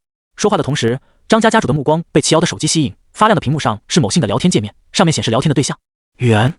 齐远吗？张家家主眼神一凝，发给齐远的消息，表情为什么是这样的？还是他的猜测是正确的？张家家主记起刚才他紧张的表现，心中猜忌的种子再次被浇灌，生根发芽。齐敖从椅子上跳下来，仰头看向张家家主，此时连脖子都痒酸了，还不见爷爷回神。他不由面露同情，这就是高哥说的老年痴呆吧？高哥说，如果爷爷说了什么哥哥的坏话，就是老年痴呆犯了，让他记下内容，告诉哥哥。齐敖想到他抱怨过很多哥哥的坏话，缩了缩脖子没有应下，但老年痴呆还是记住了。猜忌一出，张家家主想到这其中的可能性，便无法松懈。他当即收回发散的思绪，正好对上了齐敖同情的目光。张家家主愣了一下，表情轻微扭曲，又很快恢复正常。他牵着齐敖来到书房，让人守在书房外面。书房内整齐地摆放着物品，齐敖也是第一次参观，好奇地打量周围，直到一把木剑递到齐敖面前，他再也挪不开眼。尽管非常想要，但他却没有伸手去拿。他期待地看向张家家主，等一个好心爷爷将木剑送他。不试试看吗？张家家主眼神幽深，普通小孩能控制得住自己的欲望？这么多破绽，他之前怎么没发觉？没说送就是不送，齐敖的脸瞬间垮了下来。但当他拿起木剑后，兴高采烈地挥动几下，摆了几个电视剧经典 pose， 随后就把木剑依依不舍地放回桌上。这是不喜欢。张家家主观察齐瑶的表情，很快得出结论：不，他很喜欢。先前的举动，如果说还在张家家主的预料内，但喜欢的东西能拒绝，这就令他讶异了。张家家主没有意识到这是家庭荼毒带来的影响，而是朝着奇怪的思路一路狂奔。他回想起这几天的事，心中越发笃定。家主，你来了，今天那小子表现怎么样？张家家主将老花镜取下，按了按太阳穴。休息时间正好听一听小贝的情况。二少爷和其他家族子弟在课间发生冲突，因下堂课老师提前到达，事情不了了之。为什么发生冲突？张家家主睁开眼，盯视面前的人，压迫力十足。有人想挑拨关系，还是那小子找事？前者挑战他家主的威严，后者他就不得不质疑齐瑶的价值了。潜力在高梅兑现之前不过是空谈，现在他最大的价值是齐家和张家的沟通纽带。要是他根本没把张家当回事，再怎么笼络也无济于事。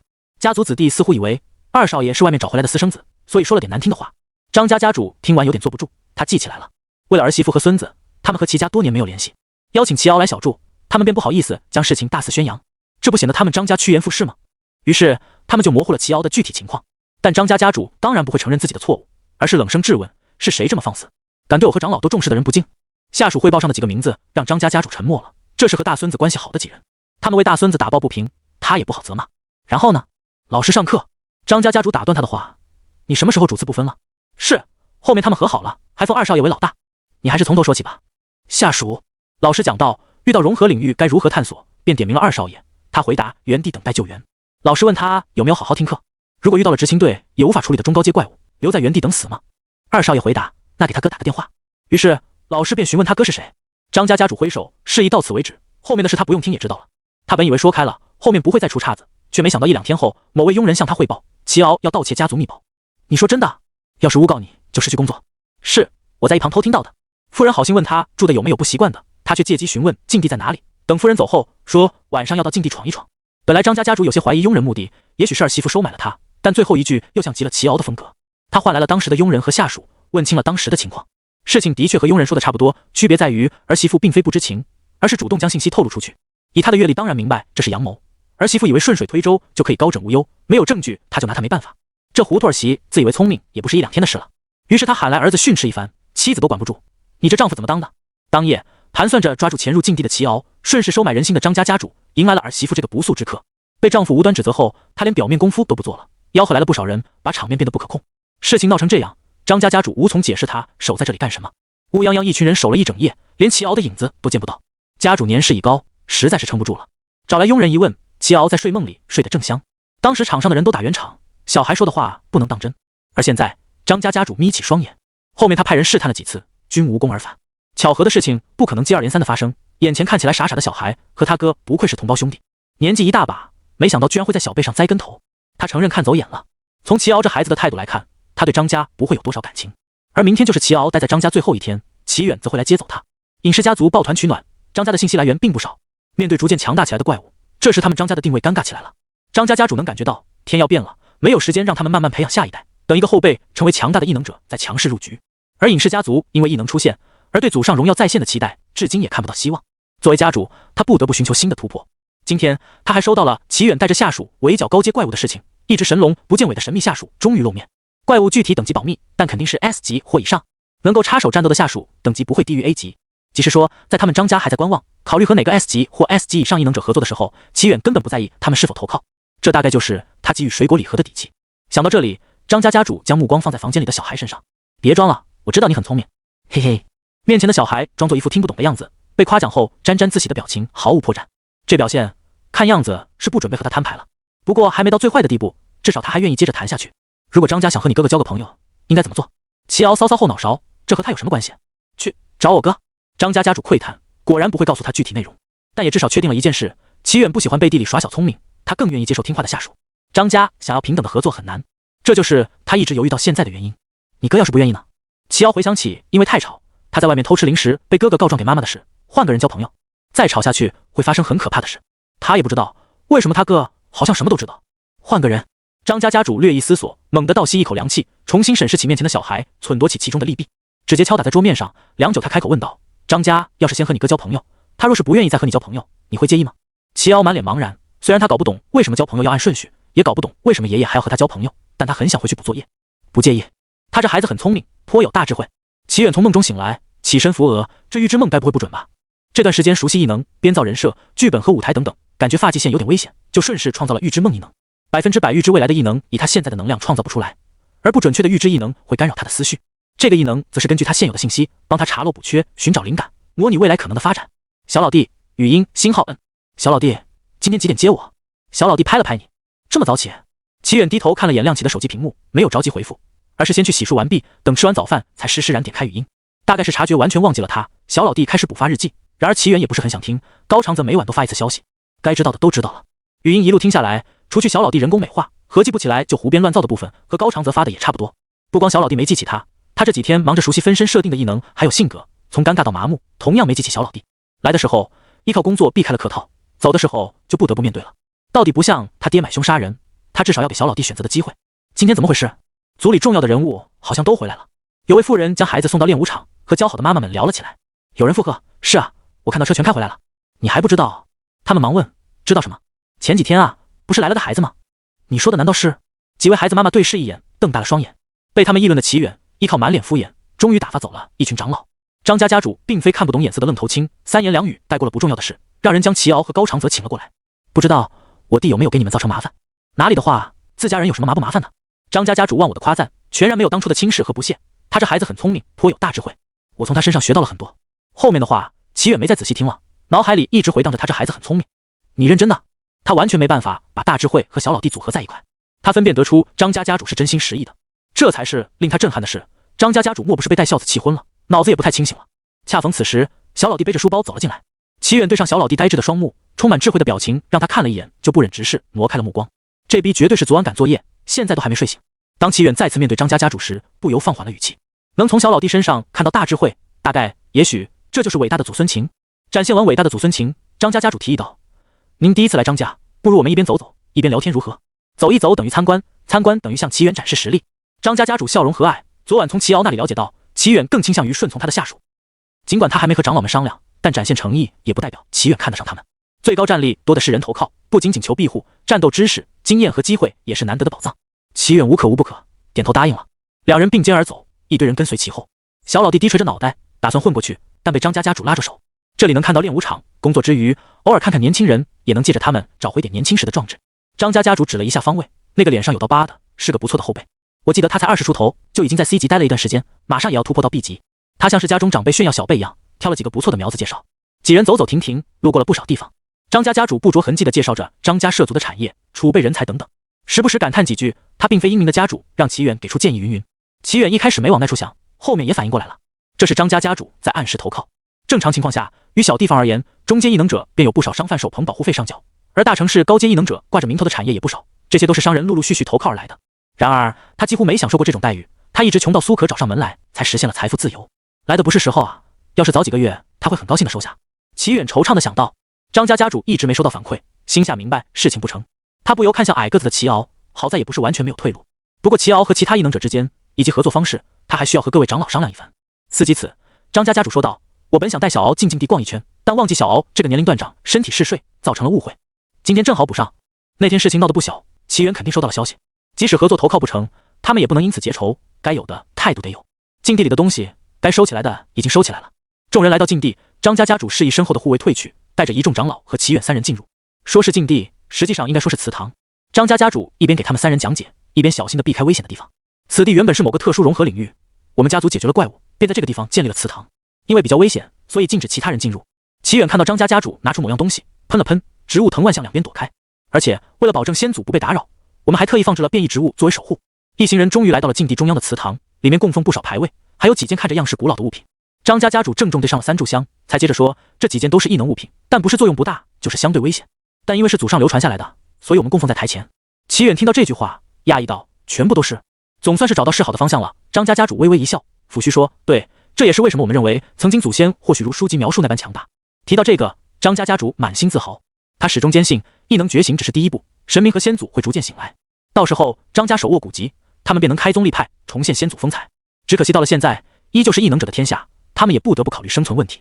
妥协不是放弃，而是为了更好的传承，相信先祖能够理解。齐远对张家家主曲折的心理历程并不清楚，毕竟没事他不会开启心灵感应，只是觉得挺有意思的。龙国许多故事里，很多仙人并非十项全能，也许曾经也有异能者。站在祠堂内，领略想象中的先祖荣光，张家家主重新找回了自信，说来惭愧，若非马家共享信息给我们，我们还对先祖的荣光一无所知。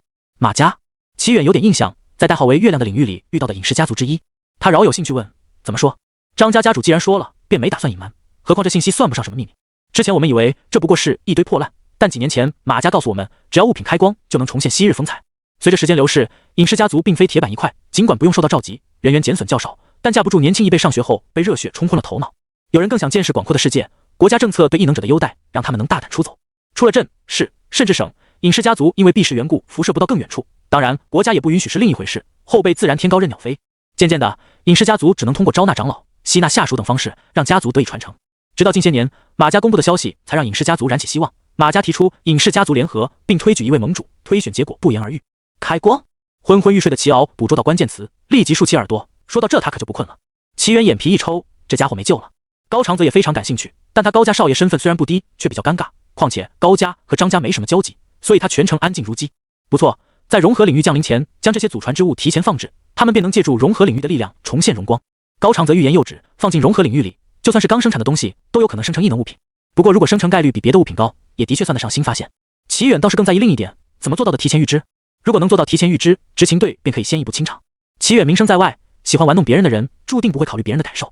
要是试图挑衅，极有可能变成事故。因此，张家家主没有卖关子的打算，直接将答案揭晓。假如一个地方在几年内，它的周围均出现过融合领域，融合领域呈现包围这个地方的状态，那它有不小的概率会出现融合领域。我们还算幸运，守了几个月就出现了，有的守了几年才出。齐远面无表情，有没有一种可能，也许就是正好随机到的？不过，如果全部都守到了，侧面证明这条理论或许有点道理。张家家主见他面无表情，忖度起他有哪句话说错了。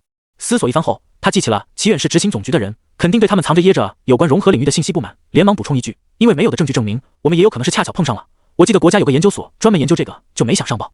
齐远听他解释一通，反应过来造成了什么误会，随手指着桌上的物品，找了个话题岔开。这些开光后都有什么作用？张家家主松了一口气，年事已高，经不住惊吓，平常道理一套一套的长老们更是靠不住。也不怪张家家主这般恭敬，目前世界上还没有人限制得住齐远，全靠他的良知。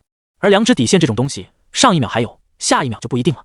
一个随时可能爆炸的核武器放身边，任谁也淡定不下来。然而张家家主并不知道，齐远恨不得他长命百岁，或者说至少活到他成神之后。不知情的张家家主还在战战兢兢地为齐远一一介绍，直到他拿起一个铜铃，手一哆嗦，铜铃差点摔在地面上。这个是御魂铃，功能就是和灵魂签订契约，欲使灵魂办事。过于伤天害理，我们便将它束之高阁。张家家主说灵魂一词，齐远还以为自己穿位面了。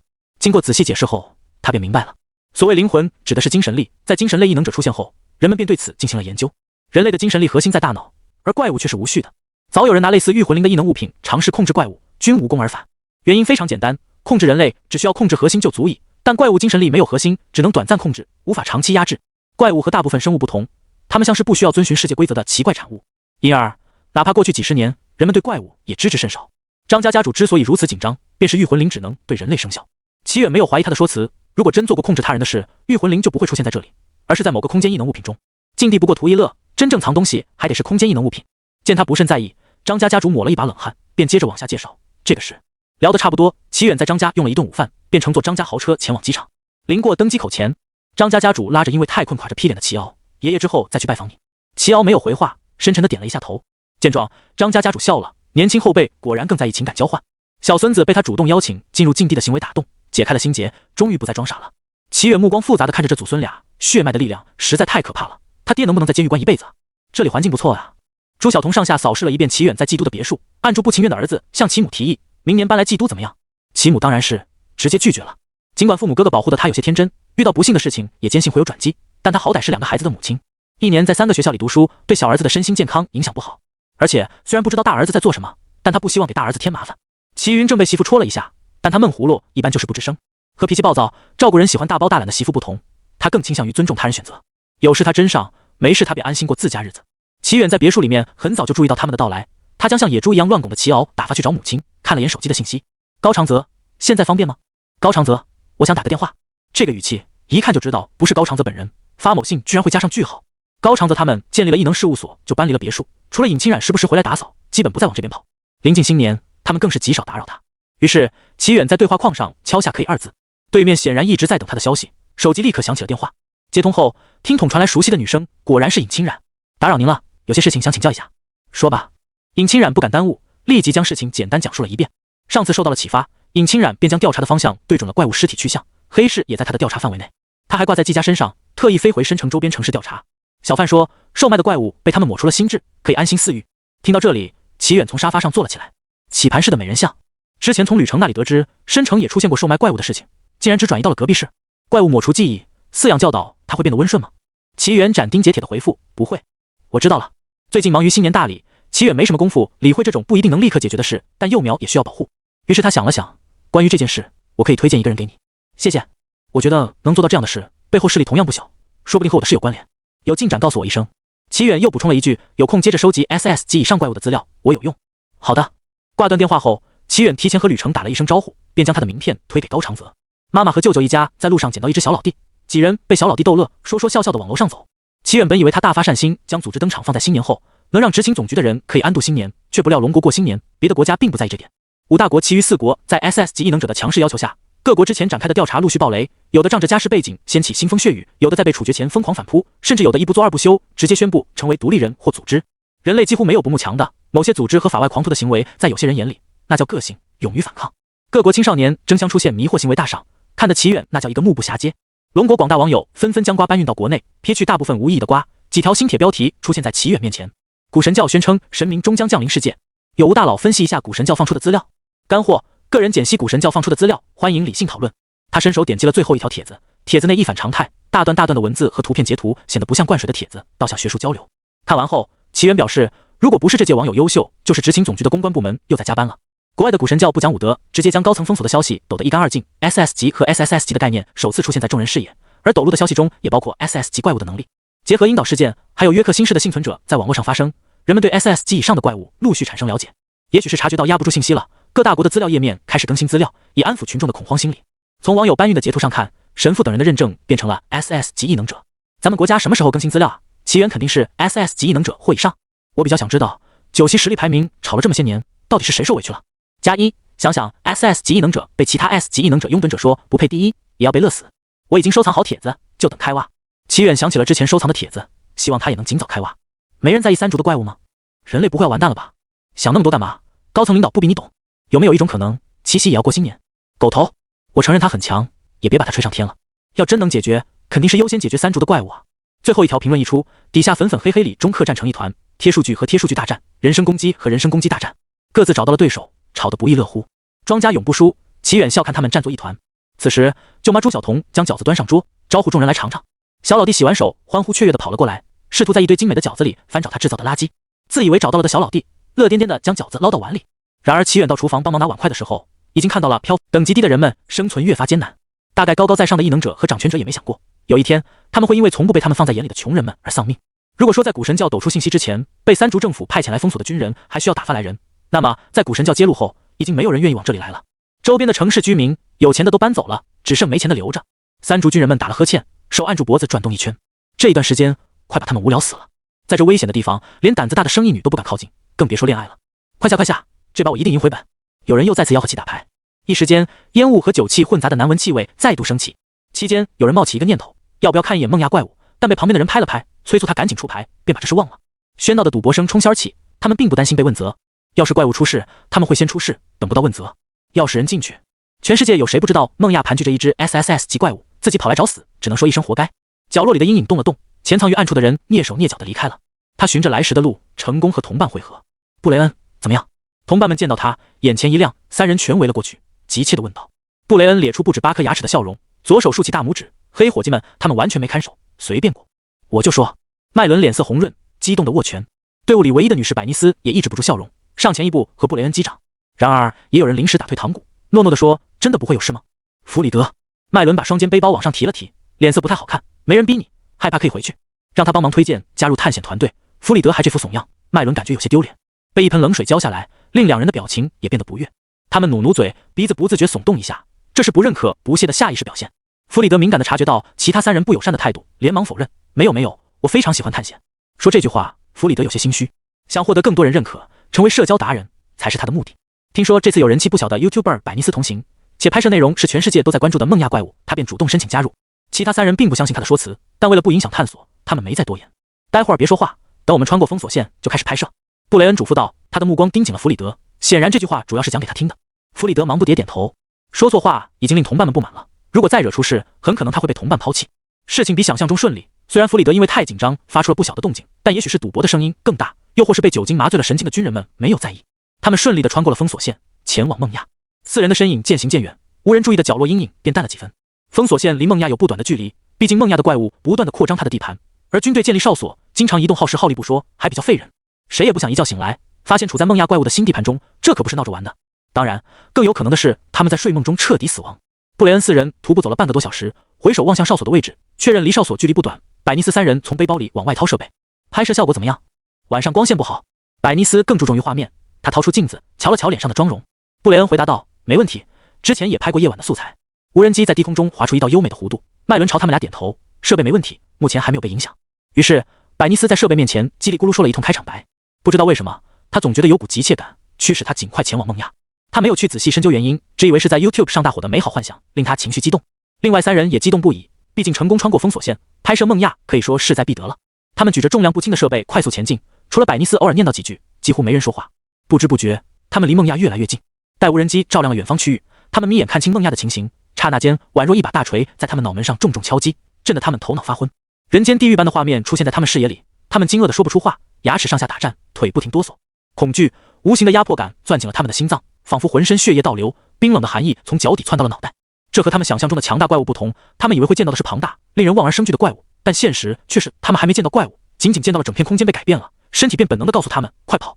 像是空气一样漂浮于空的尘土，竖起的地面，横七竖八的建筑物，还有肢体拼凑的人类，一切都太诡异了。他们几乎打算丢下拍摄道具疯狂逃跑，只是脑海里突然冒出一个念头，大国的高层太可恶了，这么大的事情居然隐瞒下来，必须让更多人知道这件事。百尼斯，大火的机会摆在面前，这正是我想说的。布雷恩，话放出去了，他们再次见到诡异的空间，依旧迈不出步子。看我的，伙计们！麦伦操控起无人机，顶着恐惧心理，控制无人机不断往前飞。无人机再次照亮了前方区域，哪怕再看一遍，他们还是震撼于异能竟然能做到这样的事情。他们就像渺小的蚂蚁，立于梦亚远处，这次不再是欣赏大自然的鬼斧神工，而是怪物制造的奇迹。下一秒，大跌眼镜的事情发生了。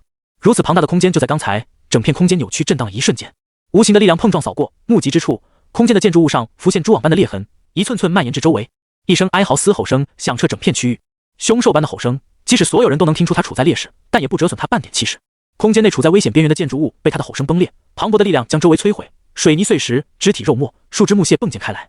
惊惧、战栗、兴奋、难以置信等复杂情绪盘旋在他们心头，可短时间内他们无法品尝到情绪滋味。这声音带有异能，混乱爬上了这些偷听者的肢体，他们的思绪像一团打结的毛线团，完全无法正常思考。不知不觉间，他们开始使用手或背或头等奇异方式向梦亚走去，违背常理的走路方式磨破了他们的肉体，留下蜿蜒的鲜血。等到他们从剧痛中惊醒，脸上写满了不可置信和害怕。仅仅是一点余波和声音，他们就被异能影响，彻底失去理智。而这段时间，他们并没有发现任何不对之处。举着摄像头的布雷恩甚至用脚举起设备拍摄到现在。梦亚近在咫尺，但他们却手脚发软，动弹不得，无法离开这个危险之地。之前他们不止一次抨击政府的保密行为，认为那是愚蠢的决策，只有提前知道危险才能防范危险。现在终于明白什么叫做不可抗之力。不幸中的万幸是，怪物似乎在和某些人战斗，他无暇顾及他们这些蝼蚁。此为谬误，停下！苍老的声音不大，却中气十足，宛若一道惊雷劈在所有人心头。百尼斯这时才从惊慌中回神，注意到有不少和他们打扮装备差不多的人，看样子也是来探险拍摄的 YouTuber。这些人比他们更不幸，若非老者喝止，这群人便要一脚踩进梦亚怪物的空间内。从混乱的状态中清醒，这群人顾不上身上的伤口，连滚带爬在地面上蠕动，用尽全力想要逃离梦亚。布雷恩等人看得清楚，他们如同中邪的人一般，在原地滑动，只挪动了微不可察的距离。见状，百尼斯不由咽了咽唾沫。如果能够活下来，百尼斯发誓再也不到这种危险之地来了。这真是人类能够抗衡的吗？可惜他的认知不代表世界的极限。怪物凄厉的尖笑声透露出他所处的糟糕境地，有人正在对他展开了猎杀。在外面的人还来不及离开，一股巨大的牵引力自梦亚内部传来，所有建筑、生物、物品被动地向这股牵引力而去，如同漩涡一般不断卷入吞噬一切。他们欲哭无泪，拽住了周围的树木和建筑，简直是神仙打架，小鬼遭殃。苍老的嗓音再次响起，听在这群人儿里犹如天籁，像是给贫瘠的土地注入一股清泉。双方战斗波及其他生物，此为谬论，予以纠正。刹那间，牵引力和混乱感消失，即使只有几步之遥，他们也感受不到吸引力，除了还需要躲一下被牵引的石头等物，暂时安全了。有大佬罩着的感觉就是不一样。这些来探险拍摄的人瞬间无比安心，甚至有一部分开始恢复本性，拿起摄像机拍个不停。帮我合个影，难得的机会，赶紧录下来，我们发 YouTube 上。我们也别落后，快点！各大 YouTuber 不甘示弱，纷纷以不同的角度记录下壮阔震撼的场景，全然忘记了几分钟前的鬼哭狼嚎。这群人之中，还有人乐呵呵的拍了半天，才发现裤裆是湿的。经历过这番遭遇，这些人刚认为往后没有什么事能够震撼到他们了，却不料下一秒惨遭打脸。怪物一声哀嚎后，整个梦亚轰然间剧烈震荡，空间仿佛下一秒即将分崩离析，牵引力愈演愈烈，大片大片的建筑物被撕裂卷入空中，暗色的天空被更深邃的黑暗所取代，那抹黑无法形容，好像任何光线都无法抵达，照亮这抹黑暗。所有人脑海里不由冒出一个词：黑洞。不知道是不是错觉，面前的城市好像笼罩一层朦胧的黑纱，黑洞越来越大，不断蚕食整个梦亚。他们很快发现这并非错觉，在不同的地方，黑纱时不时被扭曲、凝聚又散开，有时还被彻底冲击开，而后又再次聚拢。这群人或是普通人，或是异能等级不高，无法理解这诡异的情形。唯一确定的是，最纯粹的黑暗不断扩张。看那边！有人激动吼道，手指梦亚的另一个方向。众人随之看去，瞳孔骤缩。天哪！我的上帝！现在到底是什么情况？白纸。梦亚的另一边和最纯粹的黑形成鲜明的对比，大片大片的白纸占据了众人视野，越来越多的物品边缘纸化，甚至有的当场化为白纸。尽管白纸在夜色中无法得到充足的发挥，但在另一边的衬托下，宛若世上最洁净的白。洁白的纸张飘起一个个鲜红的叉，四四方方的字体浮现在纸张上，极具特色的文字，他们一眼便认出这是龙国文字。脑子转得快的人当场用手机上的软件翻译，他轻声诵读文字的含义：谬论，此地为怪物领域；谬论，怪物应当活着；谬论，所有谬论必须予以纠正。他深深地吐出一口气，颤抖地录下这一切。黑暗那边不知道是人还是怪物，但这些白纸肯定是人类。难道才被他们得知的最强怪物就要迎来死亡了吗？众人手忙脚乱地点开翻译软件，翻译软件诚实地将对话内容转化为文字。哪怕被老者救了2次，他们也不好意思站老者那边。小孩费解地歪了一下头，同样不信老者的话。我让小黑吃了你，老夫所言皆为真理。老者毫不心虚，底气十足地回道。其余人脸色复杂地看着翻译软件浮现的文字，脑海里闪过一个个鲜红的叉。太不要脸了！他们猜得到老者的异能大概是某种规则系异能。小孩还欲争论个正确错误，却被老者挥手打断。我们不能一直待在这里，怪物被我们解决了，他们的主人会顺藤摸瓜地找过来，而且还有很多无辜人类，不尽快带他们离开的话，他们会被牵连。注意力被转移，小孩暂时放下了辩论的事情。两人刚朝众人走出一步，猛地回头护在了众人身前，耳朵明明什么也没听到，却好似有嗡鸣声在脑中拉长，像粉笔刮擦在黑板上，刺耳难耐的声音让人疯狂。身体在颤抖，但不是害怕的生理反应，这是空间在震荡，导致处在空间内的他们被连带着产生反应。周围的一切好像发生了什么共鸣，向他们传递某种危险信号。然而视野里又是如此平静宁和，他们心头一突，暴风雨来临前的宁静，恐怖的威压在这方天地酝酿。逃？不，绝对逃不掉的。五感不断向他们传递危险的信号，恐惧和震动让他们感觉胃部强烈不适，酸水几乎要翻涌而出。连样子都没看到，这群人已经放弃抵抗，绝望等死，甚至身边还有2位 SSS 级异能者。空间剧烈抖动，像是一根绷紧的、略有弹性的皮筋被人用力按压，几乎不堪重负，要寸寸崩裂。恍惚间，脑中似乎听到了崩裂的声音，一种莫名的感觉涌上心头。他们无法证明，但却无比笃定，无形的屏障碎裂了。粘稠的恶意视线透过世界缝隙窥视他们，彻骨的寒意席卷全身，肢体不受控制的抖动。他们眼神发直，呆愣在原地。人们在极度恐惧下，大部分会脑子一片空白，彻底放弃抵抗。这样，当事情发生时，会死去的轻松一点。能够奋起反抗的，那是少数意志坚定的精英。别怕，按照约定，他只能看，不能直接出手。老者镇定的声音宛若鼓钟，敲醒了这些陷入恐慌的人。他这是在定位我们，马上他的信徒会穿过他提供的空间缝隙来追捕我们，你们得尽快离开。小孩抬头看向老者，提醒道：“他们好像听不懂。”哎呦！老者嗟叹一声，揪着胡须快速说道：“此地语言不通，这是谬论。”他释放完异能，又将刚才的话重复了一遍。众人从极端恐惧中回神，眼珠子艰难转动，讷讷的点头。他们现在还处在脑子混乱的状态。老者说了什么，这些人也只是听听而已，并非真的理解个中意思。现在他们满脑子都是我是谁，我在哪？这里是地球吗？如果说 SSS 级怪物的死亡还在他们想象中，那现在他们就是满脸懵逼。这2人是谁？他们的大人又是谁？谁要杀他们？那个恐怖存在是什么？约定又是什么？半空中，一道狭窄的裂缝仿佛被人用力掰扯，扯开更大的口子。不好，咱们俩刚结束战斗，可没什么体力和那群疯子好。老者惊呼，他揪断了几根胡须，掏出一个朴实无华的罗盘。我先将你们送走。送走？他们条件反射地打出问号，几乎化身为10万个为什么，恨不得揪住老者咆哮。你到底在说什么？能不能坐下好好谈谈？老者显然是没那个闲工夫，他火急火燎地将罗盘对准他们。异象突生，缝隙里走出几人，他们统一戴着面具和深色斗篷，斗篷颜色款式不一，唯有面具相同。出现那一刻，有一人当即抬手，力量凝聚在指尖，瞬间释放异能空间坍缩，目标直指罗盘，近乎透明且只有指甲盖大小的攻击，有些眼力差的甚至看不清，这让场上大部分人摸不着头脑。牛逼轰轰出场就这？你面前站着的可是2个 SSS 级异能者，试探实力也整点大场面啊，瞧不起谁呢？要是刚才的恐怖存在，他们肯定不会这么放松，但眼前的不过是人类，是人或者说是怪物，在身边有2个 SSS 级异能者的情况下，他们完全不担心。只要2位大佬别打嗨了，把他们全然忘记，那肯定不会出事。不会，会出事的。小孩注意到攻击，立即在攻击的前进路径中释放了黑洞，能够吸纳一切的黑洞在接触到攻击后，只略微阻拦了几秒便被洞穿。说到底，黑洞不过是异能的产物，异能和异能之间相互克制，只要足够强大就能够突破。老者抓住这几秒，吐出一句话：身边的人类离我不足100米，此为谬论。他们一眨眼，画面像是突然被拉远了一样，老者离他们至少100米远。攻击落在罗盘上，瞬间形成一个往某一点收缩挤压的扭曲空间，老者及时松手，并立刻拉开距离。扭曲空间呈现球状扩大，留下一个10几米的圆坑。被波及的所有物质都被收缩挤压在球心部位，凝成一个小球。场上众人见状不由大骇，随手释放的异能竟然这么强！妈的，为什么强者好像不要钱一样大甩卖，到处都是？今晚他们就不该出门。可惜现在后悔已经晚了，不得不咽下苦果，再次接受神仙打架、小鬼遭殃的剧本。希望这次老者还能捞他们一把。他们期盼地望向老者，却发现老者的目光盯紧了来人。穿过空间缝隙的人从半空中一跃而下，落在地面。有名面具人用森寒的语气说道：“共运者的走狗。”嚯，这可不是对老人家应有的态度。老者捻着胡须，还有余力打趣，但眼神认真严肃，透露出他并不像语气那样游刃有余。你们龙国有句话，老而不死是为贼。有一名面具人怪腔怪调地说道：“杀死怪物容易，想要彻底毁灭他可不是件容易的事。你现在还剩多少力量？”老朽只知道教训孙子还是绰绰有余。你年纪也不小了，老朽吃过的盐比你米还多，听我的一句劝，成家立业去吧。你！面具人被激怒，正欲上前，被人伸手拦了下来。拦住他的人是一开始使用空间坍缩的面具人，他恭敬后退一步，压抑怒火，忍不住多说一句：“大祭司，这老头闭嘴！”被人耍着玩还不自知。大祭司冷冷的呵斥，一点面子也不给他，哪怕戴着面具，阴寒的目光依然穿透空间，牢牢地定在老者和小孩2人身上。你知道他们不剩多少力量，还和他废话？等他们恢复吗？有另一名面具人在一旁煽风点火，声调上扬，彰显说话之人心情不错。老朽岂是那样的人？你们真是以小人之心夺君子之腹。煽风点火的人像是来了兴趣。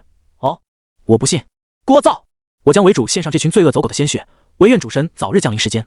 大祭司耐心全无，换了一个套路，另一人就上当了。这群下属完全靠不住，他像是对下属失望了，选择自己直接动手。手臂抬起，指尖对准了不远处的人类，庞大恐怖的力量开始在他指尖凝聚。下属们终于意识到上司的不悦，或拿起武器，或凝聚异能，纷纷摆出了作战的架势。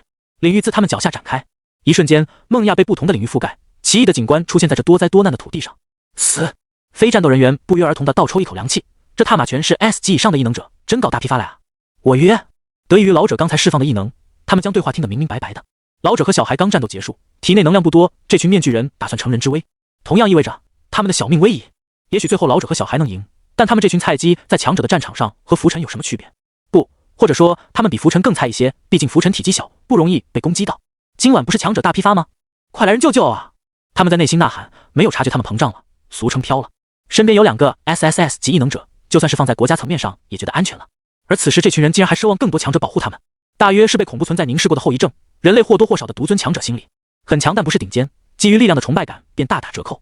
如果让他们现在去评价曾经人类公认最强的异能者齐远，说出齐远不过如此，也并不稀奇。在大祭司释放了几发空间坍缩，被老者和小孩一一化解，留下100米有余的巨坑后，好似回应众人的祈祷，新的异能者出现了。他凭空出现在战场中心，没有拉风的空间缝隙让众人有点失望。可当他们看清来人时，心脏剧烈跳动，有不少男性当场痴迷地看向场中之人。今晚有太多的意外和危险，在这生死关头遇到一位容貌屹立的女人，吊桥效应使得他们陷入深深的痴迷当中。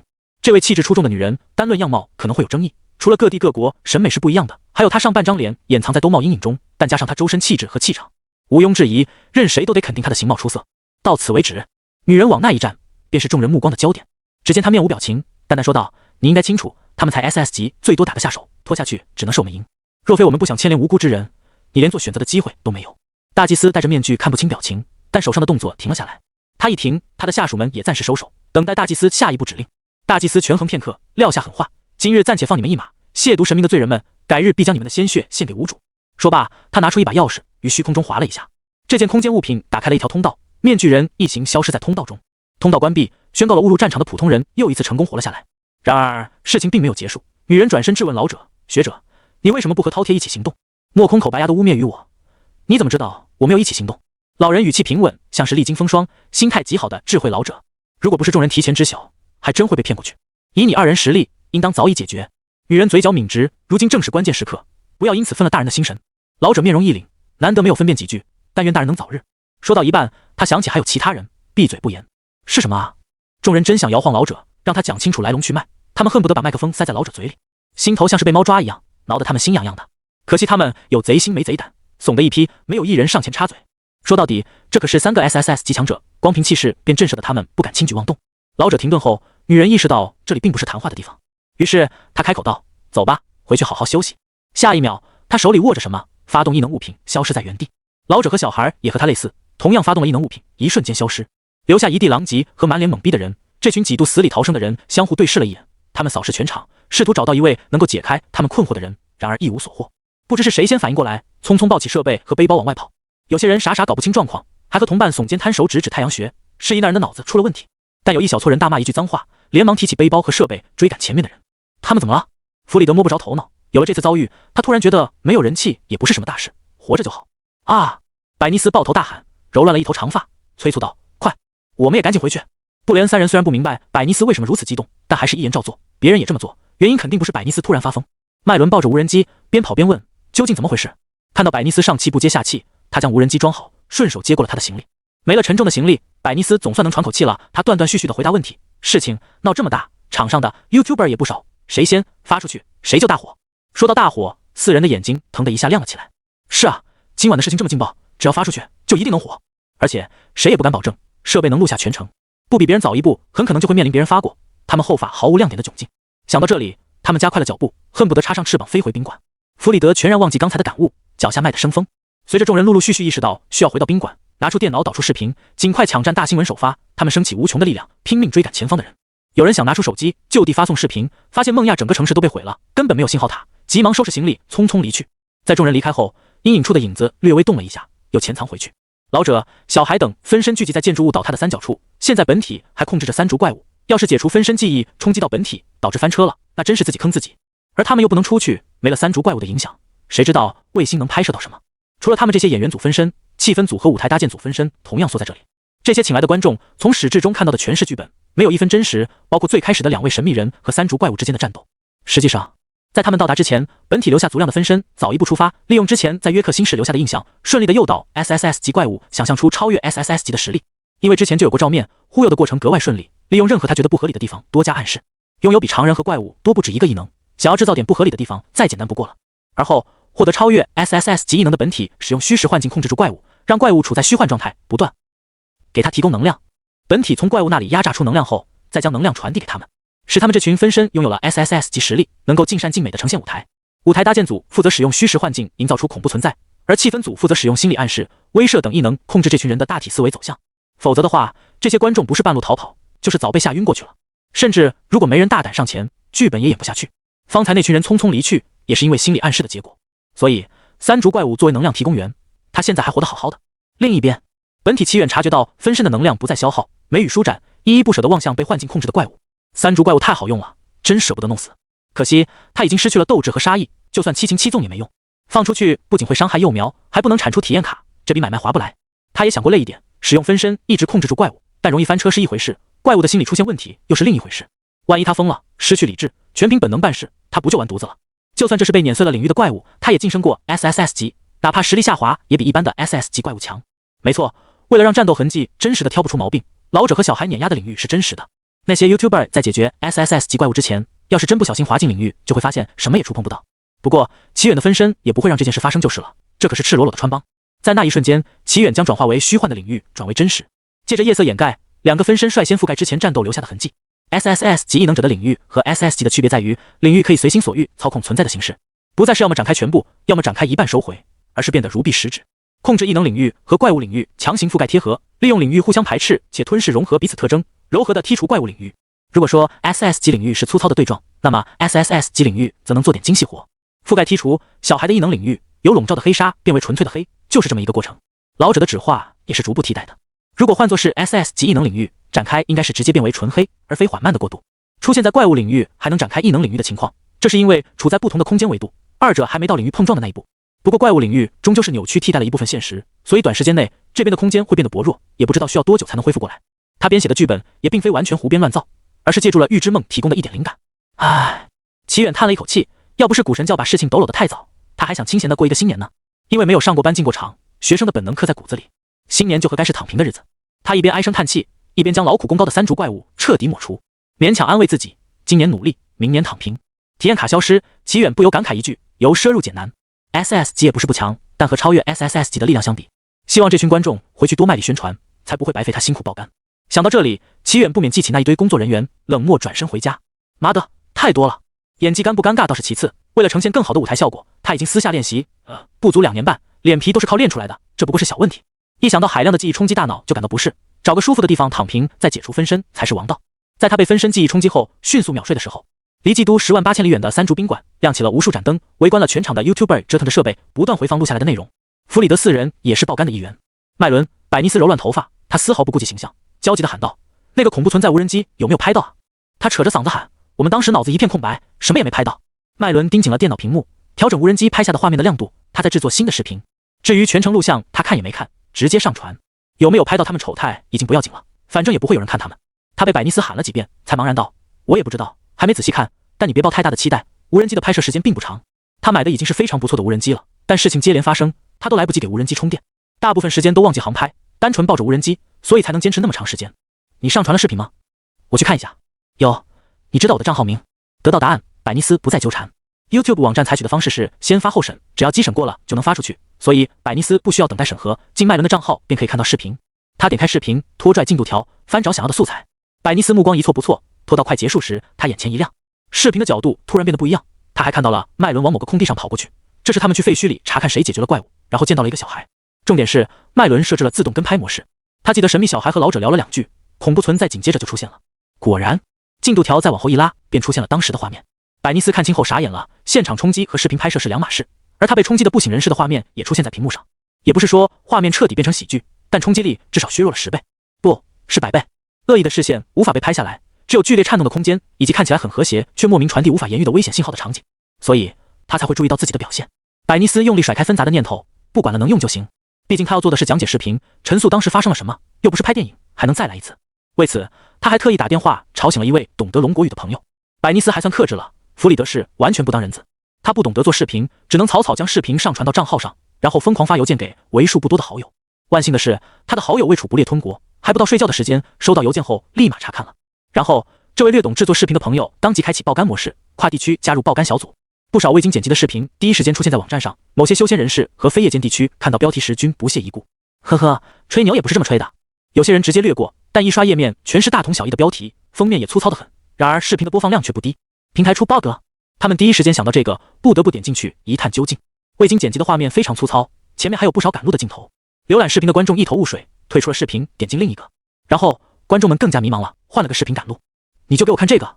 难道人类退化的时候悄悄的不带我？还是什么复古潮流流行赶路视频？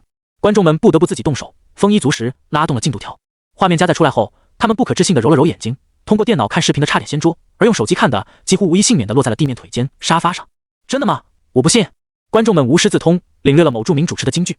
紧接着就是不断刷视频，拉动视频进度条，看留言、刷热搜等一系列操作。确认了这件魔幻的事情真的发生后，他们迫切地想找个人当面分享。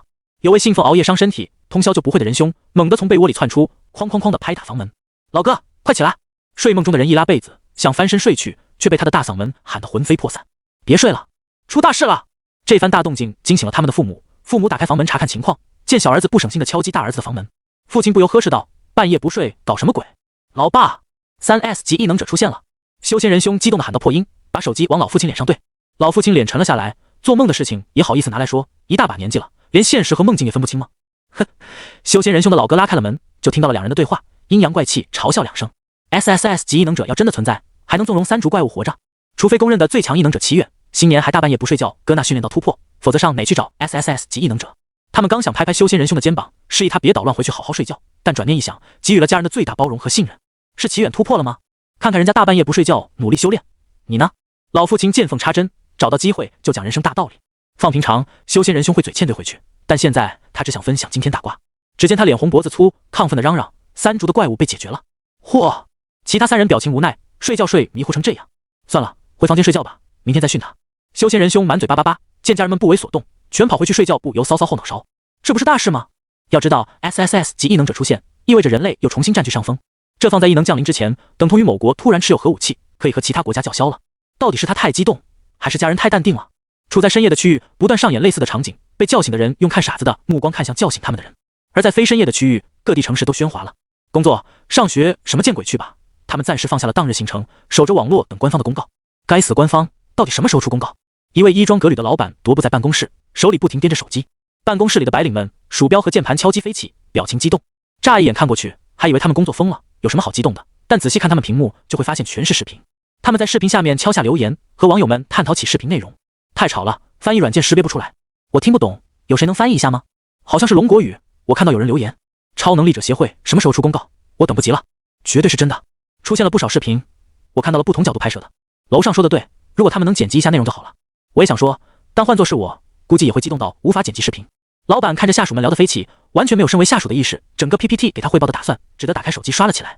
刷了不知多久，超能力者协会挂上了一条新的公告。老板深吸一口气，心脏剧烈跳动，点开了公告。比特佛国首都，超能力者协会高层齐聚一堂，实在无法赶到的也通过视频连接上了。网络上的视频大家也看到了，协会会长阴沉着脸，明明人类生存大难题被解决了，他却顶着一张司马脸，沉声说道：“这件事已经被证实。”监测到这则消息，他们立刻派遣人员马不停蹄地前往三竹梦亚确认事情真伪。如今消息传回，会议室众人表情复杂，久久未有人开口。会长清楚这是棘手，没有逼迫众人立刻给出意见，转而提到这是前方人员传过来的现场照片。他示意助理打开照片，梦亚战斗后的残垣断壁，大半座城市消失的空地，还有一个个空间坍缩的制造圆坑。现场痕迹和视频里呈现的内容相符合，由不得他们逃避现实。其实他们心中早有预感，从被召集参加会议便可窥见一二。他们在路上想了不少，怪物死了固然是件好事，但这也同样代表刚建立起来的5大国联盟有可能名存实亡。更关键的是，视频里的2人全是龙国人，假如加上后面出场的女性，那就是3人。只不过为了数据更精准，他们去掉了没有表露出实力的第3人。一个奇远已经打破了平衡，奠定了龙国在清扫计划联盟的地位。如果再加上2位 SSS 级异能者，龙国有必要带他们玩吗？把事情想得更糟一点，龙国和2位 SSS 级异能者搭上线后，完全有实力清理完龙国境内的怪物，然后把影响力辐射到其他国家。之前5大国对鹰岛做的事情，极有可能再度复刻，而复刻的实施对象大概率是他们。所以协会高层甚至没等情报处提交视频分析，就直接召集高层开会。有人斟酌片刻，犹豫开口：“目前龙国还没有和对方搭上线，也许我们还能争取一下。”这句话并非无的放矢，若是龙国已经和2人搭上线，就不会出现有大量观众在场的情况。暂且定下后，他们看向了等候多时的情报处人员。房门被轻轻敲了几声，齐元早有准备，翻身坐起。他单手捂住额头，才睡没几个小时就被喊起来的滋味并不好受，何况他还是被大量分身记忆帮助快速入眠的。正常情况下，他也许会找个借口糊弄过去，但这次是自己做的孽，不得不爬起来参加会议。门再次被敲了几声，齐远这时才反应过来，他忘记回应门外的舅舅了。等等，马上！他将门一把拉开，探出头，装作若无其事的样子，挑眉看向舅舅。齐云正一脸严肃，他正色道：“老于让我们尽快赶到总局开会。”我知道了。2人穿戴整齐，结伴往执勤总局去。他们远远地看到总局灯火通明，看来执勤总局的后勤人员全部回来加班了。对此，其罪魁祸首远没有一点愧疚感，反倒是大家一起加班，心里平衡了不少。路过的人脚步匆匆，还不忘和他们打招呼。齐远一一颔首回礼。你和老于他们说的不太一样。舅舅冷不丁的一句话，让齐远看了过去。虽然知道风评不会太好，但他们到底说了什么？只是礼貌回礼，就和他们口中的形象不一样。在舅舅想象中，他的形象已经变成了什么奇怪的东西。齐云正注意到外甥的目光，回视了他。怎么了？舅舅的眼神和母亲隐约有点重叠。齐远扶额，没事，姑且放那些在背后败坏他风评的人一马，但于局是另一回事，听到了不能当没听到。会议室内的人不多，连于局的老搭档蔡部长都不在，估计回老家过新年了。于安和一脸痛苦面具，对他这年纪的人来说，一觉没睡好，脑仁突突的疼。人陆陆续续的来齐，洪飞恒进门前巡视了一圈，然后一屁股坐在他旁边。开始吧。于安和按住太阳穴，摆手说道：“事态紧急，顾不了那么多了。”苏可英是把会议室的灯关上，打开了投影屏。在这个过程中，有些没来得及收到情报的人压低声音讨论，发生了什么？不清楚，不会是又有要晋级的怪物吧？齐元打了个呵欠，困得不行。他愿称被窝封印是世界上最强大的封印术。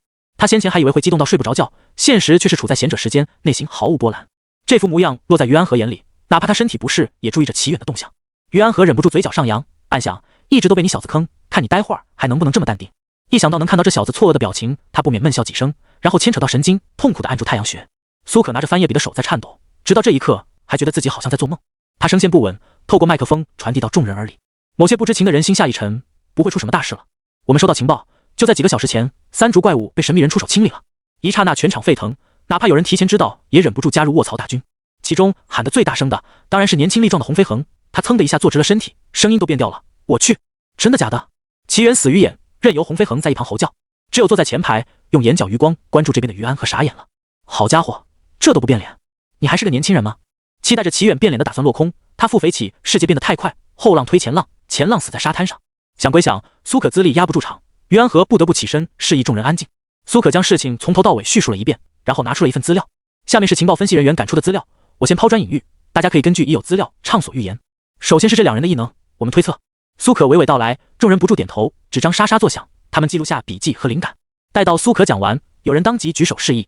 他们口中的大人，情报太少，没有头绪。但关于组织，有条情报或许可以供大家参考。众人的目光集中在他身上，只见他走上台，拉动视频进度条，画面停在某个瞬间。那是老者和小孩背对着镜头的画面。齐远困顿的眼皮往上掀了掀，这么快就有人注意到了。看这里，他们的斗篷上绣着字。镜头下斗篷几乎糊成一片黑，很难分辨斗篷上的字。那人截图，借助软件调了一下画面的对比度，然后再用鼠标标出大概走向。老者的斗篷绣着一个人字，小孩上面绣着一个鬼字。场上的人开始讨论，低声交流着自己的看法，最终没有人起身发言。看看后面出现的女性绣着什么。于安和眯着眼睛提出请求。这个苏可帆找起视频，情报人员第一时间找到了最初上传的视频，未经过剪辑才能透露出更多信息。拢共几十个视频，于他们而言并不多。一个个视频翻找过去，苏可遗憾地说道：“没有清晰的画面，天色太暗，他背对着众人时离得太远。那时场上的普通人被老者推离战场，女人又是直接出现在战场中心。后面和老者对话的时候，他是面向众人的。那些人拍视频恨不得拍清楚女人长什么样，没有拍到背面的镜头。”于安和点头，之后让技术人员试试，先下一个吧。话音落下，立刻有人起身。齐远抬头看向斜上方，表情有点错愕，居然是洪飞恒。场上众人也吃惊地看向洪飞恒，能坐在这里开会的或多或少和洪飞恒打过交道。洪飞恒对众人的目光一无所知，他同样走上讲台，把视频停在了小孩和老者释放领域击杀怪物的其中一个画面。看这里，他们的领域不一样。会议室内大部分人终归是非战斗人员，他们分辨不出领域的细微差别。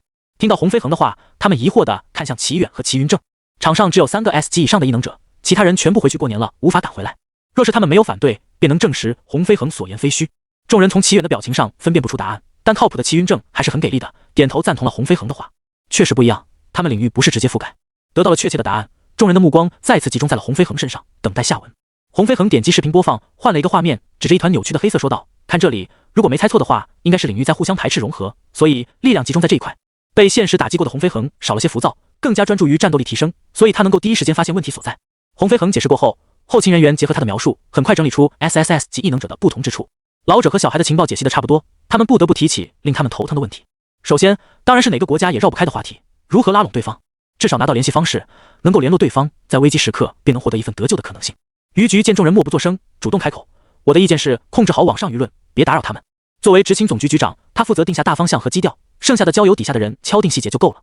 什么都自己做，他于安和又不是神仙。方向定下后，其他人陆陆续续表达意见。他们选择深夜处理怪物，肯定是希望低调行事。没错，国外主播那般打扰他们，实属不该。而且他们同是龙国人，我们天然比其他国家特殊些。如果他们想找人合作，必定会先找我们。对，稳坐钓鱼台即可，强行插手倒容易引起不快。齐远，奇怪的记忆增加了 JPG。原来神秘组织是为了低调行事才选择深夜行动，绝对不是因为深夜容易掩盖穿帮，也不是为了方便有关主播穿过封锁线。讨论的热火朝天的众人没有察觉自己在无意间给了幕后黑手灵感，有理有据地分析着神秘组织的意图。关于他们为什么要低调行事的原因，我的推测有以下3点，时间比较短，可能有点纰漏，大家多包涵。第一，老者多次提及大人，对话中还提到了关键时刻，代表他所在的组织拥有明确的目的和行动，而这点暂时还不清楚。但从他们多次保下人类来看，应该不是极端组织，因为组织有明确的事情要做，他们可能不想被束缚，与我们建立联系，有可能影响他们工作。第二，敌方势力追击，如果他们的行踪被发现，容易被敌人包围埋伏。第三，容易波及到普通人，他们不想牵连无辜。说完，这人刚坐回座位，又有人立刻站起来。小公的说法我大部分赞同，我有一点不认同，就是组织应该不是极端组织这点。如何保证这个组织理解的对人类有利，和众人理解的一样？好心办坏事，这种情况也有可能发生。如果可能，我建议尽量弄清楚组织的目的。这人的意见不无道理，谁也无法保证神秘组织会不会整点活给他们看，比如创造一个有灵的世界，不，一个没有人类的世界云云。毕竟这个组织可是拥有足够的实力去实现梦想的。假设是普通人，他们倒不用这么头疼。就像是同样是遇到楼上太吵，普通人会骂2句解气，有钱人会换个房子住，异能强者会以德服人。大人物的一举一动都必须给予高度重视。于安和愁眉苦脸的在纸上记录下，原本的题目还没有解开，新的问题又出现了。这个问题一出，前一秒还把神秘组织当随机出手的世外高人，后一秒就变成了随时可能转变阵营的中立派。众人全戴上了痛苦面具。干得漂亮啊！齐远撑着下巴就差给这人鼓掌了。以刚才的讨论趋势，他真怕出现世外高人这么刁，我们还是尽量别打扰他们了。网络上惊现高人消息，封锁！神秘组织和反派组织打起来了，速速封锁现场！高人要告诉我机密，还是算了，我相信你们。这一套组合拳下来，神秘组织的信息流通被控制住，那他演个锤子的大型连续剧，回家睡觉得了，还不用面临如果异能拥有极限，他可能出现的大型社死现场。他可是抱着万一异能拥有极限，就隐姓埋名一段时间的觉悟，启动造神计划的。至于为什么是一段时间，而不是换号重生，乐子人太无聊了，就和世界上所有人开个天大的玩笑，不合理吗？我这玩笑只是有一点点大而已。虽说他拥有心理暗示，改变众人想法分分钟的事情，但心理暗示也不能太离谱，否则解开异能，他们回头一琢磨，觉得做决定的时候脑子被驴踢了，又改了回去。然而他高兴没多久，就有人提出新的想法，或许他们是为了保护我们，所以才隐瞒信息呢。那人比了个小熊摊手的姿势，像我们不也为了保护普通人，隐瞒了 S 级或以上怪物的信息？他的话引起了某些人的赞同。是啊，还有那个恐怖存在，我们隔着视频都能感受到场上众人的绝望。那位老人不是还说过，恐怖存在可以定位他们？有人当即反驳，若是这样，事情已经暴露了，为什么还不联系我们？他没有察觉到同事投来的死亡凝视，侃侃而谈。当时古神教把事情抖出去，我们可是立刻启动了备选方案，科普怪物的能力和如何防范。怎么了？他终于被同事怨念的眼神盯得发毛，暂停了输出。原来如此。齐远听了他的说法，惊觉设定出现了 bug， 默默地把神秘组织为了不让普通人被定位这条删去。讨论无果后，于安和再次发挥领导的作用，让众人搁置问题，日后再议。于是他们又开展了新的话题。齐远根据他们的议论，删删减减将方案调整了一番，满意极了。会后，于安和喊住了齐远，让他留下。众人均是了然的眼神，迅速离开，给他们留下谈话的空间。洪飞恒也很想加入他们，但于安和告诉他来的不是时候，休想加入他们。很快，会议室内只剩齐远和于安和两人大眼瞪小眼。齐远心中了然，但他耐心地等待于安和挑起话题，顺便打个盹。于安和见他这副表情，心下一咯噔，他没什么把握能从齐远嘴里套出话来。你知道些什么？怕齐远糊弄他，又加了一句，刚才你一点都不吃惊，不可能什么都不知道。齐远腹诽，他当然什么都知道，也知道于安和怀疑他知道什么。他没有刻意掩饰，毕竟又不是真要拯救世界，相反，他在和世界上的所有人开玩笑，独自创造一个不存在的李森堡。马甲埋那么深干什么？浅浅的挖个坑就行了。甚至要是可以的话，他恨不得当场自爆，只是还不到时候罢了。于是齐远提起了另一件事，最近有事要忙，暂时顾不上按酒席。如果出现解决不了的怪物，再通知我。于安和清楚，齐远这小子神神秘秘的，除了愿意让他们知道的部分，几乎没有破绽，想套话不是件容易的事。但直接不装了，硬转移话题，于安和还真拿他没办法。到底还是实力不够，说什么都是虚的，就和面对神秘组织一样，他们没有话语权。他皱眉询问：你在忙什么？齐远思索片刻，闪过什么为了防止世界被破坏，什么为了维护世界的和平，但看在于局兢兢业业工作的份上，他找了个相对合理的理由糊弄过去。高长泽在调查什么？你应该知道吧？他把旅程推荐给尹清染，除了他同样在调查这件事外，也是为了能在官方挂上号，保障他们安全的同时，还能顺便转移各方盯他的注意力，一举三得。于安和下意识目光游离，但很快调整过来。事到如今，否认也没什么用，他干脆承认知道。齐远敷衍道：就当我忙这个好了。于安和眼皮抽搐，多少掩饰一下，别这么直接。但他也不是一无所获。既然齐远提前知道消息，且这般从容不迫，证明他多少有些把握，不是实力就是人脉关系。和齐远稳住关系，龙国绝对不亏，没必要把情谊消磨在一些小事上。算了，不管你了。于安和挥手感人，一个年轻人比我还神神叨叨的。你到更年期了？翻脸翻真快。齐远无情嘲笑，有仇他一般当场就爆了，除非当事人不在场，不然再过一会儿他都忘记了。于安和一脸嫌弃，滚一边去，别忘了你的工资还是我发的，有这么和上司说话的？齐远立刻闭嘴了。于局虽然是开玩笑的，但还真踩在他经济大动脉上。发钱的惹不起，溜了。当他准备起身走人的时候，苏可慌里慌张地推门而入。于局，梦亚降临了大型融合领域，这次融合领域几乎涵盖了整个城市，是前所未有的情况。于安和腾地站起，表情肃穆，和三竹联系过了吗？调遣人员立刻前往梦亚。三竹同步同意，另说先把人派到边境，方便第一时间赶过去获取情报。说完，他深深看了一眼齐远，风风火火走了。齐远读懂了他的眼神，感觉身上一沉，似乎有口天降大锅砸到了神秘组织头上。而神秘组织等于他自己，四舍五入等于他背锅。超大型融合领域吗？相比较巧合什么的，他更倾向于另一个猜测，空间出现问题引来了融合领域降临。如果是这样的话，其实也不完全算是飞来横锅。冀都齐家别墅，齐远瘫在沙发上看完梦亚大型融合领域的资料。距离融合领域降临已经过了1周时间，各国的情报交换完毕，齐远便从于安和那边要了一份整合资料。他来回翻了2遍，发现没有特殊规则，不过是普普通通的融合领域，除了大了点，怪物多了些，没什么特别之处，便失去了兴趣。而怪物又被各国来的精英猎杀干净，神秘组织留下的战斗痕迹被融合领域整合到各处，彻底分辨不出来。齐远对此有点可惜，早知道这样，他就不必努力研究如何造假了。看完这份文件，他又翻开了尹清染的整理资料，从上面圈定几个地点，放在了一边。从空间中拿出笔记本记录下来，找个时间安排分身去查一下。做完这一切，他又打开了电脑，翻查一下最近发生的事情和正反派组织的风评。第一次出场把逼格拉满了，后续出场也不能太掉逼格。他一直派遣分身寻找合适的舞台，可惜暂时还没有结果。如何评价国外部分地区恐怖组织猖狂，又有极端组织模仿面具人，这次覆灭了一整个小镇。融合领域允许普通人进入了，有没有人试一试？齐远在面具人那条停顿了片刻，记录下发生的地点，准备找个场合杀鸡儆猴。他们利用面具人的威慑力做坏事，意图白嫖劳动成果，属实逆天。齐远虽然计划让反派组织找点锅背，但也不是什么锅都背的。他往下翻，又看到了上次发战力分析帖的老伙计，全球战力排行，个人看法不喜勿喷。内容和上次差不多，只是把他新出场的马甲全放在了 T0 级，其他人往下降一档，而他本人被排在了 T0.5，这自然引起了争议，因为官方认证上面显示他和舅舅都是 SS 级异能者。尽管于安和对他的真实实力持怀疑状态，但认证不可能因为怀疑就瞎填。而齐远为了保持人设，只得咽下改官方认证的请求。一代版本一代神，新神压过旧神，旧神便是跌落神坛的时刻。因此，很多质疑声总结下来就是，再牛逼也还是 SS 级，别吹上天了。不过这位分析老哥有他的坚持。键盘大战300回合，窗户被敲响，齐远不用抬头也知道来人，是和他约好时间的高长泽。只是不走门，走阳台是什么破毛病？高长泽察觉他嫌弃的眼神，讪讪地摸摸后脑勺，这不是怕远哥还得跑楼下开门，我想着直接上来就不必麻烦你了。齐远死鱼眼，这家伙甩锅已经成为被动，没救了。现在回想起黑心小萝莉意图甩锅的行为，也不知道到底是谁影响谁。他一头黑线放高长泽进窗，等他再次坐在沙发上时，高长泽旁边又多出了一个人，是尹清冉。我想向您汇报近期情况。齐远颔首，示意他直接说。要是查到点大事件，他可以顺便派遣反派组织分身去抢个功劳，把那些犯罪组织先一步弄死，装作是反派组织灭口，然后顺理成章开启自家人打自家人模式。精心设定的组织目的，就等着两方嘴炮透露些出去，方便众人脑补。闲着也是闲着，为了呵护幼苗，他听听无妨。对于这位年纪轻轻、实力手段均不缺乏的男人，尹清冉觉得隐瞒是没有意义的。若非他的帮忙，他们还只能龟缩在深城，等高长泽成长为 S 级异能者。因而尹清冉得到同意后，便开始述说事情。我们的行动一开始并不顺利，之前发现的据点莫名提前撤离了，开口就让齐远直呼好家伙。算一算时间，他从春节之前忙到了现在，这就是甘地的事件吗？啊，我也这么干。那没事了，都卷起来。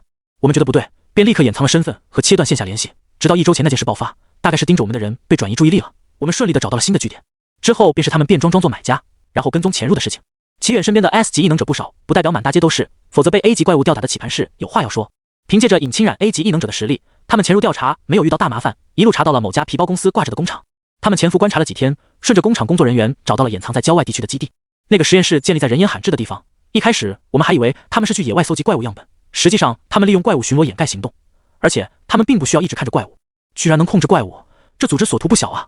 要是能把这技术交给研究院，人类的安全可以得到质的提升。齐远不由身体往前倾，等待下文，但后面的内容让他失望。我们察觉事情越来越不简单，没有急着动手，而是确定没有高阶异能者和怪物看守，才入侵了实验室。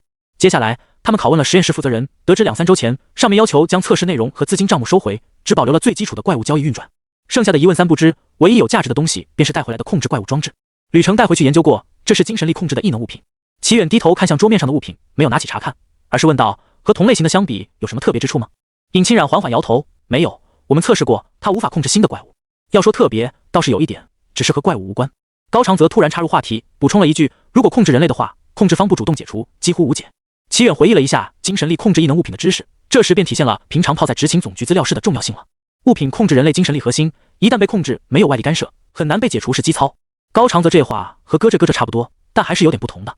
就比如说薛师宗的无异能，理论上应该能解除大部分控制，但高长泽强调了几乎无解，证明他除了控制之外还有别的功能。高长泽见齐远看了过来，他控制住了核心，似乎会影响到精神力。惊觉自己好像讲了废话文学，高长泽抓了抓头发，吕程和我们说，简单比方就是一般精神控制室加了个开关的话，那这个组合的异能物品就是往身体血液里打了一剂毒药，到处都是控制。这2种方法都是通过精神力核心办到的，在精神力控制后，还有个异能者或物品和精神力核心建立联系和契约的过程，这样才能实现长时间控制。齐远明白了尹清冉之前为什么说没有，我觉得必定不是偶然或者巧合，推测这或许是关键，但问题在于我们没一个想明白，所以几家就建议我们来救助你。说完，高长泽眼神饱含期待。尹清冉虽然还是满脸淡然从容，但眼神不断地往他这边瞟。你们以为我是神奇的海螺吗？齐远满头黑线，是什么让你们误以为我能懂研究的事情？但不得不说，哪怕几家无法占卜超过他实力太多的异能者，他的直觉还是一如既往的准。齐远的确有可能知道，像他每天浏览大量新闻和派遣分身到各地，就是为了收集更多的信息，以便用预知梦推演未来，提前获取情报，抢先一步搭建舞台。假如他们提供的信息足够，仅仅缺失一个灵感和方向，那他只消物理意义上的白日做梦便能解决事情。你们在这里等我，我去救回。齐远丢下这句话往房间走。高长则怀疑他们被口头上占便宜了，但没有证据。他扭头看向尹清冉，试图寻找盟友。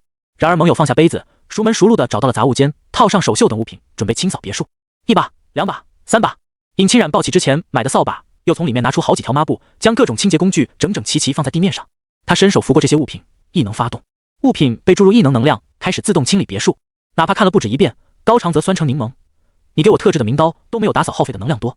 高长则的长刀能甩出刀光，其实是尹清冉的功劳，毕竟又不是武侠世界。你替我打扫，我就把节约的能量借你。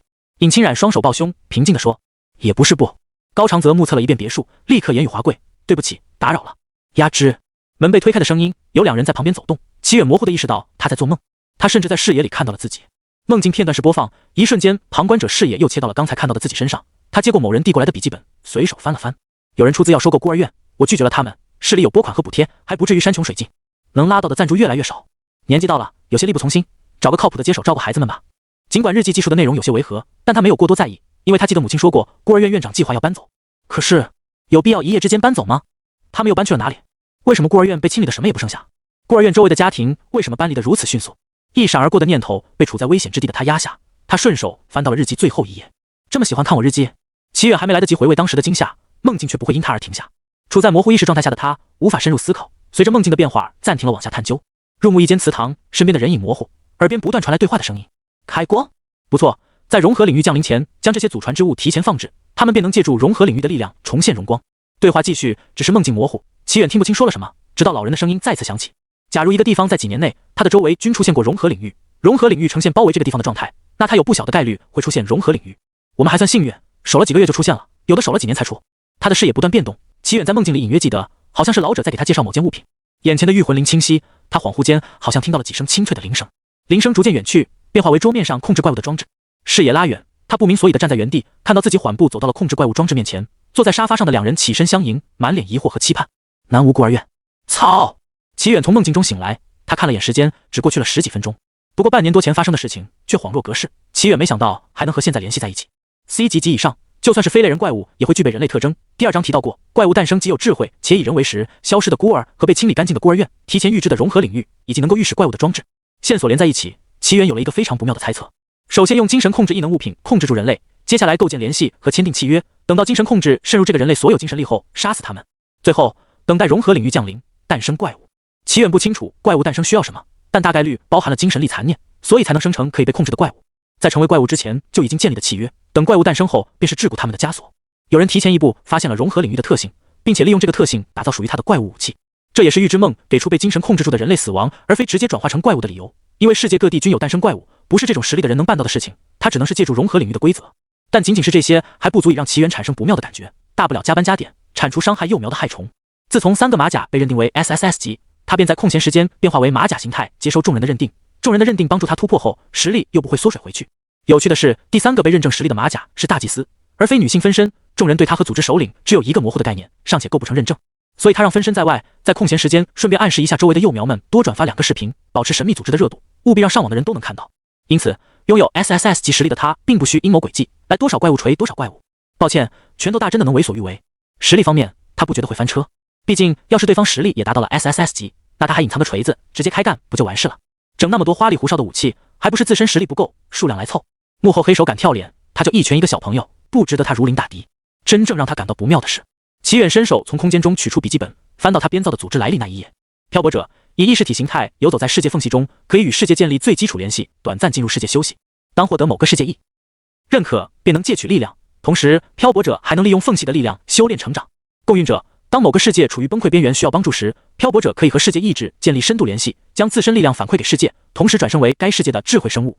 待世界稳定，转为共运者的智慧生物诞生且恢复部分实力后，便能再度从世界缝隙里获取力量，不断修炼。世界和共运者互相反哺，共同成长。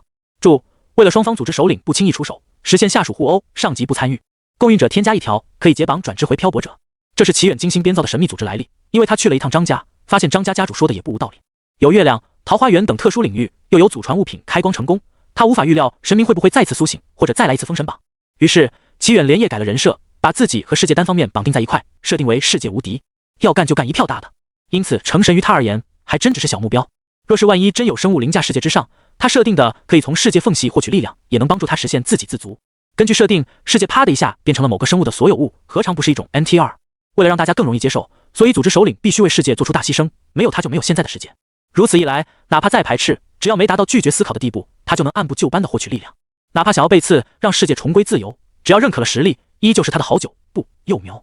与正派组织相对立的，便是反派组织首领窃运者。为了填双方首领都不出手的巨坑，他不得不补充设定，导致衍生出奇怪的东西。窃运者以劣化的共运者及怪物或者人类下属，强行窃取世界能源。处在崩溃边缘的世界更容易窃取能源。补充说明：1. 约定双方约定不直接出手，只能间接影响。注：共共运者顾忌窃运者趁他虚弱之时破坏世界，窃运者担心共运者直接撂挑子不干，转而利用深度联系抽空世界能源，世界直接崩溃，达成双输局面，双方暂时达成协议。大结局是情况而定，如果获取的力量足够，便上演一出世界争夺戏码，那便设定为共运者胜利；如果能量不足以扮演，则设置成共运者暂时被压制，局面僵持沉睡过去，熬死这一代知情者。2. 怪物是窃运者融合了人类精神产生的，灵感来源 C 级及以上的怪物具备人类特征且具备智慧。3. 第2条补充说明被划掉，一行备注小字写在下面。能被考证的东西，无法预料哪国的科学家会突然给力，太容易穿帮了，暂时模糊掉如何创造怪物的。误了个大槽。齐远清楚地记得会产生第2条怪物来源的想法，是源于他失去灵感，便设定了预知梦，目标是获取编造反派组织的灵感。如今预知梦获得的灵感被部分证实，让他觉得笔记本上的内容有些烫手。他无法预料每次做预知梦的设定词不一样，会不会产生偏差。何况在信息不全的同时，齐远还加入了编造、构建、假设等词语。最初的灵感本就不一定准确，他还以某点为灵感，衍生出不同版本。目前已经记不清到底有几个版本，最初的灵感又是什么。自从有了分身，他几乎一天当好几天过。几天前发生的事，他就好像过了10几天一样。齐远摊开笔记本，拇指和食指摩挲着纸张，试图理清纷杂的思绪。不必将所有设定当真，有可能因为收集到了足够的信息，所以预知梦才给出这样的灵感。不对，是真是假没有意义，只要他足够强，就算是真的，也能让他变成假的，沦为他反派组织的垫脚石。想到这里，他紧绷的神经稍微松弛，目标变得清晰。信息缺失太多的事情，强行了解和脑补只会浪费时间，他应当把时间花在擅长的领域上，探索异能极限。他给自己设定的目标又不是全知全能的神，高智商并不是他的标签。只要足够强，想要印证猜测会比现在简单很多，主次不分是大忌。理清思绪后，齐远合上笔记本，将它塞回空间。他缓步下楼，去给留在原地等橘子的2位提供调查方向。走到一半，齐远突然发现，原来这就是预知梦里他不慌不忙的原因吗？的确如梦境一般，虽然他察觉了，但提不起兴趣更改结局。他的到来立刻引起了高长泽和尹清冉的注意力，两人起身相迎。远哥，怎么样？高长泽第一时间凑上前问道。这是我的推测。齐远将梦境整合的信息一一告诉了他们，从桌面上拿起控制怪物的装置，探究了一下组成装置需要哪些类型的异能物品。你们可以调查一下南屋孤儿院曾经的赞助人，或许会有收获。刚才提到的院长日记本，我记得当地执行局和研究院合作，具体去向不明，你们可以问问庞队。和研究院合作是他推测的。齐远记得曾经在论坛上看到过南屋孤儿院被众人议论，能否验证融合领域是现在时空和过去时空重叠产生的现象？当时研究院肯定不会放过日记本这项重要的物品。高长则听得目瞪口呆，这些乱七八糟的线索是怎么被联系在一起的？尽管听起来挺合情合理，但完全没有证据表明，咋就快进到调查南屋孤儿院了？但他略一琢磨，放弃思考，反正线索也断了，查一查又不会影响别的事情，万一调查到了呢？这可是远哥提供的线索。相较于高长泽，尹清冉则淡定得多。齐家强大的信息调查能力，他多次见识过。齐远提供给他的信息，截止至目前还没有出现错误。他猜测，或许不是没有证据证明，而是齐远不打算将某些信息暴露给他们，否则他把推测的内容告诉他们即可，何必让他们去调查南屋孤儿院？然而尹清冉依旧被震撼到了，这等秘辛都能调查得到，齐家背后的情报网恐怖如斯，还是太弱了，不然他就能和齐远交易，换取情报。尹清冉深吸一口气，调整好心态，齐远给的帮助已经够多了，若是复仇只仰仗别人帮忙，他不如干脆放弃。别人的好意不是他得寸进尺的理由。我明白了，谢谢。尹清冉郑重道谢，他示意高长泽拿东西。高长泽会意，从空间物品中拿出一份纸质文件，将它递给齐远。这是去年异能事务所的财报，你要是有空可以看一眼，盈利分红已经打到账户上了。猝不及防的给钱，齐远一脸懵逼。尹清冉诚恳说道，我知道您不缺这点小钱，但如果不是您暗中帮忙，我们也不可能开张顺利。我什么时候帮助过了？如果只借他名声开事务所，分给他钱很正常，但他完全不记得帮过他们。齐远狐疑看向他俩，尹清冉被目光扫过，正襟危坐。您放心，我们绝对没有打过您的名号。这话要是高长泽说，他是不信的，但尹清冉。齐远思考几秒后恍然大悟，当时他们承诺不会打他的名号，所以刚才的说辞是找个借口给他塞钱。他作为无资金入股、无实际管理、无资源支持的3无管理者，尹清冉只能找个暗中帮助的借口。瞧瞧，这是什么优质韭菜，划掉下属啊！进来。站在窗户旁边远眺的人听到门被敲响后，转头看向门外，什么事？来人一欠身，将文件递上，并简短的概括一句：队长，庆屋据点被入侵了，入侵者是齐远手下的高长泽几人。听到汇报，那人面色不变，踱步到桌边坐下。这种小事没什么好汇报的，把资料回收转移，在我们离开前别处纰漏就行。说是这么说，他还是翻开了文件，挑拣着查看了重点，然后冷哼一声，他根本没动真格。要不是他的下属在鱼口市露过面，有时我还真怀疑他的下属存不存在。汇报的下属低头没有说话，他不慎再一挥手，示意下属推下，沉声念叨：齐家。齐云兰为什么坚持保留其姓？按酒席也好，官方背景也罢，他早就知晓的事，自然不必理会。然而查了半年的家事，依旧一无所获。他不相信一切不合理是巧合，齐远就差把名门望族刻在脸上了。若是他真以为像表面那般，他就该检查是不是老年痴呆了。况且齐远明明没把调查他的事放在心上，却一直关注，背后必定有什么缘由，让齐远需要借助调查他来掩护。可惜于安和那老东西，哪怕曾经有过交情，也不会因此透露消息。他遗憾地摇头，原本以为龙国会随着怪物晋级变得焦头烂额，对于异能者的政策会进一步放宽。届时他的事哪怕被爆出，想处理他也不是一件容易的事。将怪物授予反异能者协会亦是如此，敛财的同时，还能顺便推波助澜异能者和普通人之间的矛盾，坐收渔翁之利。只要异能者和普通人心生下隙，被怪物和多数异能者夹击，上面便不得不放宽异能者的束缚，安抚异能者。自以为事情闹大，官方会向普通人妥协的反异能者协会实在天真。武力掌握一方才有资格谈判，显然普通人不具备这样的条件。然而齐远横空出世，打乱了他的计划。如果说以前的法律只会让他略感头疼，加上齐远这个行走的热武器震慑，便是另一回事了。还是那句话，武力决定了一切。武力值不对等的他，被齐远一脚踢回了法律面前人人平等的行列。因此，再怎么不舍这些年打下的人脉根基，龙国也不适合他待下去了。送走了2颗优质下属，齐远将放在一旁的资料捡起来，哪怕和空气斗智斗勇，他也必须防患于未然。毕竟，楼下传来嘈杂的脚步声，噔噔噔的，一听就知道是小老弟毫无道德的在走廊上奔跑。他可不是某点孤儿院，没有困难，创造困难也要上。齐远翻到某一页，仔细查看怪物信息。怪物代号古曼童 SS 级，地点堕河罗国首都。鱼嘛，养养就肥了。该如何鱼和幼苗兼得，实现到花鱼，他需要慎重考虑一番。妈，金鱼怎么快死了？小老弟大喊大叫起来。仅自额上报，齐远一头黑线，别在这时候讲这么不吉利的话。母亲赶到小老弟周围，两人手忙脚乱地把奄奄一息的金鱼抬进鱼缸。隔着老远，齐远看到鱼沉在鱼缸底下自闭，也行吧，至少还没死。两人围着鱼缸聊天，从养鱼歪楼到了其他方向。表哥填错了我的名字，我自己改过来。他问我为什么去和他不一样啊？之前还没取得家人原谅，也不好意思面对，我就没改回去。这次回来忘记了，不过齐这个姓氏很少见，不觉得更酷吗？小老弟皱成包子，但是齐比齐笔画多，抄名字很麻烦。齐母沉吟片刻，那你长大后改个笔画少的名字吧。齐敖一听很有道理，点头如捣蒜，全然忘记可以现在改名。齐远突然觉得给自己贴个高智商标签也不是不行。堕河罗国首都和其他城市璀璨的霓虹灯不同，街道上人烟稀疏，几乎用不上的灯牌路灯只剩几盏灯泡还在倔强地亮着。这是堕河罗国每座城市的日常，不仅仅是街道上人烟稀少，甚至连居民区也无人亮灯，唯有偶尔响起的惨叫能够证明城市还有活人。大概曾经的堕河罗王室也没想到，突然降临在某座佛寺的融合领域，带来的灾难远比想象中巨大。一只 A 级怪物古曼童在全世界的人类刚摸索出异能的使用方法时，对堕河罗国实行了全方面降维打击。全世界各国尚处在自身难保的阶段，无法腾出手，且没有能力腾出手解决这只怪物。他凭借着出众实力横推到某座城镇前。这座城镇和之前仓皇尖叫的人类不同，他们毕恭毕敬地跪下，献上了祭品。几十名人类学习到了新鲜知识的古曼童召集来了怪物。很快，大半个堕河罗国沦陷在怪物的控制之下。时至今日，堕河罗国依旧没有摆脱古曼童的统治。几道身影趁着夜色忽然出现在市中心街道上，他们身披不同颜色的斗篷，戴着同款面具。这么黑？有道声音吐槽道。另一道声音接话，确实，但这样才有干坏事的氛围。这样自言自语真的好吗？本体到时候要人格分裂了。没办法，从我们分身的角度上看，身边围着一群人很难不说话，特别是干坏事不能分享，只能内部消化。所以反派总是死于话多。我现在能理解了，几十年如一日的干坏事，要憋住很难的了。身披红色斗篷的分身摊开手里的笔记，借着一点星光浏览了一遍台词。我才是干坏事的主力军，可没你们这么多戏。心态不一样，你压力大，我们没有。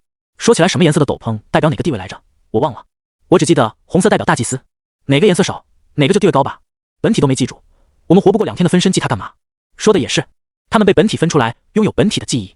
既然都记不住，那就是本体没记。没有理会其他分身的话，红色斗篷的分身将笔记塞回空间。走吧，去找古曼童。一群分身没有掩饰踪迹的打算，直奔古曼童所住的皇宫而去。既然是反派组织，当然是见一个杀一个才有逼格。夜色下的堕河罗首都，没有人类敢半夜出现在街道上。为了合理宰杀怪物，保护幼苗，他们分身付出的太多了。一行分身如鬼魅般行走在街上装逼，传送过来的地方离皇宫不远，很快步行到了皇宫门口。皇宫门口几只怪物围坐，手里捏着和体型不相符的纸牌。尼玛，不管是哪个地方的人或怪，值夜班总是摸鱼的。众分身看到后，内心产生差不多的想法。一只3头犬鼻子微动，将手里的牌丢出几张。我好像闻到了人类的味道。的话，自己去粮仓里找点吃的。一只羊头人身的怪物，里叼着人骨，含糊说道。3头犬6只眼冒贪婪的目光，小弟刚来，粮仓里的人类不是归主人所有吗？人类总是很脆弱的啦，编个被吓死的理由报上去就行了。大哥，受教了。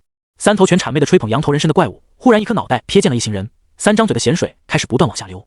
人类6只眼冒绿光，朝那些人类凶狠地扑了过去。送上门的食物，他岂能放过？怪物们立刻摆出作战的姿势。只有羊头人身的怪物看清斗篷的人类戴着的面具后，失声大喊：面具人！他当即匍匐在地，战战兢兢地祈求道：求大祭司饶我一命，愿为您身先士卒。其他怪物见到羊头人身怪物如此卑微，不由背脊发凉，瑟缩成一团。还没等他们反应过来，跪地求饶三头犬溶解在他们视野里。与此同时，他们感觉身上剧痛，低头一看，身上的血肉像三头犬一样啪嗒啪嗒的往下掉落。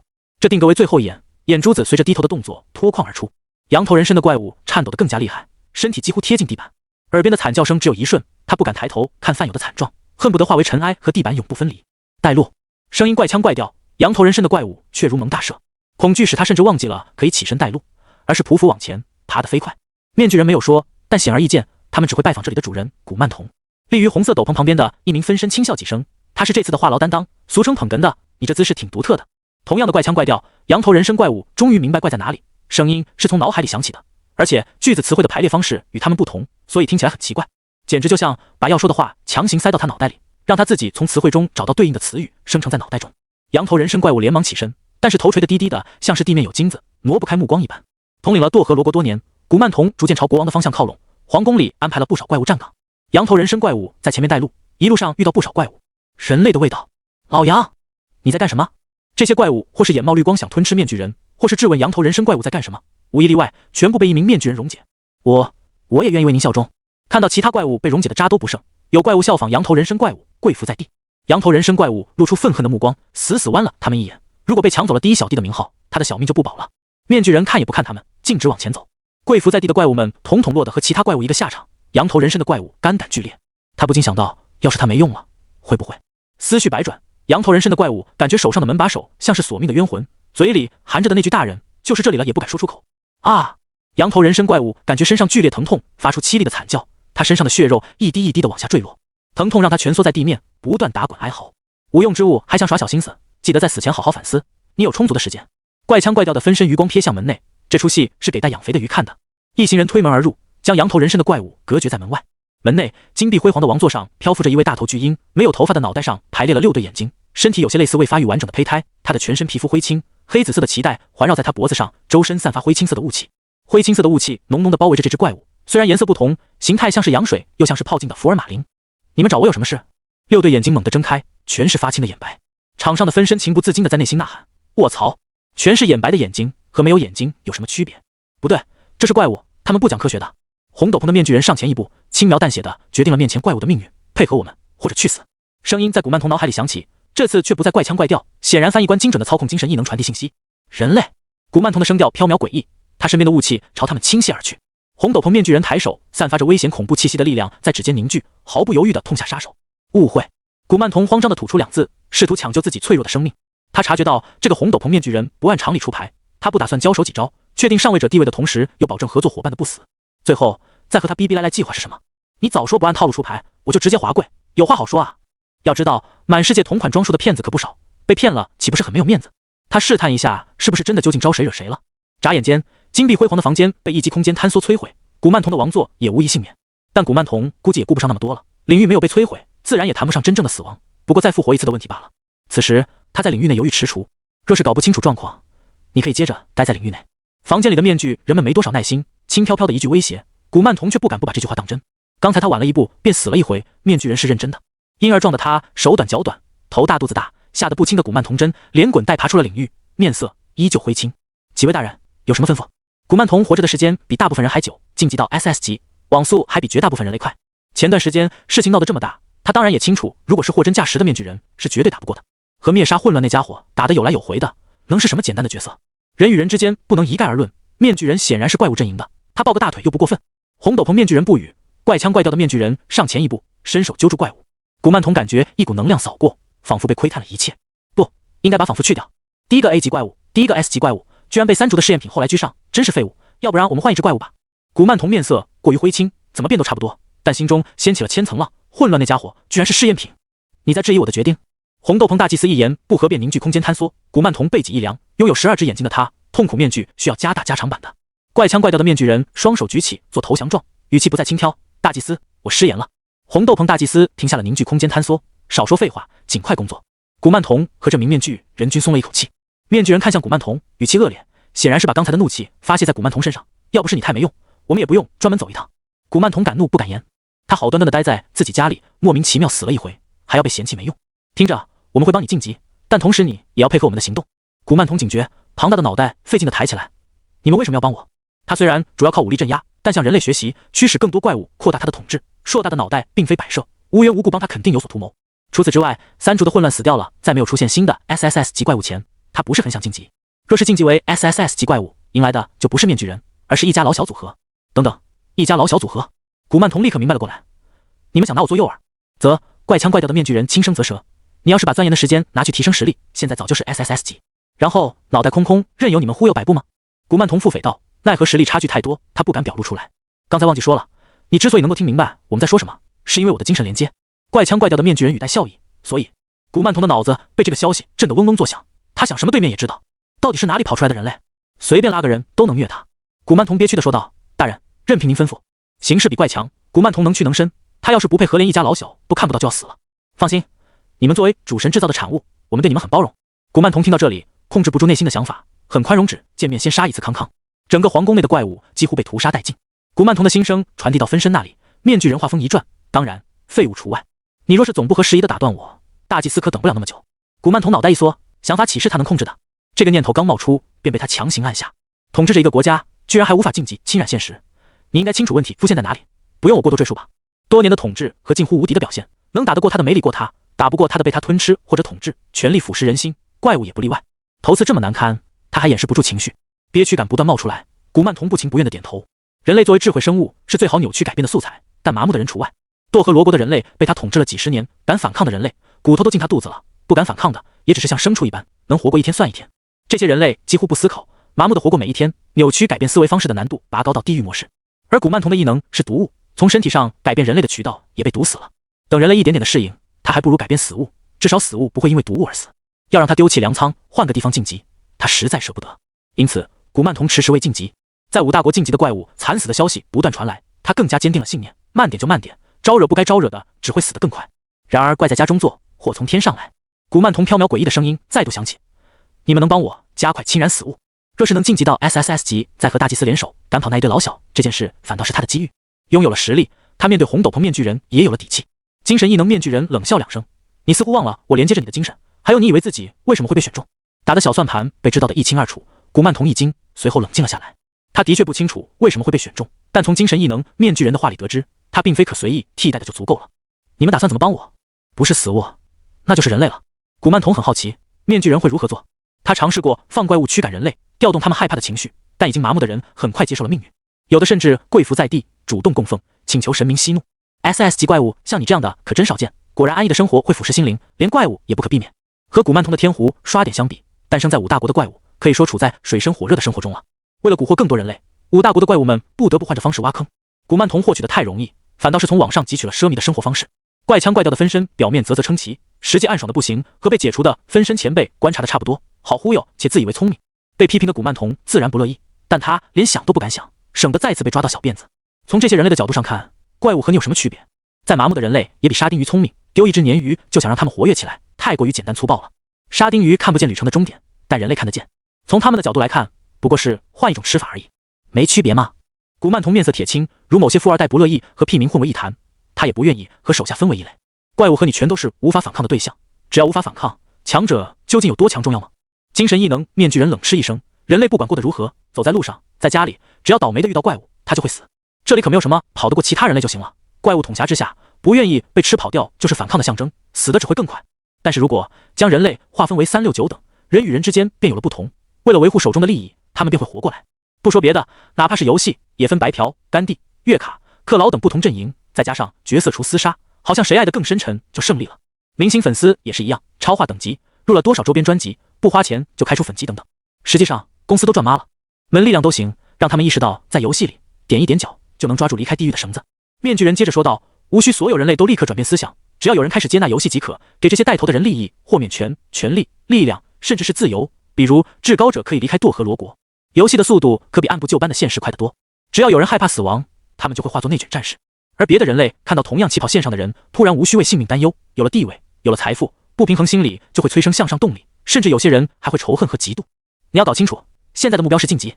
见古曼童惊疑不定，担心不仅没晋级，口粮还被消耗掉，面具人开始给他画大饼和大棍，只要足够强，在别的地方豢养人类也是一样的。否则，你可以在这里等死。五大国清扫计划已经开始了，你有自信挡住其远。古曼童12只眼睛瞪圆，像是想起了不美好的回忆。一只即将晋升 SSS 级的怪物被戏弄到自杀，好歹面具人和老小组合是给个痛快。左右都是死，他还不如配合面具人。然而他硕大的脑袋摇了摇，大人，催生出的欲望再强烈，也和扭曲的意志无关，并不能帮助我晋级。他的毒物是很好的攻击手段，但侵染现实就有好有坏了。坏处在于很难走扭曲人类意志的捷径，好处则在于侵染改变死物更容易。这一加一减的，所以古曼童更偏向于搞死物。我记得你的异能是毒物吧？精神毒素算不算扭曲人类的意志？比如能够让人感受到快乐的毒物，或者放大他们的神经感知。实在不行，那就上抽卡吧，成瘾率高。精神异能分身没将这句话说出口，只要能忽悠到古曼童配合，再叠加个增幅异能 buff， 看起来强就足够了。本体又不是反社会人格，真的要制造 SSS 级怪物。堕和罗国人民重新从麻木中恢复，游戏胜利者提前获得自由，并将消息传播给世界各国。他们和本体等到世界的目光投过来，便获得了最佳舞台，还能顺便收获一波堕和罗国人民的认同。这波呀，只有古曼童亏麻了。可惜鱼苗还太小了，他需要打点激素，帮助他尽快达到晋级 SSS 级的条件。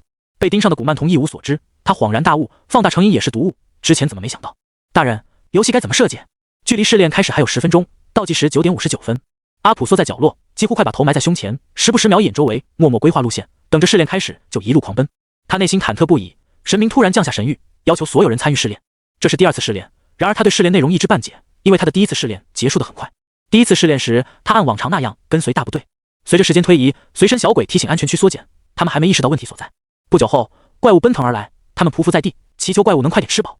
被怪物巨手捏着送入口中的场景还历历在目。阿普曾经以为不幸降临在身上之时，他会坦然接受。相比起其他人，他没有亲人朋友，没有什么可留恋的。但当他身体接触地板，睁开眼看到熟悉的小窝时，哪怕身边漂浮着随身小鬼，阿普依旧感到庆幸。不想死，这愿望变得无比清晰。他不知道龙国的蝼蚁尚且贪生这句话，唯有生物本能驱使他前进。自此，他也明白为什么那只怪物吞吃了几十人还停不下来。他根本没有吃入任何人，所以等他吃饱离开，就变得可笑起来。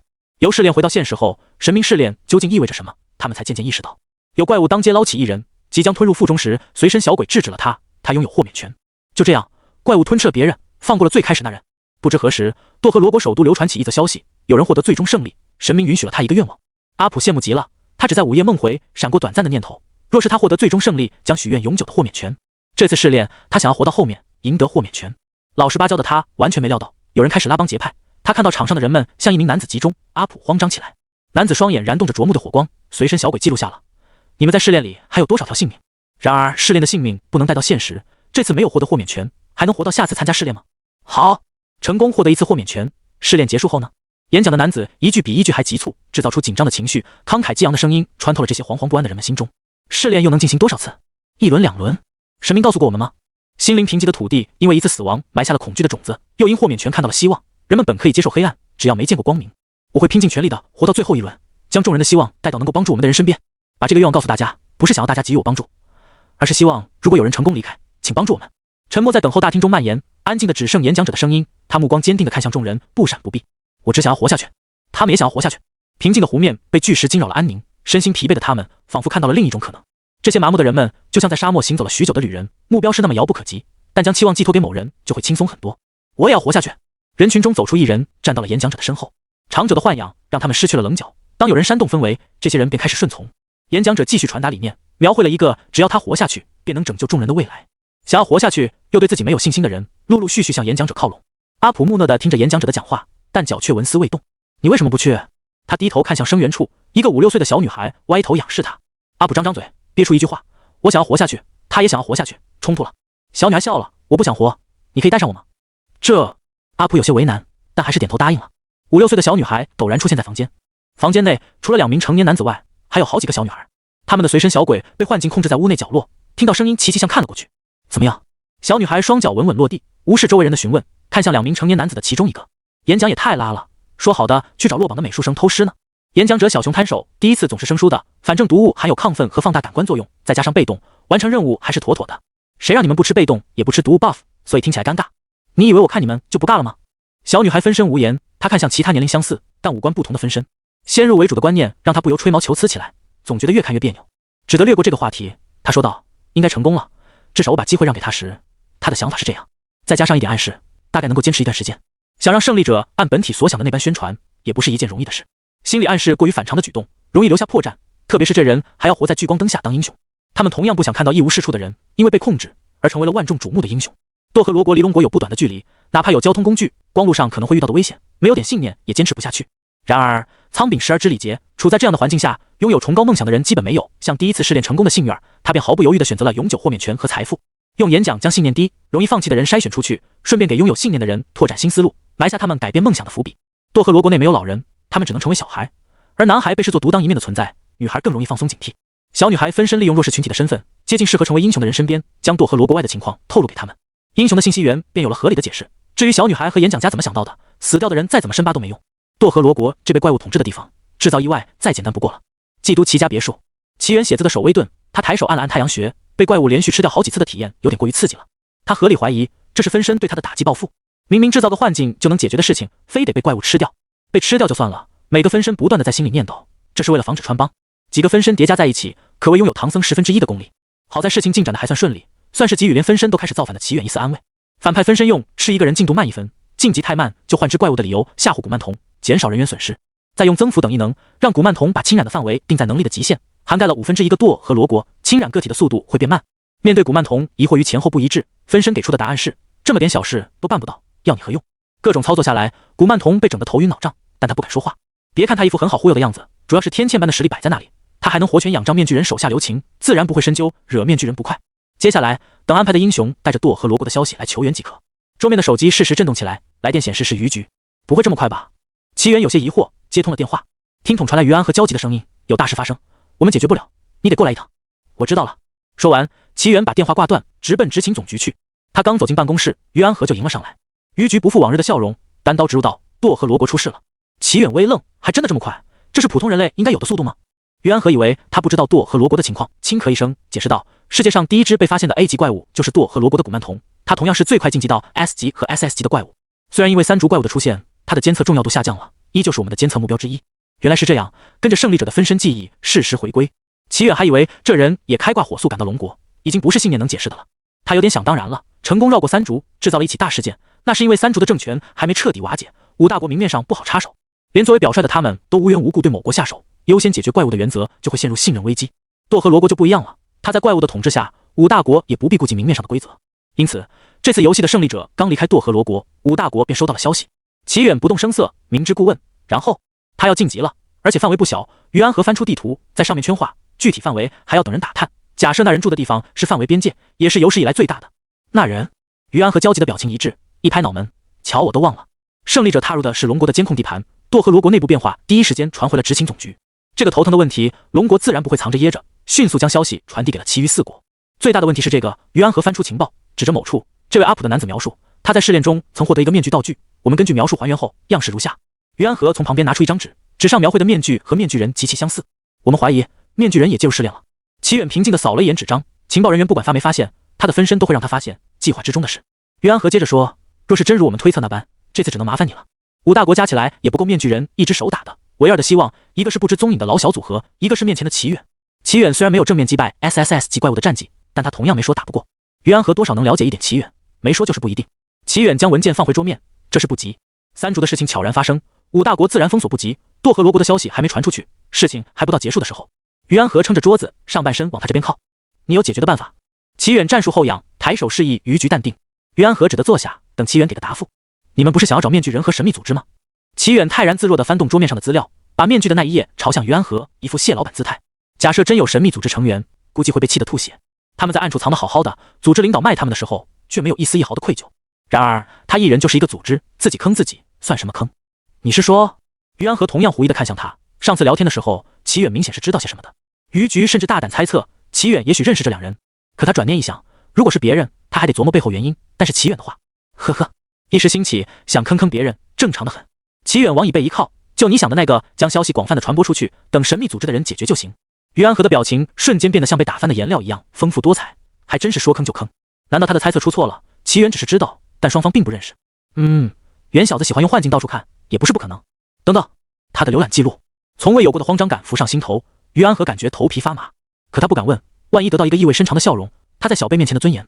堕河罗国首都皇宫内，巨鹰闭着眼睛漂浮在空中，分出去大批量的随身小鬼，让他的身形缩小了一大圈。撇去灰青的皮肤和过多的眼睛，看起来倒像是在子宫内发育沉睡的婴儿。在古曼童身边，几名面具人向他不断的输送异能，以维持稳定。作为第一个达到 SS 级的怪物，他的实力说不上最强 SS 级，但说他比大部分 SS 级怪物强肯定是没有问题。精心定制的增幅异能，加上各类强化异能和从高长泽那里偷师的倍数，面具人随便抓一个差不多的怪物，都能给他送上怪声巅峰。古曼童满脑袋的疑惑立刻被面具人给予的力量腐蚀，他很快变成了奇缘想要的工具人形状，卖力工作，争取早日成为 SSS 级。但他今天的工作格外不顺，耳边一直响起嗡嗡嗡的声音，从出生便环绕着毒物，所到之处寸草不生，没有虫豸能够靠近他，自然也谈不上抗性。这种吵闹和烦闷感，古曼童获得了全新的体验。妈的，哪来的变异虫豸？有完没完了？熊熊的怒火在胸口燃起，古曼童硕大的脑袋变得更加庞大，12只眼须的一下睁开，杀心四起。不灭杀了这只虫豸，难消他心头之恨。他瞪着12只眼睛找寻目标，逡巡一圈一无所获。旁边的面具人不耐烦地斥责他：“没事，别浪费时间。”缺少了精神异能面具人的翻译，古曼童听不懂他说的话，但面具人的凝视和威压还是很好理解的。他不得不再躺了回去。一只小虫晃晃悠悠地飞到角落，蹲了起来。与此同时，红斗篷的面具人带着一行人推门而入。屋内的面具人停下手上的动作，躬身行礼，口称道：“大祭司。”红斗篷面具人抬起右手，示意不必多礼。而他身边的另一名面具人上前一步，独特的腔调在古曼童脑海里播放，昭示了这名面具人的身份。事情比我们想象中发展的快太多，他们估计已经知道了。你们这边准备的如何了？他们？古曼童刚产生疑惑，倏地明白过来，索命的来了。他脱口而出：“怎么会这么快？”刹那间，面具人的目光齐刷刷汇聚到他身上，一股不妙感涌上古曼童心中。这要问你了，才第2轮游戏便诞生了向往外界的人，你到底是怎么统治的？古曼童被问得满脸呆滞，随即反驳道：“不是你们说给他们自由，催生他们的欲望吗？这也能把锅甩给他？”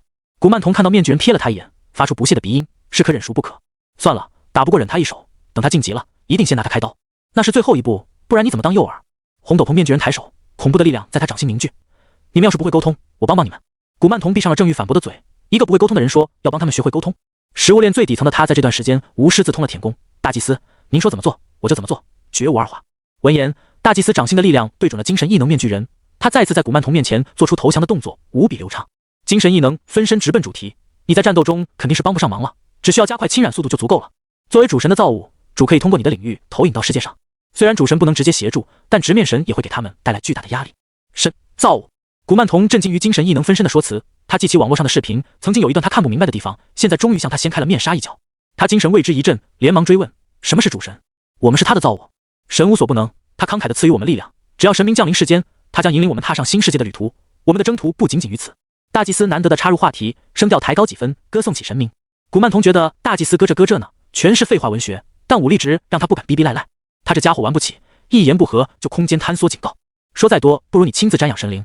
我们把定位锚点设置在你领域内，这需要你的配合，也是我们此行的目的。精神异能面具人语调急促，迫切的情绪埋藏在他的言语之下。等等，古曼童急忙叫停。虽然最后还是会碍于实力差距不得不配合，但抢救还是要抢救的，至少做个明白鬼。你们不说清楚注意事项，万一我不小心触怒神明，岂不是罪过了？大祭司目光变得危险，当即聚起能量，打算把他挫骨扬灰。其他面具人也目露凶光。我做个假设而已，你们告诉我，肯定不会发生这样的事。古曼童在众人目光下瑟瑟发抖，他弱小可怜又无助，小声逼逼赖赖。周身萦绕煞气的面具人们收敛了杀意，精神异能面具人语气不善，给他科普起怪物的来由。古曼童12只眼睛瞪圆，怪物的来源之一竟然是人类。他受到的冲击相当于人类发现鸡鸭鹅猪是人类的前身，但也就能解释为什么人类吃各类食物，而他们只吃人类，原来有这层渊源。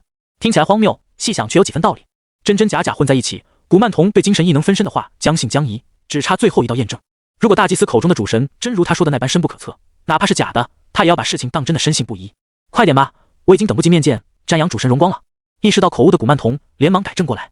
沉浸在新世界的怪物早将罪恶的虫豸抛之脑后，角落里的虫子不知何时化作一道人影，静静注视着古曼童，身上的力量节节攀升。对他本人的真切杀意，本体在距离内使用心灵感应，再加上幻化成窃运者的分身锚点体验卡轻松到手。不同型号的直升机陆续降临至曾经堕河罗国境，5大国的 SS 级异能者均被派遣到堕河罗国附近。其他4国惊奇地发现，龙国这次来的并非齐远，而是他们的老朋友齐云正。4国也曾有人疑惑2个 chi 是否有关联，然而请来精通龙国语的翻译官一问，2个 chi 并非同一个字，他们便放弃深究了。2人都摆在明面上了，有关系大概早就公布了，因此他们开始猜测，难不成齐云正醒了，齐远又该回到暗处潜藏了？这么麻烦，到底折腾谁啊？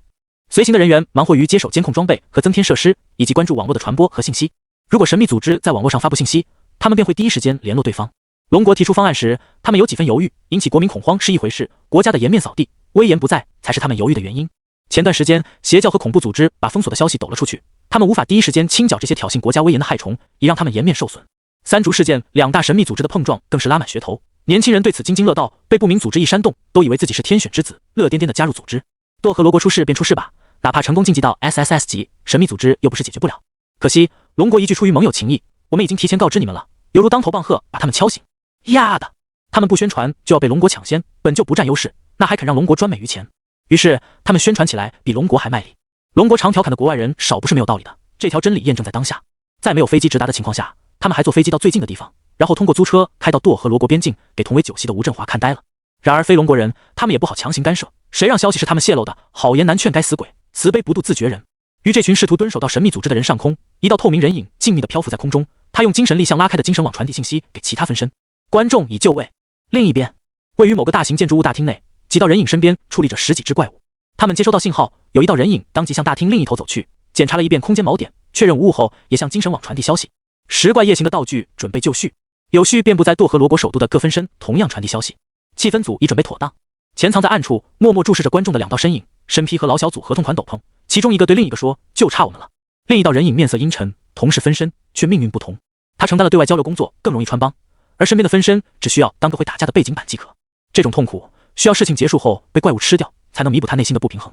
曾经平衡于众人皆陪他加班的祈远，万万没想到分身也很完美的继承了他的平衡心理。怎么样？百尼斯弯腰将头发撩到后面，看向调试拍摄设备的布雷恩。布雷恩将随身记录仪递给他，回答道：“来之前检查过，没有问题。”三竹的事情，他仗着上传的视频近乎完整的记录下整件事的经过，仅仅1天，粉丝的数量便达到了一个惊人的数字。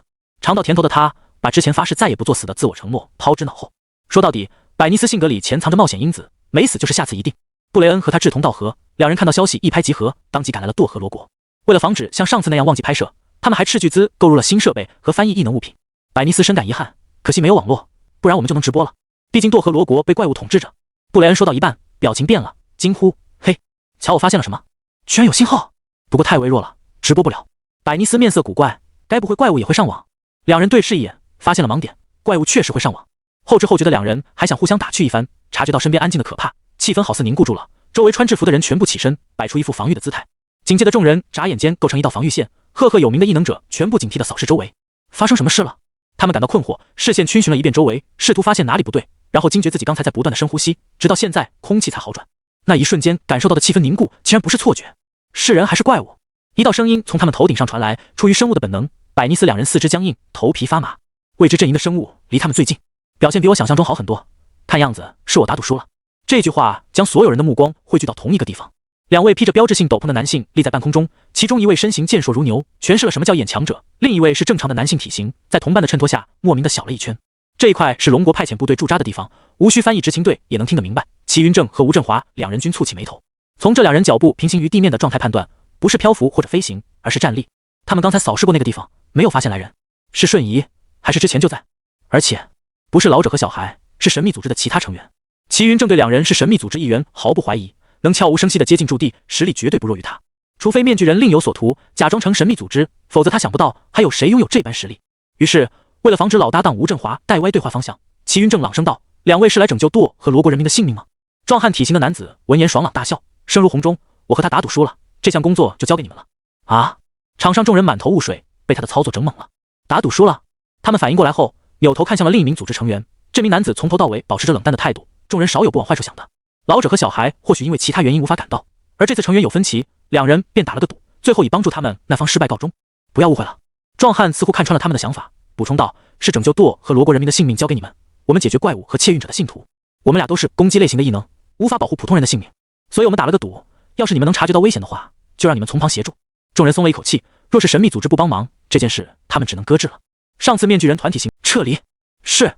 执勤队整齐划一，洪亮的声音响彻这片区域。同一时间，各国支援朝舵和罗国内的怪物发动袭击，汽车、直升机、异能等交通手段将支援运往舵和罗国各地。这片死寂的土地时隔多年，再次燃起了人类和怪物之间的战火。杀！不同的语言，却又同样鼓舞人心。装备精良的异能者们此时像极了战神，横扫这些享受多年安逸生活、战斗经验缺乏的怪物们。百尼斯和布雷恩最初的兴奋，伴随着战火和一张张麻木的面庞逐渐熄灭，用镜头记录下沉重的画面。无人注意到，一双双相同的眼睛注视着这片大地，精神网传来各地反馈。时机已到，可以开场了。演员准备就位，注意场面大一点，炫酷最重要。身处在舵和罗国首都皇宫的大祭司冷笑一声，讥讽道：“不速之客到了。”面具人们沉默地起身，除了给古曼童增幅的人，全部聚拢到大祭司身后。古曼童不明所以，还未察觉到他的江山已亡，眼睛直勾勾地看向面具人。人来了，你加快速度。精神异能面具人的声音在他大脑响起。古曼童精神一振，却没有太多担忧害怕的情绪。他坚信没有人能扛得住那位的威压，再加上大祭司的恐怖实力，这盘他怎么输？队友太给力，躺都能躺赢。机舱门大开，让那立于机舱门口自上而下俯视远方的建筑。如果发生异样，他便能第一时间赶到不远处的怪物领域。他不清楚为什么龙国将齐远认证为 SS 级，经历过约克星市事件的人都知道他已经达到了 SSS 级，但这并不会影响让那对齐远实力的认知。隔着屏幕，那股震撼感总有几分失真，他需要亲自感受 SSS 级之间的战斗层次，以他们的实力作为参考，他就能大致判断齐远的真正实力。让他看了眼时间，吩咐道：“停留在这里够久了，直接往内部开吧。”古曼童这只怪物不出手则已，一出手便是如此庞大的领域，即便内部发生冲突，外部完全看不到。进入领域，空气中弥漫的大量雾气，视野被灰青色的雾气所遮掩。直觉告诉让娜，危险近在身边。他立刻提醒众人，并操控异能保护住自身。佛光穿透灰青色的雾气而来，直升机的众人却莫名感觉到森然，仿佛这并不是什么佛光，而是透过雾气窥视他们的诡异。果然，让娜召唤出圣骑士，神圣的光辉驱散了周围的雾气，说道：“这雾气有毒，大家注意点。”嘱咐一句，他不再多言，注意力集中到另一点。已经有人进入领域，并且还牵制住了古曼童，所以他们进入领域没有受到攻击。但是领域还在，证明龙国说的神秘组织新成员也没有成功击杀古曼童。待负责支援保护的异能者跳下直升机后，让那催促驾驶员开快点，我为你保驾护航。接到让那的命令，速度异能者和强化异能者将异能加持在直升机上，直升机加速开往了首都。轰轰轰！巨大的声响引起周围的震动，让那不由皱紧了眉头。这声音听起来像是巨人行走在地面的闷响。让那立刻喊停，示意他们先行离开，他孤身前往即可。他招来战车，以不弱于刚才的速度赶到了战场中心，距离不断拉近，让他看清场上战斗时，他表情错愕，瞳孔骤缩。100米高的巨人随手一挥，便掀起一阵狂风，一个箭步便使得大地震颤。让那也许能够扛得住巨人的攻击，但渺小之物对巨型生物的畏惧铭刻在基因里的，这是什么异能？他一眼便分辨出巨人的构成部分，那是无数混凝土、树木、石块、金属等物凝聚而成。巨人随手掀开屋顶，像是获得了什么趁手的工具，挥舞于空中。脆弱的武器被大力挥舞之下，碎裂的石块不断往下坠落，高空掉落的大块石头砸在地面，掀起漫天烟尘。若是一般人见到，他们大概会吓得瑟瑟发抖，面如土色，害怕自己如被不经意间踩死的蚂蚁，死得毫无价值。但让那作为保护者，大风大浪见识不少，他凭借强悍的身体素质找到了巨人攻击的目标，一个虚浮于空中的面具人。巨人挥舞的屋顶靠近到他周围，便出现诡异的扭曲，然后所有物质往中央聚拢压缩。看清攻击目标那一刻，他面色古怪，虽然不合时宜，让那总觉得像人类挥舞苍蝇拍赶蚊子。赶走诡异的念头，让那往中心移动时，不忘搜索幸存人员。战车让他能够无所顾忌的前进，不必小心避开石块。使用异能生成的士兵很快替他找到了不少幸存者。他来到某处由建筑物坍塌而成的三角区，不由一怔。藏身于此的人类完好无损，他们害怕的缩成一团，避开了三角区中央的地方。那里矗立着一个石头人，扛起了倾斜的楼板，为他们撑起了一片安全区。石头人并不反感他的靠近，而让那接近人类时，他们却浑身抗拒，让他离开。让那停在几米外，打算先放松警惕，然后再趁其不备把他们击晕带走。他没那么多时间浪费在救人上。若不是前来的缘由是保护堕河罗国的人民，他更倾向于去前线战斗。迈出去那刻，敏锐的感官让他硬生生停下了步伐。寒意自他背脊而生，皮肤争先恐后的冒起了大片鸡皮疙瘩，他几乎要遏制不住喉咙的尖叫。在他靠近的一瞬间，密密麻麻的眼睛睁开，一堵空气墙卡在他和幸存者之间，似乎是进行了某种判定，由不明生物组成的空气墙散开了，让出了通道。让那却没有前进半步，双腿好像灌满了铅，一直将密孔掩藏得很好。那是在做好心理建设的前提下，突如其来的惊吓让他短路了几秒。指挥士兵将幸存者带上，让那匆匆离开这里，像是身后有洪水猛兽追赶。轰鸣声不断，缩在战车里的幸存者捂住了耳朵，过大的声响震得他们随之浑身发颤。一尊巨人拔地而起，席卷了周围所有的土石，和原本的巨人一起包围那名面具人。面具人似是有些不耐，无形的领域展开，刹那间2名巨人被无形的狂暴力量挤压，他们努力伸展，却节节败退，手、脚、头。当某个部位出现扭曲后，巨人便像是被捏紧易拉罐，身体错位扭曲，而后不可避免的崩坏，坍缩成凝实的球体。以巨人为中心，空间发生肉眼可见的扭曲，两方战斗的余波席卷了周遭战场，建筑物已经不是大片倒塌，而是大片大片的消失。让那眸光闪动，这场短暂的碰撞让他深有感触，他敢肯定这两人有所顾忌，没有全力施展。他们的战斗看似回归了异能碰撞，实际上却包含了领域的碰撞。面具人展开领域却没有影响到他周围，巨人被空间领域影响，同样没有立刻被领域覆盖，而是僵持了一段时间，这段时间便是领域之争。所以巨人才会在出现扭曲后马上崩溃，而非逐步瓦解。局部领域化，领域延伸，这就是 SSS 级异能者的力量吗？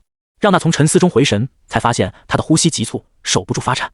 他一开始以为是身体对他发出的警告，但颤动的双手交叠的那一刻，让那惊觉这是他对强大力量的向往。和齐远那捉摸不透的实力不同，面前的力量是肉眼可见的强大，是令人激动的震撼。极致的强悍力量，身体的本能比他的思维更快一步捕捉到了他内心深处的渴望。如果说齐远是深不见底的水潭，那面前的力量便是狂风暴雨的海啸。咚咚咚，他听到了剧烈的心跳声，情不自禁地抚上胸口。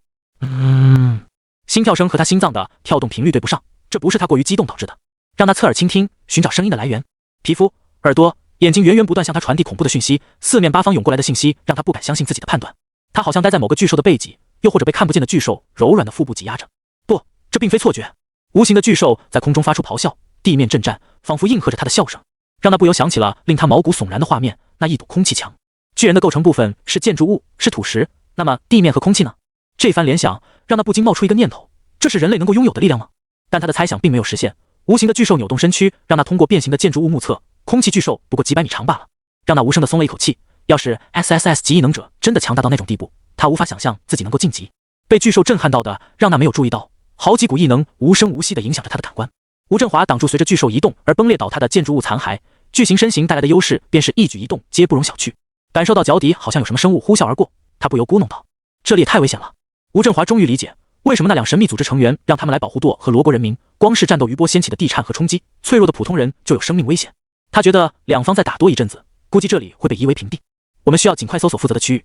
齐云正冷不丁地冒出一句：他们的试探快结束。吴振华讶然，难得地抓住重点，试探。双方简单的试探，这片区域就快没了。要是真打起来，他不敢想象。齐云正语气认真，神秘组织在给我们争取救人的时间，面具人大概也有差不多的想法，配合了他们。神秘组织也就算了，面具人怎么回事？齐云正瞥了眼身后的人，他们的反应十分剧烈，完全不像之前遇到的人类那般麻木，各有各的极端表现。有人恐惧至极，几乎要昏厥过去；有人获救后喜极而泣，至今还停不下来；有人面容平静，好似常人，但一经停下便立刻祷告，并不停向周围人传播信仰；有人神色癫狂，渴求强大的力量，不断地从地板上挑拣趁手的攻击武器。乍看之下，人生百态，然而世界上哪有那么多感情充沛到无视危险境地的人类？他推测，这些人类处于被怪物扭曲异化的边缘。面具人想等怪物晋级，神秘组织不想等，所以他推测马上要爆发真正的战斗。好在语言不通，齐云正并不忌讳在这些人类面前谈论事情，将自己推测大致告知了吴振华。吴振华摸摸满是胡茬的下巴，陷入沉思。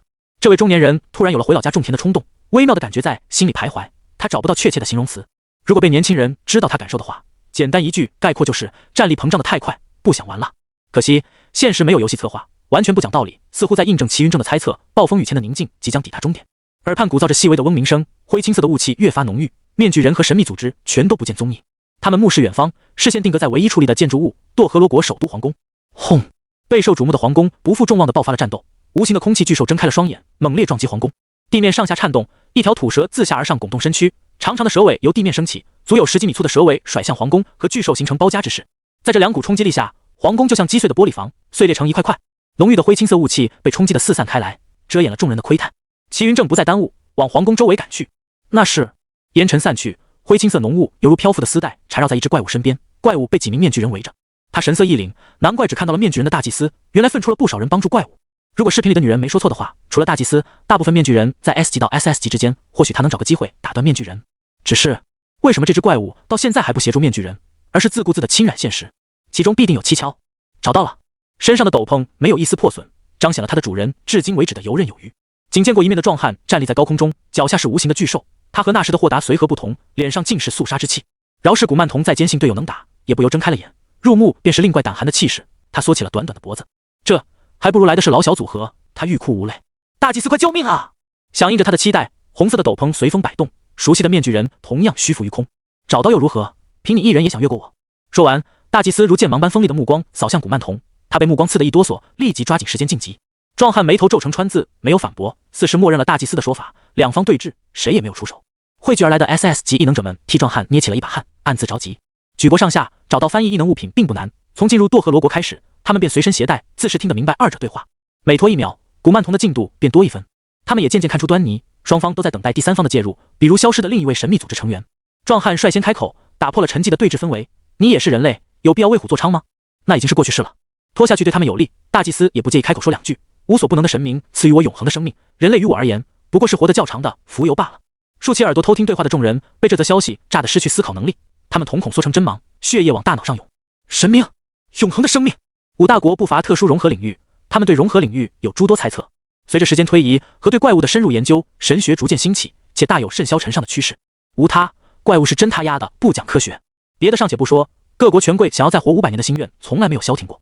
早期但凡课题是研究怪物没有老年形态，拿着一份差不多的科研项目立项申请书，到哪都很容易申请通过，甚至有不少骗子利用这点坑蒙拐骗。然而大笔大笔的资金砸下去，全都打了水漂。许多科学家就到最后开始怀疑人生，把白大褂一扔，改信神去了。神父纠结的神态溢于言表，他信主不代表他期待主活着，这二者并不冲突。人总是需要点精神疏解渠道，祷告能使他大脑放松，情绪稳定。换句话说，他只是需要一个祷告的对象。不存在的神灵无所不能且完美，但活着的神灵和强大的异能者没有差别。人类需要敬畏他，需要祈祷神灵符合人类利益。壮汉不敢苟同他的观点，当即虎目圆睁，直言不讳。共运者守护世界，尚不敢自称神明，一个窃取世界能源的小偷，你竟然如此尊重他，简直匪夷所思。窃取世界能源，不妙的词汇让众人心沉下半截，他们面色凝重。如果神秘组织所言不假，这可真是个糟糕的消息。主暂时还没活，神父这边刚放下心来，那边又提起来，他虔诚地划了个十字架，向主祈祷人类能渡过难关。大祭司嗤笑一声，声音中透露着漠然。无主之物，能者得之，有何不可？你真是……壮汉愤慨，握紧了拳头，浑身肌肉紧绷，蓄势待发。戴着面具的大祭司看不出喜悲。我们交战多年，你在我手下逃窜数次，可从来不是愣头青一般的角色。别人或许会被你的外表所麻痹，但若是用到我身上，有些可笑了。壮汉没有回应，而是一跃而起，脚下的巨兽在他脱离的那一瞬间，朝大祭司的方位狠狠撞去。大祭司身形未动，数个空间坍缩交叠，挡在了巨兽和他之间。巨兽没入空间，艰难地在空间中前行。大祭司看也不看巨兽，转身朝古曼童掠去。掌心对准古曼童和面具人们，恐怖的威压积蓄在他掌心，众人还来不及看清，古曼童周遭便产生了不同程度的空间扭曲。SS 级异能者们眼球颤动，费劲地捕捉战场局势。位于绝佳位置的神父一眼看到了一团磅礴的能量被空间挤压坍缩，不好！他暗道不妙。轰！扭曲的空间轰然爆炸，漫天烟尘遮掩了他们的视野。同样，大祭司的视野受限，他的异能对准了烟尘，却迟迟未释放。不到半秒，大祭司便收回了手，转而展开领域。扭曲的空间以他为中心向四周扩散，领域不规则地做着扩张收缩的律动。在领域即将触及古曼童那一刻，沉寂的土蛇强势拱起，庞大身躯游动在地面和地底之间，长条身躯不断翻腾，将面具人和古曼童打乱，拱飞出去。离开了面具人的加持，古曼童侵染现实的掌控力下降。毒物这种大杀器对土蛇毫无作用，他只能于空中仓皇地躲避土蛇的攻击。古曼童清楚，离开了大祭司，他根本不配打高端局，当即呼喊起了可靠的队友大祭司。迟早都要麻烦主神，不如早点把主神请过来。正当他这么想时，一道淡漠的声音响起：刑罚，作海。略一走神的古曼童迎面撞上了强大的能量，能量将他笼罩，无形的刀刃在他身上绽开。眨眼间，他从肉块化作肉末，再由肉末化成肉酱。死 ！SS 级异能者深吸一口气，这异能也太霸道了。那位沉默寡言、不怎么抢队友风头的神秘组织成员，两次出手均取得了成效。第一次出手引得空间坍缩爆炸，遮挡了视线，给队友创造机会，让古曼童和面具人分散。第二次则是一击毙命。他们内心的想法快速闪过，注意力不敢放松。古曼童死了，侵染停止，但领域没被毁，一切还未尘埃落定。大祭司从开始到现在一直保护着古曼童，怪物一死，他也被解放出来了。和他们料想的一样，面具人们快速向大祭司靠拢，方才加持在古曼童身上的异能悉数加持到了大祭司身上。从他们熟练的表现来看，或许这才是大祭司带着面具人们的缘由。实力强悍的大祭司获得加持，神父不由祷告起来，希望神秘组织的其他人快点赶过来，否则他们的队友可能有生命危险。然而，那两位神秘组织成员显然不这么想，默契地交换一个眼神，分头行动。壮汉展开领域，土蛇和巨兽在他领域内翻腾，被领域覆盖的所有物品渐渐复苏。约翰逊目瞪口呆，他看着自己的定制披风蹦蹦跳跳离他而去，慌忙地用异能覆盖住衣服，防止衣服也一并造反。一个词义不适合形容面前场景的词，却很恰当地形容了面前的场景。万物复苏。另一名神秘组织成员没有停留在原地，他的目标明确，要先毁掉古曼童的领域，防止他复活。旋即转身离去，将拦下大祭司的重任交给队友。诡异的是，大祭司并没有阻拦他们的行动，反而是张开领域，以极快的速度蔓延覆盖。不好！壮汉先是脱口而出，然后厉声怒喝：“你又想违背约定！”大祭司对此不予理会，右手徐徐一握，空间坍缩。随着这一声，被他覆盖的领域开启了连绵不绝的空间坍缩，不同大小以及不同程度的坍缩，引得空间发生强烈扭曲。这片扭曲的空间似乎影响了周围的空间，不知道是不是错觉，他们感觉躯体和空间一并晃荡。有那么一瞬间 ，SS 级异能者们怀疑自己是不是在一张纸上，巨人抓起纸张挥动，他们便随之颤动。一旦纸张裂开，他们也会随之裂开。刺耳的嗡鸣声像能凿穿他们的骨膜，烦躁的声响让他们恨不得自断听力，以保全自身安危。但骇人的威压像一座高耸入云的山岳，沉沉压在他们身上，令他们窒息，哪怕用尽全身力量去抵抗，也犹如蚍蜉撼树。就算想动一根手指，他们也无能为力。抑制不住的恐惧从心底涌起，强大的五感捕捉能力此时更像是拖累，源源不断地传达着惊人的画面。脑海里每进行一次分析，心脏就仿佛被人攥紧一次。作为战力佼佼者的他们，从来是积极的去接纳适应，勇攀高峰。然而这一瞬间，恨不得丢弃培养的战斗本能。越分析，越是感到无力和窒息。他们很轻易地判断出，哪怕集聚所有人类的力量，依旧没有胜算。时间仿佛停住在那一瞬间，场上的所有人都暂停了动作，包括神秘组织和大祭司等人。这股恐怖气息影响范围之广，几乎涵盖了整个怪物领域。刚被救下的舵和罗国人民，浑身像是失去了骨头一般，瘫软在地，几乎晕厥过去。有的人甚至如湿了裤裆。如果他们能说出话来，必定是痛哭流涕，请求神明的宽恕，同他们之前的日常那般。可在剧烈的冲击下，他们无法认真思考，更不用说组织语言。离得最近的神父等人没有发现自己的脑门开始溢出冷汗，嘴唇颤抖，脸色发白，整个人像是从水里捞出来的一样。但强者尊严让他们倔强的屹立在原地。1秒、2秒，汗珠顺脸庞不断往下坠落，没入土地。灰青色的雾气逐渐蔓延整个领域，而后变得越发浓郁，但场上却无人注意到这一点。他们全部的注意力都用在如何不让理智崩盘上，无暇顾及其他。天空裂开了一道口子，口子内黑黢黢一片，他们没有看到眼睛，却能从裂开的口子中感受到视线的注视。他的目标不是自己，太好了，只剩求生本能的思考方式，他们没有办法去想更多。不知过了多久，恐怖的威压突然消失。SS 级异能者们终于坚持不住，和普通人一般脱离的瘫软在地，大口大口喘着气，脑袋还处在发懵的状态，忘却了他们还在战场边缘。约翰逊嘴里骂骂咧咧，法克、后里谢等词语从他嘴里陆续传出，他在倾泻内心的恐慌。神父握紧了项链上的十字架，舔了舔干涩的嘴角，不断的亲吻十字架，低声絮叨着祷告词。然而事情并不会因为他们遗忘而消失。天空中的裂口呼啸着狂风，10几道身影从裂口中被送了出来，阴影自上而下投在了大地上。吼！长相不一的怪物共同发出了嘶吼声，声势浩大，向处在这片大地上的人们强势宣告他们的到来。堕和罗国人民将恐怖气息定义为神明，无知无畏反倒是让他们更好地接纳了刚才发生的事，并快速遗忘。超过一定限度，强大多少于他们而言已经无所谓了。人们诚惶诚恐地拜伏在地，灰青色的雾气将残余的恐惧深挖出来，放大了他们的感官。古曼童再次复活了过来，情形逆转，10几只怪物毫无遮掩地散发的气息，明确地告诉了场上众人，他们个个都是 SS 级怪物。等等，让他发觉了不对，怪物们的双目无神，看起来更像是野兽，而非智慧生物。他的目光仔细地在怪物身上逡巡，终于找到了问题所在。他们的额头上都有一个印记，印记闪动着轻微的光芒，若非他心细，还真看不出来。但是 SS 级怪物对神秘组织来说，并非什么难事，让他不知道为什么大祭司口中的主神没有出手，而是送来了10几只怪物。约定，老者和壮汉都提到的词汇在他脑海闪过，有什么制约了那个主神？他作为高卢帝国最高战斗力，日常多少也能接触到一些谈判，可以坐在同个桌上谈判的，代表着至少一方鱼死网破，会对另一方造成不小的影响，否则双方根本没有谈的可能性。让那目光闪动，虽然他不愿再回想刚才的恐怖，但如果有一方站在人类这边，人类或许有翻盘的机会。那么他把目光转到壮汉身上，相比起他沉默的队友，壮汉的表情能够帮助他更好地判断事情的严重性。哪怕承担了最多的威压，壮汉的情况依旧比他们狼狈的表现好太多了。他此刻站在巨兽的头顶上，眼神聚焦在10几只怪物上，仿佛那不是他们方才轻易碾死的怪物等级。为什么这副表情让他不解？大祭司一个没注意，古曼童便当场暴毙。10几只怪物，按理来说不过是10几次暴毙而已。正当他疑惑的时候，另一名组织成员缓缓开口，他难得的变换了表情，神情讥讽，话语中也蕴含了几分阴阳怪气。窃运者不愧是小偷，这种事也干得出来。无法控制局面的话，不妨一开始便把玉怪老人也叫过来，这般行迹倒是显得你们玩不起了。是啊，围观众人深以为然。约定说好的不出手，总是场外支援，运送下属过来和作弊有什么区别？这名成员此刻像极了他们的嘴替，如果他更不文明点，约翰逊甚至会无师自通，高喊舒服了。结节，如乌鸦般阴哑难听的笑声响起，佝偻瘦弱的身体潜藏在衣袍之下，脸部同样覆盖面具，只是雪白的胡子从面具下方露出。他咳了2声，呼吸声如破损的老式风箱。我可没那么多功夫，体谅一下老人吧。大祭司居高临下俯视他们，眼神漠然，仿佛众人皆蝼蚁。和他们说什么废话？偷袭古曼童的时候，他们可不像嘴上说的那样大义凛然。哈哈，壮汉嘴角咧开，仰头大笑，的确和你说的一样，不要轻易跟着敌人的节奏走。你和他讲什么仁义？让那暗自焦急。壮汉的同伴似乎同样看不下去，别过了眼。其他人将这个动作解读为不妙的信号，心高高悬起，内心祈祷。壮汉可别振臂一挥，高呼去他娘的伪君子，我要当真小人，当场反水，事情就大条了。出乎他们的意料，大祭司声音一沉，语速急促了几分。你做了什么？壮汉脸部肌肉自然向上拉扯，一副直爽好好大哥的模样，说出的话却和表象相反。也就发个求助信号，告诉首领你们又在违规的边缘疯狂试探而已。既然你们不违规，那我们也不算违规对吧？明明是友军，众人看向壮汉的表情却变了。这人状似四肢发达，头脑简单，看起来憨厚老实，背地里全是算计，难怪连他的队友都看不下去，简直就是外表欺诈呀！那又如何？玉怪老人桀桀地笑着，宛若一顿吃了很多魂殿长老，森然道：潜藏多年的老鼠又能帮助你们什么？他唯一的筹码不过是同归于尽，否则你们又怎么会隐姓埋名多年？全神贯注地听着两方的对话，众人刚放松了神经，又再次绷紧。听起来共运者是劣势啊。也对，如果不是这样，神秘组织早就出手解决了三族的祸端，窃运者也不至于3番5次越过约定。壮汉扬起的嘴角定格了几秒，然后垂下，神情坚毅。你们鸠占鹊巢久了，似乎忘了首领也会逐渐苏醒和恢复往日实力。玉怪老人沉默不言，忽得他身上能量暴涨，怪物额上的印记明亮，气势节节攀升，与老人相呼应。10几只怪物猛地朝他们扑去。刑罚，消手！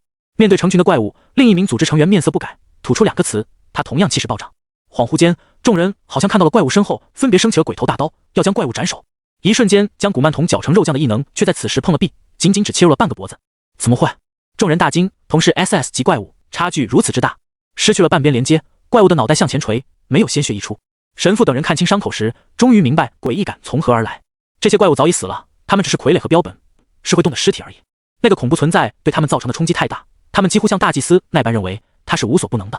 虽然没有这么想过，但潜意识相信了玉怪老人真的能操控怪物，证明了他们的想法发生了变化。只要略一思索，就该记起怪物只能压制，不能彻底掌控。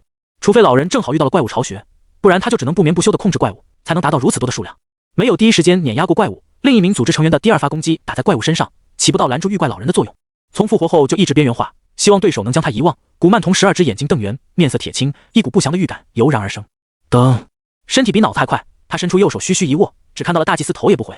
众人眼睁睁地看着大祭司一行人利用空间道具扬长而去，不由一阵扼腕叹息。大好的机会可惜了，要是能把他们拖住，等到共运者如法炮制，就能大幅度削减面具人的实力。你怎么不出手？他们听到另一名组织成员平静地询问壮汉，情绪不似他们那般懊恼，反倒是有几分笃定的意味。你还说我？壮汉又恢复了爽朗的笑容，大手拍打在同伴的身上。你有机会阻拦他们，为什么放海？要不是他们赌不起，就你这表现，咱们得露馅，不得不和他们拼个你死我活了。爽朗的笑容看得其他人背脊发凉，连队友都欺骗，真是践行了不当人子的原则。他们想起刚才还担心壮汉高喊我不做人了，脸上就一阵燥热。这家伙承认的那么痛快，原来他对自己有清晰的认知。壮汉的大掌在同伴身上拍得啪啪作响，众人都开始怀疑壮汉不会是找个理由报复同伴吧？这个念头一出，他们沉默了。这阴笔仗着一张直爽汉子的脸，真不好说。不知道为什么，他们脑子闪过了一道人影，齐远戏耍他们的画面和壮汉哈哈大笑的身影重合。妈的，这就是强者的世界吗？想到这样，他们看向齐云正的目光变得复杂。他是龙国人，且实力不差，只差一个变态划掉，思维强化就沦落到与他们为伍。看来思维强化的作用更大。只是龙国怎么尽产邪变，思维强者？今天的神经得到了充分锻炼，众人还真遗忘了古曼童的存在，只想尽快将信息共享给团队，尽快想出应对之策。一直依赖神秘组织也不是一件好事。比如屠龙者终成恶龙，只有共运者的世界，他还会守得住底线吗？这一切都是未知数。思及此，他们不由摇头，无奈一笑。将期望寄托在别人道德底线上不可取，不就是别人对他们的看法？想不到他们有一天也会发出这样的感慨。问题没解决，却莫名其妙地释怀了别人对他们产生防备的芥蒂。想事情想得出神的他们，直到壮汉不知从哪个角落里抓到了古曼童，毁掉了他的领域，彻底磨灭了他的生机。环境的变化让他们猛然惊醒，他们抬头用目光搜索两位神秘组织成员，对方早已消失无踪。这真是让那捋了捋凌乱的头发，终究还是无法放下这遍地狼藉。深吸一口气，召唤出军队，让军队搜索幸存者。有了他的带头，其他人不再遗憾于未能和神秘组织搭上话，同样使用异能搜索起这片残垣断壁。让那从某个缝隙中感受到了两道鲜活的气息，他指挥着军队上前搬开石块。他的双眸下移，注意到了遍布灰尘的镜头从缝隙中倔强地伸出。不会吧，这块地方刚才可是站着壮汉的，但凡刚才打起来，绝对无法生还。所以这片区域被留到了最后。他目光游移，发现另一道缝隙中伸出了一个采音设备，心情变得极为复杂。战地记者竟然比他还勇敢，让他一时半会说不出话。等到石头彻底被搬开，一男一女蜷缩在逼仄的空间内，他们半睁着眼，然而意识却是模糊的。军队将他们搬上来，女性敏感地皱起了眉头，挣扎起身，只是力道微弱，几近于无。待他躺在地板上，让他前往查看，女性用虚弱的声音扯着嗓子喊道：“布雷恩，是让呢，快拍下来！”半昏迷的男性听到声音，手臂微动，摸索起周围。让呢？他忽然觉得这两人似乎有强者之姿。略显凌乱的书桌上，笔记本电脑被推到一边，彰显了主人用完就丢的态度。齐远坐在书桌边，头发有些凌乱，脸色憔悴。他再次伸手拨乱了头发，提笔在纸上记录。为了平衡正反双方战力，添加一位玉怪老人。已透露消息，共运者阵营5位成员立场，窃运者阵营大祭司、面具人、玉怪老人立场。写到这里，他的右手停顿，表情由平静变得烦躁，然后将笔往桌上一放，双手抱头往椅背上一靠，重重地呼出一口气。封锁消息什么的，发明这种东西的人就该掉路灯。又要保持神秘组织人设，又要让更多人参与进来，让消息有传递出去的可能性，还要设立合理的对峙点抛设定。尼玛，既要又要，他人都骂了。怪物和幼苗冲突，两方都要保，利用官方联络不到神秘组织这点，把事件无限拔高，逼得他们把消息漏出去，让大众也接触到。好不容易达成目标，让两不怕死的混入现场拍摄，各国高层又分分钟给封锁了最关键的消息。齐远真想仰天长啸，这些信息不解锁，下次抛出设定，大众绝对会满脸懵逼。但问题来了，每次都重复差不多的对话，高层那群人又不是纯傻子，他们只是信息不足，无法解析而已。本打算这次过后就和国家合作，以共运者即将恢复力量，面具人的反扑是帮助怪物升级，以便窃运者汲取更多能量为由，请求各国的协助，顺理成章的和合作对象解释来龙去脉。如今卡在了宣传这点，不得不重新规划。齐远瘫在椅子上，灵魂就差从口中飘出来了。累了，毁灭吧。现实中两方打起来，哪有什么对话的机会？天知道，为了让双方有对峙空间，他的发际线牺牲了多少。别的不说，像古曼童这样契合的怪物也不好找，自带人口，实力达到 SS 级巅峰，以及侵染对人体伤害不大。一想到还有分身在外面等着回收，齐远不由感到一阵头大。几十个分身，他只能陆陆续续回收，这也是他脸色不好的原因。齐远将本子粗鲁地塞进空间中，把电脑挪回面前，浏览起了各大平台。经过一天的发酵，平台上的转发档变少，留下的大部分都是讨论的帖子。最新发布的帖子就是齐远点击了进去，浅溪渡河罗国事件，1楼放图防吞，等我编辑一下细锁。遗憾的是，这一楼层没有被吞掉。GHS 不愧是人类亘古不变的本能，底下的回复变得不对劲起来。调侃楼主系的，发流汗热表情的，还有回复奇怪内容的，评论一下子就多了起来。公开 IP 是为了让大家谨言慎行的，不是为了比哪个省的变态多。什么？居然不是吗？虽省网友扣大分。楼主在帖子被封之前，终于赶了回来，把话题带回了正轨。首先，我们得搞明白时间线。你们可以看下我发的图，这是某某大佬制作的，征得他同意借用了一下。图片上清晰地备注了各个时间点，当然大众的视角是从知道事情开始，一直到百尼斯的视频收尾。第一个问题，面具人为什么执着于帮助怪物？出现的2次，老者他们解决怪物的时候，面具人就出现了。第2次，面具人们则是帮助怪物晋级。我推测怪物和他们之间有某种联系。齐远眼前一亮，使用置换异能，从冰箱里换出蓝瓶可乐，舒服地喝了一口。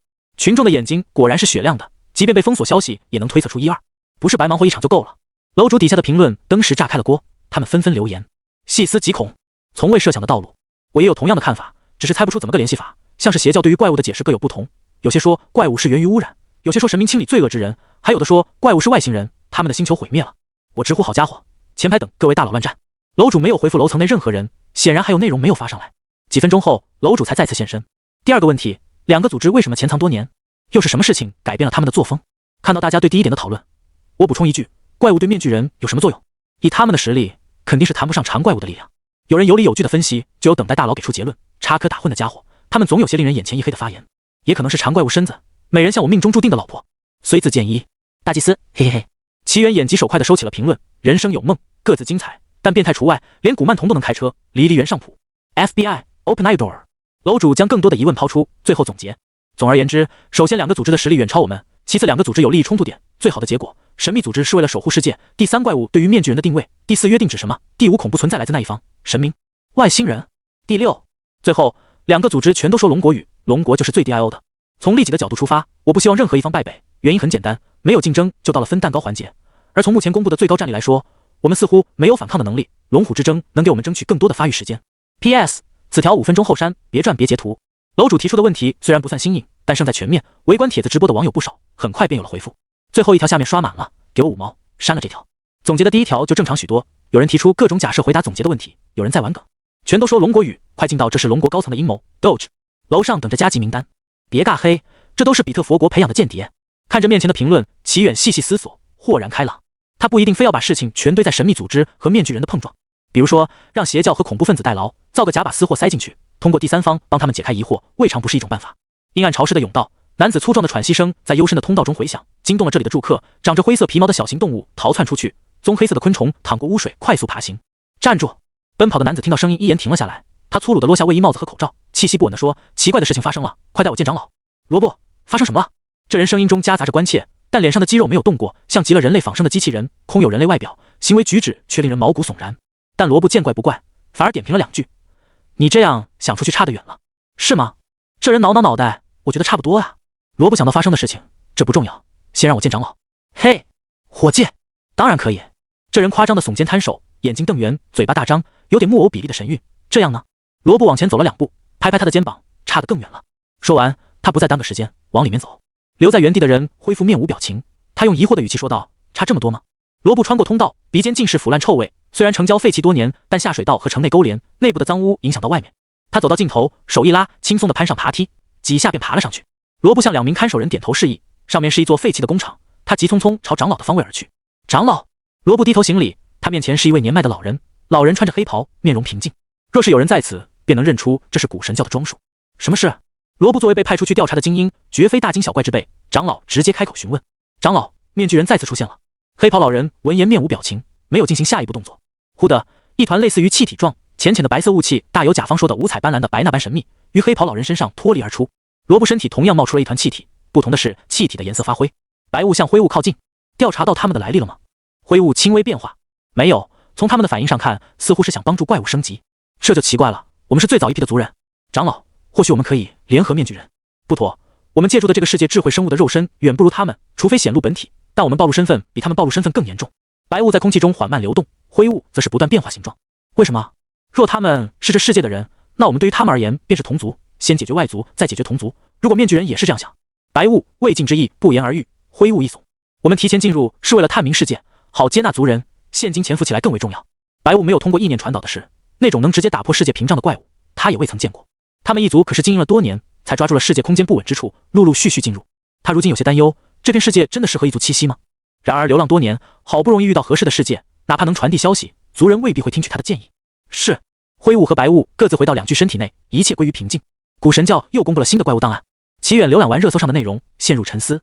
这个邪教比其他邪教更令人追捧，有些国外的少年们还将他们奉为孤勇者。原因在于，虽然他们信徒有少部分烧杀掠夺，但大规模组织活动更倾向于祭祀、传教和针对政府，而且时不时在网络上发声，声明神明的智慧光芒平等地照耀着所有人，每个人都该有了解事情真相的权利。年轻人和受过毒打、得过且过的中老年人不同，他们厌烦蒙蔽，厌烦政府像他们父母一样未经允许就替他们做决定。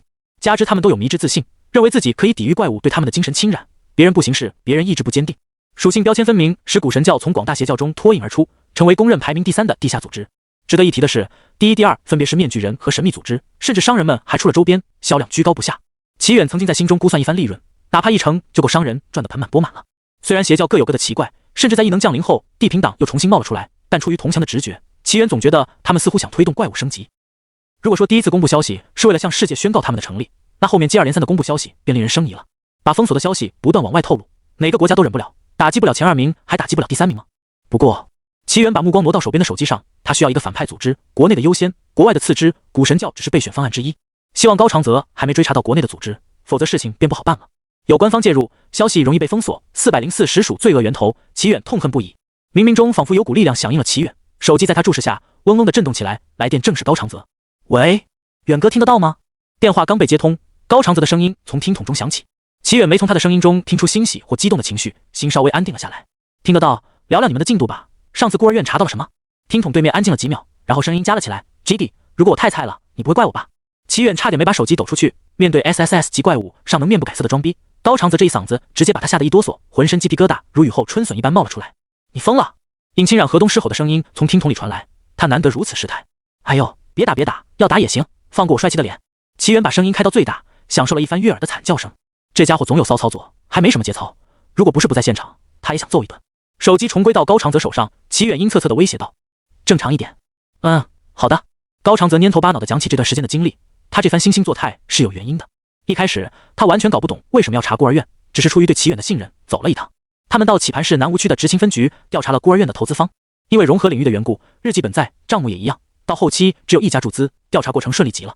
那家公司背后是马家家族企业，不清楚这有什么用。高长泽谈不上怠慢，但也没有连夜上飞机赶到马家。等他们到达后，马家人去楼空，我就隔天出发，绝对没有拖拖拉拉。高长泽犹如祥林嫂附体，絮絮叨叨重复同一句话。齐远打断施法，后面呢？我们报给了当地的执勤局，然后进去调查了一圈，目前没有结果，不知道他们是离开还是死了。虽然连夜赶过去，也不一定能赶上，但至少问心无愧。这也是高长泽没敢再次麻烦齐远的缘由。远哥给了机会，他不中用啊。马家位置发给我，有消息我再告诉你。齐远不在意高长泽失手，反倒是没查到才是最好的。电话那头的高长泽瞬间感动得稀里哗啦的，远哥这人能处，有事他真上。他立刻报出一串地址，还叠声道等会把地址发给他。得到了想要的答复，齐远没有停留半秒，直接把电话挂了，一副冷漠无情的资本家嘴脸。他分出一个分身，派遣自己前往马家调查。分身给了他一个国际手势，消失在房间内。齐远满头黑线，无力吐槽，分身越来越放飞自我。他也清楚这一切的源头是自己。自从定下了计划，这段时间他独处的时间居多，尽管分身满世界乱跑，但和陌生人也没什么交流。人是群居动物，前段时间还有母亲和小老弟，他们回去上班和上课后，只剩他一人面对大工程，不可避免的会产生些对话的欲望。过了一阵，分身的记忆回归本体。齐远回忆了一遍分身记忆，马家的情况，简而言之就是打出了团灭的结局。至于为什么执勤队调查不出来，他的分身瞬间解决。呵呵，不会真有人开挂还不会用吧？不会吧，那我这挂不就白开了？调查一下马家的信息，那是对预知梦的尊重，和实力不在一个层面上的地下组织可没有半毛钱关系。谁他妈的有答案不抄，要当福尔摩斯啊？早早躺平在床上，齐远拉上被子进入梦乡。齐远无意识地游走在黑暗中，他记得自己发动了预知梦的异能，所以他毫不迟疑地往远方的亮处飘去。咦，为什么是飘？脑海里闪过念头，离谱的答案很快从他心底冒出。上帝视角不变成阿飘很奇怪。如果齐远处在清醒的状态，他会腹诽什么奇葩的规则，但他现在处在梦境中，很轻易地接受了这一切。飘入耀眼的白光中，再次睁眼时，他看到他站在门外，按响门铃，门内是一栋独立别墅。他将别墅内众人的心理活动听得一清二楚。什么实验品？逃离实验基地，怪物和人类的融合实验。高长则考场失忆后捡到了众人等等，这也解开了他对于尹清冉躲躲藏藏的困惑。于是他对拿下免费劳动力更加成竹在胸。随后画面逐渐散去，重新组合成装修冷淡的会议室。会议室内有3人，2位女生和1位白大褂男性。白大褂男人向2位女性解释着，就是看起来很精密的操作，实际上就是怪物肢体和人类简单粗暴的融合。简单的融合并不符合一般组织对于人体实验的需求，为什么还选择拿大批人类去堆？寄生能够借给力量和异能、精神力控制的研究，抹除怪物的心智受脉。或许他不是在做人体实验，而是在批量制造武器，目的是增强实力吗？他渴望力量，无论是控制怪物还是制造武器。那么齐远凭借直觉模糊地给出判断，他是一个实力不错且人脉经营很深。灵性的画面不断闪烁，齐远知道这是信息量不足导致的，但没关系，既然选择使用预知梦，他当然做了些准备。他剥离了原本的预知梦，在此之上为预知梦添加了直觉和联系的功能，异能等级达到 SSS 级，只要不是去窥伺什么世界的奥秘，预知的准确度大大提升。等到这次结束，他再把预知梦换回原本的就行。画面从他身边急速飘过，很快展开了新的场景。2幅场景都是齐远在和人聊天。马伦医生略带酒意的声音响起，大量的人和怪物，国家默许的会和官方机构合作收购，非国家允许的会以其他名义收购怪物肢体。小国家或地区那就混乱得多。另一位聊天对象是那位具备灵视能力的玛莎女士，她的声音有些模糊，异能能量颜色比较斑驳，但也不是什么稀罕的事。我曾遇到有人的异能能量是黑白混合的，像极了龙国的熊猫。融合黑白，一个黑白图案闪过他的脑海，阴阳鱼太极图，阴阳相对和相交，对立且统一。怪物和人类互不相容，却有交集的部分。随后画面破碎，齐远漂浮着趴在车窗上，看里面2人对话。这个怪物博物馆是前9系队长的产业，像我们这样的公职人员进博物馆可以不需要交钱，但这位队长的好意心领了，我们天天围绕怪物作战，躲着他们还来不及。苏可和他抱怨道。窗外的博物馆静静矗立，齐远想起了融合需要大量的怪物。最终梦境停留在他搜索前9系队长魏志明的页面上。异能阴阳鱼，不远处的手机上显示着论坛帖子，上面的留言清晰可见。难道老一辈没有排序的权利了吗？提名前9系队长魏志明 T1级。梦境结束，齐远坐起身。这个答案倒不算出乎意料，毕竟高长泽每调查一环，对方都先一步扫清障碍，知情队内必定有人。相反，要是个普通人搅动风云，他才会感到惊讶。虽说各单位不同，也没有像执勤局这般独立行走的，没有实力想让人信服基本不可能。齐远深知他和老谋深算的人比起来还差得远，但他依旧能做到欺瞒他人，归根究底还不是因为实力差距带来的信息差。举个最简单的例子，一个大成期的修士告诉炼气期的小虾米，修真就是这样修的，有几个会怀疑？除非还有大成期的人跳出来辩驳，才有争论的余地。他活动一下身体，这段时间分出去太多分身，他的时间感被分身记忆成被拉长，颇有一种今夕不知何年的修仙感。难得的沟通机会，为了他的身心健康，就委屈一下这位前9系队长了。执勤总局，一位头发半白、身材壮硕的50岁男人随意地坐在椅子上，对面是执勤总局局长于安和。于安和把壶里的菊花茶倒在杯子里，推到那名男子面前。难怪你前几个月都不在冀都，原来是筹划着离开。真不再考虑一下？现在到处都不太平。魏志明端起茶杯，浅啜一口。时间不等人，我这年纪还能再坚持多久？以前是找不到方向，现在离真相只差找到神秘组织，就能了解神明能否复苏，了却我一番心事。魏志明面色不改，比起神秘组织，他更倾向于面具人，这些就不必多言了。于安和笑了笑，没再出言相劝。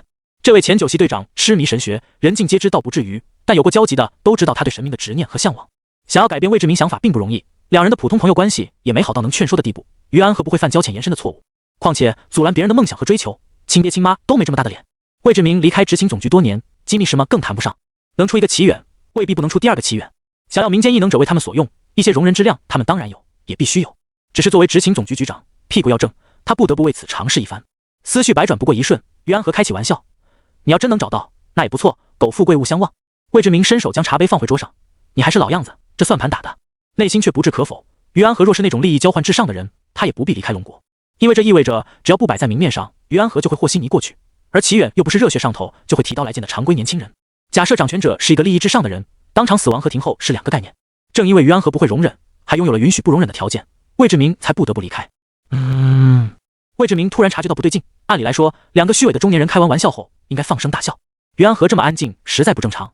他抬眼望去，于安和正张着嘴仰头大笑，身体也自然得往后靠，一切都很正常，除了没有声音。不，也不完全是没有声音，只是耳边回荡的是耳鸣声，绵延不绝地响着。笑声和于安和挪动身躯的声响全无。他面前的画面明明很正常，却有种说不出的怪异感，简直像是在看一出诡异的默剧。突然的转变让魏志明脸色难看，连他自己都未曾察觉，直到于安和在他面前挥手，通过嘴型辨认，于安和说的是没事吧？怎么了？没事。魏志明调整了情绪，一切好像又变得正常起来，但他知道刚才发生的一切绝不是幻觉，也不是压力过大导致的生理反应，只是胸口燃起了名为愤怒的火焰，烧得他5脏6腑皆疼。他被人挑衅了，或者说连挑衅都不算，对方根本没把他放在眼里，才会用这种方式告知他。能做到这一切的，据他所知，冀都只有1人，那就是齐远。魏志明并非一个不识时务的人，但泥人也有3分火气，一再退让不过是理智占据了上风。于安和眼神扫过，打量着魏志明的身体变化，好端端的突然变脸，也不知道是想起了什么，还是身体不适。身体要是不舒服，就去医院看看，老大不小了，还当3岁娃娃呢。魏志明脸色一僵，被小贝挑衅的怒火刚压下去，便再次燃起。自古求神问道不过几种，一为长生，2为力量，3为求知，4为遗憾。他自嘲年纪大，又何尝不是一种在乎的体现？自嘲和外人突然谈及，感受天差地别。到底没有真的被挑衅冲昏了头脑，他面容扭曲一瞬，猛地起身。我想起点事，有空再聊。魏志明离开办公室的身形匆匆，像是有什么10万火急的事情等着他解决一般。于安和看着老友一惊一乍，表情若有所思，端起杯子站到了窗边，斜角便是执勤总局的大门。没过多久，他便看到魏志明出现在大门，他提脚往某个方向走，似乎看起来没有异常。但魏志明这一步迈出的时间有点长，并且在下一秒就改变了方向。那个方向是……于安和的目光随着魏志明的前进方向向外延伸，眼皮子一跳，当即合上了眼，坐回位置上，手搭在椅背上，啜了一口养生茶。呵呵，他什么也没看见。然而他欲言又止，止言又欲，最终还是忍不住在空气中自言自语道：“别整幻境到处看，还以为我不知道？你这是犯法的，知道不？”窗户吹来一阵风，于安和接着自言自语道：“知道错了就改，别让我逮到下一次。”和空气斗智斗勇的于安和并不知道，齐远的幻境并没有在这里停留，而是随着魏志明离开了。哈啾！齐远揉揉鼻子，感受着目标离自己越来越近。原本想找于安和问点事情，自从他表示没事别轻易找他，连古曼童复盘、划掉、总结会议都没通知他。恰巧遇到了魏志明，这可真是来对了。听到对方说打算离开龙国一段时间，齐远当即使用幻境影响他。这老壁灯不愧是谨慎和灭口专业户，能灭口灭口，解决不了避开。难怪他来嫉妒这么长时间，一次也没见到。但凡两人见一面，他心灵感应一开，当场掉马甲。被他用幻境挑衅，老壁灯刚走到门口就冷静下来，打算转身离开。要不是他制止得快，这家伙绝对能做出跑路的事情。不过想想也对，魏志明要是不怂，早就派人挑衅、围殴、灭口一条龙了，齐远也不至于到现在才知道是谁。你这反派不按套路来啊！他心生感慨的同时，魏志明也走到齐家别墅大门。被人幻境控制，等同于告诉他你的小命我随时能取，何况一次不够还2次，他又不是圣人，不可能无动于衷。如果说第一次幻境，魏志明还能当对方是闲着没事干。齐远喜怒无常，喜欢看别人狼狈的性格，拜阴岛怪物自爆后几乎无人不知。秉持着失态了就让对方称心如意，魏志明强行按下怒火。但第2次提示便直截了当明示了，强行扭转了他的行动方向。齐远想做什么？魏志明心生疑惑，顺着提示走到了齐远的住址。反正反抗也没有用，不如先弄清对方想做什么。大门呀吱一声打开，魏志明脸色沉得几乎要滴出水来。众所周知，齐远的异能是幻觉，除非他的下属也有 SS 级和以上的实力，否则瞒不过他的感知。但这几乎不可能。排除错误的选项，那就只剩一个答案了。他还在幻境中。如果齐远打算在幻境中沟通，为什么不现身？如果齐远打算在现实里沟通，那为什么他还在幻境之中？于是魏志明很轻易便推导出一件事：齐远像猫逗弄耗子那样戏耍他，这样令人宰割。年过半百还要被黄毛小子戏弄，实在是奇耻大辱。他的怒火仿佛要从胸腔中喷射而出，但碍于现实，他只能强忍怒气。找我何事？你喜欢站着和我说话？齐远奇异地打量了对方一眼，摇了摇头，似乎在说你怎么有这怪癖。伤害不大，却侮辱性极强。魏志明血液上涌，血压飙升，沉默不语。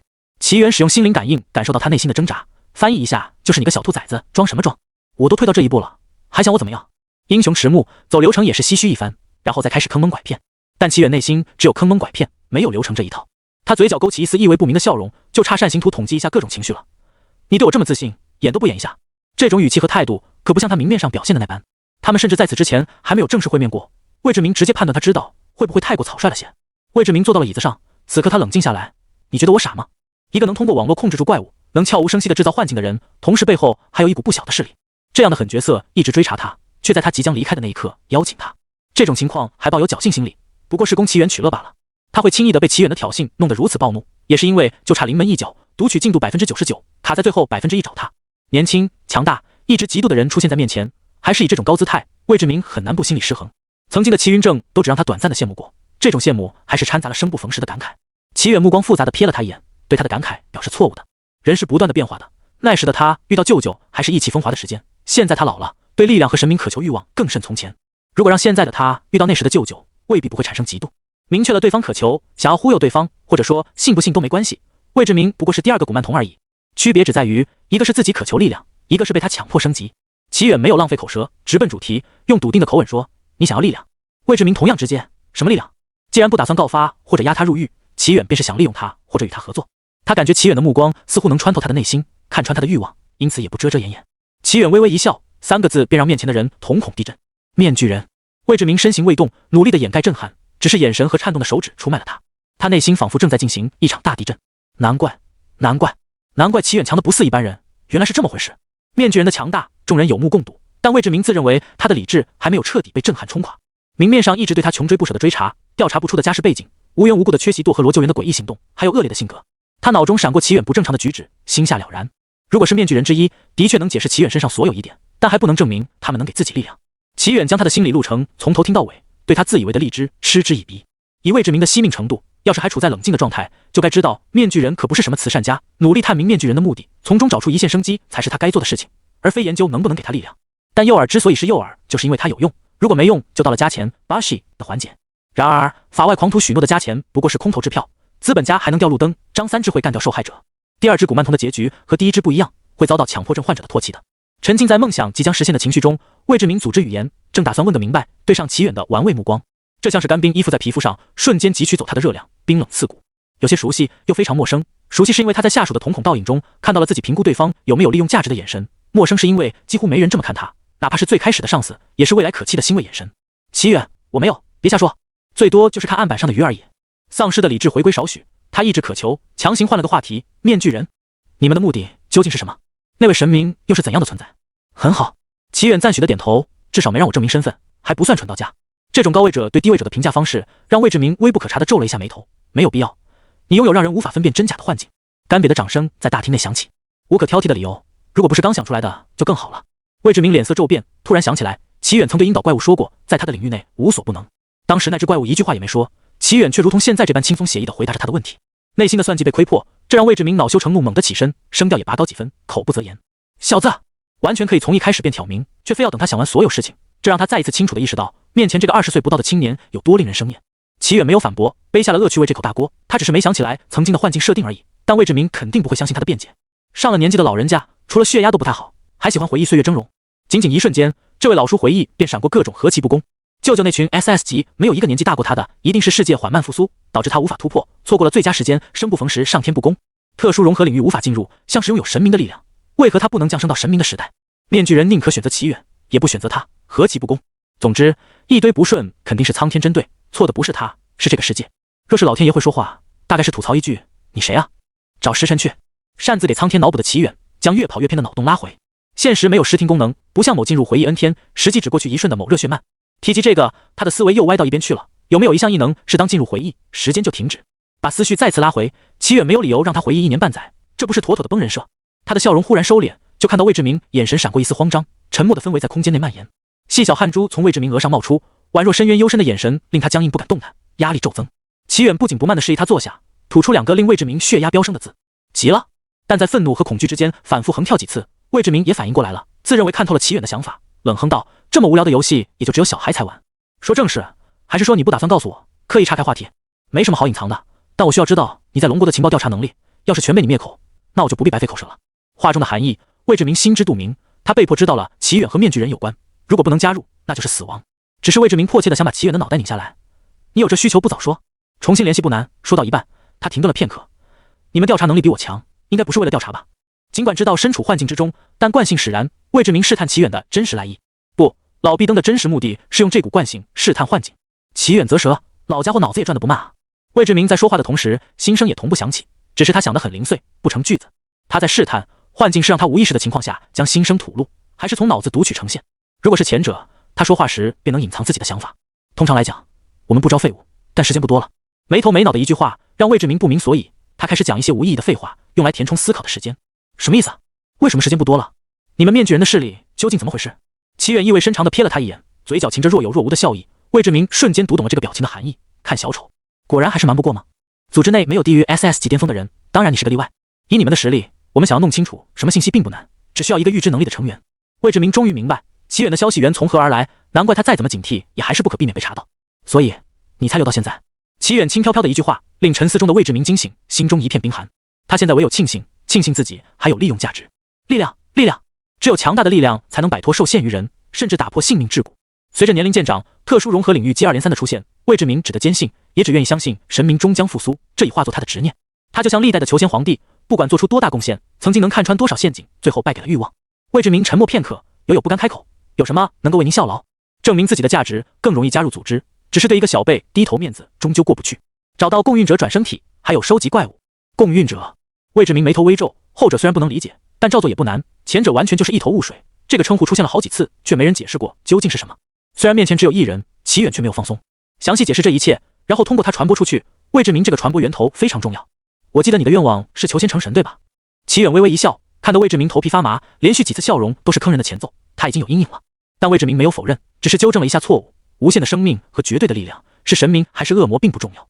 那我告诉你，共运者和窃运者都是世界之外的存在，你的目标还是神明和恶魔吗？魏志明心潮澎湃，各种想法在脑海里闪过，内心一阵狂热激动。他不是因为被世界之外这个词震撼到了，而是最强的力量竟然能做到这一步，这代表了他的无限可能。因为特殊融合领域和怪物升级，他一直认为世界是逐步复苏的，因而焦急于自身寿命。没到世界复苏神明苏醒那一刻，他认为不管他怎么努力，也跨越不过世界设立的屏障。在三逐怪物降临，齐云正还没突破到 SSS 级，魏志明越发笃定自己的猜测，他就是那个夹杂在灵气复苏时期的倒霉蛋，未来再美好，他也无法触及。若是他在年轻20几岁，甚至会喊出我命由我不由天。而现在齐远告诉他有世界之外的存在，这如何不令他欣喜若狂？你说世界之外？魏志明迫不及待地想弄清这一切，窃运者又是什么？退役多年，他无法第一时间获得在堕河罗国内发生的详细情报，所以窃运者这个称呼还是头一次听说。大祭司更愿意称呼窃运者为主神。魏志明吞咽一口唾沫，能和神秘组织的首领共运者敌对的果然是那位。他挂上成年人的虚伪笑容，努力压制心中的想法。你这么称呼上司没问题吗？我可不信仰他。齐远抬起右手跨在沙发边上，仅仅只是想看看世界之外长什么样，你不好奇吗？这种借口谁信？魏志明条件反射地冒出这个念头，但看了一眼面前的人，心中的想法立刻改变了。果然是变态，这种巨婴到底谁养的？不讲利益，不追求力量，也对钱权没有兴趣，游离于正常社交之外，完全捉摸不透。窃运者不是能够撕裂空间吗？为什么不直接侵入？因为共运者吗？三逐回来的所有人对于窃运者的描述都是恐怖、强大、无法战胜，能够撕裂空间，以及在他的注视下无法隐藏任何秘密。这么显而易见的名字，难道你是？齐远伸手指了指脑袋。魏志明对他的明知故问有些不悦，但优势不在他手，忍气吞声道：我的意思是中间发生了什么？这解释起来就比较困难了，首先从世界崩溃说起。魏志明，齐远简明扼要地将编造的共运者那套说辞搬了出来，然后描述了一遍窃运者和共运者互相奈何不了，只能各退一步。魏志明若有所思，所谓的窃运者不过是强行汲取能量的漂泊者，共运者就是在一个世界安居的漂泊者。两方理念不同，但终究是高于他们的生命体，连世界都无法长期容下，所以漂泊者只能短暂停留，共运者只能转生为世界内的智慧生物，真是令人艳羡的强大种族。魏志明不可遏制地感到不平衡，他们之间的差距仅仅只是种族而已。等等，他急促地询问，要是这样，如何帮我变强？若是神明、赐福或者天灵地宝都能帮他变强，但一个凭借种族优势的生物。齐远看着身体往前倾的魏志明，不由战术后仰。刚才不是说了吗？收集怪物，收集怪物，怪物是窃运者的产物，你利用不了它，不代表窃运者不行。见到魏志明露出怀疑的表情，齐远补充了一句：你认为为什么所有组织成员实力都不差？这会心一击，魏志明当即信了一大半，非常符合他对于神秘组织和面具人的想象。沉浸在自己逻辑中的魏志明丝毫没有注意到其法外狂徒远绷不住的表情，空头支票而已，想怎么开就怎么开，白嫖使他快乐。好了，齐远趁机调整完情绪，没有给魏志明冷静的时间，这是你完成任务的奖励，要是做不到，话中的威胁意味不言而喻。然而自以为得知一切真相的魏志明胸有成竹地勾出一个正派的笑容，一如他在媒体前得体的笑容。放心，但你还没说共运者有什么特征。魏志明的转变，一方面有加入面具人的优越感，认为双方仅仅只差一个任务，另一方面也是因为他具有无法替代的价值。齐远的意思很明确，占卜异能无法替面具人占卜出共运者，只能靠他。作为不少人的上司，他清楚有价值的人不会轻易的死去，最多给予些惩罚。备受世界一直关注，共运者拥有超乎常人的运气和实力。因为稳定崩溃的世界和恢复力量需要一定时间，共运者转生的时机大约在10几到20年前，所以转生体的年纪在20上下。如果神秘组织和他联系上了，或许他还会有一股不小势力。对了，转生体在龙国境内。齐远自信地背出答案，这也是为什么他要用本体出现在魏志明面前的原因，线索就差明指着自己。他要是用分身去接触，当场就能收到自己的报告，那就太生草了。魏志明不解，为什么一定在龙国？齐远这么笃定，必定有什么缘由，或许这是一条线索。因为我说过了，转生体备受世界一直关注，它只会出生在最强大稳定的地方。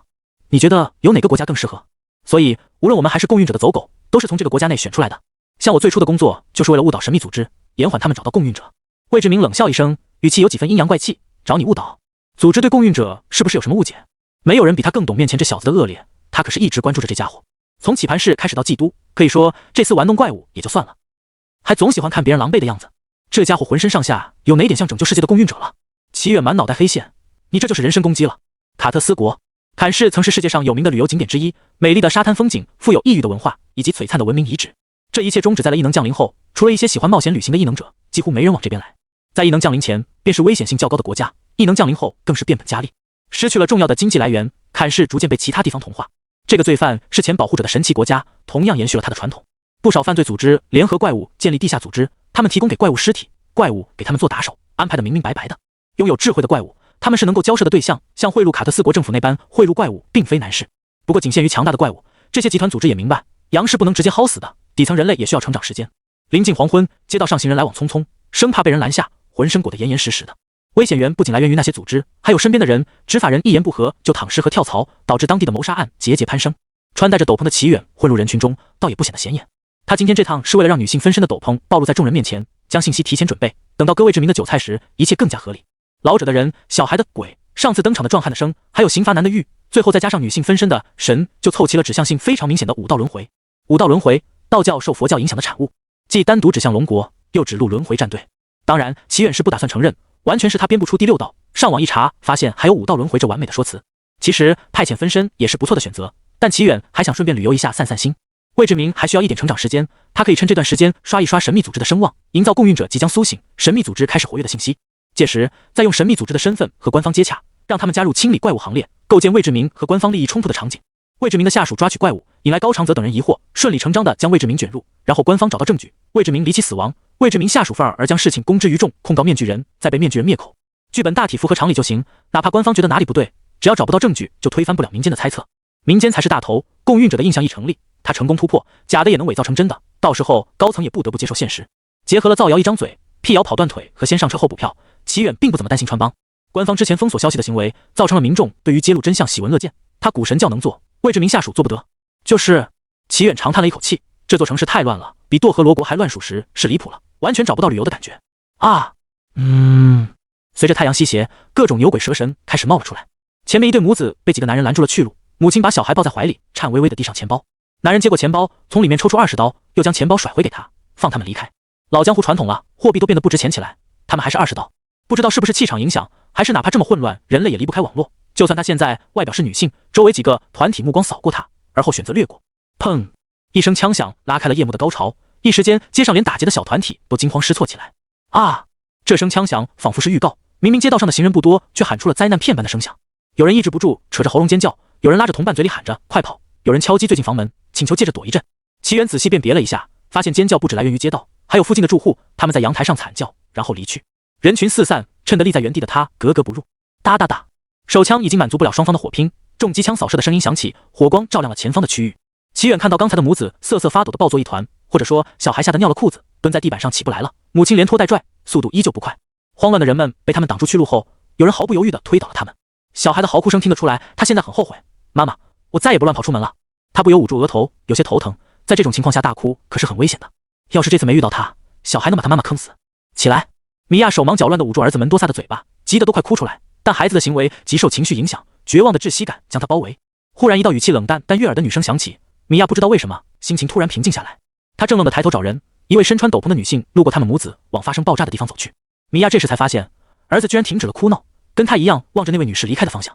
米娅有点紧张，她小声地呼唤：“女士，前面很危险。”尽管这位女士的气度不凡，但米娅也不希望她卷入危险中，毕竟能在桑托斯的地盘上闹事的，绝对不是一般人。米娅讨厌桑托斯，也不得不承认，至少在他的地盘上交了保护费，按规矩行事比混乱地区强得多。然而，那位披着斗篷的女士没有回答他，只是逆着人群一路往前走，似乎被他所感染。那些逃跑的人愣愣地看向他的方位，没有人出言讥讽或是阻拦，那对母子已经做过了。况且直觉告诉他们，这位女士的实力很强，或许为祸一方的桑托斯今天要吃瘪。她是谁？有人暗自嘀咕道。场上不认识的人居多，他们光是活着已经拼尽全力，但依旧有一小撮人戒不掉网瘾和见证。有一人惊呼出声，是那个全是 SSS 级异能者组织的标志。众人视线一瞬间集中到他身上，怀疑他磕巴多说了个2个 S。全是 S 级就已经够惊世骇俗了，倾尽国家之力也就差不多这种程度。察觉到他们怀疑的眼神，那人壮着胆子喊道：“真的，就是 SSS 级异能者。”米娅不禁张大嘴，那位女士这么厉害的吗？桑托斯也才 S 级而已，听闻大国有 SS 级异能者，但数量也不多。使用异能安抚住那对母子的情绪，齐远很快走到了战场边缘。火拼的双方很快注意到了这个特殊的存在，不约而同地避开了齐远。无缘无故出现在这里的，不是傻就是实力很强，从对方的气场上看，谁也不认为是前者。于是战场上突然出现了一个真空地带，齐远快速扫了一圈，他来得很快，虽然上了机枪炸弹，但依旧只是前奏，真正决定战局的异能者都还没有出现。除了炸塌了一点建筑物，普通人负伤离开，战场止于火拼双方。这个结果之前便感知到了，但现场见到还是令他满头黑线。该说不愧是异能降临前还会发应急物资给普通人的黑帮组织吗？真特么懂可持续发展的压榨。消息很快传递到了桑托斯下属托雷斯耳里，他是这片区域的负责人。披着斗篷的女人，天色太暗，看不清面容。下属的描述让见多识广的托雷斯不由冒起了冷汗。混道上的不可能不去了解谁能欺负谁不能。最近斗篷火得一塌糊涂，两个强大组织统一带货，想要掩藏身份的人都选择了这样的装扮。哪怕李逵遇到了李鬼，面具人当场杀了仿照者，一个不留。但面具人装扮在黑市的销量一路上涨，无他，谁敢赌里面的是真货还是假货？相反，神秘组织的仿照者就少了很多，出场的人至少都露过半脸。除了粉丝外，很少有类似装扮的。一想到最大的可能性，死亡的阴影就在他脑袋上徘徊，托雷斯急冲冲地朝下属说的那个方向望去。异能者的身体素质让他轻易地看清那抹身影，一股寒意当场窜起。托雷斯直接喊道：“立刻撤退！这块地盘之后再来拿，真假不重要，之后再打下来，也就是比较吃力，众人卖命将功赎过的事。但要是真的，把他们加起来乘以10都不够那女人一手打的。”下属从未见到托雷斯如此惊恐，近乎嘶吼。他喊得脸红脖子粗，青筋暴起，唾沫星子喷到他脸上。好的。装备比政府还精良的下属立刻使用对讲机将命令传达下去。齐远缓步走在战场上，当然不是纯为了耍帅，而是震慑双方。但他计划着晚一天再去找和毒枭组织勾结的怪物麻烦，不提前打上标记 ，SS 级怪物收到消息跑路，他就追不上了。所以决定阻止这次火拼的时候，他就使用幻境掩盖几个分身离开，不放慢脚步，等分身传递消息，光站着显得傻傻的。先去吃饭吧，高长泽摸着肚子说道。几家小幅度的点点头，同意了他的提议。三人找了家快餐店坐下。临近2、3点，快餐店的人不算多，但留下的人时间还算充裕，一边吃饭一边聊天。我靠，神秘组织又出现了！一名男性神采奕奕的和同伴唠嗑，看到手机上弹出的消息，不由瞪圆了眼睛。真的假的？我看一眼。同伴们拿起手机检索，浏览起新闻。太刁了，单枪匹马干死了卡斯特国那群毒枭头子。最近神秘组织好像不装了，打算摊牌的样子。都被发现了，还怎么装？哈哈，儿子说的有道理。滚一边去，叫爸爸知道不？高长泽侧耳倾听，也拿出手机查了起来，但点击进去就是热搜，他不费吹灰之力就找到了。内容大概是比特佛国发现卡斯特国人向外迁移，还遣返了不少偷渡的人。细问之后，了解卡斯特国的情况，所有大势力的 SS 级怪物和头目阵亡，卡斯特国发生了动乱。这个消息几乎传遍了卡斯特全国，却没人敢发到网上。口嗨被枪杀的例子还摆在前面，没人敢担风险。卡斯特国政府的公告也终于出来了，证实了比特佛国的说法。虽然高长泽知道有可能会逐渐变回原样，但直接干这群狗比，爽的一批，舒服了。只是一时痛快而已。见识过黑暗的一面，处在寄生状态的尹清染持悲观态度，失去了武力保护，怪物们也会向那边迁徙，这对当地人民未必是一件好事。高长泽很不爽，但找不到反驳的理由。几家察觉到他的情绪变化，抬头飞速看了一眼，又低下了头。虽然相处了很久，但性格没有受到外力影响，或者内心想要改变，不会轻易变化。他们也习惯了这样的伙伴。高长泽想了想，把尹清染的话重复给了几家。别看几家闷不吭声，他通常开口就是扎心之语。高长泽想从几家这里得到支持。几家沉默片刻，才小声开口：“我不知道会变得更糟糕，也有可能会变好，我希望是后者。但如果不去改变，那就只会维持糟糕的原样。”天一下就被聊死了。高长泽满脸郁闷，这两人简直就是话题终结者。沉默的吃完饭，三人重新上路。这次他们去调查的是，最近有人在黑市不断的收购怪物，还要求怪物是活的。他们猜想，或许那个组织会再次售卖怪物。要不要再问一下齐远同学？几家和齐远关系一般，又不像高长泽那样自来熟，他诺诺的提议道。高长泽难得的不好意思，就不用了吧。上次没能及时赶到，他嘴上不说，心里却非常过意不去。万一这次拼命赶，还是没赶上。虽然他觉得远哥不会太在意，但何必去考验关系？他们受到诸多照顾，能够回报只有一点钱财而已。尹清染似乎察觉到了他的想法，淡淡开口：“这不应该成为你的负担，你也只是帮我而已。我们当初之间的交易不包含复仇。”高长泽一顿，正当尹清染以为他是被他的话说服了，他突然开口：“原来如此，那就是你的锅了。”我的良心突然就不痛了。尹清染的确是说服了高长泽，但变成了他不爽了。他的拳头硬了。被三人提及的齐远，此时在一座神庙里，从雕刻着精美花纹的石板以及美洲豹形状的王座上，他很轻松地辨别出这座神庙的主人羽蛇神。齐远将手机调成超级省电模式，依靠手机上的时间辨别过去了多长时间。他已经待在这间神庙内好几天了，身边只有怪物的尸体。和他推测的一样，怪物听到神秘组织的到来，立刻逃离。他追踪怪物一路到了这里，不幸被卷入融合领域。枯坐了1、2天，等融合领域结束，齐远终于明白一件事：现在他在特殊融合领域被封禁的房间内，就是类似于代号为广寒宫的宫殿那些无法打开的房间。哪怕他已经是 SSS 级异能者，也无法强行突破这个区域。尼玛，不会真有世界意志，发现他想单方面绑定，把他给封号了吧？几天下来，房间上上下下他都摸索了一遍，没有找到任何机关。还好他是个挂逼，创造一个灵魂出窍异能，然后把身体放置在美洲豹形状的王座上，保持最低耗能状态。以异能者身体素质，至少能待很久。齐远真躺尸在王座上，灵魂状态的他同样躺着，双眼发直，望向天花板。合理怀疑他被针对了，但没有证据。实际上，齐远也不是完全没有办法，否则他不能这般心平气和地躺在王座上。齐远还有几个分身在外，虽然无法补给能量，但只要省着点用，顺着他的计划做下去，帮他成为共运者，这样或许他能强行突破这个鬼地方。几次试探下来，齐远感受得到，他之所以出不去的原因不在于实力不够，而是方法不对。简单来说，一般人离开屋子的方式是通过门进进出出，但他找不到门在哪里，只能把屋子给拆了。现在的他只具备走门的力量，不具备拆屋的力量，因此他需要成倍的力量才能离开这个地方。这是什么哈士奇行为？齐远调整躺姿，把手掌垫在后脑勺下面，无奈叹了一口气。不幸的卷入这里，他也不算一无所获，至少封禁的房间内没有神明躺尸准备复苏，可以放下心来大胆的胡编乱造。不对，他又不是分身，传递不出去消息。实在无事可做，齐远尝试解析融合领域。从三足怪物那次事件中，他推测在空间不稳定的状况下，有很大的概率产生融合领域。融合领域降临的空间都在人类认知中，神话也好，丛林也罢，没有出现任何高科技产物。而且每次具有神话色彩的特殊融合领域出现地点，都在拥有对应传说的国家内，所以应该是平行时空或者过去的时空。不对，如果是时空交集，那为什么另一个的时空没有任何生物？人类、怪物、变异动物，全部都是这个世界的生物，其中怪物最为特殊，不符合人类长期研究下来的定律，因此很多人认为融合领域带来了别的世界生物。但如果从来都不是融合呢？某些物质和人类精神残念融合产生了怪物，那么它会影响到世界修复空间漏洞吗？怪物的显著特征是不符合常理，即混乱无序。假定有某种物质会产生混乱无序的效果，世界修复漏洞的时候被干扰了，打了一个陈年老补丁，以及加入各种规则。齐远摇头，不对，这法解释像神话一般的特殊融合领域。等等，他翻身坐起，人类都能觉醒异能，那为什么过去的神话传说不能存在？况且异能者的异能领域恰巧针对怪物，如果这是世界自救的行为，他不断的变更版本。齐远细思极恐，突然感觉大宇宙的恶意集中到他的身上，不会真的玩脱封号了吧？现实开个挂都要被 GM 逮吗？明明现在是灵魂状态，他却感到一股寒意袭上背脊。呵呵，没必要把脑补当真，反正要是过一阵子没结果，他离彻底记了只差一个小概率奇迹。据他所知，人类没有打开过任何一个被封住的地区。祭都齐家别墅，几道一模一样的身影坐在一起，为了节约每一丝能量，分身们没舍得使用变化异能。唯一一个不知情况留在别墅内，充当不在场证明的分身满脸懵逼，听其他分身给他介绍情况。所以说本体快记了。其中一个分身说道，差不多吧，只要我们记了，他就记了。难怪你们最近活跃的不像话。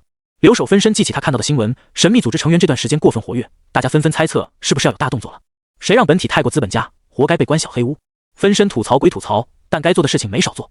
留守分身无语，那我们接下来是去找官方摊牌，已经有一个去了，现在估计正在忽悠，没什么功夫等了，不然我们的能量撑不下去了。神秘组织要保持活跃度，就需要轮流登场，登场的方式就是刷怪，每一次都要耗费不少能量。留守分身，你们这时候才通知我，怎么不等本体死了再通知？谁让你离得最远？要不是为了引导高长泽曝光魏志明，我们未必会回来告诉你。留守分身感觉被自己孤立了，但为了不浪费能量，只得忍气吞声。我已经按计划把资料伪造进去了，稍微心里暗示一下魏志明，让他藏一手证据，防止本体灭口。思维方式符合魏志明的性格，因此不用意志控制暗示。一人的对话还在继续，直到手机铃声响起，讨论的声音停了下来。留守分身皱眉，拿起手机，来电是高长泽，真是说曹操到。电话那头的高长泽双手奉上手机给尹清冉，在他的瞪视下飞速窜离现场。天地良心，他哪里知道齐家竟然是这个身份？尹清冉还没来得及揪住高长泽，电话就被接通了。他紧张的深呼吸，气息打在听筒上。电话那头的人一如既往的深不可测，他听到对方询问什么事。对此，尹清冉咽了咽口水，他想尽量让声音减少颤动。过了10几秒，依旧无事发生。尹清冉觉得他高估了自己，这是完全开不了口。谁能想到轮回战队竟然是这个含义？他何德何能啊？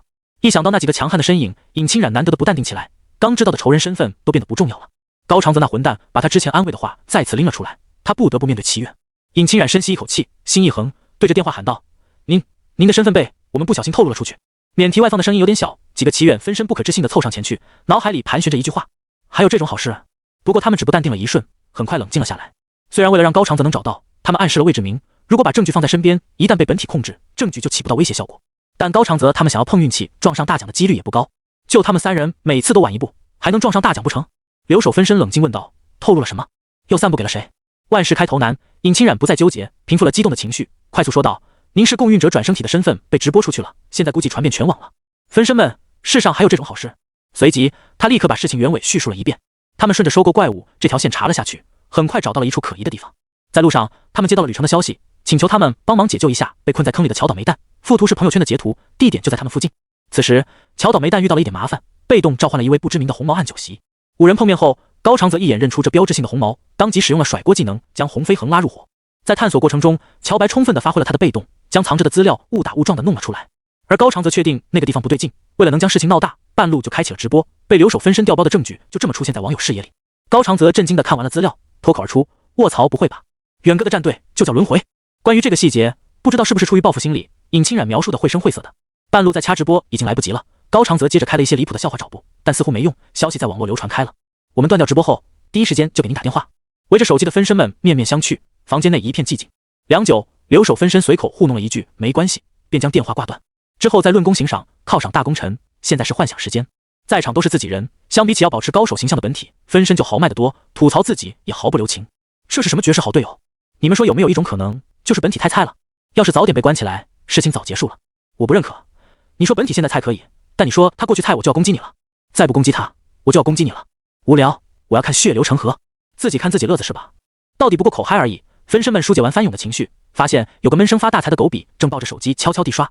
察觉到众人目光，留守分身抬头瞟了一眼他们，若无其事地给他们念起评论，但知己莫若己，他们嘘声一片，打开电脑围观去了。原来世界毁灭不是漫画里才有的呀，难怪这么多年下来没人研究出怪物的来历，这是给我整迷糊了，太怪了，真能扯犊子。我弱智，先信一波。说实话，齐远又不是营销号，需要博眼球骗流量，世界差点毁灭听起来很离谱，但结合最近发生的事，我是信了的。很好，首先排除了正确答案。比起网友信不信世界差点毁灭，分身们更在意他们对于共运者的想象。共运者身份揭晓，大家怎么评价？我是人民评为马点 JPG， 参考窃运者没有一拳打烂世界，已经很给我们面子了。共运者这么强，能 VO 50吗？除了一些表示观望的让子弹飞一会，更多的是图个乐子吃上了大瓜的网友，他们享受吃瓜似真非假的那一刻，通过全方面挖掘过往来验证自己的看法，事情被一锤定音反倒是没什么好讨论的。我去翻了一下，自神秘组织被发现后，齐源好像就神隐了。神秘组织？滑稽表情，不是轮回战队。叔叔我是信的，你看看他的履历，就差把天命之子刻在脸上了。你看着他的脸再说一遍，不是已经刻了吗？没人讨论一下魏志明吗？那些受害者到底能不能申冤？在最后一条评论下，有不少人回复了他，大胆点，那出一声不得好似。别说我泼冷水，有面具人在，除非轮回战队出面，不然没人能动得了他。楼上的老哥，你是直接下冰雹？你们忘了，调查的人是认识齐远的，准备好开香槟就行。好似，擦，差点忘记那老壁灯。有一个分身立刻起身，前往灭口的道路上，赶紧让这货报金币，省得调包的事情被拆穿。总体而言，分身们暂时还没有看到对共运者的负面评论，可能有所顾忌没发，也可能发了讨论完删除了。毕竟本体顺着网线把怪物秒杀的例子摆在网上，没有键盘侠敢试一试。不同于网友的嘻嘻哈哈，各国领导层迅速拉起了会议，商讨对策，防范未来可能发生的变故。世界的命运共同体这个词实在是糟糕透了。尽管他们在此之前便对共运者这个词有所猜测，但不祥的预感成为现实，依旧令他们难以接受。然而理智告诉他们，这件事有一定概率是真实的。会议上，有人高呼不可能，绝对不可能，这是龙国的阴谋。场上开始争论不休，直到有人一拍桌子，愤怒地吼道：别再争论没意义的事，你告诉我，制造这样的骗局对他有什么好处？这句话问得场上的人哑口无言。谁都知道龙国不是在开玩笑，但如果有解决的办法，他们还讨论什么产生问题的人？这不是解决不了问题，就得解决产生问题的人吗？自诩看破一切的愣头青把事情挑明，那他们还能聊什么？任齐远什么实力？共运者分分钟可以跨越世界那种，只身就能拯救世界。他们异能者最高也不过 SS 级 S 级，能打吗？打不了，没这个能力知道吗？而他们的最高战力纷纷表示没什么好聊的，打不过溜了溜了。但凡是个实力不差的，基本都参加了堕和罗之战，几个 SSS 级的战斗，他们都只能在边缘 OB。就这还是双方博弈，没有下死手的情况。这群人简直超越了人类的范畴，要他们抵抗比 SSS 级异能者还强的共运者，他们真想按着那群领导者的脑袋，让领导好好体验一下当时他们直面窃运者的感受。废弃的工厂内，听完罗布的汇报，古神教长老差点把胡须揪断，他怀疑耳朵出问题了，连忙从这副老迈的躯体中脱离，让罗布再汇报一遍。罗布再一次汇报，长老陷入沉思。最初混乱元素被提取出来的时候，他们从未想过会导致世界崩坏，亲人即将死亡，两种物质水火不相容，一片只有春天的世外桃源。只需加入混乱元素，扰乱规则生效，便能达成很多无法办到的事情。滥用的混乱元素最终反射他们，讽刺的是，他们也因为混乱元素才能够存活在世界缝隙中。族人不愿在荒芜的缝隙中生存，很快搬迁计划顺利的通过了，一个没有高端战力的世界被选中。现在不知道从哪里冒出来的窃运者说怪物是他制造的，长老百思不得其解。无名小卒的话他当然不会放在心上，但窃运者是谁？一个能轻易击穿世界屏障的恐怖存在。他们一族要是有这个实力，何必等个几十年？然而就是这样的存在，他的下属公然扯谎，把他们一族干的事情揽了过去。不对，这样的恐怖存在，一举一动都能搅动风云，背后一定有什么目的，只是他还没参透其中深意。卡特斯国神庙室内，美洲豹形状的王座上，在汇聚而来的认定影响下，躺尸的躯体开始发生轻微的变化，但若是和灵魂或者说意识体比较起来，身体的变化不值一提。能够穿梭在世界缝隙的意识体，其强韧程度自不必说。经过不断的洗刷，未经锻炼的意识体逐步变得强韧。1天、2天，消息的传播带来了更多的人认同，被怪物统治的地区也随着分身和5大国的合作逐渐减少。与之相对，便是齐远接受到了更多人的认定。虞局曾背地里询问过留守分身这么做的意义。留守分身故弄玄虚的一笑，直言最后的战斗即将开始，要尽力削弱敌方势力。被忽悠的虞局对此深信不疑。量的堆砌终于在某天迎来了质变。如果说未经锻炼的意识体是战斗力只有5的渣渣，那么属于共运者的意识体强度比之古代大能的元神也不差。因为太过无聊，主动使用异能让自己陷入昏睡中，庞大的力量突破让齐元使用的异能失效，他从睡梦中苏醒。随着他睁眼，未经控制的恐怖威压席卷了这方空间，空间不堪重负的晃动，齐远的意识迅速扫了一遍神庙室内，被世界复刻封锁房间的神力被意识察觉。这是放空的思维收拢，模糊间抓到了一丝猜测，情绪比理性来得更快一些，狂喜、兴奋、震撼，属于成功后的复杂情绪涌上心头。充盈的力量让齐远恨不得翻身坐起，打2套军体拳宣泄内心的亢奋。真的成功了！呜呼！然而这份情绪在他起身那一瞬间化作紧张，笑容逐渐僵硬。他的躯体好像不太好控制，强大的意识体挤在一具脆弱的躯体里，齐远必须收拢意识，防止身体出现问题。现在他就像外面糊了一层纸皮衣裳，需要小心维护。先将意识脱离躯体，然后收拢作一团，齐远才再次回到身体内。不外放的意识没有攻击性，身体不像刚才那般难以操控，毕竟能够承担共运者意识的躯体才符合世界众人的认知。解决完身体危机，齐远抹了一把不存在的虚空冷汗，差点把自己送走。现在他才有心情去探索成为共运者给他带来了什么变化。首先是力量，他环顾四周，用意识探明神力设置的方位，凝神将力量灌入节点，强行破坏这座囚禁他的监狱。啪！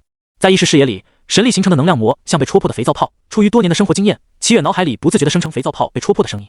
被破坏的结界发出耀眼的白光，光柱直射天际，划破夜空。这方大阵仗引来了卡特斯国政府的注意力，一支探索小队很快踏上了前往神庙的道路。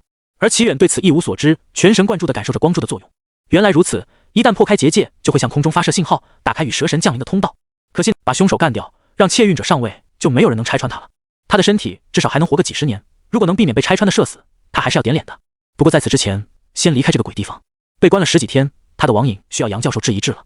而在他离开后不久，卡特斯国的小队终于抵达金字塔，他们连忙和上级取得联系。第二天，一则玛雅金字塔光柱的新闻刷爆了全网，无数人纷纷猜测神明复苏的可能性。早看那群龙国人不爽了，上帝快点苏醒吧！西西，就喜欢你们看不惯我们，还干不掉我们。你猜与蛇神复苏后先干谁？我们南朝的九尾狐也会复苏吗？我是阴岛人，九尾狐就算复苏，也应该在龙国吧？冀都齐家别墅，齐远浑身冒着热气进入厨房，一头短毛被他拿着毛巾胡乱揉搓，然后就放着不管了。洗了舒爽的澡，齐远感觉浑身细胞都舒展开了。他从冰箱里拿出可乐，冰凉的液体滑入喉咙，然后打了个嗝，一个字：爽。除了一些新鲜的啤酒，味道还不错。齐远对酒类感官一般，还是快乐水更得他心。刚踏出厨房，母亲灼灼的目光看了过来。你迈出厨房的是左脚，我要生气了。啊，你不是已经在生气了吗？齐远无奈，拿着可乐坐到他旁边。从刚才开始，母亲就一直在使用你我要生气了的句式在说话，这是他的生气习惯。哪怕是发火，他也舍不得伤害家人。通过这种方式不断的提醒身边人，他的情绪不稳定，可能会迁怒。至于效果吗？看小老弟缩在沙发后面，双手捂嘴，憋笑憋得脸色涨红，就知道母亲生气的杀伤力还不如他日常无意识的坑人。共运者的事情闹得那么大，母亲隔天就向单位请假，带小老弟回来看他。留守分身的记忆明明告诉他，母亲没有纠结于共运者究竟是不是他儿子，还很高兴地打电话向舅妈炫耀。怎么他刚回来，母亲见他第一面就气成河豚了？母亲的心声只有一堆乱码，显然他也不知道在气什么。齐远想了想，把编造的共运者事情讲述了一遍，但效果非常一般，看样子不是母亲生气的源头，这就令他很疑惑不解了。除了走上犯法道路和不珍惜健康之外，母亲从不会因为被隐瞒而生气，她的态度更倾向于每个人都是独立的个体。他死亡凝视小老弟，小老弟会意，摇头表示他也不知道。我没想好对谁发火之前，你们不让我冷静，我要生气了。母亲很是坦然地说出这句话。那好吧。面对母亲有理有据的生气方式，齐远只得放弃，把电视调到母亲常看的水果台，然后拎着可乐上楼去了。先把世界之外的凶手找一找，过会儿再看母亲的情况。进屋反锁上门，防止小老弟摸进屋，哭着喊大哥死了。齐远几乎要按耐不住激动紧张的情绪，非常迫切地想要作死。嗨嗨，那个探索。他躺在床上，让意识逐渐脱离身体。拥有使用空间异能的经验，他很快摸索出前往世界之外的方法。意识体小心翼翼进入世界缝隙中，齐远便感觉身边空荡荡的，举目意识四望，除了身后的世界，他几乎探查不到任何东西。虚无的空间漆黑一片，他只能依靠逸散意识感知周围的区域，防止找不到回去的路。齐远不敢离世界太远，他分出一丝意识，时刻感觉到世界的存在，才顺着这个庞然大物往前走。没过多久，齐远发现逸散出去探查的意识有不受控的趋势，连忙把他们召回。这时，被看起来温顺无害的虚无空间蒙蔽了警惕的齐远，猛然惊觉世界缝隙中暗藏危机。他悄然分解着一切进入缝隙的所有，而接下来遇到的世界碎片证实了这一切。世界碎片不断逸散能量，然后能量消失在这片空间。齐远用意识包裹住能量，他惊奇地发现世界能量缓慢融入他的意识体中，虽然很轻微，但意识比身体更好测量。他明确地感知到意识体变强了，这是共运者的能力，能从世界缝隙中获取能量，增强自身力量，也能反哺给世界。经过几次实验，齐远肯定了自己的猜测。因为世界人民对于缝隙中的能量没有明确概念，因此只要是在世界缝隙的能量，他都能获取。搞清楚这一切后，齐远进行下一步试验，尝试把能量分给世界，看看漏洞会不会因为充足的能量修复得更快一些。一缕意识一直附着在世界上，齐远发现了不少漏洞。说是漏洞，只是相较于其他地方比较薄弱，想要击碎世界屏障进入，也不是件简单的事。世界得到了碎片能量的补足，和齐远想的差不多，修复速度便快了不少。这样的话，他要是打不过入侵者，便能通过修复漏洞延缓入侵的速度。前提是击碎屏障对入侵者消耗很大，否则糊一层窗户纸没有意义。从对方没有大肆入侵的情况上判断，拦住他们应该不成问题。想着想着，齐远发现了盲点。他为什么认为一定有入侵者？明明那只是猜测，还没有证据。不明物质混乱了世界，产生怪物，不代表就一定有入侵者。还有他先前对于神明的猜测，也格外的笃定。齐远停下了摸索周围，尝试思考他不知道且发生在他所属世界上的事。果不其然，很快他心底浮起答案。齐远不由大喜，他原先以为没有世界意识，模糊的联系并没有什么用。于是他在心中默念入侵者的位置。出乎他意料的是，心底浮上的答案竟然不是在世界之外，而是古神教。竟然已经进入世界了吗？难怪古神教一直散播怪物的信息，原来他们是入侵者。把古神教记在心里，他也没有急着回去。有句话说得好，来都来了。加上限定词，由世界指引方向，齐远谨慎地朝入侵者的方向靠近。不确定是因为世界缝隙具有分解作用，还是心理问题。说实话，在这个虚无的环境里待久了，多少会有些不适。也不知道飘了多久，仿佛世间只有他一人，用估计形容他现在的心情都太过了，唯有平静能精准描述。直到远远地看到一个庞大的巨影，齐远心中才掀起了一丝波澜。这道巨影的主人遮天蔽日，至少拥有1000余米之长，呈现雾状，散发着幽幽光芒，像极了齐远见过的星云图。但他不会怀疑面前的星云是活物还是死物。除了世界的指引，齐远还能从雾气感受到意识。他心神不由震荡，在这种易散容易被分解的环境，竟然能保持这种庞大的状态。果然能够入侵世界的家伙，实力当真不容小觑。出于谨慎考虑，他只能远远观望。幸好对方是散发光芒的生物，否则他用意识探索的时候，极有可能出师位洁身先死。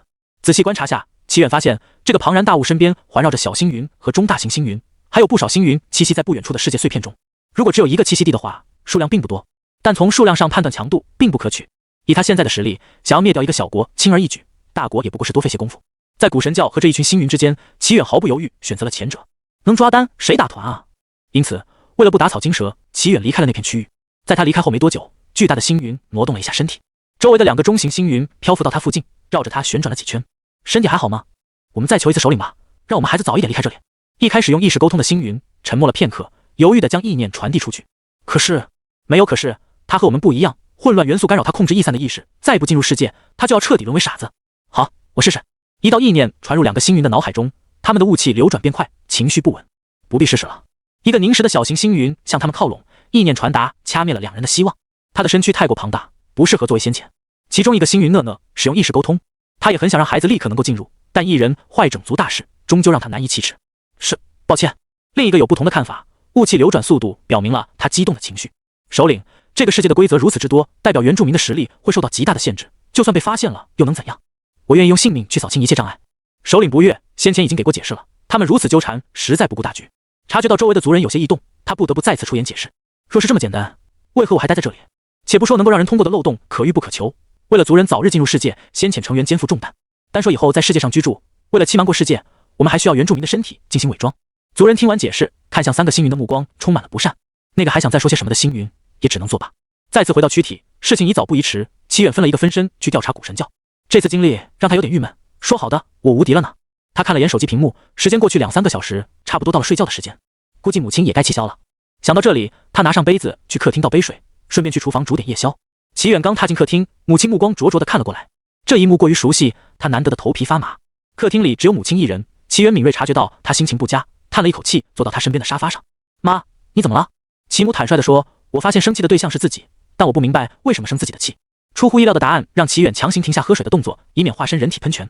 您可真他娘是个天才。他满头黑线，腹诽道。但齐母接下来的话让他愣住了。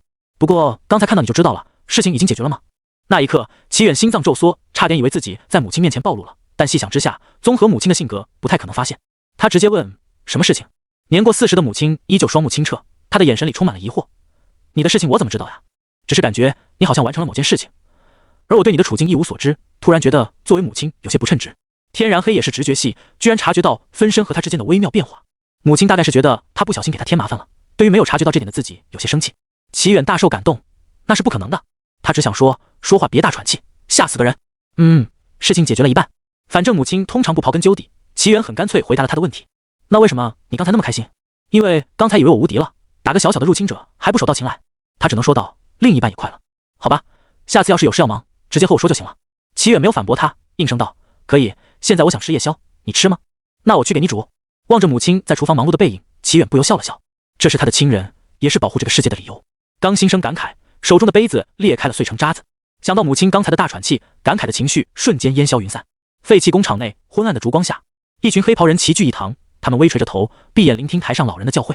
老人面容平静，影子在墙上摇晃，神明无私地将知识分享于我们，任何人都不应当被蒙蔽。他的声音似乎具备某些魔力，聆听者们全都安静专注地倾听老人的话语，一位伟大的神明形象在他们脑海里逐渐成型。那是一个庞大的身影，充满了无限的智慧，因为他的实力过于强大，导致无法直接降临。他长于千尺，像星空一般虚幻的身形，仅仅看一眼便会被神明所吸引，然而以凡人之躯无法承受神威，不可直视神。他的每一次呼吸都会引起星空的震颤，一旦进入思考状态，便会引起所有智慧生物的共鸣。如果有幸和神明对接上频道，神明会慷慨地把知识和力量分享给他们。时间一分一秒的流逝，蜡烛也渐渐燃到了底。在老人宣布今天到此结束，人们意犹未尽地离开了这个地方。走到门口，人们找到亲朋好友，聊起了刚才的经历。本森，这可真是好地方，是吧？本森露出大大的笑容，像极了每个成功安利心仪之物给好友的人。别提到信仰，就说是邪教和怪物，还是有不错的心灵慰藉之地。我也没到信仰的地步，只是觉得那位老者讲的内容很有趣。时间长了你就懂了，越是了解越是敬畏。本森信誓旦旦，当初他也是这么想的，但现在他是古神教的虔诚信徒。嘿，那人见到本森这般，不由失笑摇头，你是不是忘了共运者了？既然共运者和窃运者存在，星空中的古神再怎么强大，也比不过能够穿梭世界的人。如果说信仰各类神明，还能说句权柄不同，那超越世界的存在就是独一无二的实力了。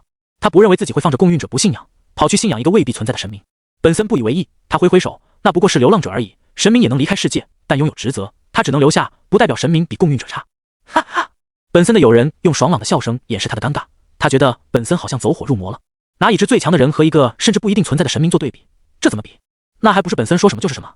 不过他现在心情愉悦，包容度很高，没有点破本森的幻想。明天我们再来一趟吧。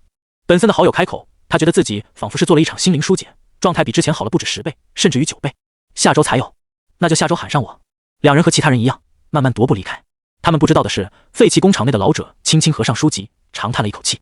虽然一切都按计划进行，但他知道事情已经彻底脱轨了。在世界缝隙中度日，他很确定从未见过窃运者的存在。如果窃运者和共运者不能两败俱伤，他们要如何应对这样的庞然大物？大大大，不同方向的脚步声响起，一群人聚在老者面前，他们向老者行礼，齐声称呼长老。老者刚想开口，轻微的脚步声再次响起，啪嗒啪嗒，鞋子不合脚，或者是脚抬不高导致的古怪脚步声。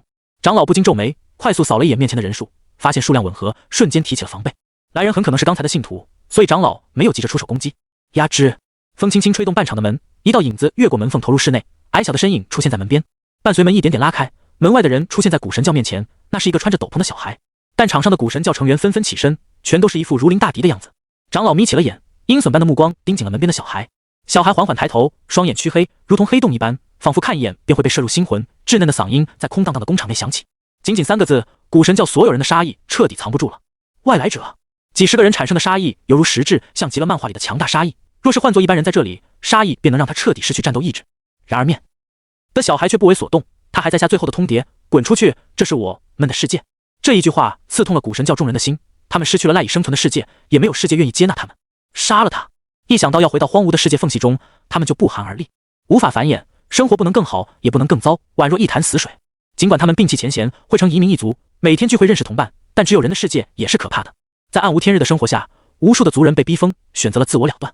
正是因此，他们从反思给世界带来毁灭，再到侵占别人的世界，仅仅一次会议便通过了入侵其他世界的方案。移民一族用意念沟通，每进行一次沟通就共享一次情绪，杀意很快在所有人心里蔓延。零散的念头构不成新生，唯有杀意强过任何念头，齐远也就无从得知他们为什么侵入别人的世界。矮个子的齐远面无表情地看着这出闹剧。真正的猎人往往是以猎人的身份出场的，这年头谁还扮猪吃虎啊？源源不断的心声涌入脑海，对面沸腾的杀意让齐远有点怂。他还没弄清楚对方的真正实力，不怕对面有脑子，就怕对面化身莽夫，直接给他莽穿。于是他把目光投向了这群人的统领。安静！老者示意众人冷静，目光不善，请示我们办不到。最坏的事情依旧发生了，他没有心存侥幸的狡辩，对方恰巧在所有人汇聚在一起的时候来，显然是调查了很久，意味着不脱离身体展示真正的实力情况下，我们不是对手。长老转道，你实力不如我们也只是想找个地方待着，何必拼个你死我活？这老头相对冷静，齐远成功捕捉到对方内心的想法，他有点吃惊，这都能打？小孩的身份可是 SSS 级异能者，这群人全都冒杀气，难道实力全部超过 SSS 级了？虽然他们的实力有点超出预计，但还不到退缩的时候，先试探一下他们对共运者的态度，再决定先撤还是直接收网。至于老者的提议，不能说毫无意义，只能说纯属放屁。只是几十年内和怪物战斗死去多少人？争夺世界使用权，制造世界漏洞，哪有什么和平共处？只有……齐元眼睛微眯，一个成语浮上心头，斩草除根。他将心中稳健的计划划去，一个借力打力的草案在脑海里形成雏形。顿时心中豪情万丈，颇有我将挽狂澜于既倒，扶大厦之，拉去通衢。妈的，段子看多了，脑子自动补上了。心中的火苗熄灭，瞬间回归贤者时间。齐远面无表情道：“抱歉，你还没有资格和我拼个你死我活。他共运者身份还没有出场，就不算彻底完犊子。还好他稳了一手。”这话一出，现场的古神教情绪激昂，叫嚣着给这小矮子来个教训。长老知道这群人一直憋屈到现在，他们未必没有借此宣泄情绪，但事情并不好解决。共运者能够沟通世界意志的存在，他闻所未闻。你们打算闹到什么时候？齐远微微一怔，抑制住表情变化。这群入侵者的沟通方式居然是意识沟通。刚才长老内心提到了共运者，但心声被意识沟通输入，相对轻微的心声就被掩盖了过去。入侵者果然不容小觑。古神教众人被长老喝止，宛若当头一棒，他们终于冷静了下来。长老重新看向齐远，冷声道：“你的实力在原住民中还不错，但别太狂妄了。要不是我们想向你们展示善意，你刚才就已经死了。共运者实力不容小觑，但窃运者也不是吃素的。我们作为第三方，没必要卷入他们的战斗中。表面上放狠话，背地里却在稳住下属的情绪。可长老不知道，这句话让从刚才开始一直阴郁着脸的小孩勾起了一个像素的笑容。害怕共运者，早说啊！搞得他和空气斗智斗勇半天，这个待遇可从来都是他对手的。一想到从来都是别人脑补他，现在变成了他脑补对手，齐远就忍不住报复的念头。他绝对不允许别人在他面前装逼。你们还不出来吗？小孩冷淡的话语投入这方空间。刹那间，天花板和窗户传来巨响，4道身影各自打破了天花板和窗户，出现在古神教面前。同款斗篷和为大众所知的长相，彰显了来人就是货真价实的轮回组织成员。长老心中一沉，清楚今天不可能善了，所有成员都出动了，意味着共运者没有打算放过他们。心中念头百转，他很快做出了决策，唯有让空间震荡，窃运者能击碎世界屏障，双方牵制，他们才有活下来的机会。他们在双方约定之外，敌人的敌人就是朋友。窃运者如果真想窃取这个世界的能源，必不可能放弃这个机会。只要露面警告共运者别违反约定，那么他们就可以替窃运者打下手，成为他的助力。不过一瞬间，长老便想到了许多，立刻向古神教众人发布命令。他们几个实力虽然不俗，但以你们的实力拦得住他们，待我。啪！无形的巨兽从地面翻滚而起，直接碾碎了废弃的工厂。巨大的声响引起了远方城市居民的注意力。没多久，无数灯光在那座城市亮起，警报声响彻整座城市，人们被指引着前往避难所。卫星记录下的画面被第一时间送到了城市负责人手里。看到巨兽翻滚的画面，城市负责人脸色煞白。这是神秘轮回组织，立刻联络龙国，让他们给出合理的解释。助理大声应下，然而刚转身就被叫住了。回来，询问一下轮回组织这么做的原因。给不出来的话，也不要紧。好的。因为不清楚入侵者的实力，齐远不敢拖大，仅分出一个分身留守家中，所以他对这座城市的反应一无所知。他现在心情不错的搓着黑洞，不断扩大范围，找窃运者联手，这要求他还真没听过。齐远终于体会到一直以来对手的感受，脑补太多不是一件好事。不过木大，他脑补又不会给对手加实力，这个痛苦他不仅不能感同身受，还要加倍奉还，以降低自己终日打雁叫雁啄了眼的羞耻感。齐远居高临下的俯视那些匆忙脱离身躯躲避巨兽伤害的入侵者，他勾起一丝的微笑。如果角色互换，我会让你知道什么叫残忍。是时候给我发体验卡了，入侵者们！突如其来的大动静很快在网络上传播开来，各国接到消息的第一时间便不自觉眺望远方，试图搞清楚齐远究竟想要做些什么。于安和坐在办公室内，面对其他人的期盼目光，他摆手拒绝，想都别想，你们还真把自己当大头算了。他清楚他的部下不代表是他的部下，但那些政客是不是把他们当傻比了？现实不是宗门，谁最强谁当掌门，可好人愿意退一步，不代表就乐意被别人拿枪指着。异能者和普通人之间的矛盾，某些人未必没有插手，现在还敢把主意打到齐远身上，这样牛逼怎么不上天？说什么不会干扰，只是想问个明白，咱们算哪根葱？真以为他办公室内的情况，齐远那小子不知道？不主动说就是不想说。可国际形象和关系怎么办？于安和像赶苍蝇一样，爱咋办咋办。这事就这么定了，别在这烦我。另一边，齐远黑黢黢的双目在月光照耀下显得分外瘆人，然而却没人注意到，一个面积不小的黑洞牵引周围的一切，被巨兽击飞的建筑物碎片以及他们。这是什么东西？竟然能吸入意识体！长老大吃一惊，若不是他已经脱离了躯体，此刻表情一定很精彩。他看到族人的身形被吸得变形，也顾不上蓄力的空间元素，转而立起一道屏障。有趣，明明是入侵者，却能调动我们世界的力量。老者分身抚着胡须说道：“分身能感受到的，齐远也能。”根据反馈，他大概知道缘由。这些入侵者身上携带一股混乱的力量。长老刚想嘱咐族人别再大意了，那位老者的下一句话瞬间让他再度拔高了危险预估。不过世界意志岂是那等不变之物，我们也能暂时越过世界束缚。老者一脸淡然从容。窃运者的下属依旧是我们世界的人，故而共运者大人没有开放权限。可你们是另一个世界的人，长老心中顿时万马奔腾，什么意思？打面具人不是你们真正的实力？合着就我们是外人吗？和他们废话什么？动手！女性清冷的声线响起，她手托一团光芒，轻轻挥动，这道光芒如流星一般划破夜空，朝这群颜色各异的雾气而去。有了他的开头，其他人也行动起来，只是他们的动作颇大，给足了这群入侵者充足的躲避时间。入侵者连忙调动周围的元素，防御和躲避攻击。很快，他们便发现了不对之处，力量比他们了解的强太多了。这个世界的高端战力更偏向于清理怪物，除了精神力异能者，按理来说不应该能够对他们造成伤害。那道光芒不仅没有被挡下，反而穿透了他们召唤而来的黑暗元素，笔直的朝他们而来。光芒擦过了几团雾气，湮灭了所有光芒穿透过的入侵者。这时，入侵者们才真正慌乱起来。怎么会？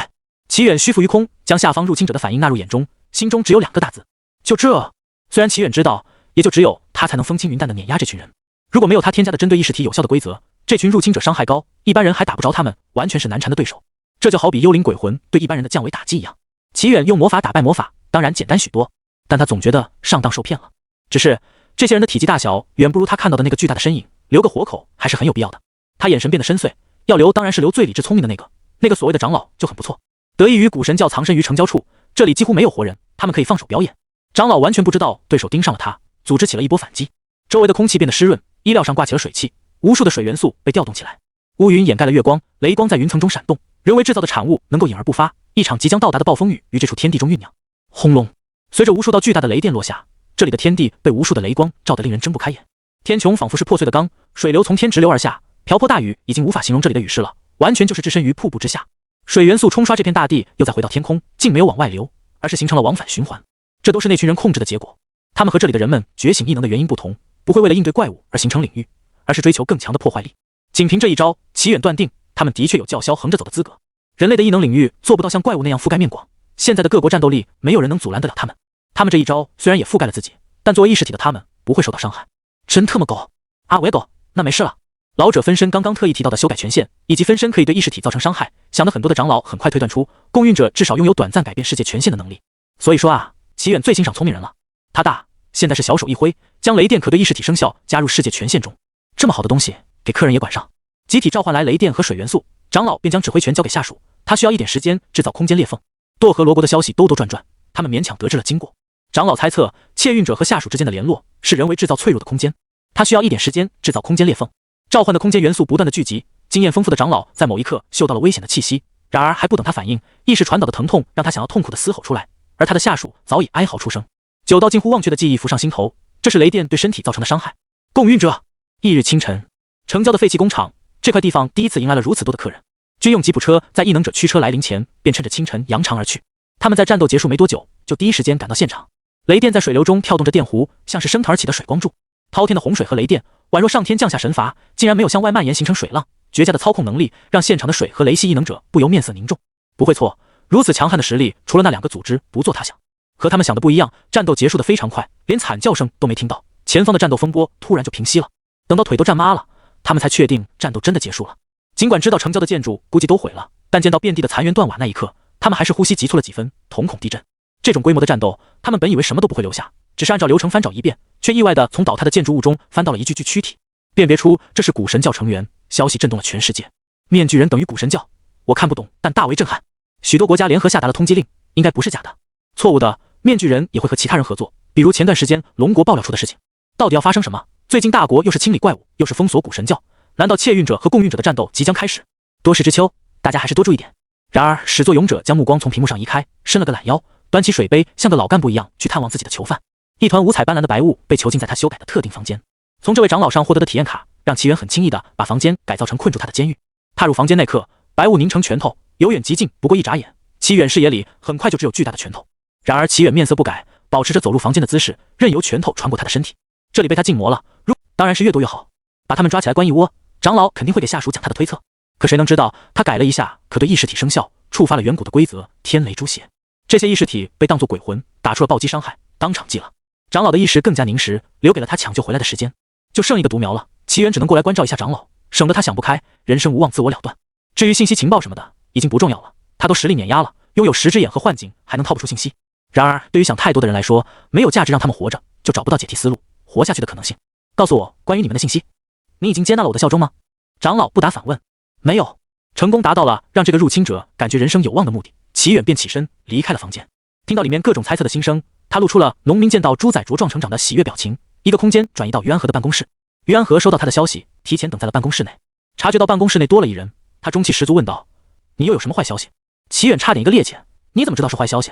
这下轮到于安和不淡定，他起身动作震得桌子哐当作响，眼珠子几乎要瞪出来。真有坏消息？他只随口开个玩笑而已。是啊，齐远神色严肃，马上就要亏钱了，当然是坏消息。死！于安和倒抽一口冷气，抽完才意识到不对，用小拇指掏了掏耳朵，什么玩意？齐远见他傻愣愣的表情，绷不住笑了。见齐远这副模样，于安和哪能不清楚，当即咬牙切齿道：“好小子，你拿我消遣是吧？”说完，于安和发现他们之间的壁垒消失了不少，他也反应过来对方的善意，不过维持这样就够了，关系再亲近点，他心脏承受不了。这小子从不当人，哪能？齐远坚决否认，转移注意力道：“我的实力恢复了，窃运者和我之间的战斗估计就在这几天了。”情绪稳定，刚坐下的于安和再次用啤酒肚掀动了桌子，这次幅度比刚才还大，声调也拔高到破音：“你不是说亏钱吗？”察觉到失态，他定了定心神，肯定地说：“你能解决？当然，战场就在这里。”齐远的话差点让于安和一口气喘不上来，直到下一句话他才找回了思绪：“我能保证不波及到你们，但人群骚动混乱就需要执勤队帮忙控制了。”在原本的计划中，只是打算随便打一场，反正实力到手，有个谢幕就不错了。但不得不说，入侵者发的体验卡很棒，因此他想要把体验卡转为永久的。为了不让高层封锁消息，只能委屈嫉妒人民了。理由他也找好了，万一他换了个地方，窃运者不知道，就会发生惨案。令他傻眼的是，于安和当即表示：“那我们把人民转出去，可以，但没必要。”最终，齐远已有世界的保护，绝对不会出事，挪出去制造恐慌反倒是不妙，勉强说服了于安和。而于安和同意的理由，只是人们在惊恐下，如果富裕了怪物的肚子，就会增加了窃运者的实力。当前没有处理窃运者的实力，于安和不敢去想，如果解决不了窃运者会怎样，所以他已经做好缉毒整个毁灭的准备。一名男子手上举着手机，手臂上的肌肉线条流畅，一看就是个练家子。他一边和观众互动，一边警戒着周围。最近一段时间，各大国和轮回组织合作清理怪物，怪物具有智慧，听闻消息便躲着不出来。而且不知道是不是共运者彻底苏醒的原因，融合领域降临的次数变少，怪物比熊猫还难找，严重影响了少大壮这类直播怪物的主播。以前能任性下播，现在则是尽量多播一点时间引流。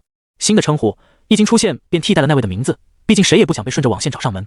现在是从冀都城郊回室内的路上，有几率遇到怪物，因此邵大壮没有关掉直播。等到回到室内，邵大壮咕哝道：“不知道是不是我错觉啊，总觉得最近执勤队巡逻的特别勤。”其实邵大壮很想吐槽，给孩子留条活路吧，但考虑到直播间内都是普通人，很容易被带节奏，他没敢开口。否则他估计能在头条上看到自己。直播间滚动起弹幕，讨论起邵大壮提到的点。我也这么觉得，理解一下了。窃运者还虎视眈眈，我有预感，怪物时代即将结束，新时代的浪潮将会来临。结不结束不知道，但最近怪物变少是真实的。等等，天突然变暗了。作为户外主播，邵大壮发现的比弹幕更快。他抬头望天，手机差点没拿稳掉到地面上。卧槽，面具人！这段时间穷的就差吃土，邵大壮脑子里先是盘旋着来钱了来钱了，然后才是要死了要死了。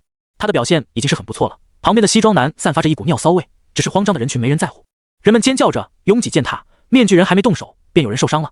巡逻的执勤队第一时间赶到现场，想要疏散人群，但他们给的安全感不及齐远所在住所1/1000，人们依旧向齐远的住所挤去。最后，执勤队不得不采取最终手段，使用异能控制住人群。邵大壮愣愣地望向天空，他发现面具人的行为不太对劲。直播间只剩非嫉妒的观众，他们在屏幕上刷疯了，甚至出现辱骂邵大壮、耽误别人逃跑的弹幕。直到镜头对准了面具人，观众才发现面具人的奇怪行为。面具人像是摆了一个阵，将红斗篷大祭司包围其中，他们身上泛起一层淡淡的光芒，汇聚到了大祭司身上。虽然不懂面具人们在做什么，但观众隔着屏幕也能感受到大祭司的气势节节攀升，红斗篷随风飘扬。那一刻，所有见到这一幕的众人心脏仿佛被人攥紧了，整座城市好似被按下了静音键，人们的嗓音里发不出任何声音。终于有人清醒过来，大声嘶吼：“我干啊！有人搞偷袭！轮回组织去哪了？老头呢？”没有人能回答这一点，他们眼睁睁地看着大祭司身上猛然爆发出一股强大的力量，席卷了城市的上空。面具人被这股力量卷入，消失在上空。止住的哭嚎声在这座城市上响起，其中不乏有成年人，他们已经意识到了后面会发生什么。然而无力感袭上所有人心头，包括那些异能者以及于安和。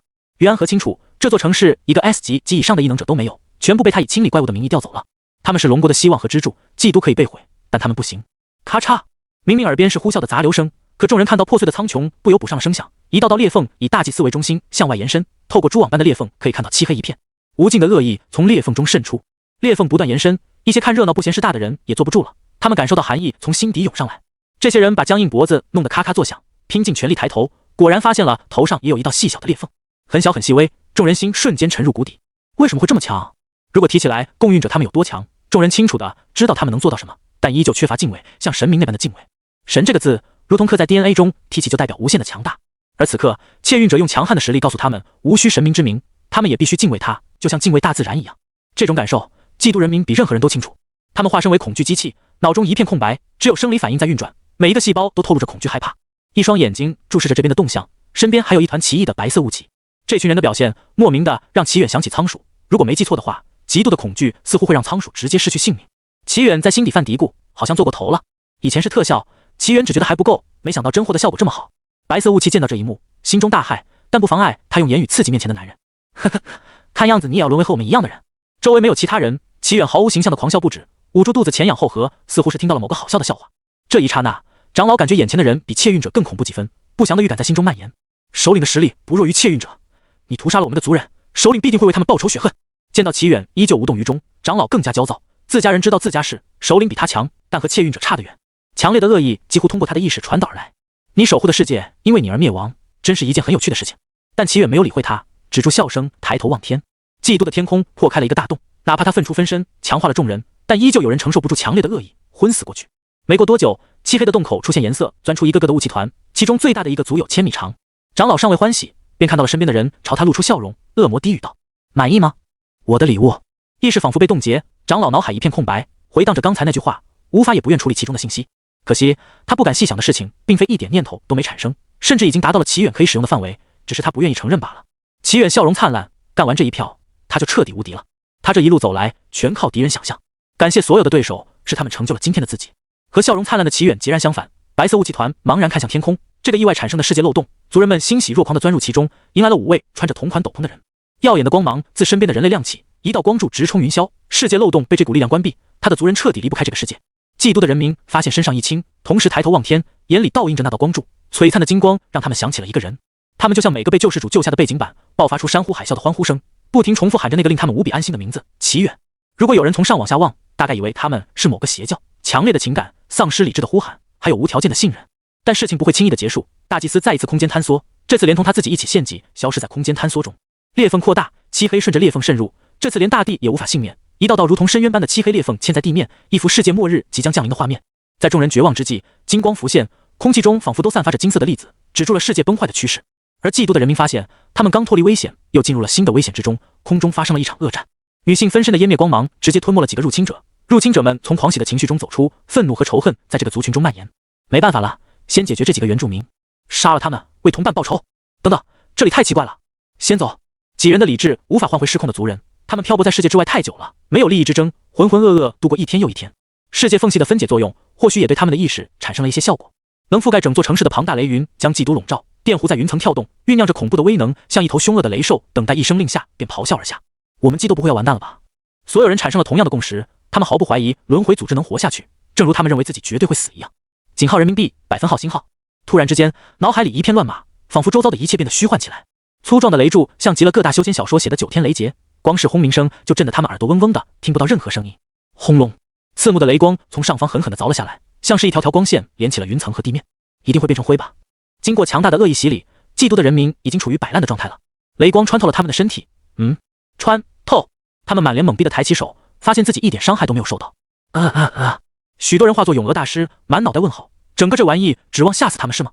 虽然他们差点就心脏骤停，但也未免太儿戏了吧。很快有人给出了推测，是幻境。那小子幻境 ，Big 蛋，居然敢直呼其大佬为那小子！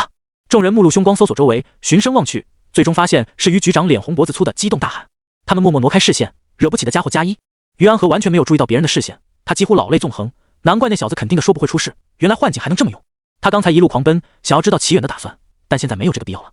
于安和把注意力放回天空，轮回组织的5位成员似乎早已知晓这件事，他们没有分神去保护嫉妒人民，反而是对那些奇异的雾气团展开了单方面的屠杀。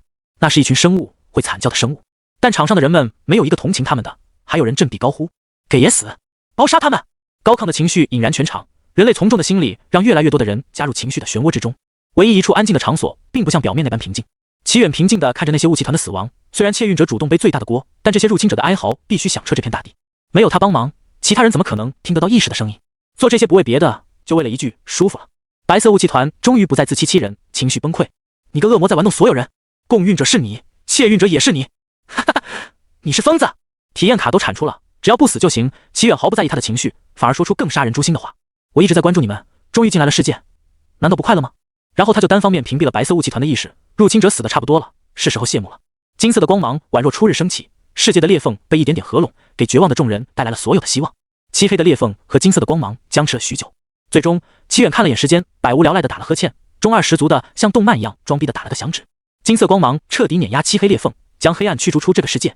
世界众人欢呼雀跃，认识也好，不认识也罢，相拥在一起，露出劫后余生的喜悦，好像经历了什么大灾难。结果各大国例行统计伤亡人数，才发现一个都没死，甚至重伤者都没有。金色光芒破碎散落的金色粒子具有恢复的效果。